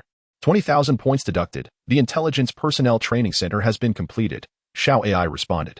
Upon hearing her voice, Yihan hurriedly exited his office and ascended the stairs to the 2nd level of the Oasis space. At that moment, the Oasis space was teeming with life. The previously abandoned cows and chickens had flourished and multiplied, without the threat of natural predators. These free-range creatures had developed a substantial population. However, Yihan had no time to attend to them and rushed toward the construction area. Behind the towering arms factory and research center stood a building resembling a prison. The imposing black iron gate towered 2 meters high, surrounded by cement walls, completely obscuring the interior. Only a massive plaque proclaimed the building's purpose: Intelligence Personnel Training Center. The appearance of this training center unequivocally attests to the harshness of its regimen. However, it is precisely through such rigorous training that exceptional intelligence operatives are forged. Without hesitation, Yihan utilized his 20,000 points to cultivate 10 intelligence personnel. Deploying merely 1 or 2 spies into Chongqing City would yield negligible results. it is far more effective to have a greater number. Yihan even entertained the thought of replacing all personnel within the Tianqi company with his own spies. When that time arrives, would not the world be at his disposal, allowing him to seize the company without a single drop of bloodshed? Yet, Yihan merely indulged in this fantasy. He was well aware that the operatives emerging from the training center might not possess such formidable capabilities, and even if they did, he lacked sufficient points. A mere 10 minutes passed when the imposing black iron door of the intelligence training center creaked open, revealing a squad clad in military uniforms. Among them were both men and women, all strikingly young and handsome, with ranks ranging from lieutenant to major. Reporting to the commander, Intelligence Officer Yuriko at your service. Amidst the greetings from the other operatives, a melodious female voice caught Yihan's attention. He turned to observe the intelligence officer named Yuriko, who appeared to be no more than 18, with a sweet visage, fair skin, and an exceptionally slender figure. Though her military attire fit her well, it seemed somewhat incongruous, as if a school uniform would suit her far better. Yuriko seemed to perceive the confusion in Yihan's eyes and began to articulate a string of words in fluent Sakura language. Unable to comprehend, Yihan was grateful when a nearby operative translated. Yuriko's statement conveyed that she was not merely a decorative figure, but rather a poisonous rose. After hearing this, Yihan nodded and inquired, "What other specialties do you possess?" Reporting to the commander, "I am proficient in various languages, including Sakura, well-versed in Sakura customs, and possess a profound understanding of the psychological state of the Sakura people. Additionally, I have mastered the use of various firearms, tactical combat, disguise techniques, and the operation of various vehicles, including helicopters. I am also skilled in the culinary arts of the 5 traditional cuisines of Long Country and the preparation of traditional Sakura dishes, as well as proficient in Java, C language, excavator operation, drone piloting, and hold grade 8 certifications in piano and violin." "That will suffice," Yihan interjected, fearing that if he did not interrupt her, Yuriko could continue speaking indefinitely. It appeared that the expenditure of 2,000 points was indeed worthwhile. After all, the cultivation of a major officer alone required the same amount. Although intelligence operatives do not belong to the grassroots command, their diverse skill set is akin to that of an octopus, possessing a modicum of expertise in various fields. This versatility undoubtedly enhances their capability to infiltrate enemy ranks. Chapter 121. The battle begins. After a brief contemplation, Yihan addressed Hibari, stating, "From now on, you shall serve as the commanding officer of the intelligence personnel. I am entrusting you with a formidable mission. Infiltrate the Tianqi company in Chongqing City and relay their operational plans and subsequent deployments to the command center." Upon hearing Yihan's directive, Hibari and her team of intelligence agents did not hesitate for a moment and promptly saluted, affirming their commitment to accomplish the task. Previously, after dismantling the Tianqi stronghold in Tushan County and Jialing County, Yihan had acquired numerous uniforms from Tianqi soldiers, which would serve as perfect disguises for Hibari and her team. As for how to penetrate the Tianqi company in Chongqing City, that responsibility lay squarely on Hibari's shoulders. A day swiftly passed, and indeed, as Mujin and Yihan had anticipated, the Tianqi company was escalating its operations. Initially, the company had dispatched only small contingents from the border towns of Tushan County and Jialing County to probe the area. However, reports from the front line indicated that by last night, over 10,000 Tianqi players had amassed near Tushan County. Furthermore, there were indications that a horde of hundreds of thousands was being directed towards Tushan County. On the other side, the situation in Jialing County was even more dire. In the early hours of the previous night, the machine gun fortifications along the county's walls had been activated, as a massive horde was fiercely assaulting Jialing County. The 113th Regiment, tasked with defending Jialing County, had already engaged in combat, with the battlefield littered with the fallen, rendering the ground outside the city a gruesome sight of blood and flesh. Yet, this was not the end of their troubles. As the horde continued its relentless assault, the Tianqi players organized a vast army to attack Jialing County. While the firepower of the 113th Regiment was concentrated on the horde, they were outnumbered several times over by the player army, leaving Commander Li Qingguang in a state of utter disarray. Meanwhile, Yihan sat in the command center, his expression grim, as the frontline battles appeared increasingly bleak. Tushan County and Jialing County formed the flanks of Shilin County, acting as its natural barrier. Should either county fall, Shilin County would soon find itself in peril. Subsequently, the looming base would also be at stake. At present, the 113th Regiment defended Jialing County, while the 111th Regiment safeguarded Tushan County, both facing enemies that vastly outnumbered them. Yihan had no additional forces at his disposal aside from 3 specialized battalions. Even though the Cavalry Special Battalion, Magnetic Storm Infantry Battalion, and rocket trooper battalion boasted formidable strength, how much impact could they truly have against units of brigade size or larger? Commander, Hibari has successfully infiltrated the Tianchi Company in Chongqing City. The forward units have already estimated the enemy's distribution based on the intelligence she provided. Xiao AI's voice suddenly resonated, brightening Yihan's countenance. Display the enemy distribution on the large screen. As per Yihan's instruction, a vast map unfurled across the command center's main screen, clearly depicting that the horde surrounding Tushan County numbered over 300,000. In addition to the horde, there was also a mixed division of Tianchi players and soldiers, exceeding 12,000 in strength. Similarly, Jialing County was facing a comparable predicament. As I estimated accurately, a total of millions of zombies and over 30,000 members of the Apocalypse Army should constitute at least half of the military strength of Chongqing City. Mu Jin spoke calmly beside me, seemingly having anticipated the unfolding events. What is the enemy's equipment like? Yihan disregarded Mu Jin's words and inquired of Xiao AI. The frontline report indicated that the current horde consisted solely of ordinary zombies. While the majority of the Apocalypse forces were equipped with level 3 vehicles and a considerable number of 60mm artillery. Beyond that, there was little else. However, the sheer number of enemy targets posed an immense challenge. Although the troops suffered minimal losses, the pressure on defense was substantial. After reflecting on Xiao AI's report, Yihan lowered his head in contemplation and commanded, "Connect me with the 111th and 113th regiments." Yes, with a series of beeps. The command center swiftly established a connection with the visuals from the 111th and 113th regiments. Meanwhile, within Tushan County, Wang Hu was shouting at the top of his lungs, urging the logistics personnel to expedite the delivery of ammunition, while Wang Long, with a grim expression, fired his weapon. The cacophony of gunfire, shouts, and explosions was relentless. Every soldier's face was a mixture of sweat and mud, rendering it nearly impossible to distinguish one from another. Wang Chuangui initially intended to lead the tank battalion directly into the horde, but faced with hundreds of thousands of zombies, he had no choice but to abandon the plan. No matter how formidable the tank's defenses, such a massive scale of zombies could easily bury an entire battalion. The battlefield they faced was nothing short of a hell on earth. The expansive plains, hundreds of meters wide, now resembled a swamp. The shattered bodies of zombies merged with the soil under the relentless trampling of newcomers, and the incessant bombardment transformed the ground into a veritable meat grinder, thoroughly pulverizing the bloodied earth, which gradually accumulated into a dark crimson mire. The visual displayed only two shades, the gray of dust and smoke and the dark red of blood and viscera. Yet, this was not the end. Behind the horde, countless Apocalypse players, relying on modified vehicles, continuously fired upon Yihan's soldiers. As the helicopters of the aviation battalion took to the skies, an avalanche of rockets and cannon fire was unleashed upon them. The soldiers could only take refuge behind fortifications, cautiously dealing with the approaching zombie swarm, while only the tank units could occasionally spare firepower to retaliate against the attacking Apocalypse players. However, the disparity in numbers was overwhelming. Yihan's forces could only passively and laboriously maintain their defense within Tushan County. On the other side, Jialing County faced a similar predicament. Yihan gazed at the scenes on the screen, his brow furrowed tightly, his mind swirling with countless thoughts. Chapter 122, New Faction Mission Given the Current Circumstances.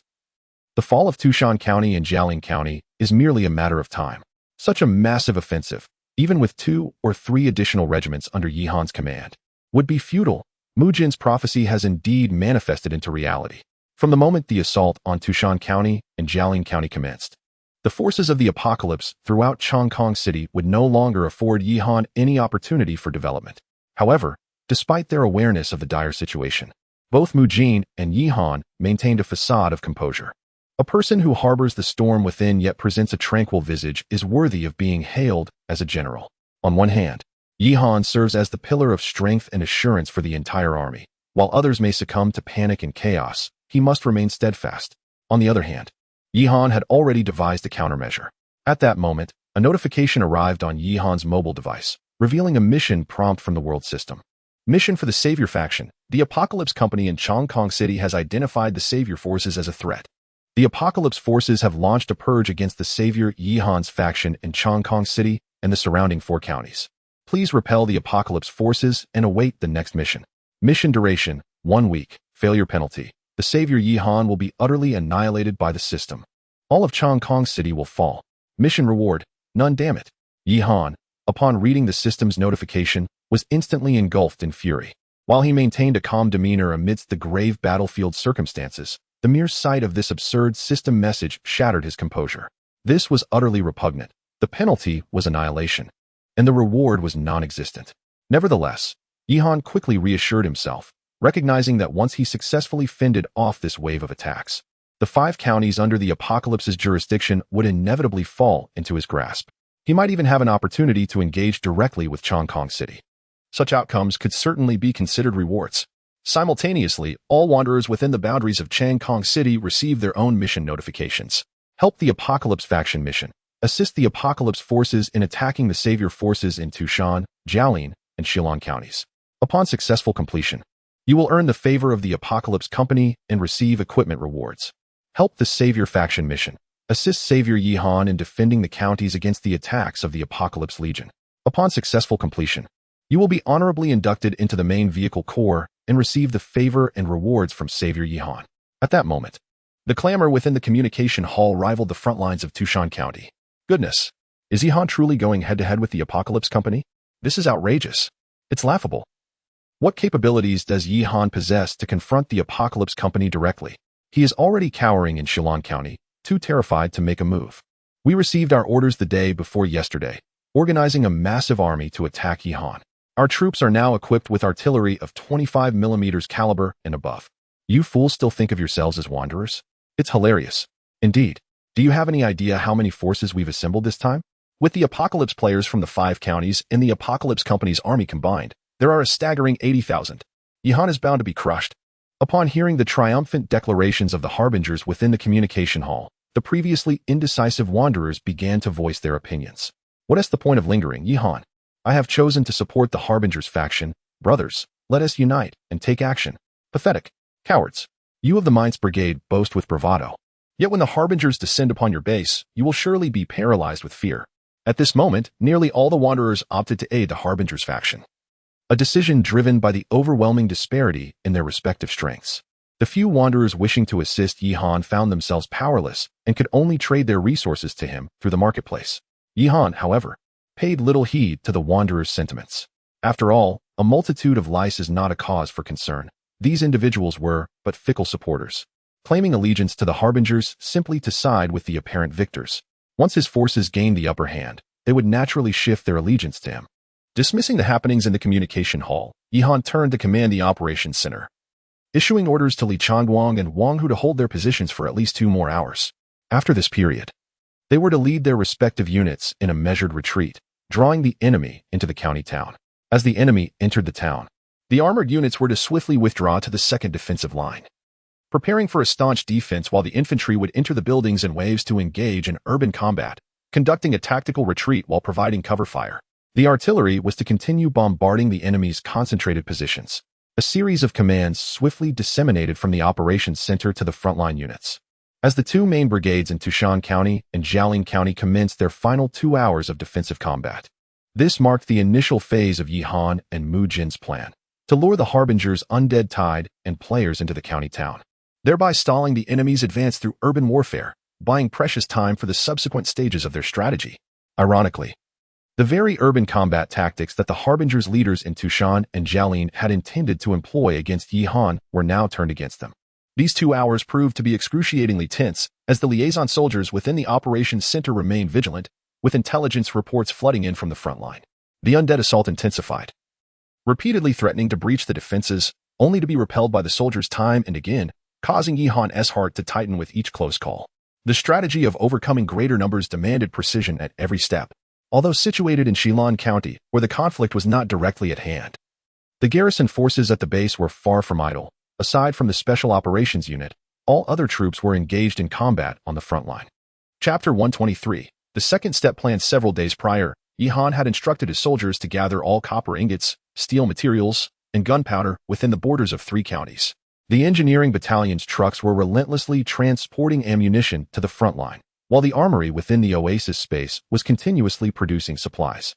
The Magnetic Storm Infantry Battalion and the Rocket Flight Battalion had also deployed to Tushan County and Jiaolin County, respectively, to play a significant role in the urban warfare to come.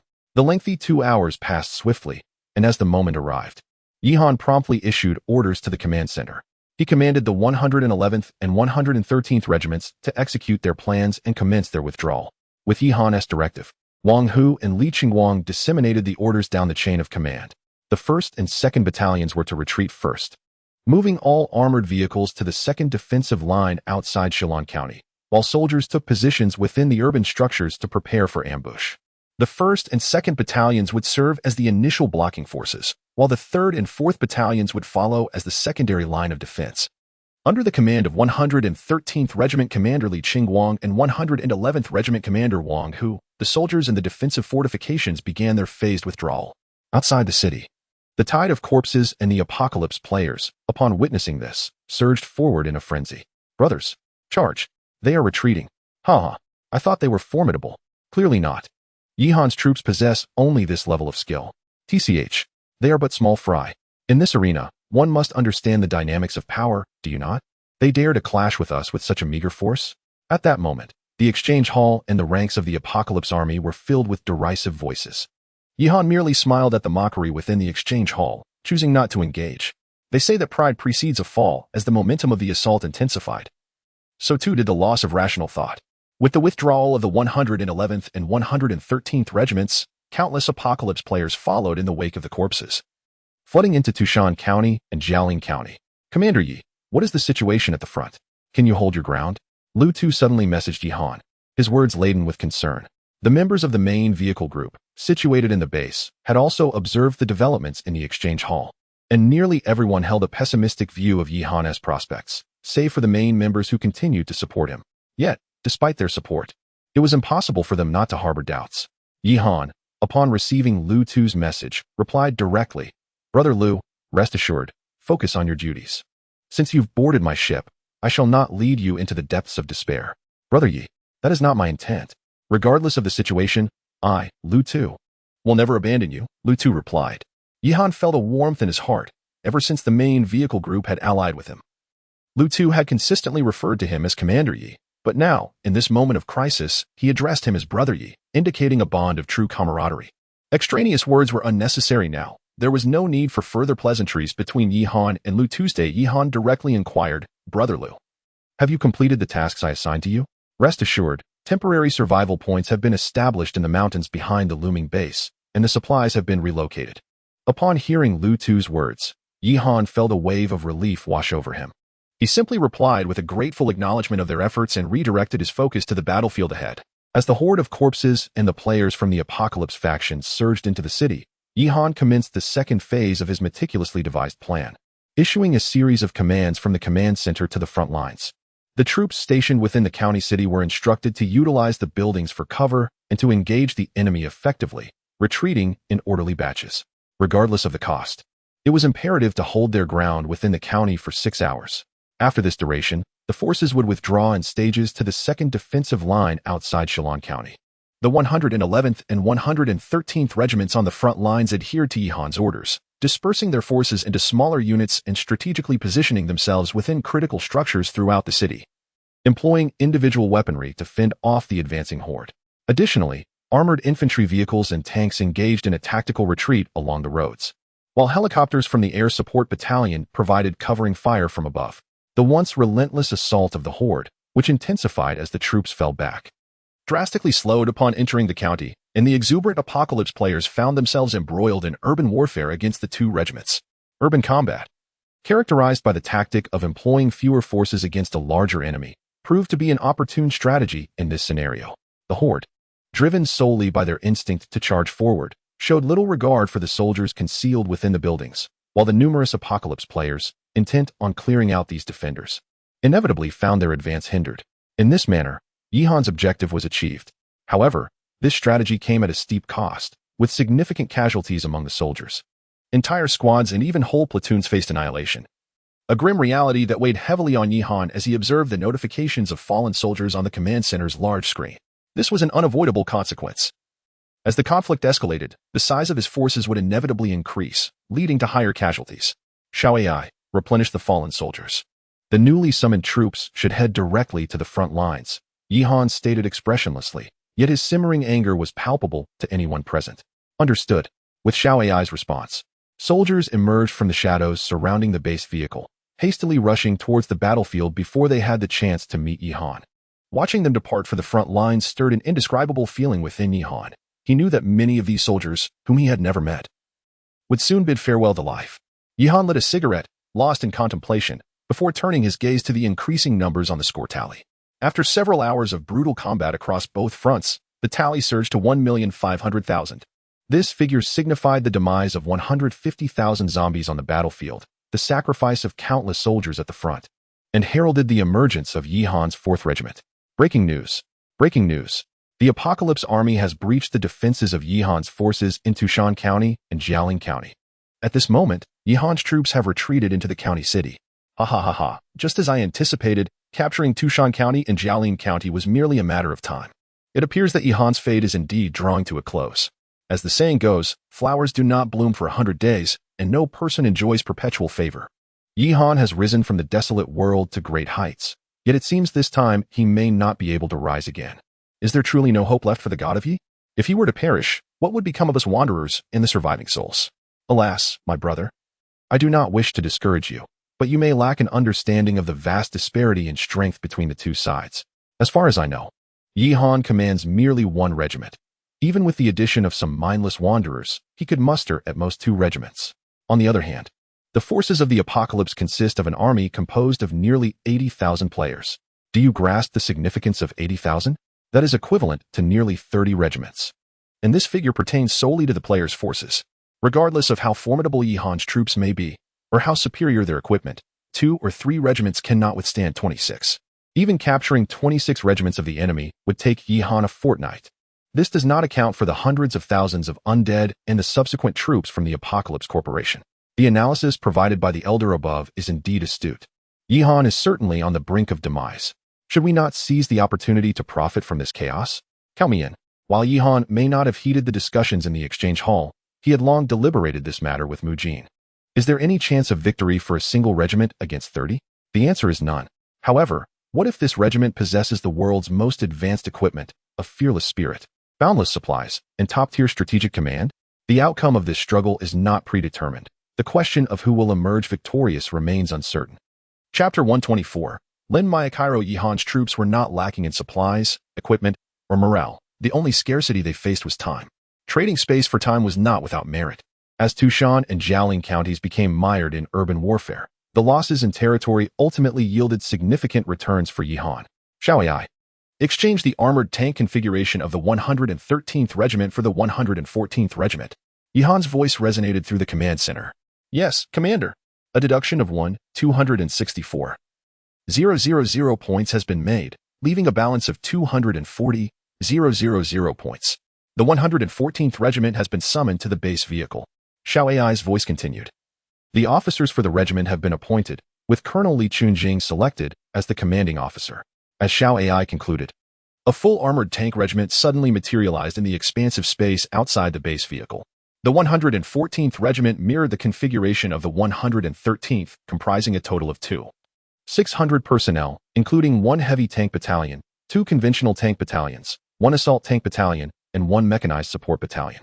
Their arsenal consisted of 66 Long 99A heavy tanks, 60 Long 96 tanks, 66 Leopard 15 light tanks, 36 Long 09 infantry fighting vehicles, and 12 Lonchi 17A anti-air missile vehicles. However, in the face of this newly equipped and spirited force, Yihan issued an unexpected order. Li Chunjing, lead the 114th Regiment to circumvent the outskirts of Tushan County and garrison in the valleys of the remote suburbs. Remember, withdraw slowly in units of squads and platoons. Cease all communications, and do not alert any enemy units. I will relay further instructions through a messenger. After saluting, Colonel Li Chunjing took his troops to execute Yihan's command, while Colonel Yi Jingyu, standing nearby, wore a perplexed expression. Commander, the front line is quite tense. Shouldn't the 114th Regiment provide support? Yihan shook his head. Tushan County and Jialing County are not significant. Neither is Shilan County. With that statement, Yihan lit a cigarette and fell silent. Beside him, Mujin glanced at the still confused Yi Jingyu and smiled. Our commander has grand ambitions. We need only focus on how to win the battles at the front. Though Yi Jingyu remained bewildered by Mujin's words, he chose not to dwell on it further. For him, the foremost duty was to loyally execute orders, and he promptly turned to collaborate with the other officers on the specifics of the tactics for the front lines. At this moment, the battle in Tushan and Jialing counties was in full swing. Despite the relentless advance of the zombie horde and the apocalypse players, Yihan's troops put up fierce resistance. However, the sheer numbers were overwhelming. Within hours, half of a county city had fallen to the apocalypse forces. Nonetheless, the Magnetic Storm Infantry Battalion and the Rocket Flying Infantry Battalion had also entered the fray. Every crucial thoroughfare in Tushan County was defended by at least one platoon of Magnetic Storm Infantry. With the crackle of fierce electricity, dozens of zombies were reduced to ashes on the ground, causing the advancing apocalypse players to hesitate. Yet, this situation did not last long. Although the Magnetic Storm Infantry possessed formidable lethality, their energy consumption posed a significant issue. After several rounds of electric discharges, they were compelled to withdraw for resupply, granting the Apocalypse Army an opportunity to exploit the gap. On the other side, the Rocket Infantry, despite providing fire support to ground troops through their maneuverability, found themselves compelled to retreat due to their limited number, facing the overwhelming tide of corpses. Report to the commander. Tushan County and Jialing County are on the verge of collapse. Colonel Wang and Colonel Li request further instructions. In the command center, Yi Jingyu, holding frontline reports with a furrowed brow, turned to Yihan. Mu Jin glanced at the time, her expression unperturbed. They have held out for nearly 6 hours, which is an exceptional accomplishment. Yihan nodded in acknowledgement and then instructed Yi Jingyu, let the 111th and 113th Regiments retreat. The Magnetic Storm Infantry Battalion and Rocket Flying Battalion will also withdraw to engage at the second defensive line. At this line, each regiment will retain only half of their armored vehicles, with the remaining vehicles withdrawn to the suburbs of Shilin County awaiting further orders. Simultaneously, once the troops exit the county town, the artillery battalion stationed at the rear will immediately bombard the town, as long as there are any moving targets inside. The artillery fire must not cease. With Yihan's orders, soldiers began to withdraw in batches from Tushan and Jialing counties. While the apocalypse forces finally took control of these two towns, the communication hall erupted with cheers from the apocalypse players. For them, capturing these two towns held little significance. They perceived the true essence of this battle as a revelation that Yihan was not an invincible myth. Even he had to yield in the face of the colossal Apocalypse Corporation, 200 kilometers away from the battlefield in Sisan County. A towering building was tightly guarded by numerous apocalypse soldiers. These soldiers hailed from Chongqing City, and they were tasked with protecting the overall commander and person in charge of this battle, Lin Mailang, the deputy minister of the Apocalypse Corporation in Chongqing City. Over 50 years old, Lin Mailang was not only well-respected within Sakura Nation, but also held the position of second-in-command within the Apocalypse Corporation, which granted him the authority to lead this large-scale battle. For him, this conflict represented not only the possibility of eradicating hostile forces from Chongqing City, but also an opportunity to ascend to the position of overall commander in Chongqing City through the merits gained from this battle.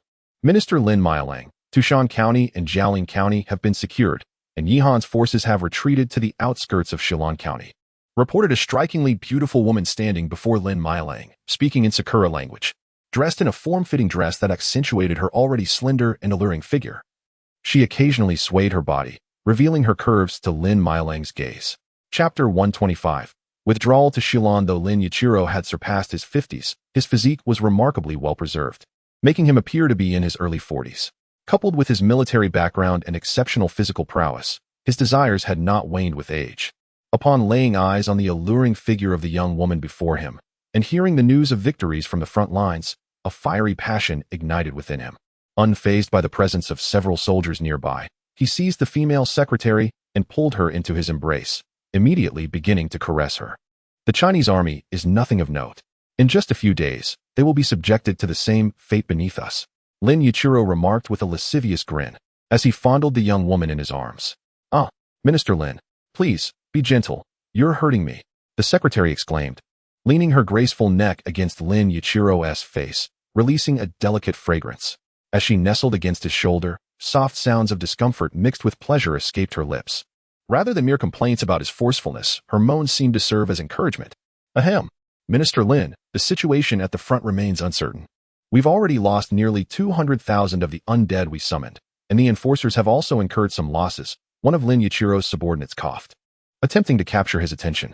They are merely zombies and Chinese players. As long as we can replenish our ranks, it matters not. Lin Yichiro, displeased by the interruption, continued his ministrations. I am quite agitated. Lin Yuichiro declared, lifting the secretary by her waist and boldly slipping his hand beneath her blouse. The victory is assured. You all manage the rest. I need to relieve my frustrations. Do not disturb me. With that, he carried the secretary into his office. And the sound of a woman's startled gasp, accompanied by the heavy breathing of a man, echoed as the door closed. Outside, his subordinates exchanged resigned glances and shook their heads. Meanwhile, within Shillong County, a massive base vehicle was stationed in the center of a large square.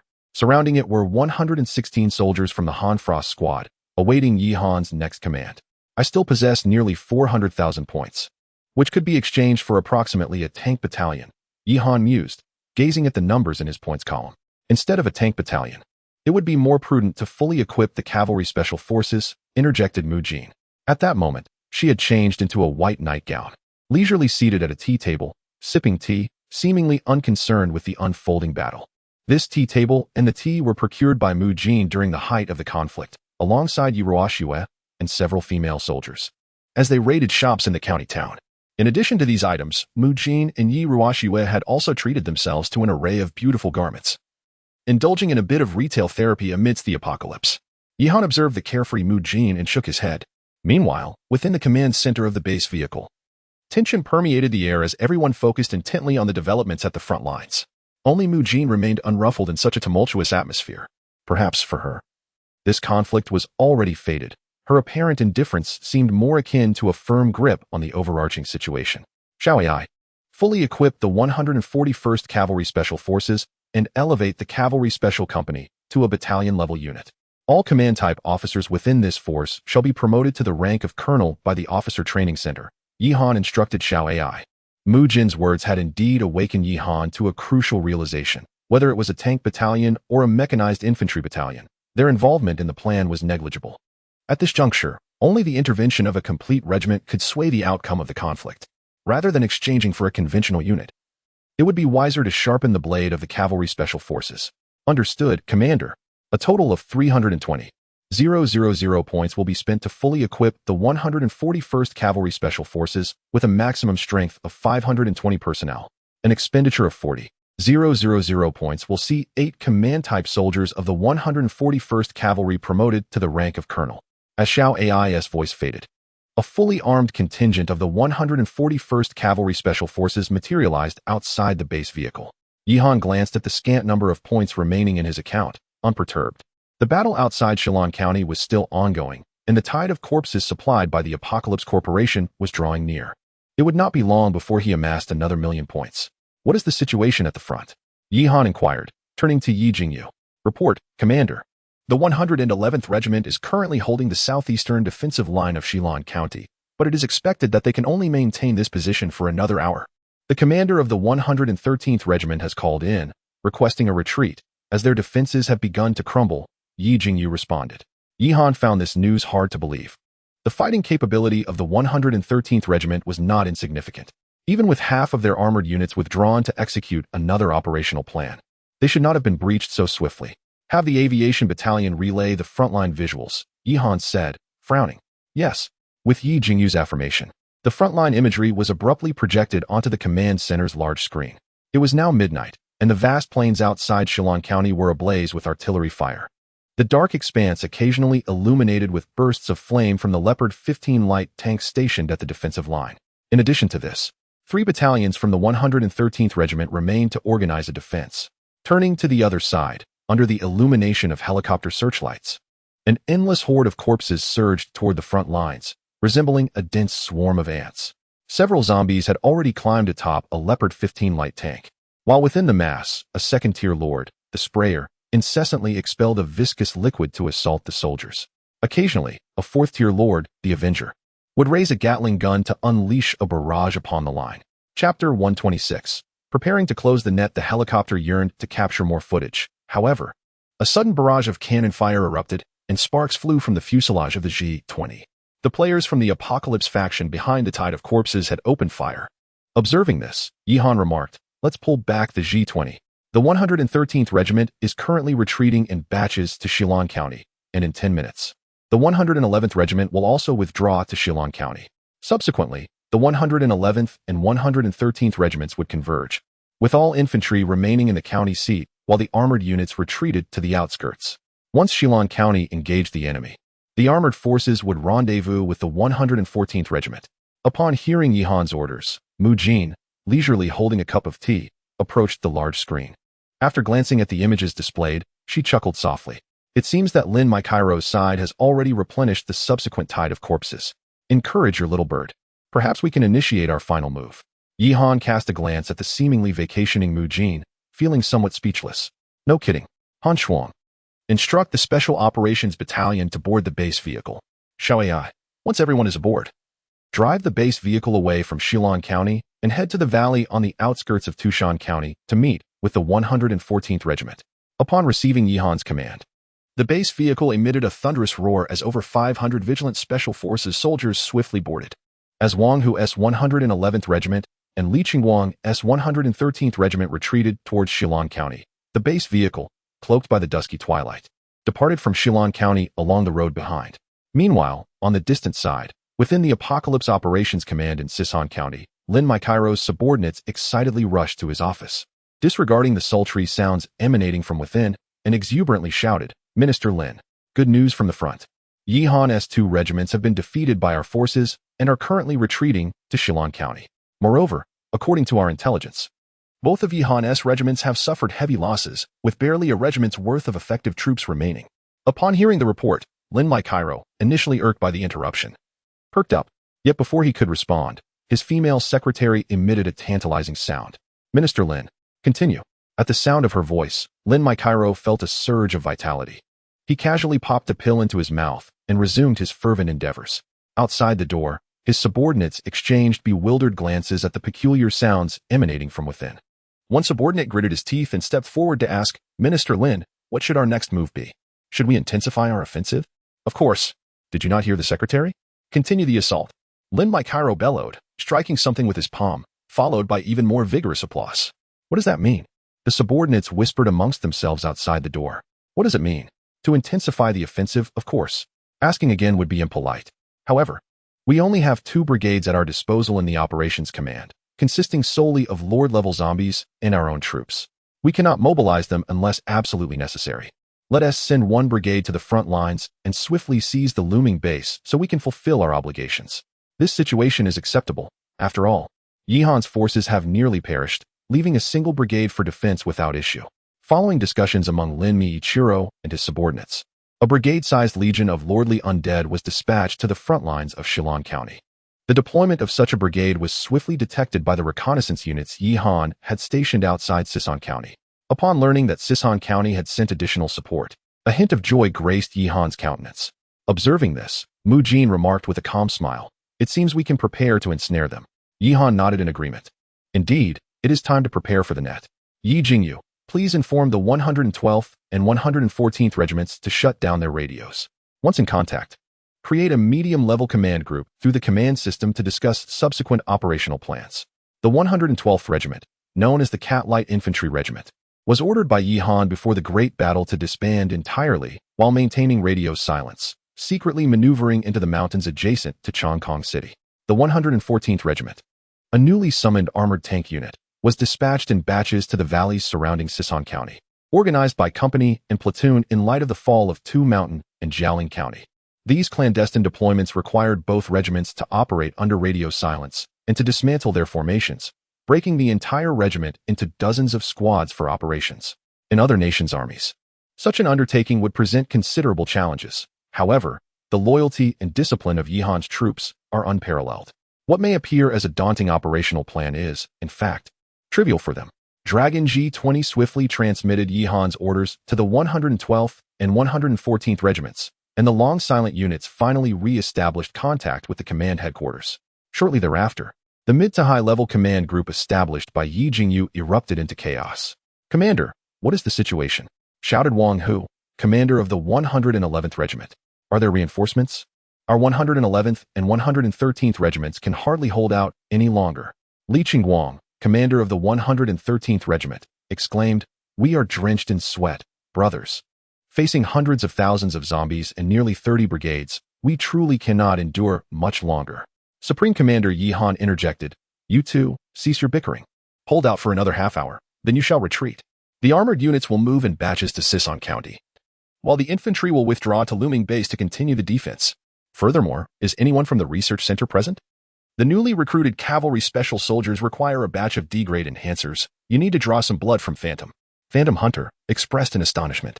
Director Chun Zheng from the research center responded, "Understood, Commander. Phantom, our needles are quite large, so bear with it." The head of the culinary department interjected, Commander, shall we provide Phantom with an additional meal tonight?" Phantom Hunter replied, "Commander, I calculate your code." Supreme Commander Yihan retorted, "Yi Jingyu, did I not specify a group for mid-level and above personnel? Why did you include Phantom? What position does he hold?" Phantom Hunter was subsequently removed from the group chat by Administrator Yi Jingyu. Chapter 127. Target, Chongqing City before long. The research center presented a new batch of D-class enhancement serums to Yihan. As he gazed upon the entire box of vials, a flicker of concern for Phantom crossed his mind. This was a total of 300 D-class serums, which meant 300 milliliters of Phantom's blood. Under ordinary circumstances, this would pose no issue. However, Phantom had only just undergone extraction days prior, and now he was to receive another injection, while his physical condition would likely remain intact.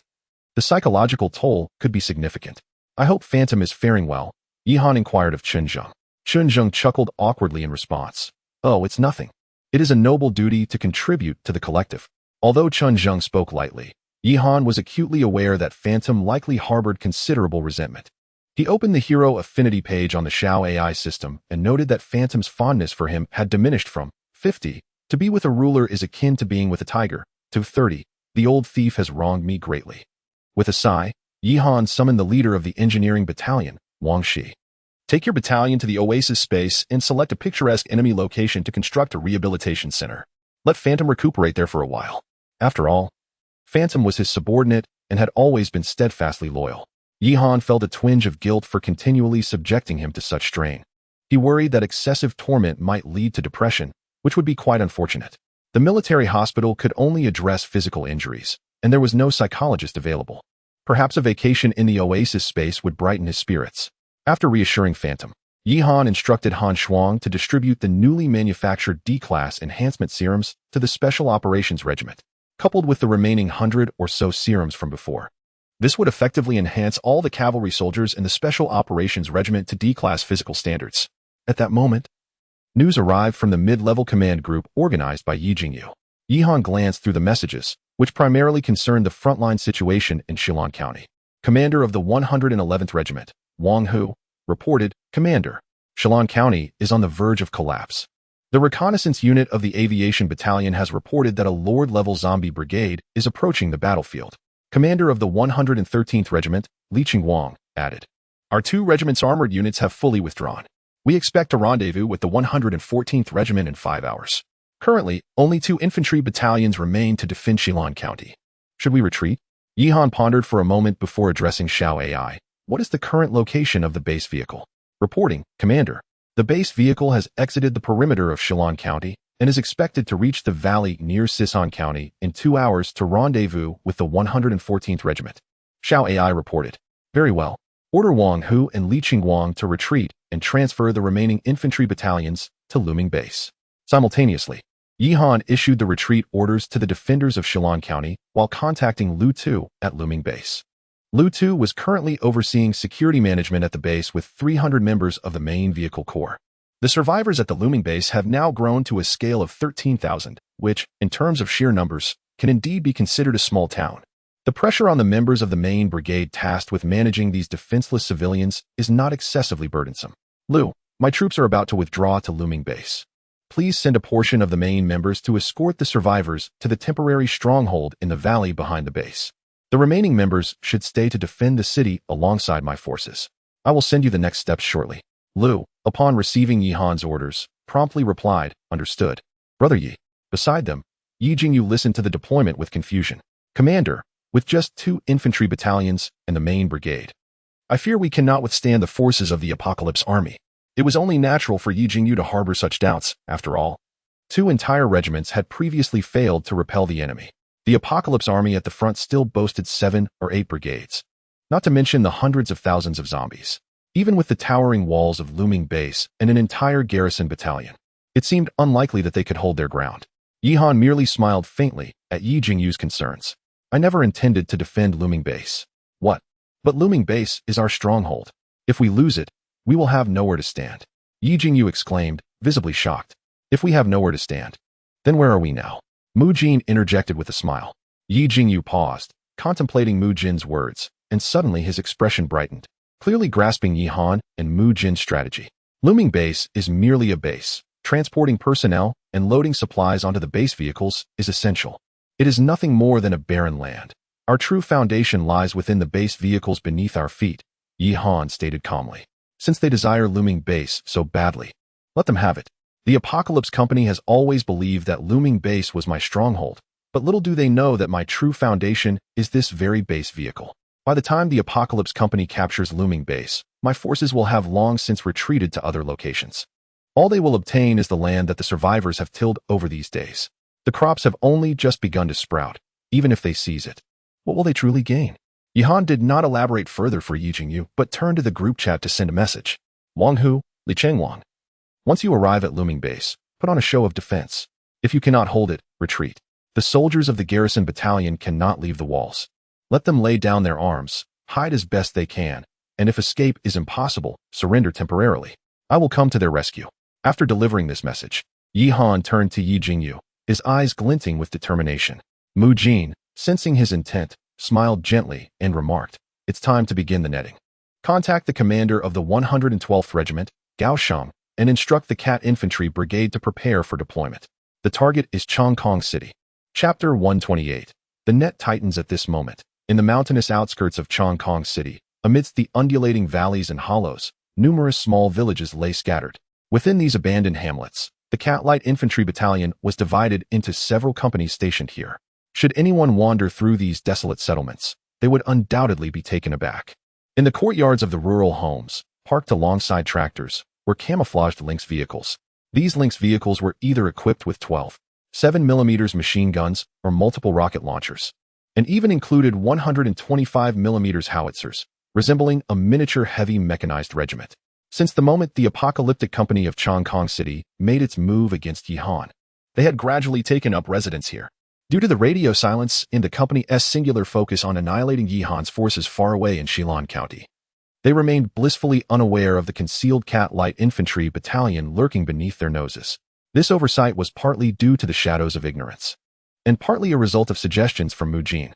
The Cat Light Infantry Battalion had navigated the winding mountain paths to reach this location, overcoming not only steep ridges but also crossing ravines and streams, a feat that would have posed a significant challenge for a conventional armored battalion. The rugged mountain trails and uneven terrain rendered tanks and infantry fighting vehicles nearly immobile. However, this was not the case for the all-terrain Lynx vehicles. True to their name, these vehicles were designed to adapt to various terrains. Moreover, the entirety of the 112th Battalion comprised light infantry, making navigation through the mountains a trivial task for them. From the day of their inception, they were destined to undertake such missions. At this moment, Colonel Gao Sheng of the 112th Battalion had received Yihan's command to advance on Chongkong City. Days of waiting had culminated in this very instant. Orderly, immediately contact all companies and prepare to launch the assault.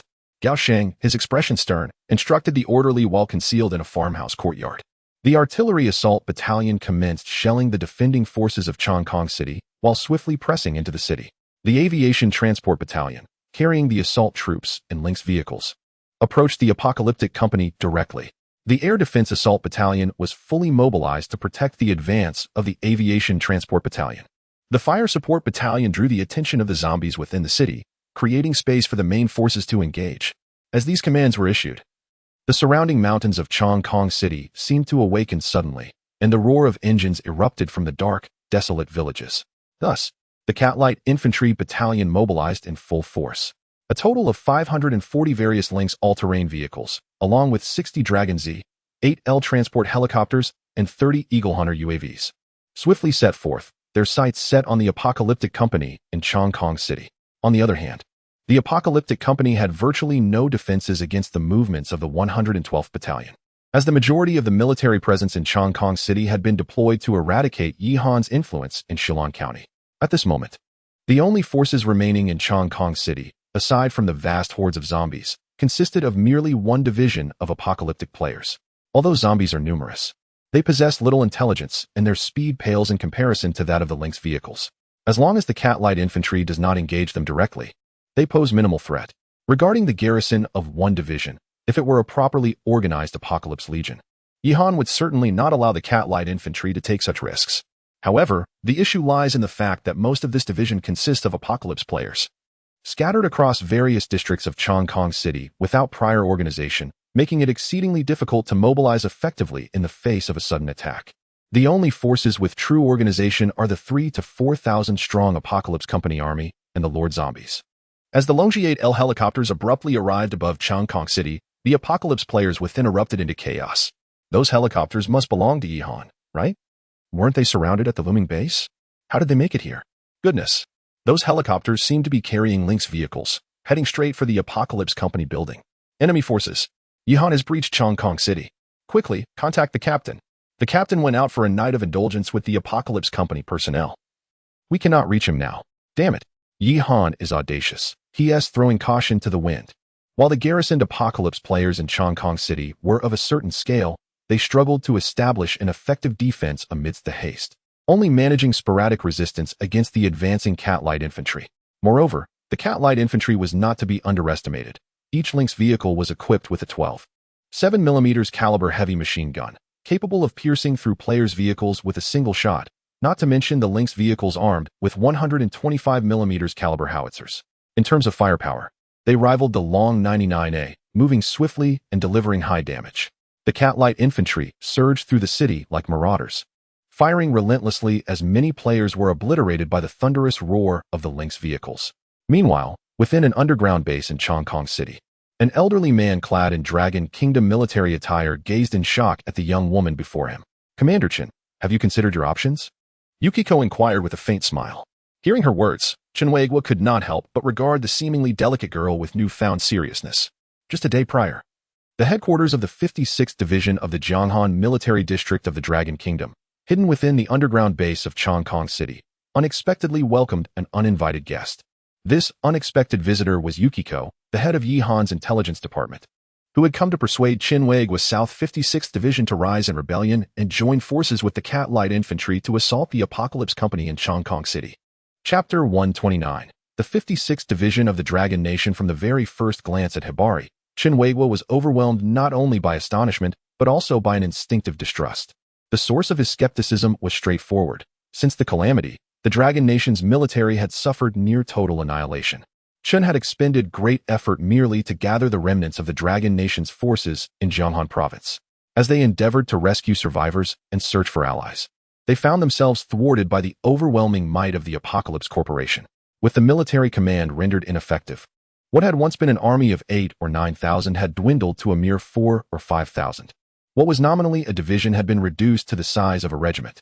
Faced with Hibari, a seemingly frail woman claiming to be an ally and requesting their cooperation in an offensive, how could Chen afford to trust her easily? After all, they had been relentlessly pursued and decimated by the Apocalypse Corporation. Under such dire circumstances, how could he consent to assist someone who professed to be a comrade? Yet, the thunderous sounds of artillery and the roar of helicopters outside served as undeniable evidence that Hibari's assertions were not baseless. You truly dare to strike at Kong City? Which faction do you represent? Chenhuegua inquired, his brow furrowed in suspicion. Hibari smiled serenely. Commander Chen, I have already informed you that our total command possesses forces beyond your imagination. As for our specific allegiance, I am unable to disclose that. What I can tell you is that we share a common goal, a common lineage, and a common enemy.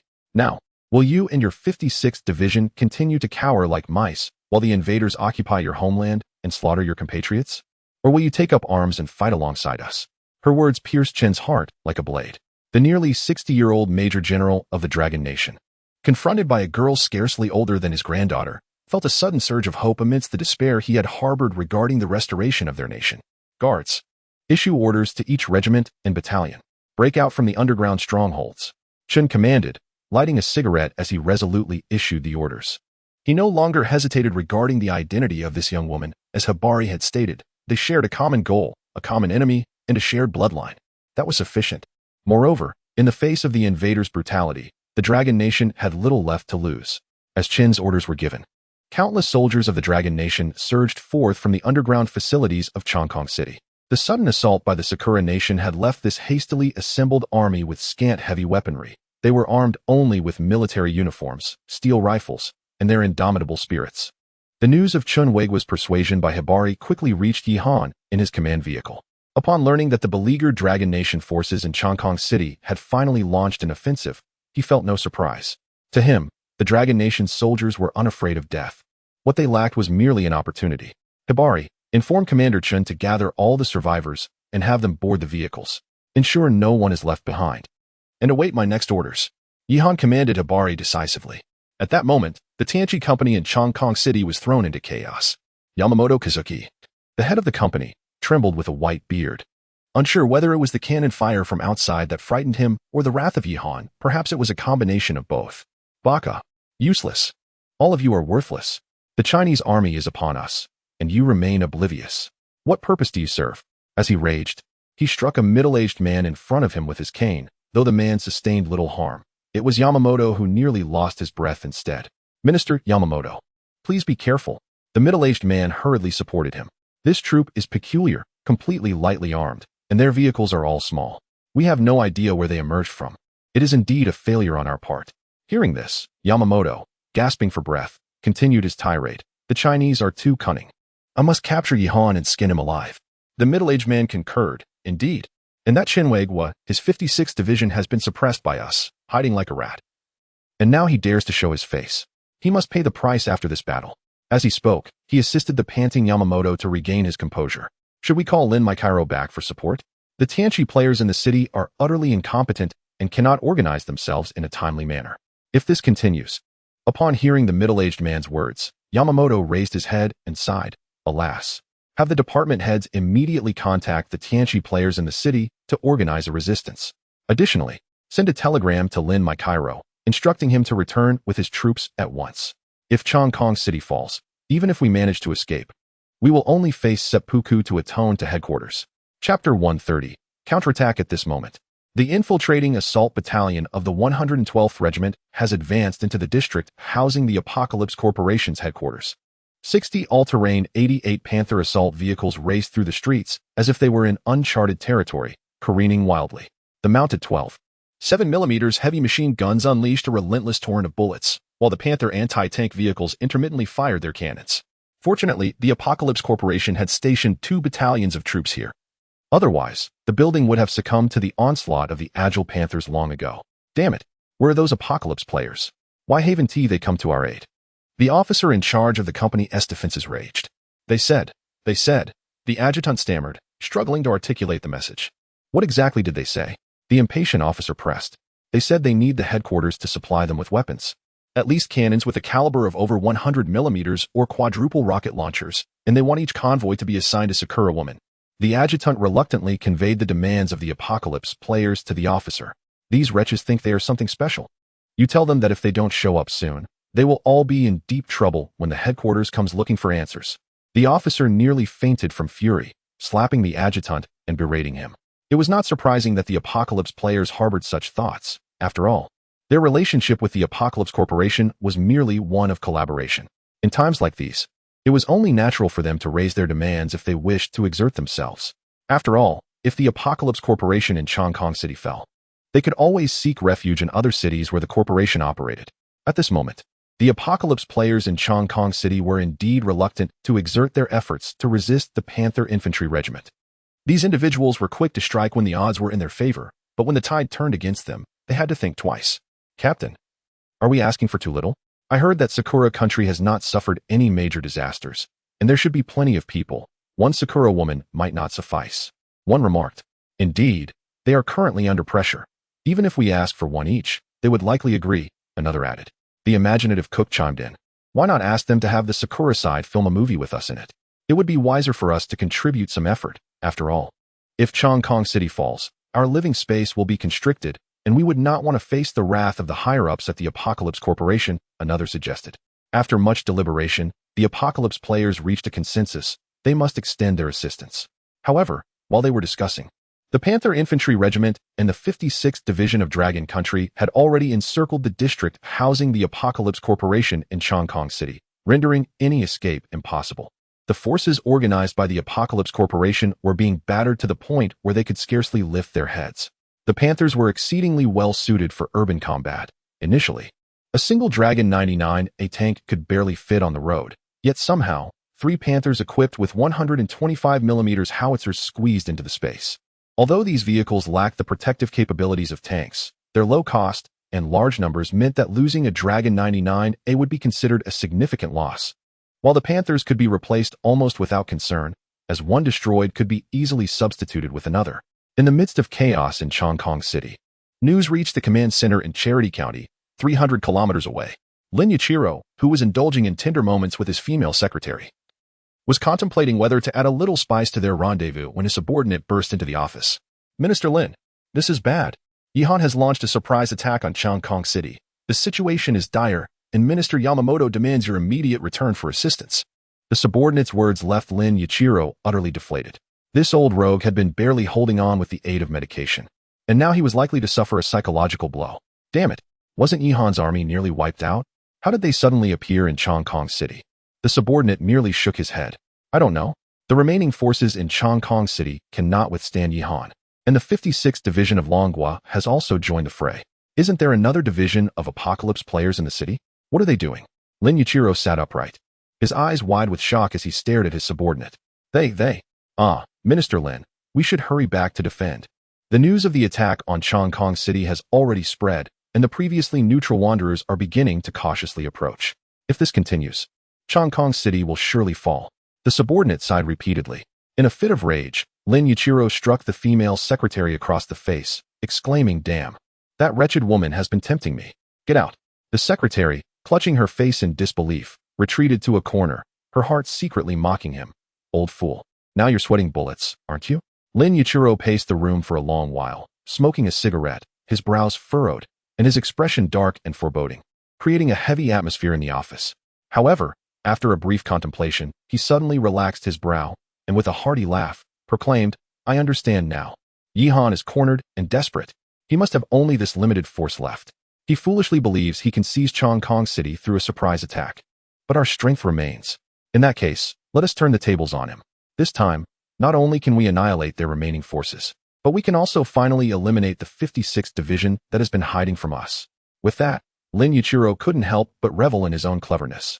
The subordinate, understanding the plan, eagerly flattered Lin Yuichiro. "Indeed, Minister Lin, we never considered this. You're so astute. Ha ha ha, with our return, we can surely eliminate both Yihan and Qinhuigua. When that happens, the headquarters will undoubtedly promote you, Minister Lin." Chapter 131. The Chain of Schemes. Lin Yuichiro, having basked in the flattery of his subordinates, found his self-satisfaction soaring to dizzying heights. Only the female secretary beside him could not suppress a quiet sneer. Could it be that this old fool was experiencing some form of delusion, having succumbed to his own hubris after merely a few incidents? "To what stage has our main force advanced?" Lin Yuichiro inquired with a disdainful smile. "We have now reached the looming base, and the horde has already infiltrated the city. The military anticipates that we will occupy the base within half an hour," a subordinate responded. "Recall the troops to Chongqing City. Let the horde take care of the looming base," Lin Yuichiro declared confidently. Moreover, the brigade stationed in Sisan County should also be dispatched to Chongqing City. There is an old saying in our nation: even a lion uses its full strength when hunting a rabbit. We must eradicate all resistance forces within Chongqing City in one decisive sweep. Upon hearing Lin Yuichiro's orders, his subordinate immediately bowed and replied, "Yes, Minister Lin." Observing his subordinate busily preparing for battle, Lin Yuichiro chuckled derisively. At this moment, the Apocalypse army stationed at Looming Base comprised 7 brigades, in addition to the one he had dispatched. With such an extensive net cast, the annihilation of Yihan's forces was inevitable. As he contemplated the scene of Yihan's demise and his own promotion, a surge of wicked excitement welled up within him. He turned to gaze at the female secretary, his eyes ablaze with desire. "Minister Lin, must we?" The secretary feigned vulnerability. Lin Yuichiro paid no heed to her protests, lunging at her with a lewd grin plastered across his face. Outside of Sisan County, at a covert roadside factory, Yihan's base vehicle had come to a steady halt. "The brigade in Sisan County has withdrawn, but it seems Lin Yuichiro has yet to leave," Mujin remarked. Above the highway, a reconnaissance drone from the Special Operations Battalion soared through the skies, capturing clear images of an entire troop on the road below. The remaining forces in Sisan County were retreating from the city, primarily consisting of the Apocalypse's own army, whose weaponry was on an entirely different scale compared to that of the Apocalypse players. Being elite troops, they were well equipped with heavy artillery and tanks, rivaling Wang Long's heavily armored guard battalion in terms of armament. In addition to the elite Apocalypse forces, half of the remaining units comprised level 4 Lord-class zombies, predominantly Avengers and Defenders. This was precisely why Yi Han had gone to great lengths to relocate this brigade, even with the 3 regiments at his disposal. It would require considerable effort to assimilate this brigade. Now that Lin Yichiro had redirected this brigade to Chongqing City, 5 counties, including Sisan County, would become ghost towns. While the land was of secondary concern, the zombies within the city represented millions of points. That old teddy bear is likely overwhelmed right now. I wonder if he'll still be able to hold it together after a couple of cannon shots. Yi Han coldly mused. What is the situation at Looming Base? Report. Commander. We have just received news that the Apocalypse army at Looming Base has begun to withdraw towards Chongqing City, leaving behind approximately 400,000 zombies, Yi Jingyu reported. Upon hearing Yi Jingyu's words, Yi Han lowered his head in contemplation before disseminating a message in the group. Commander Yi Han, Li Chengwang, in half an hour, lead the entire 113th Regiment to provide support to the Looming Base. Collaborate with Lu 2's main vehicle corps to encircle and eliminate the horde of zombies as swiftly as possible. Commander of the 113th Regiment, Li Chengwang, understood. Main vehicle corps, Lu 2, acknowledged. Commander Yi Han, Gao Xing, reinforcements have already set out for you in Chongqing City. Prepare to retreat with the 56th Division. The Cat Light Infantry Corps will continue to feign an attack on the Tianqi Corporation in Chongqing City while regrouping. As the reinforcements near, promptly withdraw to the mountains and remain on standby, ensuring the 56th Division retreats towards the Looming Base, bringing all survivors along. Commander of the 112th Regiment, Gao Xing, received. After sending the message, Yi Han calmly sipped his tea and turned to Wang Hu and Li Qianjing. In 4 hours, Wang Hu's 111th Regiment will assault Sisan County and the adjacent Dushan County, while Li Qianjing's 114th Regiment will attack the other 3 counties. Both Wang Hu and Li Qianjing were visibly stirred by this, raising their hands in salute. Chongqing City was merely a facade. Yi Han's true objective lay in the 5 counties adjacent to Tushan County and Jialing County. Securing these regions would render Chongqing City a desolate stronghold and alleviate the crisis at Looming Base. Crucially, these 5 counties harbored a staggering 5 million zombies. Along with the hordes converging on Looming Base, totaling nearly 3 million, a bounty of 30 million points. This would nearly fulfill half of the requirements for his promotion to division commander. As for the direct capture of Chongqing City, although Yi Han harbored the desire, he lacked the strength. After all, the Tianqi Corporation still commanded around 100,000 players and elite troops, and even with the 112th Regiment, namely the Cat Light Infantry Corps, taking the city would be futile in maintaining control. Before the impending battle, Yi Han had already conferred with Mu Jin, deciding that Tushan, Jiaolin, Shilan, and even Looming Base would be forsaken. Assigning Wang Hu and Li Chengwang to defend was both a ruse and a means to accrue points. The assault on Chongqing City served as a strategic diversion, attacking the enemy's vital points. Yi Han meticulously orchestrated a series of stratagems, employing tactics such as feigned capture, baiting with a decoy, and employing the art of deception, culminating in a masterful display of strategy that left a single army bewildered by the maneuvers of a brigade. Chapter 132. My apologies. I am a spy. 4 hours swiftly elapsed, and the battle in Chongqing City raged on fiercely. Had it not been for the awakening players in the city who began to rise in rebellion, the Cat Brigade would likely have driven Yamamoto Ichimu from his stronghold. Sensing the opportune moment, Yi Han promptly commanded the 111th and 114th Regiments to launch their assault on the 5 counties. Wang Hu, who had long concealed his prowess under Yi Han's orders, was now elated, akin to a groom on his wedding day. Wang Chuangui, let your tank battalion charge forth. Wang Chuan, coordinate the infantry battalion in the assault.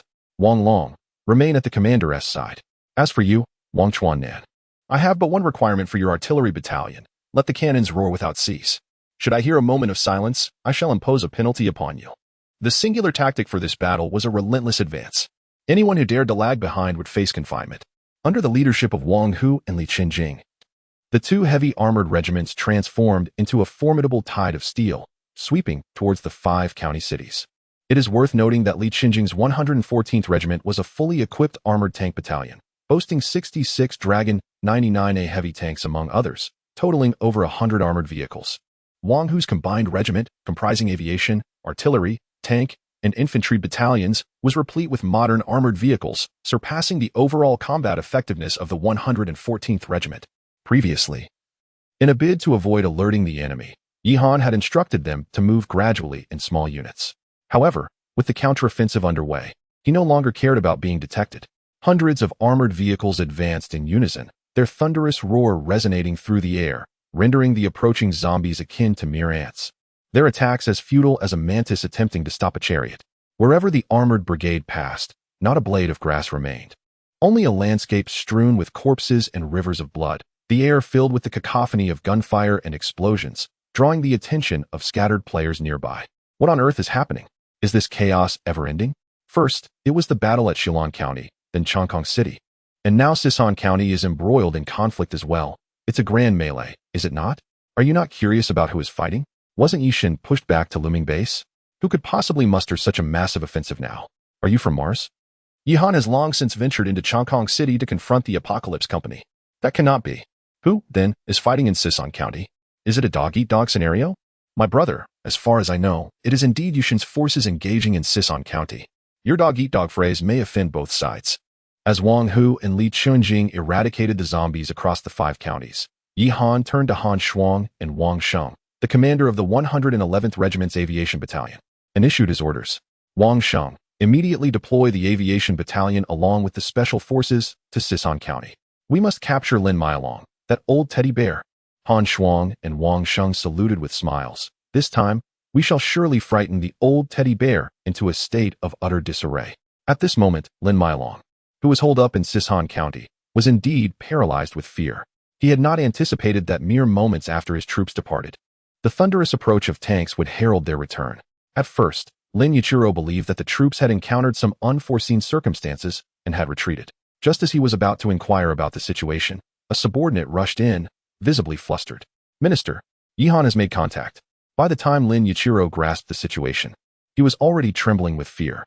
Damn it, do you even speak the truth?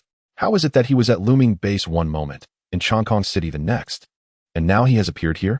Upon hearing Lin Yichiro's questions, his subordinates all shook their heads in dismay.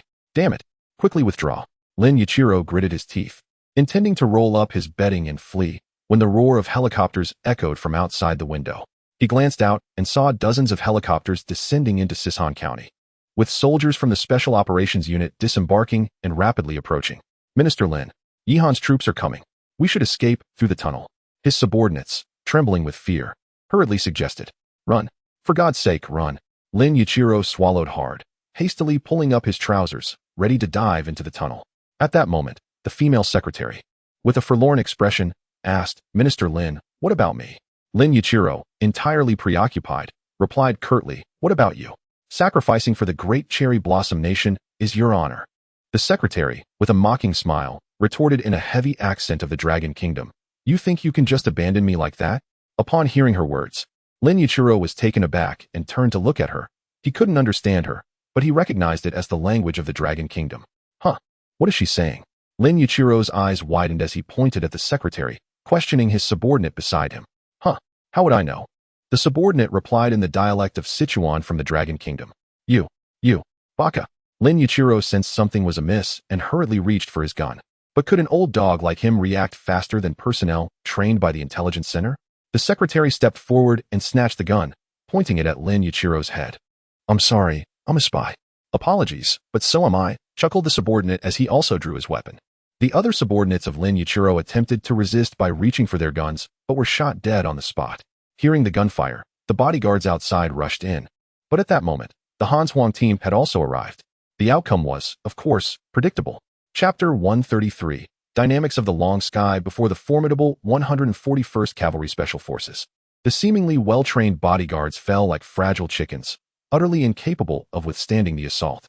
In mere moments, the apocalyptic bodyguards lay on the ground, each with a gaping wound in their foreheads. The cavalrymen had transformed beyond their previous capabilities. With the enhancement provided by the Class D strengthening agents, these elite soldiers, already exceptional, received an extraordinary augmentation. Their endurance and reflexes underwent significant upgrades, a feat largely attributable to the contributions of the Phantom.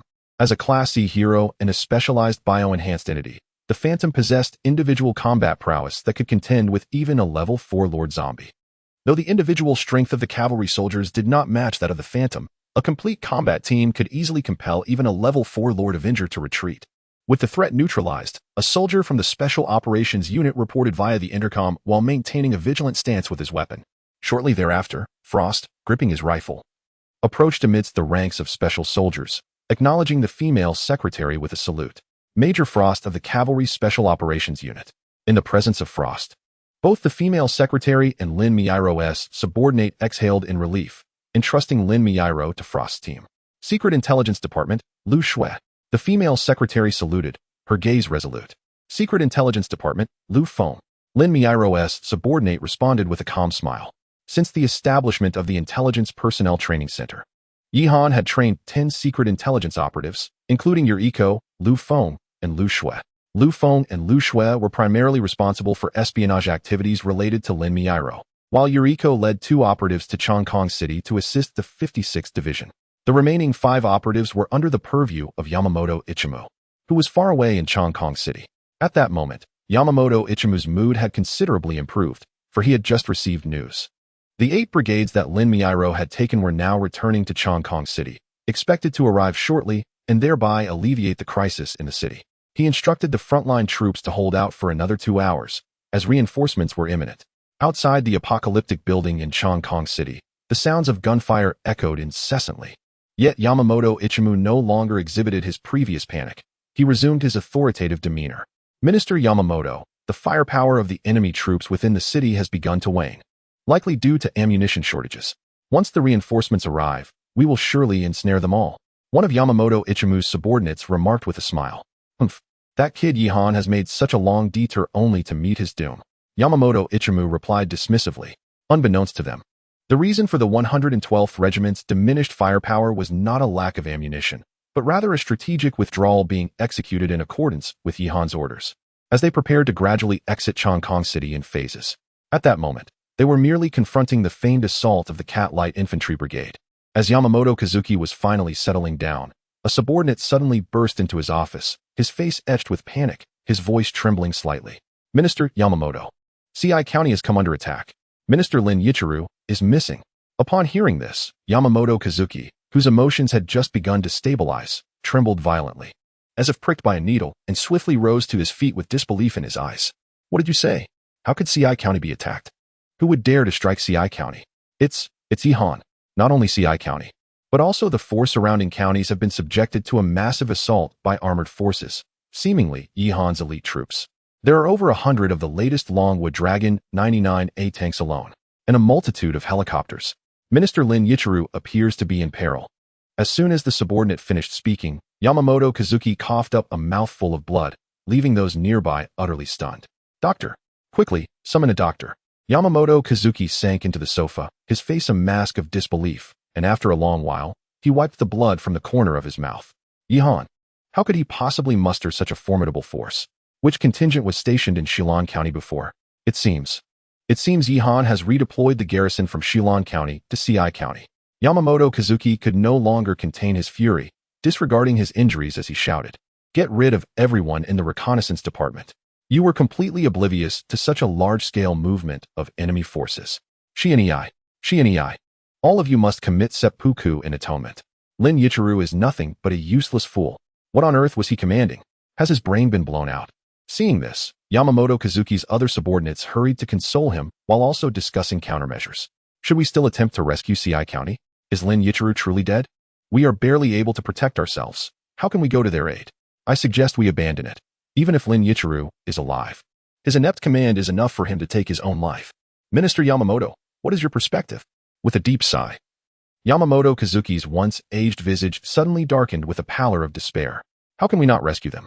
CI County is our logistical stronghold. Once the troops return and stabilize the situation in Chongqing City, we must immediately dispatch forces to reclaim CI County. Furthermore, we must reform these apocalypse players.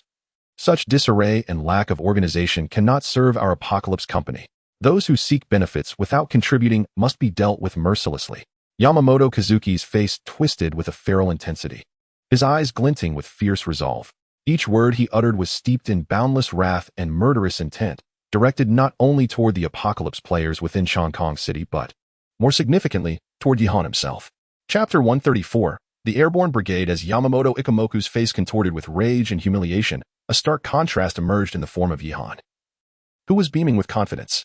At this moment, Yihan had already driven the base vehicle into Sison County, under the overwhelming advance of Wang Hu's heavily armored combined brigade.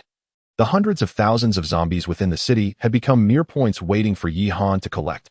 Moreover, with the coordinated efforts of the Magnetic Storm Infantry Company and the Rocket Flight Company, nearly 100,000 zombies had fallen in just 2 hours within Sison County. At this pace, it would take less than half a day to clear the county. Meanwhile, Li Chengwang's 113th Brigade had also arrived at the looming base, showcasing the advantages of a fully mechanized force, which boasted exceptional mobility. As long as the roads were cleared, their deployment speed was remarkably swift. The 113th Brigade had begun coordinating with Lu Tu's main vehicle brigade to eradicate the zombies. In the preceding days, Yihan had been on the receiving end of relentless pressure, with many believing it was merely a matter of time before his forces were annihilated. Yet, who could have anticipated that Yihan's counteroffensive would be so unexpectedly swift and decisive? Gazing at the numbers in the score panel, Yihan noted that, thanks to the valiant efforts of the 4 combat brigades at the front, his score had surged to 4 million. This figure included contributions from Wang Hu and Li Qingjing's operations around Sison County, as well as many points accrued from Li Chengwang's battlefield at Looming Base and the Cat Light Infantry Brigade's performance in Kong City. At this juncture, Yihan was merely 1 brigade unit away from full brigade-level strength, yet he understood the necessity for careful consideration regarding this final unit. The Armored Tank Brigade already comprised the 113th and 114th Brigades, both under the command of Li Chengwang and Li Qingjing, respectively. Meanwhile, the Heavy Armor Combined Brigade was represented by Wang Hu's 111th Brigade, which would serve as the seed unit for his future Heavy Armor Combined Corps. These 3 brigades were primarily focused on heavy mechanization, forming what was known as the Iron Tide. Notably, Wang Hu's 111th Brigade boasted not only armored tank units, but also mechanized infantry, artillery, security units, and airborne divisions. The 112th Brigade, led by Gao Shang, represented the Cat Light Infantry Brigade, adept in infiltration tactics. While its frontal combat capabilities might not rival those of the other 3 brigades, its firepower was formidable, and its mobility far surpassed the others. Contemplating this, Yihan found himself in a quandary. His forces currently seemed to lack significant weaknesses. The presence of the 112th Brigade sufficed for the light infantry needs. Should he continue to bolster the armored brigade? Perhaps it would be prudent to establish an airborne brigade, as the existing airborne battalion within the 111th Brigade struggled to meet the demands of the unit. Furthermore, airborne forces held a distinct advantage over ground units. Mu Jin suddenly interjected, noting that the anti-air capabilities at the Apocalypse base were rather inadequate. With the support of ground forces, an airborne brigade could become a formidable weapon. Yihan glanced at Mu Jin and pondered for a moment. Previously, it was Mu Jin who had advocated for the creation of the Cat Light Infantry Brigade, which had indeed proven invaluable in subsequent battles. To be fair, Mu Jin's vision was remarkably astute. Very well, let us proceed with the establishment of the Airborne Brigade, Yihan affirmed with a nod.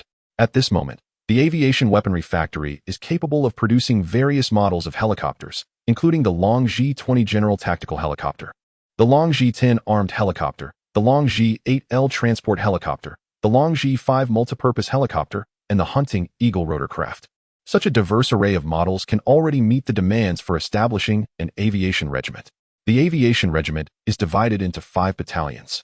I propose that the 1st and 2nd battalions be developed into attack aviation battalions, consisting of 3 attack companies, 1 reconnaissance company, and 1 ground support platoon. The attack companies will be equipped with 16 Long J-10 armed helicopters, while the reconnaissance company will have 12 Long J-20 tactical helicopters, and the ground support platoon will be outfitted with various support vehicles. Calculating this, 1 attack aviation battalion would comprise 48 Long J-10 helicopters and 12 Long J-20 helicopters. Yihan nodded in acknowledgement, affirming, indeed. The attack battalion will serve as the main force of the aviation regiment, tasked with firepower strikes and aerial assaults. Furthermore, the 3rd battalion will be established as an assault reconnaissance battalion, entirely equipped with 60 Long J-20 helicopters, designated for ground support, armed patrols, and reconnaissance strikes. The 4th battalion will be created as a transport aviation battalion, primarily outfitted with 60 Long J-8L helicopters for transportation support. The 5th battalion, serving as the ground support battalion, will be equipped with 24 Long 09 infantry fighting vehicles, 30 various models of Lynx vehicles, 30 flatbed trucks, and several hunting Eagle rotorcraft.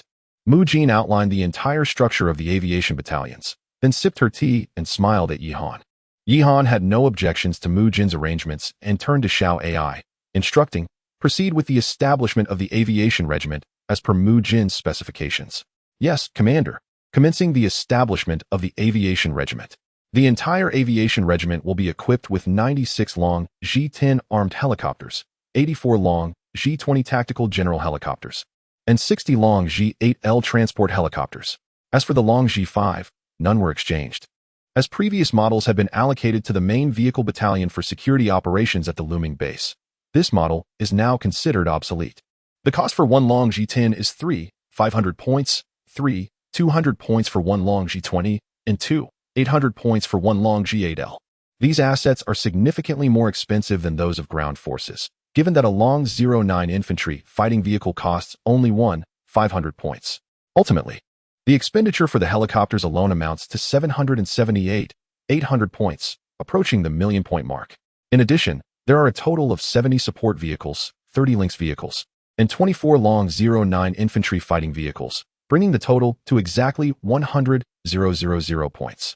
Coupled with the cost of establishing a regiment, which includes 600 soldiers at a little over 670,000 points, the total expenditure for an aviation regiment reaches 540,000 points.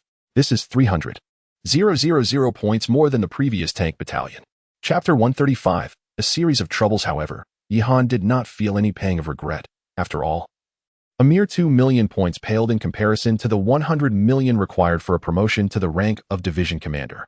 With the exchange from the aviation regiment, his 4 million points plummeted to a mere 240,000. At that moment, Mu Jin approached and patted Yi Han on the shoulder, stating, "Now that the brigade is fully staffed, we merely need to accumulate points for your promotion to division commander." Just then, the thunderous roar of helicopters echoed from outside the base vehicle, filling Yi Han with excitement as he hurried out to greet his new troops. However, upon stepping outside, he was taken aback. The once darkened sky, previously teeming with helicopters, now revealed only a sparse few Dragon Z-20s flying overhead, with not a single Dragon Z-10 or Dragon Z-8L in sight. What is going on? Where are my helicopters? Yi Han exclaimed, eyes wide in disbelief. Mu Jin shot him a glance, saying, "The aviation regiment consists of nearly 300 aircraft. Do you think there is enough space in Sisan County to accommodate them all?" Yi Han paused, momentarily stunned by Mu Jin's words, before surveying his surroundings. The base vehicle was stationed in the central square of Sisan County, and while there was ample open space, it could barely hold 20 helicopters at most. Accommodating an entire regiment was indeed quite a stretch. Embarrassed, he scratched his head. Since Mu Jin's arrival, he had been delegating many issues directly to her, clearly relying on her intellect far more than he had before. At this rate, Mu Jin was becoming his external brain. As Yi Han pondered these thoughts, a Dragon Z-20 landed not far from the base vehicle, and an officer bearing the rank of colonel stepped down, reporting, "Commander, the commander of the aviation regiment, Yi Tianyu, is here to report." Yi Tianyu appeared to be in his late 30s, with a handsome face and an upright posture, exuding the distinctive aura of a mature man, which prompted Yi Han to recall the saying, "A man at 40 is a flower in full bloom." What about the other units of the aviation regiment? Yi Han inquired as he stepped forward, reporting, "Commander, due to the lack of suitable helipads, the other units of the aviation regiment have flown to the outskirts and are stationed in various open areas," Yi Tianyu replied, furrowing his brow at Yi Tianyu's words. Yi Han thought, this simply will not do. Xiao Ai, allocate personnel to the engineering battalion to fill the battalion-level quota, with Wang Shi appointed as the battalion commander. Yi Han commanded, "Yes, Commander. We will supplement the battalion with 400 engineers and 80 various engineering support vehicles, totaling 128,000 points," came the response. With the engineering battalion reinforced, Yi Han turned to the newly appointed commander, Wang Shi, and issued his orders. "Wang Shi, take your fellow engineers to find a suitable plot of land in the outskirts of Sisan County to construct the aviation regiment's base. The camp must accommodate over 100 helicopters, complete with hangars, dormitories, dining facilities, and all necessary amenities." Upon hearing Yi Han's command, Wang Shi promptly led the soldiers to begin constructing the aviation regiment's base. The decision to establish the base in Sisan County was not made lightly. This location lies strategically between Chongqing City and Looming Base, allowing the aviation regiment to support Looming Base while simultaneously posing a threat to Chongqing City. After arranging matters with the helicopter regiment, Yi Han returned to the vehicle with Mu Jin. Although the threat from Chongqing City had been eradicated, Yi Han found himself burdened with even more responsibilities. Foremost among them was the assessment of the various battlefronts. The Looming Base, along with 8 counties including Shilin County and Sisan County, remained engulfed in conflict. The Cat Light Infantry Regiment was still engaged in combat with forces from Chongqing City. Additionally, the post-war reconstruction efforts required his attention. Despite having Yi Ruoshua's support, Yi Han needed to oversee operations at the base. Furthermore, the predicament concerning the 56th Division loomed large. How should this official military force of Long Country be managed? Yi Han, feeling quite troubled, summoned Yi Jingyu and inquired about the situation on the front lines. Report, Commander. The 111th and 114th Regiments are currently clearing out the zombies in Sisan County and its surrounding areas. The county seat has been liberated, and the remaining task involves the cleanup of adjacent towns, which should take approximately 12 more hours to complete. The 113th Regiment at the Looming Base is contending with the residual zombie horde and is expected to finish their mission within 5 hours. The 112th Regiment has withdrawn from Chongqing City, where the 8 brigades have just returned to assist. Yamamoto Ichima seems to be organizing a new offensive, but it is anticipated to take another 2 or 3 days. Upon hearing Yi Jingyu's report, Yi Han furrowed his brow and asked, "What about Chen Weigua's 56th Division?" The 56th Division is currently aiding the 113th Regiment in cleansing the zombies at the Looming Base. According to prior orders, they will be stationed at the Looming Base once the clearance is completed. Yi Han pondered deeply. Aware that the 56th Division comprised nearly 5,000 well-trained regular troops of Long Country, a conflict with them could pose significant complications. It appeared that a visit to the Looming Base would be necessary in the near future, both to bring Yi Ruoshua back, to oversee the reconstruction efforts, and to engage in direct communication with Chen Weigua. Although Yi Han was confident that the 56th Division would not be his match, they were nonetheless an official military unit with deep-rooted affiliations to Long Country. Resorting to force against them would be a difficult decision. Yet, his own position was precarious, lacking official recognition, should Chen Weigua insist on matters. His troops would be classified as bandits. Report, Commander. The Vice Minister of Tianqi Company in Chongqing City, Lin Mialang, has been successfully apprehended. At that moment, a voice from Han Shuang broke the silence within the vehicle. Chapter 136. I cannot disclose anything to you. Duanwu Festival Update. Upon hearing Han Shuang's report, Yi Han's eyes sparkled. Lin Micairo, that old rascal, holds a significant position as the second-in-command at Tianqi Company in Chongqing City. Capturing him is far beyond merely boosting morale. The intelligence he possesses is equivalent to that of an entire regiment, if not a brigade. Bring him in, Yi Han said, rubbing his hands together. Also, let Xiaodian join us, Mu Jin added with a smile to the soldiers. As Yi Han's voice echoed, Lu Shui and Han Huang stepped forward, followed closely by the tightly bound Lin Micairo. Report, Commander. Mission accomplished, Lu Shui declared as she stepped up. Seeing this, Yi Han nodded. He understood the complexities of espionage. Lu Shui had not only ventured into the enemy command center at great peril, but also demonstrated selflessness by capturing Lin Micairo, securing a significant asset. Lu Shui's contributions and sacrifices in this battle were on par with those of frontline heroes like Wang Hu. Lu Shui, you have worked hard on this mission. I will hold a commendation ceremony, and your rewards will be forthcoming, Yi Han stated. Serving the commander is an honor I shall not shy away from, Lu Shui replied, standing at attention and saluting with solemnity. Lin Micairo, observing this, was nearly grinding his teeth in frustration. Yi Han glanced at the fallen Lin Micairo and sneered, Lu Shui, please translate for me and ask this old dog if he is willing to cooperate, with a smile tugging at her lips. Lu Shui relayed Yi Han's words to Lin Micairo. Upon hearing, Lin Micairo erupted in a torrent of curses. Baka, you think I will cooperate with you? Dream on. Our great Sakura country will eventually skin you alive and feed you to dogs. Feigning shock, Lu Shui exclaimed, my goodness, Commander. Lin Micairo says he wants to skin you alive and feed you to dogs. How terrifying. Yi Han chuckled coldly. In that case, let Mu Jin and Han Huang have a word with him. How can someone of his age still be lost in dreams? Thankfully, Lu Tu is not here. Otherwise, you'd be in for a treat. Mu Jin, stifling a laugh, remarked. Then it seems we must trouble Xiaotian again. Just as she was about to send Xiaotian to teach Lin Micairo a lesson, Han Huang interjected, Commander, I have an idea. If we keep sending Xiaotian to handle such matters, I fear it may upset his stomach. These Sakura fellows drink nuclear wastewater daily. Their brains are surely addled. We must ensure Xiaotian is not affected by their radiation. After pondering for a moment, Yihan agreed with Han Shuang's reasoning. After all, Xiaodian was one of his trusted subordinates, and exposing him to such risks seemed unwarranted. What do you suggest we do? With a grin, Han Shuang replied, we can simply send someone from the Magnetic Storm Infantry Company. Electric shock therapy tends to be quite effective. Yihan couldn't help but think of Han Shuang as a devil. Usually quiet, he harbored a mischievous streak that rivaled Mu Jin's cunning. Taking Han Shuang's advice to heart, Yihan quickly summoned Zhang Tai, the commander of the Magnetic Storm Infantry Company. Before long, Zhang Tai arrived at the base clad in an insulated suit. Assist the old teddy to the chair, Zhang Tai. Ensure you manage the current properly. We cannot afford to have him electrocuted, Yihan instructed. Ha ha ha, rest assured, Commander. Prior to my military service, I was a skilled electrician, adept at handling electricity. Zhang Tai chuckled as he helped Lin Mailang into the chair. Unbeknownst to Lin Mailang, he was on the brink of a harrowing experience, persistently muttering Bakashi without pause, even when he caught sight of the electric discharge device in Zhang Tai's hands. Pulsating with energy, he remained dismissive. This old fool, with a sneer, cast a glance at Yihan and declared, I cannot divulge anything to you.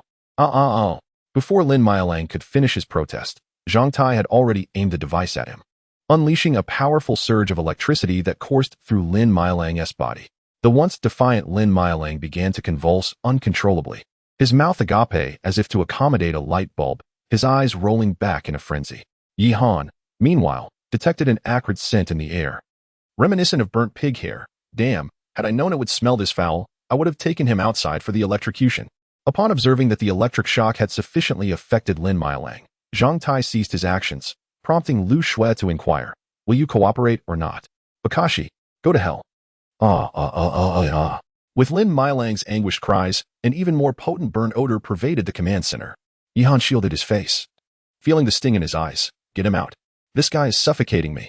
Following Yihan's command, Zhang Tai and Han Shuang hastily lifted the chair, carrying the frothing Lin Mailang outside. 10 minutes later, Lu Shui entered the command center, her eyes gleaming with mirth, and announced to Yihan, Lin Mailang is willing to cooperate.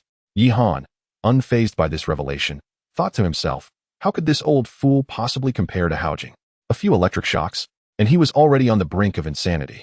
Upon stepping outside, Yihan was met not only with the overpowering scent of charred flesh, but also a nauseating stench of excrement. Lin Mailang, now seated in the chair, bore little resemblance to the spirited minister he once was. Under Zhang Tai's electric therapy, not only had Lin Mailang lost his hair, but his skin had also darkened dramatically. What? Is this not a prison? Where's the hair? Yihan exclaimed in astonishment. It was no wonder Yihan reacted thus. Lin Mailang had transformed into a charred figure, the few strands of hair remaining on his head now frizzed and twisted. I am willing to cooperate. I truly am. Please, no more electricity. I beg you. Lin Mailang implored, surprisingly speaking in the Dragon Kingdom's language. By heavens, have you opened your meridians with this shock? Yihan remarked, taken aback. At this moment, Lin Mailang felt as if death were a preferable fate. Reduced to such a pitiful state, he would hastily utter even the most alien of languages if it meant alleviating his torment. Chapter 137. The Ambitions of the Cherry Blossom Nation, Duanwu Festival Bonus. Pray tell, what is the distribution of power within your Tianqi company? Yihan inquired, lighting a cigarette as he spoke. Lin Maikairo stammered, struggling to articulate a coherent response. What is the matter? Have you lost your memory? Perhaps you would like your brother Tai to assist you? Lu Shui interjected with a cold laugh, while Zhang Tai had already raised the electric device. No, it's just that the topic you are broaching is rather vast. I am at a loss as to where to begin, Lin Maikairo replied, visibly distressed, his expression obscured in the dim light. Yet, even through his voice, it was apparent he was on the verge of tears, having endured several rounds of electric shocks that left him trembling. Let us commence with your headquarters. What is the overarching distribution of power within Tianqi Company? Mu Jin stepped forward and asked. Upon hearing Mu Jin's inquiry, Lin Maikairo quickly acquiesced. The company headquarters is established on the soil of the Cherry Blossom Nation, with branches in major countries worldwide. To my knowledge, the Tianqi branch in the Dragon Nation not only manages affairs within its borders, but also oversees a dozen or so neighboring countries, including those pesky Koreans and the Filipinos. Each province in the Dragon Nation has its own subdivisions, and our Chongkong branch is under the jurisdiction of the Jianghan provincial branch. Yihan was taken aback. It appeared that Tianqi Company had indeed extended its reach considerably, not only affecting the Dragon Nation, but also imposing its influence upon other nations. It followed that players from these countries were likewise struggling within their territories. What is the purpose of your actions? Is it merely to eradicate all of humanity? Yihan asked, his brow furrowed. The anti-human agenda had long been a familiar script for the military of the Cherry Blossom Nation. These individuals, in their madness, spared neither foreign adversaries nor their own kin. Not at all. Lin Maikairo shook his head vehemently. The specifics elude me. But it is said that the goal is to acquire greater territory by cultivating war weapons through mutated zombies, subsequently ruling over the remaining survivors, compelling them to labor for us and sustain the Cherry Blossom Nation. Oh, so you imply that you have not massacred the survivors? Yihan questioned, a hint of astonishment in his voice. After all, the mission of the Tianqi was to earn points through the slaughter of survivors. Initially, no. We primarily captured them to mine and farm. However, the population of the Dragon Nation is simply too vast. The headquarters claim that the Cherry Blossom Nation is too small and wishes to relocate its nation to the Dragon Nation, which is why the slaughter of survivors commenced thereafter. Lin Maikairo recounted candidly. And what of the survivors you have captured? Yihan pressed further. I only know that some are confined in laboratories for modification. As for those involved in mining and farming, I am uncertain of their whereabouts. It seems there are farms in other cities of Jianghan province. Perhaps they are held there, Lin Maikairo responded. Yihan pondered deeply, realizing that it was imperative to rescue these individuals. Otherwise, given the nature of the Cherry Blossom Nation, they would be exterminated once they had outlived their usefulness. How many troops does your Jianghan provincial branch command? Mu Jin inquired. I am not entirely certain. All I know is that the Longkong City Department boasts an approximate elite military force of 10,000, along with 80,000 players from the Apocalypse faction, and in addition, there exists a battalion of 10,000 Lord Zombies, primarily comprising 4th-level lords, Lin Miro stated. Yihan was already well aware of this information.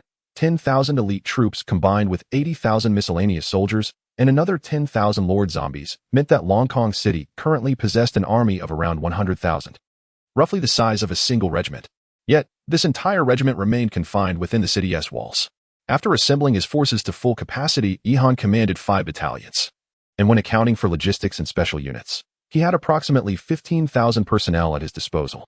The disparity in strength appeared substantial. However, Yihan's troops were elite, which explained their previous successes against their adversaries.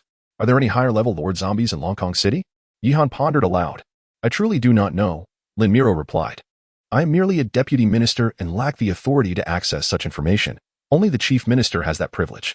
Noticing that Lin Miro was unable to provide any further valuable insights, Yihan casually inquired, Now, let me offer you an opportunity. Consider if there is any useful information you might share. If your words resonate with me, I might spare your life. Upon hearing this, Lin Miro seemed momentarily taken aback, while Han Shuang rolled her eyes. The notion that Yihan would spare a life was likely a matter of fate. After all, the previous world's few unicycle riders had yet to find their rest. After a moment of contemplation, Lin Miro's eyes suddenly brightened, revealing a gleaming smile. I actually know something. I am aware of the location of Longkong City's logistics base. This revelation not only piqued Yihan's interest, but also caught Mu Jin's attention. Splendid. Do tell me, and I shall guarantee your survival, Yihan exclaimed, clapping his hands in delight. With so many people in the Apocalypse faction at Longkong City, coupled with their current isolation, seizing the logistics point would leave Yamamoto Ichimu's army awaiting their demise unless the provincial department sent reinforcements.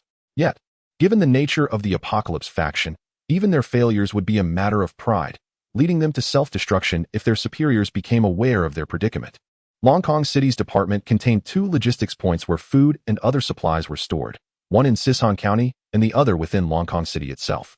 Upon hearing Lin Miro's words, Yihan's pupils involuntarily quivered as he hastily pressed for the exact location of the logistics point.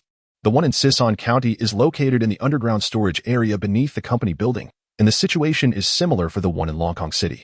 Han Shuang, lead a team to quickly investigate beneath the Apocalypse building in Sisan County. Yihan commanded urgently. Meanwhile, Mu Jin, upon hearing this news, furrowed her brow slightly, as if deep in thought. Chapter 138. A new strategy, Duanwu Festival bonus. At this moment, Yihan also noticed the furrowed brow of Mu Jin. What is it? Yihan inquired, puzzled. Mu Jin opened her mouth as if to speak, but then shook her head, saying, Let us discuss it later. First, we must handle the matter at hand. Heeding her words, Yihan refrained from further questioning and instead turned his attention to Lin Maikairo. At that moment, Lin Maikairo resembled a pug, his entire body cloaked in dark skin, with a few disheveled strands of hair on his head, creating a comical sight. So, can this information save a life? Yihan chuckled at Lin Cairo. Of course it can. Lu Shui, take him down. Have the troops returning to the looming base escort him as well. Let him kneel at the martyrs' cemetery for half a year. If he behaves well, he can guard the grave. Killing him outright would be too lenient. He must repent for a lifetime. Lu Shui nodded and led the coal-black Lin Cairo away. When Lin Cairo returned to the looming base, Lu Tu was utterly astonished, believing Yihan had already advanced to the African continent. Upon inquiry, he learned that this old fellow was from the land of cherry blossoms, which naturally led to the survivors giving him a thorough beating. During his time guarding the martyrs' cemetery, Lin Cairo experienced frequent altercations, 2 minor scuffles every 2 days and a major one every 3 days, but that is a tale for another time. Back in Sisan County, Han Shuang quickly organized a count of the logistics points in the city of Tiankong. The abundance of supplies within astonished Yihan. Just the various fuels amounted to hundreds of thousands of tons, and the food and ammunition were so plentiful that they could not be fully counted at once. Estimates suggested that just the grain alone could reach 5 million tons. This quantity is akin to the annual output of a major grain-producing city, which explains why the land of cherry blossoms has long coveted the lands of the Dragon Kingdom. Once the food was accounted for, Yihan was about to call Xiao Ai to drive the base vehicle back to the looming base to assess the situation, but Mu Jin interrupted him. I suggest we hold a meeting first to formulate our future strategy, she said, her face serious. Yihan gazed at Mu Jin, momentarily taken aback, then nodded. That sounds prudent. Let us convene in the conference room. At this time, the leaders of various regiments were still engaged in frontline combat. So the only attendees for the meeting were Airborne Regiment Commander Yi Tianyu, Staff Officer Yi Jingyu, and Han Shuang, along with Mu Jin. Mu Jin spread the map of Tiankong City across the conference table and used a red pen to circle the points of looming base, Sisan County, and Tiankong City. The previous battles have predominantly revolved around these 3 locations. We utilized tactical infiltrations and flanking maneuvers to capture all the counties except for Tiankong City. However, a new issue has arisen. Although the enemy has only Tiankong City remaining as a stronghold, their main forces are still present and vastly outnumber us. Therefore, we must not let our guard down. Rather, we must prepare ourselves even more rigorously. Upon hearing Mu Jin's words, Yihan nodded in agreement. What are your thoughts on the upcoming battlefield dynamics? I believe Tiankong City is likely to initiate a new round of actions imminently, with Sisan County as its target. Mu Jin asserted with conviction. After a moment of contemplation, Yihan nodded slightly. According to Lin Cairo, Sisan County is one of the logistical supply points for Tiankong City, which undoubtedly would dispatch troops to reclaim this area. What shall we do then? Should we retreat with our supplies back to the looming base? The zombies in Sisan have been completely eradicated, so remaining here serves little purpose, suggested Yi Jingyu. That is indeed a viable option, but it does not seem to be the most prudent course of action, Mu Jin countered, shaking her head. Oh, do you have a superior plan? Yihan inquired, taking a sip of tea while gazing at Mu Jin. He held great trust in her strategic acumen, for she was an S-class hero with a unique ability for strategic foresight, far surpassing the tactical insights of Colonel Yi Jingyu. I intend to use the 15,000 troops at my disposal to seize Tiankong City, which boasts a population of 100,000. A glint of cold determination shone in Mu Jin's eyes. If anyone else had uttered such words, Yihan would have dismissed them as mere folly. However, coming from Mu Jin, it was an entirely different matter. After all, she had previously outmaneuvered the Apocalypse army with fewer than 10,000 troops. And despite the enemy's arduous efforts, Yihan had not only suffered no losses, but had also gained control of 5 additional counties. Please elaborate, Yihan urged, lifting his gaze to meet Mu Jin's. Our forces are now fully assembled at the brigade level. Even if we were to eliminate all the zombies in the current 8 counties, we would only accumulate a little over 30 million points, which is still far from achieving division status. To further our development, we must take Tiankong City. There is no evading this necessity, Mu Jin articulated, her slender fingers tapping rhythmically on the table as she spoke. If Sisan County were not their logistical base, I might not have such confidence in our ability to take them down. However, under the present circumstances, I am at least 70% certain of our success. 70% certainty is indeed a considerable probability. However, what if we fail? Yi Jingyu queried, mindful of the dire possibilities as the head of the planning department. Before Mu Jin could respond, Yihan interjected, we cannot afford to fail. Retreating to looming base would signify true defeat, even in the worst-case scenario. Should we find ourselves unable to confront them directly, we can still employ our previous strategy, exhausting the enemy through tactical maneuvering within the 8 counties. For them to encircle us, they must cast a wide net. If we are merely a large fish, escape would be impossible. But we are akin to a boar charging through, and their net would only be torn asunder. Yihan's assertion held merit. His brigade was equipped with the finest weaponry from the Dragon Kingdom, and the soldiers' combat prowess far exceeded that of the enemy. Should the Apocalypse attempt to besiege Yihan, they would merely replicate Lin Mai Cairo's failure, primarily due to the exceptional caliber of Yihan's troops. Indeed, we currently face little margin for error, yet the Apocalypse Corporation in Chongqing City is a different story. Historical instances of the few overcoming the many are not uncommon. Mu Jin remarked with a calm smile. For instance, the Battle of Guandu. Yihan responded, locking eyes with Mu Jin. Chapter 139, Frontline Command Center now. The locations of the two enemy logistics outposts are known to us, particularly the one in Sisan County, which remains under our control. If the logistics point in Chongqing City encounters difficulties, they will collapse without a fight. Yi Jingyu's eyes sparkled with anticipation. Indeed, my proposal is to launch an immediate offensive after the completion of the brigade's mission, fortifying the vital transportation routes between Chongqing City and the surrounding counties, especially in the vicinity of Sisan County, which must be heavily guarded. Furthermore, the 112th Regiment of Light Infantry will continue to be stationed in the mountainous regions of Chongqing City, as per the established plan, serving as a crucial thorn in the side of the forces in Chongqing City. Upon hearing Mu Jin's arrangements, Yihan nodded in agreement. Very well. We shall proceed as you suggest. A frontline command center will be established in Sisan County, and Mu Jin, you shall take on the role of commander, with all military units reporting to the frontline command center's directives, including the Magnetic Storm Infantry Battalion and the Rocket Flying Battalion. Mu Jin was momentarily taken aback by Yihan's delegation of command. If I lead the troops, what will you do? I will return to the looming base. Wang Long's Guard Battalion and Han Shuang's Special Operations Battalion will accompany me. The 56th Division and the looming base have a plethora of matters that require my attention. I must make the trip back, Yihan replied. After hearing this, Mu Jin refrained from further discussion and simply nodded. Indeed, Yihan needed to return. The looming base had suffered a significant blow, and with the arrival of the 56th Division, the situation at the rear was just as dire as that at the front. Yihan swiftly arranged for Mu Jin to establish the frontline command center in Sisan County, with Yi Jingyu and several other staff members remaining to assist her. Yihan felt confident in trusting this matter to Mu Jin. Those summoned by the system exhibited unwavering loyalty, and despite the ghost's feelings toward Yihan having plummeted, there was no inclination toward rebellion. Once the arrangements were complete, Yihan instructed Xiao AI to drive the base vehicle toward Looming Base. The distance from Sisan County to Looming Base was a daunting 800 kilometers, and the vehicle took nearly 7 or 8 hours to arrive.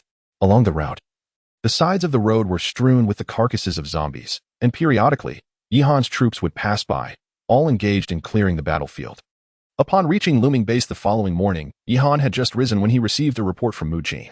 Last night, Chongqing City dispatched approximately a battalion of troops for a probing attack, but they were repelled by the ambushed Cat Infantry Regiment lurking nearby. However, according to Yamamoto Ichimu, a full-scale assault should not be long in coming, Mu Jin conveyed. How is the troop deployment progressing? Yihan inquired. All 5 regiments are now in position. The 111th and 113th regiments are stationed at the critical junctions in Sisan County, while the 112th Regiment is fortifying along the route to Chongqing City in batches. Additionally, I have relocated the 114th Regiment to Dushin County, the closest location to Chongqing City. If they dare to send troops against Sisan County, the 112th and 114th Regiments will take a bite out of Chongqing City, Mu Jin responded. Yihan nodded in satisfaction. Mu Jin's arrangements indeed left Yamamoto Ichimu in a precarious position, struggling to manage both ends. At this moment, the main forces have stationed themselves at various strongholds, indicating that the previous cleansing operations have largely concluded. The 8 counties under Yihan's command have been purged of all zombies by the armored units, resulting in a significant surge in his score, now reaching 40 million. This amount exceeded his expectations, primarily due to the evolution of previously ordinary level 1 zombies into level 2 and even level 3, yielding greater points upon their defeat. While the evolution of zombies is undoubtedly a disadvantage for ordinary players, it presents no harm to Yihan. In fact, it is entirely beneficial. For the Dragon 99A, there is virtually no distinction between level 1 and level 2 zombies. If level 1 zombies are akin to ants, then level 2 zombies resemble well-fed ants. It appears that capturing Chongqing City will undoubtedly provide enough points for his promotion to the rank of division. Yihan felt a flicker of anticipation. Upon reaching the division level, his heavy armored composite brigade would be secured, a force amongst the elite, akin to a divine army descending upon a minor nation. It is no exaggeration to say that if Yihan were to command such a unit now, he would dare to launch an assault on Changkong City. In the face of a heavy armored composite brigade, the so-called army of Changkong City is little more than a local militia.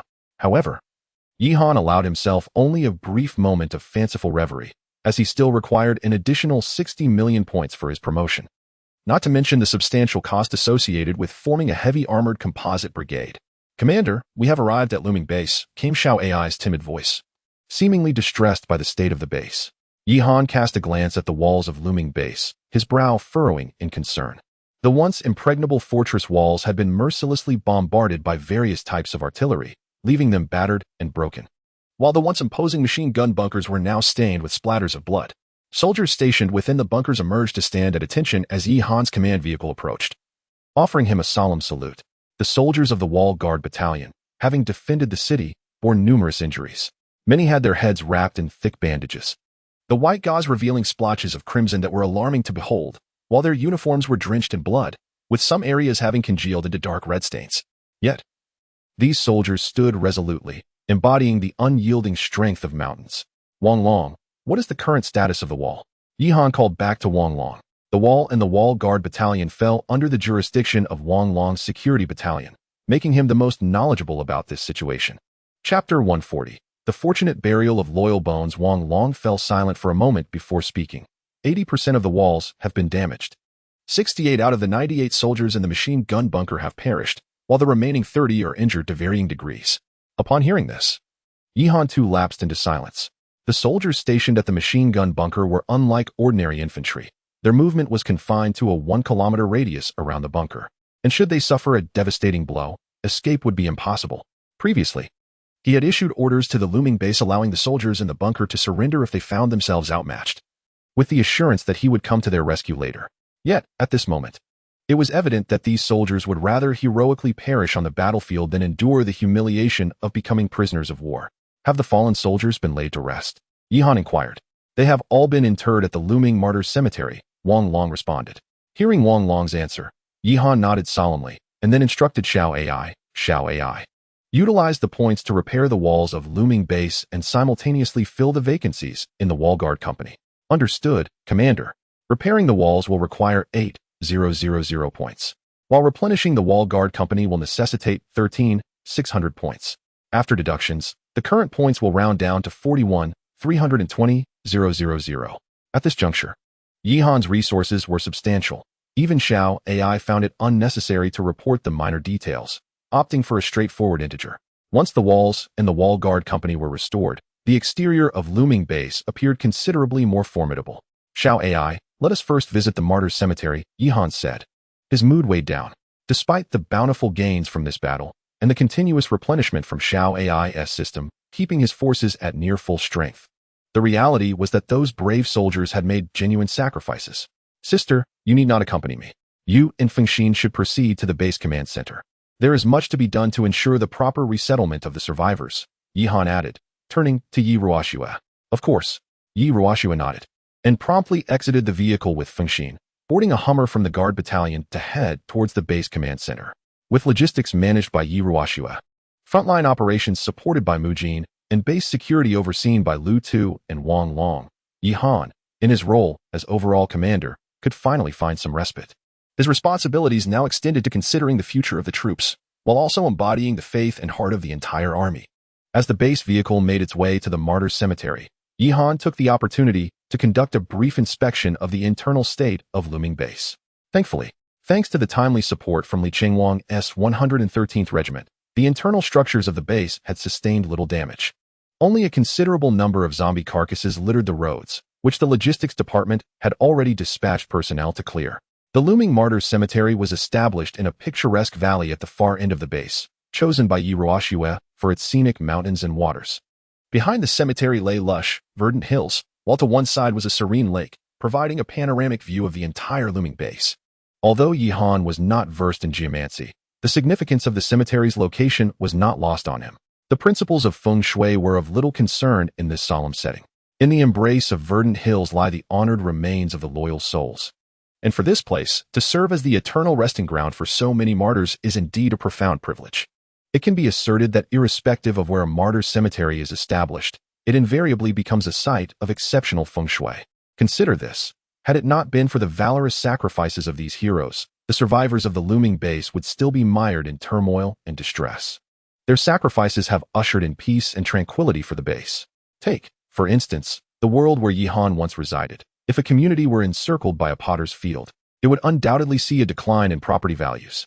Conversely, should it be adjacent to a cemetery for martyrs, the situation would be markedly different. For within such hallowed grounds reside not wandering spirits, but noble souls. To be their neighbor is indeed a rare fortune. Yihan instructed Xiao AI to park the base vehicle at the entrance of the looming martyrs cemetery, while soldiers from Wang Long's guard battalion stood vigil outside. He then alighted from the vehicle, accompanied by Wang Long and Han Shuang, and entered the cemetery. Upon crossing the threshold, Yihan was met with the familiar visage of Lin Mi Yilang, now transformed into a figure resembling a man nearing 70. His darkened skin and hunched back a testament to the passage of time. The arrogance he once exuded had vanished entirely. Upon recognizing Yihan's approach, a flicker of hope ignited in Lin Mi Yilang's eyes. Yet upon noticing Han Shuang, a shiver coursed through him. The notion of electrocution had originated from Han Shuang. Commander Yi. Lin Mi Yilang stumbled forward, a sycophantic smile gracing his features as he greeted. Yihan cast him a sidelong glance. How is the work of guarding the graves treating you? With a mixture of snot and tears, Lin Mi Yilang replied, Thank you, Commander Yi. To be entrusted with the responsibility of guarding these martyrs' graves is a blessing beyond my wildest dreams. Your newfound awareness redeems your life, albeit partially. Spend the remainder of your days here in atonement, Yihan replied, shaking his head and dismissing him. Curious about the number of entombed souls, Yihan inquired of Wang Long.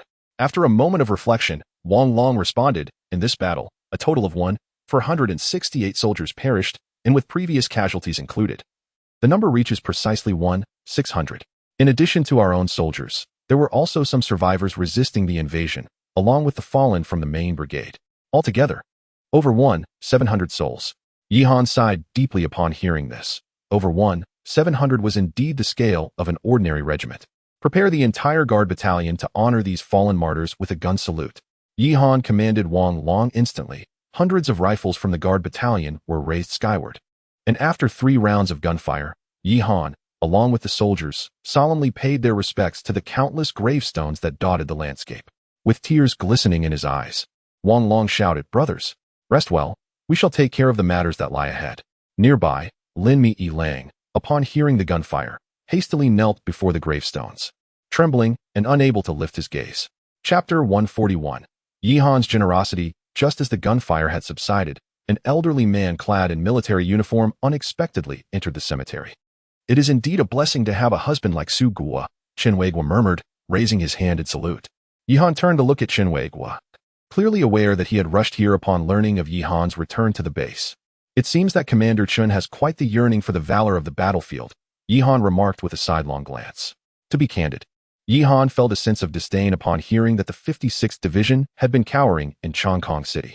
In his view, with the Dragon Kingdom facing such a grave crisis, the 56th Division, being a complete division, should not merely think of evasion, but should also consider how to resist. Ultimately, it was Chen Weiguo's excessive concern for his own safety that led to this cowardice.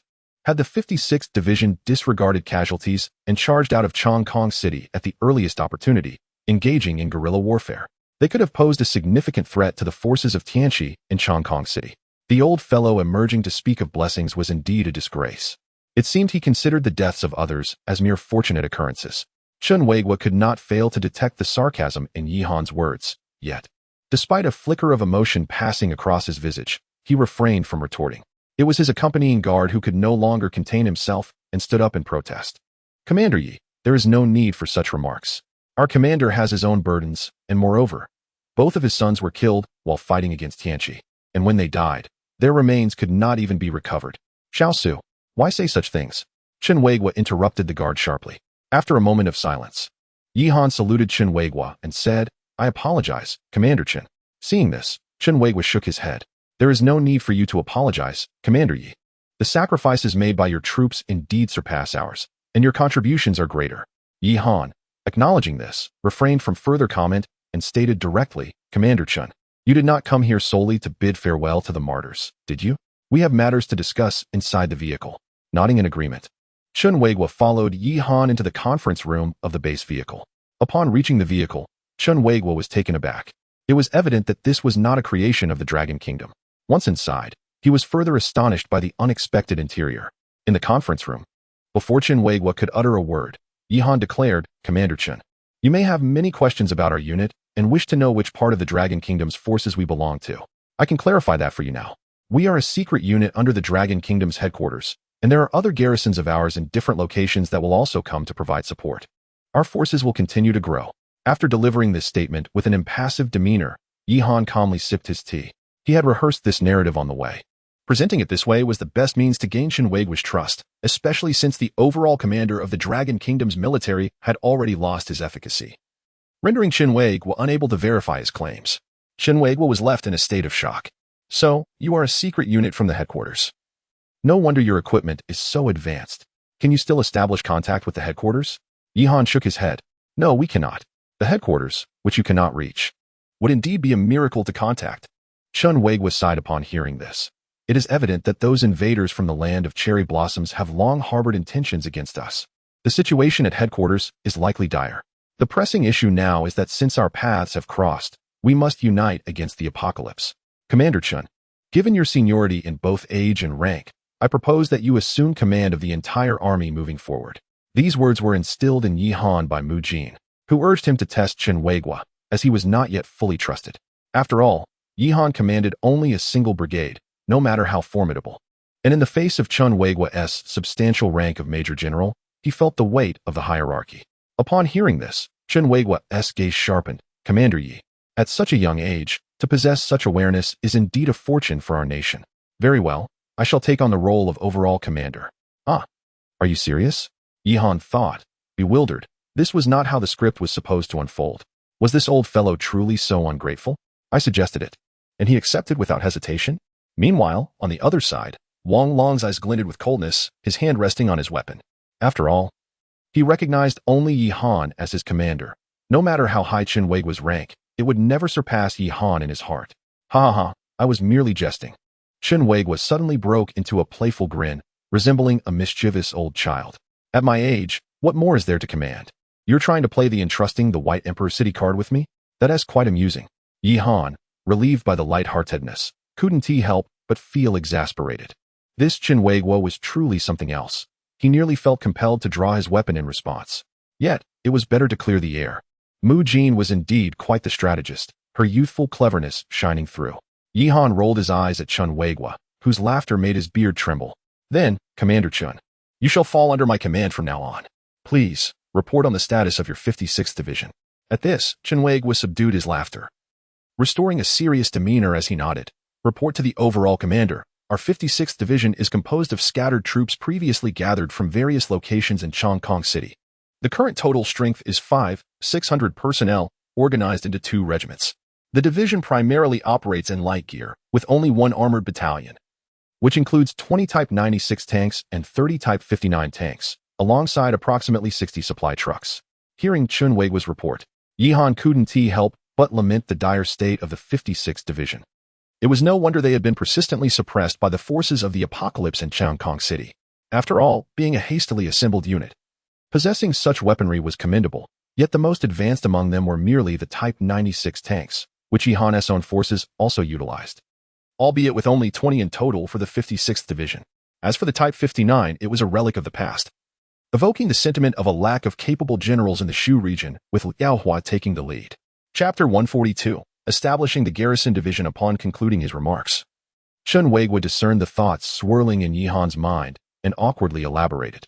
When the calamity struck, chaos reigned among all the military units, and the remaining soldiers were equipped solely with individual weapons.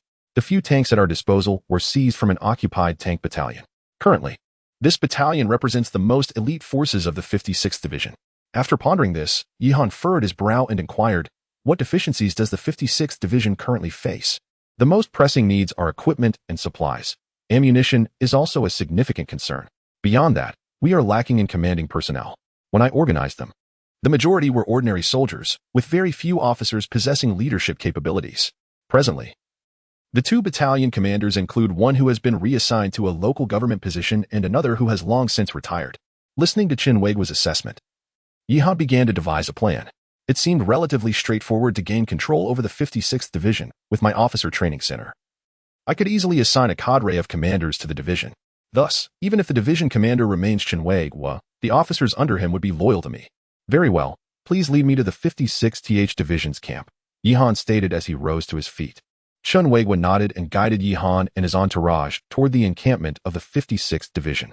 Although Luming Town was not particularly large, the Luming base encompassed the entire Luming Valley, which offered ample space. The 56th Division was stationed in a dilapidated factory within the valley.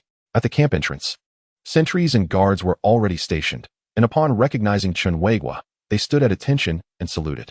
Although these soldiers were not summoned by the system, they exuded an imposing aura, as they were part of the official forces of the Dragon Kingdom. In terms of combat readiness and military bearing, they far surpassed the Apocalypse troops. However, as Chenhuegua had noted, these soldiers were indeed hastily assembled. Their uniforms had become tattered in the course of battle, stained with blood and dirt. While the majority wielded the Type 95 rifle, many were armed with a hodgepodge of other firearms, likely due to weapon damage or depleted ammunition necessitating the use of alternative arms.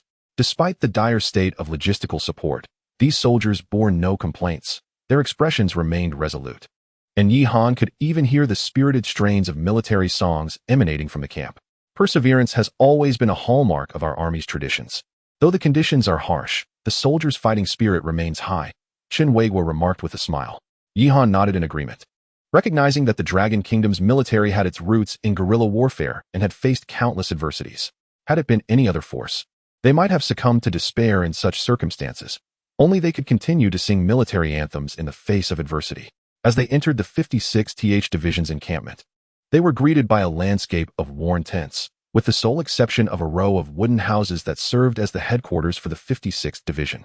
Yihan conducted a thorough inspection of the camp, and the situation was indeed as Chenhuegua had described, a significant lack of logistics, command, and equipment. It was no small feat for the 56th Division to have persevered under such circumstances. However, what astonished Yihan was the presence of several players from the Wanderers faction within the 56th Division. These individuals had either been active military personnel or veterans before their arrival in this world. Naturally, upon entering this realm, they could not align themselves with the Apocalypse faction. Instead, they focused on rescuing survivors while maintaining contact with the military. Upon learning that Chenhuegua's 56th Division was recruiting, they eagerly joined their ranks. After completing his inspection, Yihan returned to the vehicle and instructed Xiao AI. Xiao AI trained 4 colonels, 18 majors, and 12 logistics officers from the officer training center. Understood. The total cost for these capable commanders is 80,000 points, and personnel have been dispatched outside the vehicle, Xiao AI responded. As her voice faded, an entire contingent of officers materialized outside, and Yihan promptly led them to present to Chenhuegua. Chenhuegua looked at the assembled officers with satisfaction and nodded. For him, enhancing the combat effectiveness of the 56th Division was of paramount importance. Concerns about authority and division of power were secondary, if they were to dwell on such matters. The future of Longwa would indeed be bleak. Commander Chun, these officers will be assigned to the 56th Division, serving as commanders for each regiment and battalion. All under your unified command, Yihan stated. Certainly. No problem at all, Chenhuegua replied, visibly pleased. After arranging the command personnel, Yihan asked Chenhuegua to assess the equipment and supplies that the 56th Division lacked. He intended to provide these resources to the division, as they were now effectively his troops, and he could not allow them to suffer. Soon, a list of required equipment was submitted to Yihan, and upon reviewing it, he found the extensive needs overwhelming. Thus, he instructed Xiao AI to manufacture 10,000 sets of individual gear at the armory. Subsequently, he directed Wang Long's security battalion to deliver the equipment. These 10,000 sets included military uniforms, rifles, handguns, and daggers. Of these, 600 sets were designated to replace the existing equipment of the 56th Division, while the remainder would serve as reserves. After completing these arrangements, Yihan sent a notification to Yi Ruoxiue, little sister, please have the Logistics Support Department address the logistical issues of the 56th Division. From now on, their supply needs will be incorporated into the overall military budget. Food and medical supplies must be ensured, and let the engineering battalion send personnel to construct their accommodations. Upon receiving the message, Yi Ruoxiue promptly dispatched the necessary supplies, and the engineering battalion sent a company to assist the 56th Division in erecting barracks. Chenhuegua watched as truck after truck delivered the much-needed provisions, his eyes brimming with tears of gratitude. At last, we have found the main force. These soldiers will no longer have to endure hardship. Yi Han smiled before speaking. Commander Chen, the basic equipment has been replenished, and I will also seek to provide you with the necessary heavy weaponry in due course. At this moment, I wish to discuss the operational objectives of the 56th Division with you. Upon hearing Yi Han mention the combat mission, Chen Weiguo's expression grew serious, and he saluted. Commander, you may issue your orders directly. Yi Han nodded and replied. The entire 56th Division will undergo a transformation and will henceforth be designated as a garrison division, retaining the designation of the 56th Division. The 1st Regiment of the Garrison Division will be stationed at Luming Base, responsible for the defense of both Luming Base and Shillong County. Their primary objective will be to prevent enemy flanking assaults and ensure the safety of the base. The 2nd Regiment of the Garrison Division will be stationed in Tushan County, with battalions deployed across the various counties under my jurisdiction. They will not only be tasked with defensive operations but, more importantly, with the critical mission of searching for scattered survivors and resources throughout the counties and towns. Here's wishing a happy birthday to my brothers in the Third Empire. Chapter 143. Resettling Luming Town. Upon hearing Yi Han's command, Chen Weiguo offered a salute and responded. Yes, Commander. To be honest, Chen Weiguo was old enough to be Yi Han's father, yet at this moment, he displayed no inclination to assert his seniority. Rather, he was filled with solemn respect. This respect stemmed not only from Yi Han's position as the commanding officer, but also from Chen Weiguo's admiration for Yi Han as an individual.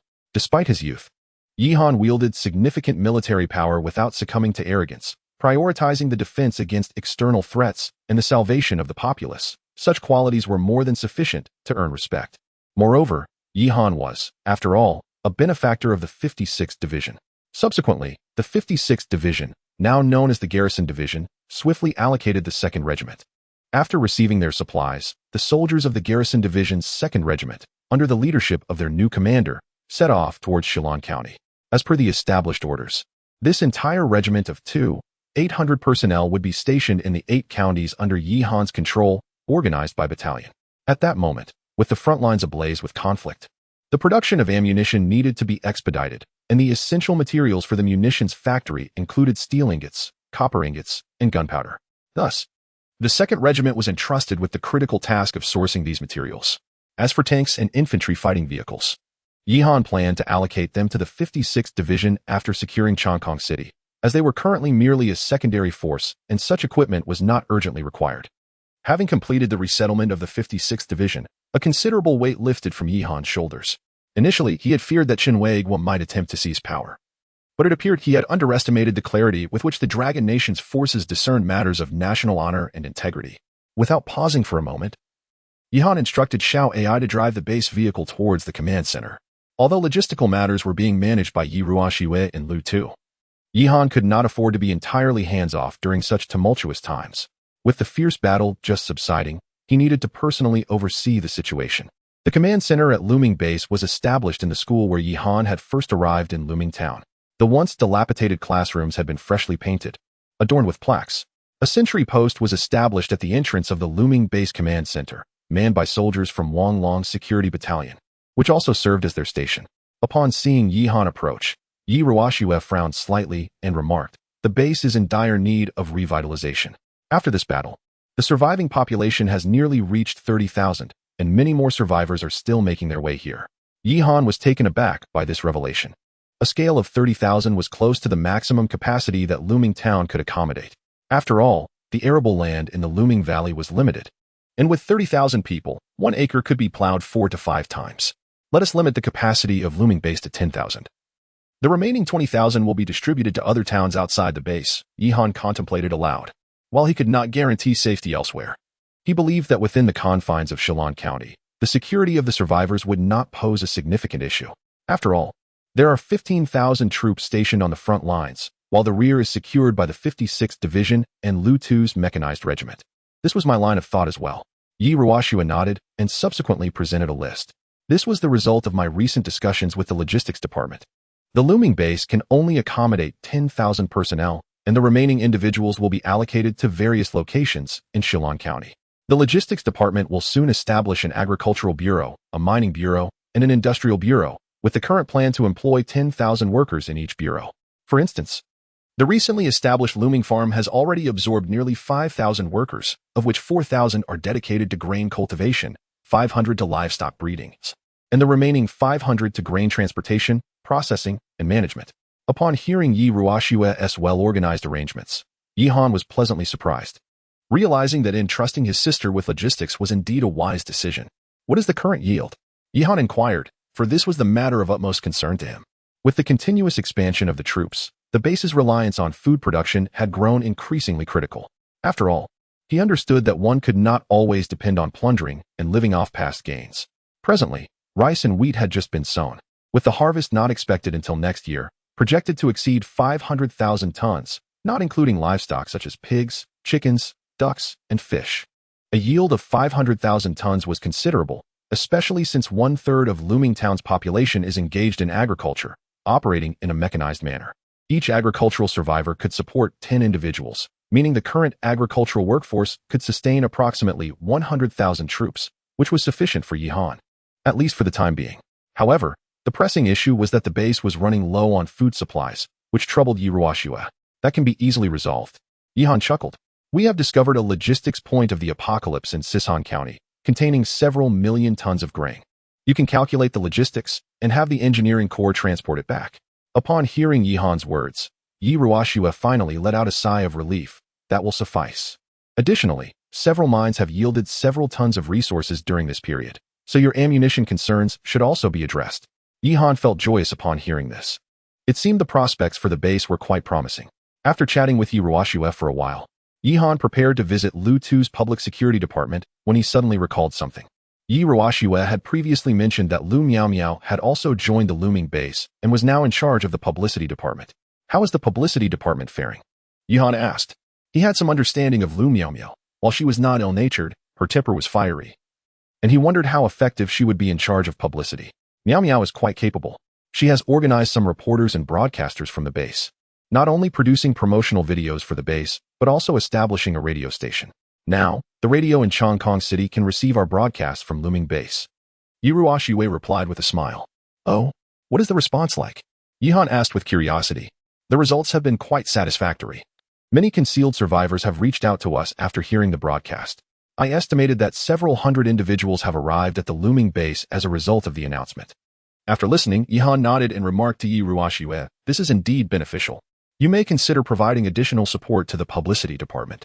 Ultimately, it is preferable for survivors to come to Looming Base on their own accord. This not only spares Yi Han from dispatching troops to search for them, an endeavor that would waste resources, but also ensures that those who arrive are not forcibly brought, which could tarnish their initial impression of the base. It is always best when both parties make an effort to meet each other halfway. Chapter 144. Zhang Jin. In addition to addressing the issue of accommodating survivors, Yi Han also exchanged for an armory from the Xiaoai system. Previously, ammunition had been produced solely by the armory within the Oasis space. However, with the significant increase in troop numbers, the demand for ammunition surged correspondingly. Relying on a single armory had become insufficient to meet the needs of Yi Han's forces, and transporting raw materials from the mines to the base was quite inconvenient. Thus, Yi Han decided to establish another armory within the Looming Base, enabling the raw materials gathered from various mines to be transported directly to the armory for production. Once Yi Han finished his tasks with Yi Ruoshue, he intended to head to Lu Tu's public security department. The headquarters of Lu Tu's department was located in the original police station of Lumingtown, not far from Yi Ruoshue's command center. Consequently, Yi Han instructed the soldiers from the Guard Battalion and the Special Operations Battalion to return to their camp while he, along with Wang Long and Han Shuang, walked there. Given the considerable size of the base vehicle, it was impractical to drive such a short distance of merely 200 meters. At the entrance of the public security department, there was a barricade, and the main gate was blocked by sandbags. Inside a nearby sentry booth sat a young man who appeared to be just over 20 years old. Yi Han had encountered most of the veteran members of the Mainche Corps, yet this individual seemed unfamiliar, likely a recent addition to the team. Observing this, Yi Han paid little heed and prepared to enter with Wang Long and Han Shuang. The young man, noticing that Yi Han disregarded him as he approached the door, raised his eyes to scrutinize him and spoke with an irritable tone. What do you think you're doing? The Public Security Department isn't a place you can just waltz into. Yi Han, unfazed, replied, Oh, I'm here to see Lu Tuesday Lu Tu? You think you can just call our minister's name like that? The young man's voice carried a hint of sternness. Yi Han, taken aback, thought to himself that the young man must be out of his mind, even if he had not seen Yi Han's face before. Both Wang Long and Han Shuang were in military uniforms. It was perfectly normal not to recognize individuals, but surely one could recognize their attire. Stop with the nonsense. Let us in at once. Do you even know who you're blocking? Wang Long's temper flared, and he stepped forward, ready to force his way inside. However, the young man drew a gun, pointing it at Wang Long. Step back. Damn it. Do you think you can just barge into my post? Just because you're military doesn't mean you're special. Do you even know who I am? Yi Han. Intrigued by the young man's audacity and standing his ground even against Wang Long in uniform, sensed that he must have some backing. Pulling Wang Long back, Yi Han kindly inquired, We've been away fighting for so long that we truly don't know who you are, young brother. Perhaps you could enlighten us? The young man, seeing this, holstered his weapon with disdain and replied, You should be aware of the base commander, Yi Han, right? Yi Han maintained his composure, replying, Yes. Of course, we know. Commander Yi and our minister Lu Tu are sworn brothers, and I am Lu Tu's younger brother, the young man declared with an air of arrogance. Do not presume that your affiliation with the military endows you with superiority. I assure you, even a regiment leader within the ranks is merely on par with my brother. If you had approached me with civility, I might have considered your request to enter, but given the current circumstances, you must navigate this situation as you see fit. Upon hearing these words, Yi Han felt a surge of anger rise within him.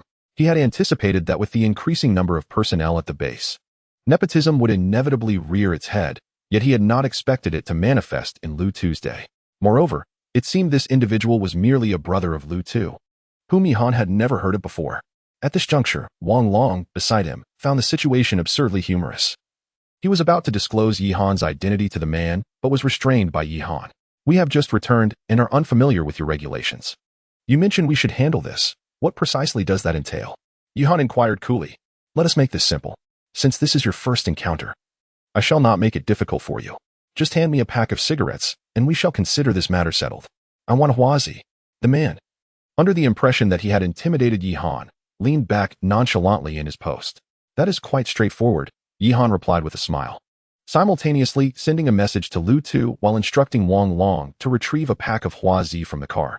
However, upon seeing Wang Long return with a hard box of cigarettes, the man erupted in frustration. What do you think you are? What do you take me for? You know a hard box is harsh on the throat, don't you? Yi Han frowned at this. What is it? Did you not request Huazi? I want the soft ones. The soft ones. The man sighed, casting Yi Han an exasperated glance, as if lamenting the incompetence of these soldiers. He thought to himself, are these soldiers so oblivious that they cannot comprehend such a simple implication? Go eat dung. Wang Long could no longer contain his rage and shouted. At the sound of Wang Long's outburst, the man's eyes widened in shock, and he retorted, Very well. You shall never set foot inside, not even if Jesus himself were to intervene. As he spoke, he tucked the hard pack of cigarettes into his pocket. Just then, Lu Tu arrived. Having only heard that Yi Han intended to inspect the Public Security Bureau and was unaware of the incident at the entrance. Upon witnessing Wang Long's furious demeanor and Yi Han standing beside him, an uneasy feeling washed over him. Zhangzhen, what is happening here? Lu Tu inquired as he approached. Brother, you arrived just in time. Zhangzhen replied sharply. These soldiers attempted to force their way past the post, and I had to stop them. They were even threatening to draw their weapons. Hearing these words, Lu Tu felt a surge of fury toward Zhangzhen. This young man had been a neighbor's child in Lu Tu's earlier life. Due to Lu Tu's impoverished upbringing, the neighbors had offered him considerable support, and he had always regarded Zhangzhen as a younger brother. Only recently had he re-established contact with him, inviting him over. But Zhangzhen had continuously misused Lu Tu's name to stir trouble. Lu Tu, respecting their past bond, had struggled to rein him in. Ultimately, he had decided to assign him to guard duty at the post, only to discover that on his very first day, he had caused a significant debacle. Chapter 145, Nobility and Self-Interest. Damn it, Lu Tu exclaimed, seizing Zhangzhen by the collar and dragging him out of the sentry post, unceremoniously tossing him in front of Yi Han. Zhangzhen, bewildered, exclaimed, What is going on, brother? They stormed the post. Do you even know who they are? Lu Tu's fury surged as he delivered a swift kick to Zhangzhen's abdomen. Clutching his midsection, Zhangzhen pitifully replied, But whoever they are, they can't rival you. Aren't you supposed to be brothers with the chief commander? I swear. Lu Tu retorted, his face flushing with indignation. When did I ever claim such a thing?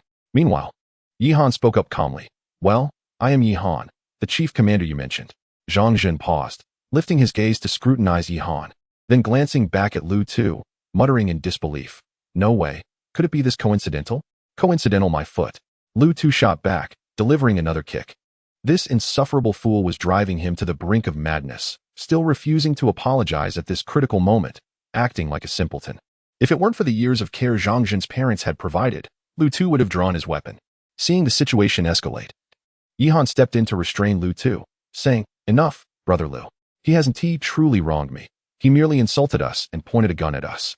Moreover, he demanded I give him soft cigarettes, claiming the hard ones would irritate his throat." Zhang Zhen, initially thinking Yihan was mediating, felt a flicker of gratitude. However, upon hearing the latter part of Yihan's statement, he nearly fainted from rage.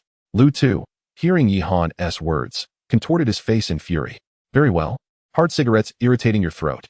Excellent," Lu Tu retorted, turning to the members of the security team nearby. "Go, fetch some toilet paper from the latrine, dry it, and give it to him. That stuff is soft." At this, Zhang Zhen was the only one taken aback. Even the team member looked troubled. What kind of punishment was this? Yet, knowing Lu Tu was in a furious state, he dared not protest and hurried off to fetch the toilet paper. Yihan, weary of the unfolding farce, reminded Lu Tu, "Let us proceed to the office. I have other matters to attend to after addressing this." "All right, let us go." Lu Tu, his face still flushed, led Yihan into the security department. As they walked a few paces, Lu Tu turned back, glaring at Zhang Zhen on the ground, warning, "You better wait, your suffering is far from over." Zhang Zhen, slumped on the ground, felt a wave of nausea at the thought of the impending punishment with toilet paper, leading him to vomit. Upon reaching the office of the security department, Lu Tu hastily arranged seats for Yihan and his companions, fervently preparing tea and offering cigarettes. Seemingly anxious that Yihan might erupt in fury. In truth, Yihan was not particularly angry. He had long been mentally prepared for such incidents. As the number of individuals at the base increases, the management team inevitably becomes more extensive. The emergence of such a situation is merely a matter of time. What is crucial is how to address it and prevent its recurrence. This scenario cannot be the first of its kind, can it? Yihan asked Lu Tu. Taking a sip of tea, Lu Tu appeared momentarily taken aback, and after a lengthy pause, he sighed and replied, "I apologize, Brother Yi. I have indeed failed to uphold your trust. I could not rein in my subordinates." Since Zhang Zhen arrived at the base, he first injured a member of the main convoy and subsequently harassed a female survivor within the base. I initially thought that assigning him some tasks would temper his behavior, but to my dismay, upon hearing Lu Tu's words, Yihan's vigilance heightened. Injuring someone and harassing survivors? What transpired? Please elaborate. Lu Tu managed a bitter smile and recounted, "The injured member from Maine is new. He only sustained a minor injury to his arm, and after some discussion, they reached a resolution." As for the harassed female survivor, at this point, Lu Tu hesitated. But Yihan could surmise that the situation was likely far more serious than mere harassment. A chill crept into Yihan's expression. Lu Tu had indeed disappointed him. From Lu Tu's perspective, the matter was undeniably complex. He was a man of deep feelings, and it was difficult for him to exercise the courage to uphold justice against someone he had always considered a younger brother. However, Yihan had appointed Lu Tu to this position precisely to act with impartiality.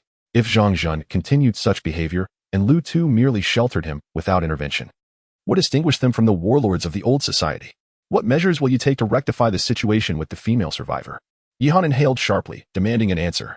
"We provided her with some food and arranged for her to undertake lighter work, and eventually, she forgave us," Lu Tu replied, somewhat defensively. "Forgiveness?" Yihan rolled his eyes.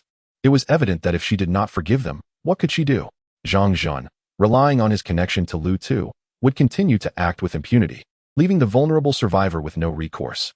The atmosphere in the office grew oppressive, and after a long silence, Lu Tu suddenly stood, bending forward. "Brother Yi, I have indeed erred in this matter. I no longer deserve to hold the position of Minister of Public Security." After a prolonged silence, Yihan, too, remained contemplative. In truth, the backbone of the Public Security Department consisted of main members, and since Lu Tu was instrumental in establishing the main convoy, it would be unrealistic to oust him at this juncture. Yet, Lu Tu's complicity in sheltering Zhang Zhen could not simply be overlooked. Lu Tu recognized Yihan's predicament and disappointment, feeling a surge of anger toward Zhang Zhen, coupled with self-reproach for failing to adhere to his principles. "Please conduct an investigation into any other criminal activities at the base during this period, encompassing not only survivors, but also main members, military personnel, and senior officials." Yihan sighed, addressing Lu Tuesday. "I will attend to it immediately. Results will be available within 2 days." Lu Tu nodded in agreement. Upon hearing this, Yihan rose. preparing to return to the base, deciding to temporarily set aside matters concerning the public security department until this issue was resolved. As he was about to depart, Yihan turned to Lu Tu and said, "Old brother Lu, before we came into this world, we were all ordinary individuals. Now that we possess a modicum of power, it is imperative that we empathize with the struggles of the common folk. My elevation of you to this position is not solely based on the strength of your convoy, but rather an acknowledgement of your character, for you are both empathetic and principled. However, one must discern between the greater good and personal interests. What I seek is someone who can champion the greater good, uphold righteousness, aspire for the greater self, and achieve greatness. If one is only preoccupied with minor gains and trivial matters, how can one realize their full potential?" After uttering these words, Yihan disregarded Lu Tu further and departed the Public Security Bureau with Wang Long and Han Shuang. On their way back to the base, Wang Long curiously inquired, "Commander, what do you mean by the greater good and righteousness?" I, being a simple man, did not quite grasp it. Yihan fell into silence for a considerable time, as he himself was uncertain. In the grand scheme of this world, he was merely a transient presence, and perhaps before long the world system would relocate him elsewhere. He felt no compulsion to dwell too deeply on such matters. Yet, if he did not engage earnestly, an unsettling feeling lingered within him, akin to a blockage in his heart. After a lengthy pause, Yihan finally articulated, "It signifies allowing things to exist as they ought to." Wang Long still did not fully comprehend, merely offering an awkward smile and scratching his head. A thought crossed Yihan's mind, prompting him to ask Wang Long, "What would you do if Wang Hu were to contravene my orders?" Wang Long chuckled, "I wouldn't need to intervene. He would resolve it himself." Yihan smiled in response, realizing that perhaps only his soldiers could genuinely and faithfully execute his directives. Upon returning to the base, Yihan summoned Yi Ruoxue and Shen Weiguo. Implementing reform within the base could be quite challenging if reliant solely on Lu Tu, as he might struggle to navigate the intricate relationships involved. Shen Weiguo was new to the base, thus he had no reason to withhold information. As for Yi Ruoxue, being his only kin, she too had no motive for secrecy. Consequently, Yihan appointed Yi Ruoxue, Shen Weiguo, Wang Long, Han Shuang, and Feng Xinzi to form a reform committee to collaborate with Lu Tu in addressing internal crimes and malfeasance within the base. This action was not born from distrust in Lu Tu. Rather, it stemmed from the understanding that while he may not be secretive himself, he could not control those beneath him. Shen Weiguo, Wang Long, and Han Shuang, all of military background and free from personal stakes, could indeed assist Lu Tu effectively. Chapter 146. The crime list. In the ensuing 2 days, while the reform team and Lu Tu were engaged in their tasks, Yihan remained industrious. Mu Jin reported the frontline combat situation to Yihan. Indeed, that old rascal Yamamoto Ichimu had not been idle. He had organized 2 divisions of troops to advance towards Sisan County. However, these 2 divisions totaled merely over 20,000 men, and their combat proficiency was lacking, comprising mostly of makeshift forces. In terms of equipment, they were inferior to the troops stationed under Yihan's command, and the difference in numbers was not substantial. These 2 divisions fought for a day on the outskirts of Changkong City, yielding no gains and suffering losses exceeding 5,000 men. Observing this, Yamamoto Ichima contemplated withdrawing his forces, but retreating was far more challenging than advancing, as the old 6th, led by Gao Xing, and the Cat Infantry Brigade planned to withdraw. They decisively launched a swift counterattack, executing a series of ambushes. The formidable mountain cat vehicles surged from both sides of the road, unleashing a barrage before hastily retreating, leaving the Tianchi forces unable to retaliate and forced to endure the humiliation of defeat. Not long after, the old 6th returned to execute another round of bombardment, employing the same tactics as before, striking and then withdrawing. The Tianchi forces scarcely caught a glimpse of the Cat Infantry Brigade before they were subjected to 2 waves of surprise attacks. Mu Jin instructed Gao Sheng to strictly adhere to the principles of strategic warfare, to retreat when the enemy advances, to disrupt when the enemy is stationed, to strike when the enemy is fatigued, and to pursue when the enemy retreats. This guerrilla warfare strategy had previously caused considerable distress to the Sakura nation during the era of rice and rifles, and now, with superior equipment, the Cat Infantry Brigade continued to exploit this approach. The Tianchi side was thoroughly vexed from top to bottom by the 112th Brigade, with some players unable to sleep soundly, haunted by the sensation that a mountain cat vehicle might emerge from beneath their blankets, originally returning from a defeat. The Tianchi forces suffered even greater losses due to the relentless harassment from the Cat Infantry Brigade. At this juncture, Yamamoto Ichimu was nearing the brink of madness. Not only had he failed to penetrate Sisan County, But the persistent annoyance of the Cat Infantry Brigade was unbearable. In addition to the ambushes, Gaoshing did not neglect the disturbances in Chongqing City. Each day, the 112th Brigade, akin to fulfilling a daily task, would rouse Yamamoto Ichimu early with the sound of their charge, followed by a swarm of all-terrain mountain cat vehicles bursting forth from various directions. After a brief onslaught of destruction, they would retreat without engaging in prolonged conflict. In the morning, they would bombard the western side of Chongqing City, and in the evening, they would strike the eastern side. Yamamoto Ichimu found himself in a quandary, unable to pursue or retaliate, and was on the verge of a nervous breakdown. Seeing that the front line commanded by Mu Jin was stable, Yi Han felt a sense of relief. As long as the front remained secure, he could focus on addressing matters in the rear. 2 days later, Lu Tu and the reform team presented a list of criminal records for Yi Han's review. Upon glancing at it, Yi Han's earlier joy regarding the front line was swiftly overshadowed. The situation within the looming base was far more grave than he had anticipated. The list detailing the number of offenders spanned 7 or 8 pages, while the case descriptions were as thick as a book. After our assessment, it was determined that over 800 individuals within the looming base have violated the management regulations to varying degrees, with numerous others breaching public security laws. Although the latter were not included in the count due to the minor nature of their infractions, Hyacinth reported from the side. The remaining 800 individuals are those with more serious offenses. Upon hearing this, Yi Han inquired if the identities of these individuals had been recorded. They have been, replied Yiruashiwe, of which 500 are survivors within the base, most of whom have engaged in bullying and extorting other survivors, and 20 have committed homicide. Homicide? You mean they have taken lives? Yi Han furrowed his brow, casting a glance towards Lu Tuesday. Lu Tu quickly stepped forward to explain. These 20 individuals are fugitives, and our main car team is in pursuit. They were merely captured this time. Yi Han said nothing further and continued to ask, what about the identities of the remaining 300? Upon hearing this, Yiruashiwe glanced at Lu Tu, opened her mouth, but ultimately refrained from speaking. Lu Tu was well aware of Yiruashiwe's dilemma, as these 300 individuals were part of the main car team. When the team first arrived at the base, it consisted of merely 200 members, and the core group had not caused significant issues. However, problems arose with the subsequent recruitment of drifters. The main car team has since expanded to 1,000 members, and the additional 800 had virtually no entry threshold. Joining was as simple as signing a name, after which they were assigned to various public security offices under the jurisdiction of the Public Security Department. This led to a mixed bag of individuals, with some unscrupulous characters suddenly becoming enforcers of the law, to the detriment of the base's survivors. Brother Yi, these 300 individuals are newly joined members of the main car team. Lu Tu stepped forward and said, aware that Yiruashiwe was reluctant to speak out of consideration for his reputation. Among them, 200 have merely committed the offense of accepting bribes, while the remaining 100, including Zhang Jun, are involved in serious crimes such as the abduction of women and assaulting survivors.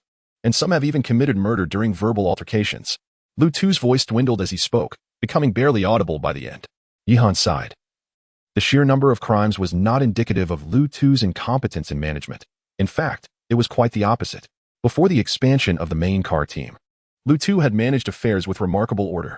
This situation reflects Lu Tu's eagerness to enlarge the team. Once the vetting standards were lowered, the quality of the members became mixed.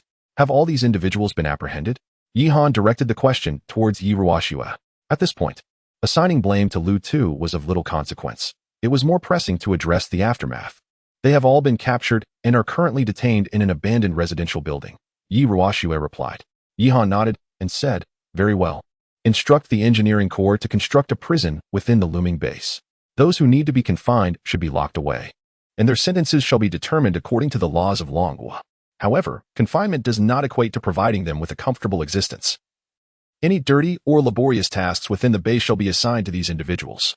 They will receive food for completing their tasks, and failure to do so will result in hunger. As for the guards, Commander Chen, select a group of soldiers from the 56th Division.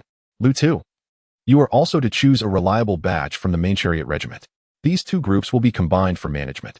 Upon hearing Yi Han's words, both Chen Weigua and Lu Tu nodded in agreement. Having learned from this recent experience, Lu Tu would undoubtedly be more meticulous in his selection process. Furthermore, with the soldiers from the 56th Division overseeing matters, the risk of further issues is mitigated. As for Chen Weigua, there are no concerns. Many soldiers from the 56th Division are approaching retirement age, and assigning them as prison guards offers them a commendable transition.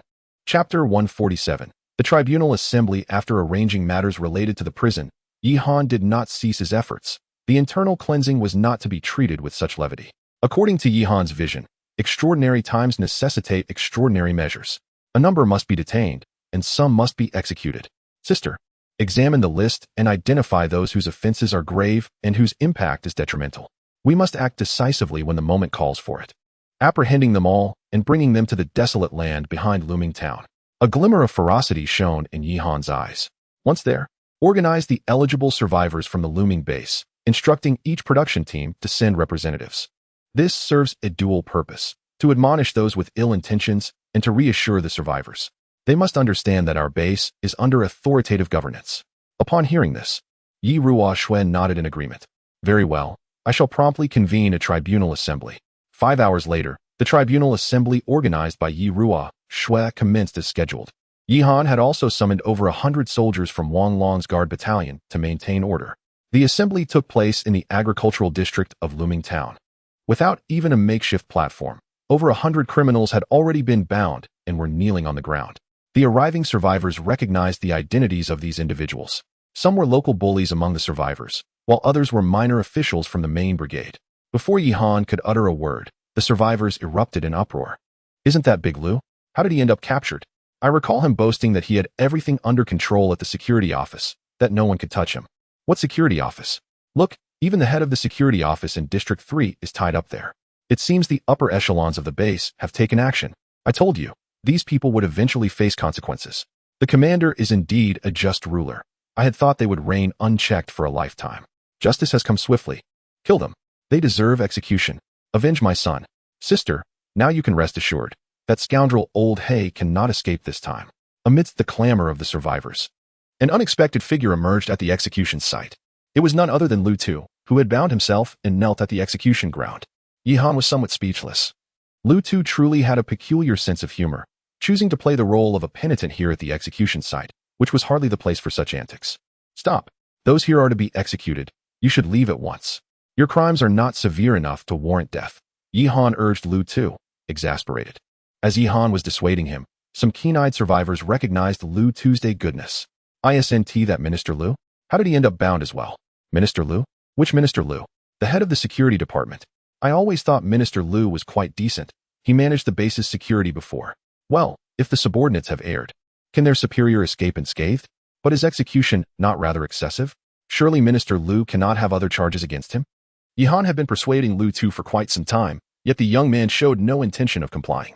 Yi Han, left speechless, could only instruct the soldiers to circumvent Lu Tu when handling the situation. Soon after, the trial assembly commenced. Yi Ruoxuan had always played a gentle role within the base, making her presence at this moment inappropriate.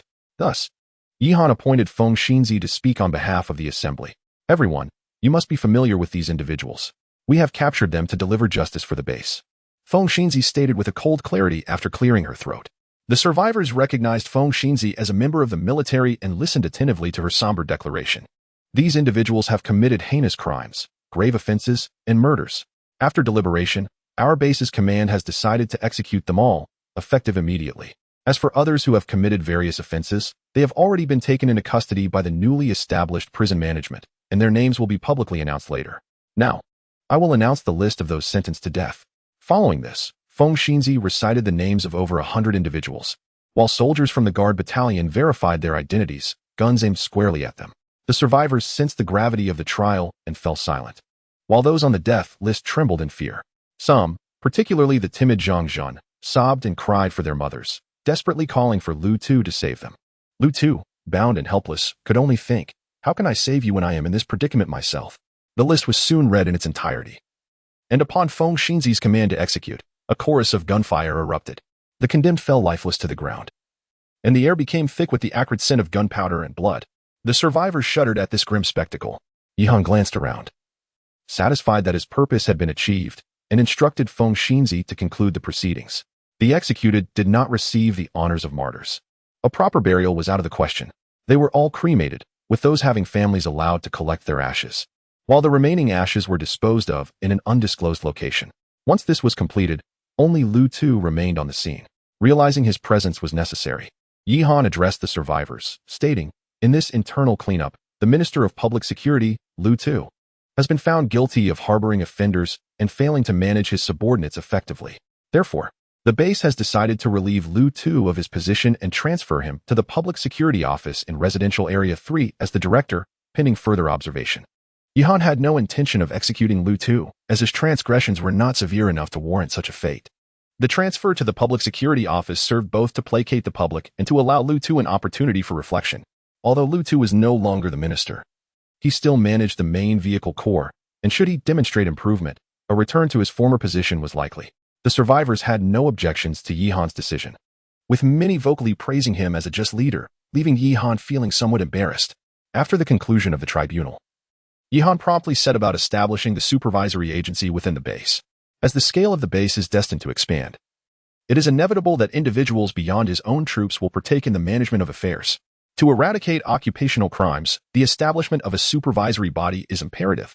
However, Yihan found himself at a loss in identifying a suitable candidate for the position of Minister of Supervision.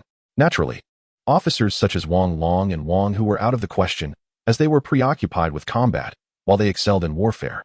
Entrusting them with administrative duties might not yield the desired clarity. Iruashue was engrossed in managing the base and her logistics, leaving her no time to oversee these matters. Liu Tu had recently heired, making him an unsuitable choice, while Mu Jin was occupied with commanding frontline battles, and the unreliable ghost was not a viable option either. After much contemplation, Yihan felt that Chun Weiguo was the sole candidate remaining. Following the reorganization of the 56th Division into a garrison division, with the allocation of officers at various levels and a reduction in combat tasks, the affairs within the military had diminished significantly, making it manageable for Chun Weiguo. Furthermore, Chun Weiguo's age and experience were commendable, lacking relatives or friends. He held a significant reputation within the military and could be trusted to rally the troops against the Sakura nation. As for his capability, it goes without saying that he held the rank of Major General, which surely qualified him to handle such matters. The only uncertainty lay in whether he would agree to take on this responsibility. Chapter 148. Aftermath of the base. With this thought, Yihan could no longer remain seated. He promptly turned to lead Han Shuang and Wang Long to the headquarters of the garrison division. Upon hearing Yihan's proposal, Chun Weiguo furrowed his brow in dismay. Is this really how the commander-in-chief operates? You have already sidelined me from the 56th Division, and now you wish to expel me entirely? I am performing my duties as the division commander well. Why would I want to take on the role of Minister of the Supervisory Department, which oversees only a handful of troops and artillery? Moreover, it is evident that such a position inevitably incurs animosity. Upon hearing Chun Weiguo's words, Yihan realized that he had misunderstood his intentions and quickly clarified. I intend for you to concurrently serve as the Minister of the Supervisory Department while still managing the 56th Division. The base is indeed in dire need of personnel, and many individuals are currently juggling multiple roles. Upon hearing this, Chun Weiguo's furrowed brow relaxed. In that case, it is certainly feasible. I am not well acquainted with the personnel at the base, so I have no fear of offending anyone. Seeing Chun Weiguo's agreement, Yihan then instructed him and Yi Ruoxue to scout for a suitable location for the supervisory department. According to the base's layout, the area at the forefront of the looming valley, including the walled section, was designated as the military management zone, where the troops were primarily stationed. Behind the military zone lay the residential area, centered around the original township of Luming, primarily providing shelter, medical care, and entertainment for the survivors. Further beyond was the administrative district, home to the base's command center, logistical support department, and public security department. Ultimately, the site for the supervisory department was confirmed within this region. To facilitate operations, Chun Weiguo arranged for the 56th Division headquarters to relocate to the grounds of the supervisory department. After the establishment of the supervisory department, the next step was the selection of key personnel.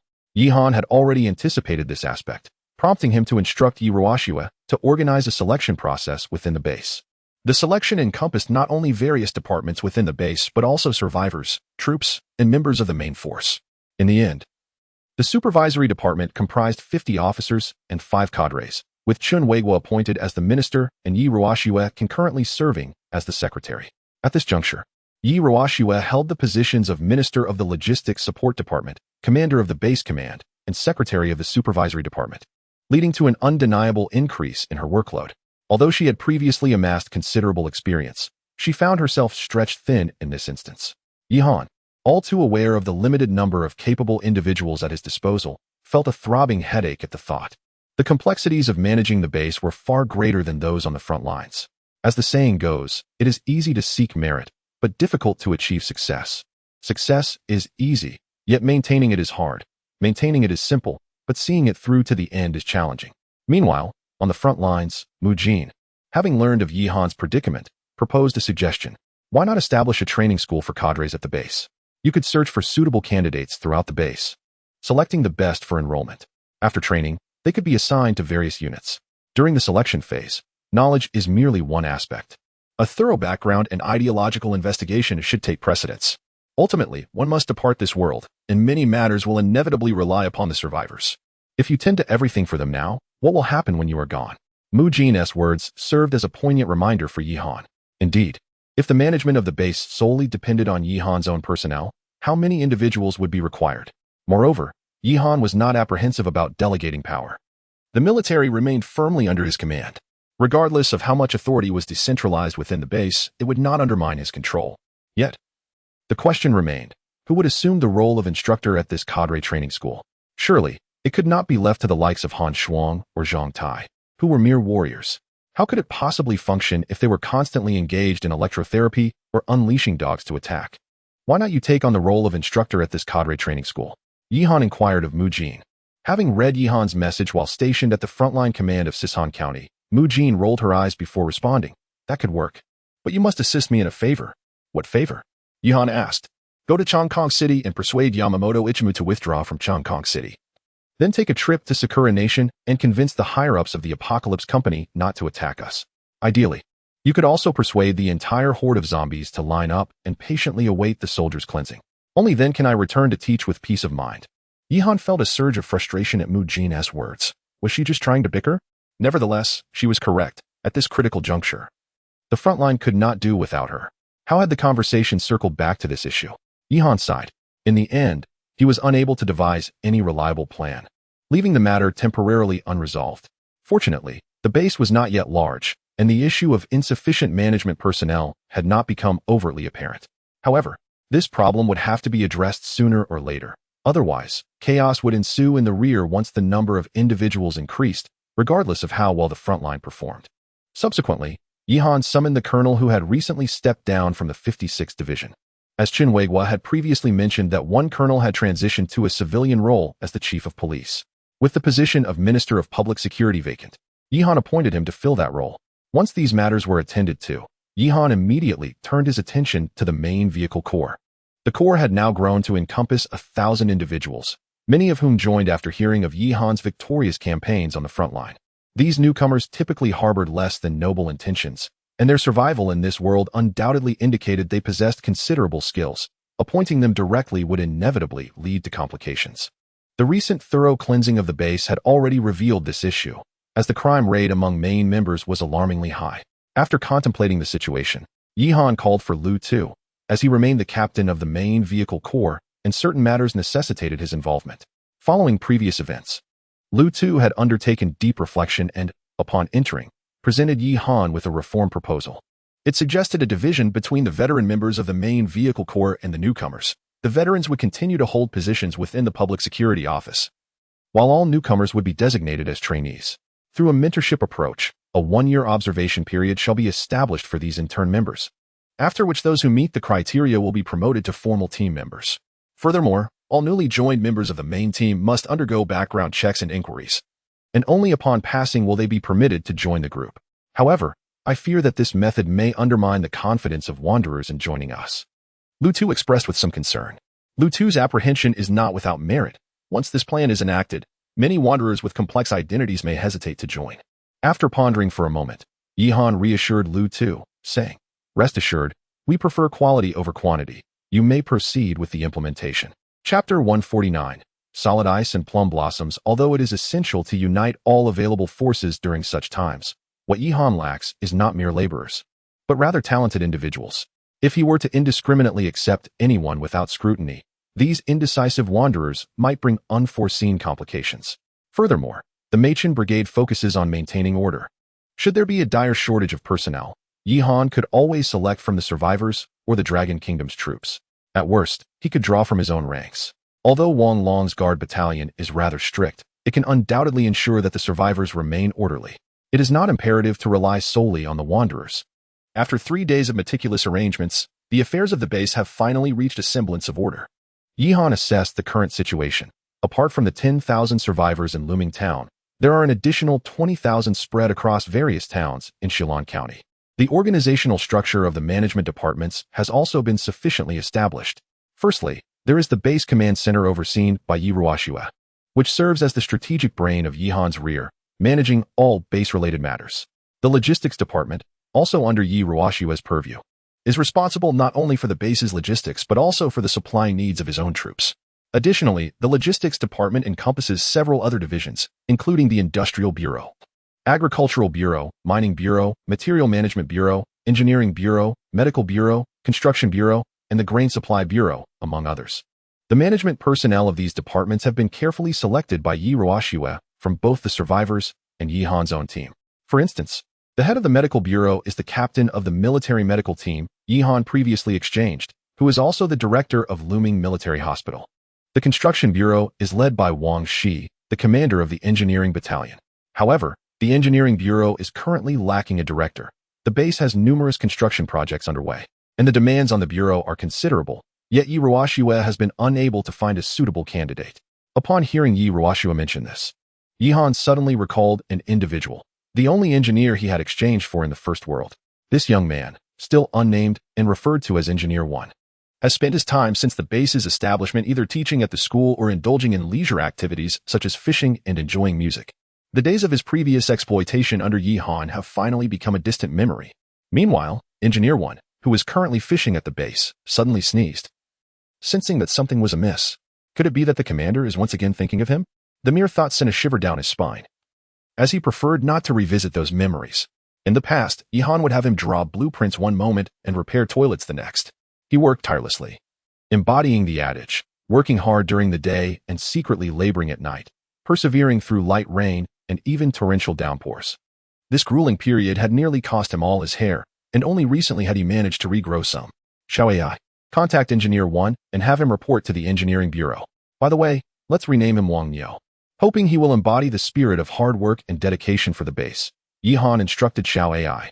On the other side of the project, an engineer named Wang Niu was struck by a wave of darkness upon hearing Yihan's summons and fainted immediately. After ensuring that the base was properly arranged, Yihan bid farewell to Yi Ruoxue and her companions, then set off towards Sisan County with Wang Long and Han Shuang. Naturally, Han Shuang's Special Operations Unit followed closely, while Yihan instructed Wang Long to leave a mobile security company at the base from the entire security battalion he had brought. This mobile security unit was primarily responsible for the security of the base's command center, essentially serving as Yi Ruoxue's personal guards. Given the multitude of personnel at the base, the 56th Division was tasked with its defense, while the Public Security Department managed safety, leaving little manpower to spare. The 4 members of the Wind and Hyacinth could only provide protection for Yi Ruoxue, necessitating dedicated guards for other administrative departments at the base. As they journeyed to Sisan County, Yihan maintained communication with Mu Jin. Contemplating, he inquired, "Do you have any book recommendations? I would like to read." To which Mu Jin replied, "What's the matter? At your age, still wanting to take the college entrance examination?" Yihan felt somewhat exasperated. Ever since their first meeting where he had inadvertently offended her, she had consistently spoken to him in a barbed manner. "What college entrance exam? I wish to learn about warfare and management," he retorted, rolling his eyes. "Oh, that is simple. You should start with on protracted war, as well as analysis of the various social classes in Dragon Country and Investigation Report on the Jianghan Peasant Movement," she suggested. Yihan recognized the titles. Weren't these selections from the works of great figures? And you mean to say that our battle is destined to be prolonged? Certainly not, Mu Jin clarified. The conditions during that time are vastly different from now. The primary objective is to learn methods and ways of thinking. Everything evolves, and nothing remains static.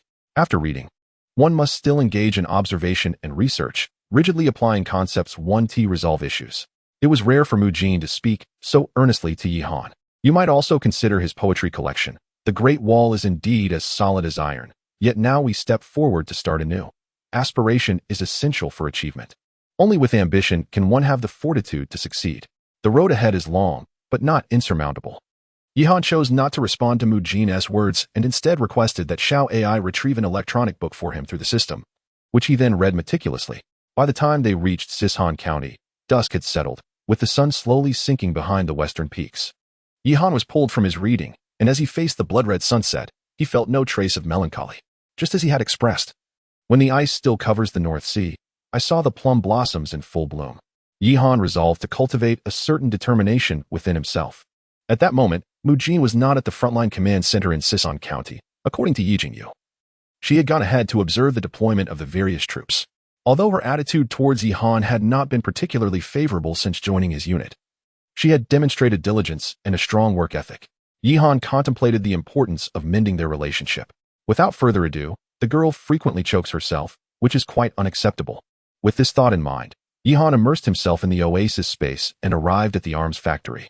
At this moment, the factory had acquired the capability for weapon customization. According to Xiao AI, Mujin seemed to have a penchant for collecting various firearms. Although her demeanor was far from that of a typical girl, indulging her interest was undoubtedly a wise choice. After some contemplation, Yihan decided to customize a CZ-75B pistol at the factory, adorning its grip with cherry wood and intricately engraving a hibiscus flower upon its body. This would serve as a gift from him to her. Unbeknownst to Yihan, as he stood before the factory crafting this present for Mujin, the Spectre on vacation in the Oasis space witnessed this scene. One could only say that comparisons between individuals can be disheartening. The Spectre couldn't help but shed tears.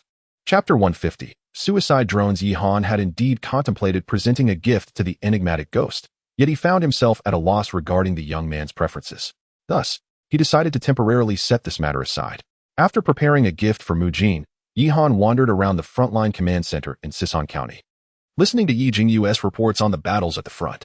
In the wake of several consecutive days of combat, the forces from Chongkong City had made no progress whatsoever. Rather, they had suffered losses exceeding 10,000 men in several large-scale confrontations. This was largely attributable to Mujin's strategic acumen and the valor of her soldiers. Nevertheless, it was evident that Mujin's ambitions extended far beyond mere defense. She aimed to seize Chongkong City, which was why she was conducting inspections across various units and issuing further operational directives. Just as Yihan was engrossed in Yi Jingyu's report, a sudden rumbling sound erupted from outside the command center. Yihan furrowed his brow, initially suspecting that the forces from Tianxi were mobilizing. However, Yi Jingyu calmly explained that it was the Air Corps executing their daily missions. Colonel Mu had coordinated the Air Corps with the 112th Regiment, after the latter had completed their initial harassment. The forces from Tianxi would send personnel to clean up the aftermath, enabling the Air Corps to launch another wave of assault. Upon hearing Yi Jingyu's words, Yihan stepped outside for a glimpse. Indeed, he observed several Dragon Z-20 helicopters swiftly heading toward Chongkong City. A smile crept onto his face. Mujin was rather cunning. While it was said that flies were bothersome, Mujin was wielding the ferocity of a tiger, all while playing tricks on Yamamoto Kazuki. It was likely that Yamamoto was nearing his wit's end. In truth, as Yihan had surmised, within a few days, Yamamoto had relinquished any hopes of reclaiming Sison County, retreating instead to the confines of Chongkong City and refusing to emerge. No matter how much the 112th Regiment and the Air Corps harassed him, this old fellow remained as silent as a shell. How much longer until she returns? Yihan turned to inquire of Yi Jingyu. Perhaps 5 or 6 more hours. Yi Jingyu replied. Upon hearing that it would be another 5 or 6 hours before her return, Yihan decided to no longer wait and turned to occupy himself with other matters within the command vehicle. According to the tasks set by the world system, he would earn 10 points for each survivor he sheltered, with these points being redeemable for treasure chests within the system. During his last exchange, Yihan had only managed to shelter 1,000 survivors, translating to a mere 10,000 points. Presently, however, the looming base boasted a total of 30,000 inhabitants, equating to an impressive 300,000 points. Yihan opened the treasure chest redemption page of the world system to peruse his options.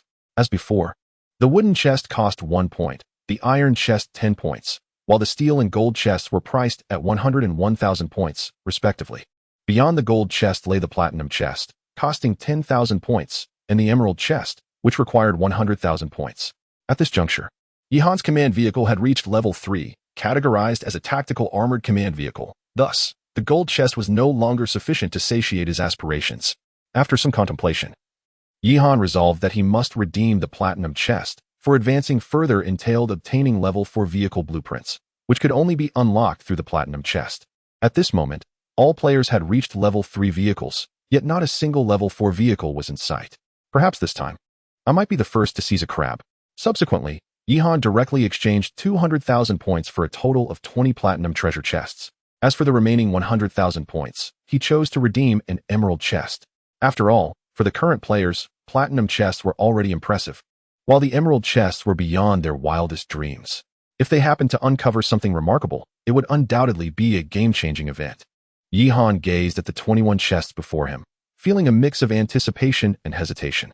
If only I had brought Lu Tu along, Yihan lamented, realizing that without his good luck charm by his side, he felt somewhat apprehensive about opening the chests. Should I call Lu Tu over now? Xiao AI suggested. After contemplating, Yihan replied, never mind, by the time he arrives from the looming base, who knows when that will be. I'll manage on my own. Resolving to proceed alone, he decided to start with the largest chest. Approaching the emerald chest, Yihan opened it without hesitation. Player opens the emerald chest and acquires the blueprint for a suicide drone. Suicide drone blueprint can be used to manufacture one suicide drone using materials. The drone can carry 500 grams of TNT explosives. Upon seeing this, Yihan's face lit up with joy. His luck was indeed extraordinary this time. This item was remarkably powerful. It seemed that old Yamamoto Iki would be losing sleep over this. However, what Yihan did not realize was that the suicide drone existed in two forms, the blueprint and the tutorial. The blueprint could only be used once, while the tutorial allowed for mass production. This did not truly equate to good fortune, but it mattered little, with the Xiao AI system's replication and learning capabilities. For Yihan, the two were essentially the same. Yihan chose not to open any more chests and instead hurried to the storage room to gather the materials needed for the suicide drone. The materials required for manufacturing the drone could mostly be salvaged from various appliances. In this world, materials were plentiful. As for TNT explosives, the munitions factory could easily meet Yihan's needs. Before long, Yihan, through the replication feature of the Xiao AI system, successfully manufactured a total of 50 suicide drones. This type of drone was rotor-based, similar in size to an ordinary photography drone. However, being military-grade, its power and payload capacity far exceeded that of standard drones. Yi Jingyu, have someone deliver this batch of drones to the 112th Regiment. I will continue production here. Yihan exclaimed, rubbing his hands together in excitement. The previous attack frequency of the 112th Regiment and the Aviation Regiment had already been quite high, but with these drones, it seemed that Chongqing City would have no respite whatsoever. After delivering this batch of drones, Yihan turned to Wang Long and instructed him to gather electrical appliances from the major shopping centers in Sison County, while he continued to craft more drones. Meanwhile, Xiao AI, observing Yihan's diligent efforts, reminded him, Commander, you could actually submit the blueprint to the munitions factory. It can also learn the blueprint and produce directly. What? Why didn't you say so earlier? Yihan wiped the sweat from his brow, somewhat speechless, and turned to hand over the blueprints to the arms factory. The factory immediately commenced the relentless production of suicide drones. As one batch was completed, the logistics team promptly dispatched the equipment to the front lines. Once this task was accomplished, Yihan shifted his gaze to the remaining 20 platinum treasure chests. However, this time he refrained from making any bold statements about exchanging his lifespan for valuable items. For he had previously recklessly claimed that he would trade 10 years of his life for an S-grade item, only to have Mu Jin appear the very next moment. Chapter 151. The platinum treasure chests. Yihan first opened all 10 platinum treasure chests simultaneously, and the incessant notifications from the world system echoed on his phone. Player has opened a platinum treasure chest, acquiring a level 4 blueprint, composite module armor modification blueprint. Player has opened a platinum treasure chest, acquiring an M82A1 anti-material sniper rifle. Player has opened a platinum treasure chest, acquiring a set of blast-resistant armor. Player has opened a platinum treasure chest, acquiring a level 4 blueprint, Katyusha rocket launcher installation blueprint. Upon completing the openings of the 10 treasure chests, Yihan received 2 level 4 blueprints, one for the composite module armor and one for the Katyusha rocket launcher, while the remainder were merely individual weaponry. Given that he had access to an arms factory, the weapons held little significance for Yihan. As for the Katyusha rocket launcher, with his existing Goldfinch self-propelled artillery and the modified 125mm howitzer, he found it unnecessary. The only valuable item was the composite module armor. Upon reviewing the blueprint's description, he discovered that its defensive capabilities were on par with the armor of the Dragon 99A. This effectively addressed the current inadequacies in the defense of his base vehicle. Yihan estimated that should he install this armor on the base vehicle, it would withstand a shot from a conventional tank without issue. As for smaller caliber artillery, it would merely tickle the base vehicle. Subsequently, Yihan proceeded to open the remaining 10 platinum treasure chests. Player has opened a platinum treasure chest. Acquiring a level 4 blueprint. Hive-style rocket launch dock blueprint. Player has opened a platinum treasure chest. Acquiring the tutorial for producing Stinger missiles. Player has opened a platinum treasure chest. Acquiring a soft Hwazi. Player has opened a platinum treasure chest. Acquiring a case of 6 liquor. As Yihan listened to the world system's notifications, his expression darkened. Damn, this is getting excessive, he muttered, feeling that at least he had received a gun earlier, but now he was being inundated with tobacco and alcohol. However, the subsequent announcements from the world system left him momentarily stunned, only to be replaced by sheer delight. Player has opened a platinum treasure chest. Acquiring a level 4 blueprint. Vehicle-mounted reconnaissance radar blueprint. Player has opened a platinum treasure chest. Acquiring a level 4 vehicle upgrade blueprint. Player has opened a platinum treasure chest. Acquiring the tutorial for a secondary infantry exoskeleton system. Player has opened a platinum treasure chest. Acquiring the tutorial for producing rapid growth agents. Player has opened a platinum treasure chest. Acquiring the tutorial for producing human enhancement agents. The subsequent 5 items were all tutorials and blueprints, marking a stroke of unprecedented luck for Yihan. Could it be that the treasure chests had a guarantee mechanism? Yihan felt a surge of joy as he began to examine these 5 items. Firstly, the vehicle-mounted reconnaissance radar blueprint was distinct from the radar currently installed on his base vehicle. Yihan's existing radar had a reconnaissance range of merely 1 square kilometer, which was somewhat redundant for the base vehicle, whereas the level 4 reconnaissance radar boasted a range of a full 1,000 square kilometers. With this installation, Yihan could obtain comprehensive information about the entirety of Sisan County without stepping outside. Regarding the secondary individual exoskeleton system, it can be equipped on soldiers to enhance their combat capabilities. Once donned, a soldier's maximum load can increase to 60 kilograms, a significant improvement. The rapid growth agent, on the other hand, can be applied to crops, reducing their growth cycle to just 1 month, surpassing even the technological advancements of Yihan and the Dragon Nation. However, the downside is that the amount of fertilizer required for crop growth has substantially increased, and the nutritional content of the crops has halved. Yet, in comparison to the shortened growth cycle, this minor drawback pales in significance, as merely having enough to eat has become a luxury for many survivors. As for the human enhancement serum, it left Yihan somewhat perplexed. He handed this substance over to Qinzheng at the research center for examination. After a discussion with his team, Qinzheng concluded that its effects are akin to the D-class enhancement serum that Yihan can produce, albeit with a 20 reduction in efficacy. Yihan furrowed his brow upon hearing this.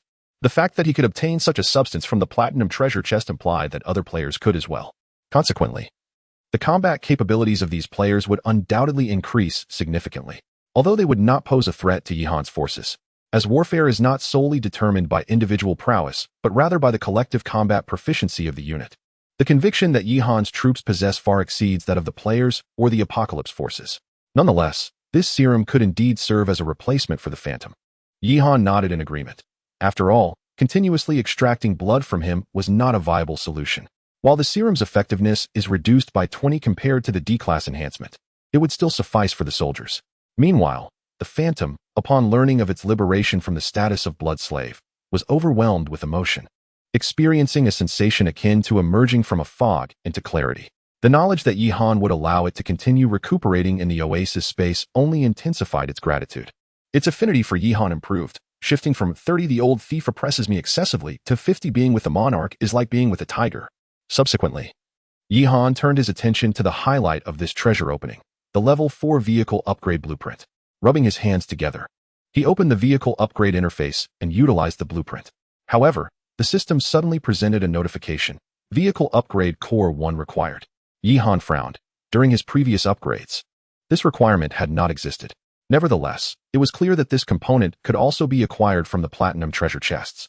If necessary, he could have Lu Tu assist him in obtaining more boxes later on. Disappointed, Yihan stowed the blueprint away. Without the vehicle core, he could merely gaze at the newly acquired blueprint. He then entrusted the rapid growth agent and the human enhancement serum to Qinzheng. Prioritize the production of these 2 items in your research center. The growth agent should be delivered directly to the base, and the enhancement serum, once produced, should be allocated directly to the troops. If anything is lacking, let the soldiers gather what is needed, Yihan instructed. Qinzheng nodded, assuring him, "We will ensure the task is completed." After resting for a while longer, as dawn approached, Xiao Ai awakened Yihan. "Commander, Mu Jin has returned to Sisan County and is currently at the forward command post." Upon hearing Xiao Ai's words, Yihan hastily climbed out of bed, quickly freshened up, and made his way to the command post with the gift he had prepared. Wang Long and Han Shuo followed closely behind. Upon arriving at the forward command post, Yihan immediately spotted Mu Jin seated in the command chair. It was evident that she had been quite fatigued over the past few days, as she had dozed off while sitting in the chair. Yi Jingyu and the others wisely refrained from disturbing her, instead tenderly draping a blanket over Mu Jin and lowering their voices in unspoken understanding. Chapter 152. The eve of the final assault. As Yihan stepped through the door, Mu Jin stirred awake, her demeanor tranquil yet slightly disoriented. The once porcelain-like complexion of her face now bore a hint of pallor, accompanied by faint dark circles beneath her eyes.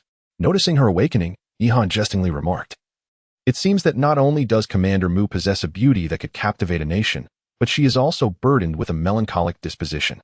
Mu Jin rolled her eyes, her tone tinged with irritation as she retorted, "Isn't it because I've been preoccupied with your troops? If it weren't for the system's interference, I would hardly concern myself with so much." Yihan observed the weariness etched across Mu Jin's face, though a smile lingered on his lips. An undeniable sense of guilt washed over him. Indeed, Mu Jin had been tirelessly attending to matters during this period. "I present this to you as a token of appreciation for your efforts over these days," he said, producing a custom-made pistol engraved with a camellia flower and handing it to her. Mu Jin's eyes widened in rare surprise at the unexpected gift, though she quickly regained her composure. "How generous of you. Do you truly believe my contributions weren't merely a pistol?" She scoffed, curling her lips in disdain. Yet, despite her words, she meticulously examined the camellia engraving before carefully tucking the weapon away, mindful of Yihan's presence. "You should focus less on trying to please me and concentrate more on the pressing matters at hand," Mu Jin stated with an expressionless facade, though her tone softened slightly. Yihan was acutely aware that Mu Jin was putting on a brave front. She appeared indifferent to his offering, but the little love system would not deceive him. Her affinity for him had evidently risen from 60 casual acquaintance to 65 nodding acquaintance. This modest increase of 5 points indicated that winning her over would be considerably more challenging than winning over the ghost. Earlier, he had merely asked the ghost not to donate blood, and her favorability had soared by 20 points. Yihan could not help but chuckle at Mu Jin's serious demeanor. She was quite the actress. Mu Jin, noticing the sly grin on Yihan's face, furrowed her brows slightly and questioned, "Have you lost your mind? What is so amusing? Did you come to see me just to present gifts?"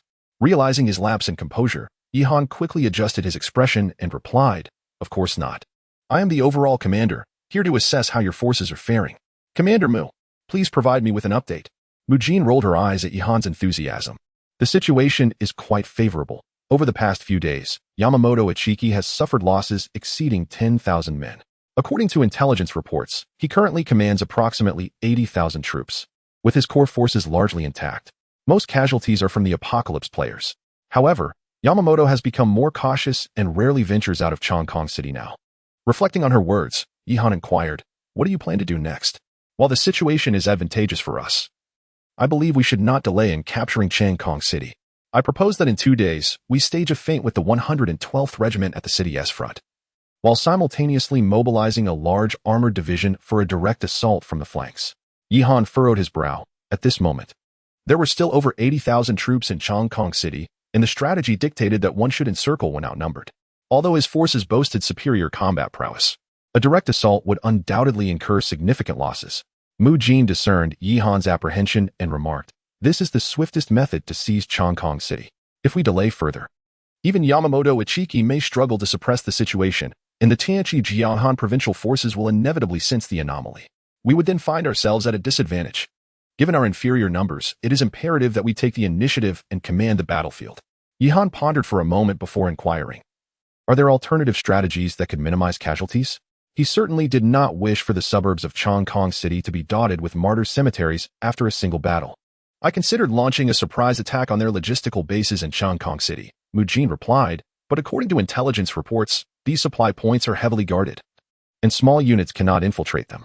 It appeared that there were no other options, and Yihan subtly sighed. He then disclosed to Mu Jin the development of suicide drones from the Emerald Treasure Chest. Upon hearing this, Mu Jin's expression brightened. "If only we had created this sooner.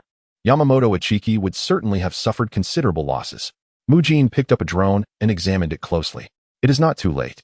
I have already dispatched the drones to the front lines," Yihan affirmed. Mu Jin nodded. "Then it is settled.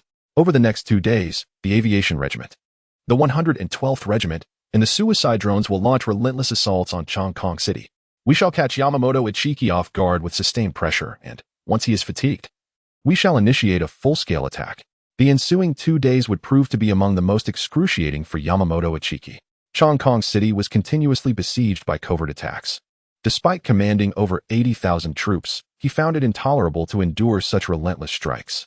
The crux of the matter was that if he retaliated, he would face the onslaught of 3 entire armored regiments. Meanwhile, the players remained active. Someone initiated a news segment in the exchange hall, not only reporting on Yihan's assaults daily, but also interviewing Yamamoto Ichiki from Tanchi Company. Yamamoto Ichiki was infuriated and wished to eliminate these individuals. Yet they were all players from Tanchi, ultimately his own people. They explained to him that this was to promote Tanchi Company, enticing more wanderers to join their ranks. Consequently, he had no choice but to suppress his murderous impulses. In the days following the bombings in Kong City, a throng of players flocked to inquire about Tanchi Company. What could Tanchi possibly say? They understood the importance of keeping internal matters private.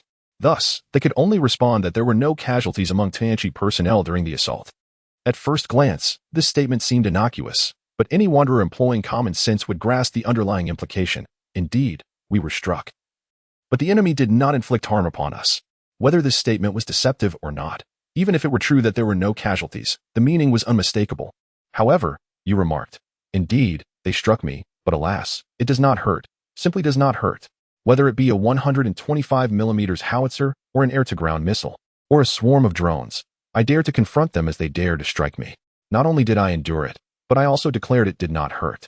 This, in itself, is an admission of defeat.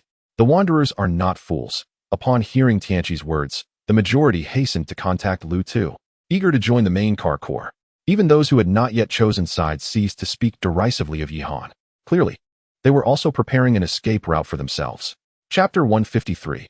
Peace talks. 2 days swiftly elapsed, and just as Mujin was poised to launch a surprise attack, Yamamoto Ichimu reached out to Yihan.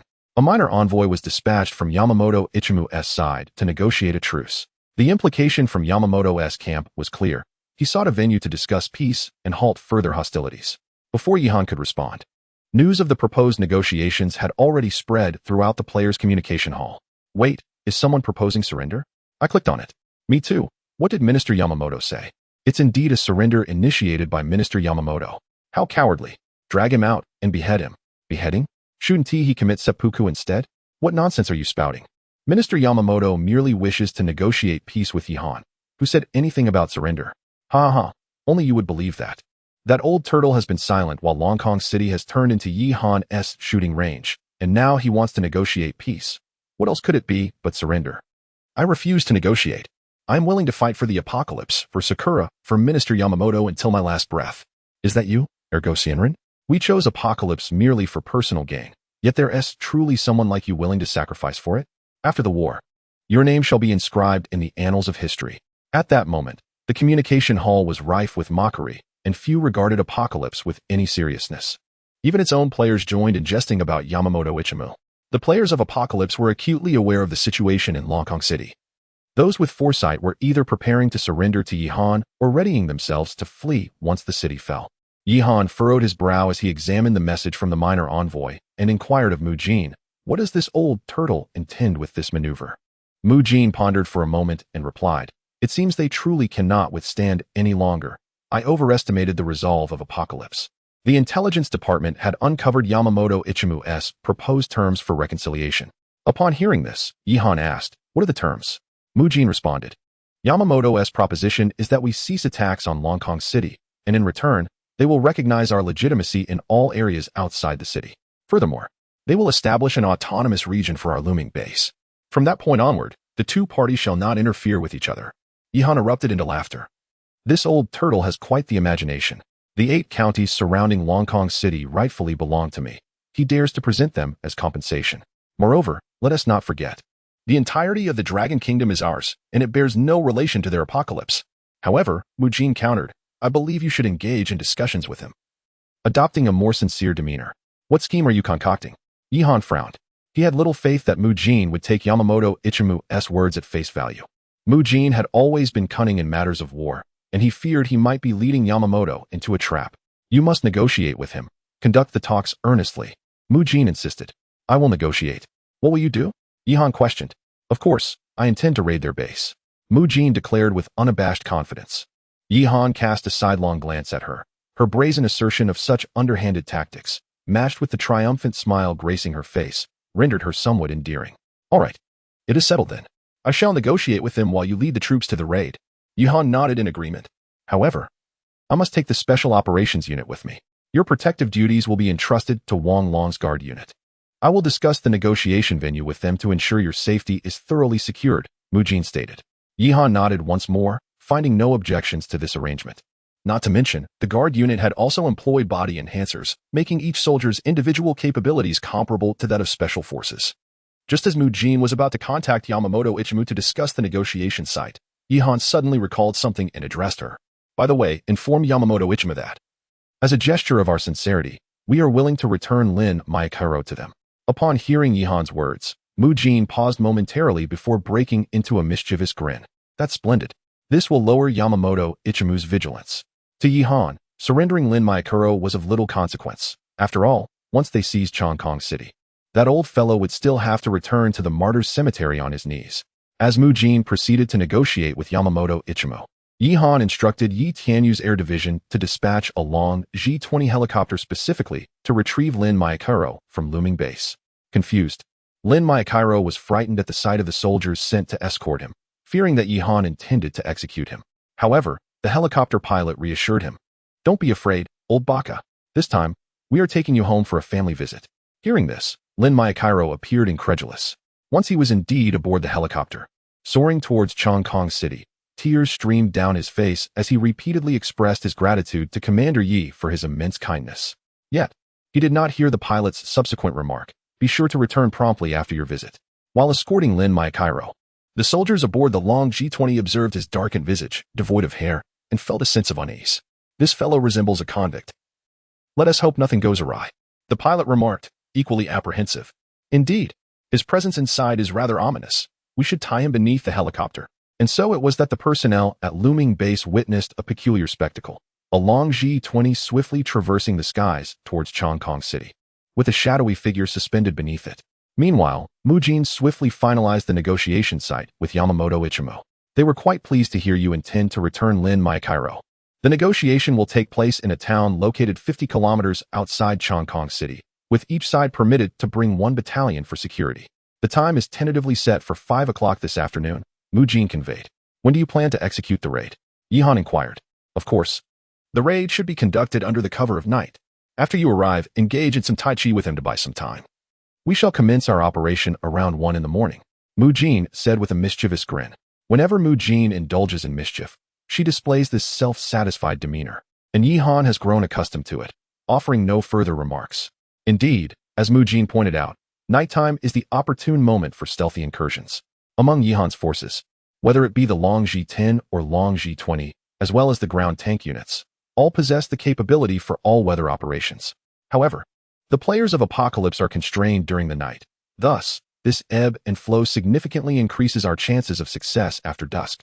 Chapter 154, The 3 Visits to the Thatched Cottage as the dawn of the following day approached.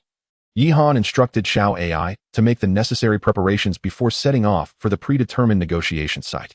He harbored no apprehension regarding the possibility of an ambush set by Yamamoto Ichimu. Although the vehicle-mounted radar had yet to be upgraded to level 4, even the basic level 1 could adequately detect the surrounding environment. Moreover, the area surrounding Chongkong City was predominantly under the control of his own forces.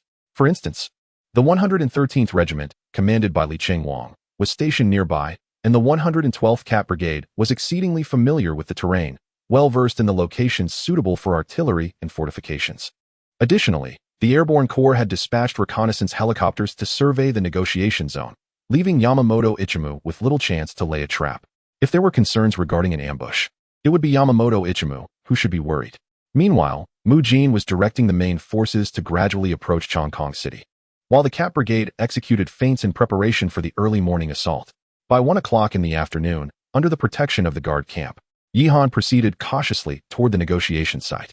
The guard camp, led by Wang Long, had left behind the Wall Guard Company and the Mobile Guard Company at the Looming Base, retaining 2 infantry guard companies and a heavy firepower guard company. Combined, these 3 companies totaled 360 personnel, equipped with 24 Long 09 infantry fighting vehicles and 12 Leopard 15 light tanks. Such armaments would undoubtedly be regarded as elite within the ranks of the Apocalypse Army. Accompanied by 12 Dragon Z-20 helicopters overhead, it undeniably resembled a formidable guard unit. Yet, little did Yamamoto Ichimu realize that such equipment, within Yihan's forces, was merely the baseline. At 4 o'clock in the afternoon, Yihan arrived at the negotiation venue. The negotiations were set in Hufeng Town, just outside of Changkong City, with the conference hall located within the town's office building. Upon his arrival, Yihan observed that not a single zombie was in sight, indicating that Yamamoto Ichimu had dispatched troops early to clear the area. By this time, Yamamoto Ichimu's negotiation team was already in place, and, upon seeing Yihan and his entourage approach, the soldiers of the Apocalypse were taken aback by the superior equipment on display. The Long 09 infantry fighting vehicles and Leopard 15 light tanks were undoubtedly considered high-quality assets in the eyes of the Sakura forces. Yihan noted that Yamamoto Ichimu's troops were uniformly clad in black military uniforms adorned with cherry blossom motifs, suggesting that he had come to the negotiations accompanied by his elite forces. In terms of equipment numbers, Yamamoto Ichimu's guard camp was comparable to Wang Long's, possessing a similar array of infantry fighting vehicles and tanks. However, due to previous suppression from the United States, the actual combat capabilities of these tanks and vehicles could not compete with those of the Rabbit Nation. Upon Yihan's arrival, Yamamoto Ichimu promptly dispatched a welcoming party. A short man with a neatly trimmed beard swiftly approached Yihan's command vehicle and respectfully stated, "Commander Yi, greetings. I am Fujihara Jiro, secretary to Minister Yamamoto. The minister has prepared a variety of delicacies and has sent me to invite you to partake." Yihan displayed no intention of disembarking from the vehicle, merely communicating through the base's loudspeaker. "There is no need for a meal. Where is Minister Yamamoto? When do we commence negotiations?" Fujiwara Jiro was momentarily taken aback, clearly unprepared for Yihan's brusque demeanor, yet he swiftly regained his composure and replied, "The negotiation is still scheduled for 5 o'clock. Our minister will be waiting for you at the Hefeng Town office hall." Upon hearing this, Yihan turned and instructed Xiao Ai to drive the troops to an open area in Hefeng Town, subsequently ordering the guard battalion to establish their camp there. Glancing at the time, with merely half an hour remaining until 5 o'clock, Yihan exhibited no intention of attending the negotiations punctually. "Xiao Ai, I shall rest for a while. Wake me at 6:30. If Yamamoto Ichimu sends someone to call for me, you can simply brush them off." Yihan yawned and reclined in the command chair, preparing to sleep. The actions of Mujin were scheduled for 1 in the morning, and he intended to find a way to delay matters. After all, it was Yamamoto Ichimu who had initiated the negotiations. The urgency rested with him. "Xiao Ai."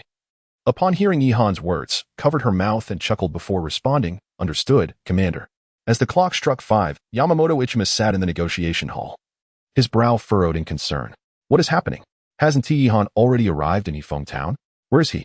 Yamamoto Ichimu inquired of his secretary, Fujiwara Jiro. Fujiwara Jiro glanced out the window. At that moment, there was not a trace of Yihan to be seen. "I informed him it was at 5 o'clock. He was just stationed in Hefeng Town. Should I go and urge him?" Fujiwara Jiro said awkwardly. "Such an important meeting, and Yihan cannot arrive on time, requiring us to nudge him. It is clear he does not regard us, the Sakura Nation, with any seriousness." A subordinate gritted his teeth in frustration. Yamamoto Ichimu's expression darkened, but he soon sighed. "We proposed the negotiations, and from the outset, we are at a disadvantage. Yihan is merely playing psychological games with us, hoping to extract greater benefits at the negotiation table. Those Chinese pigs should be dealt with swiftly." Another subordinate expressed discontent. "The first to be dispatched by the provincial department will be us." Yamamoto Ichimu cast a sidelong glance at the discontented subordinate before addressing Fujiwara Jiro. "Go and urge Yihan, but adopt a softer tone." Fujiwara Jiro nodded and hurriedly made his way toward Yihan's space vehicle. Before the vehicle, Fujiwara Jiro, with a sycophantic smile, said, "Commander Yi, have you perhaps forgotten?" As Fujiwara Jiro pressed on, Yihan was soundly asleep in the command chair. While Xiao Ai responded beside him, "You may return. Our Commander Yi is experiencing a bit of constipation. He will join you once he has finished in the restroom." Upon hearing this, Fujiwara Jiro wiped the sweat from his brow and said, "All right, I shall not disturb Commander Yi." He then relayed Xiao Ai's words back to Yamamoto Ichimu in the negotiation hall. Hearing that Yihan was occupied in the restroom, Yamamoto Ichimu was infuriated, his beard bristling with rage. Why now? It is as if he is defecating on his own face. However, one cannot overlook the fact that Yamamoto Kazuki is rather irritable. He was momentarily vexed, but soon managed to suppress his emotions. "Very well, let us wait another 10 minutes. Yet, after an agonizing half-hour, there was still no sign of anyone from Yihan's side. Reluctantly, Yamamoto Kazuki was compelled to dispatch Fujiwara Jiro once more to urge them. This time, Xiao AI altered her approach, saying, Commander Yi is currently afflicted with hemorrhoids and is striving to resolve the matter. We kindly ask you to wait a little longer. He will come immediately after he is done. Upon hearing her words, Fujiwara Jiro realized he could not possibly insist that Yihan abandon his discomfort to attend the negotiations. Thus, he returned to report to Yamamoto Kazuki. Hemorrhoids? Excellent. Hemorrhoids. Yamamoto Kazuki seethed with annoyance. In that case, let us wait another half hour. If he still does not arrive, ensure that you take care of his hemorrhoids for him. Have the soldiers carry him over. After listening to this, Fujiwara Jiro shuddered. Minister Yamamoto, please do not be enraged. I believe it would be prudent for us to endure this situation for the time being and avoid acting rashly. Otherwise. Chapter 155. Yihan exits the lavatory upon hearing Fujiwara Jiro's words. Yamamoto Kazuki evidently recalled the previous events in Chongqing City. Just as the catapult vehicle had finished its task, helicopters arrived to unleash devastation, followed closely by a swarm of drones. Yamamoto Kazuki had grown weary of such days. Contemplating this, he could only let out a sigh, glancing at the clock, which read 5:30.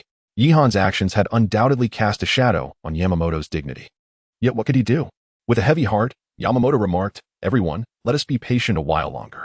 Since he has arrived, he must still wish to negotiate with us, and he has promised to return Lin Yichiro.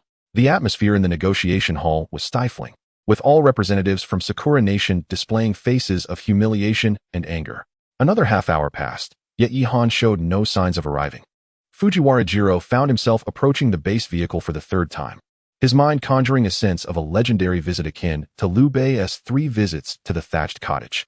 Indeed, the current situation mirrored that of a desperate wait for Yihan, who seemed to be grappling with a series of ailments.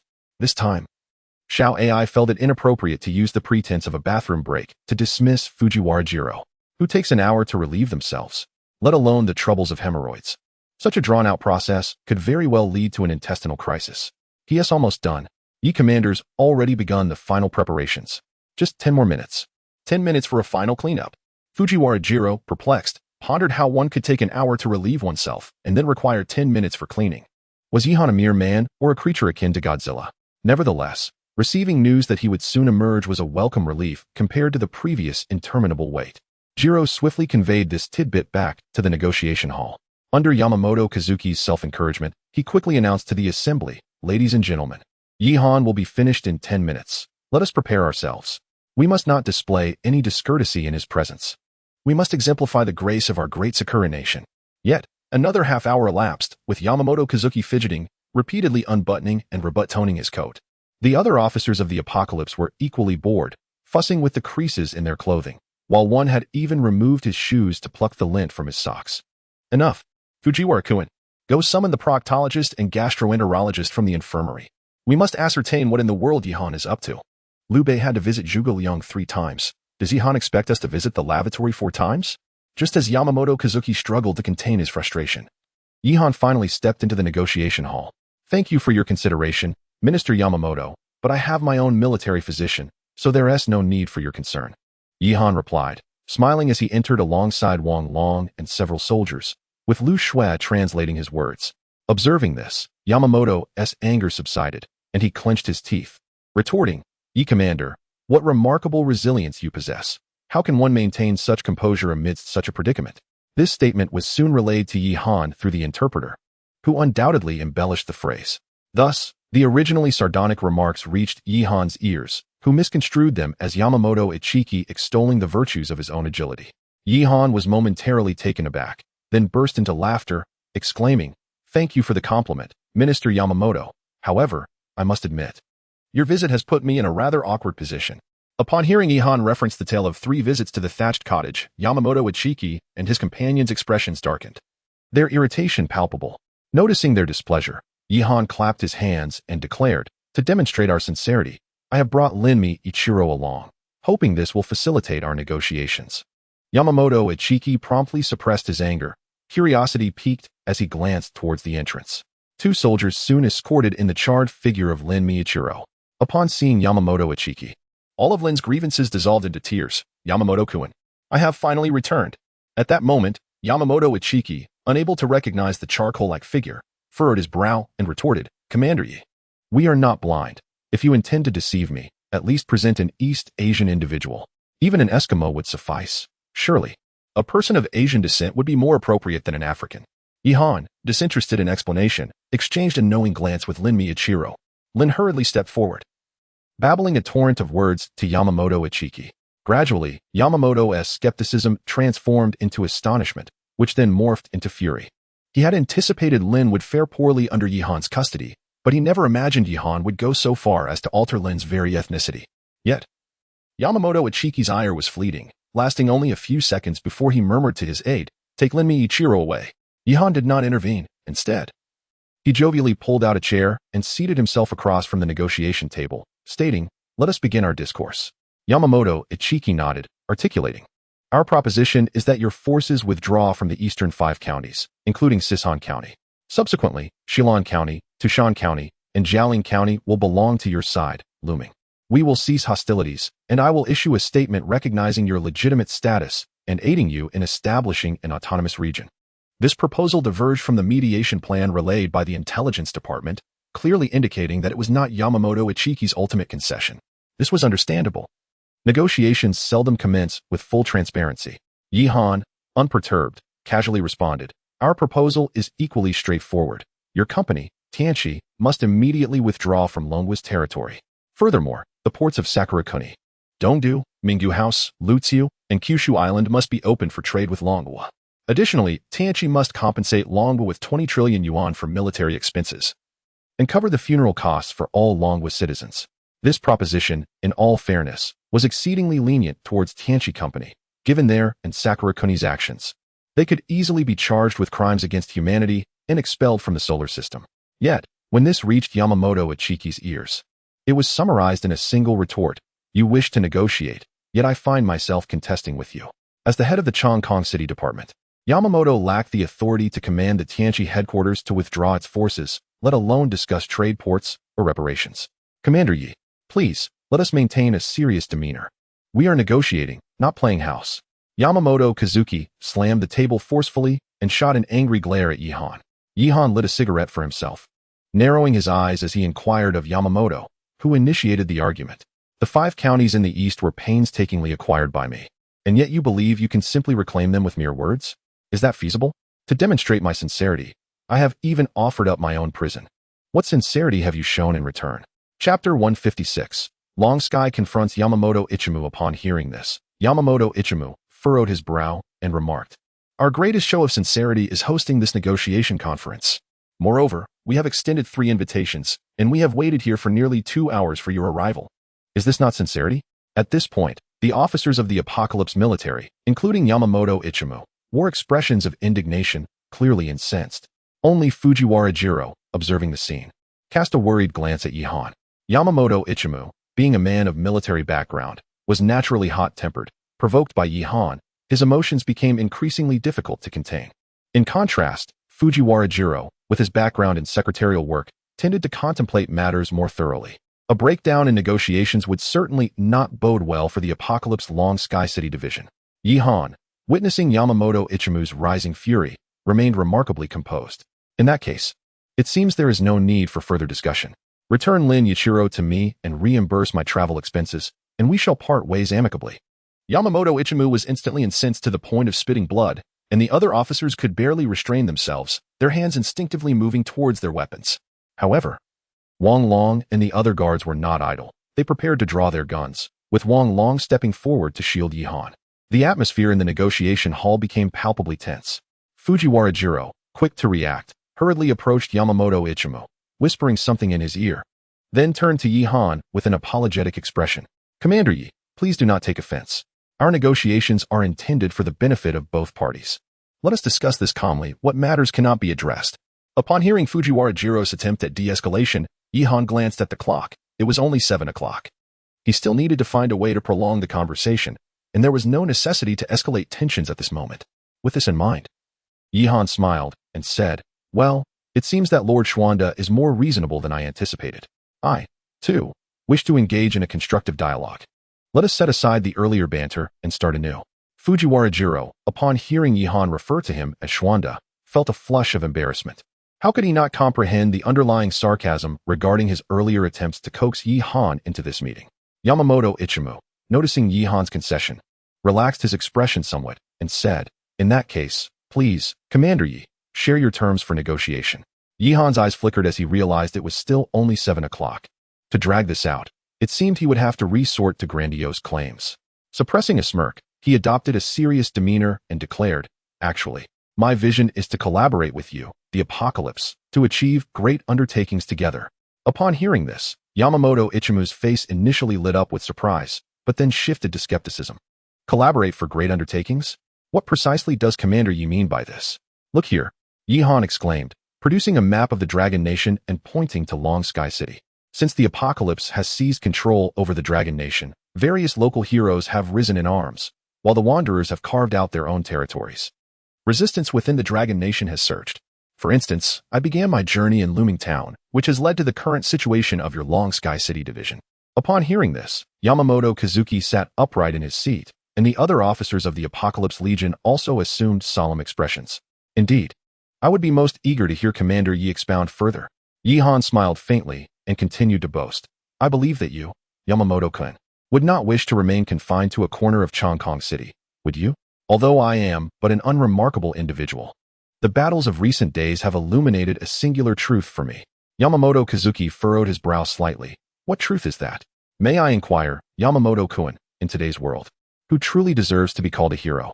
After some contemplation, Yamamoto Kazuki replied, "Our provincial minister of Jianghan, Kitahara Sauka, though not yet 50 years of age, has already ascended to the position of provincial minister, commanding hundreds of thousands of soldiers, with abundant provisions and a robust army. Can he be deemed a hero?" The translator, upon hearing Yi Han's classical rhetoric, could not help but render Yamamoto's words in a similar antiquated style. Yi Han was momentarily taken aback, feeling it peculiar to engage in such lofty discussions of heroes among the old guard, with the translator indulging in literary flourishes. However, he quickly regained his composure and remarked, "The situation in Chongkong City remains unheeded by the Jianghan provincial authorities, revealing Kitahara Sauka's ineptitude in managing his subordinates and his failure to discern the enemy's movements. I have heard of this individual. He possesses a fierce demeanor yet lacks courage, is full of schemes yet indecisive, is cautious in great endeavors yet reckless in trivial pursuits. He is not a hero." To Yi Han's derogation of his superior, Yamamoto Kazuki surprisingly nodded in agreement, his gaze toward Yi Han now infused with a measure of admiration, as if a kindred spirit had been discovered. "There is one, full of youthful vigor, the leader of Jiahan Province, Lu Jingyu, who has led tens of thousands of underground forces in rebellion since the fall of the Dragon Nation. Kitahara Sauka has yet to overcome him, and even the entire Apocalypse Bureau in the western region of the Dragon Nation finds him a considerable challenge. Could he be deemed a hero?" Yi Han smiled slightly, thinking it inconsequential and merely continuing his boast. "Although Lu Jingyu has managed to overcome adversity against the odds, his forces are limited, and he is more a figure of fleeting ambition than a true hero, akin to grasping at the moon in water or flowers in a mirror. He is not a hero." Yamamoto Kazuki continued to inquire, "What of Chongkong's Chen Weigua? Can he be called a hero?" Yi Han frowned, pondering why this old fellow had brought up Chen Weigua, despite being a major general in the Dragon Nation. Chen was advanced in years and hardly worthy of the title of hero. Yamamoto Kazuki then asked, "What about Lin Miyakiro, Sasuke Yakatsu, Hanjiyo, and Lu Tu?" Yi Han burst into applause and laughter. Such insignificant figures are hardly worth mentioning. Seeing that every name he mentioned elicited a disparaging response from Yi Han, Yamamoto Kazuki frowned deeply. "Aside from these, I am at a loss." Yi Han smiled nonchalantly. A true hero harbors grand ambitions, possesses sound strategies, and embodies the capacity to encompass the universe's mysteries and aspirations. Yamamoto Kazuki was taken aback. Who could possibly embody such qualities? At this point, Yi Han struggled to maintain his composure, a smile threatening to break free, as he pointed at Yamamoto Kazuki and then at himself, declaring, "In this world, the only heroes are you and I." Yamamoto Kazuki was astonished by this proclamation, his dentures inadvertently falling onto the negotiation table. This old fellow had not anticipated Yi Han's exceedingly high appraisal of him, and he felt a tinge of elation at the unexpected compliment. Upon witnessing this, Yi Han hastily seized the opportunity to continue his persuasive discourse. Jianghan Province has historically been the cradle of the Dragon Kingdom, and Chongkong City stands as a strategic stronghold, capable of both offense and defense. With Yamamoto-kun commanding the Heavenly Enlightenment Forces and I, as the savior, leading the Dragon Kingdom's might, should we unite our strengths. We shall establish a reputation of integrity across the seas, rallying heroes and amassing troops. First, we shall conquer the northern territories of the Dragon Kingdom, then advance towards the Great Bear in the west, while securing alliances with the Cherry Blossom region and fortifying our internal governance.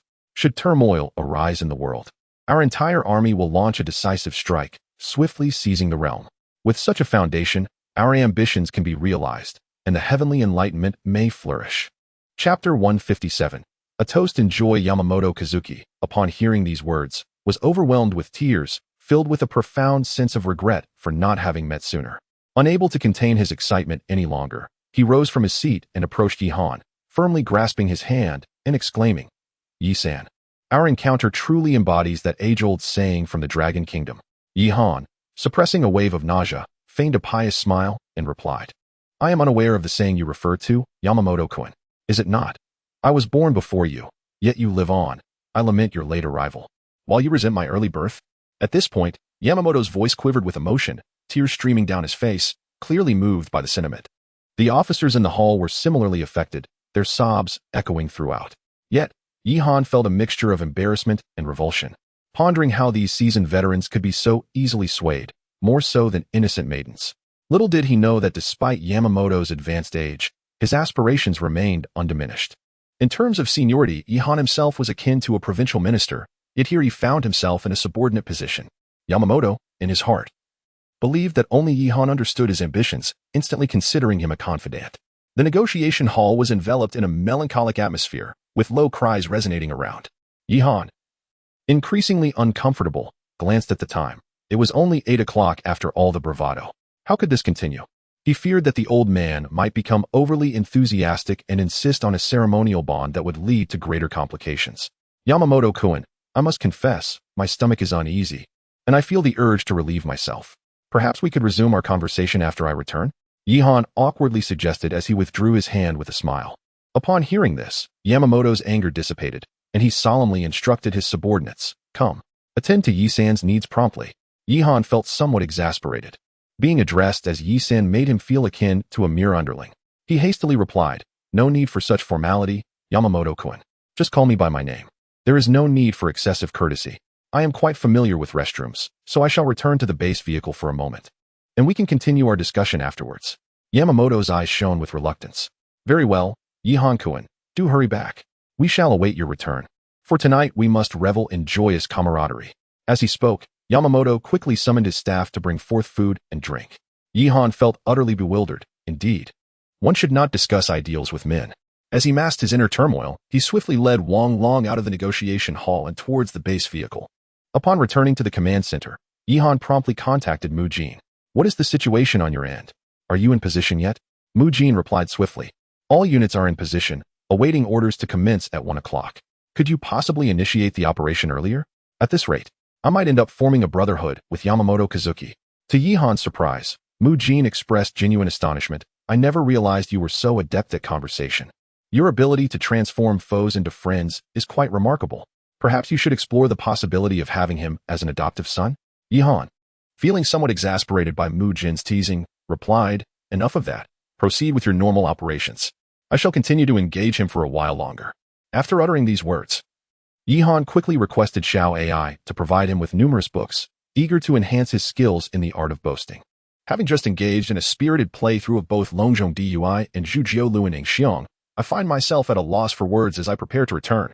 In the midst of a fervent study, Yi-Han suddenly recalls a notion. Since he has already ventured so far, why not delve even deeper? He decides to impart the fervent ideology of communism to Yamamoto Ichiki. This old fellow is currently in a daze from Yi-Han's previous rhetoric. Perhaps a passionate combination of sickle and hammer could elevate Yamamoto Ichiki to the status of a probationary party member. With this thought, a smile graces Yi-Han's face. "Yamamoto Ichiki, brace yourself for a taste of the power of our communism." Meanwhile, Yamamoto Ichiki waits for a full hour without catching a glimpse of Yi-Han. Yet, the group has shed their earlier indignation. As time passes, Yamamoto Ichiki's anticipation only grows. Truly, Yi-Han is an extraordinary individual, Yamamoto Ichiki reflects, recalling Yi-Han's spirited declaration that only he and Han are the true heroes of the world, igniting a fire of enthusiasm within him. He cannot help but acknowledge Yi Han's charismatic presence. In mere fragments of conversation, he feels an irresistible urge to join him in grand endeavors. After over an hour of delay, Yi Han finally returns to the negotiation hall, wearing an apologetic expression. "I apologize for the wait, everyone." Yamamoto Ichiki, brimming with excitement, replies, "Not at all. To discuss grand plans with you, Yi Han, even a lengthy wait is trivial." Yi Han, slightly embarrassed, chuckles at the old fellow's self-encouragement. Once seated, he clears his throat, surveys the audience, and begins to speak. His opening words resonate. A specter of communism is haunting the European continent. The listeners, initially perplexed, find themselves compelled to pay close attention to Yi Han's earnestness. The gathering continues, filled with food, drink, and conversation, until nearly 1 o'clock. Yamamoto Ichiki, now flushed with drink, joins in the revelry. The group, in high spirits, first sings a tune from the land of cherry blossoms, and then, at Yi Han's suggestion, sings the Internationale in unison. With drink fueling their camaraderie, Yamamoto Ichiki and Yi Han embrace, resembling the bonds of old friends. "Yi Han, there is something I must convey to you as an elder brother," Yamamoto Ichiki whispers, reeking of alcohol. "Speak freely, my dear brother. There is nothing we cannot share." Although Yi Han has indulged in a few drinks, he remains lucid, feeling merely a slight buzz.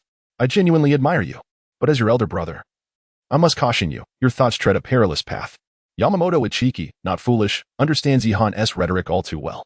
Yet, he finds Yi Han's ideas remarkably appealing and feels a sense of loss at the thought of such talent. "Dear brother, there is no need for your warning. Just wait and see the future of the world. It shall undoubtedly be a realm of red flags." Yi Han proclaims with conviction. "We have no qualms about revealing our views and intentions." Moved by Yi Han's fervor, Yamamoto Ichiki's gaze reflects deeper admiration. "Well said. It seems I have been overly pretentious." With that, Yi Han bursts into laughter and urges Yamamoto Ichiki to continue drinking. As the two indulged in their drinks, Yi Han glanced at the time, realizing that Mujin was likely about to initiate her plan. On the other hand, Yamamoto Kazuki was still drinking heartily, already inebriated, his words becoming increasingly muddled. At that moment, a soldier from the apocalypse burst into the negotiation hall, his face a portrait of panic as he babbled a torrent of incoherent Japanese. Lu Shui swiftly translated for Yi Han. "Mujin has made her move. He has come to deliver the news." Upon hearing the soldier's words, Yamamoto Kazuki stared blankly for a moment, then turned to Yi Han with a perplexed expression. "Yi Han, my little brother, did you allow them to attack Chongqing City?" Yi Han decided to drop the pretense, signaling Wang Long to prepare, and coldly replied, "Indeed." "What of it?" Furrowing his brow, Yamamoto Kazuki scrutinized Yi Han before delivering a startling remark. "Brother Yi, do you truly disregard my position? If you desire Chongqing City, you should have informed me. We are brothers. There should be no distance between us. You treat me as if I were not your kin." A somewhat sober officer from the apocalypse hurried over, exclaiming, "Minister, Chongqing City has been attacked. Yi Han has set an ambush for us. Get out. Do not attempt to sow discord among us brothers. Call for the soldiers to retreat from Chongqing City." Yamamoto Kazuki, his mind clouded by drink, shouted angrily at the officers. "Minister, please reconsider. The situation is dire." The apocalypse officer, while keeping a wary eye on Yi Han, urgently tried to dissuade Yamamoto Kazuki. "What do you mean? If my brother desires Chongqing City, do you dare deny him? Do you believe I won't end you?" He roared, his fury palpable. Chapter 158. Defeat. At that moment, Yamamoto Ichiki's face was as flushed as a monkey's posterior, swaying drunkenly while hurling invectives at the surrounding officers of the Enlightenment Army. This spectacle left Yi Han utterly perplexed. Yamamoto turned to Yi Han, exclaiming, "Rest assured, my dear brother Yi, not only would I give you Chongqing City, but I would even offer my wife to you." Yi Han managed a sheepish smile, replying, "Brother Yamamoto, perhaps you should take a rest." Yet, internally, he mused, "You are well over 60. Do you truly expect me to care for your wife in her old age?" Yamamoto, still inebriated, continued. "People of the Dragon Kingdom say that having an elder in the home is akin to possessing a treasure. What is Chongqing City in comparison?" As he spoke, his head tilted, and drool began to spill from his mouth, clearly inebriated to the point of unconsciousness. Some of the younger officers of the Enlightenment Army, sensing the urgency of the situation, hastily drew their weapons, preparing to engage. They knew all too well that once the old man sobered up and realized Chongqing City was lost, their fates would be precarious. However, they were no match for the fortified soldiers who had ingested enhancement serums. Before several officers could react, Wang Long and his men swiftly executed them on the spot, while Yi Han drew his pistol and shot the nearest officer dead. Since consuming the D-class enhancement serum, Yihan's shooting prowess seemed to awaken, and he could effortlessly eliminate targets, even at 100 meters away. The gunfire from the negotiation hall soon alarmed the soldiers outside, prompting a rush of troops toward the venue. However, the Guard battalion was already poised for action, with several Dragon 09 infantry fighting vehicles charging toward the negotiation hall, accompanied by a number of Dragon G-20 helicopters circling above. Before the Enlightenment tanks could draw near, the air-to-ground missiles from the Dragon G-20 swiftly obliterated them. Meanwhile, the heavy firepower of the Guard company, featuring the Leopard 15 light tanks, advanced rapidly. Faced with such formidable machinery, the Enlightenment soldiers lost all will to resist and began to retreat hastily. Xiao Ai, bring the base vehicle over immediately. Yihan urgently contacted Xiao Ai. Commander, the base vehicle is already parked at the entrance of the negotiation hall. Upon hearing this, Yihan turned to Wang Long and commanded, take this old fellow Yamamoto and return to the base vehicle at once. After a few steps, Yihan sensed something amiss and quickly inquired, where is Lao Da? Make sure to bring him too. Already taken care of. A Guard soldier promptly replied, while dragging the despondent Lin Mi Yilang along. Once back inside the base vehicle, Yihan finally felt a sense of relief and assigned 2 soldiers to guard Lin Mi Yilang and Yamamoto Ichiki. Wang Long, what is the situation outside? Yihan asked. At that moment, the entire Huffing town had descended into chaos. The soldiers of the Enlightenment army had just heard that Yamamoto Ichiki was about to forge a blood pact with Yihan, only to find him reduced to a prisoner in the blink of an eye. By the time they grasped the situation and reached for their weapons, they were confronted by Yihan's mechanized forces. Report, Commander. The Guard regiment led by Yamamoto Kazuki continues to engage with our forces, but the enemy appears to be faltering. Reported Wang Long. They have no supporting troops, do they? Yihan inquired, furrowing his brow. The proximity to Changkong City raised concerns. If the local garrison reacted and came to aid, their situation could become dire. Wang Long chuckled. The Changkong garrison is currently preoccupied with defending the city. They have no time to assist here. Indeed, as Wang Long stated, the chaos within Changkong City was not much less than that of Huffing Town. After a series of daily assaults and the departure of Yamamoto Kazuki, the defenses of Changkong City had become alarmingly lax. Mujin had previously played the wolf is coming trick on them. And even as the rumbling tank battalions approached Changkong City, many soldiers still believed it to be merely a small-scale attack. However, the 125mm smoothbore gun of the Long 99A quickly dispelled their illusions of reality. As the ground forces advanced, an entire air regiment suddenly appeared overhead. At this hour of the night, although the soldiers of Tianqi were equipped for nighttime combat, the players of Tianqi were not. Regardless, both the Long 20 and Long 10 helicopters possessed all-weather operational capabilities, and with the assistance of thermal imaging and optical equipment, the soldiers within the city had little place to conceal themselves. Wang Hu's 111th Regiment, Gao Xing's 112th Regiment, Li Qingguang's 113th Regiment, and Li Qingjing's 114th Regiment, comprising 4 mechanized units with thousands of armored vehicles and artillery exceeding 100mm, surged into Changkong City with an overwhelming force. In contrast, after Yamamoto Kazuki's departure, the command of the Tianqi forces had devolved to other deputy ministers. The Tianqi players, having lost their fighting spirit in previous battles, offered only token resistance before seeking to escape. Although the Tianqi military fought desperately, their numbers were inferior to Yihan's forces, and their equipment was lacking, posing little threat. When Mujin led her troops into the city, she discovered that the most formidable resistance came from the millions of zombies within Changkong City. We've taken it. It seems that the Tianqi forces have little means of resistance left, exclaimed Yi Jingyu, standing beside Mujin. However, Mujin's expression remained inscrutable as she scanned the situation in Changkong City through her binoculars. After a long pause, she finally spoke. Capturing Changkong City is not paramount. What truly matters now is to expand our victories. The enemy has lost their will to fight, and tens of thousands of Tianqi players are fleeing. We must intercept them first. Yi Jingyu paused, reflecting on Mujin's words, and realized the truth in her assertion. The Tianqi players had all reached level 3, each level 3 player yielding a substantial 500 points. If they could capture nearly 60,000 Tianqi players, Yihan would reap 30 million points. Immediately contact the 112th Regiment. Instruct Gao Xing's Cat Infantry to intercept the Tianqi players within the city, while the Air Regiment and Rocket Infantry units also engage in the interception. Mujin commanded coldly. This score must be secured. Upon hearing this, Yi Jingyu hastily instructed his soldiers to contact the 112th Regiment. Meanwhile, Mujin issued another command. She directed the 141st Cavalry Special Battalion to have the Long G8L approach both the Tianchi Chongkong City headquarters and the logistics point of Changkong City. Standing on the rooftop, Mu Jin gazed at the illuminated Tianchi building as the midnight chill swept through, scattering her flowing black hair, imparting an air of boldness. Inform Hans Wang. It is imperative to safeguard the logistics point. The Tianchi headquarters must be completely annihilated. Not a single soul must escape.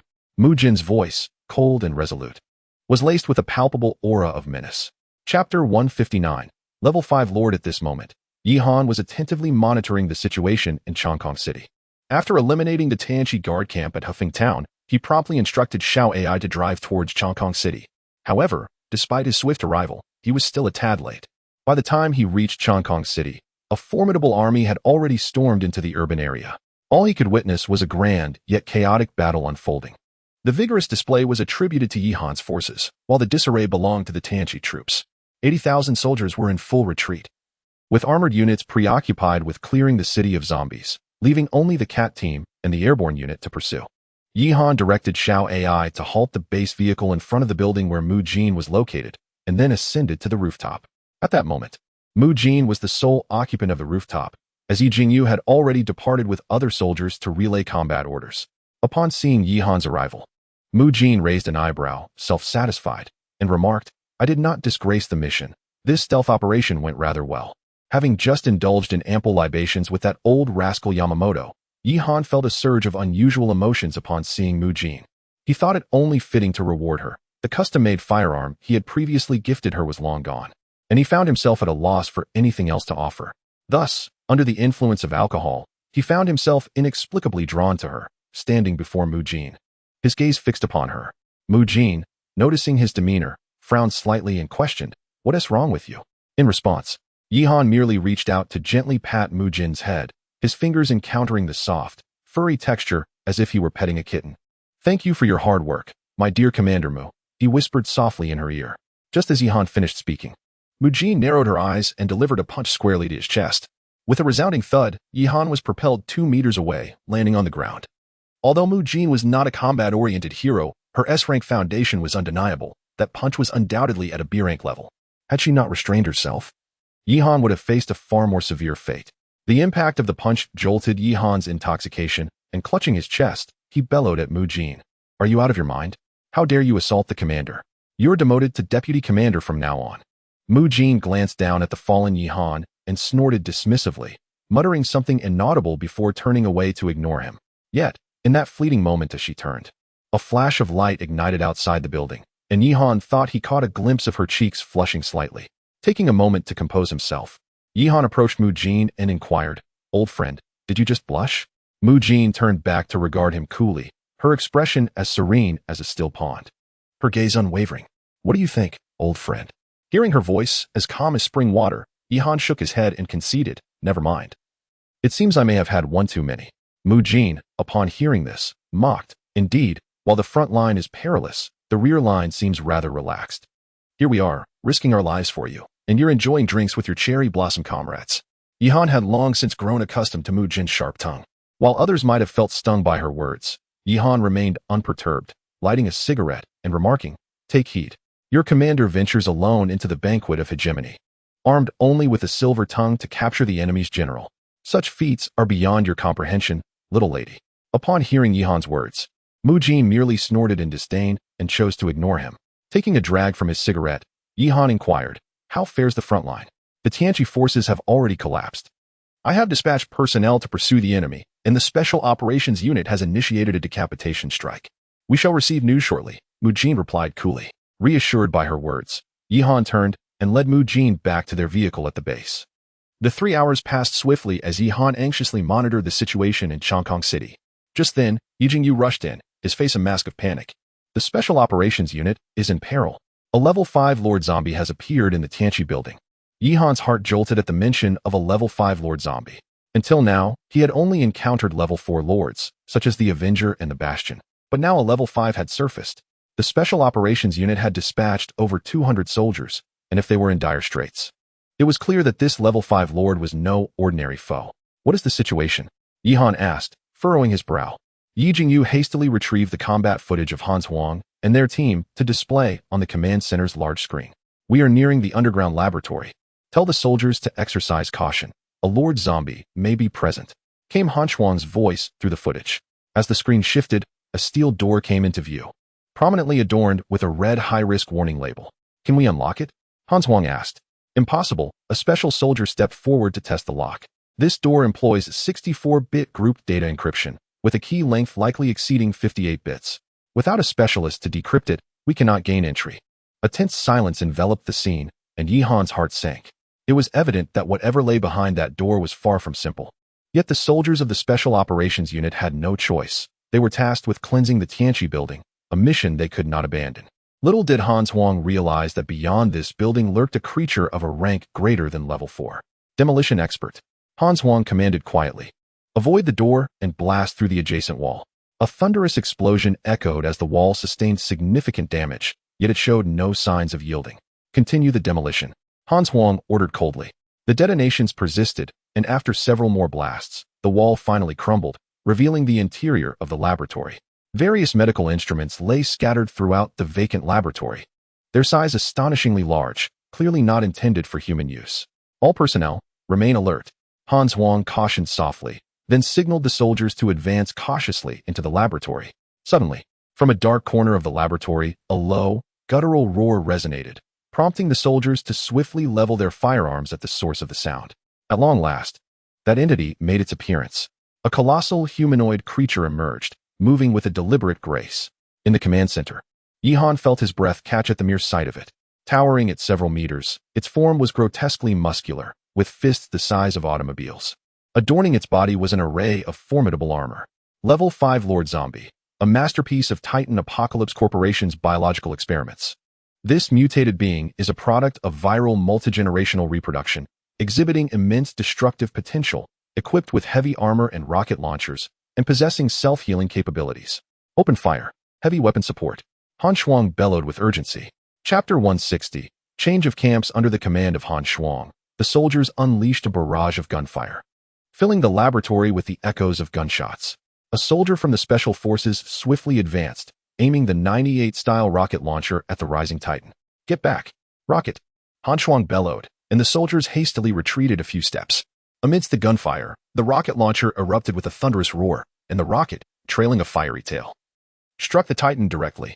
The soldiers fixated on the hit Titan, not daring to relax their vigilance. Han Huang swallowed hard. The launched rocket was designed for anti-tank purposes, and even the resilient Titan would surely feel the impact. However, the reality was starkly different from Han Huang's expectations. As the smoke from the explosion began to clear, it revealed that while the Titan's flesh had indeed been torn apart, the damage was not as severe as anticipated. What astonished Yi Han most was the astonishing speed at which the Titan's wounds were healing, visibly mending before their eyes. Open fire! Han Huang shouted once more. Countless bullets struck the Titan, yet even armor-piercing rounds seemed to merely tickle its formidable exterior. The Titan's defense resembled not an impregnable fortress, but rather a type of rubber with an astonishing healing ability. The bullets sank into its flesh as if they were mere whispers in the vast ocean. This won't do. We must retreat. Han Huang, transfixed by the spectacle, murmured while gesturing for the soldiers to fall back. Yet at that moment, the Titan, enraged, let out a furious roar and charged towards a Special Forces soldier with astonishing speed. In a single punch, the ground was left with nothing but a pool of blood and viscera. Deep within the laboratory, countless pairs of red eyes ignited, and one by one, the Avengers stepped forth. The scene abruptly cut to static, leaving only a flurry of snowflakes on the screen. Immediately contact the Special Forces to withdraw from the Apocalypse building. Yi Han stood up, making a decisive call. Contact the 111th Regiment's Tank Battalion and have them proceed to the Apocalypse building. Order the Dragon 99A to bring the building down. Are we truly going to play this game? If you can withstand rockets, then let us see how you fare against tank shells. If one shot doesn't annihilate you, surely we can reduce you to mere fragments. Receiving the order, Yi Jingyu swiftly descended to relay the commands. Meanwhile, outside the Apocalypse building, the Special Forces soldiers had hastily evacuated, though several had already fallen to the Titan's wrath. At that moment, the tank battalion under Wang, whose command had also arrived at the scene, surrounding the Apocalypse building with dozens of Dragon 99A tanks. As the Titan charged out, ready to wreak havoc, it found itself confronted by several 125mm tank cannons aimed squarely at it, while Dragon 99 has filled the surrounding area. With a furious roar, the Titan prepared to unleash its rocket launcher. However, the Dragon 99 would not grant it such an opportunity. At Wang Chuan's command, fire. The Dragon 99 has opened fire in unison, their thunderous cannon blasts reverberating through the city of Chongqing, making the ground tremble beneath them. The Titan was utterly obliterated amidst the cacophony of cannon fire. With so many tanks, no matter how formidable its self-healing abilities, it could not possibly withstand such a relentless onslaught. The news of Titan's elimination swiftly reached the command vehicle, yet Yi Han remained unperturbed. His astonishment did not stem from Titan itself, but rather from the emergence of a level 5 lord in Chongqing City, which hinted at the potential presence of even higher-level zombie lords in Jianghan Province. It became evident that he must remain vigilant regarding this latent threat. Xiao AI, how many points do I currently have? Yi Han inquired. Commander, you currently possess a total of 71,300,000 points, just over 20 million away from achieving the rank of division, Xiao AI excitedly replied. Yi Han felt a surge of joy before the assault on Chongqing City.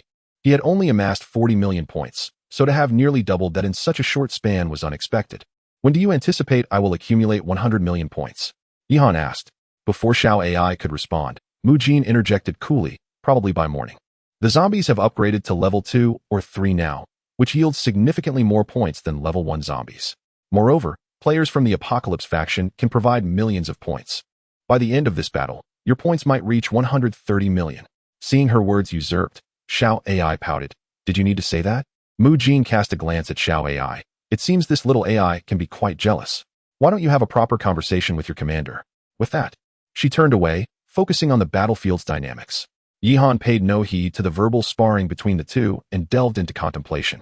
His current brigade comprised approximately 15,000 personnel, and upon promotion to division, the scale could escalate to nearly 100,000. This was no mere division. It was akin to a full army. Furthermore, upon promotion, he could expect a plethora of new equipment, such as the heavy armored composite brigade he had long desired. Perhaps even an air force. As these thoughts swirled in his mind, Yi Han found himself filled with anticipation. At present, he possessed the capabilities to manufacture suicide drones, secondary exoskeleton systems, and enhanced serums. Once he fully developed this force, it would not take long to conquer the small Jianghan province. At that juncture, he would command an entire province, boldly challenging the Apocalypse factions across the Dragon Kingdom.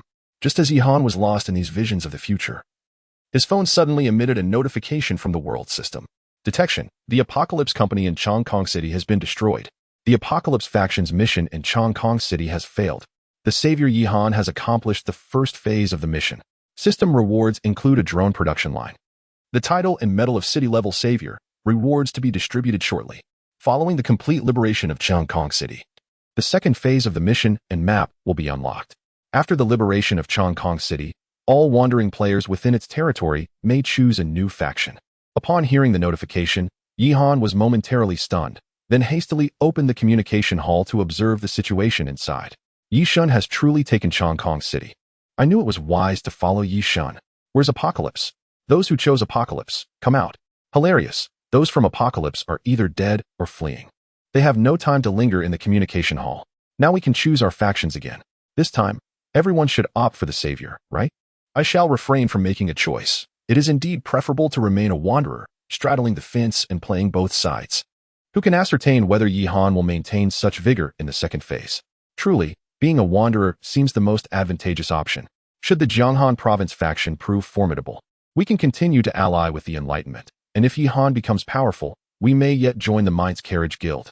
If one enjoys the art of indecision, then let them indulge, but when the Mind's Carriage Guild conducts their political scrutiny, we shall see if they can still manage a smile. At this moment, the discourse in the communication hall is predominantly dominated by wanderer players, while those fortunate enough to have evaded the swift onslaught of the Cat-S Prowl Guild have taken refuge, too fearful to reveal themselves. Chapter 161, 100 million. Promotion to Master Level. Yi Han observed the players in the exchange hall who insisted on remaining wanderers, a chill emanating from his gaze. Xiao AI, please compile a list of those who wish to sit on the fence, and send it to Lu Tu and all departments. Treat any encounters with them as if they were Apocalypse players.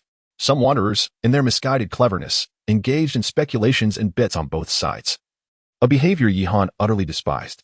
Furthermore, message Lu Tu to enhance the admission criteria for the Mainz car group, stipulating that all members must be of the savior identity. Upon entering the second world, it was understandable that players, unfamiliar with the circumstances, would choose to observe as wanderers. However, at this juncture, the conflict between the saviors and the Apocalypse Company had become overt. Remaining a passive observer would be inexcusable. Lu Tu promptly responded to Yi Han's message, Brother Yi. Rest assured, our Mainz car group has undergone a round of reforms, resulting in a significant elevation in ideology. Moreover, all current team members have switched to the savior faction. Yi Han's brows unfurled at this news. Among the three factions, the choice between the Apocalypse and Savior factions was irrevocable. Only by aligning themselves with him could Yi Han feel secure in their loyalty. Though the Apocalypse offered various benefits, he possessed ample resources at his disposal. As long as they performed well under his guidance as saviors, he would not hesitate to provide them with equipment. Take the Mainz car group, for instance. With Yi Han's assistance, they had all upgraded to modern weaponry, and their vehicles were fully equipped at level 3. While their firepower did not match his own troops, they were on par with the Apocalypse players, and there was even a subtle trend suggesting they might surpass them. At this moment, the battle in Chongqing City was nearing its conclusion, with all forces engaged in cleanup operations. With a sense of relief, Yi Han returned to his quarters to rest. The following morning, he awoke leisurely. Since Wang Hu appointed him as the commander of the 111th Regiment, Wang Long, the captain of the guard battalion, had become his personal aide. As Yi Han stepped out of his bedroom, Wang Long hurried over to him, saying, Commander, breakfast is ready. Would you like it delivered to your office? No need. I will eat at the cafeteria, Yi Han replied, shaking his head as he made his way to the cafeteria at the rear of the base vehicle. By the way, how is the situation at the front lines? He casually inquired. I'm not quite sure, Wang Long said awkwardly, scratching his head, as the captain of the guard unit. He had little opportunity to engage in frontline matters. Yi Han said nothing further and proceeded with Wang Long to the cafeteria. The cafeteria of the base vehicle had undergone a thorough renovation during its time at Looming Base, with bright windows and meticulously cleaned marble floors. In a corner of the cafeteria, Mu Jin was also dining. Yi Han instructed Wang Long to fetch his meal while he took a seat opposite Mu Jin. What's the matter? Did you not rest well last night? Yi Han inquired, noticing Mu Jin's haggard appearance. Mu Jin rolled her eyes, choosing to ignore Yi Han. Wang Long approached, carrying a meal, and with a smile remarked, Team leader Mu did not sleep a wink last night, constantly monitoring the situation at the front. Upon hearing this, Yi Han furrowed his brow and replied, Then after you finish your meal, hurry and rest. I will keep an eye on the front. Mu Jin nodded and said, Your points are nearly sufficient. Soon you will be able to promote to the rank of division commander. The mention of points lightened Yi Han's mood considerably. After his promotion to division commander, his forces would stabilize the situation throughout Chongqing City, and he could even dispatch troops to probe other cities in Jianghan province. With the pressure of recent times finally alleviated, Yi Han engaged in casual conversation with Wang Long. Zhang Tai mentioned he used to be a senior electrician. Have you recalled what you used to do? Wang Long pondered for a moment but shook his head in response. I can't remember. Yi Han frowned. Zhang Tai had been summoned as an officer, while Wang Hu and Wang Long had ascended from the ranks of soldiers. Could it be that only characters summoned by the Xiao AI system at officer or hero levels retained their memories? Contemplating this, Yi Han turned to Mu Jin and inquired, Do you know about your origins? At his words, Mu Jin's eyelashes fluttered slightly, her dark brows knitting together momentarily before returning to tranquility. She shook her head and simply replied, I do not know. After uttering this, she set down her chopsticks and turned to leave. Yi Han was taken aback. Mu Jin did not seem to be struggling to recall, but rather appeared unwilling to reminisce. However, respecting her reticence, Yi Han refrained from pressing further and, after finishing his meal, proceeded with Wang Long to the command center. Upon arriving at the command center, they found only Yi Jingyu and several staff officers present. Yi Han did not inquire further and promptly summoned Xiao AI. Xiao AI, what is the current point total? Yi Han asked. Commander, the current total points amount to 103. 240,000, which meets the criteria for promotion to the rank of Colonel Division Commander. Would you like to proceed with the promotion? Yi Han nodded affirmatively, yes. After deducting 100 million points, the remaining balance was 240,000 points. Promotion to Colonel Division Commander has been confirmed. Division-level command privileges activated. Under division-level configuration, you may command 5 fully staffed combat brigades, each with a maximum personnel of 13,000, totaling over 65,000 personnel at full capacity. The maximum summonable logistics personnel has been elevated to brigade level, totaling 600 individuals. Logistics troops, engineering troops, and specialized forces do not count against division-level personnel. The Level 7 marketplace has now been unlocked, and a division commander gift package has been issued, containing a full set of division commander military uniform, a fully staffed enhanced heavy armored brigade, and one random draw for a hero-level character. With the issuance of the gift package, Yihan's military uniform and rank transformed to that of a division commander. According to Xiao AI's description, this division commander uniform was crafted from materials far exceeding the technological standards of the current era. Wearing it not only enhances the wearer's physical capabilities but also includes a one-time-use plasma polymer protective shield capable of withstanding frontal assaults from large-caliber tank cannons. Unfortunately, it is a one-time-use item. However, the military uniform is of secondary importance. What truly matters is the fully staffed reinforced heavy armored combined brigade and the number of opportunities to draw elite heroes. After all, to create a heavy armored combined brigade on one's own would require at least several million points. So it is nothing short of delightful that Xiao AI is generously gifting Yihan with one. As for the opportunities to draw elite heroes, it goes without saying that Mu Jin has alleviated a considerable amount of pressure during this period. Chapter 162. The reinforced combined brigade Yihan promptly issued an order to Xiao AI. Summon the reinforced combined brigade. Yes, Commander. Xiao AI responded. The system's reinforced combined brigade was modeled after the Dragon Kingdom's original formation, augmented with additional personnel and equipment. It comprises a total of 13,000 personnel, organized into 5 regiments, each consisting of 600 individuals. Among these, there are 3 reinforced combined battalions, 1 fire support battalion, and 1 comprehensive support battalion. The reinforced combined battalion is further divided into 4 reinforced combined companies and 1 reconnaissance company, equipped with 120 Type 99A tanks, 60 Type 09 infantry fighting vehicles, 60 PLC-05 self-propelled howitzers, and 20 various logistical support vehicles. The reconnaissance company includes 2 mobile reconnaissance platoons, 1 battlefield surveillance platoon, and 1 unmanned aerial vehicle platoon. The fire support battalion consists of 2 artillery battalions, 2 air defense battalions, and 1 operational support battalion. Each artillery battalion is outfitted with 60 self-propelled artillery pieces, 30 PHC, 10 rocket launchers, and assorted logistical vehicles. The air defense battalions are equipped with 60 PG-07 33mm self-propelled anti-aircraft guns, 30 Hongjian, 10 surface-to-air missiles, 30 Hongjian, 17 surface-to-air missiles, along with various logistical vehicles. The operational support battalion encompasses communication, engineering, bridge laying, electronic warfare, and chemical defense platoons. The comprehensive support battalion includes 1 reinforced combined company, 1 logistical support battalion, 1 command battalion, 1 combat support detachment, and 1 logistical support detachment. The logistical support battalion comprises supply, transport, maintenance, patrol, and medical platoons, while the command battalion is responsible for maintaining the safety of the brigade headquarters. The combat and logistical support detachments consist of reconnaissance, artillery, army aviation, special operations, air defense, electronic warfare, medical, maintenance, and transport units. In total, the brigade boasts 13,000 personnel, 300 Type 99A tanks, 120 Type 09 infantry fighting vehicles, 180 self-propelled howitzers, 120 surface-to-air missile vehicles, 60 rocket launchers, with other logistical vehicles not yet accounted for. Xiao AI elaborated for over 10 minutes, leaving Yihan momentarily stunned. This upgraded reinforced combined brigade is not only substantial in scale and well-equipped, but also comprehensive in its variety of assets, from infantry to tanks, artillery to air defense, and from howitzers to missiles. It encompasses all essential components. The abundance of support units is particularly notable, including UAV units, electronic warfare teams, chemical defense forces, and army aviation units. On the ground, it is truly without shortcomings, and its strengths are exceedingly pronounced. The array of combat vehicles approaches 1,000 in number. To consider just the 300 Type 99A heavy tanks within this brigade, what does that signify?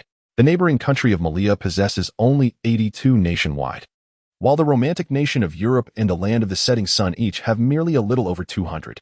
Even established capitalist powers find themselves in a similar predicament, rendering the situation for other nations even more dire. With this single reinforced combined brigade, Yihan could potentially sweep across the majority of nations worldwide. Of course, this comparison of data is solely in peacetime.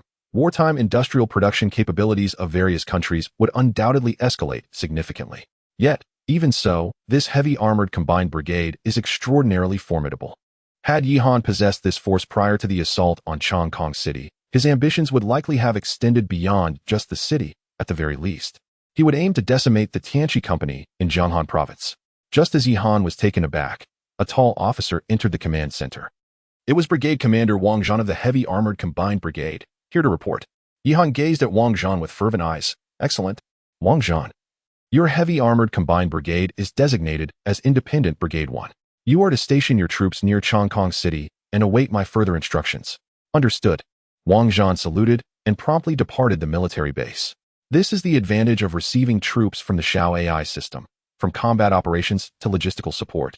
From company commanders to brigade leaders, Xiao AI has equipped everything, requiring not a single ounce of concern from Yihan. However, a single heavy armored combined brigade is far from sufficient for Yihan. After thoroughly cleansing Chongqing City, he anticipates accruing a significant number of points, which he intends to utilize to elevate the 111th Regiment, led by Wang Hu, to a heavy armored combined brigade as well. Subsequently, Yihan accessed the Level 7 marketplace to peruse its offerings. The maximum capacity for the 141st Cavalry and rocket flying troops, as well as magnetic storm infantry, has escalated to regiment-level units. Xiao AI also alerted him that only one regiment of these 3 special troop types can be summoned. Nevertheless, that will suffice. Furthermore, the soldier summoning section now includes engineers, logistics personnel, and medics, all upgraded to regiment-level units.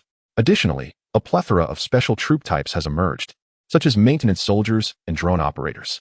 The Armored Vehicle Factory and Arms Factory have also been upgraded by 1 level, enabling the production of equipment previously seen in the Heavy Armored Combined Brigade. Most crucially, the Arms Factory can now manufacture biochemical ammunition, the very type employed by the Ghosts, capable of inflicting lethal damage on biochemical entities. The Army Officer Training Center is also eligible for an upgrade, allowing for the training of major general-level commanders. In the construction section, a new level of airport manufacturing has been added.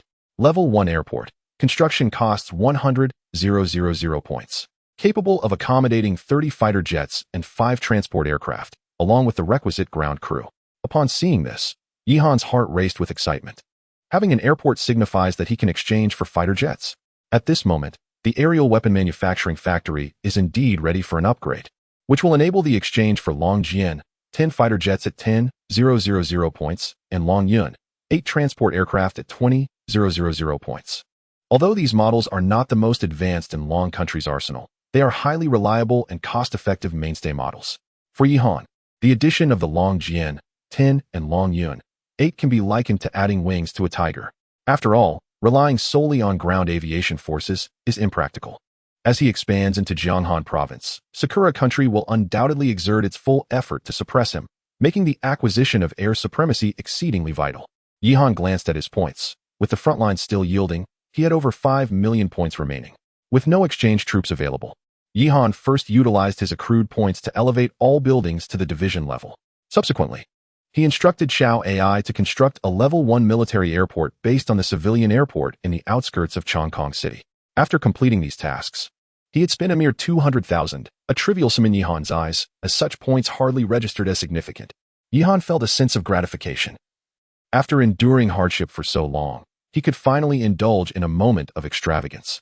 With the enhanced combat power and scale of his forces, the acquisition of points would accelerate beyond previous measures. Now, he awaited the clearance operations of the frontline troops. Once concluded, he could expand his forces and prepare for the subsequent strategic deployment in battle. Chapter 162, Li Qingwei. Yihan reclined in the command chair of the operations center, surrounded by a cacophony of reports from the frontline troops. The streets of Lushang had been cleared. The 112th Regiment's 4th Battalion, 3rd Company requested further instructions. The cleansing of Lushang town was underway, expected to conclude in an hour. A significant horde of zombies had appeared at a construction site in the high-tech zone of Chongqing City. The 113th Regiment's 2nd Battalion, 1st Company, was engaged in combat. Assistance was requested. The Airborne Regiment's 1st Battalion, 2nd Company, was en route to provide support. This is the 3rd Company. We have 2 Leopard 15 tanks immobilized by zombies on the 3rd Street. Please dispatch repair units. Within the command center, Yu Jingyu and several staff members were attentively listening to the reports from various units while issuing directives. Such trivial matters were no longer of concern to Yihan, who relished the respite, idly surveying the bustling personnel in the center. At that moment, he suddenly noticed a military cot in the far corner of the command center. Yihan frowned. Had he not set up accommodations in the base vehicle? Why was someone sleeping here? He promptly rose to investigate and found Mu Jin curled up on the humble cot, a thin blanket adorned with a cartoon dog draped over her slender form. How could she possibly sleep amid such noise? Leaning closer, Yihan observed that Mu Jin's face was pressed against the wall, with strands of her dark hair cascading across her features, accentuating her pale complexion to a heart-wrenching degree. Typically, Mu Jin approached everything with a cool detachment, only allowing a smile during the heat of battle. Now, in slumber, she resembled a docile kitten. As Yihan watched, Mu Jin suddenly furrowed her brow, her breathing becoming rapid, as if she were trapped in a nightmare, murmuring indistinctly. Wang Long. Yihan called softly to summon Wang Long. Why is she sleeping here? Didn't the engineering battalion prepare accommodations for her? Wang Long explained. The dormitories in the base vehicle are all large communal spaces, exclusively for male soldiers. The Oasis space is quite distant from the command center, and Ghost has been running around inside. So when Commander Mu is at the vehicle, she typically sleeps here in the command center. She claims this arrangement allows her to respond swiftly to battlefield commands. Upon hearing Wang Long's words, Yihan felt a pang of guilt. He had completely overlooked this detail. The dormitories in the base vehicle were filled with soldiers, making it inconvenient for Mu Jin to stay there. Yet he had prepared her a place of rest.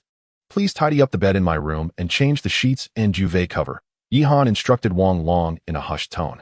It was essential to allow Mu Jin to rest properly, and soon he would need to arrange separate quarters for her and the other command staff. After all, Mu Jin was not like Ghost, who could reside in the Oasis space, oblivious to the outside world. Mu Jin required a different consideration. Once Wang Long had completed the task, Yihan gestured for Yi Jingyu and the others to lower their voices, then gently lifted Mu Jin from the military cot.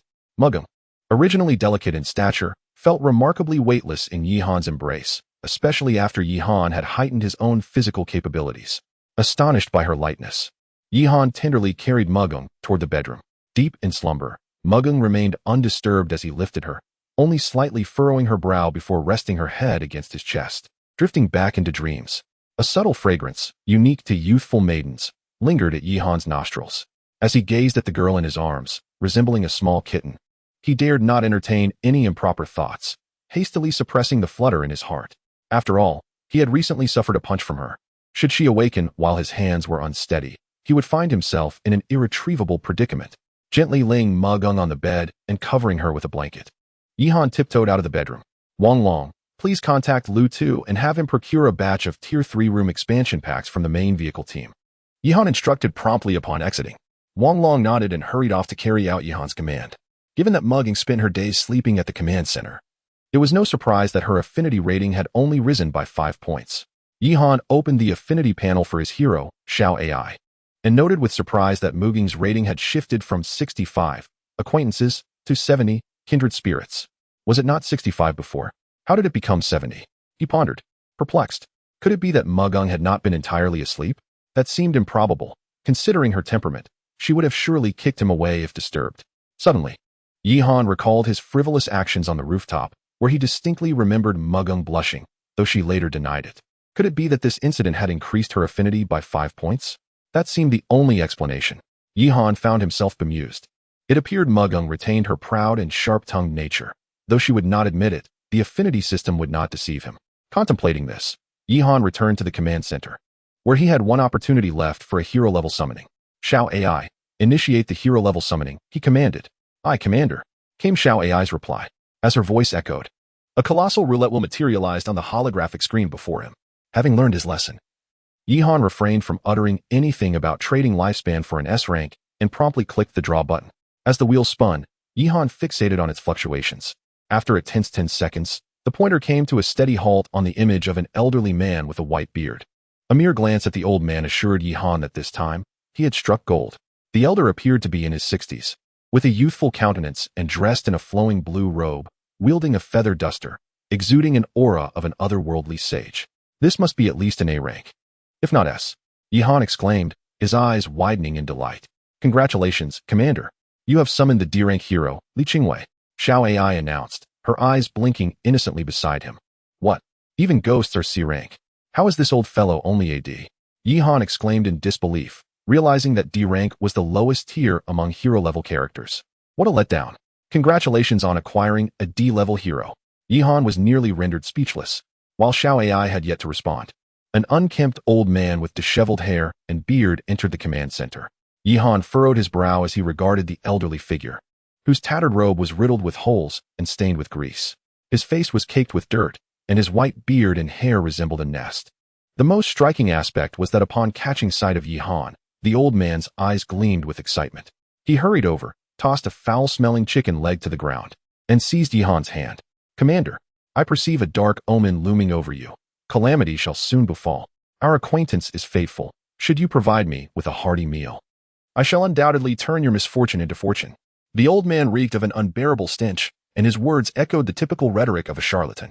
Yihan found himself momentarily perplexed, unable to discern whether the man was a beggar or a con artist. "Excuse me, who are you?" Yihan exclaimed, withdrawing his hand and regarding the old man with a frown. Chapter 163. The Art of Divination. Who am I? Upon hearing this question, the elderly man's face suddenly displayed a contemplative expression, his brows furrowed tightly as if he were struggling to recall something for an extended period. Yihan felt a twinge of curiosity. What was wrong with this old man? Had he lost his memory? Just moments ago, he had been quite eloquent in his persuasion. "Xiao AI, what is the condition of this old man?" Yihan inquired of Xiao AI. "Commander, he is Li Qingwei," Xiao AI replied softly. "Please retrieve his information for me." Xiao AI nodded and promptly displayed Li Qingwei's personal details before Yihan. D-class hero. Li Qingwei, age, 116 years, description. Known as the Artful Diviner, he is proficient in the 4 pillars and 8 characters, as well as Ziwei Do Shu. He has diligently studied the Kai Yuan divination classics and Guolao Xingzong, excelling in astrology and geomancy. He has calculated the extraordinary occurrences of countless individuals, yet tragically, his fate is akin to floating dust. Bereaved of wife and children, he exists in solitude, a widower marked by misfortune. In his current state, he has no recollection of his past, and the accuracy of his divination stands at a mere 1%. Special note: there exists an exceedingly low probability of triggering a complete form each day. In this complete form, he would ascend to an S-class hero, the Artful Diviner Li Qingwei, with divination accuracy increasing to 99%. After perusing Li Qingwei's information, Yihan found himself at a loss for words. It was evident that this individual was far from an ordinary D-class figure. He possessed a minuscule chance of evolving into an S-class entity. However, that probability was alarmingly low. Furthermore, an accuracy rate of 1% rendered his divinations little more than educated guesses. Surely, among 100 individuals, he could manage to guess correctly a few times? This implied that at his current level, the old fellow could scarcely outperform mere chance. As Yihan remained speechless, Li Qingwei continued to gaze blankly, questioning Yi Jingyu about his own identity. Yi Jingyu, unaware of the answer, gestured dismissively, urging him to move aside as he had his own matters to attend to. "Come here," Yihan beckoned Li Qingwei. "What? Do you know who I am?" Li Qingwei hurriedly approached Yihan, his face alight with anticipation. "Do you recognize the name Li Qingwei?" Yihan inquired. "Li Qingwei? Yes, I know him."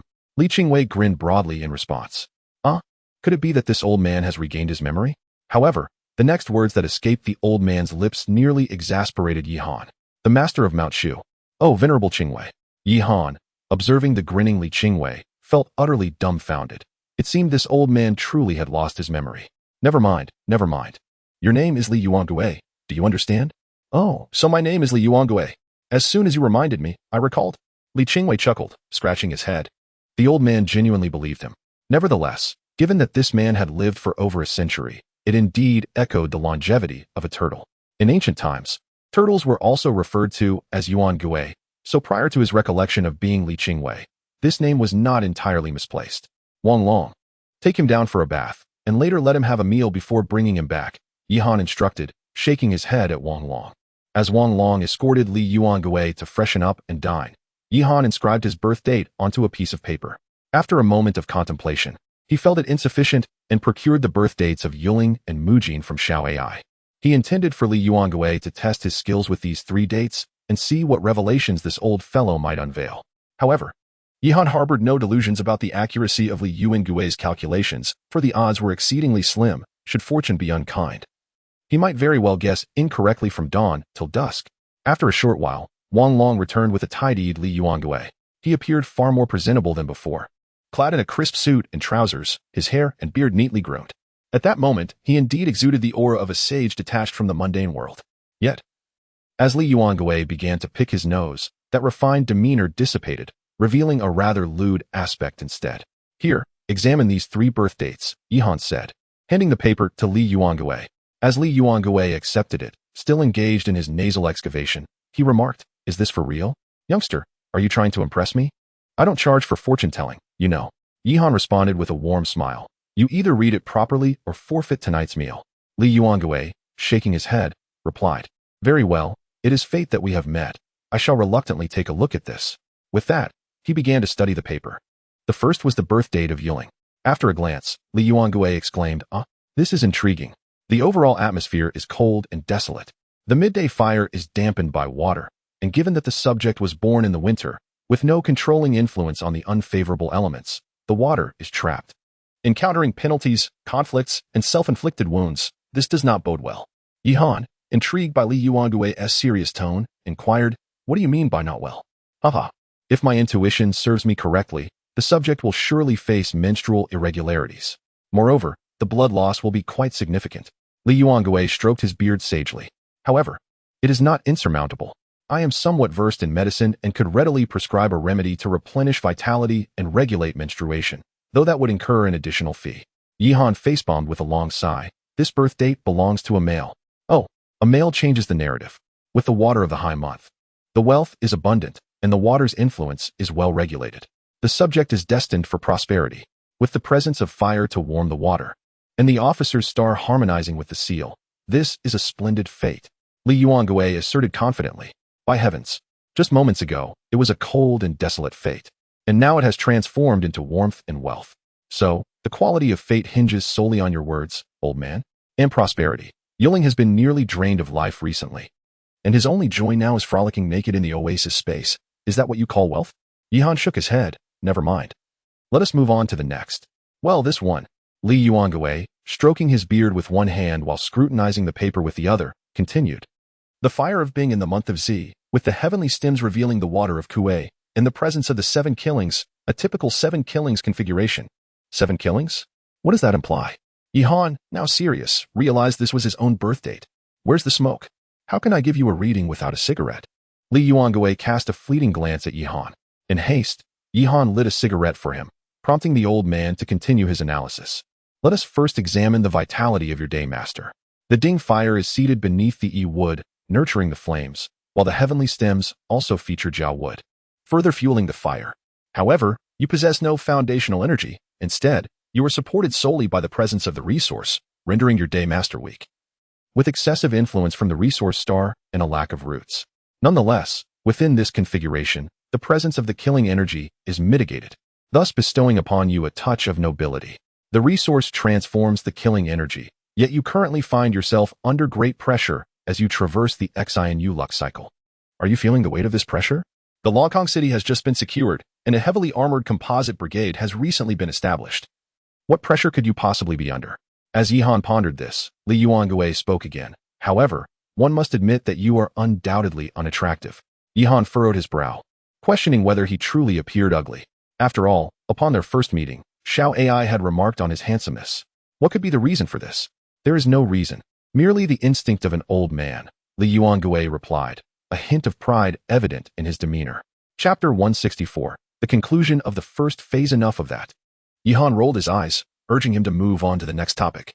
Li Yuangue then began to analyze the 8 characters of Mu Jing. But after merely a glance, his expression shifted dramatically. This 8 character. Furrowing his brow, Li Yuangue turned to Yihan, saying, "Commander, you surely do not intend to test me with the 8 characters of a deceased individual, do you? I am not one to be easily trifled with." Hearing this, Yihan felt a strong urge to slap him. The minuscule chance of 1% was no exaggeration. Indeed, none of the characters aligned.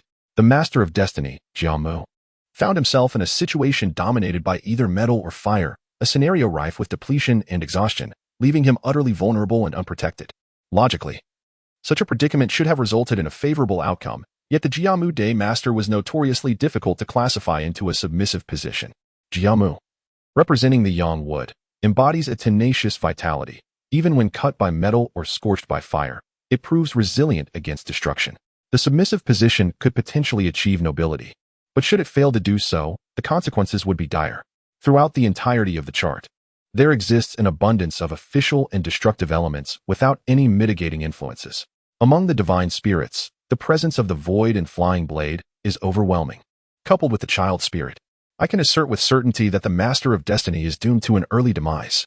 Li Yuanguo attempted to continue, but Yihan hastily tugged at him, whispering, "Stop, just stop." "What? I haven't finished yet. Not only is this master of destiny doomed to an early death, but I sense he is also exceedingly unattractive, much like the previous one. Damn it, I told you to be quiet. You'd better pray for your own safety." Yihan swallowed hard and quickly distanced himself from Li Yuanguo.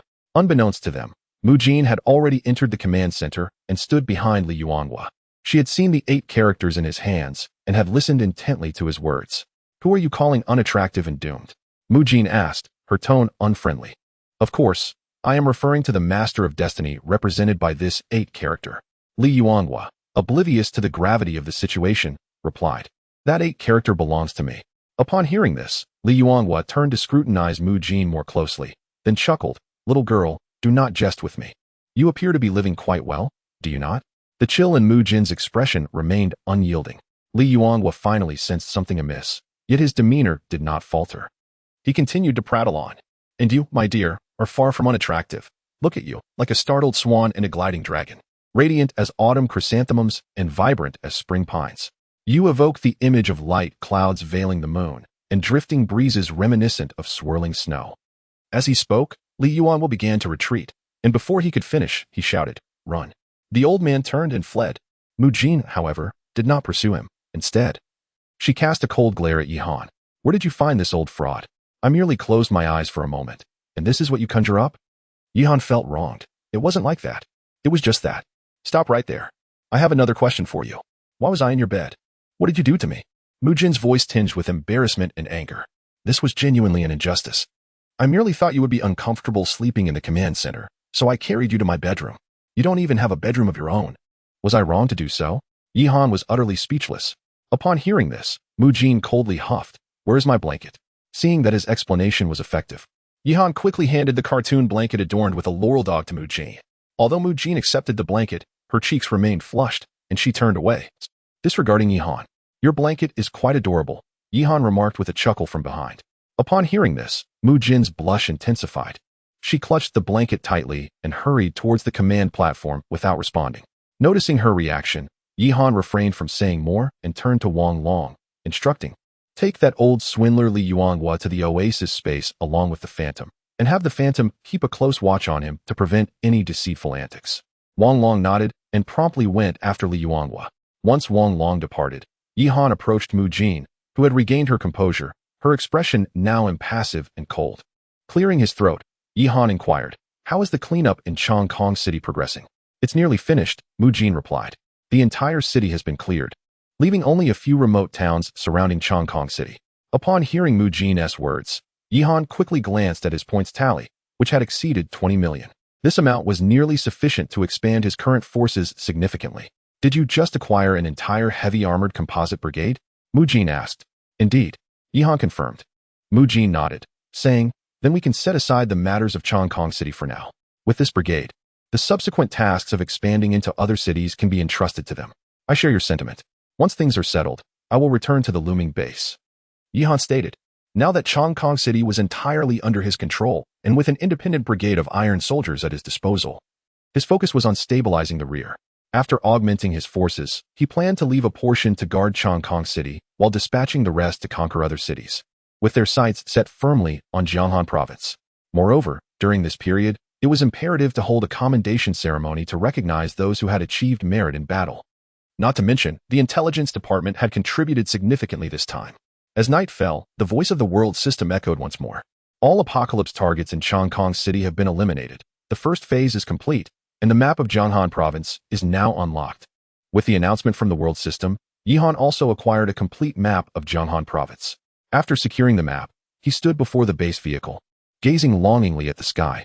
Without the pollution and lights of human industry, even in Chong Kong City, the stars twinkled brilliantly above. While Yihan was lost in the mesmerizing starlight, he suddenly noticed Li Yuanguo emerging from the oasis space. After a fleeting glance at the sky, he frantically approached Yihan, exclaiming, "This is not good. Mars is in opposition, and the celestial mandate is upon you. Given the configuration of the stars, it is right here. Commander, you must be cautious. It seems ominous." Yihan turned back and kicked Li Yuanghua, exclaiming, "What the hell? Wang Long, who let him out?" Wang Long, witnessing the scene, hurriedly pulled Li Yuanghua away. With this turn of events, Yihan's enthusiasm for stargazing dissipated. He turned and returned to the command vehicle, instructing Xiao AI to navigate towards the looming base.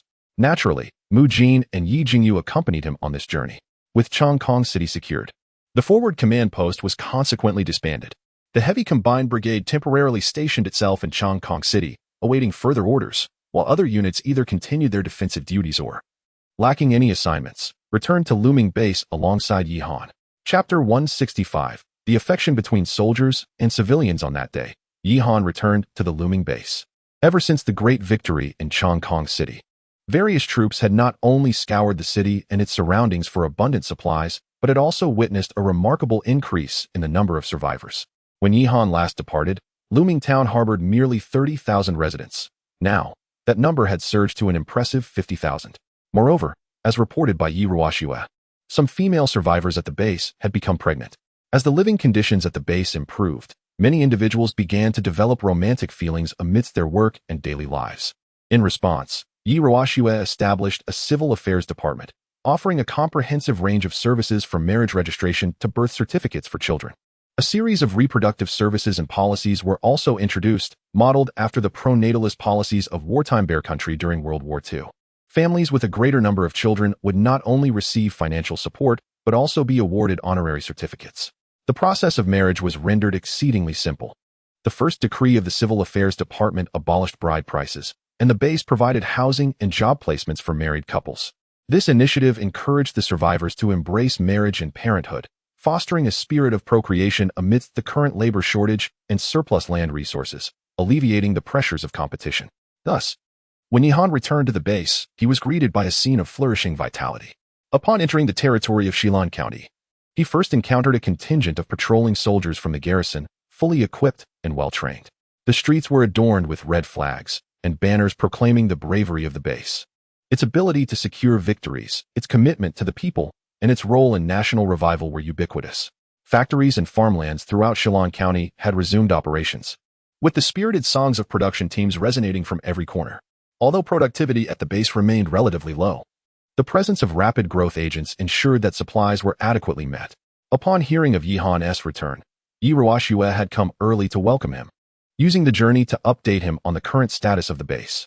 The base had consistently adhered to an 8-hour workday, and those who had completed their tenure were allocated housing. However, the base still faced challenges with an excessively large and diverse population, as some individuals lacked sufficient ideological awareness. Yihan did not perceive this as a significant issue. He believed that with the establishment of lifelong educational institutions, knowledge and cultural awareness would be passed down through generations, eventually elevating the residents' consciousness and educational standards. Yi Ruoxue nodded in agreement, adding, "There is also the matter of healthcare. I have collaborated with several military doctors from the military hospital and capable survivors to establish a medical school to train a cohort of healthcare professionals. It is anticipated that before long, primary hospitals will be established in various residential clusters, and with adequate medical equipment available, this aspect will soon be supplemented." Reassured by Yi Ruoxue's words, Yihan turned to her, noticing the slight weariness on her face, and asked, "And what about you? Having accomplished so much for the base, have you given no thought to your own lifelong pursuits?" Yi Ruoxue chuckled awkwardly. "When would I have the time?" Yihan felt a twinge of guilt as she entrusted such a vast base to Yi Ruoxue. Although there were many others to assist, the critical matters still required Yi Ruoxue's presence.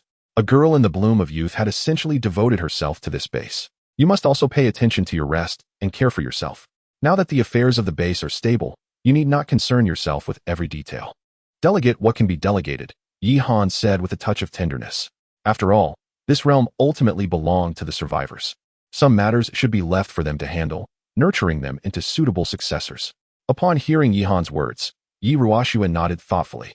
Upon returning to the looming base, Yihan directed the troops to establish their presence throughout the city. As the forces entered, the survivors within the base naturally took notice. Modern helicopters soared through the skies, The thunderous roar of the long 99A engines reverberated, and the soldiers paraded with impeccable discipline. My goodness, do we have so many troops in our base? Someone exclaimed. Indeed. These are all from our Dragon Nation's army, freshly returned from the front lines after a momentous victory. I heard that the Long City has already fallen. They must have endured tremendous hardships. Just visit the Martyrs' Cemetery to grasp the cruelty of the front lines. As the survivors spoke, some felt tears welling in their eyes. The older generations were moved to tears, holding portraits of great leaders close to their hearts. Baskets of eggs and bags of bread were continuously offered to the soldiers by the survivors. Although the base was not lacking in supplies, the survivors themselves were not affluent. These seemingly humble offerings were the best gifts they could provide to honor the soldiers. The soldiers, though hesitant to accept, found themselves unable to refuse, leading to a momentary standstill. Had foreign media captured this scene, they would surely accuse the Dragon Nation's troops of forcibly taking from the populace. In reality, however, it was a genuine expression of the bond between the military and the civilians. At that moment, Wang Hu emerged from the jeep, waving his hand to the survivors. Dear compatriots, we appreciate your kind gestures, but the military has its discipline and cannot accept your gifts. It is our duty to protect our homeland. I, Wang Hu, thank you for your offerings, but we truly cannot take them. As Wang Hu finished speaking, the survivors paused in surprise. Isn't that the commander? It must be. Let's give him something.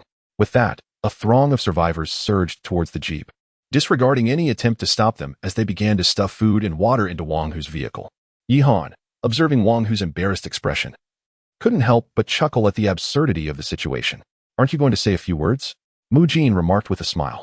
Yihan shot her a glance, aware that if she stepped out, it would be nightfall before she reached the command center.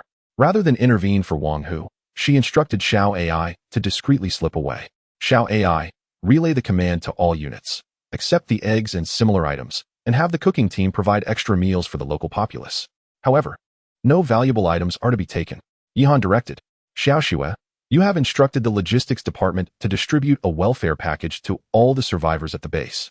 For the triumph at the front line is inextricably linked to the stability and toil of the rear. Yi Ruoxue and Xiao AI both nodded in agreement. Subsequently, the base vehicle hastily returned to the command center. However, the situation on the military front was less than favorable, while the air brigade fared well. The ground troops found themselves in a rather absurd predicament. Survivors hurled various gifts in boxes toward the army's trucks, and the soldiers retaliated by tossing them back. Items flew back and forth between the hands of the soldiers and survivors several times, ultimately concluding with the troops accepting a portion. The survivors, witnessing the disheveled retreat of the army, wore expressions of sheer delight. Perhaps it was only at this moment that Yihan's troops would appear so flustered. Chapter 166. Expansion. Upon returning to the command base, Yihan promptly granted a few days of leave to Yi Ruoxue, Mu Jin, and all units. With Chongqing City secured, there would be no immediate intense military engagements. After their strenuous efforts over the past days, they deserved a respite. A 3-day break was in order. However, communication must be maintained. Disappearances would not be tolerated. Both Yi Ruoxue and Mu Jin nodded in agreement and subsequently went off to rest, having been truly exhausted during this period. Yet, while they could take a breather, Yihan could not. The second phase had just commenced, and upon glancing at the communication hall, he noted that the player count had surged to over 1 million, the majority of whom were from the Apocalypse faction. Though they might not pose an immediate threat to Chongqing City, in the long run, the Apocalypse Corporation would certainly not overlook Yihan, whom they regarded as a thorn in their side. Xiao AI, compile a list of personnel who have contributed to the base and the troops this time, including soldiers, officers, as well as survivors and members of the main organization, Yihan instructed. He had intended to hold a commendation ceremony, and now was the time to begin preparations. It's unfair that you grant them leave, but not me. Xiao AI pouted with a hint of grievance. Do artificial intelligences also need rest? Besides, I haven't rested either. With a huff, Xiao AI began gathering data. Meanwhile, Yihan pondered the expansion of the troops. The heavy armored combined brigade was exceedingly enticing. One alone would not suffice. Wang Hu's 111th Regiment also needed an upgrade. With this thought, Yihan took out paper and pen to calculate the costs. The independent 1st Brigade could serve as a template to be replicated directly. Currently, the 111th Regiment comprised 600 personnel, whereas the independent 1st Brigade boasted 13,000. Just the personnel expansion alone would require over 4 million. Furthermore, a heavy armored combined brigade would include 300 Dragon 99A tanks, 120 Dragon 09 infantry fighting vehicles, 180 self-propelled artillery pieces, 120 anti-aircraft missile vehicles, and 60 rocket launchers. This did not account for additional logistical vehicles and supporting equipment. The total expenditure on equipment alone would exceed 2 million, and after deducting the existing equipment of the 111th Regiment, it still amounted to a hefty 2 million. Altogether, the total cost for this heavy armored combined brigade approached 7 million. After exchanging for this equipment, Yi Han instructed Wang Hu to take the subordinate officers to the training center. Promoting Wang Hu to the rank of Major General cost 10,000 points, while Wang Chuan and the others were elevated to colonel, along with the addition of some junior officers, which incurred several tens of thousands of points. Wang Hu, your 111th Regiment has been successfully expanded and is now redesignated as the Independent 2nd Brigade. You will garrison in Shillong County and await further orders, as the looming base can no longer accommodate such a large force. Having completed these tasks, Yi Han still possessed over 10 million points. However, he chose not to pursue further expansions and instead turned his attention to the research center. Previously, he had opened boxes to acquire human enhancement agents and a secondary individual exoskeleton system, which he had since directed the research center to produce through the arms factory. He wondered how the production was progressing. Chen Zheng reported to Yi Han as soon as he saw him arriving, detailing the production status. A substantial quantity of human enhancement agents had been manufactured, and both the Special Battalion and the 111th Regiment were now fully equipped. However, the output of the secondary exoskeletons was still insufficient, with only over 1,000 sets produced thus far. Yi Han frowned, expressing concern over the meager production levels, stating that it was imperative to adequately equip the entire army. If manpower was lacking, he instructed Chen Zheng to seek assistance from Yi Ruoxue or Mu Jin. If materials were in short supply, he should reach out to Wang Hu or Chen Weiguo. The subsequent production should first be allocated to the Independent 1st Brigade and the Independent 2nd Brigade, as these two units were set to face formidable challenges ahead and required full equipment. Chen Zheng nodded in response and promptly sought to contact the logistics department. During his time in the Oasis space, Yi Han encountered Li Yuangu and Ghost. At that moment, Li Yuangu was holding Ghost's hand, scrutinizing it intently while speaking. "Look at your lifeline. It's quite short." "Alas, that's not good." Ghost, with a serious expression, inquired, "What do you mean, Master? Is there a way to resolve this?" Li Yuangu expressed his own dilemma. "Let me see your 8 characters." He exclaimed dramatically, "Goodness! A chilling aura, an impending catastrophe. This is a significant bloodletting." Yi Han found himself at a loss for words. He had originally intended for Ghost to keep an eye on Li Yuangu, yet now the two were engrossed in their own exploration. However, he was too disinterested to engage with their antics at that moment, as the first-level airport in Chongqing City had been completed, and he needed to expedite the deployment of aircraft there. The maximum capacity of the first-level airport was 30 fighter jets and 5 transport planes, and with ample points at his disposal, he was determined to ensure full allocation. Moreover, the transport planes were particularly essential for Yi Han, as a small military airport existed on the outskirts of Shillong County, perfectly suited for transporting supplies between the looming base and Chongqing City. Xiao AI equipped the first-level airport in Chongqing City with 30 Longjian, 10 fighter jets. Yi Han instructed from the command center. "Understood, Commander. Which model would you prefer?" Xiao AI responded. Yi Han furrowed his brow. "Model? Are there still models available?" He realized that he was not well versed in the specifics of fighter jets. There are 3 models of the Longjian 10, Longjian 10A, costing 10,000 points, Longjian 10B at 15,000 points, and Longjian 10C, priced at 20,000 points, Xiao AI explained. What are the differences? Is the more expensive one better?" Yi Han questioned, puzzled. "Not necessarily. It depends on the mission requirements. The primary distinction among the 3 models lies in their radar systems. The Longjian 10A is the oldest model, equipped with a flat panel gap radar. The Longjian 10B serves as a transitional model, outfitted with a passive phased array radar, which is currently the only fighter jet in Long Country to feature such radar. The Longjian 10C, on the other hand, boasts an advanced active phased array radar." Xiao AI elucidated. Despite Xiao AI's explanations, Yi Han remained somewhat confused but ultimately decided, then allocate 5 Longjian 10A, 10 Longjian 10B, and 10 Longjian 10C. Additionally, procure 5 Longyun, 8 transport planes, in exchange for 2 colonel commanders and 5 colonel staff officers and logistics officers from the Air Force Officer Training Center. The Air Force Command has been established at Chongqing City Airport, with the provisional designation of Air Force Unit 001. Upon receiving orders from Yi Han, Xiao AI promptly took action, and it was not long before Yi Han received a message. This is Su Sheng from the Air Force Command, reporting to the commander that the command has been established and is awaiting further instructions. The Air Force Command of Chongqing City is on the line. Very well. Su Sheng, you will temporarily assume the role of commander of the Air Force Command and concurrently serve as the leader of Air Force Unit 001. During this period, please direct the Air Force to carry out patrol missions and monitor the situation in Jianghan Province. The Air Force Command acknowledges. Chapter 167. Organizational Structure. Ultimately, the ancillary equipment and personnel for a primary airport in Chongqing City alone cost over 600,000 points, with 500,000 allocated for the procurement of combat aircraft. The remaining sum of over 100,000 was designated for the acquisition of ground support vehicles and command personnel. Once Yi Han concluded his tasks at the Air Force Command, Xiao AI compiled the list of commendations. Yi Han perused the list for quite some time, noting that it included not only those who had merited recognition, but also the martyrs who had made the ultimate sacrifice. He had no objections to this, and, after some contemplation, forwarded the list to Yi Ruoxue, requesting that she find a suitable individual to organize the awards ceremony and determine the prizes. Having just begun her holiday, Yi Ruoxue was compelled to return to the base command for a meeting. There was no alternative. The shortage of personnel was acute, making her sudden recall to duty quite reasonable given her significant position. Several hours later, the meeting concluded, finalizing the date for the awards ceremony and arranging for the factory to produce the medals. The ceremony was set for the day after tomorrow, with the factory tasked to fabricate the medals within today and tomorrow. Yi Ruoxue sent a message to Yi Han, who inquired whether she would be handling it herself. Not quite, she replied. Sister Miao Miao has had a light schedule lately and mentioned she has experience organizing similar events, so I entrusted it to her. Upon reading Yi Ruoxue's response, Yi Han did not press further. He was unaware of Lu Miao Miao's capabilities, but since Yi Ruoxue had confidence in her, he chose to remain silent.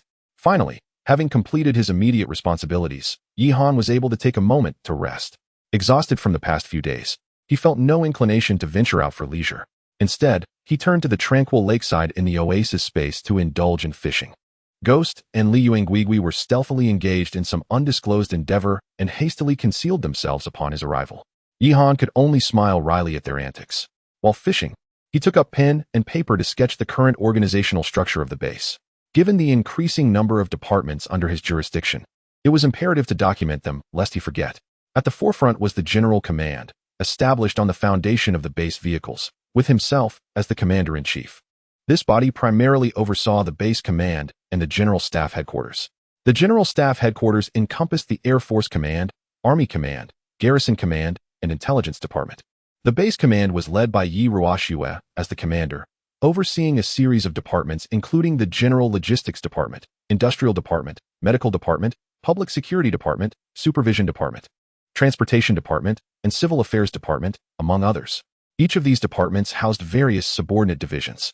Yi Ruoxue concurrently held the positions of Minister of Logistics, Secretary of the Public Security Department, and Secretary of the Supervision Department. The Minister of Public Security was the former commander of the 56th Garrison Division's 1st Regiment, with Wang Diao appointed as Minister of Engineering and Chen Weiguo as Minister of Supervision. As for Lu Tu, he had been reassigned to serve as the warden of Luming Prison, while Lu Miao Miao took on the role of Minister of Publicity. The General Staff Headquarters required no further elaboration, with Mu Jin as the Chief of Staff concurrently commanding the entire division, and Yi Jingyu serving as Deputy Chief of Staff and head of the command center. The Air Force Command is now under the leadership of Su Sheng, who also serves as the commander of the Air Force's 001 Regiment. The Army Command is headed by Mu Jin, overseeing the Independent 1st Brigade, Independent 2nd Brigade, and the 112th, 113th, 114th, and 115th Regiments, along with the Aviation Regiment and Special Operations Battalion, the Electromagnetic Storm Infantry Battalion, and the Rocket Flying Battalion. Both the Independent 1st and 2nd Brigades are heavily armored combined brigades, commanded by Wang Zhan and Wang Hu, respectively. The 112th Regiment, known as the Cat Light Infantry Regiment, is led by Gao Sheng, while the 113th, 114th, and 115th Regiments are commanded by Li Chengwang, Li Chenjing, and Yi Tianyu, respectively. The Special Operations Battalion is under the command of Han Shuang. The Electromagnetic Storm Infantry Battalion is led by Zhang Tai, and the Rocket Flying Battalion is headed by Lu Kong. The Minister of the Garrison Command is Chen Weiguo, who also serves as the commander of the garrison division, while the head of the intelligence department is Bai Hezi. As for Wang Long's guard battalion, it has essentially become his personal security force. As Yihan was calculating, the fishing rod quivered slightly. He quickly set down his paper and pen and jerked the rod upward, catching a small carp that sparkled in the sunlight. Is this little one out here trying to make a living? Yihan mused, then promptly removed the hook and tossed the small carp back into the lake. Go fetch your grandparents, he said as he cast his line once more. Not long after, Wang Long dashed to the lake's edge. Commander, I have received the 5 level 3-room expansion packs you asked me to collect. Hearing Wang Long's words, Yihan felt a surge of joy and hastily reeled in his fishing rod, dumping all the bait into the lake. This would surely delight the fish, especially the small carp he had just released. Wouldn't they be inspired to write a tale of the peach blossom spring tonight? Glancing at the 5 level 3-room expansion packs in Wang Long's hands, Yihan nodded and said, "All right, let's head back to the vehicle. And please summon Wang Shi from the engineering battalion." He had intended to prepare bedrooms for Mu Jin and the others, and now that the room expansion packs had arrived, it seemed he could finally put that plan into action. Should we also call Wang Niu from the engineering department?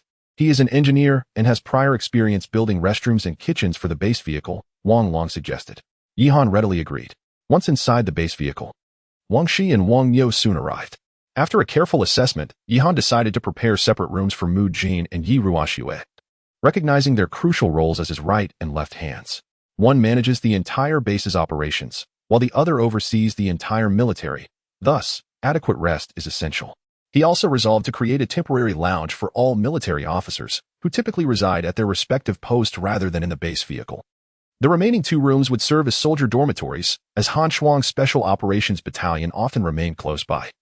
And the previous 2 rooms had already been filled by the Guard Battalion. Constructing 2 additional rooms was indeed necessary. With the plans laid out, Yihan instructed Wang Niu to draft the design, while Wang Shi would coordinate with the engineers to gather renovation materials and oversee the construction. The 2 soldier dormitories and the officer lounge would be situated in the second corridor of the base vehicle's first floor. The Hibiscus and Yi Ruoxue are situated in the first corridor. After the installation of the level 3 room extension package, an expansive area of 300 square meters is made available, which is undoubtedly ample for an individual. Firstly, concerning Yi Ruoxue's chamber, Yihan meticulously designed a study, an office, a reception area, and a bedroom in accordance with her preferences. The decor reflects Yi Ruoxue's favored new Chinese style, skillfully integrating traditional Chinese elements with modern materials, and incorporating a substantial amount of wooden furniture. The study is also filled with a diverse collection of management and political science books curated by Yihan, alongside some historical romance novels that Yi Ruoxue cherished during her middle school years. Chapter 168. The recognition ceremony. The walls of the reception hall adorned with a grand meticulous painting titled "A Thousand Miles of Rivers and Mountains," sourced from the Chongqing City Art Museum. However, this piece is merely a replica, representing only a fragment of the original. The authentic work is a lengthy scroll, extending over 10 meters, and is securely housed in the capital of the Dragon Kingdom. Upon learning that Yihan was renovating her room, Yi Ruoxue hurried back to offer her suggestions. Yet, when it came to Mu Jin's room, Yihan found himself in a quandary. He was genuinely unfamiliar with Mu Jin's tastes but was unwilling to disclose his plans to her, wishing to surprise her instead. After much contemplation, Yihan resolved to prepare a collection room for Mu Jin, intending to display her various collectibles. He pondered how a girl could have such an affinity for collecting firearms, shaking his head in disbelief. In addition to the collection room, Mu Jin's quarters would also feature a reception area, an office, and a study. Yihan was at a loss regarding the decoration of these 3 spaces, and noticing his distress, Yi Ruoxue approached with a cheerful suggestion. For Mu Jin's study, reception area, and office, you can follow the same design style as mine. Having frequently communicated with Mu Jin, Yi Ruoxue had a better understanding of her preferences than Yihan, as girls often share everything in their gatherings. Are you suggesting a new Chinese style? Yihan inquired. Exactly. Yi Ruoxue nodded with a smile, though her expression soon turned mischievous. However, the bedroom is a different matter. Yihan furrowed his brow at her response. What do you mean? With a giggle, Yi Ruoxue looked around and whispered in Yihan's ear. I'll let you in on a secret, but you mustn't tell Mu Jin I said anything. First, do this, then that. Understand? With a playful pat on his shoulder, she flashed a knowing smile before rushing off to discuss her own room with the engineer. Yihan stood in place, his expression one of bewilderment. He had never expected that Mu Jin, who typically appeared aloof, would have such hidden tastes. It was indeed a case of appearances being deceiving. Nevertheless, it mattered little. Given Mu Jin's dedication and hard work, she certainly deserved a meticulously designed space. Promptly, Yihan summoned Wang Shi. Take a few people to the major shopping centers in Shilin County and Chongqing City to look for some toys, especially this. Yihan whispered specific instructions to Wang Shi, who stifled a laugh and nodded before departing with his soldiers. He worried that this endeavor might become the subject of gossip among the troops, potentially causing Mu Jin embarrassment in their presence. Yet, Yihan was unconcerned with such matters. And soon he, along with Han Shuang and Wang Long, boarded a helicopter from the air regiment to fly to Chongqing City. According to Yi Ruoxue, there was another item Mu Jin cherished that he needed to procure. In no time, 2 days had passed, and the 5 rooms in the base vehicle were completed. Yihan surveyed the spaces prepared for Mu Jin, as well as her gifts, and nodded in satisfaction. Meanwhile, Yi Ruoxue also sent a message. My dear brother, the commendation ceremony commences at 3 o'clock this afternoon. Please tidy yourself up and make your way over. Upon receiving the message, Yihan replied with a brief acknowledgement to Yi Ruoxue and proceeded to the venue accompanied by Wang Long and Han Shuang. The ceremony was held at the Grand Auditorium in Shilin County. Although the looming base was merely a town in the past, it now serves as the capital within Yihan's jurisdiction, albeit with some infrastructural shortcomings. The auditorium can accommodate approximately 500 individuals, and representatives from various units and military divisions had been dispatched to attend. The interior of the auditorium had been newly renovated, adorned in festive shades of red, with a red carpet laid out on the floor. At the podium, both the red flag and the national flag of the Dragon Kingdom stood proudly, while a large banner hung above the stage proclaiming the first comprehensive commendation ceremony of the looming base. The event was broadcasted live by the propaganda department's radio station, allowing those unable to attend to listen in. As Yihan arrived, the ceremony was just beginning, with Yi Ruoxue conducting the proceedings on stage. He scanned the audience with Wang Long and soon spotted Mu Jin seated in the front row, pen and paper in hand, seemingly engrossed in writing. Yihan took a seat beside her and inquired, Where have you been during these recent days off, Chief Mu? Mu Jin closed her notebook and replied nonchalantly, Naturally. I was resting. Where else could I have gone? Before Yihan could respond further, the ceremony commenced as Yi Ruoxue announced the names of those being honored. She began with the list of military commendations. Since the establishment of the base, it had endured numerous battles, resulting in the loss of many comrades while others fought valiantly on the front lines. The base's command decided to award the entire 111th Regiment with a collective first-class merit and present them with the Model of Patriotism Medal, along with a first-class heroic flag. The 112th Regiment also received the same honors. The Guard Company of the Guard Battalion was similarly recognized with a collective first-class merit, receiving the Model of Patriotism Medal and a first-class heroic flag commemorating the sacrifice of 66 martyrs who were posthumously awarded the first-class heroic medal. The Intelligence Department was also acknowledged for its collective first-class merit, with individuals like Lu Shui and Bai Hezi recognized for personal first-class merit, receiving the heroic flag. The reading of the list of martyrs and individual commendations extended for over 20 minutes, mentioning soldiers who had sacrificed their lives in the First World, including Wang Yong, the guard summoned by Yihan early on, who was also awarded the Martyr Medal and the title of Heroic Model. The audience remained fully engaged, as many names on the list were familiar to Yihan. The announcement then shifted to the list of commendations for the base personnel. While the soldiers fought valiantly at the front, a significant number of individuals and groups contributing outstandingly to the base emerged from the rear. The command of the base awarded the looming military hospital a collective first-class merit, bestowing upon them the Rejuvenation Medal and a first-class labor model flag. In commemoration of the collective first-class merit of the Shiko Farm in Shilin County, the Revival Medal was awarded, along with the second-class labor model red flag. The looming mine, under the jurisdiction of the Ministry of Industry, was similarly recognized with a collective second-class merit and bestowed with the Revival Medal and the second-class labor model red flag.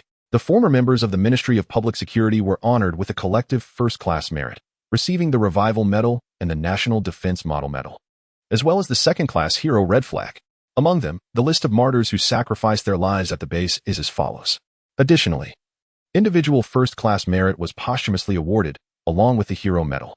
The following is the list of individuals who were honored for their distinguished contributions at this base. The ceremony extended for quite some time, with numerous individuals ascending the stage to receive their medals. Due to spatial constraints within the venue, some attendees were guided by staff to receive their awards in batches. Officers such as Wang Hu, Wang Chuan, and Wang Long, among others, were honored with individual first-class merit and the National Defense Medal, while several soldier representatives took to the stage to express their gratitude for the recognition. Chapter 169, the new home of Hibiscus. According to the statistics from the base command, approximately 20,000 personnel, including officers and soldiers of various ranks and units, have been awarded commendations. The base command has called upon the entire society and community to emulate their exemplary conduct. Yi Ruoshue's voice resonated through the broadcast, reaching every corner of the base. After the commendation ceremony concluded, everyone gradually exited the venue. Almost every individual wore a large red flower on their chest, with some soldiers adorned with an abundance of medals. In addition to the National Defense Medal and the Heroic Model Medal, the base command also awarded medals commemorating each soldier's participation in various battles. For instance, there were medals for the defense of Shillong County, the liberation of Chongqing City, and the defense of Luming Base, among others. Even the Phantom received a Distinguished Contribution Medal and the title of Model Blood Donor. Joy radiated from the faces of all present. Although the ceremony merely bestowed medals and accolades, the significance of these honors outweighed material rewards in their eyes. A towering monument dedicated to heroes was erected within Luming Base, inscribing the names of those who made outstanding contributions. While material rewards may fade with time, the honor bestowed upon individuals can endure through generations. Even when the day arrives that the honorees become dust, the names etched upon the monument shall remain indelible. Yihan had previously encountered a notion regarding the essence of death. The destruction of the physical body does not signify true demise. Rather, one is truly dead when the last person in the world forgets them. At that point, when no one remembers your existence, the notion of having lived becomes as ephemeral as a fleeting dream. In Yihan's hometown, there exists a tradition of lighting lanterns during the Lantern Festival. On this day, when visiting graves, attendees would light a candle at the gravesite, symbolizing the continuation of the deceased spirit. As the hillside twinkled with distant stars, the candles flickered in the evening breeze, while mourners knelt before the graves, whispering their remembrances, akin to a mystical ritual. Yet, many graves lay overgrown with weeds. Those without candles faded into darkness, rendering the lives, experiences, and names of the departed an enigma. These mysteries would remain unacknowledged and unsolved. Being remembered holds great significance, for within the heart, the presence of others brings forth a hidden light. As the crowd dispersed, Hibiscus appeared preoccupied with something. Exchanging a brief farewell with Yihan before departing, Yihan hastily called out to her, "Wait a moment, I have something to show you." Hibiscus paused, a hint of confusion in her eyes, yet she followed Yihan to the front of the base vehicle. Yihan cheerfully opened the door, leading her to the entrance of a room. "Comrade Hibiscus, welcome home." It was a door crafted from beech wood, specially brought back by the engineers from a furniture factory in Shillong County, adorned with a heart-shaped nameplate carved from peachwood, inscribed with Hibiscus's name. Mujin was momentarily taken aback, but soon her eyes sparkled with delight, a joy she tried to suppress, yet could not conceal from the corners of her brows and eyes. "Have you been busy preparing this room for me all these days?" "Indeed. Come in and take a look," Yihan replied as he opened the door, ushering Mujin into the room. Upon entering, they found themselves in the foyer, where sunlight streamed from the living room floor, illuminating the space. On the foyer cabinet rested a small pot of hibiscus flowers. Mujin remained silent, following closely behind Yihan, her eyes wide with wonder as she surveyed her surroundings. "This is the living room. The furniture and decor were chosen by Yi Ruoshue. She believed you would appreciate this style," Yihan remarked. Mujin lifted her gaze to admire the small paintings adorning the walls of the living room, nodding in approval. "Over here is your collection room, where you can display your treasures," Yihan continued, noting Mujin's satisfaction as he guided her through the other rooms. The collection room and study were also curated by Yi Ruoshue, maintaining the same aesthetic as the living room. The office featured a grand desk, adorned with a map of the Dragon Kingdom, allowing Mujin to manage her affairs with ease. After touring several rooms, Mujin, with rare warmth, smiled gently at Yihan. "Is this a reward for me?" Yihan chuckled awkwardly. "Not entirely. These preparations should have been made long ago. I only remembered when I saw you sleeping in the command center." Before Mujin could respond, Yihan led her to the bedroom door. "Now, this is the real surprise. Open it and see," he said, a mysterious smile gracing his face. Could the bedroom really be that different? Mujin questioned, curiosity piqued as she opened the door, only to find herself frozen in place at the sight before her. The decor of the bedroom was completely distinct from the other rooms. While the exterior exuded a mature charm, this interior resembled a whimsical princess's chamber. Upon entering, she was greeted by a cream-themed princess bed, draped with delicate lace. and a pink and white bedspread adorned with a small teddy bear. The room was awash in soft hues, and the carpet was strewn with an array of plush toys, Labrador dogs, Barcelona bears, Bonnie rabbits, and Dumbly ducks, with the largest being a fluffy Barcelona bear towering over a meter in height, dominating the carpet. As Mujin stood before this enchanting room, she was momentarily speechless, her mind racing to comprehend the scene. After an extended pause, she turned to Yihan, her expression dazed, unable to utter a single word. "Here, you can rest peacefully," Yihan said with a smile. Yiruashue had once mentioned that Mujin's childhood had not been particularly joyful. From a young age, her parents had been embroiled in endless arguments, and she often felt neglected. Once, during a parent-teacher conference, while all the other children's parents attended, Mujin sat alone at her desk, gazing out the window at the birds, oblivious to her teacher's words.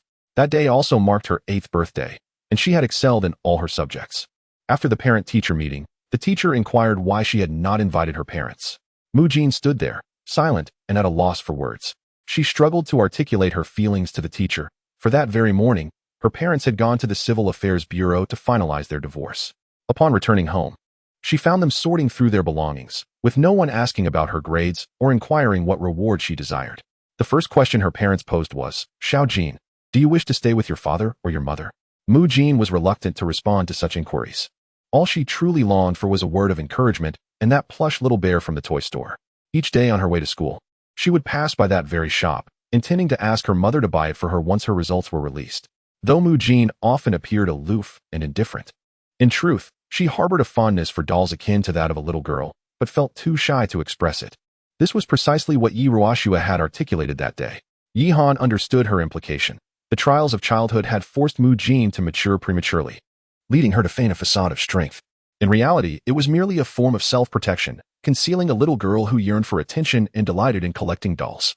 It is no wonder that Mujin was so enamored with that cartoon blanket featuring the laurel dog, nor that she experienced nightmares during her slumber. This, perhaps, illustrates the unattainable desires of youth, which ultimately ensnare one for a lifetime. Chapter 170. The end of the holiday. Although Yihan and Yiruashue lost their parents at a tender age, their childhood was relatively pleasant. After all, Yihan could hardly recall any memories of his parents, rendering feelings of loss irrelevant. Particularly during verbal skirmishes with peers at school, Yihan, with his innate mischievousness, was an invincible presence. When others inquired about his parents, Yihan would cheekily retort, "I have no mother. Go fetch your parents. I shall take on 3. Bring your grandparents too. I shall take on 5. Yet, despite his invincibility, Yihan felt a pang of sympathy for Mujin's plight. Some experiences, never having existed, are preferable to those that have. However, Yihan remained perplexed as to why Mujin had such a penchant for collecting firearms.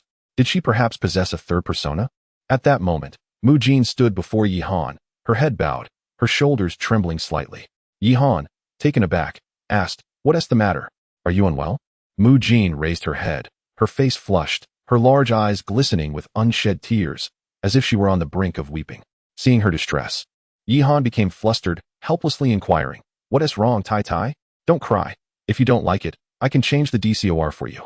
Mujin turned away, dismissing him. "It's nothing, just a bit of a stomachache." With that, she pushed Yihan out of the room and firmly shut the bedroom door. Yihan stood bewildered at the threshold, feeling a strange unease. Was Mujin angry or happy? He could not recall having offended her. However, had Yihan been privy to the scene within the bedroom, he would have understood. Mujin wiped her tears and, like a little girl, began to bounce around the room, her eyes sparkling with joy before she dove into the embrace of a massive Barcelona bear. The bear stood an impressive height of nearly 6 feet, towering over Mujin by half a head, its plush fur providing a comforting sensation akin to being cradled by a mother. After some time, Mujin finally opened the door, her face now devoid of any discernible expression. "Thank you. I really like your gift," she said flatly. Yihan scratched his head and then produced another item he had prepared. It was a scrawny little black cat, appearing to be merely 2 or 3 months old. "I searched for quite a while to find this little one. The city is almost in ruins now, and cats and dogs are a rare sight, even when found. They often shy away from humans. This one I got from a girl at the base. Her mother cat had a few kittens, and this was the smallest among them." As Yihan spoke, he gently handed the kitten to Mujin. Upon seeing the little black cat, Mujin's eyes brightened, and she carefully cradled it in her hands. "Does it have a name?" she asked. "No, you can name it. After all, it will be your cat from now on. How about calling it Xiaohei? What do you think, Xiaohei? Do you like that name?" Mujin joyfully held the kitten up to her eyes. Yihan scratched his head again. That name seems rather ordinary, doesn't it? Ordinary is good. My mother spoke. Mujin's words trailed off as she hesitated, choosing silence instead. She cradled the small kitten in her arms while gazing at Yihan. The two exchanged an awkward glance for a moment, before Mujin suddenly blinked. Gently embraced Yihan and whispered, "Thank you, Yihan. I truly adore the gift." However, after merely 2 seconds of holding him, she hastily released her grip and, almost as if fleeing, turned and retreated into her room with the little black cat. Yihan shook his head in bemusement. Truly, if one is to embrace, they might as well linger a bit longer. It ended before he could even react. Not lingering further, Yihan left the room, taking Wang Long for a stroll around the base. At that moment, Phantom and Li Yuanhua emerged from the oasis space, following Yihan's orders. The entire base had been granted a 3-day holiday, and with tomorrow marking the end of the break, these two lively characters naturally needed to stretch their legs. By now, evening had settled in, and at the looming base, those on holiday were enjoying their time off, while those working had wrapped up their shifts. The city was ablaze with lights, streets bustling with social gatherings, and the central plaza teeming with people, all joyously congregating, with performances taking place on stage. At this juncture, contemporary music was cast aside, the crowd united in a rousing chorus of revolutionary songs. It feels like ages since I witnessed such a scene, Li Yuanhua remarked thoughtfully, as if recalling something significant. Having lived for 116 years and spanning 2 centuries, he had undoubtedly seen much. Observing this, Yihan assumed Li Yuanhua was about to enter a state of reminiscence and promptly inquired, "When was this long ago?" "Long ago is just that. Long ago," Li Yuanhua replied, shaking his head. "I can scarcely remember the name. How could I possibly recall the details? However, I can affirm that it bore a striking resemblance to the present, flags waving, crowds thronging." He then turned his attention to Phantom. "I suppose you've experienced this as well?" As Li Yuanhua continued to reminisce with Phantom, Yihan lost interest and decided to return home. Just then, a message arrived from Yi Jingyu. "Commander, please come to the command center." Upon reading the message, Yihan furrowed his brow and hurried back to the command center with Wang Long in tow. The members of the staff were already gathered, including Mujin. A single glance was enough for Yihan to sense that something significant was afoot. "What is the situation?" Yihan inquired as he approached. "Report, Commander. Half an hour ago, the reconnaissance team of Air Force Unit 001 discovered that the apocalypse forces in the Jianghan province appear to be mobilizing." Before Yihan could respond, Mujin unfurled a large map of Jianghan province across the table. The nearest area to Chongqing City was Sanguan County in Xiangzhou, and the Air Command had just reported that a considerable number of troops from the provincial capital, Tianjin City, were being dispatched towards the vicinity of Chongqing City. Additionally, there were large-scale troop movements from Xiangzhou towards Sanguan County. As Mujin spoke, Yihan scrutinized the map of Jianghan province. The topography of Jianghan province varied significantly. The northern region was predominantly mountainous and hilly, while the southern plains were dotted with lakes and marshes. Chongqing City was situated on the borders of the central part of Jianghan province. Bordering Chongqing City to the north is Xiangzhou City, while to the south lies Julin City. Although Julin City shares a boundary with Chongqing, it is effectively isolated by the imposing Tine Mountain Range. To the north, the first point of contact with Chongqing is Sanguan County. True to its name, Sanguan County is flanked by mountains on both sides. To enter this region from Chongqing City, one must first navigate through a narrow river valley before crossing the Xiang River. Historically, this location has been of strategic importance, once referred to as the Iron Sanguan in ancient times. It seems that the Jianghan province forces are intent on securing this area, effectively trapping us south of Sanguan County, Yihan remarked, smacking his lips. Indeed, if we aspire to expand outward, a large-scale army cannot traverse the Tine Mountain Range. We must first seize Sanguan County. Mujin nodded in agreement. Yihan fell silent for a long while, his gaze turning icy. Dispatch a message to the entire army. The holiday is over. All personnel on leave are to return to duty immediately. Chapter 171. Base inspection report. At this moment, the command center was filled with officers. All personnel at the regiment level and above had taken their positions. Sanguan County is our target. Only by capturing Sanguan County can we extend our influence over the entire Jianghan province, Yihan remarked, gesturing towards Sanguan County on the map. This location is of paramount importance, serving as the vital artery of Chongqing City. Should Tianqi resolutely defend this position, and Yihan be unable to breach it, the territories governed by Chongqing City would be entirely isolated by the Tine Mountain Range, becoming a desolate expanse. Although there is no geographical barrier between Jiangdong Province, situated behind Chongqing City, in this place. The constraints of the world system prevent Yi Han from making any advances there before securing Jianghan province. Commander, which unit will be tasked with this mission? Wang Hu inquired. Stepping forward, he had just expanded into a full heavy armored combined brigade, and after 3 days of leave, the war-hardened Wang Hu was itching for action. The other officers, upon hearing Wang Hu's question, turned their eager gazes towards Yi Han, their eyes filled with excitement and anticipation. Yi Han pondered for a moment. The Independent Brigade 1 and Independent Brigade 2 were two formidable forces, and they were precisely what he needed to test in battle. This task would undoubtedly be best suited for them. Colonel Mu, do you have any thoughts? Yi Han glanced at Mu Jin and asked. After a moment of contemplation, Mu Jin responded softly. Sangwon County is a narrow valley, making it difficult for 2 brigades to operate effectively. The optimal strategy would be to assign one heavy armored combined brigade as the main assault force, while the 112th Regiment provides support from the mountains, disrupting enemy logistics. According to reconnaissance reports, the garrison in Sangwon County is approximately 100,000 strong, nearly the entirety of the military forces in Xiangzhou City. Yi Han nodded. It seems that Xiangzhou City is fully committed. Indeed, I propose that Wang Hu's Independent Brigade 2 take on the primary offensive, as the 111th Regiment is an experienced unit with seasoned soldiers. Meanwhile, Independent Brigade 1 should be stationed near the front lines. Once Sangwon County is captured, Independent Brigade 1 can swiftly advance into Xiangzhou City's territory and seize control of the entire region. Mu Jin's strategy received Yi Han's endorsement, as the loss of Sangwon County would undoubtedly prompt the Jianghan provincial military to dispatch reinforcements to Xiangzhou City, at which point Independent Brigade 2 would need rest after enduring a tough battle.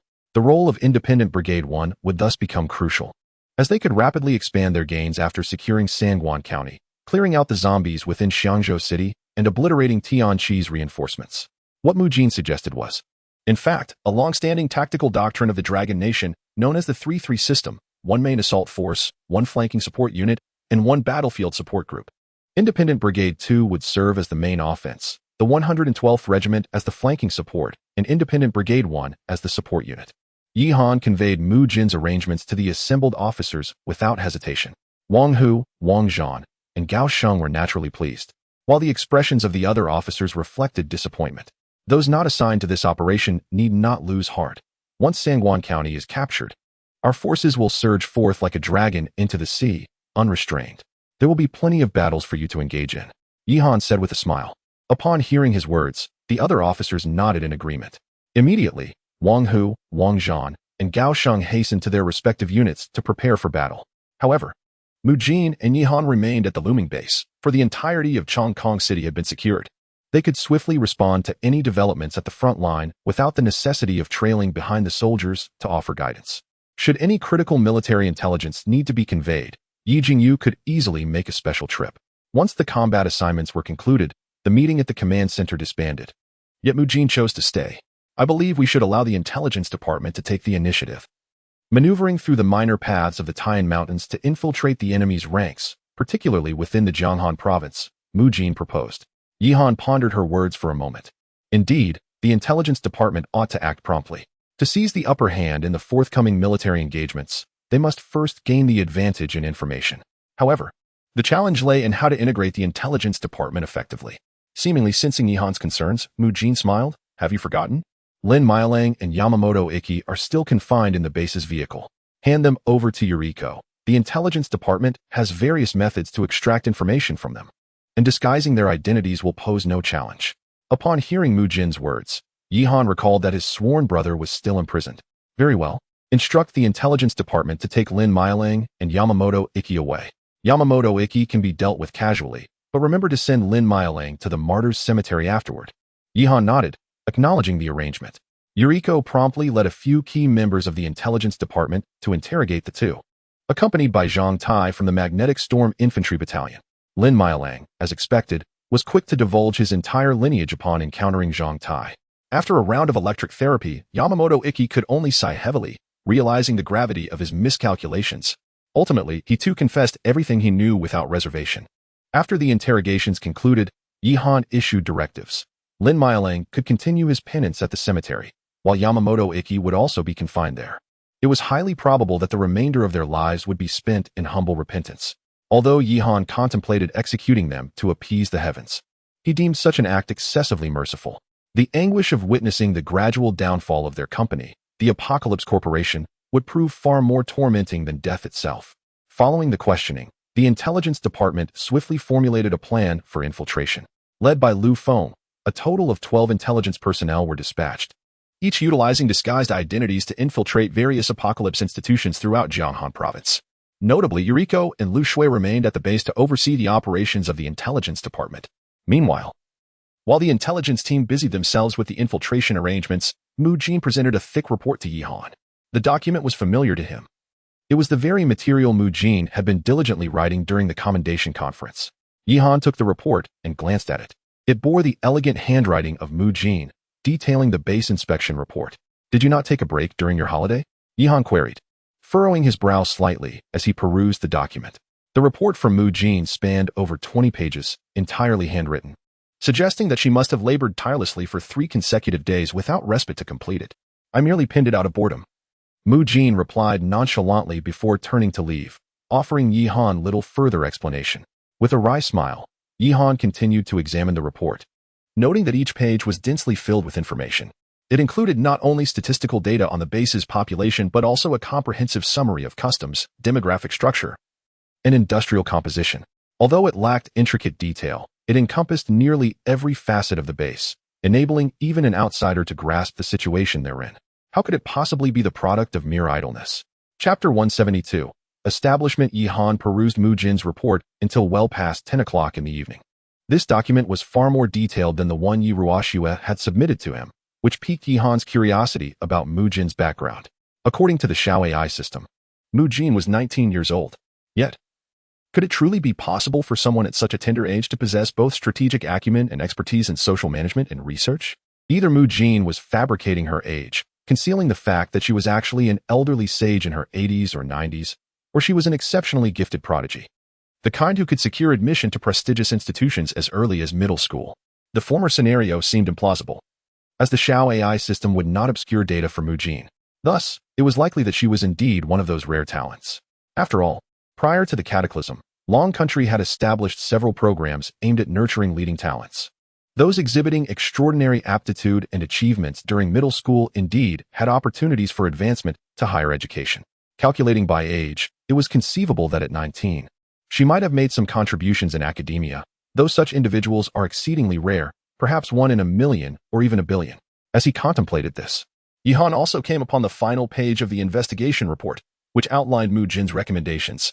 Given that the organizational structure within the base had been preliminarily established, it was imperative to form the Second Long Communist Party, subsequently relying on the headquarters to establish grassroots Long Communist Party organizations at various levels.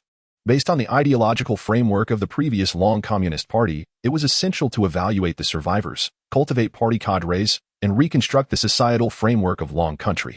Otherwise, in its current state, Long Country risked following in the footsteps of the old military government. Even if the apocalypse had been eradicated and imperialist forces within Long Country eliminated, society would inevitably descend into chaos once more. Following this, Mu Jin also pinned her suggestions regarding the economy. It would be prudent to consider the previous economic structure of Long Country. The nation's land resources, mining industries, and arms manufacturing must remain firmly under the control of state and collective enterprises. These are the lifeblood of the nation, and should they be released, an influx of capital could lead to the emergence of a substantial comprador class. The profit-driven nature of capital would likely compel them to disregard the nation and society, allowing the lifeblood of the country to circulate freely in the hands of individuals, potentially inviting foreign capital to seize the opportunity, thereby repeating the historical mistakes of the past. Nevertheless, private enterprises could be nurtured to a certain extent, as they would address significant employment issues in the realm of livelihoods. Currently, with a limited number of survivors, the employment situation is not dire. However, as the population grows in the future, base enterprises may struggle to accommodate the surplus labor. Delegating this excess employment to private enterprises and leveraging market competition to select the best candidates could be a viable solution. At present, the productivity of Long Country cannot directly transition into an ideal society. A transition led by state capital is essential. The state's capital is not directly in the hands of the people, but is managed by a government that represents the populace. The moment capital interacts with the leadership of the base, it may become alienated. One of the issues arising from this economic or social structure is the inevitability of internal alienation, necessitating continuous self-revolution. Capital continuously transforms everything. It is not born of viviparity or oviparity, but rather resembles a process of spontaneous generation. This metamorphosis will subsequently occur within the base, necessitating the establishment of relevant reform and supervisory committees to select suitable individuals for participation. However, do not despair. This approach is, to the best of my contemplation, the most prudent transitional method available. Furthermore, for us at present, these considerations are merely future matters, issues that must be contemplated well in advance. Yi Han closed the report from Mu Jin and suddenly felt that assigning her to command the front line was not a judicious decision. It was evidently more beneficial to have her manage the base. Before taking a respite, Yi Han summoned Yi Ruoxue, Chen Weiguo, Lu Shui, and others. Yi Han handed the report to the group, stating, "This is Mu Jin's report. Please take a look." After a prolonged examination, Yi Ruoxue furrowed her brow and inquired, "Are you intending to establish a political party?" Yi Han nodded in affirmation. Commander Chen should have experience in such matters. The base cannot remain solely as a base indefinitely. Soon, we must reconstruct the nation from the ruins, and the formation of a party is imperative. I propose the establishment of the Second Long Communist Party and, after securing Jianghan Province, the formation of the Jianghan Provincial Government, leading to the establishment of the Second Longxiao Republic once the nation is liberated. Chen Weiguo concurred. The commander's considerations align with my previous concerns. Without an appropriate guiding program, even if we achieve success, we shall struggle to maintain it. The future of Longwo must ultimately rest in the hands of its people. Yi Ruoxue nodded thoughtfully. Then who will assume the role of this guiding figure?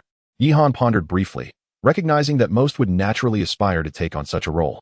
Yet, he lacked confidence. Despite this world being a parallel realm, its inhabitants are undeniably real. Yi Han did not consider himself a staunch communist, lacking both the requisite knowledge and the experience of trials. Nevertheless, he genuinely yearned to realize that ideal. The so-called harmonious society represents the ultimate aspiration within the traditional thought of the Longwo people. In the pursuit of the greater good, the world belongs to the public. Those of merit must be chosen, and trust should be cultivated. The elderly should find rest, the young should flourish, and the lonely, bereaved, or infirm should be cared for. Which common folk do not yearn for such a world? The history of human civilization spans nearly 10 millennia. Within this extensive timeline, countless lives have been sacrificed for this ideal. Humanity's arduous journey is ultimately for this singular purpose. How could Yi Han dare to treat this matter lightly? Yi Ruoxue was evidently unsuitable for the role, and although Chen Weiguo could fulfill it, his advanced age posed a concern. Let Mu Jin take the position. Yi Han deliberated for a long time before concluding.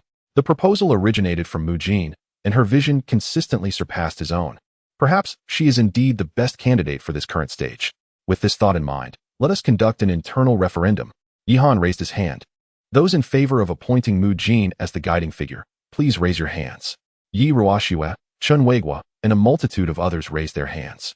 Thus, I hereby declare the establishment of the Second Dragon Communist Party, with Comrade Mu Jin serving as the inaugural chairperson of the party committee. Yi Ruoxue, Chen Weiguo, and Lu Shui, among others, shall be included in the list for party training. It is imperative that all members engage in a profound and earnest study of the relevant ideological tenets. Since the world has bestowed upon us the capacity to take this step, I hope we will cherish this opportunity. The final statement made by Yi Han was not only directed towards the assembly, but also served as a reminder to himself. Chapter 173. The Battle of Iron 3 passes on the following day. Two significant events transpired within the city of Chongqing. The first was the establishment of the Second Dragon Communist Party by Mu Jin within the base, accompanied by the introduction of a related party program and the organization of grassroots party structures across various units of the base. According to Mu Jin, although the Second Dragon Communist Party temporarily implemented a model of state capitalism within the base, it fundamentally remained a socialist party. Yi Han naturally expressed dissent, arguing that the economic foundation determines the superstructure. In response, Mu Jin offered an explanation. I once engaged in discussions with my instructor regarding this issue. To comprehend socialism, one must transcend the simplistic binary logic and elevate it to a philosophical height of unity. Such occurrences have never existed in the world. We are all navigating the river by feeling the stones. How can we be certain that capitalism and socialism are in opposition? To merely juxtapose the two reflects philosophical naivety. The beautiful nation and the Red Bear have exploited this ideological dichotomy, ensnaring the entire world in Cold War thinking. The founding chairman of the Dragon Nation transcended this logic in the 1960s and 70s, designating the Beautiful Nation and the Red Bear as the First World and categorizing the then Dragon Nation and other developing countries as the Third World. In truth, socialism may well represent an ideal form of capitalism. It is an evolution of capitalist civilization. However, the highest stage of most capitalist systems inevitably devolves into imperialism, as evidenced by both the apocalypse and the cherry blossom nation. Socialism, in contrast, ultimately evolves into communism, a fact dictated by the nature of the Second Dragon Communist Party. Yihan chose not to join this party. He preferred to remain a behind-the-scenes figure. The existence of the world system dictated that he could not remain here for long. Simultaneously with the establishment of the party headquarters, Mu Jin commenced the cultivation of talent, establishing various learning centers. According to Mu Jin, these centers would gradually evolve into the Dragon Communist Party School, training reserve cadres for the base. Fortunately, the survivors of the base had long been steeped in socialist ideology, making their learning process one of refinement rather than complete reconstruction, thus easing the burden considerably. The second major event in Chongqing City was the commencement of the Battle of Sangwon County. In the early hours, Wang Hu's independent 2nd Brigade had already moved to the front lines of Sangwon County, launching an assault on Iron 3 passes with 2 heavily armored combined regiments. The apocalypse had stationed over 100,000 troops here, including 20,000 elite forces and a considerable number of high-ranking Lord Zombies. After a grueling 5 hours, the independent 2nd Brigade barely managed to push into the gorge of Iron 3 passes, having just crossed the first barrier. Such a pace of advancement was indeed sluggish for a heavily armored combined brigade. However, given that this was not a battle on plains, the narrow and steep terrain of the gorge was ill-suited for the advance of armored units, particularly as the apocalypse appeared to have issued stringent orders. The defenders here were significantly more tenacious than those in Chongqing City. Wang Hu, will we be able to capture Sangwon County by tonight? Yihan inquired through a transmission to the front lines. Wang Hu glanced around awkwardly, replying, "Even 100,000 pigs would take me 3 days to round up." However, it is not entirely surprising that Yihan feels anxious. Mu Jin had particularly cautioned him regarding the situation at the front lines. When it comes to engaging with the forces of the apocalypse, swiftness is of the essence. Given the limitations of Yihan's relatively modest influence, he remains oblivious to the overall dynamics of Longhua and the world at large. In a position of disadvantage, it is imperative to seize the initiative. Meanwhile, Wang Hu clenched his teeth and declared, "Commander, grant us 2 days. If we fail to breach the defenses within that time, you may hold me accountable." Understood, Yihan replied succinctly. Before Sangwon County, the thunderous roar of artillery echoed incessantly as the armored units of the heavy combined brigade advanced slowly. In front of these forces, several level 5 Titan Lords charged forward amidst the barrage, and behind them surged an endless throng of level 4 Avenger Lords. The artillery fire from the Dragon 99A was relentless, each shell claiming the life of a Lord Zombie. Yet, despite this, the army of the apocalypse pressed forward with reckless abandon. On either side of the valley, artillery fire erupted intermittently, all aimed at thwarting the advance of the independent 2nd Brigade. Soldiers from the 112th Regiment had already infiltrated the mountains, systematically dismantling these cold artillery positions. In the skies above the battlefield, countless flying Lord Zombies circled, intent on launching aerial assaults against the heavy combined brigade. However, the brigade was well equipped with an entire anti-aircraft battalion, and the air defense rocket units were formidable foes. Several pursuers had scarcely reached the skies above the troops before being struck by multiple anti-aircraft rockets, disintegrating into a gruesome mass that fell onto the battlefield. Amidst the fervor of the battle at Sangwon County, a significant meeting convened in Tianjiang, the capital of Jianghan Province. This location served as the base for the apocalypse forces in Jiahan. Within the Tianqi building, Kitahara Sauka cast a dark glare at the battlefield reports laid before him. "Are you saying that 100,000 troops can sustain themselves for no more than 3 days?" Kitahara inquired coldly. The head of the Xiangzhou district knelt and dared not meet Kitahara's gaze. "Why yes, according to intelligence from the front lines, Yihan's forces resemble the heavy combined brigade of Longhua, and they may even surpass it in equipment and numbers." "Impossible. Absolutely impossible," Kitahara erupted, hurling the report onto the table. "The Longhua forces were decimated at the onset of the plan. Our most virulent strains were unleashed within their ranks first. How could they possibly sustain such numbers?" Hearing Kitahara's furious outburst, the district head could not lift his head, and after some time, he timidly ventured, "Should we report this to headquarters? We could withdraw from Xiangzhou and utilize nuclear weapons to cleanse the area directly." Kitahara fell silent. Unlike Yamamoto Ichimo, His family held a prestigious position within the entirety of the Sakura nation's military, and he feared little retribution. However, reporting a blunder to headquarters would certainly be a source of embarrassment. Suzuki-kun, have you compiled the number of Apocalypse players? Kitahara pondered before speaking. The statistics are in. There are approximately 700,000 Apocalypse players remaining in Jianghan province. Very well. The headquarters previously dispatched a batch of new equipment, which has been entrusted to these players. If we cannot hold Sangguan County, let us deploy these individuals to reinforce the lines. After all, they are of little consequence to us. Furthermore, instruct the Air Force to prepare. Since Yihan intends to assault Sangguan County, we shall retaliate by bombing his homeland. Understood, Minister Kitayama. Chapter 174. I am Li Qingwei. At this moment, Yihan remained oblivious to the meeting taking place in Jianghan province. He was preoccupied with another matter, the accumulation of points within the world system. Previously, the base housed only 30,000 survivors, but that number had now risen to 50,000, allowing him to redeem an additional 200,000 points. The cost for various chests was as follows: a wooden chest for 1 point, an iron chest for 10 points, a steel chest for 100 points, a golden chest for 1,000 points, and the coveted platinum chest, containing level 4 blueprints, for a staggering 10,000 points. Without hesitation, Yihan opted to exchange for 20 platinum chests. He then sent a message summoning his mascot, Lu Tu, to join him. Surely, with 20 platinum chests and Lu Tu's support, he would manage to procure the level 4 blueprint. Reclining on the sofa at Mu Jin's home, legs crossed, Yihan pondered. The party headquarters established by Mu Jin temporarily occupied the guest room of her residence, and for any meetings, they could conveniently borrow the base's conference room. In the guest room, besides Mu Jin, Wang Long, Lu Shui, Chen Weiguo, and others listened attentively to Mu Jin's instructions.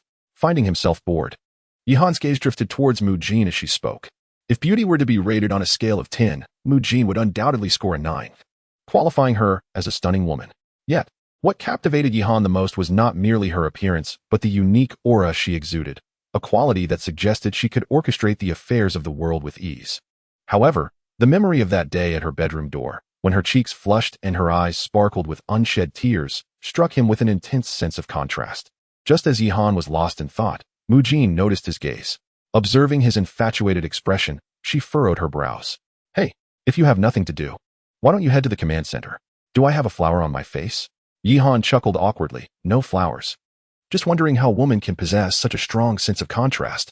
Upon hearing his words, Mu Jin instantly understood what he implied, her face turning crimson and her heart racing.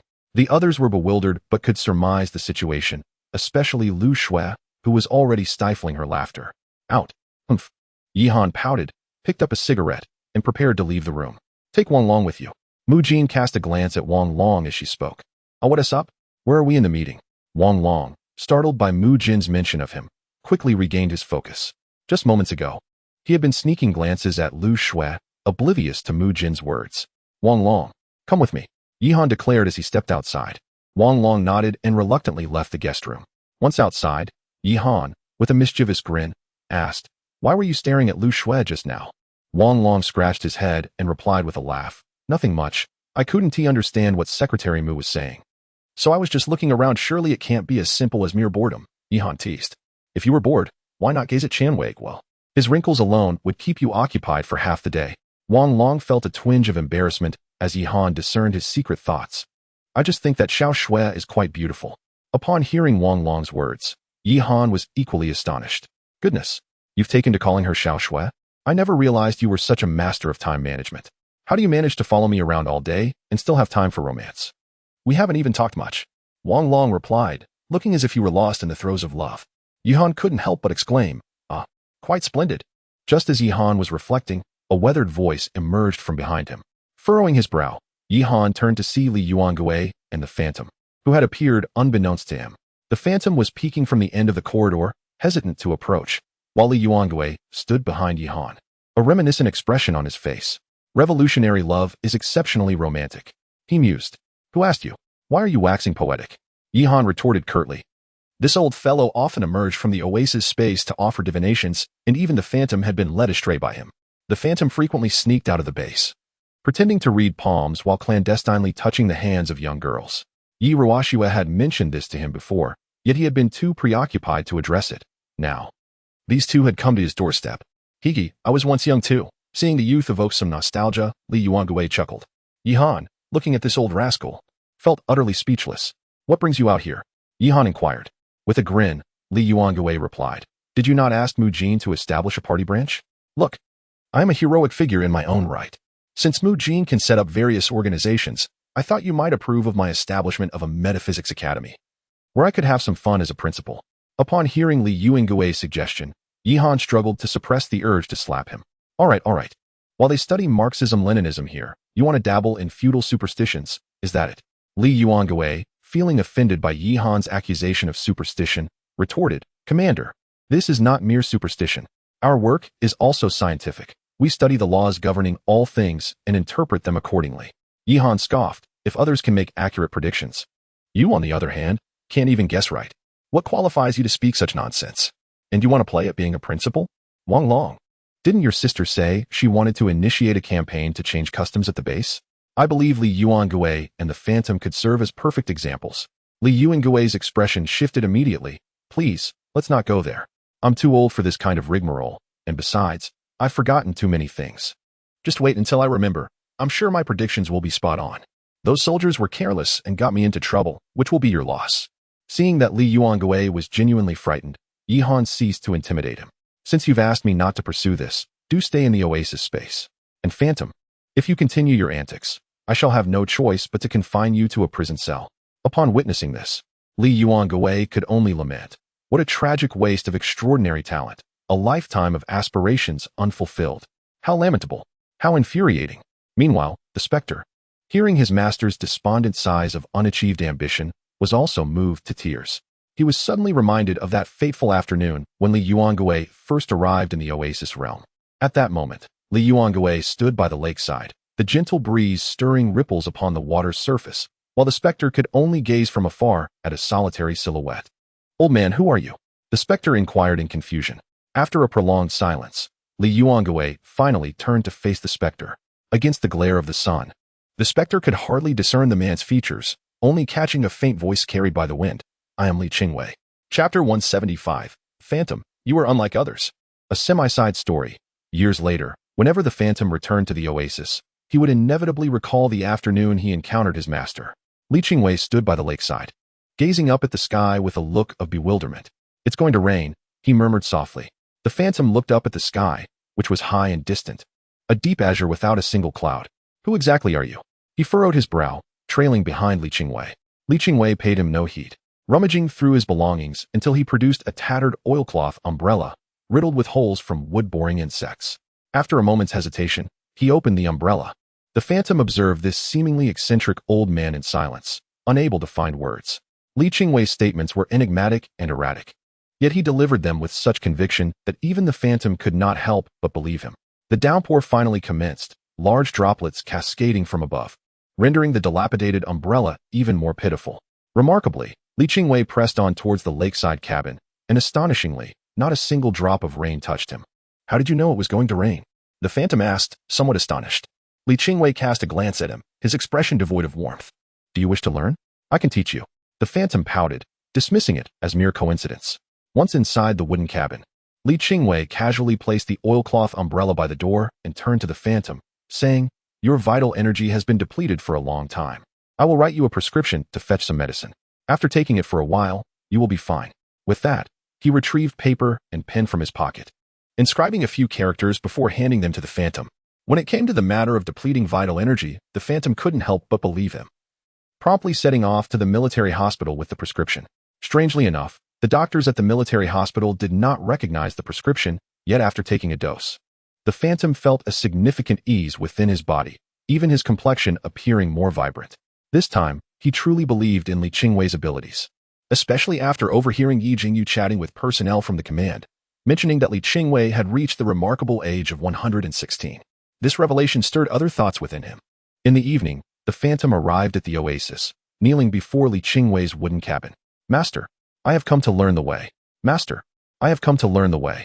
Suddenly, the cabin doors swung wide open, revealing Li Qingwei seated within, his demeanor calm and composed. Who are you? What is your name? I am summoned by the commander through the Zioi system, thus I possess no name. The commander refers to me as Phantom, he hastily replied. Oh, so you are born of the system. I see you are gaunt and lacking vitality, resembling a monkey. Therefore, I shall give you the surname Sun, and your Dharma name shall remain Phantom. Does that sound agreeable? No sooner had Li Qingwei spoken than the Phantom was overwhelmed with joy, tears of happiness streaming down his face. Master has accepted me. I have a surname now. Ha ha. Li Qingwei merely smiled, allowing the moment to unfold without interruption. Before long, he began to elaborate on the intricacies of the doubt of the Phantom, who listened with rapt attention, unwittingly caught up in his exuberance. Phantom, why do you dance about in a frenzy and neglect my teachings? Li Qingwei inquired. Disciple is overwhelmed with joy upon hearing the profound insights. I beseech Master for forgiveness. The Phantom quickly replied, gathering himself. Pray tell, how long have you been here? The disciple cannot recall the years, only remembering that Xinzheng from the research center has visited 7 times, and the disciple has been summoned 7 times as well. Indeed, 7 times. Li Qingwei stroked his beard with a smile, then lowered his gaze towards the spirit, his expression kind and gentle. What arcane arts would you wish to learn? As long as it can replenish my vitality, I shall learn whatever my master teaches. Very well, I shall impart to you the arts of divination and exorcism. If you please, suggested Li Qingwei. Master, can such practices grant one immortality akin to your own? Li Qingwei shook his head. No, not at all. The spirit, upon hearing this, displayed a hint of reluctance. Seeking the divine and reading omens is not as good as taking charge of one's own fate. I shall not learn. Then, how about I teach you the recitation of Buddhist scriptures and prayers to worship the true and the sacred? Will it grant me immortality? It seems akin to fishing for the moon in the water. Thus, reciting scriptures is not as valuable as possessing innate abilities. I shall not learn. How about I instruct you in meditation and abstaining from desires? Will it grant me immortality? That too is merely observing flowers in a mirror. One cannot pluck them. I shall not learn. Meditation is less effective than practicing martial arts. Master, let us try something else instead. At this point, Li Qingwei had grown somewhat irritated and, picking up a ruler, gave the spirit a thorough thrashing until it was left dazed and disoriented. He then pushed the spirit out of the room, yet the door remained wide open. The spirit merely glanced up and promptly fainted. When it awoke to find the door ajar, Li Qingwei was lying inside, his back turned in deep slumber, and the spirit understood. My master must have knocked me unconscious but left the door open, implying that he wishes for me to see him upon awakening. With this thought, the spirit felt a flicker of anticipation and hurriedly entered the room to kneel by the bed. That night, Li Qingwei genuinely intended to teach the spirit. Yet the exceedingly low probability of awakening in a complete form also implied a high probability of reverting to an initial state. Alas, the spirit had been unconscious for too long. By the time it entered the room, Li Qingwei had already transformed into Li Yuangui. The spirit had not yet grasped the essence of Li Qingwei's arcane arts before being bewildered by Li Yuangui. Upon awakening, Li Yuangui had completely forgotten his own abilities, save for the fact that he had taken the spirit as his disciple.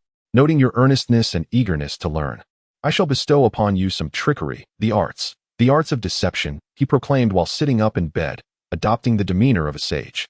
There are 2 kinds, the 36 celestial tricks and the 72 terrestrial tricks. Which would you prefer to learn?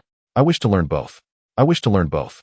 Thus, in the days that followed, the spirit's daily lessons consisted solely of how to con and deceive, particularly in charming young ladies, while no substantial knowledge was acquired whatsoever. Yet the spirit believed earnestly, convinced this was a test from his master, and amidst his studies, he did not forget the affairs concerning Yihan. Master, if I spend all my time learning these tricks, what will happen if the commander calls me to battle? The spirit expressed his concerns. Li Yuangui, however, spoke with earnest gravity. Is this something you should be worrying about? Spirit, you are unlike others. Do not squander your time on warfare. I shall heed your words. The ghost, thereafter, ceased to dwell on extraneous thoughts and devoted himself to the study of Li Yuangui's deceptive arts. After a few days of diligent practice, he felt a burgeoning sense of skill within him. Seizing the opportunity to further hone his abilities, Li Yuangui instructed him to stealthily exit the oasis space. Master, do you have any words of wisdom for me? Well, just one thing. Should you find yourself in trouble in the future, do not implicate your master. Li Yuangui replied. I shall remember this, master. The ghost knelt and bowed deeply, then reluctantly departed from the oasis space, venturing forth to practice his craft of deception. Chapter 176, Base Vehicle Upgrade. Yihan could never have imagined that on the day he first drove Li Yuangu into the oasis space, that old rascal had momentarily awakened. However, at this moment, Yihan found himself disinterested in such matters. 20 platinum treasure chests were now arranged within the command center, and Lu Tu had hurriedly arrived. Looking quite disheveled, Since Yihan had transferred him from the Department of Public Security to the looming prison, Lu Tu's work pressure had considerably lightened, allowing him to allocate time to upgrade his vehicle. Your level 3 vehicle, quite an unusual design, Yihan remarked, momentarily at a loss for words as he observed Lu Tu's arrival. Lu Tu's initial vehicle had been a simple bicycle, which he had upgraded to a human-powered tricycle at level 2. Now, however, what stood before Yihan was an impressively armed tricycle. The vehicle was entirely encased in reactive armor, while the driver's area resembled a cockpit of a fighter jet. The design featured a narrow front and a broader rear, with both sides equipped with 7.62mm automatic machine guns and small-caliber automatic cannons. Above the armored tricycle was a tin-tube rocket launcher. In all honesty, aside from its peculiar appearance, this armored tricycle exuded a distinct technological flair, far surpassing the rudimentary human-powered tricycle of before. Lu Tu laughed heartily at Yihan's words. Brother Yi, do you know how fast this tricycle can go? 200 miles per hour. That's over 300 kilometers an hour. It rivals race cars. Moreover, this tricycle is all-terrain capable. While it may not measure up to your base vehicle in other areas, when it comes to speed and adaptability, I am quite confident. Hearing Lu Tu's words, Yihan was astonished. It seemed the world system's initial statement had indeed been accurate. Each vehicle possessed its own strengths and weaknesses. For instance, Lu Tu's tricycle, while perhaps lacking in aesthetics, had numerous advantages. After all, despite the advanced appearance of his base vehicle, in terms of speed, it would likely struggle to keep up with Lu Tu's exhaust. Quite impressive. It seems I can entrust you with the task of luring the enemy to the front lines. Yihan joked. Lu Tu chuckled awkwardly in response. Luring the enemy might be a bit much. Haha, Lu old brother, help me open these treasure chests. I am preparing to upgrade to a level 4 vehicle. With that, Yihan instructed the soldiers to bring out the 20 platinum chests. Lu Tu was taken aback by the sheer number, but had he known that Yihan had previously opened another 20, including a single higher-tier emerald chest, he would surely have been astounded. Approaching the chests, Lu Tu stretched his limbs before promptly beginning to open them one by one. Player opens Platinum Treasure Chest. Receives Level 4 Room Expansion Pack X1. Player opens Platinum Treasure Chest. Receives Level 4 Vehicle Amphibious System Blueprint X1. Player opens Platinum Treasure Chest. Receives Level 4 Vehicle Upgrade Blueprint. Player opens Platinum Treasure Chest. Receives Stinger Missile Launch System X1. After a succession of 10 openings, he had yet to unveil the vehicle upgrade core that Yihan required. This item, aside from the blueprints for upgrading to a level 4 vehicle, is essential for such an enhancement. The blueprints have been acquired, Brother Yi. Lu Tu exclaimed excitedly to Yihan. Yihan smiled wryly, responding, I possess the blueprints as well, but I lack the core for vehicle upgrades. This component is crucial for advancing to a level 4 vehicle. Upon hearing Yihan's words, Lu Tu blinked, then retrieved a translucent light blue gemstone from his pocket. You aren't referring to this, are you? Yihan's eyes widened in astonishment as he gazed at the object in Lu Tu's hand. Could it be mere coincidence? Is Lu Tu truly my lucky star? Yihan took the gemstone, examining it. Its texture was icy, devoid of any impurities, resembling something more synthetic than naturally occurring. Vehicle Upgrade Core, usable for upgrading vehicles of level 4 and above. Indeed, Yihan exclaimed, his eyes fixed on Lu Tu. Where did you acquire this? Lu Tu chuckled, saying, not long ago, after you conquered Chongkong City, we wanderers who followed you also reaped some benefits. I procured 2 platinum chests. One yielded a power modification kit, and the other contained this item. At the time, I thought it was of no use. Yihan's thoughts were solely focused on the vehicle upgrade core in his hand, barely registering Lu Tu's subsequent remarks. Brother Lu, how about I exchange the remaining 10 platinum chests for this? Yihan asked with anticipation. Lu Tu smiled. There's no need for formality between us. You can take it directly. After some back and forth, Yihan ultimately gave Lu Tu 5 platinum chests, while Lu Tu steadfastly refused to accept the remaining 5. After bidding Lu Tu farewell, Yihan chose not to open the remaining chests immediately. Instead, he rushed into the vehicle, intending to commence the level 4 upgrade. Detected that the player possesses the blueprints for a level 4 vehicle upgrade and the vehicle upgrade core. Shall the upgrade begin? Upon hearing the voice of the world system, Yihan nodded.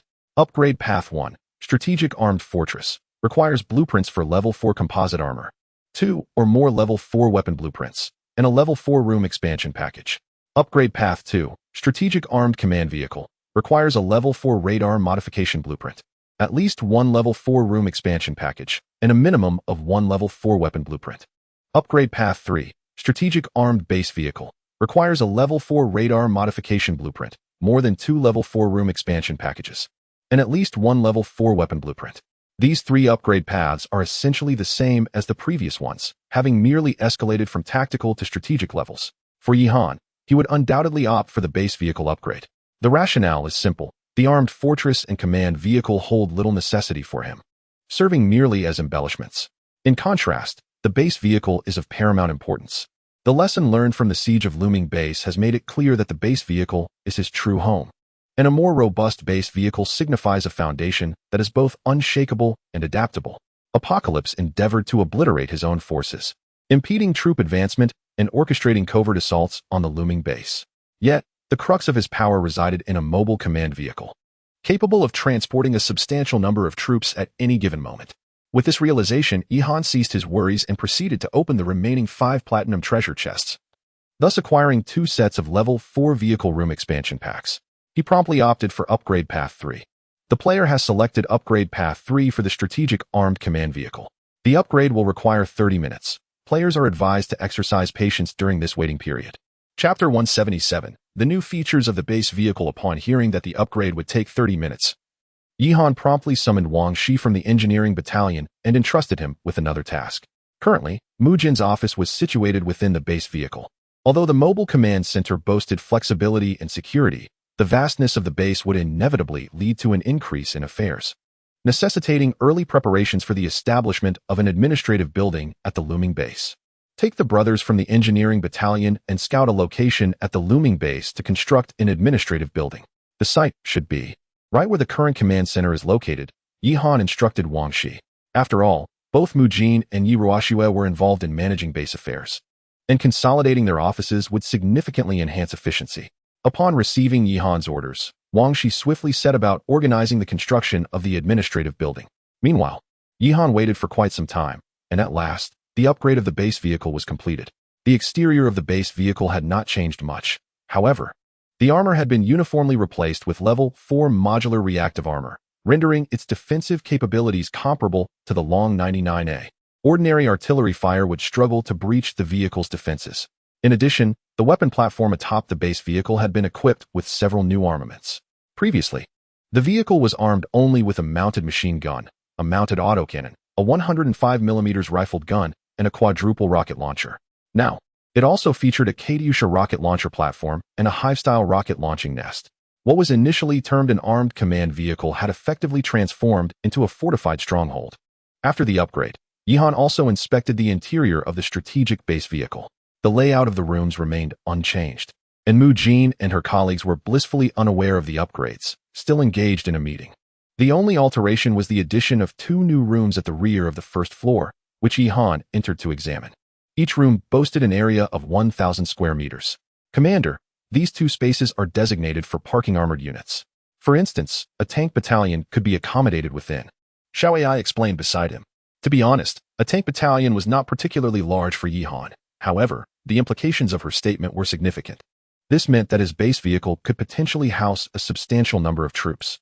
What good would a base vehicle be if it couldn't even accommodate the base's security forces? Yihan nodded in satisfaction at Xiao Ai's words. After all, with such a multitude of troops at his disposal, it would be a matter of ridicule if they could not be transported to another world in the future. What other functions does the base vehicle possess? Surely it cannot be limited to merely increased space and weaponry, Yihan inquired of Xiao Ai. Xiao Ai flashed a playful smile. Of course, there are additional functionalities. Commander, do not be too astonished. Let me demonstrate. With that, Yihan felt the base vehicle suddenly tremble, accompanied by the sounds of machinery whirring to life. This commotion persisted for several minutes before finally ceasing. Yihan glanced around, noticing nothing had changed. What is this new feature? Is it merely a sound? Yihan furrowed his brow. Hee, Commander, just take a look outside the base vehicle, and you will understand. Upon hearing Xiao Ai's words, Yihan stepped out of the base vehicle with a puzzled expression, only to freeze in place at the sight before him. The base vehicle had transformed into a complete military base. Commander, this is the new feature of the base vehicle. Once the transformation conditions are met, it can morph into an entire military base right on the spot. Xiao Ai explained beside him. Indeed, what lay before Yihan was a fully fledged military base, with bewildered soldiers from the guard battalion standing at the entrance. The main structure of the base was a substantial 3-story building, exuding a stern steel aesthetic. Upon entering through the base's main gate, one would find a grand hall. Flanking the hall were two corridors, one leading to the command center and conference rooms, and the other guiding towards the quarters of Yi Han and Mu Jin and others. The second floor housed storage rooms and weapon operation platforms, while the third floor was designated as an oasis space. Quite impressive. This function is rather suitable for the present situation, Yi Han remarked with a smile. The incessant movement of the base vehicle had given the impression that all military affairs were being conducted from within it, lacking the formality a military base ought to possess. With this military base established, matters were much improved. Furthermore, after the transformation, several smaller structures had appeared alongside the main building, all capable of housing troops. Just as Yi Han reveled in this development, a sudden rumbling sound echoed from the sky. Commander, the Air Force Command has reported a sudden incursion of a large number of enemy troops from the direction of Zhuan City. Yu Jingyu's voice crackled through. Upon hearing this, Yi Han hurried back to the command center, where Yu Jingyu and the other staff were already in a flurry of activity. What is the situation? Yi Han inquired urgently. They are coming from the Tian Mountains. The Air Force Command in Chongqing City is a bit far from here and only just detected them, Yi Jingyu replied. How far along are they? They are expected to enter the airspace of Luming Base within 10 minutes.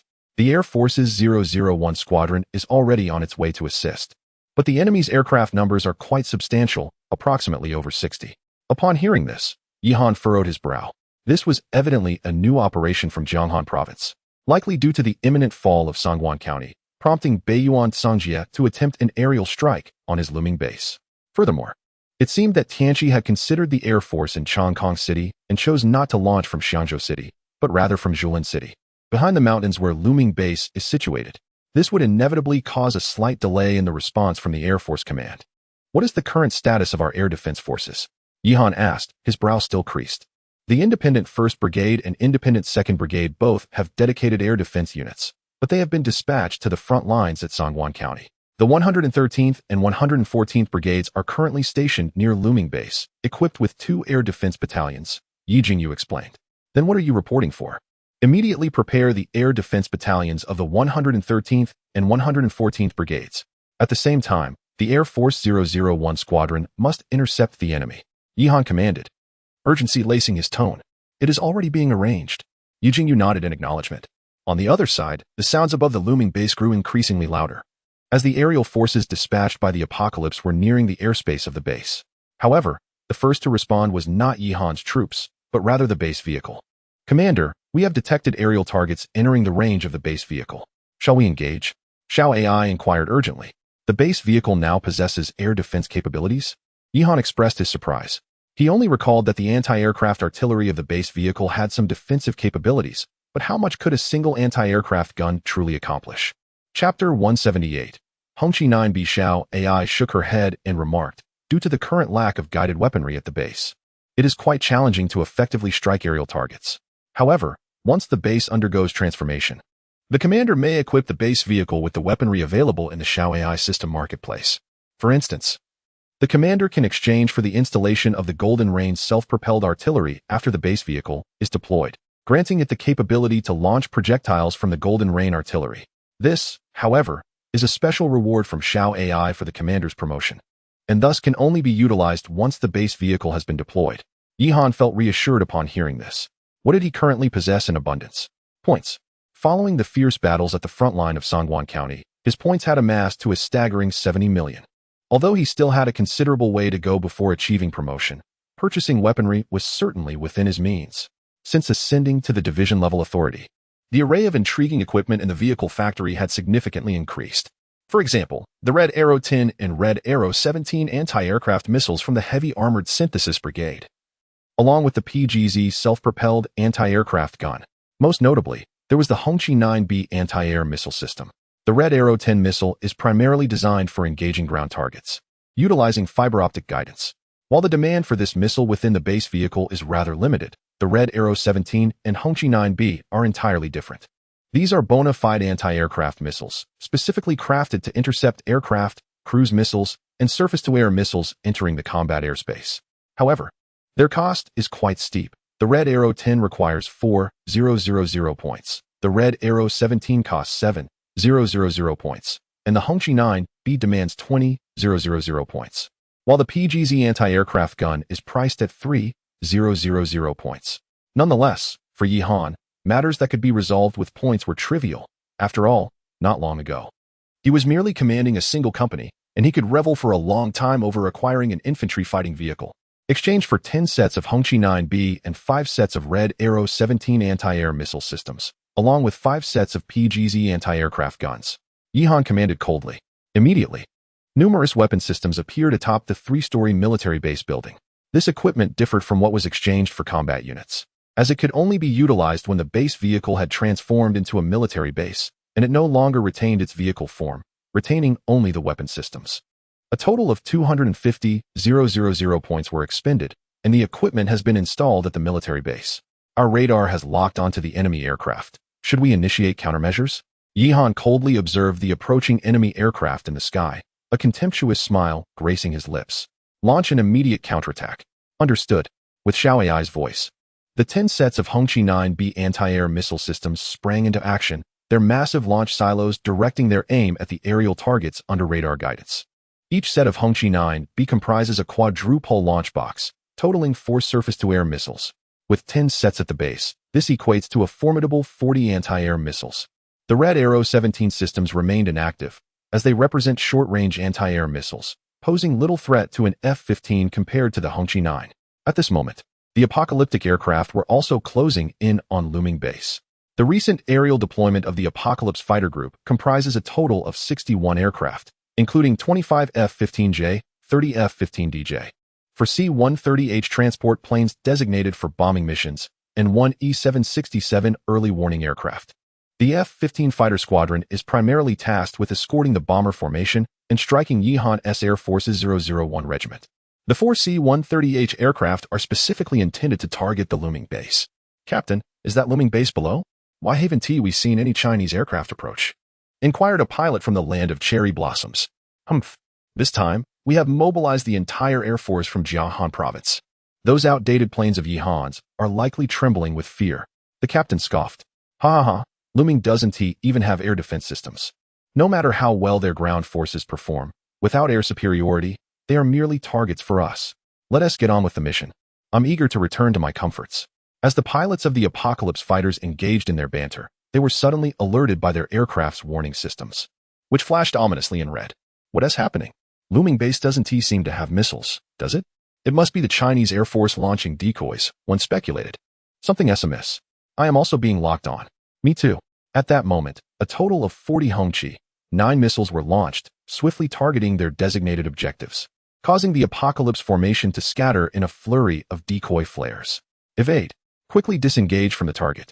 The leader of the Apocalypse fighter group commanded urgently. However, once locked on by the Hongqi 9B fire control radar, evasion was no simple task. The fire control radar stationed above the military base relentlessly tracked the aircraft in the sky. Suddenly, a series of violent explosions erupted in the air, causing the surviving personnel at Looming Base to gaze upward in a mix of panic and relief. For they understood that Yi Han had initiated his offensive. Meanwhile, the air defense artillery of the 113th and 114th Regiments also commenced operations. Before the Apocalypse fighters could even begin their strike mission, they were preemptively attacked by Yi Han's forces. In this initial assault, over 20 F-15s were destroyed, and the remaining aircraft, facing relentless fire, were compelled to attempt a retreat. Under such formidable air defense firepower, continuing with bombing missions would be akin to courting death. Despite the significant losses inflicted, Yi Han felt dissatisfied. Out of 40 missiles, only around 20 enemy aircraft had been downed.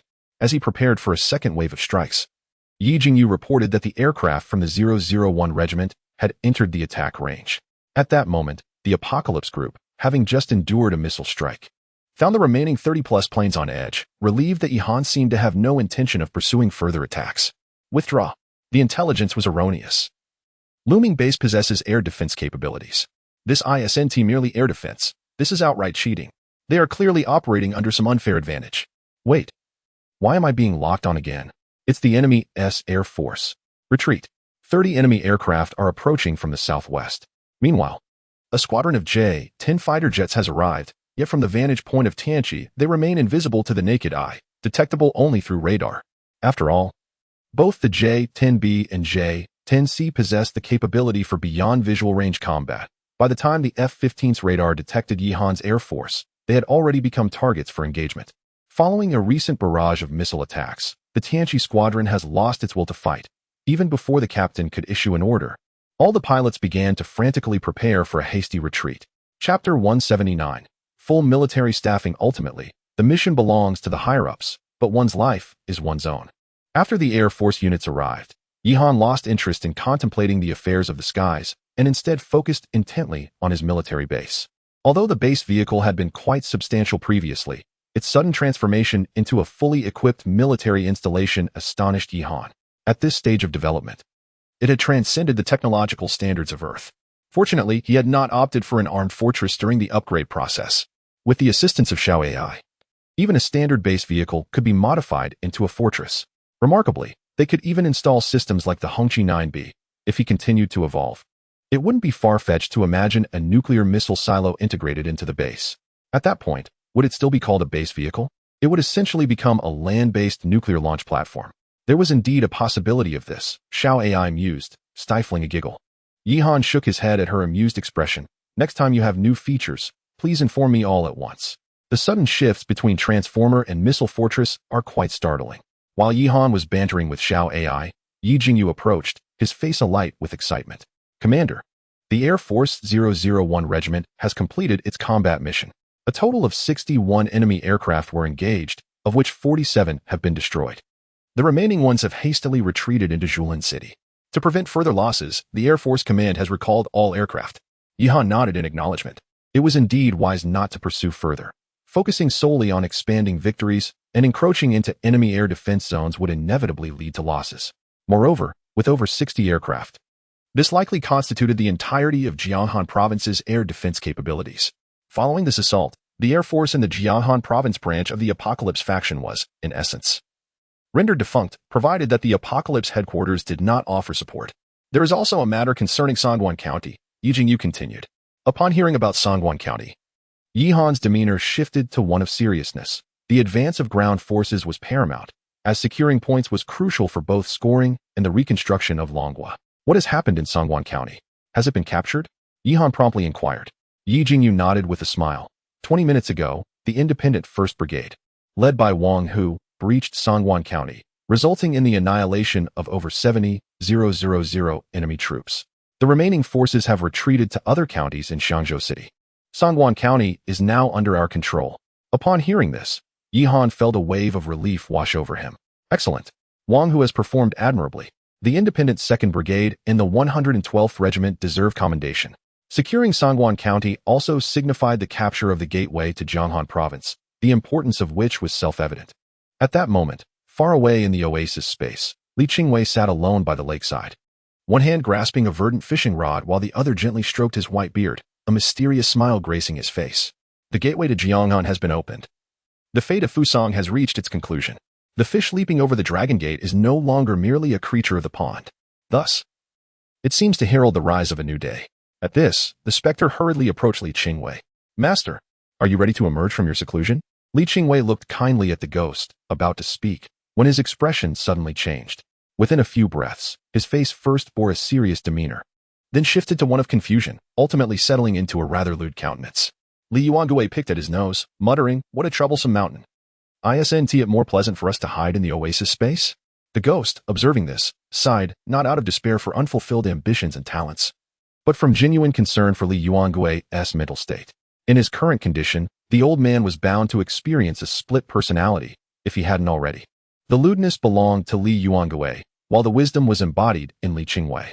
It would be one thing if the two could balance their personas.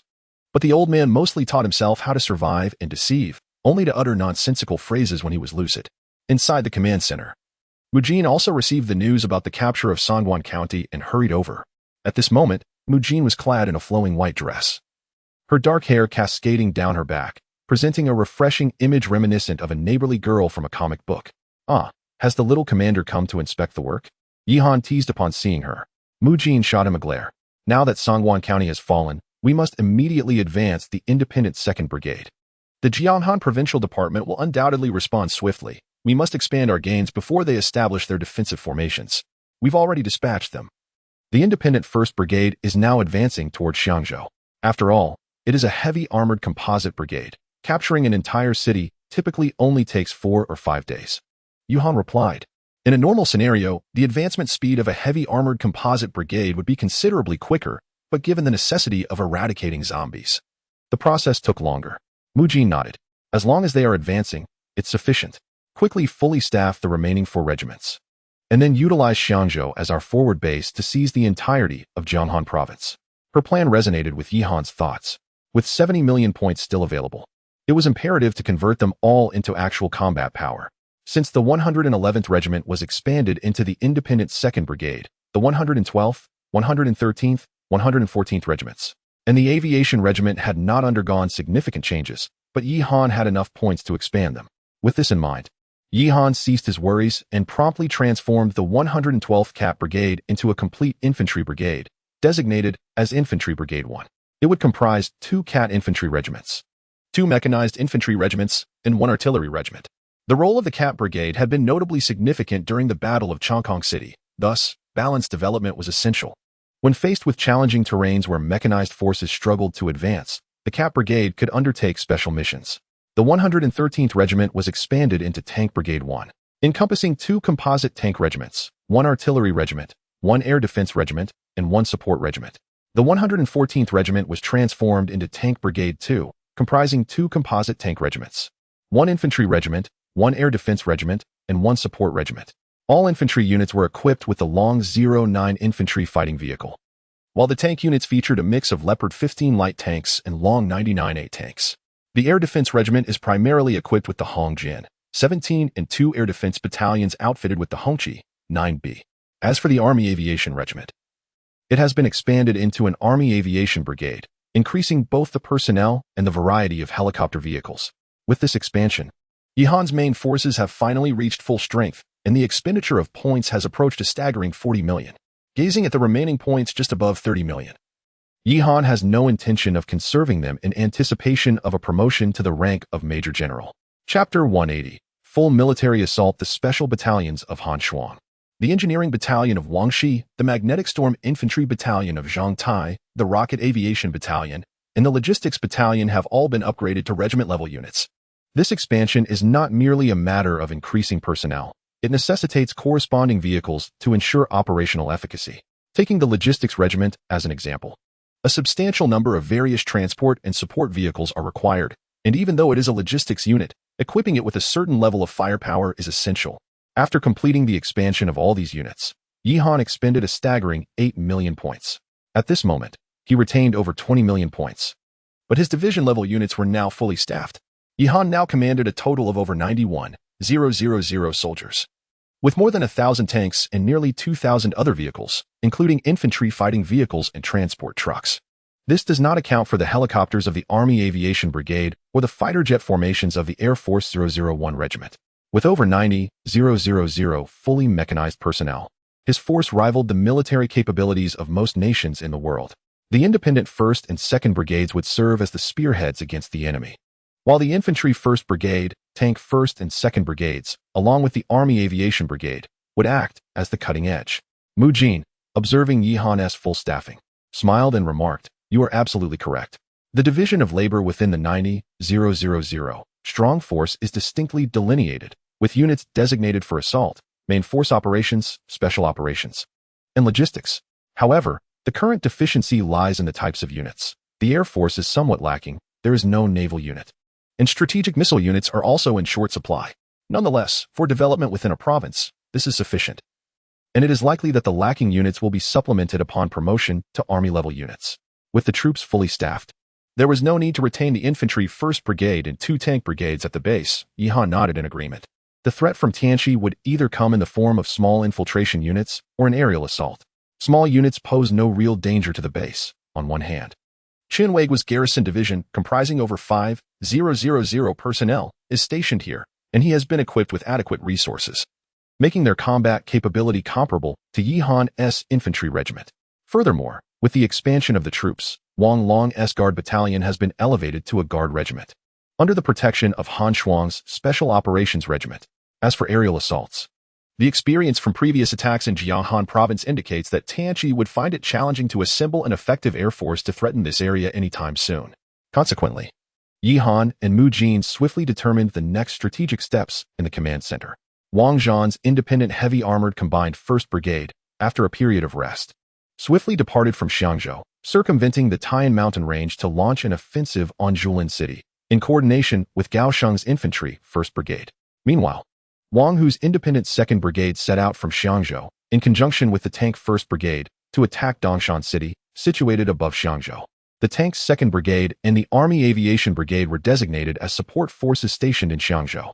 According to this plan, it is anticipated that within no more than half a month, half of the prefecture-level cities in Jianghan Province will fall under Yi Han's control, specifically Chongqing City, Xiangzhou City, Julin City, and Dongshan City.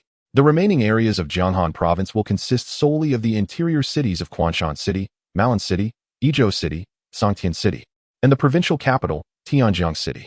Soon, the command center issued the operational orders. The Guard Regiment of Wang Long and the Special Operations Regiment of Han Shuang remained stationed at the base, while a Defense Air Regiment from the Tank Brigade 2 also stayed behind. Beyond that, all other forces have departed. Yi Han stood atop the city walls of Looming Base, gazing at the seemingly endless ranks of troops. Amidst his fervor, memories began to resurface. Looming Base remained unchanged, yet he himself was no longer the same individual. When he first entered Looming Town, he commanded merely a company, with the most sophisticated weapon in his arsenal being a single M2 infantry fighting vehicle, which Wang Long had even found a reason to quarrel over. However, now, the M2 was deemed obsolete. The new Dragon 99A tanks, with hundreds allocated to each brigade, were now the standard. The contrast was indeed striking. Days later, news arrived from Xiangzhou City. "Commander, we have secured all of Xiangzhou City, and all zombies have been eradicated. The oil and grain stations within the city are now under our control," reported Yi Jingyu. Yi Han listened to the report while leisurely fishing in the oasis space. "What is the status of the survivors?" he inquired. Yi Jingyu responded, "Approximately 40,000 survivors have been rescued, primarily concentrated in a farm discovered in Xiangzhou City, likely established by the forces from Apocalypse. Most survivors from Xiangzhou City are located there." This piqued Yi Han's curiosity. Previously, Lauda had mentioned that many survivors were captured by Apocalypse to cultivate land, and it seemed there was indeed truth to it. "Prepare a helicopter from the aviation regiment. I shall visit Xiangzhou City," Yi Han nodded. As a commander, he could not remain a mere Springwater commander at the base. It was essential to inspect the front lines. Additionally, there was another matter. Minister Yuriko from the Intelligence Department reported that the forces from Jianghan Province had organized approximately 800,000 Apocalypse players to fortify the outer perimeter of Xiangzhou City. It was estimated that there were 4 Apocalypse army groups, and the independent 1st and 2nd Brigades had already engaged in direct confrontation with the enemy's 1st Army Group. Yi Han furrowed his brow upon hearing this. An army group typically comprised around 200,000 troops, while the combined strength of the independent 1st and 2nd Brigades was barely 30,000. It appeared that Bei Yuan Sanjie was also in a state of urgency, likely deploying all available Apocalypse players from the province to the front lines as reinforcements. "What is the situation on the battlefield?" Yi Han turned to ask. "Last night, we annihilated the enemy's 1st Army Group's 113th and 115th Divisions. However, the Apocalypse players have become wary and have drawn a large horde of zombies towards us." Yi Jingyu replied. "What were our losses?" Yi Han inquired. The independent 1st Brigade suffered over 600 casualties, while the independent 2nd Brigade had around 400. "The Xiao AI system has already dispatched reinforcements," Yi Jingyu answered. Yi Han realized that this battle was unwinnable for Apocalypse. Although they were outnumbered, the presence of the Xiao AI system meant that any losses could be replenished. With this thought in mind, Yi Han did not linger at the base for long. He called upon Lu Shui and Wang Long to accompany him to Xiangzhou City. The reason for choosing these two was quite simple. Mugging currently finds herself quite occupied, lacking the time for personal reflection. Moreover, since Wang Long harbors feelings for Lu Shui, she is more than willing to facilitate their interaction by providing them with some space to connect. Soon, the trio boarded the Dragon Aviation Group's Z-8L helicopter. Yi Han, at ease, kept his gaze lowered, absorbed in the breathtaking landscapes of Dragon Country below. Meanwhile, Wang Long was feeling somewhat awkward, seated directly opposite Lu Shui. He was blushing furiously at the mere sight of her, yet could not resist stealing glances. Observing his flustered demeanor, Lu Shui couldn't help but chuckle, clearly understanding Wang Long's affections. "Are you capable of initiating a conversation? If you wish to speak with her, then do so. Why shrink back in hesitation?" Yi Han furrowed his brow, reflecting on Wang Long's earlier ambition. Chapter 181. Xiangzhou Farm. Upon hearing Yi Han's words, Wang Long mustered his courage. Casting an awkward smile towards Lu Shui as he remarked, "Comrade Lu Shui, your shoes are quite lovely." Yi Han, on the other hand, was filled with exasperation, thinking how this fellow was adept at small talk. Despite his robust exterior, he seemed as bashful as an inexperienced suitor in Lu Shui's presence. However, Lu Shui's eyes sparkled at his compliment. "You think so too, Commander Wang? These are my new shoes. The sisters from the intelligence department have praised them as well." Thus, the awkward conversation took a surprisingly delightful turn. Relieved, Yi Han interjected, "I'll take a look at the cockpit. You two continue your chat." With that, he swiftly made his way to the cockpit, granting them a moment of privacy. Once Yi Han departed, the initial tension dissipated. Wang Long, though shy, found himself more at ease, while Lu Shui was quite the conversationalist. "Where are you from, Commander Wang?" she inquired. "Let me think. Tianshan." "Yes, I hail from Tianshan City, specifically Fujian County." "Huh, so do I. What a coincidence. We are from the same hometown." Meanwhile, in the cockpit, Yi Han, attempting to eavesdrop, was taken aback by Wang Long's sudden recollection of their shared origins. This lad, who usually stumbled over simple questions, seemed to have no trouble recalling his roots when conversing with a woman. Yi Han felt a mix of irritation and delight for Wang Long. The two continued their animated conversation, eventually settling down together to chat comfortably. Their dialogue flowed effortlessly until they reluctantly paused as they prepared to land in Xiangzhou City. At that moment, Wang Hu had already arrived with a company of soldiers to greet Yi Han. Noticing this, Yi Han turned to Lu Shui and Wang Long, saying, "I have a task for both of you. Lu Shui, please gather intelligence regarding the military situation in Xiangzhou City. Wang Long, accompany Lu Shui and ensure her safety." In truth, Yi Han had intentionally paired them together. The military intelligence regarding Xiangzhou City had long been reported to the command center by Yi Jingyu, and the need for Lu Shui's protection was rather superfluous. Not only was Lu Shui trained and capable of defending herself, but there were also nearly 100,000 troops stationed in Xiangzhou City. Who could possibly pose a threat here? Wang Long's face lit up with joy at these words, and he quickly saluted Yi Han, declaring, "I will ensure the mission is accomplished. Keep your spirits up, and do not let down my good intentions. Set an example for the brothers. After the revival of Longhua, everyone will have a home," Yi Han encouraged. Patting Wang Long's shoulder softly, moved to tears by Yi Han's words, Wang Long solemnly nodded before following Lu Shui. Once they departed, Yi Han, accompanied by Wang Hu, made his way towards the survivor settlement in Xiangzhou City. Since the Ascendance's takeover of Xiangzhou City, a vast expanse of farmland had been established on the outskirts, housing the survivors. Upon arrival, Yi Han was greeted by sprawling orchards and fields of melons. "Why is it all fruit? Is the Ascendance cultivating a fruit plantation here?" Yi Han mused, furrowing his brow. At that moment, Wang Hu approached with a strikingly handsome young man beside him. "Commander, this is Zhang Qing, the representative of the survivors from Xiangzhou Farm," Wang Hu introduced. Yi Han glanced at the young man, Zhang Qing, who appeared to be in his late 20s. With fair skin and glasses, he exuded an air of scholarly refinement. "Greetings, Commander. I am Zhang Qing, the representative of the survivors here," he said, extending his hand with a cheerful smile. Yi Han shook his hand, noting the absence of calluses. "What is your occupation at the farm?" Yi Han inquired curiously. Given the circumstances, one would expect that the apocalypse would compel them to toil relentlessly, yet this young man's hands were as soft as a woman's, suggesting he had not engaged in arduous labor. "I am a doctoral student from Jianghan Agricultural University. Since being captured by the apocalypse, I have been involved in agricultural research and farm management." Zhang Qing adjusted his glasses as he spoke. "Please, enlighten me about the situation here." Yi Han nodded in response. The Xiangzhou farm currently houses 40,000 survivors from the Dragon Nation. Upon arrival, aside from cultivating crops, we are also tasked with mining, transportation, and assisting the apocalypse in weapon manufacturing, among other duties. The farm operates on a 12-hour work schedule, leaving little time for rest or leisure. Should anyone fall ill, they are taken by the apocalypse for human experimentation. Initially, there were over 60,000 people here, but now only a fraction remain. Upon hearing Zhang Qing's words, Yi Han furrowed his brow. He had anticipated these conditions, well aware of the Cherry Blossom Nation's disregard for humanitarian concerns. "Why is the farm dedicated to fruit cultivation?" Yi Han asked, perplexed. "Primarily because fruit is quite scarce in the Cherry Blossom Nation," Zhang Qing explained. It was no surprise that a single watermelon from the Cherry Blossom Nation could cost 10 from the Dragon Nation, with quality that failed to meet expectations. It seemed they were driven to such lengths out of desperation. Yi Han proceeded to inspect the living conditions of the survivors, which were far from ideal. The people appeared emaciated, and upon seeing Yi Han and his soldiers, Dressed in Dragon Nation military attire, they burst into tears. Whether young or old, they wept like children, clearly having endured great suffering. Yihan sighed. Children cried out for their parents, while adults, bullied and oppressed, found solace in the sight of their military. Akin to wanderers finally returning home, Wang Hu summoned the medical team to assess everyone's health and have the logistics team ensure their nutritional needs are met. After a few days of rest, those willing to continue working at the farm may stay, transitioning to an 8-hour work schedule with allocated housing to ensure their comfort and quality of life. Those who prefer not to remain will be returned to the looming base, where they will be reassigned, Yihan declared.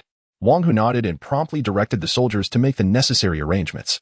Upon hearing this, Zhang Qing felt a wave of relief wash over him. After a moment of hesitation, he approached Yihan and asked, "Commander, may I work at the looming base? My expertise lies in agricultural production, and I wish to contribute to the nation in any way I can." Without much thought, Yihan nodded in agreement. The principle of placing individuals in roles suited to their talents was a cornerstone of the base's personnel management policy, ensuring that those with capability would be assigned to appropriate positions. The Ministry of Agriculture at the base is indeed in dire need of specialized talents. "You may consider joining them, as Yiruashue will ensure your work is well arranged," said Yihan.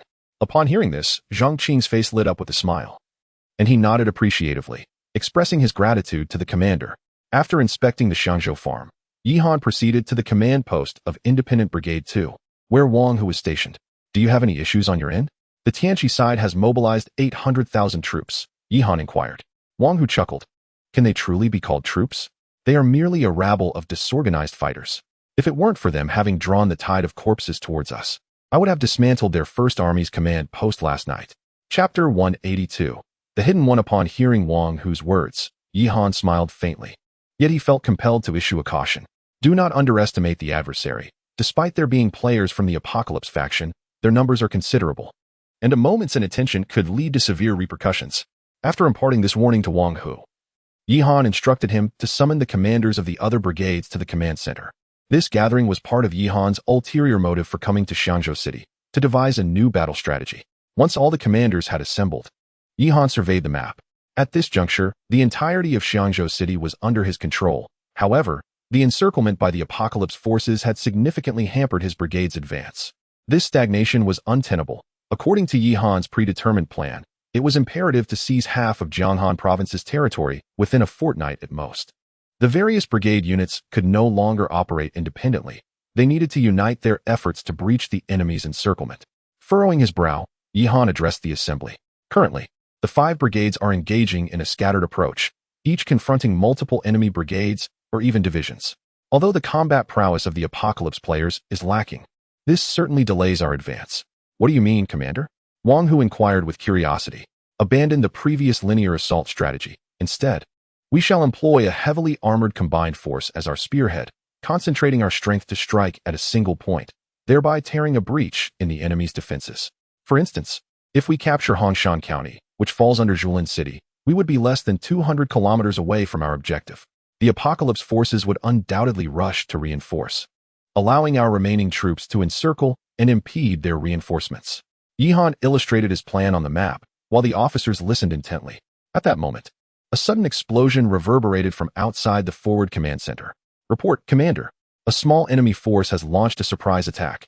They are less than 500 meters from the command center." A soldier rushed in, his face a mask of panic. "What is happening? Are the sentries derelict in their duty? How did the enemy infiltrate?" Before Yihan could respond, Wang Hu erupted in anger. Under ordinary circumstances, an infiltration might be tolerable, but Yihan's presence here renders this intolerable. Should anything happen to him, the entire brigade would collapse. "I don't know. It seems the enemy appeared out of thin air. And they are neither Apocalypse players nor regular troops. They appear to be the Lord's zombies." The soldier stammered. "Alert the guard company to intercept immediately. Dispatch orders for the station brigades to provide support." The brigade commanders were thrown into disarray, hastily issuing commands for their troops to rally. Yet Yihan remained silent. A frown etched on his brow. The frontline troops were engaged in a fierce battle, yet a contingent of Lord's zombies had managed to infiltrate. This was decidedly unusual. The only explanation for their sudden appearance could be that they were of an unknown echelon, and their direct approach suggested they were targeting him specifically. How could the Apocalypse forces be aware of his presence here? The only plausible explanation was that there was a traitor within the ranks. Yet, it was inconceivable that any of his soldiers would betray him. Thus, who could this traitor be? Commander, we should retreat. This place is too perilous. Wang Hu hurriedly grasped Yi Han and attempted to lead him away. Yi Han nodded, ready to follow Wang Hu's lead when the door suddenly erupted, splintering into fragments. Before he could react, the air before him distorted abruptly. A nebulous figure surged toward him, and as it approached within 5 meters, its true form became discernible. The humanoid zombie appeared entirely transparent, its features indistinguishable. However, the weapon it wielded was unmistakable to Yi Han. It was a rocket launcher. Protect the commander. Wang Hu and Gao Sheng's eyes widened in alarm as they rushed to shield Yi Han. In that fleeting moment, the creature discharged the rocket launcher. Damn it! Yi Han cursed. The rocket exploded within the confines of the room, yet in that instant, a brilliant blue light emanated from Yi Han's military uniform. A translucent blue protective shield surged forth, enveloping both Yi Han and the assembled officers. After his promotion to division commander, Yi Han's uniform had acquired an additional capability, a self-activating, one-time protective shield capable of deflecting damage from artillery, sniper rifles, and other lethal weaponry. As the smoke cleared, Yi Han found himself unscathed, though the room lay in ruins, alongside the shattered remains of the transparent zombie that had just attacked. Information regarding the zombie surged onto Yi Han's phone. Level 5 Lord, the Stalker, enhanced by the apocalypse, capable of stealth. Both its weapon and body can become invisible, detectable only through close observation or special equipment. Once the Stalker within the command center was dispatched, reinforcements arrived from outside. After a fierce skirmish, the crisis was finally averted. Commander, we have identified and eliminated a total of 12 stalkers, reported the sergeant from the forward command post. How did they breach the perimeter? Yi Han inquired, furrowing his brow. This batch of stalkers engaged in combat 500 meters from the command post. And it is likely that one slipped in during the chaos, the sergeant explained. A military dog detected something amiss and began barking at the air. The soldiers conducting a thorough inspection encountered the stalker. It seemed the military dog's keen sense of smell could indeed detect the presence of these stalkers. Commander, perhaps we should leave this area. I fear further complications may arise, Wang Hu said, his concern palpable. The thought of Yi Han coming to harm terrified him. If anything were to happen, Mu Jin and Yi Ruoxue would surely hold him accountable. Yi Han paid no heed to Wang Hu's worries and instead turned to inquire. Has Xiangzhou received any unfamiliar personnel recently? Despite the existence of stalkers, how could they have pinpointed Yi Han's exact location? Moreover, why did they choose this moment when all senior command personnel were present, leaving the 100,000-strong force leaderless if they succeeded? Wang Hu pondered and remarked, upon capturing Xiangzhou City, we also accepted the surrender of a contingent of wanderers, totaling over 5,000. Initially, we intended to transfer them to the looming base, where Lu Tu would oversee their reception. However, considering the absence of law enforcement personnel at the Xiangzhou farm, we allowed them to temporarily encamp there. Their leader is named Zhang Shan. He is aware of this meeting's convening, though he likely remains oblivious to your presence here. Chapter 183. Nuclear threat. Upon hearing Wang Hu's words, Yi Han could not help but smirk coldly within. This group of wanderers truly resembled reeds swaying in the wind. Fickle and untrustworthy, one moment aligning with him, the next colluding clandestinely with the Apocalypse Company. Contact the garrison near the Xiangzhou farm and instruct them to investigate the situation. Capture that scoundrel Zhang Shan and bring him to me, Yi Han commanded icily. Before long, the forward command post received a call from Xiangzhou farm. Commander, the 3rd Battalion of the 213th Regiment has just returned. Most of the wanderers seem oblivious to the situation, but Zhang Shan and over a dozen wanderers have committed suicide. The news of Zhang Shan's suicide confirmed Yi Han's suspicion. This individual had indeed leaked information. With no witnesses left, further investigation would yield little fruit. Organize a battalion to escort the wanderers from Xiangzhou City back to the looming base, where Lu Tu's main vehicle corps will conduct interrogations, Yi Han instructed Wang Hu. As for maintaining order at Xiangzhou farm, have Lu Tu assign a reliable contingent. Yi Han estimated that the majority of the over 5,000 wanderers were ordinary people, with few spies like Zhang Shan among them. However, the proximity to the front lines posed a significant risk. Any misstep could easily impact the battlefield situation. At looming base, however, there was ample space for these individuals to work, and the garrison and security regiment were sufficient to oversee them. After arranging for the wanderers from Xiangzhou City, Yi Han directed Wang Hu and his troops to execute the operational plan he had just outlined. Subsequently, he summoned helicopters from the aviation brigade to transport himself, Wang Long, Lu Shui, and others back to looming base. During the journey, Yi Han contemplated the recent emergence of the infiltrators. Military dogs could evidently detect such intruders. Yet his forces were already at full capacity, and acquiring military dogs through the ZIOI system was no longer an option. With only 100 or so dogs at his disposal, it would likely be insufficient for adequate defense. Wang Long, upon your return, seek individuals who meet both political and competency criteria to establish a military dog training base. Select suitable dogs from the base for training. These newly trained military dogs will be deployed to various frontline posts, while our existing military dogs will be assigned to various agencies for oversight, thereby reinforcing security efforts. Wang Long nodded solemnly in response to Yi Han's directives. 2 days passed, and the frontline operations progressed much more swiftly than Yi Han had anticipated. After revising the operational plan and relying on 2 heavy armored combined brigades, the frontline had already breached the defensive perimeter of the Apocalypse forces. Wang Hu's independent 2nd Brigade was now poised before the city of Julin, while the independent 1st Brigade was expected to launch an assault on Dongshan City within a day. The only pressing issue remained the logistics and supply chain. The nature of this combat strategy rendered heavy armored combined brigades vulnerable to isolation.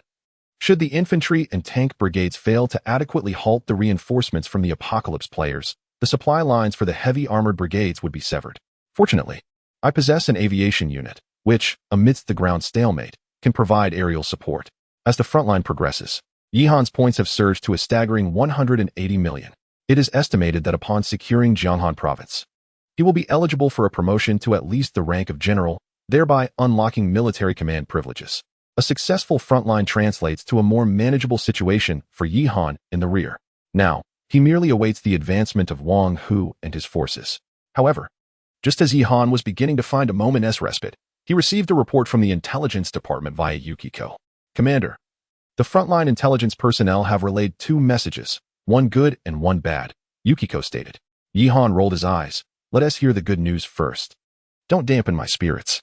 Yukiko nodded and continued. According to the intelligence department, Lu Jingyu's forces in Jianghan province have established contact with our army. Yi Han had indeed heard of Lu Jingyu. Yamamoto Ikki had previously spoken of him during a discussion over drinks, noting that he commanded over 100,000 troops in Jianghan province. The minister of the Tianqi Jianghan provincial department, Kitahara Soke, was seemingly troubled by Lu Jingyu's intentions. What does Lu Jingyu want? Yi Han inquired with curiosity. His forces are willing to align with the commander, but they are entirely dispersed throughout the mountainous regions of Jianghan province, engaging in guerrilla tactics and small-scale operations to resist Tianqi. Their logistics are inadequate, and their frontline strength is comparatively weak against Tianqi, Yukiko explained. Upon hearing Yukiko's words, Yi Han nodded. This indeed constituted good news. Having 100,000 troops concealed in the mountains resonated with the strategy of his own covert unit. While the front line engaged in battle, they could orchestrate ambushes from the rear. Send a telegram to Lu Jingyu, designating his forces as the 1st Field Army to cooperate with the main frontline units. As for logistical support, we will establish supply lines to assist them following Wang Hu's capture of Julin City. Yukiko nodded in agreement. Now for the bad news. You should prepare yourself. Yi Han furrowed his brow, wondering what could be so dire that he needed to brace himself. According to informants embedded within the Jianghan provincial department, Kitahara Soke seems to be in contact with the Tianqi headquarters, requesting nuclear support for a tactical strike on our looming base. Yukiko stated gravely. At this revelation, Yi Han, who had been seated in the command chair, immediately rose to his feet. Nuclear weapons? Yi Han asked, his face darkening. Indeed. The Tianqi headquarters appears to have consented to transport short-range nuclear weapons to Jianghan province, Yukiko confirmed. The situation he had dreaded had indeed come to pass. While the Xiao AI system might possess nuclear capabilities, his current authority did not permit him to exchange for them. If Kitahara Soke resolved to execute a nuclear strike against him, what would become of the looming base? What fate awaited his 100,000 troops? And what of the numerous survivors? Summon Mu Jin to the command center for a meeting. Yi Han lit a cigarette, his brow furrowed in concern. 10 minutes later, a tense meeting commenced within the command center.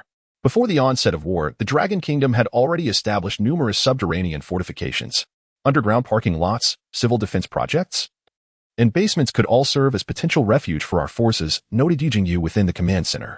Furthermore, the mountainous terrain of the Tian Mountains could effectively mitigate the explosive power of nuclear weapons. In addition to relying on existing civil defense structures, we should actively construct strongholds in the mountains, preparing for a strategic retreat, suggested another officer. Food supplies, resources, and munitions are also of paramount importance. It is essential to consider the preemptive relocation of these vital materials. Should we have Chief Commander Yi Ruoxue conduct drills for the survivors, just in case? Amidst the fervent discussions among the officers, Mu Jin sat quietly in a corner, her delicate brows furrowed, remaining utterly silent. Chapter 184. A letter from Beiyuan. Additional update. Yihan glanced at the contemplative Mu Jin and, noticing her silence, sighed softly before turning to Xiao Ai. Xiao Ai, is the Hongqi 9B capable of intercepting short-range ballistic missiles? Xiao Ai pondered for a moment and replied, in theory, yes. But we are unaware of the weapon models or scale employed by the Apocalypse faction, and we lack satellite support. Thus, I cannot guarantee the effectiveness of the interception. Hearing this, Yi Jingyu sighed. If even one missile goes unchallenged, the base will cease to exist. The stark reality lay before Yihan. The Apocalypse could afford countless errors. Yet he could not afford even a single misstep. Even if his air defense forces were to allow just one nuclear weapon to breach their defenses, the consequences for the entire base would be unbearable. This was the disadvantage of lacking strategic depth, with only Changkong City and Xiangzhou City at his disposal. Once targeted, there would be nowhere left to hide. Commander Mu, why do you sit there in silence? Yihan remarked, irritation lacing his tone as he looked at Mu Jin. She lifted her gaze to meet his, her brow furrowed in thought. Are you not curious? Yihan frowned. Curious about what? That you haven't retorted at me today? Mu Jin shook her head. Isn't it curious that Sakura Nation, as a defeated nation from World War II, possesses no nuclear weapons? Yihan dismissed her words, considering that Sakura Nation was already capable of orchestrating a global biochemical crisis. Acquiring nuclear weapons was hardly surprising. They may not have had them before, but the Jianghan Provincial Department now possesses one, aimed directly at us. Can they not procure one from Long Country or elsewhere? He countered. That is implausible, Mu Jin insisted, shaking her head. The locations and operational codes for each country's nuclear arsenal are state secrets. Even if Sakura Nation were to obtain one, mastering its use would not be so straightforward. Moreover, I had previously inquired with Chun Weigua, and the operational systems of Long Country's nuclear arsenal are beyond what Sakura Nation could decipher. Thus, there exists only one possibility. Mu Jin's expression turned grave. What possibility? Yihan inquired. That nuclear weapon was provided to them by someone, along with the operational codes and a host of other details. Mu Jin asserted confidently. Upon hearing her unwavering conviction, Yihan became serious, settling beside her to listen intently. I have been puzzled, she continued, that after World War II, Sakura Nation was effectively disarmed by the beautiful nation, with its politics, economy, military, and even diplomacy under their surveillance. In this context, Sakura Nation has effectively become a vassal state of the beautiful nation. Yet, why would the Apocalypse Corporation undertake such significant actions without the beautiful nation's knowledge? The only explanation is that the beautiful nation is, in fact, backing Sakura Nation, and that nuclear weapon delivered to the Jianghan Provincial Department is also a product of their influence. Mu Jin's words carried immense weight.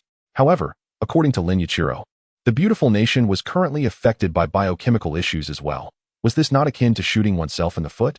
Yet, it seemed that the beautiful nation was also in a precarious position.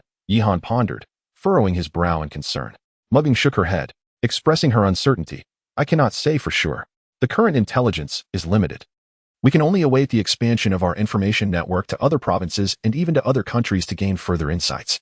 Yihan remained silent for a moment before inquiring, what should we do now?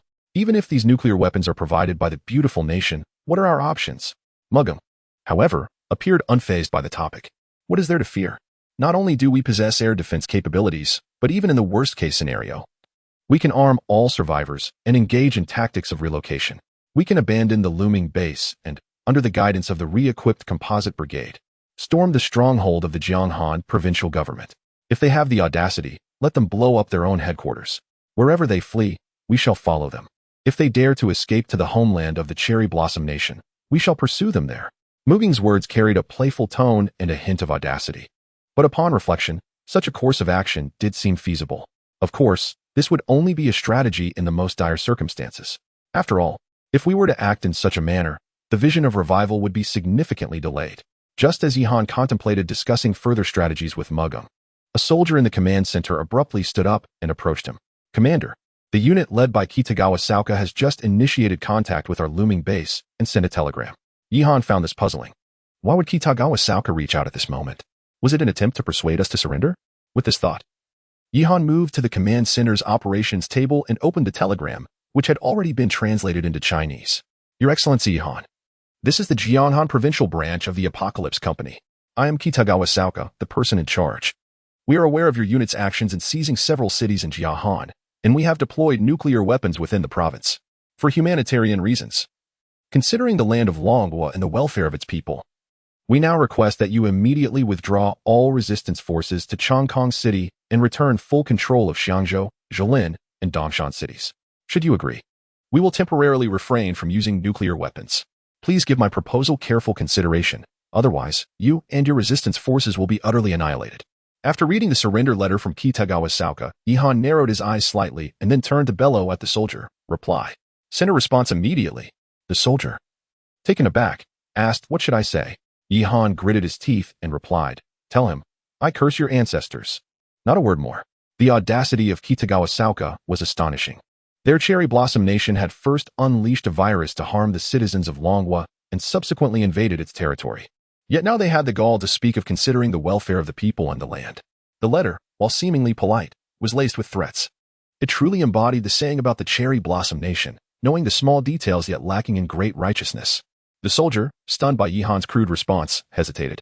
Commander, should we reconsider this wording? Yihan snapped back. Reconsider? Just send it as is. At that moment, Mugging stepped forward to advise Yihan, saying, do not be so impulsive. I suggest you negotiate with him. This approach will indeed grant our army some precious time to respond to the enemy. Upon hearing Mu Jin's words, Yihan's fury subsided somewhat, and he subsequently inquired, what is it? Do you possess a strategy to counter them? Mu Jin replied with a faint smile, certainly.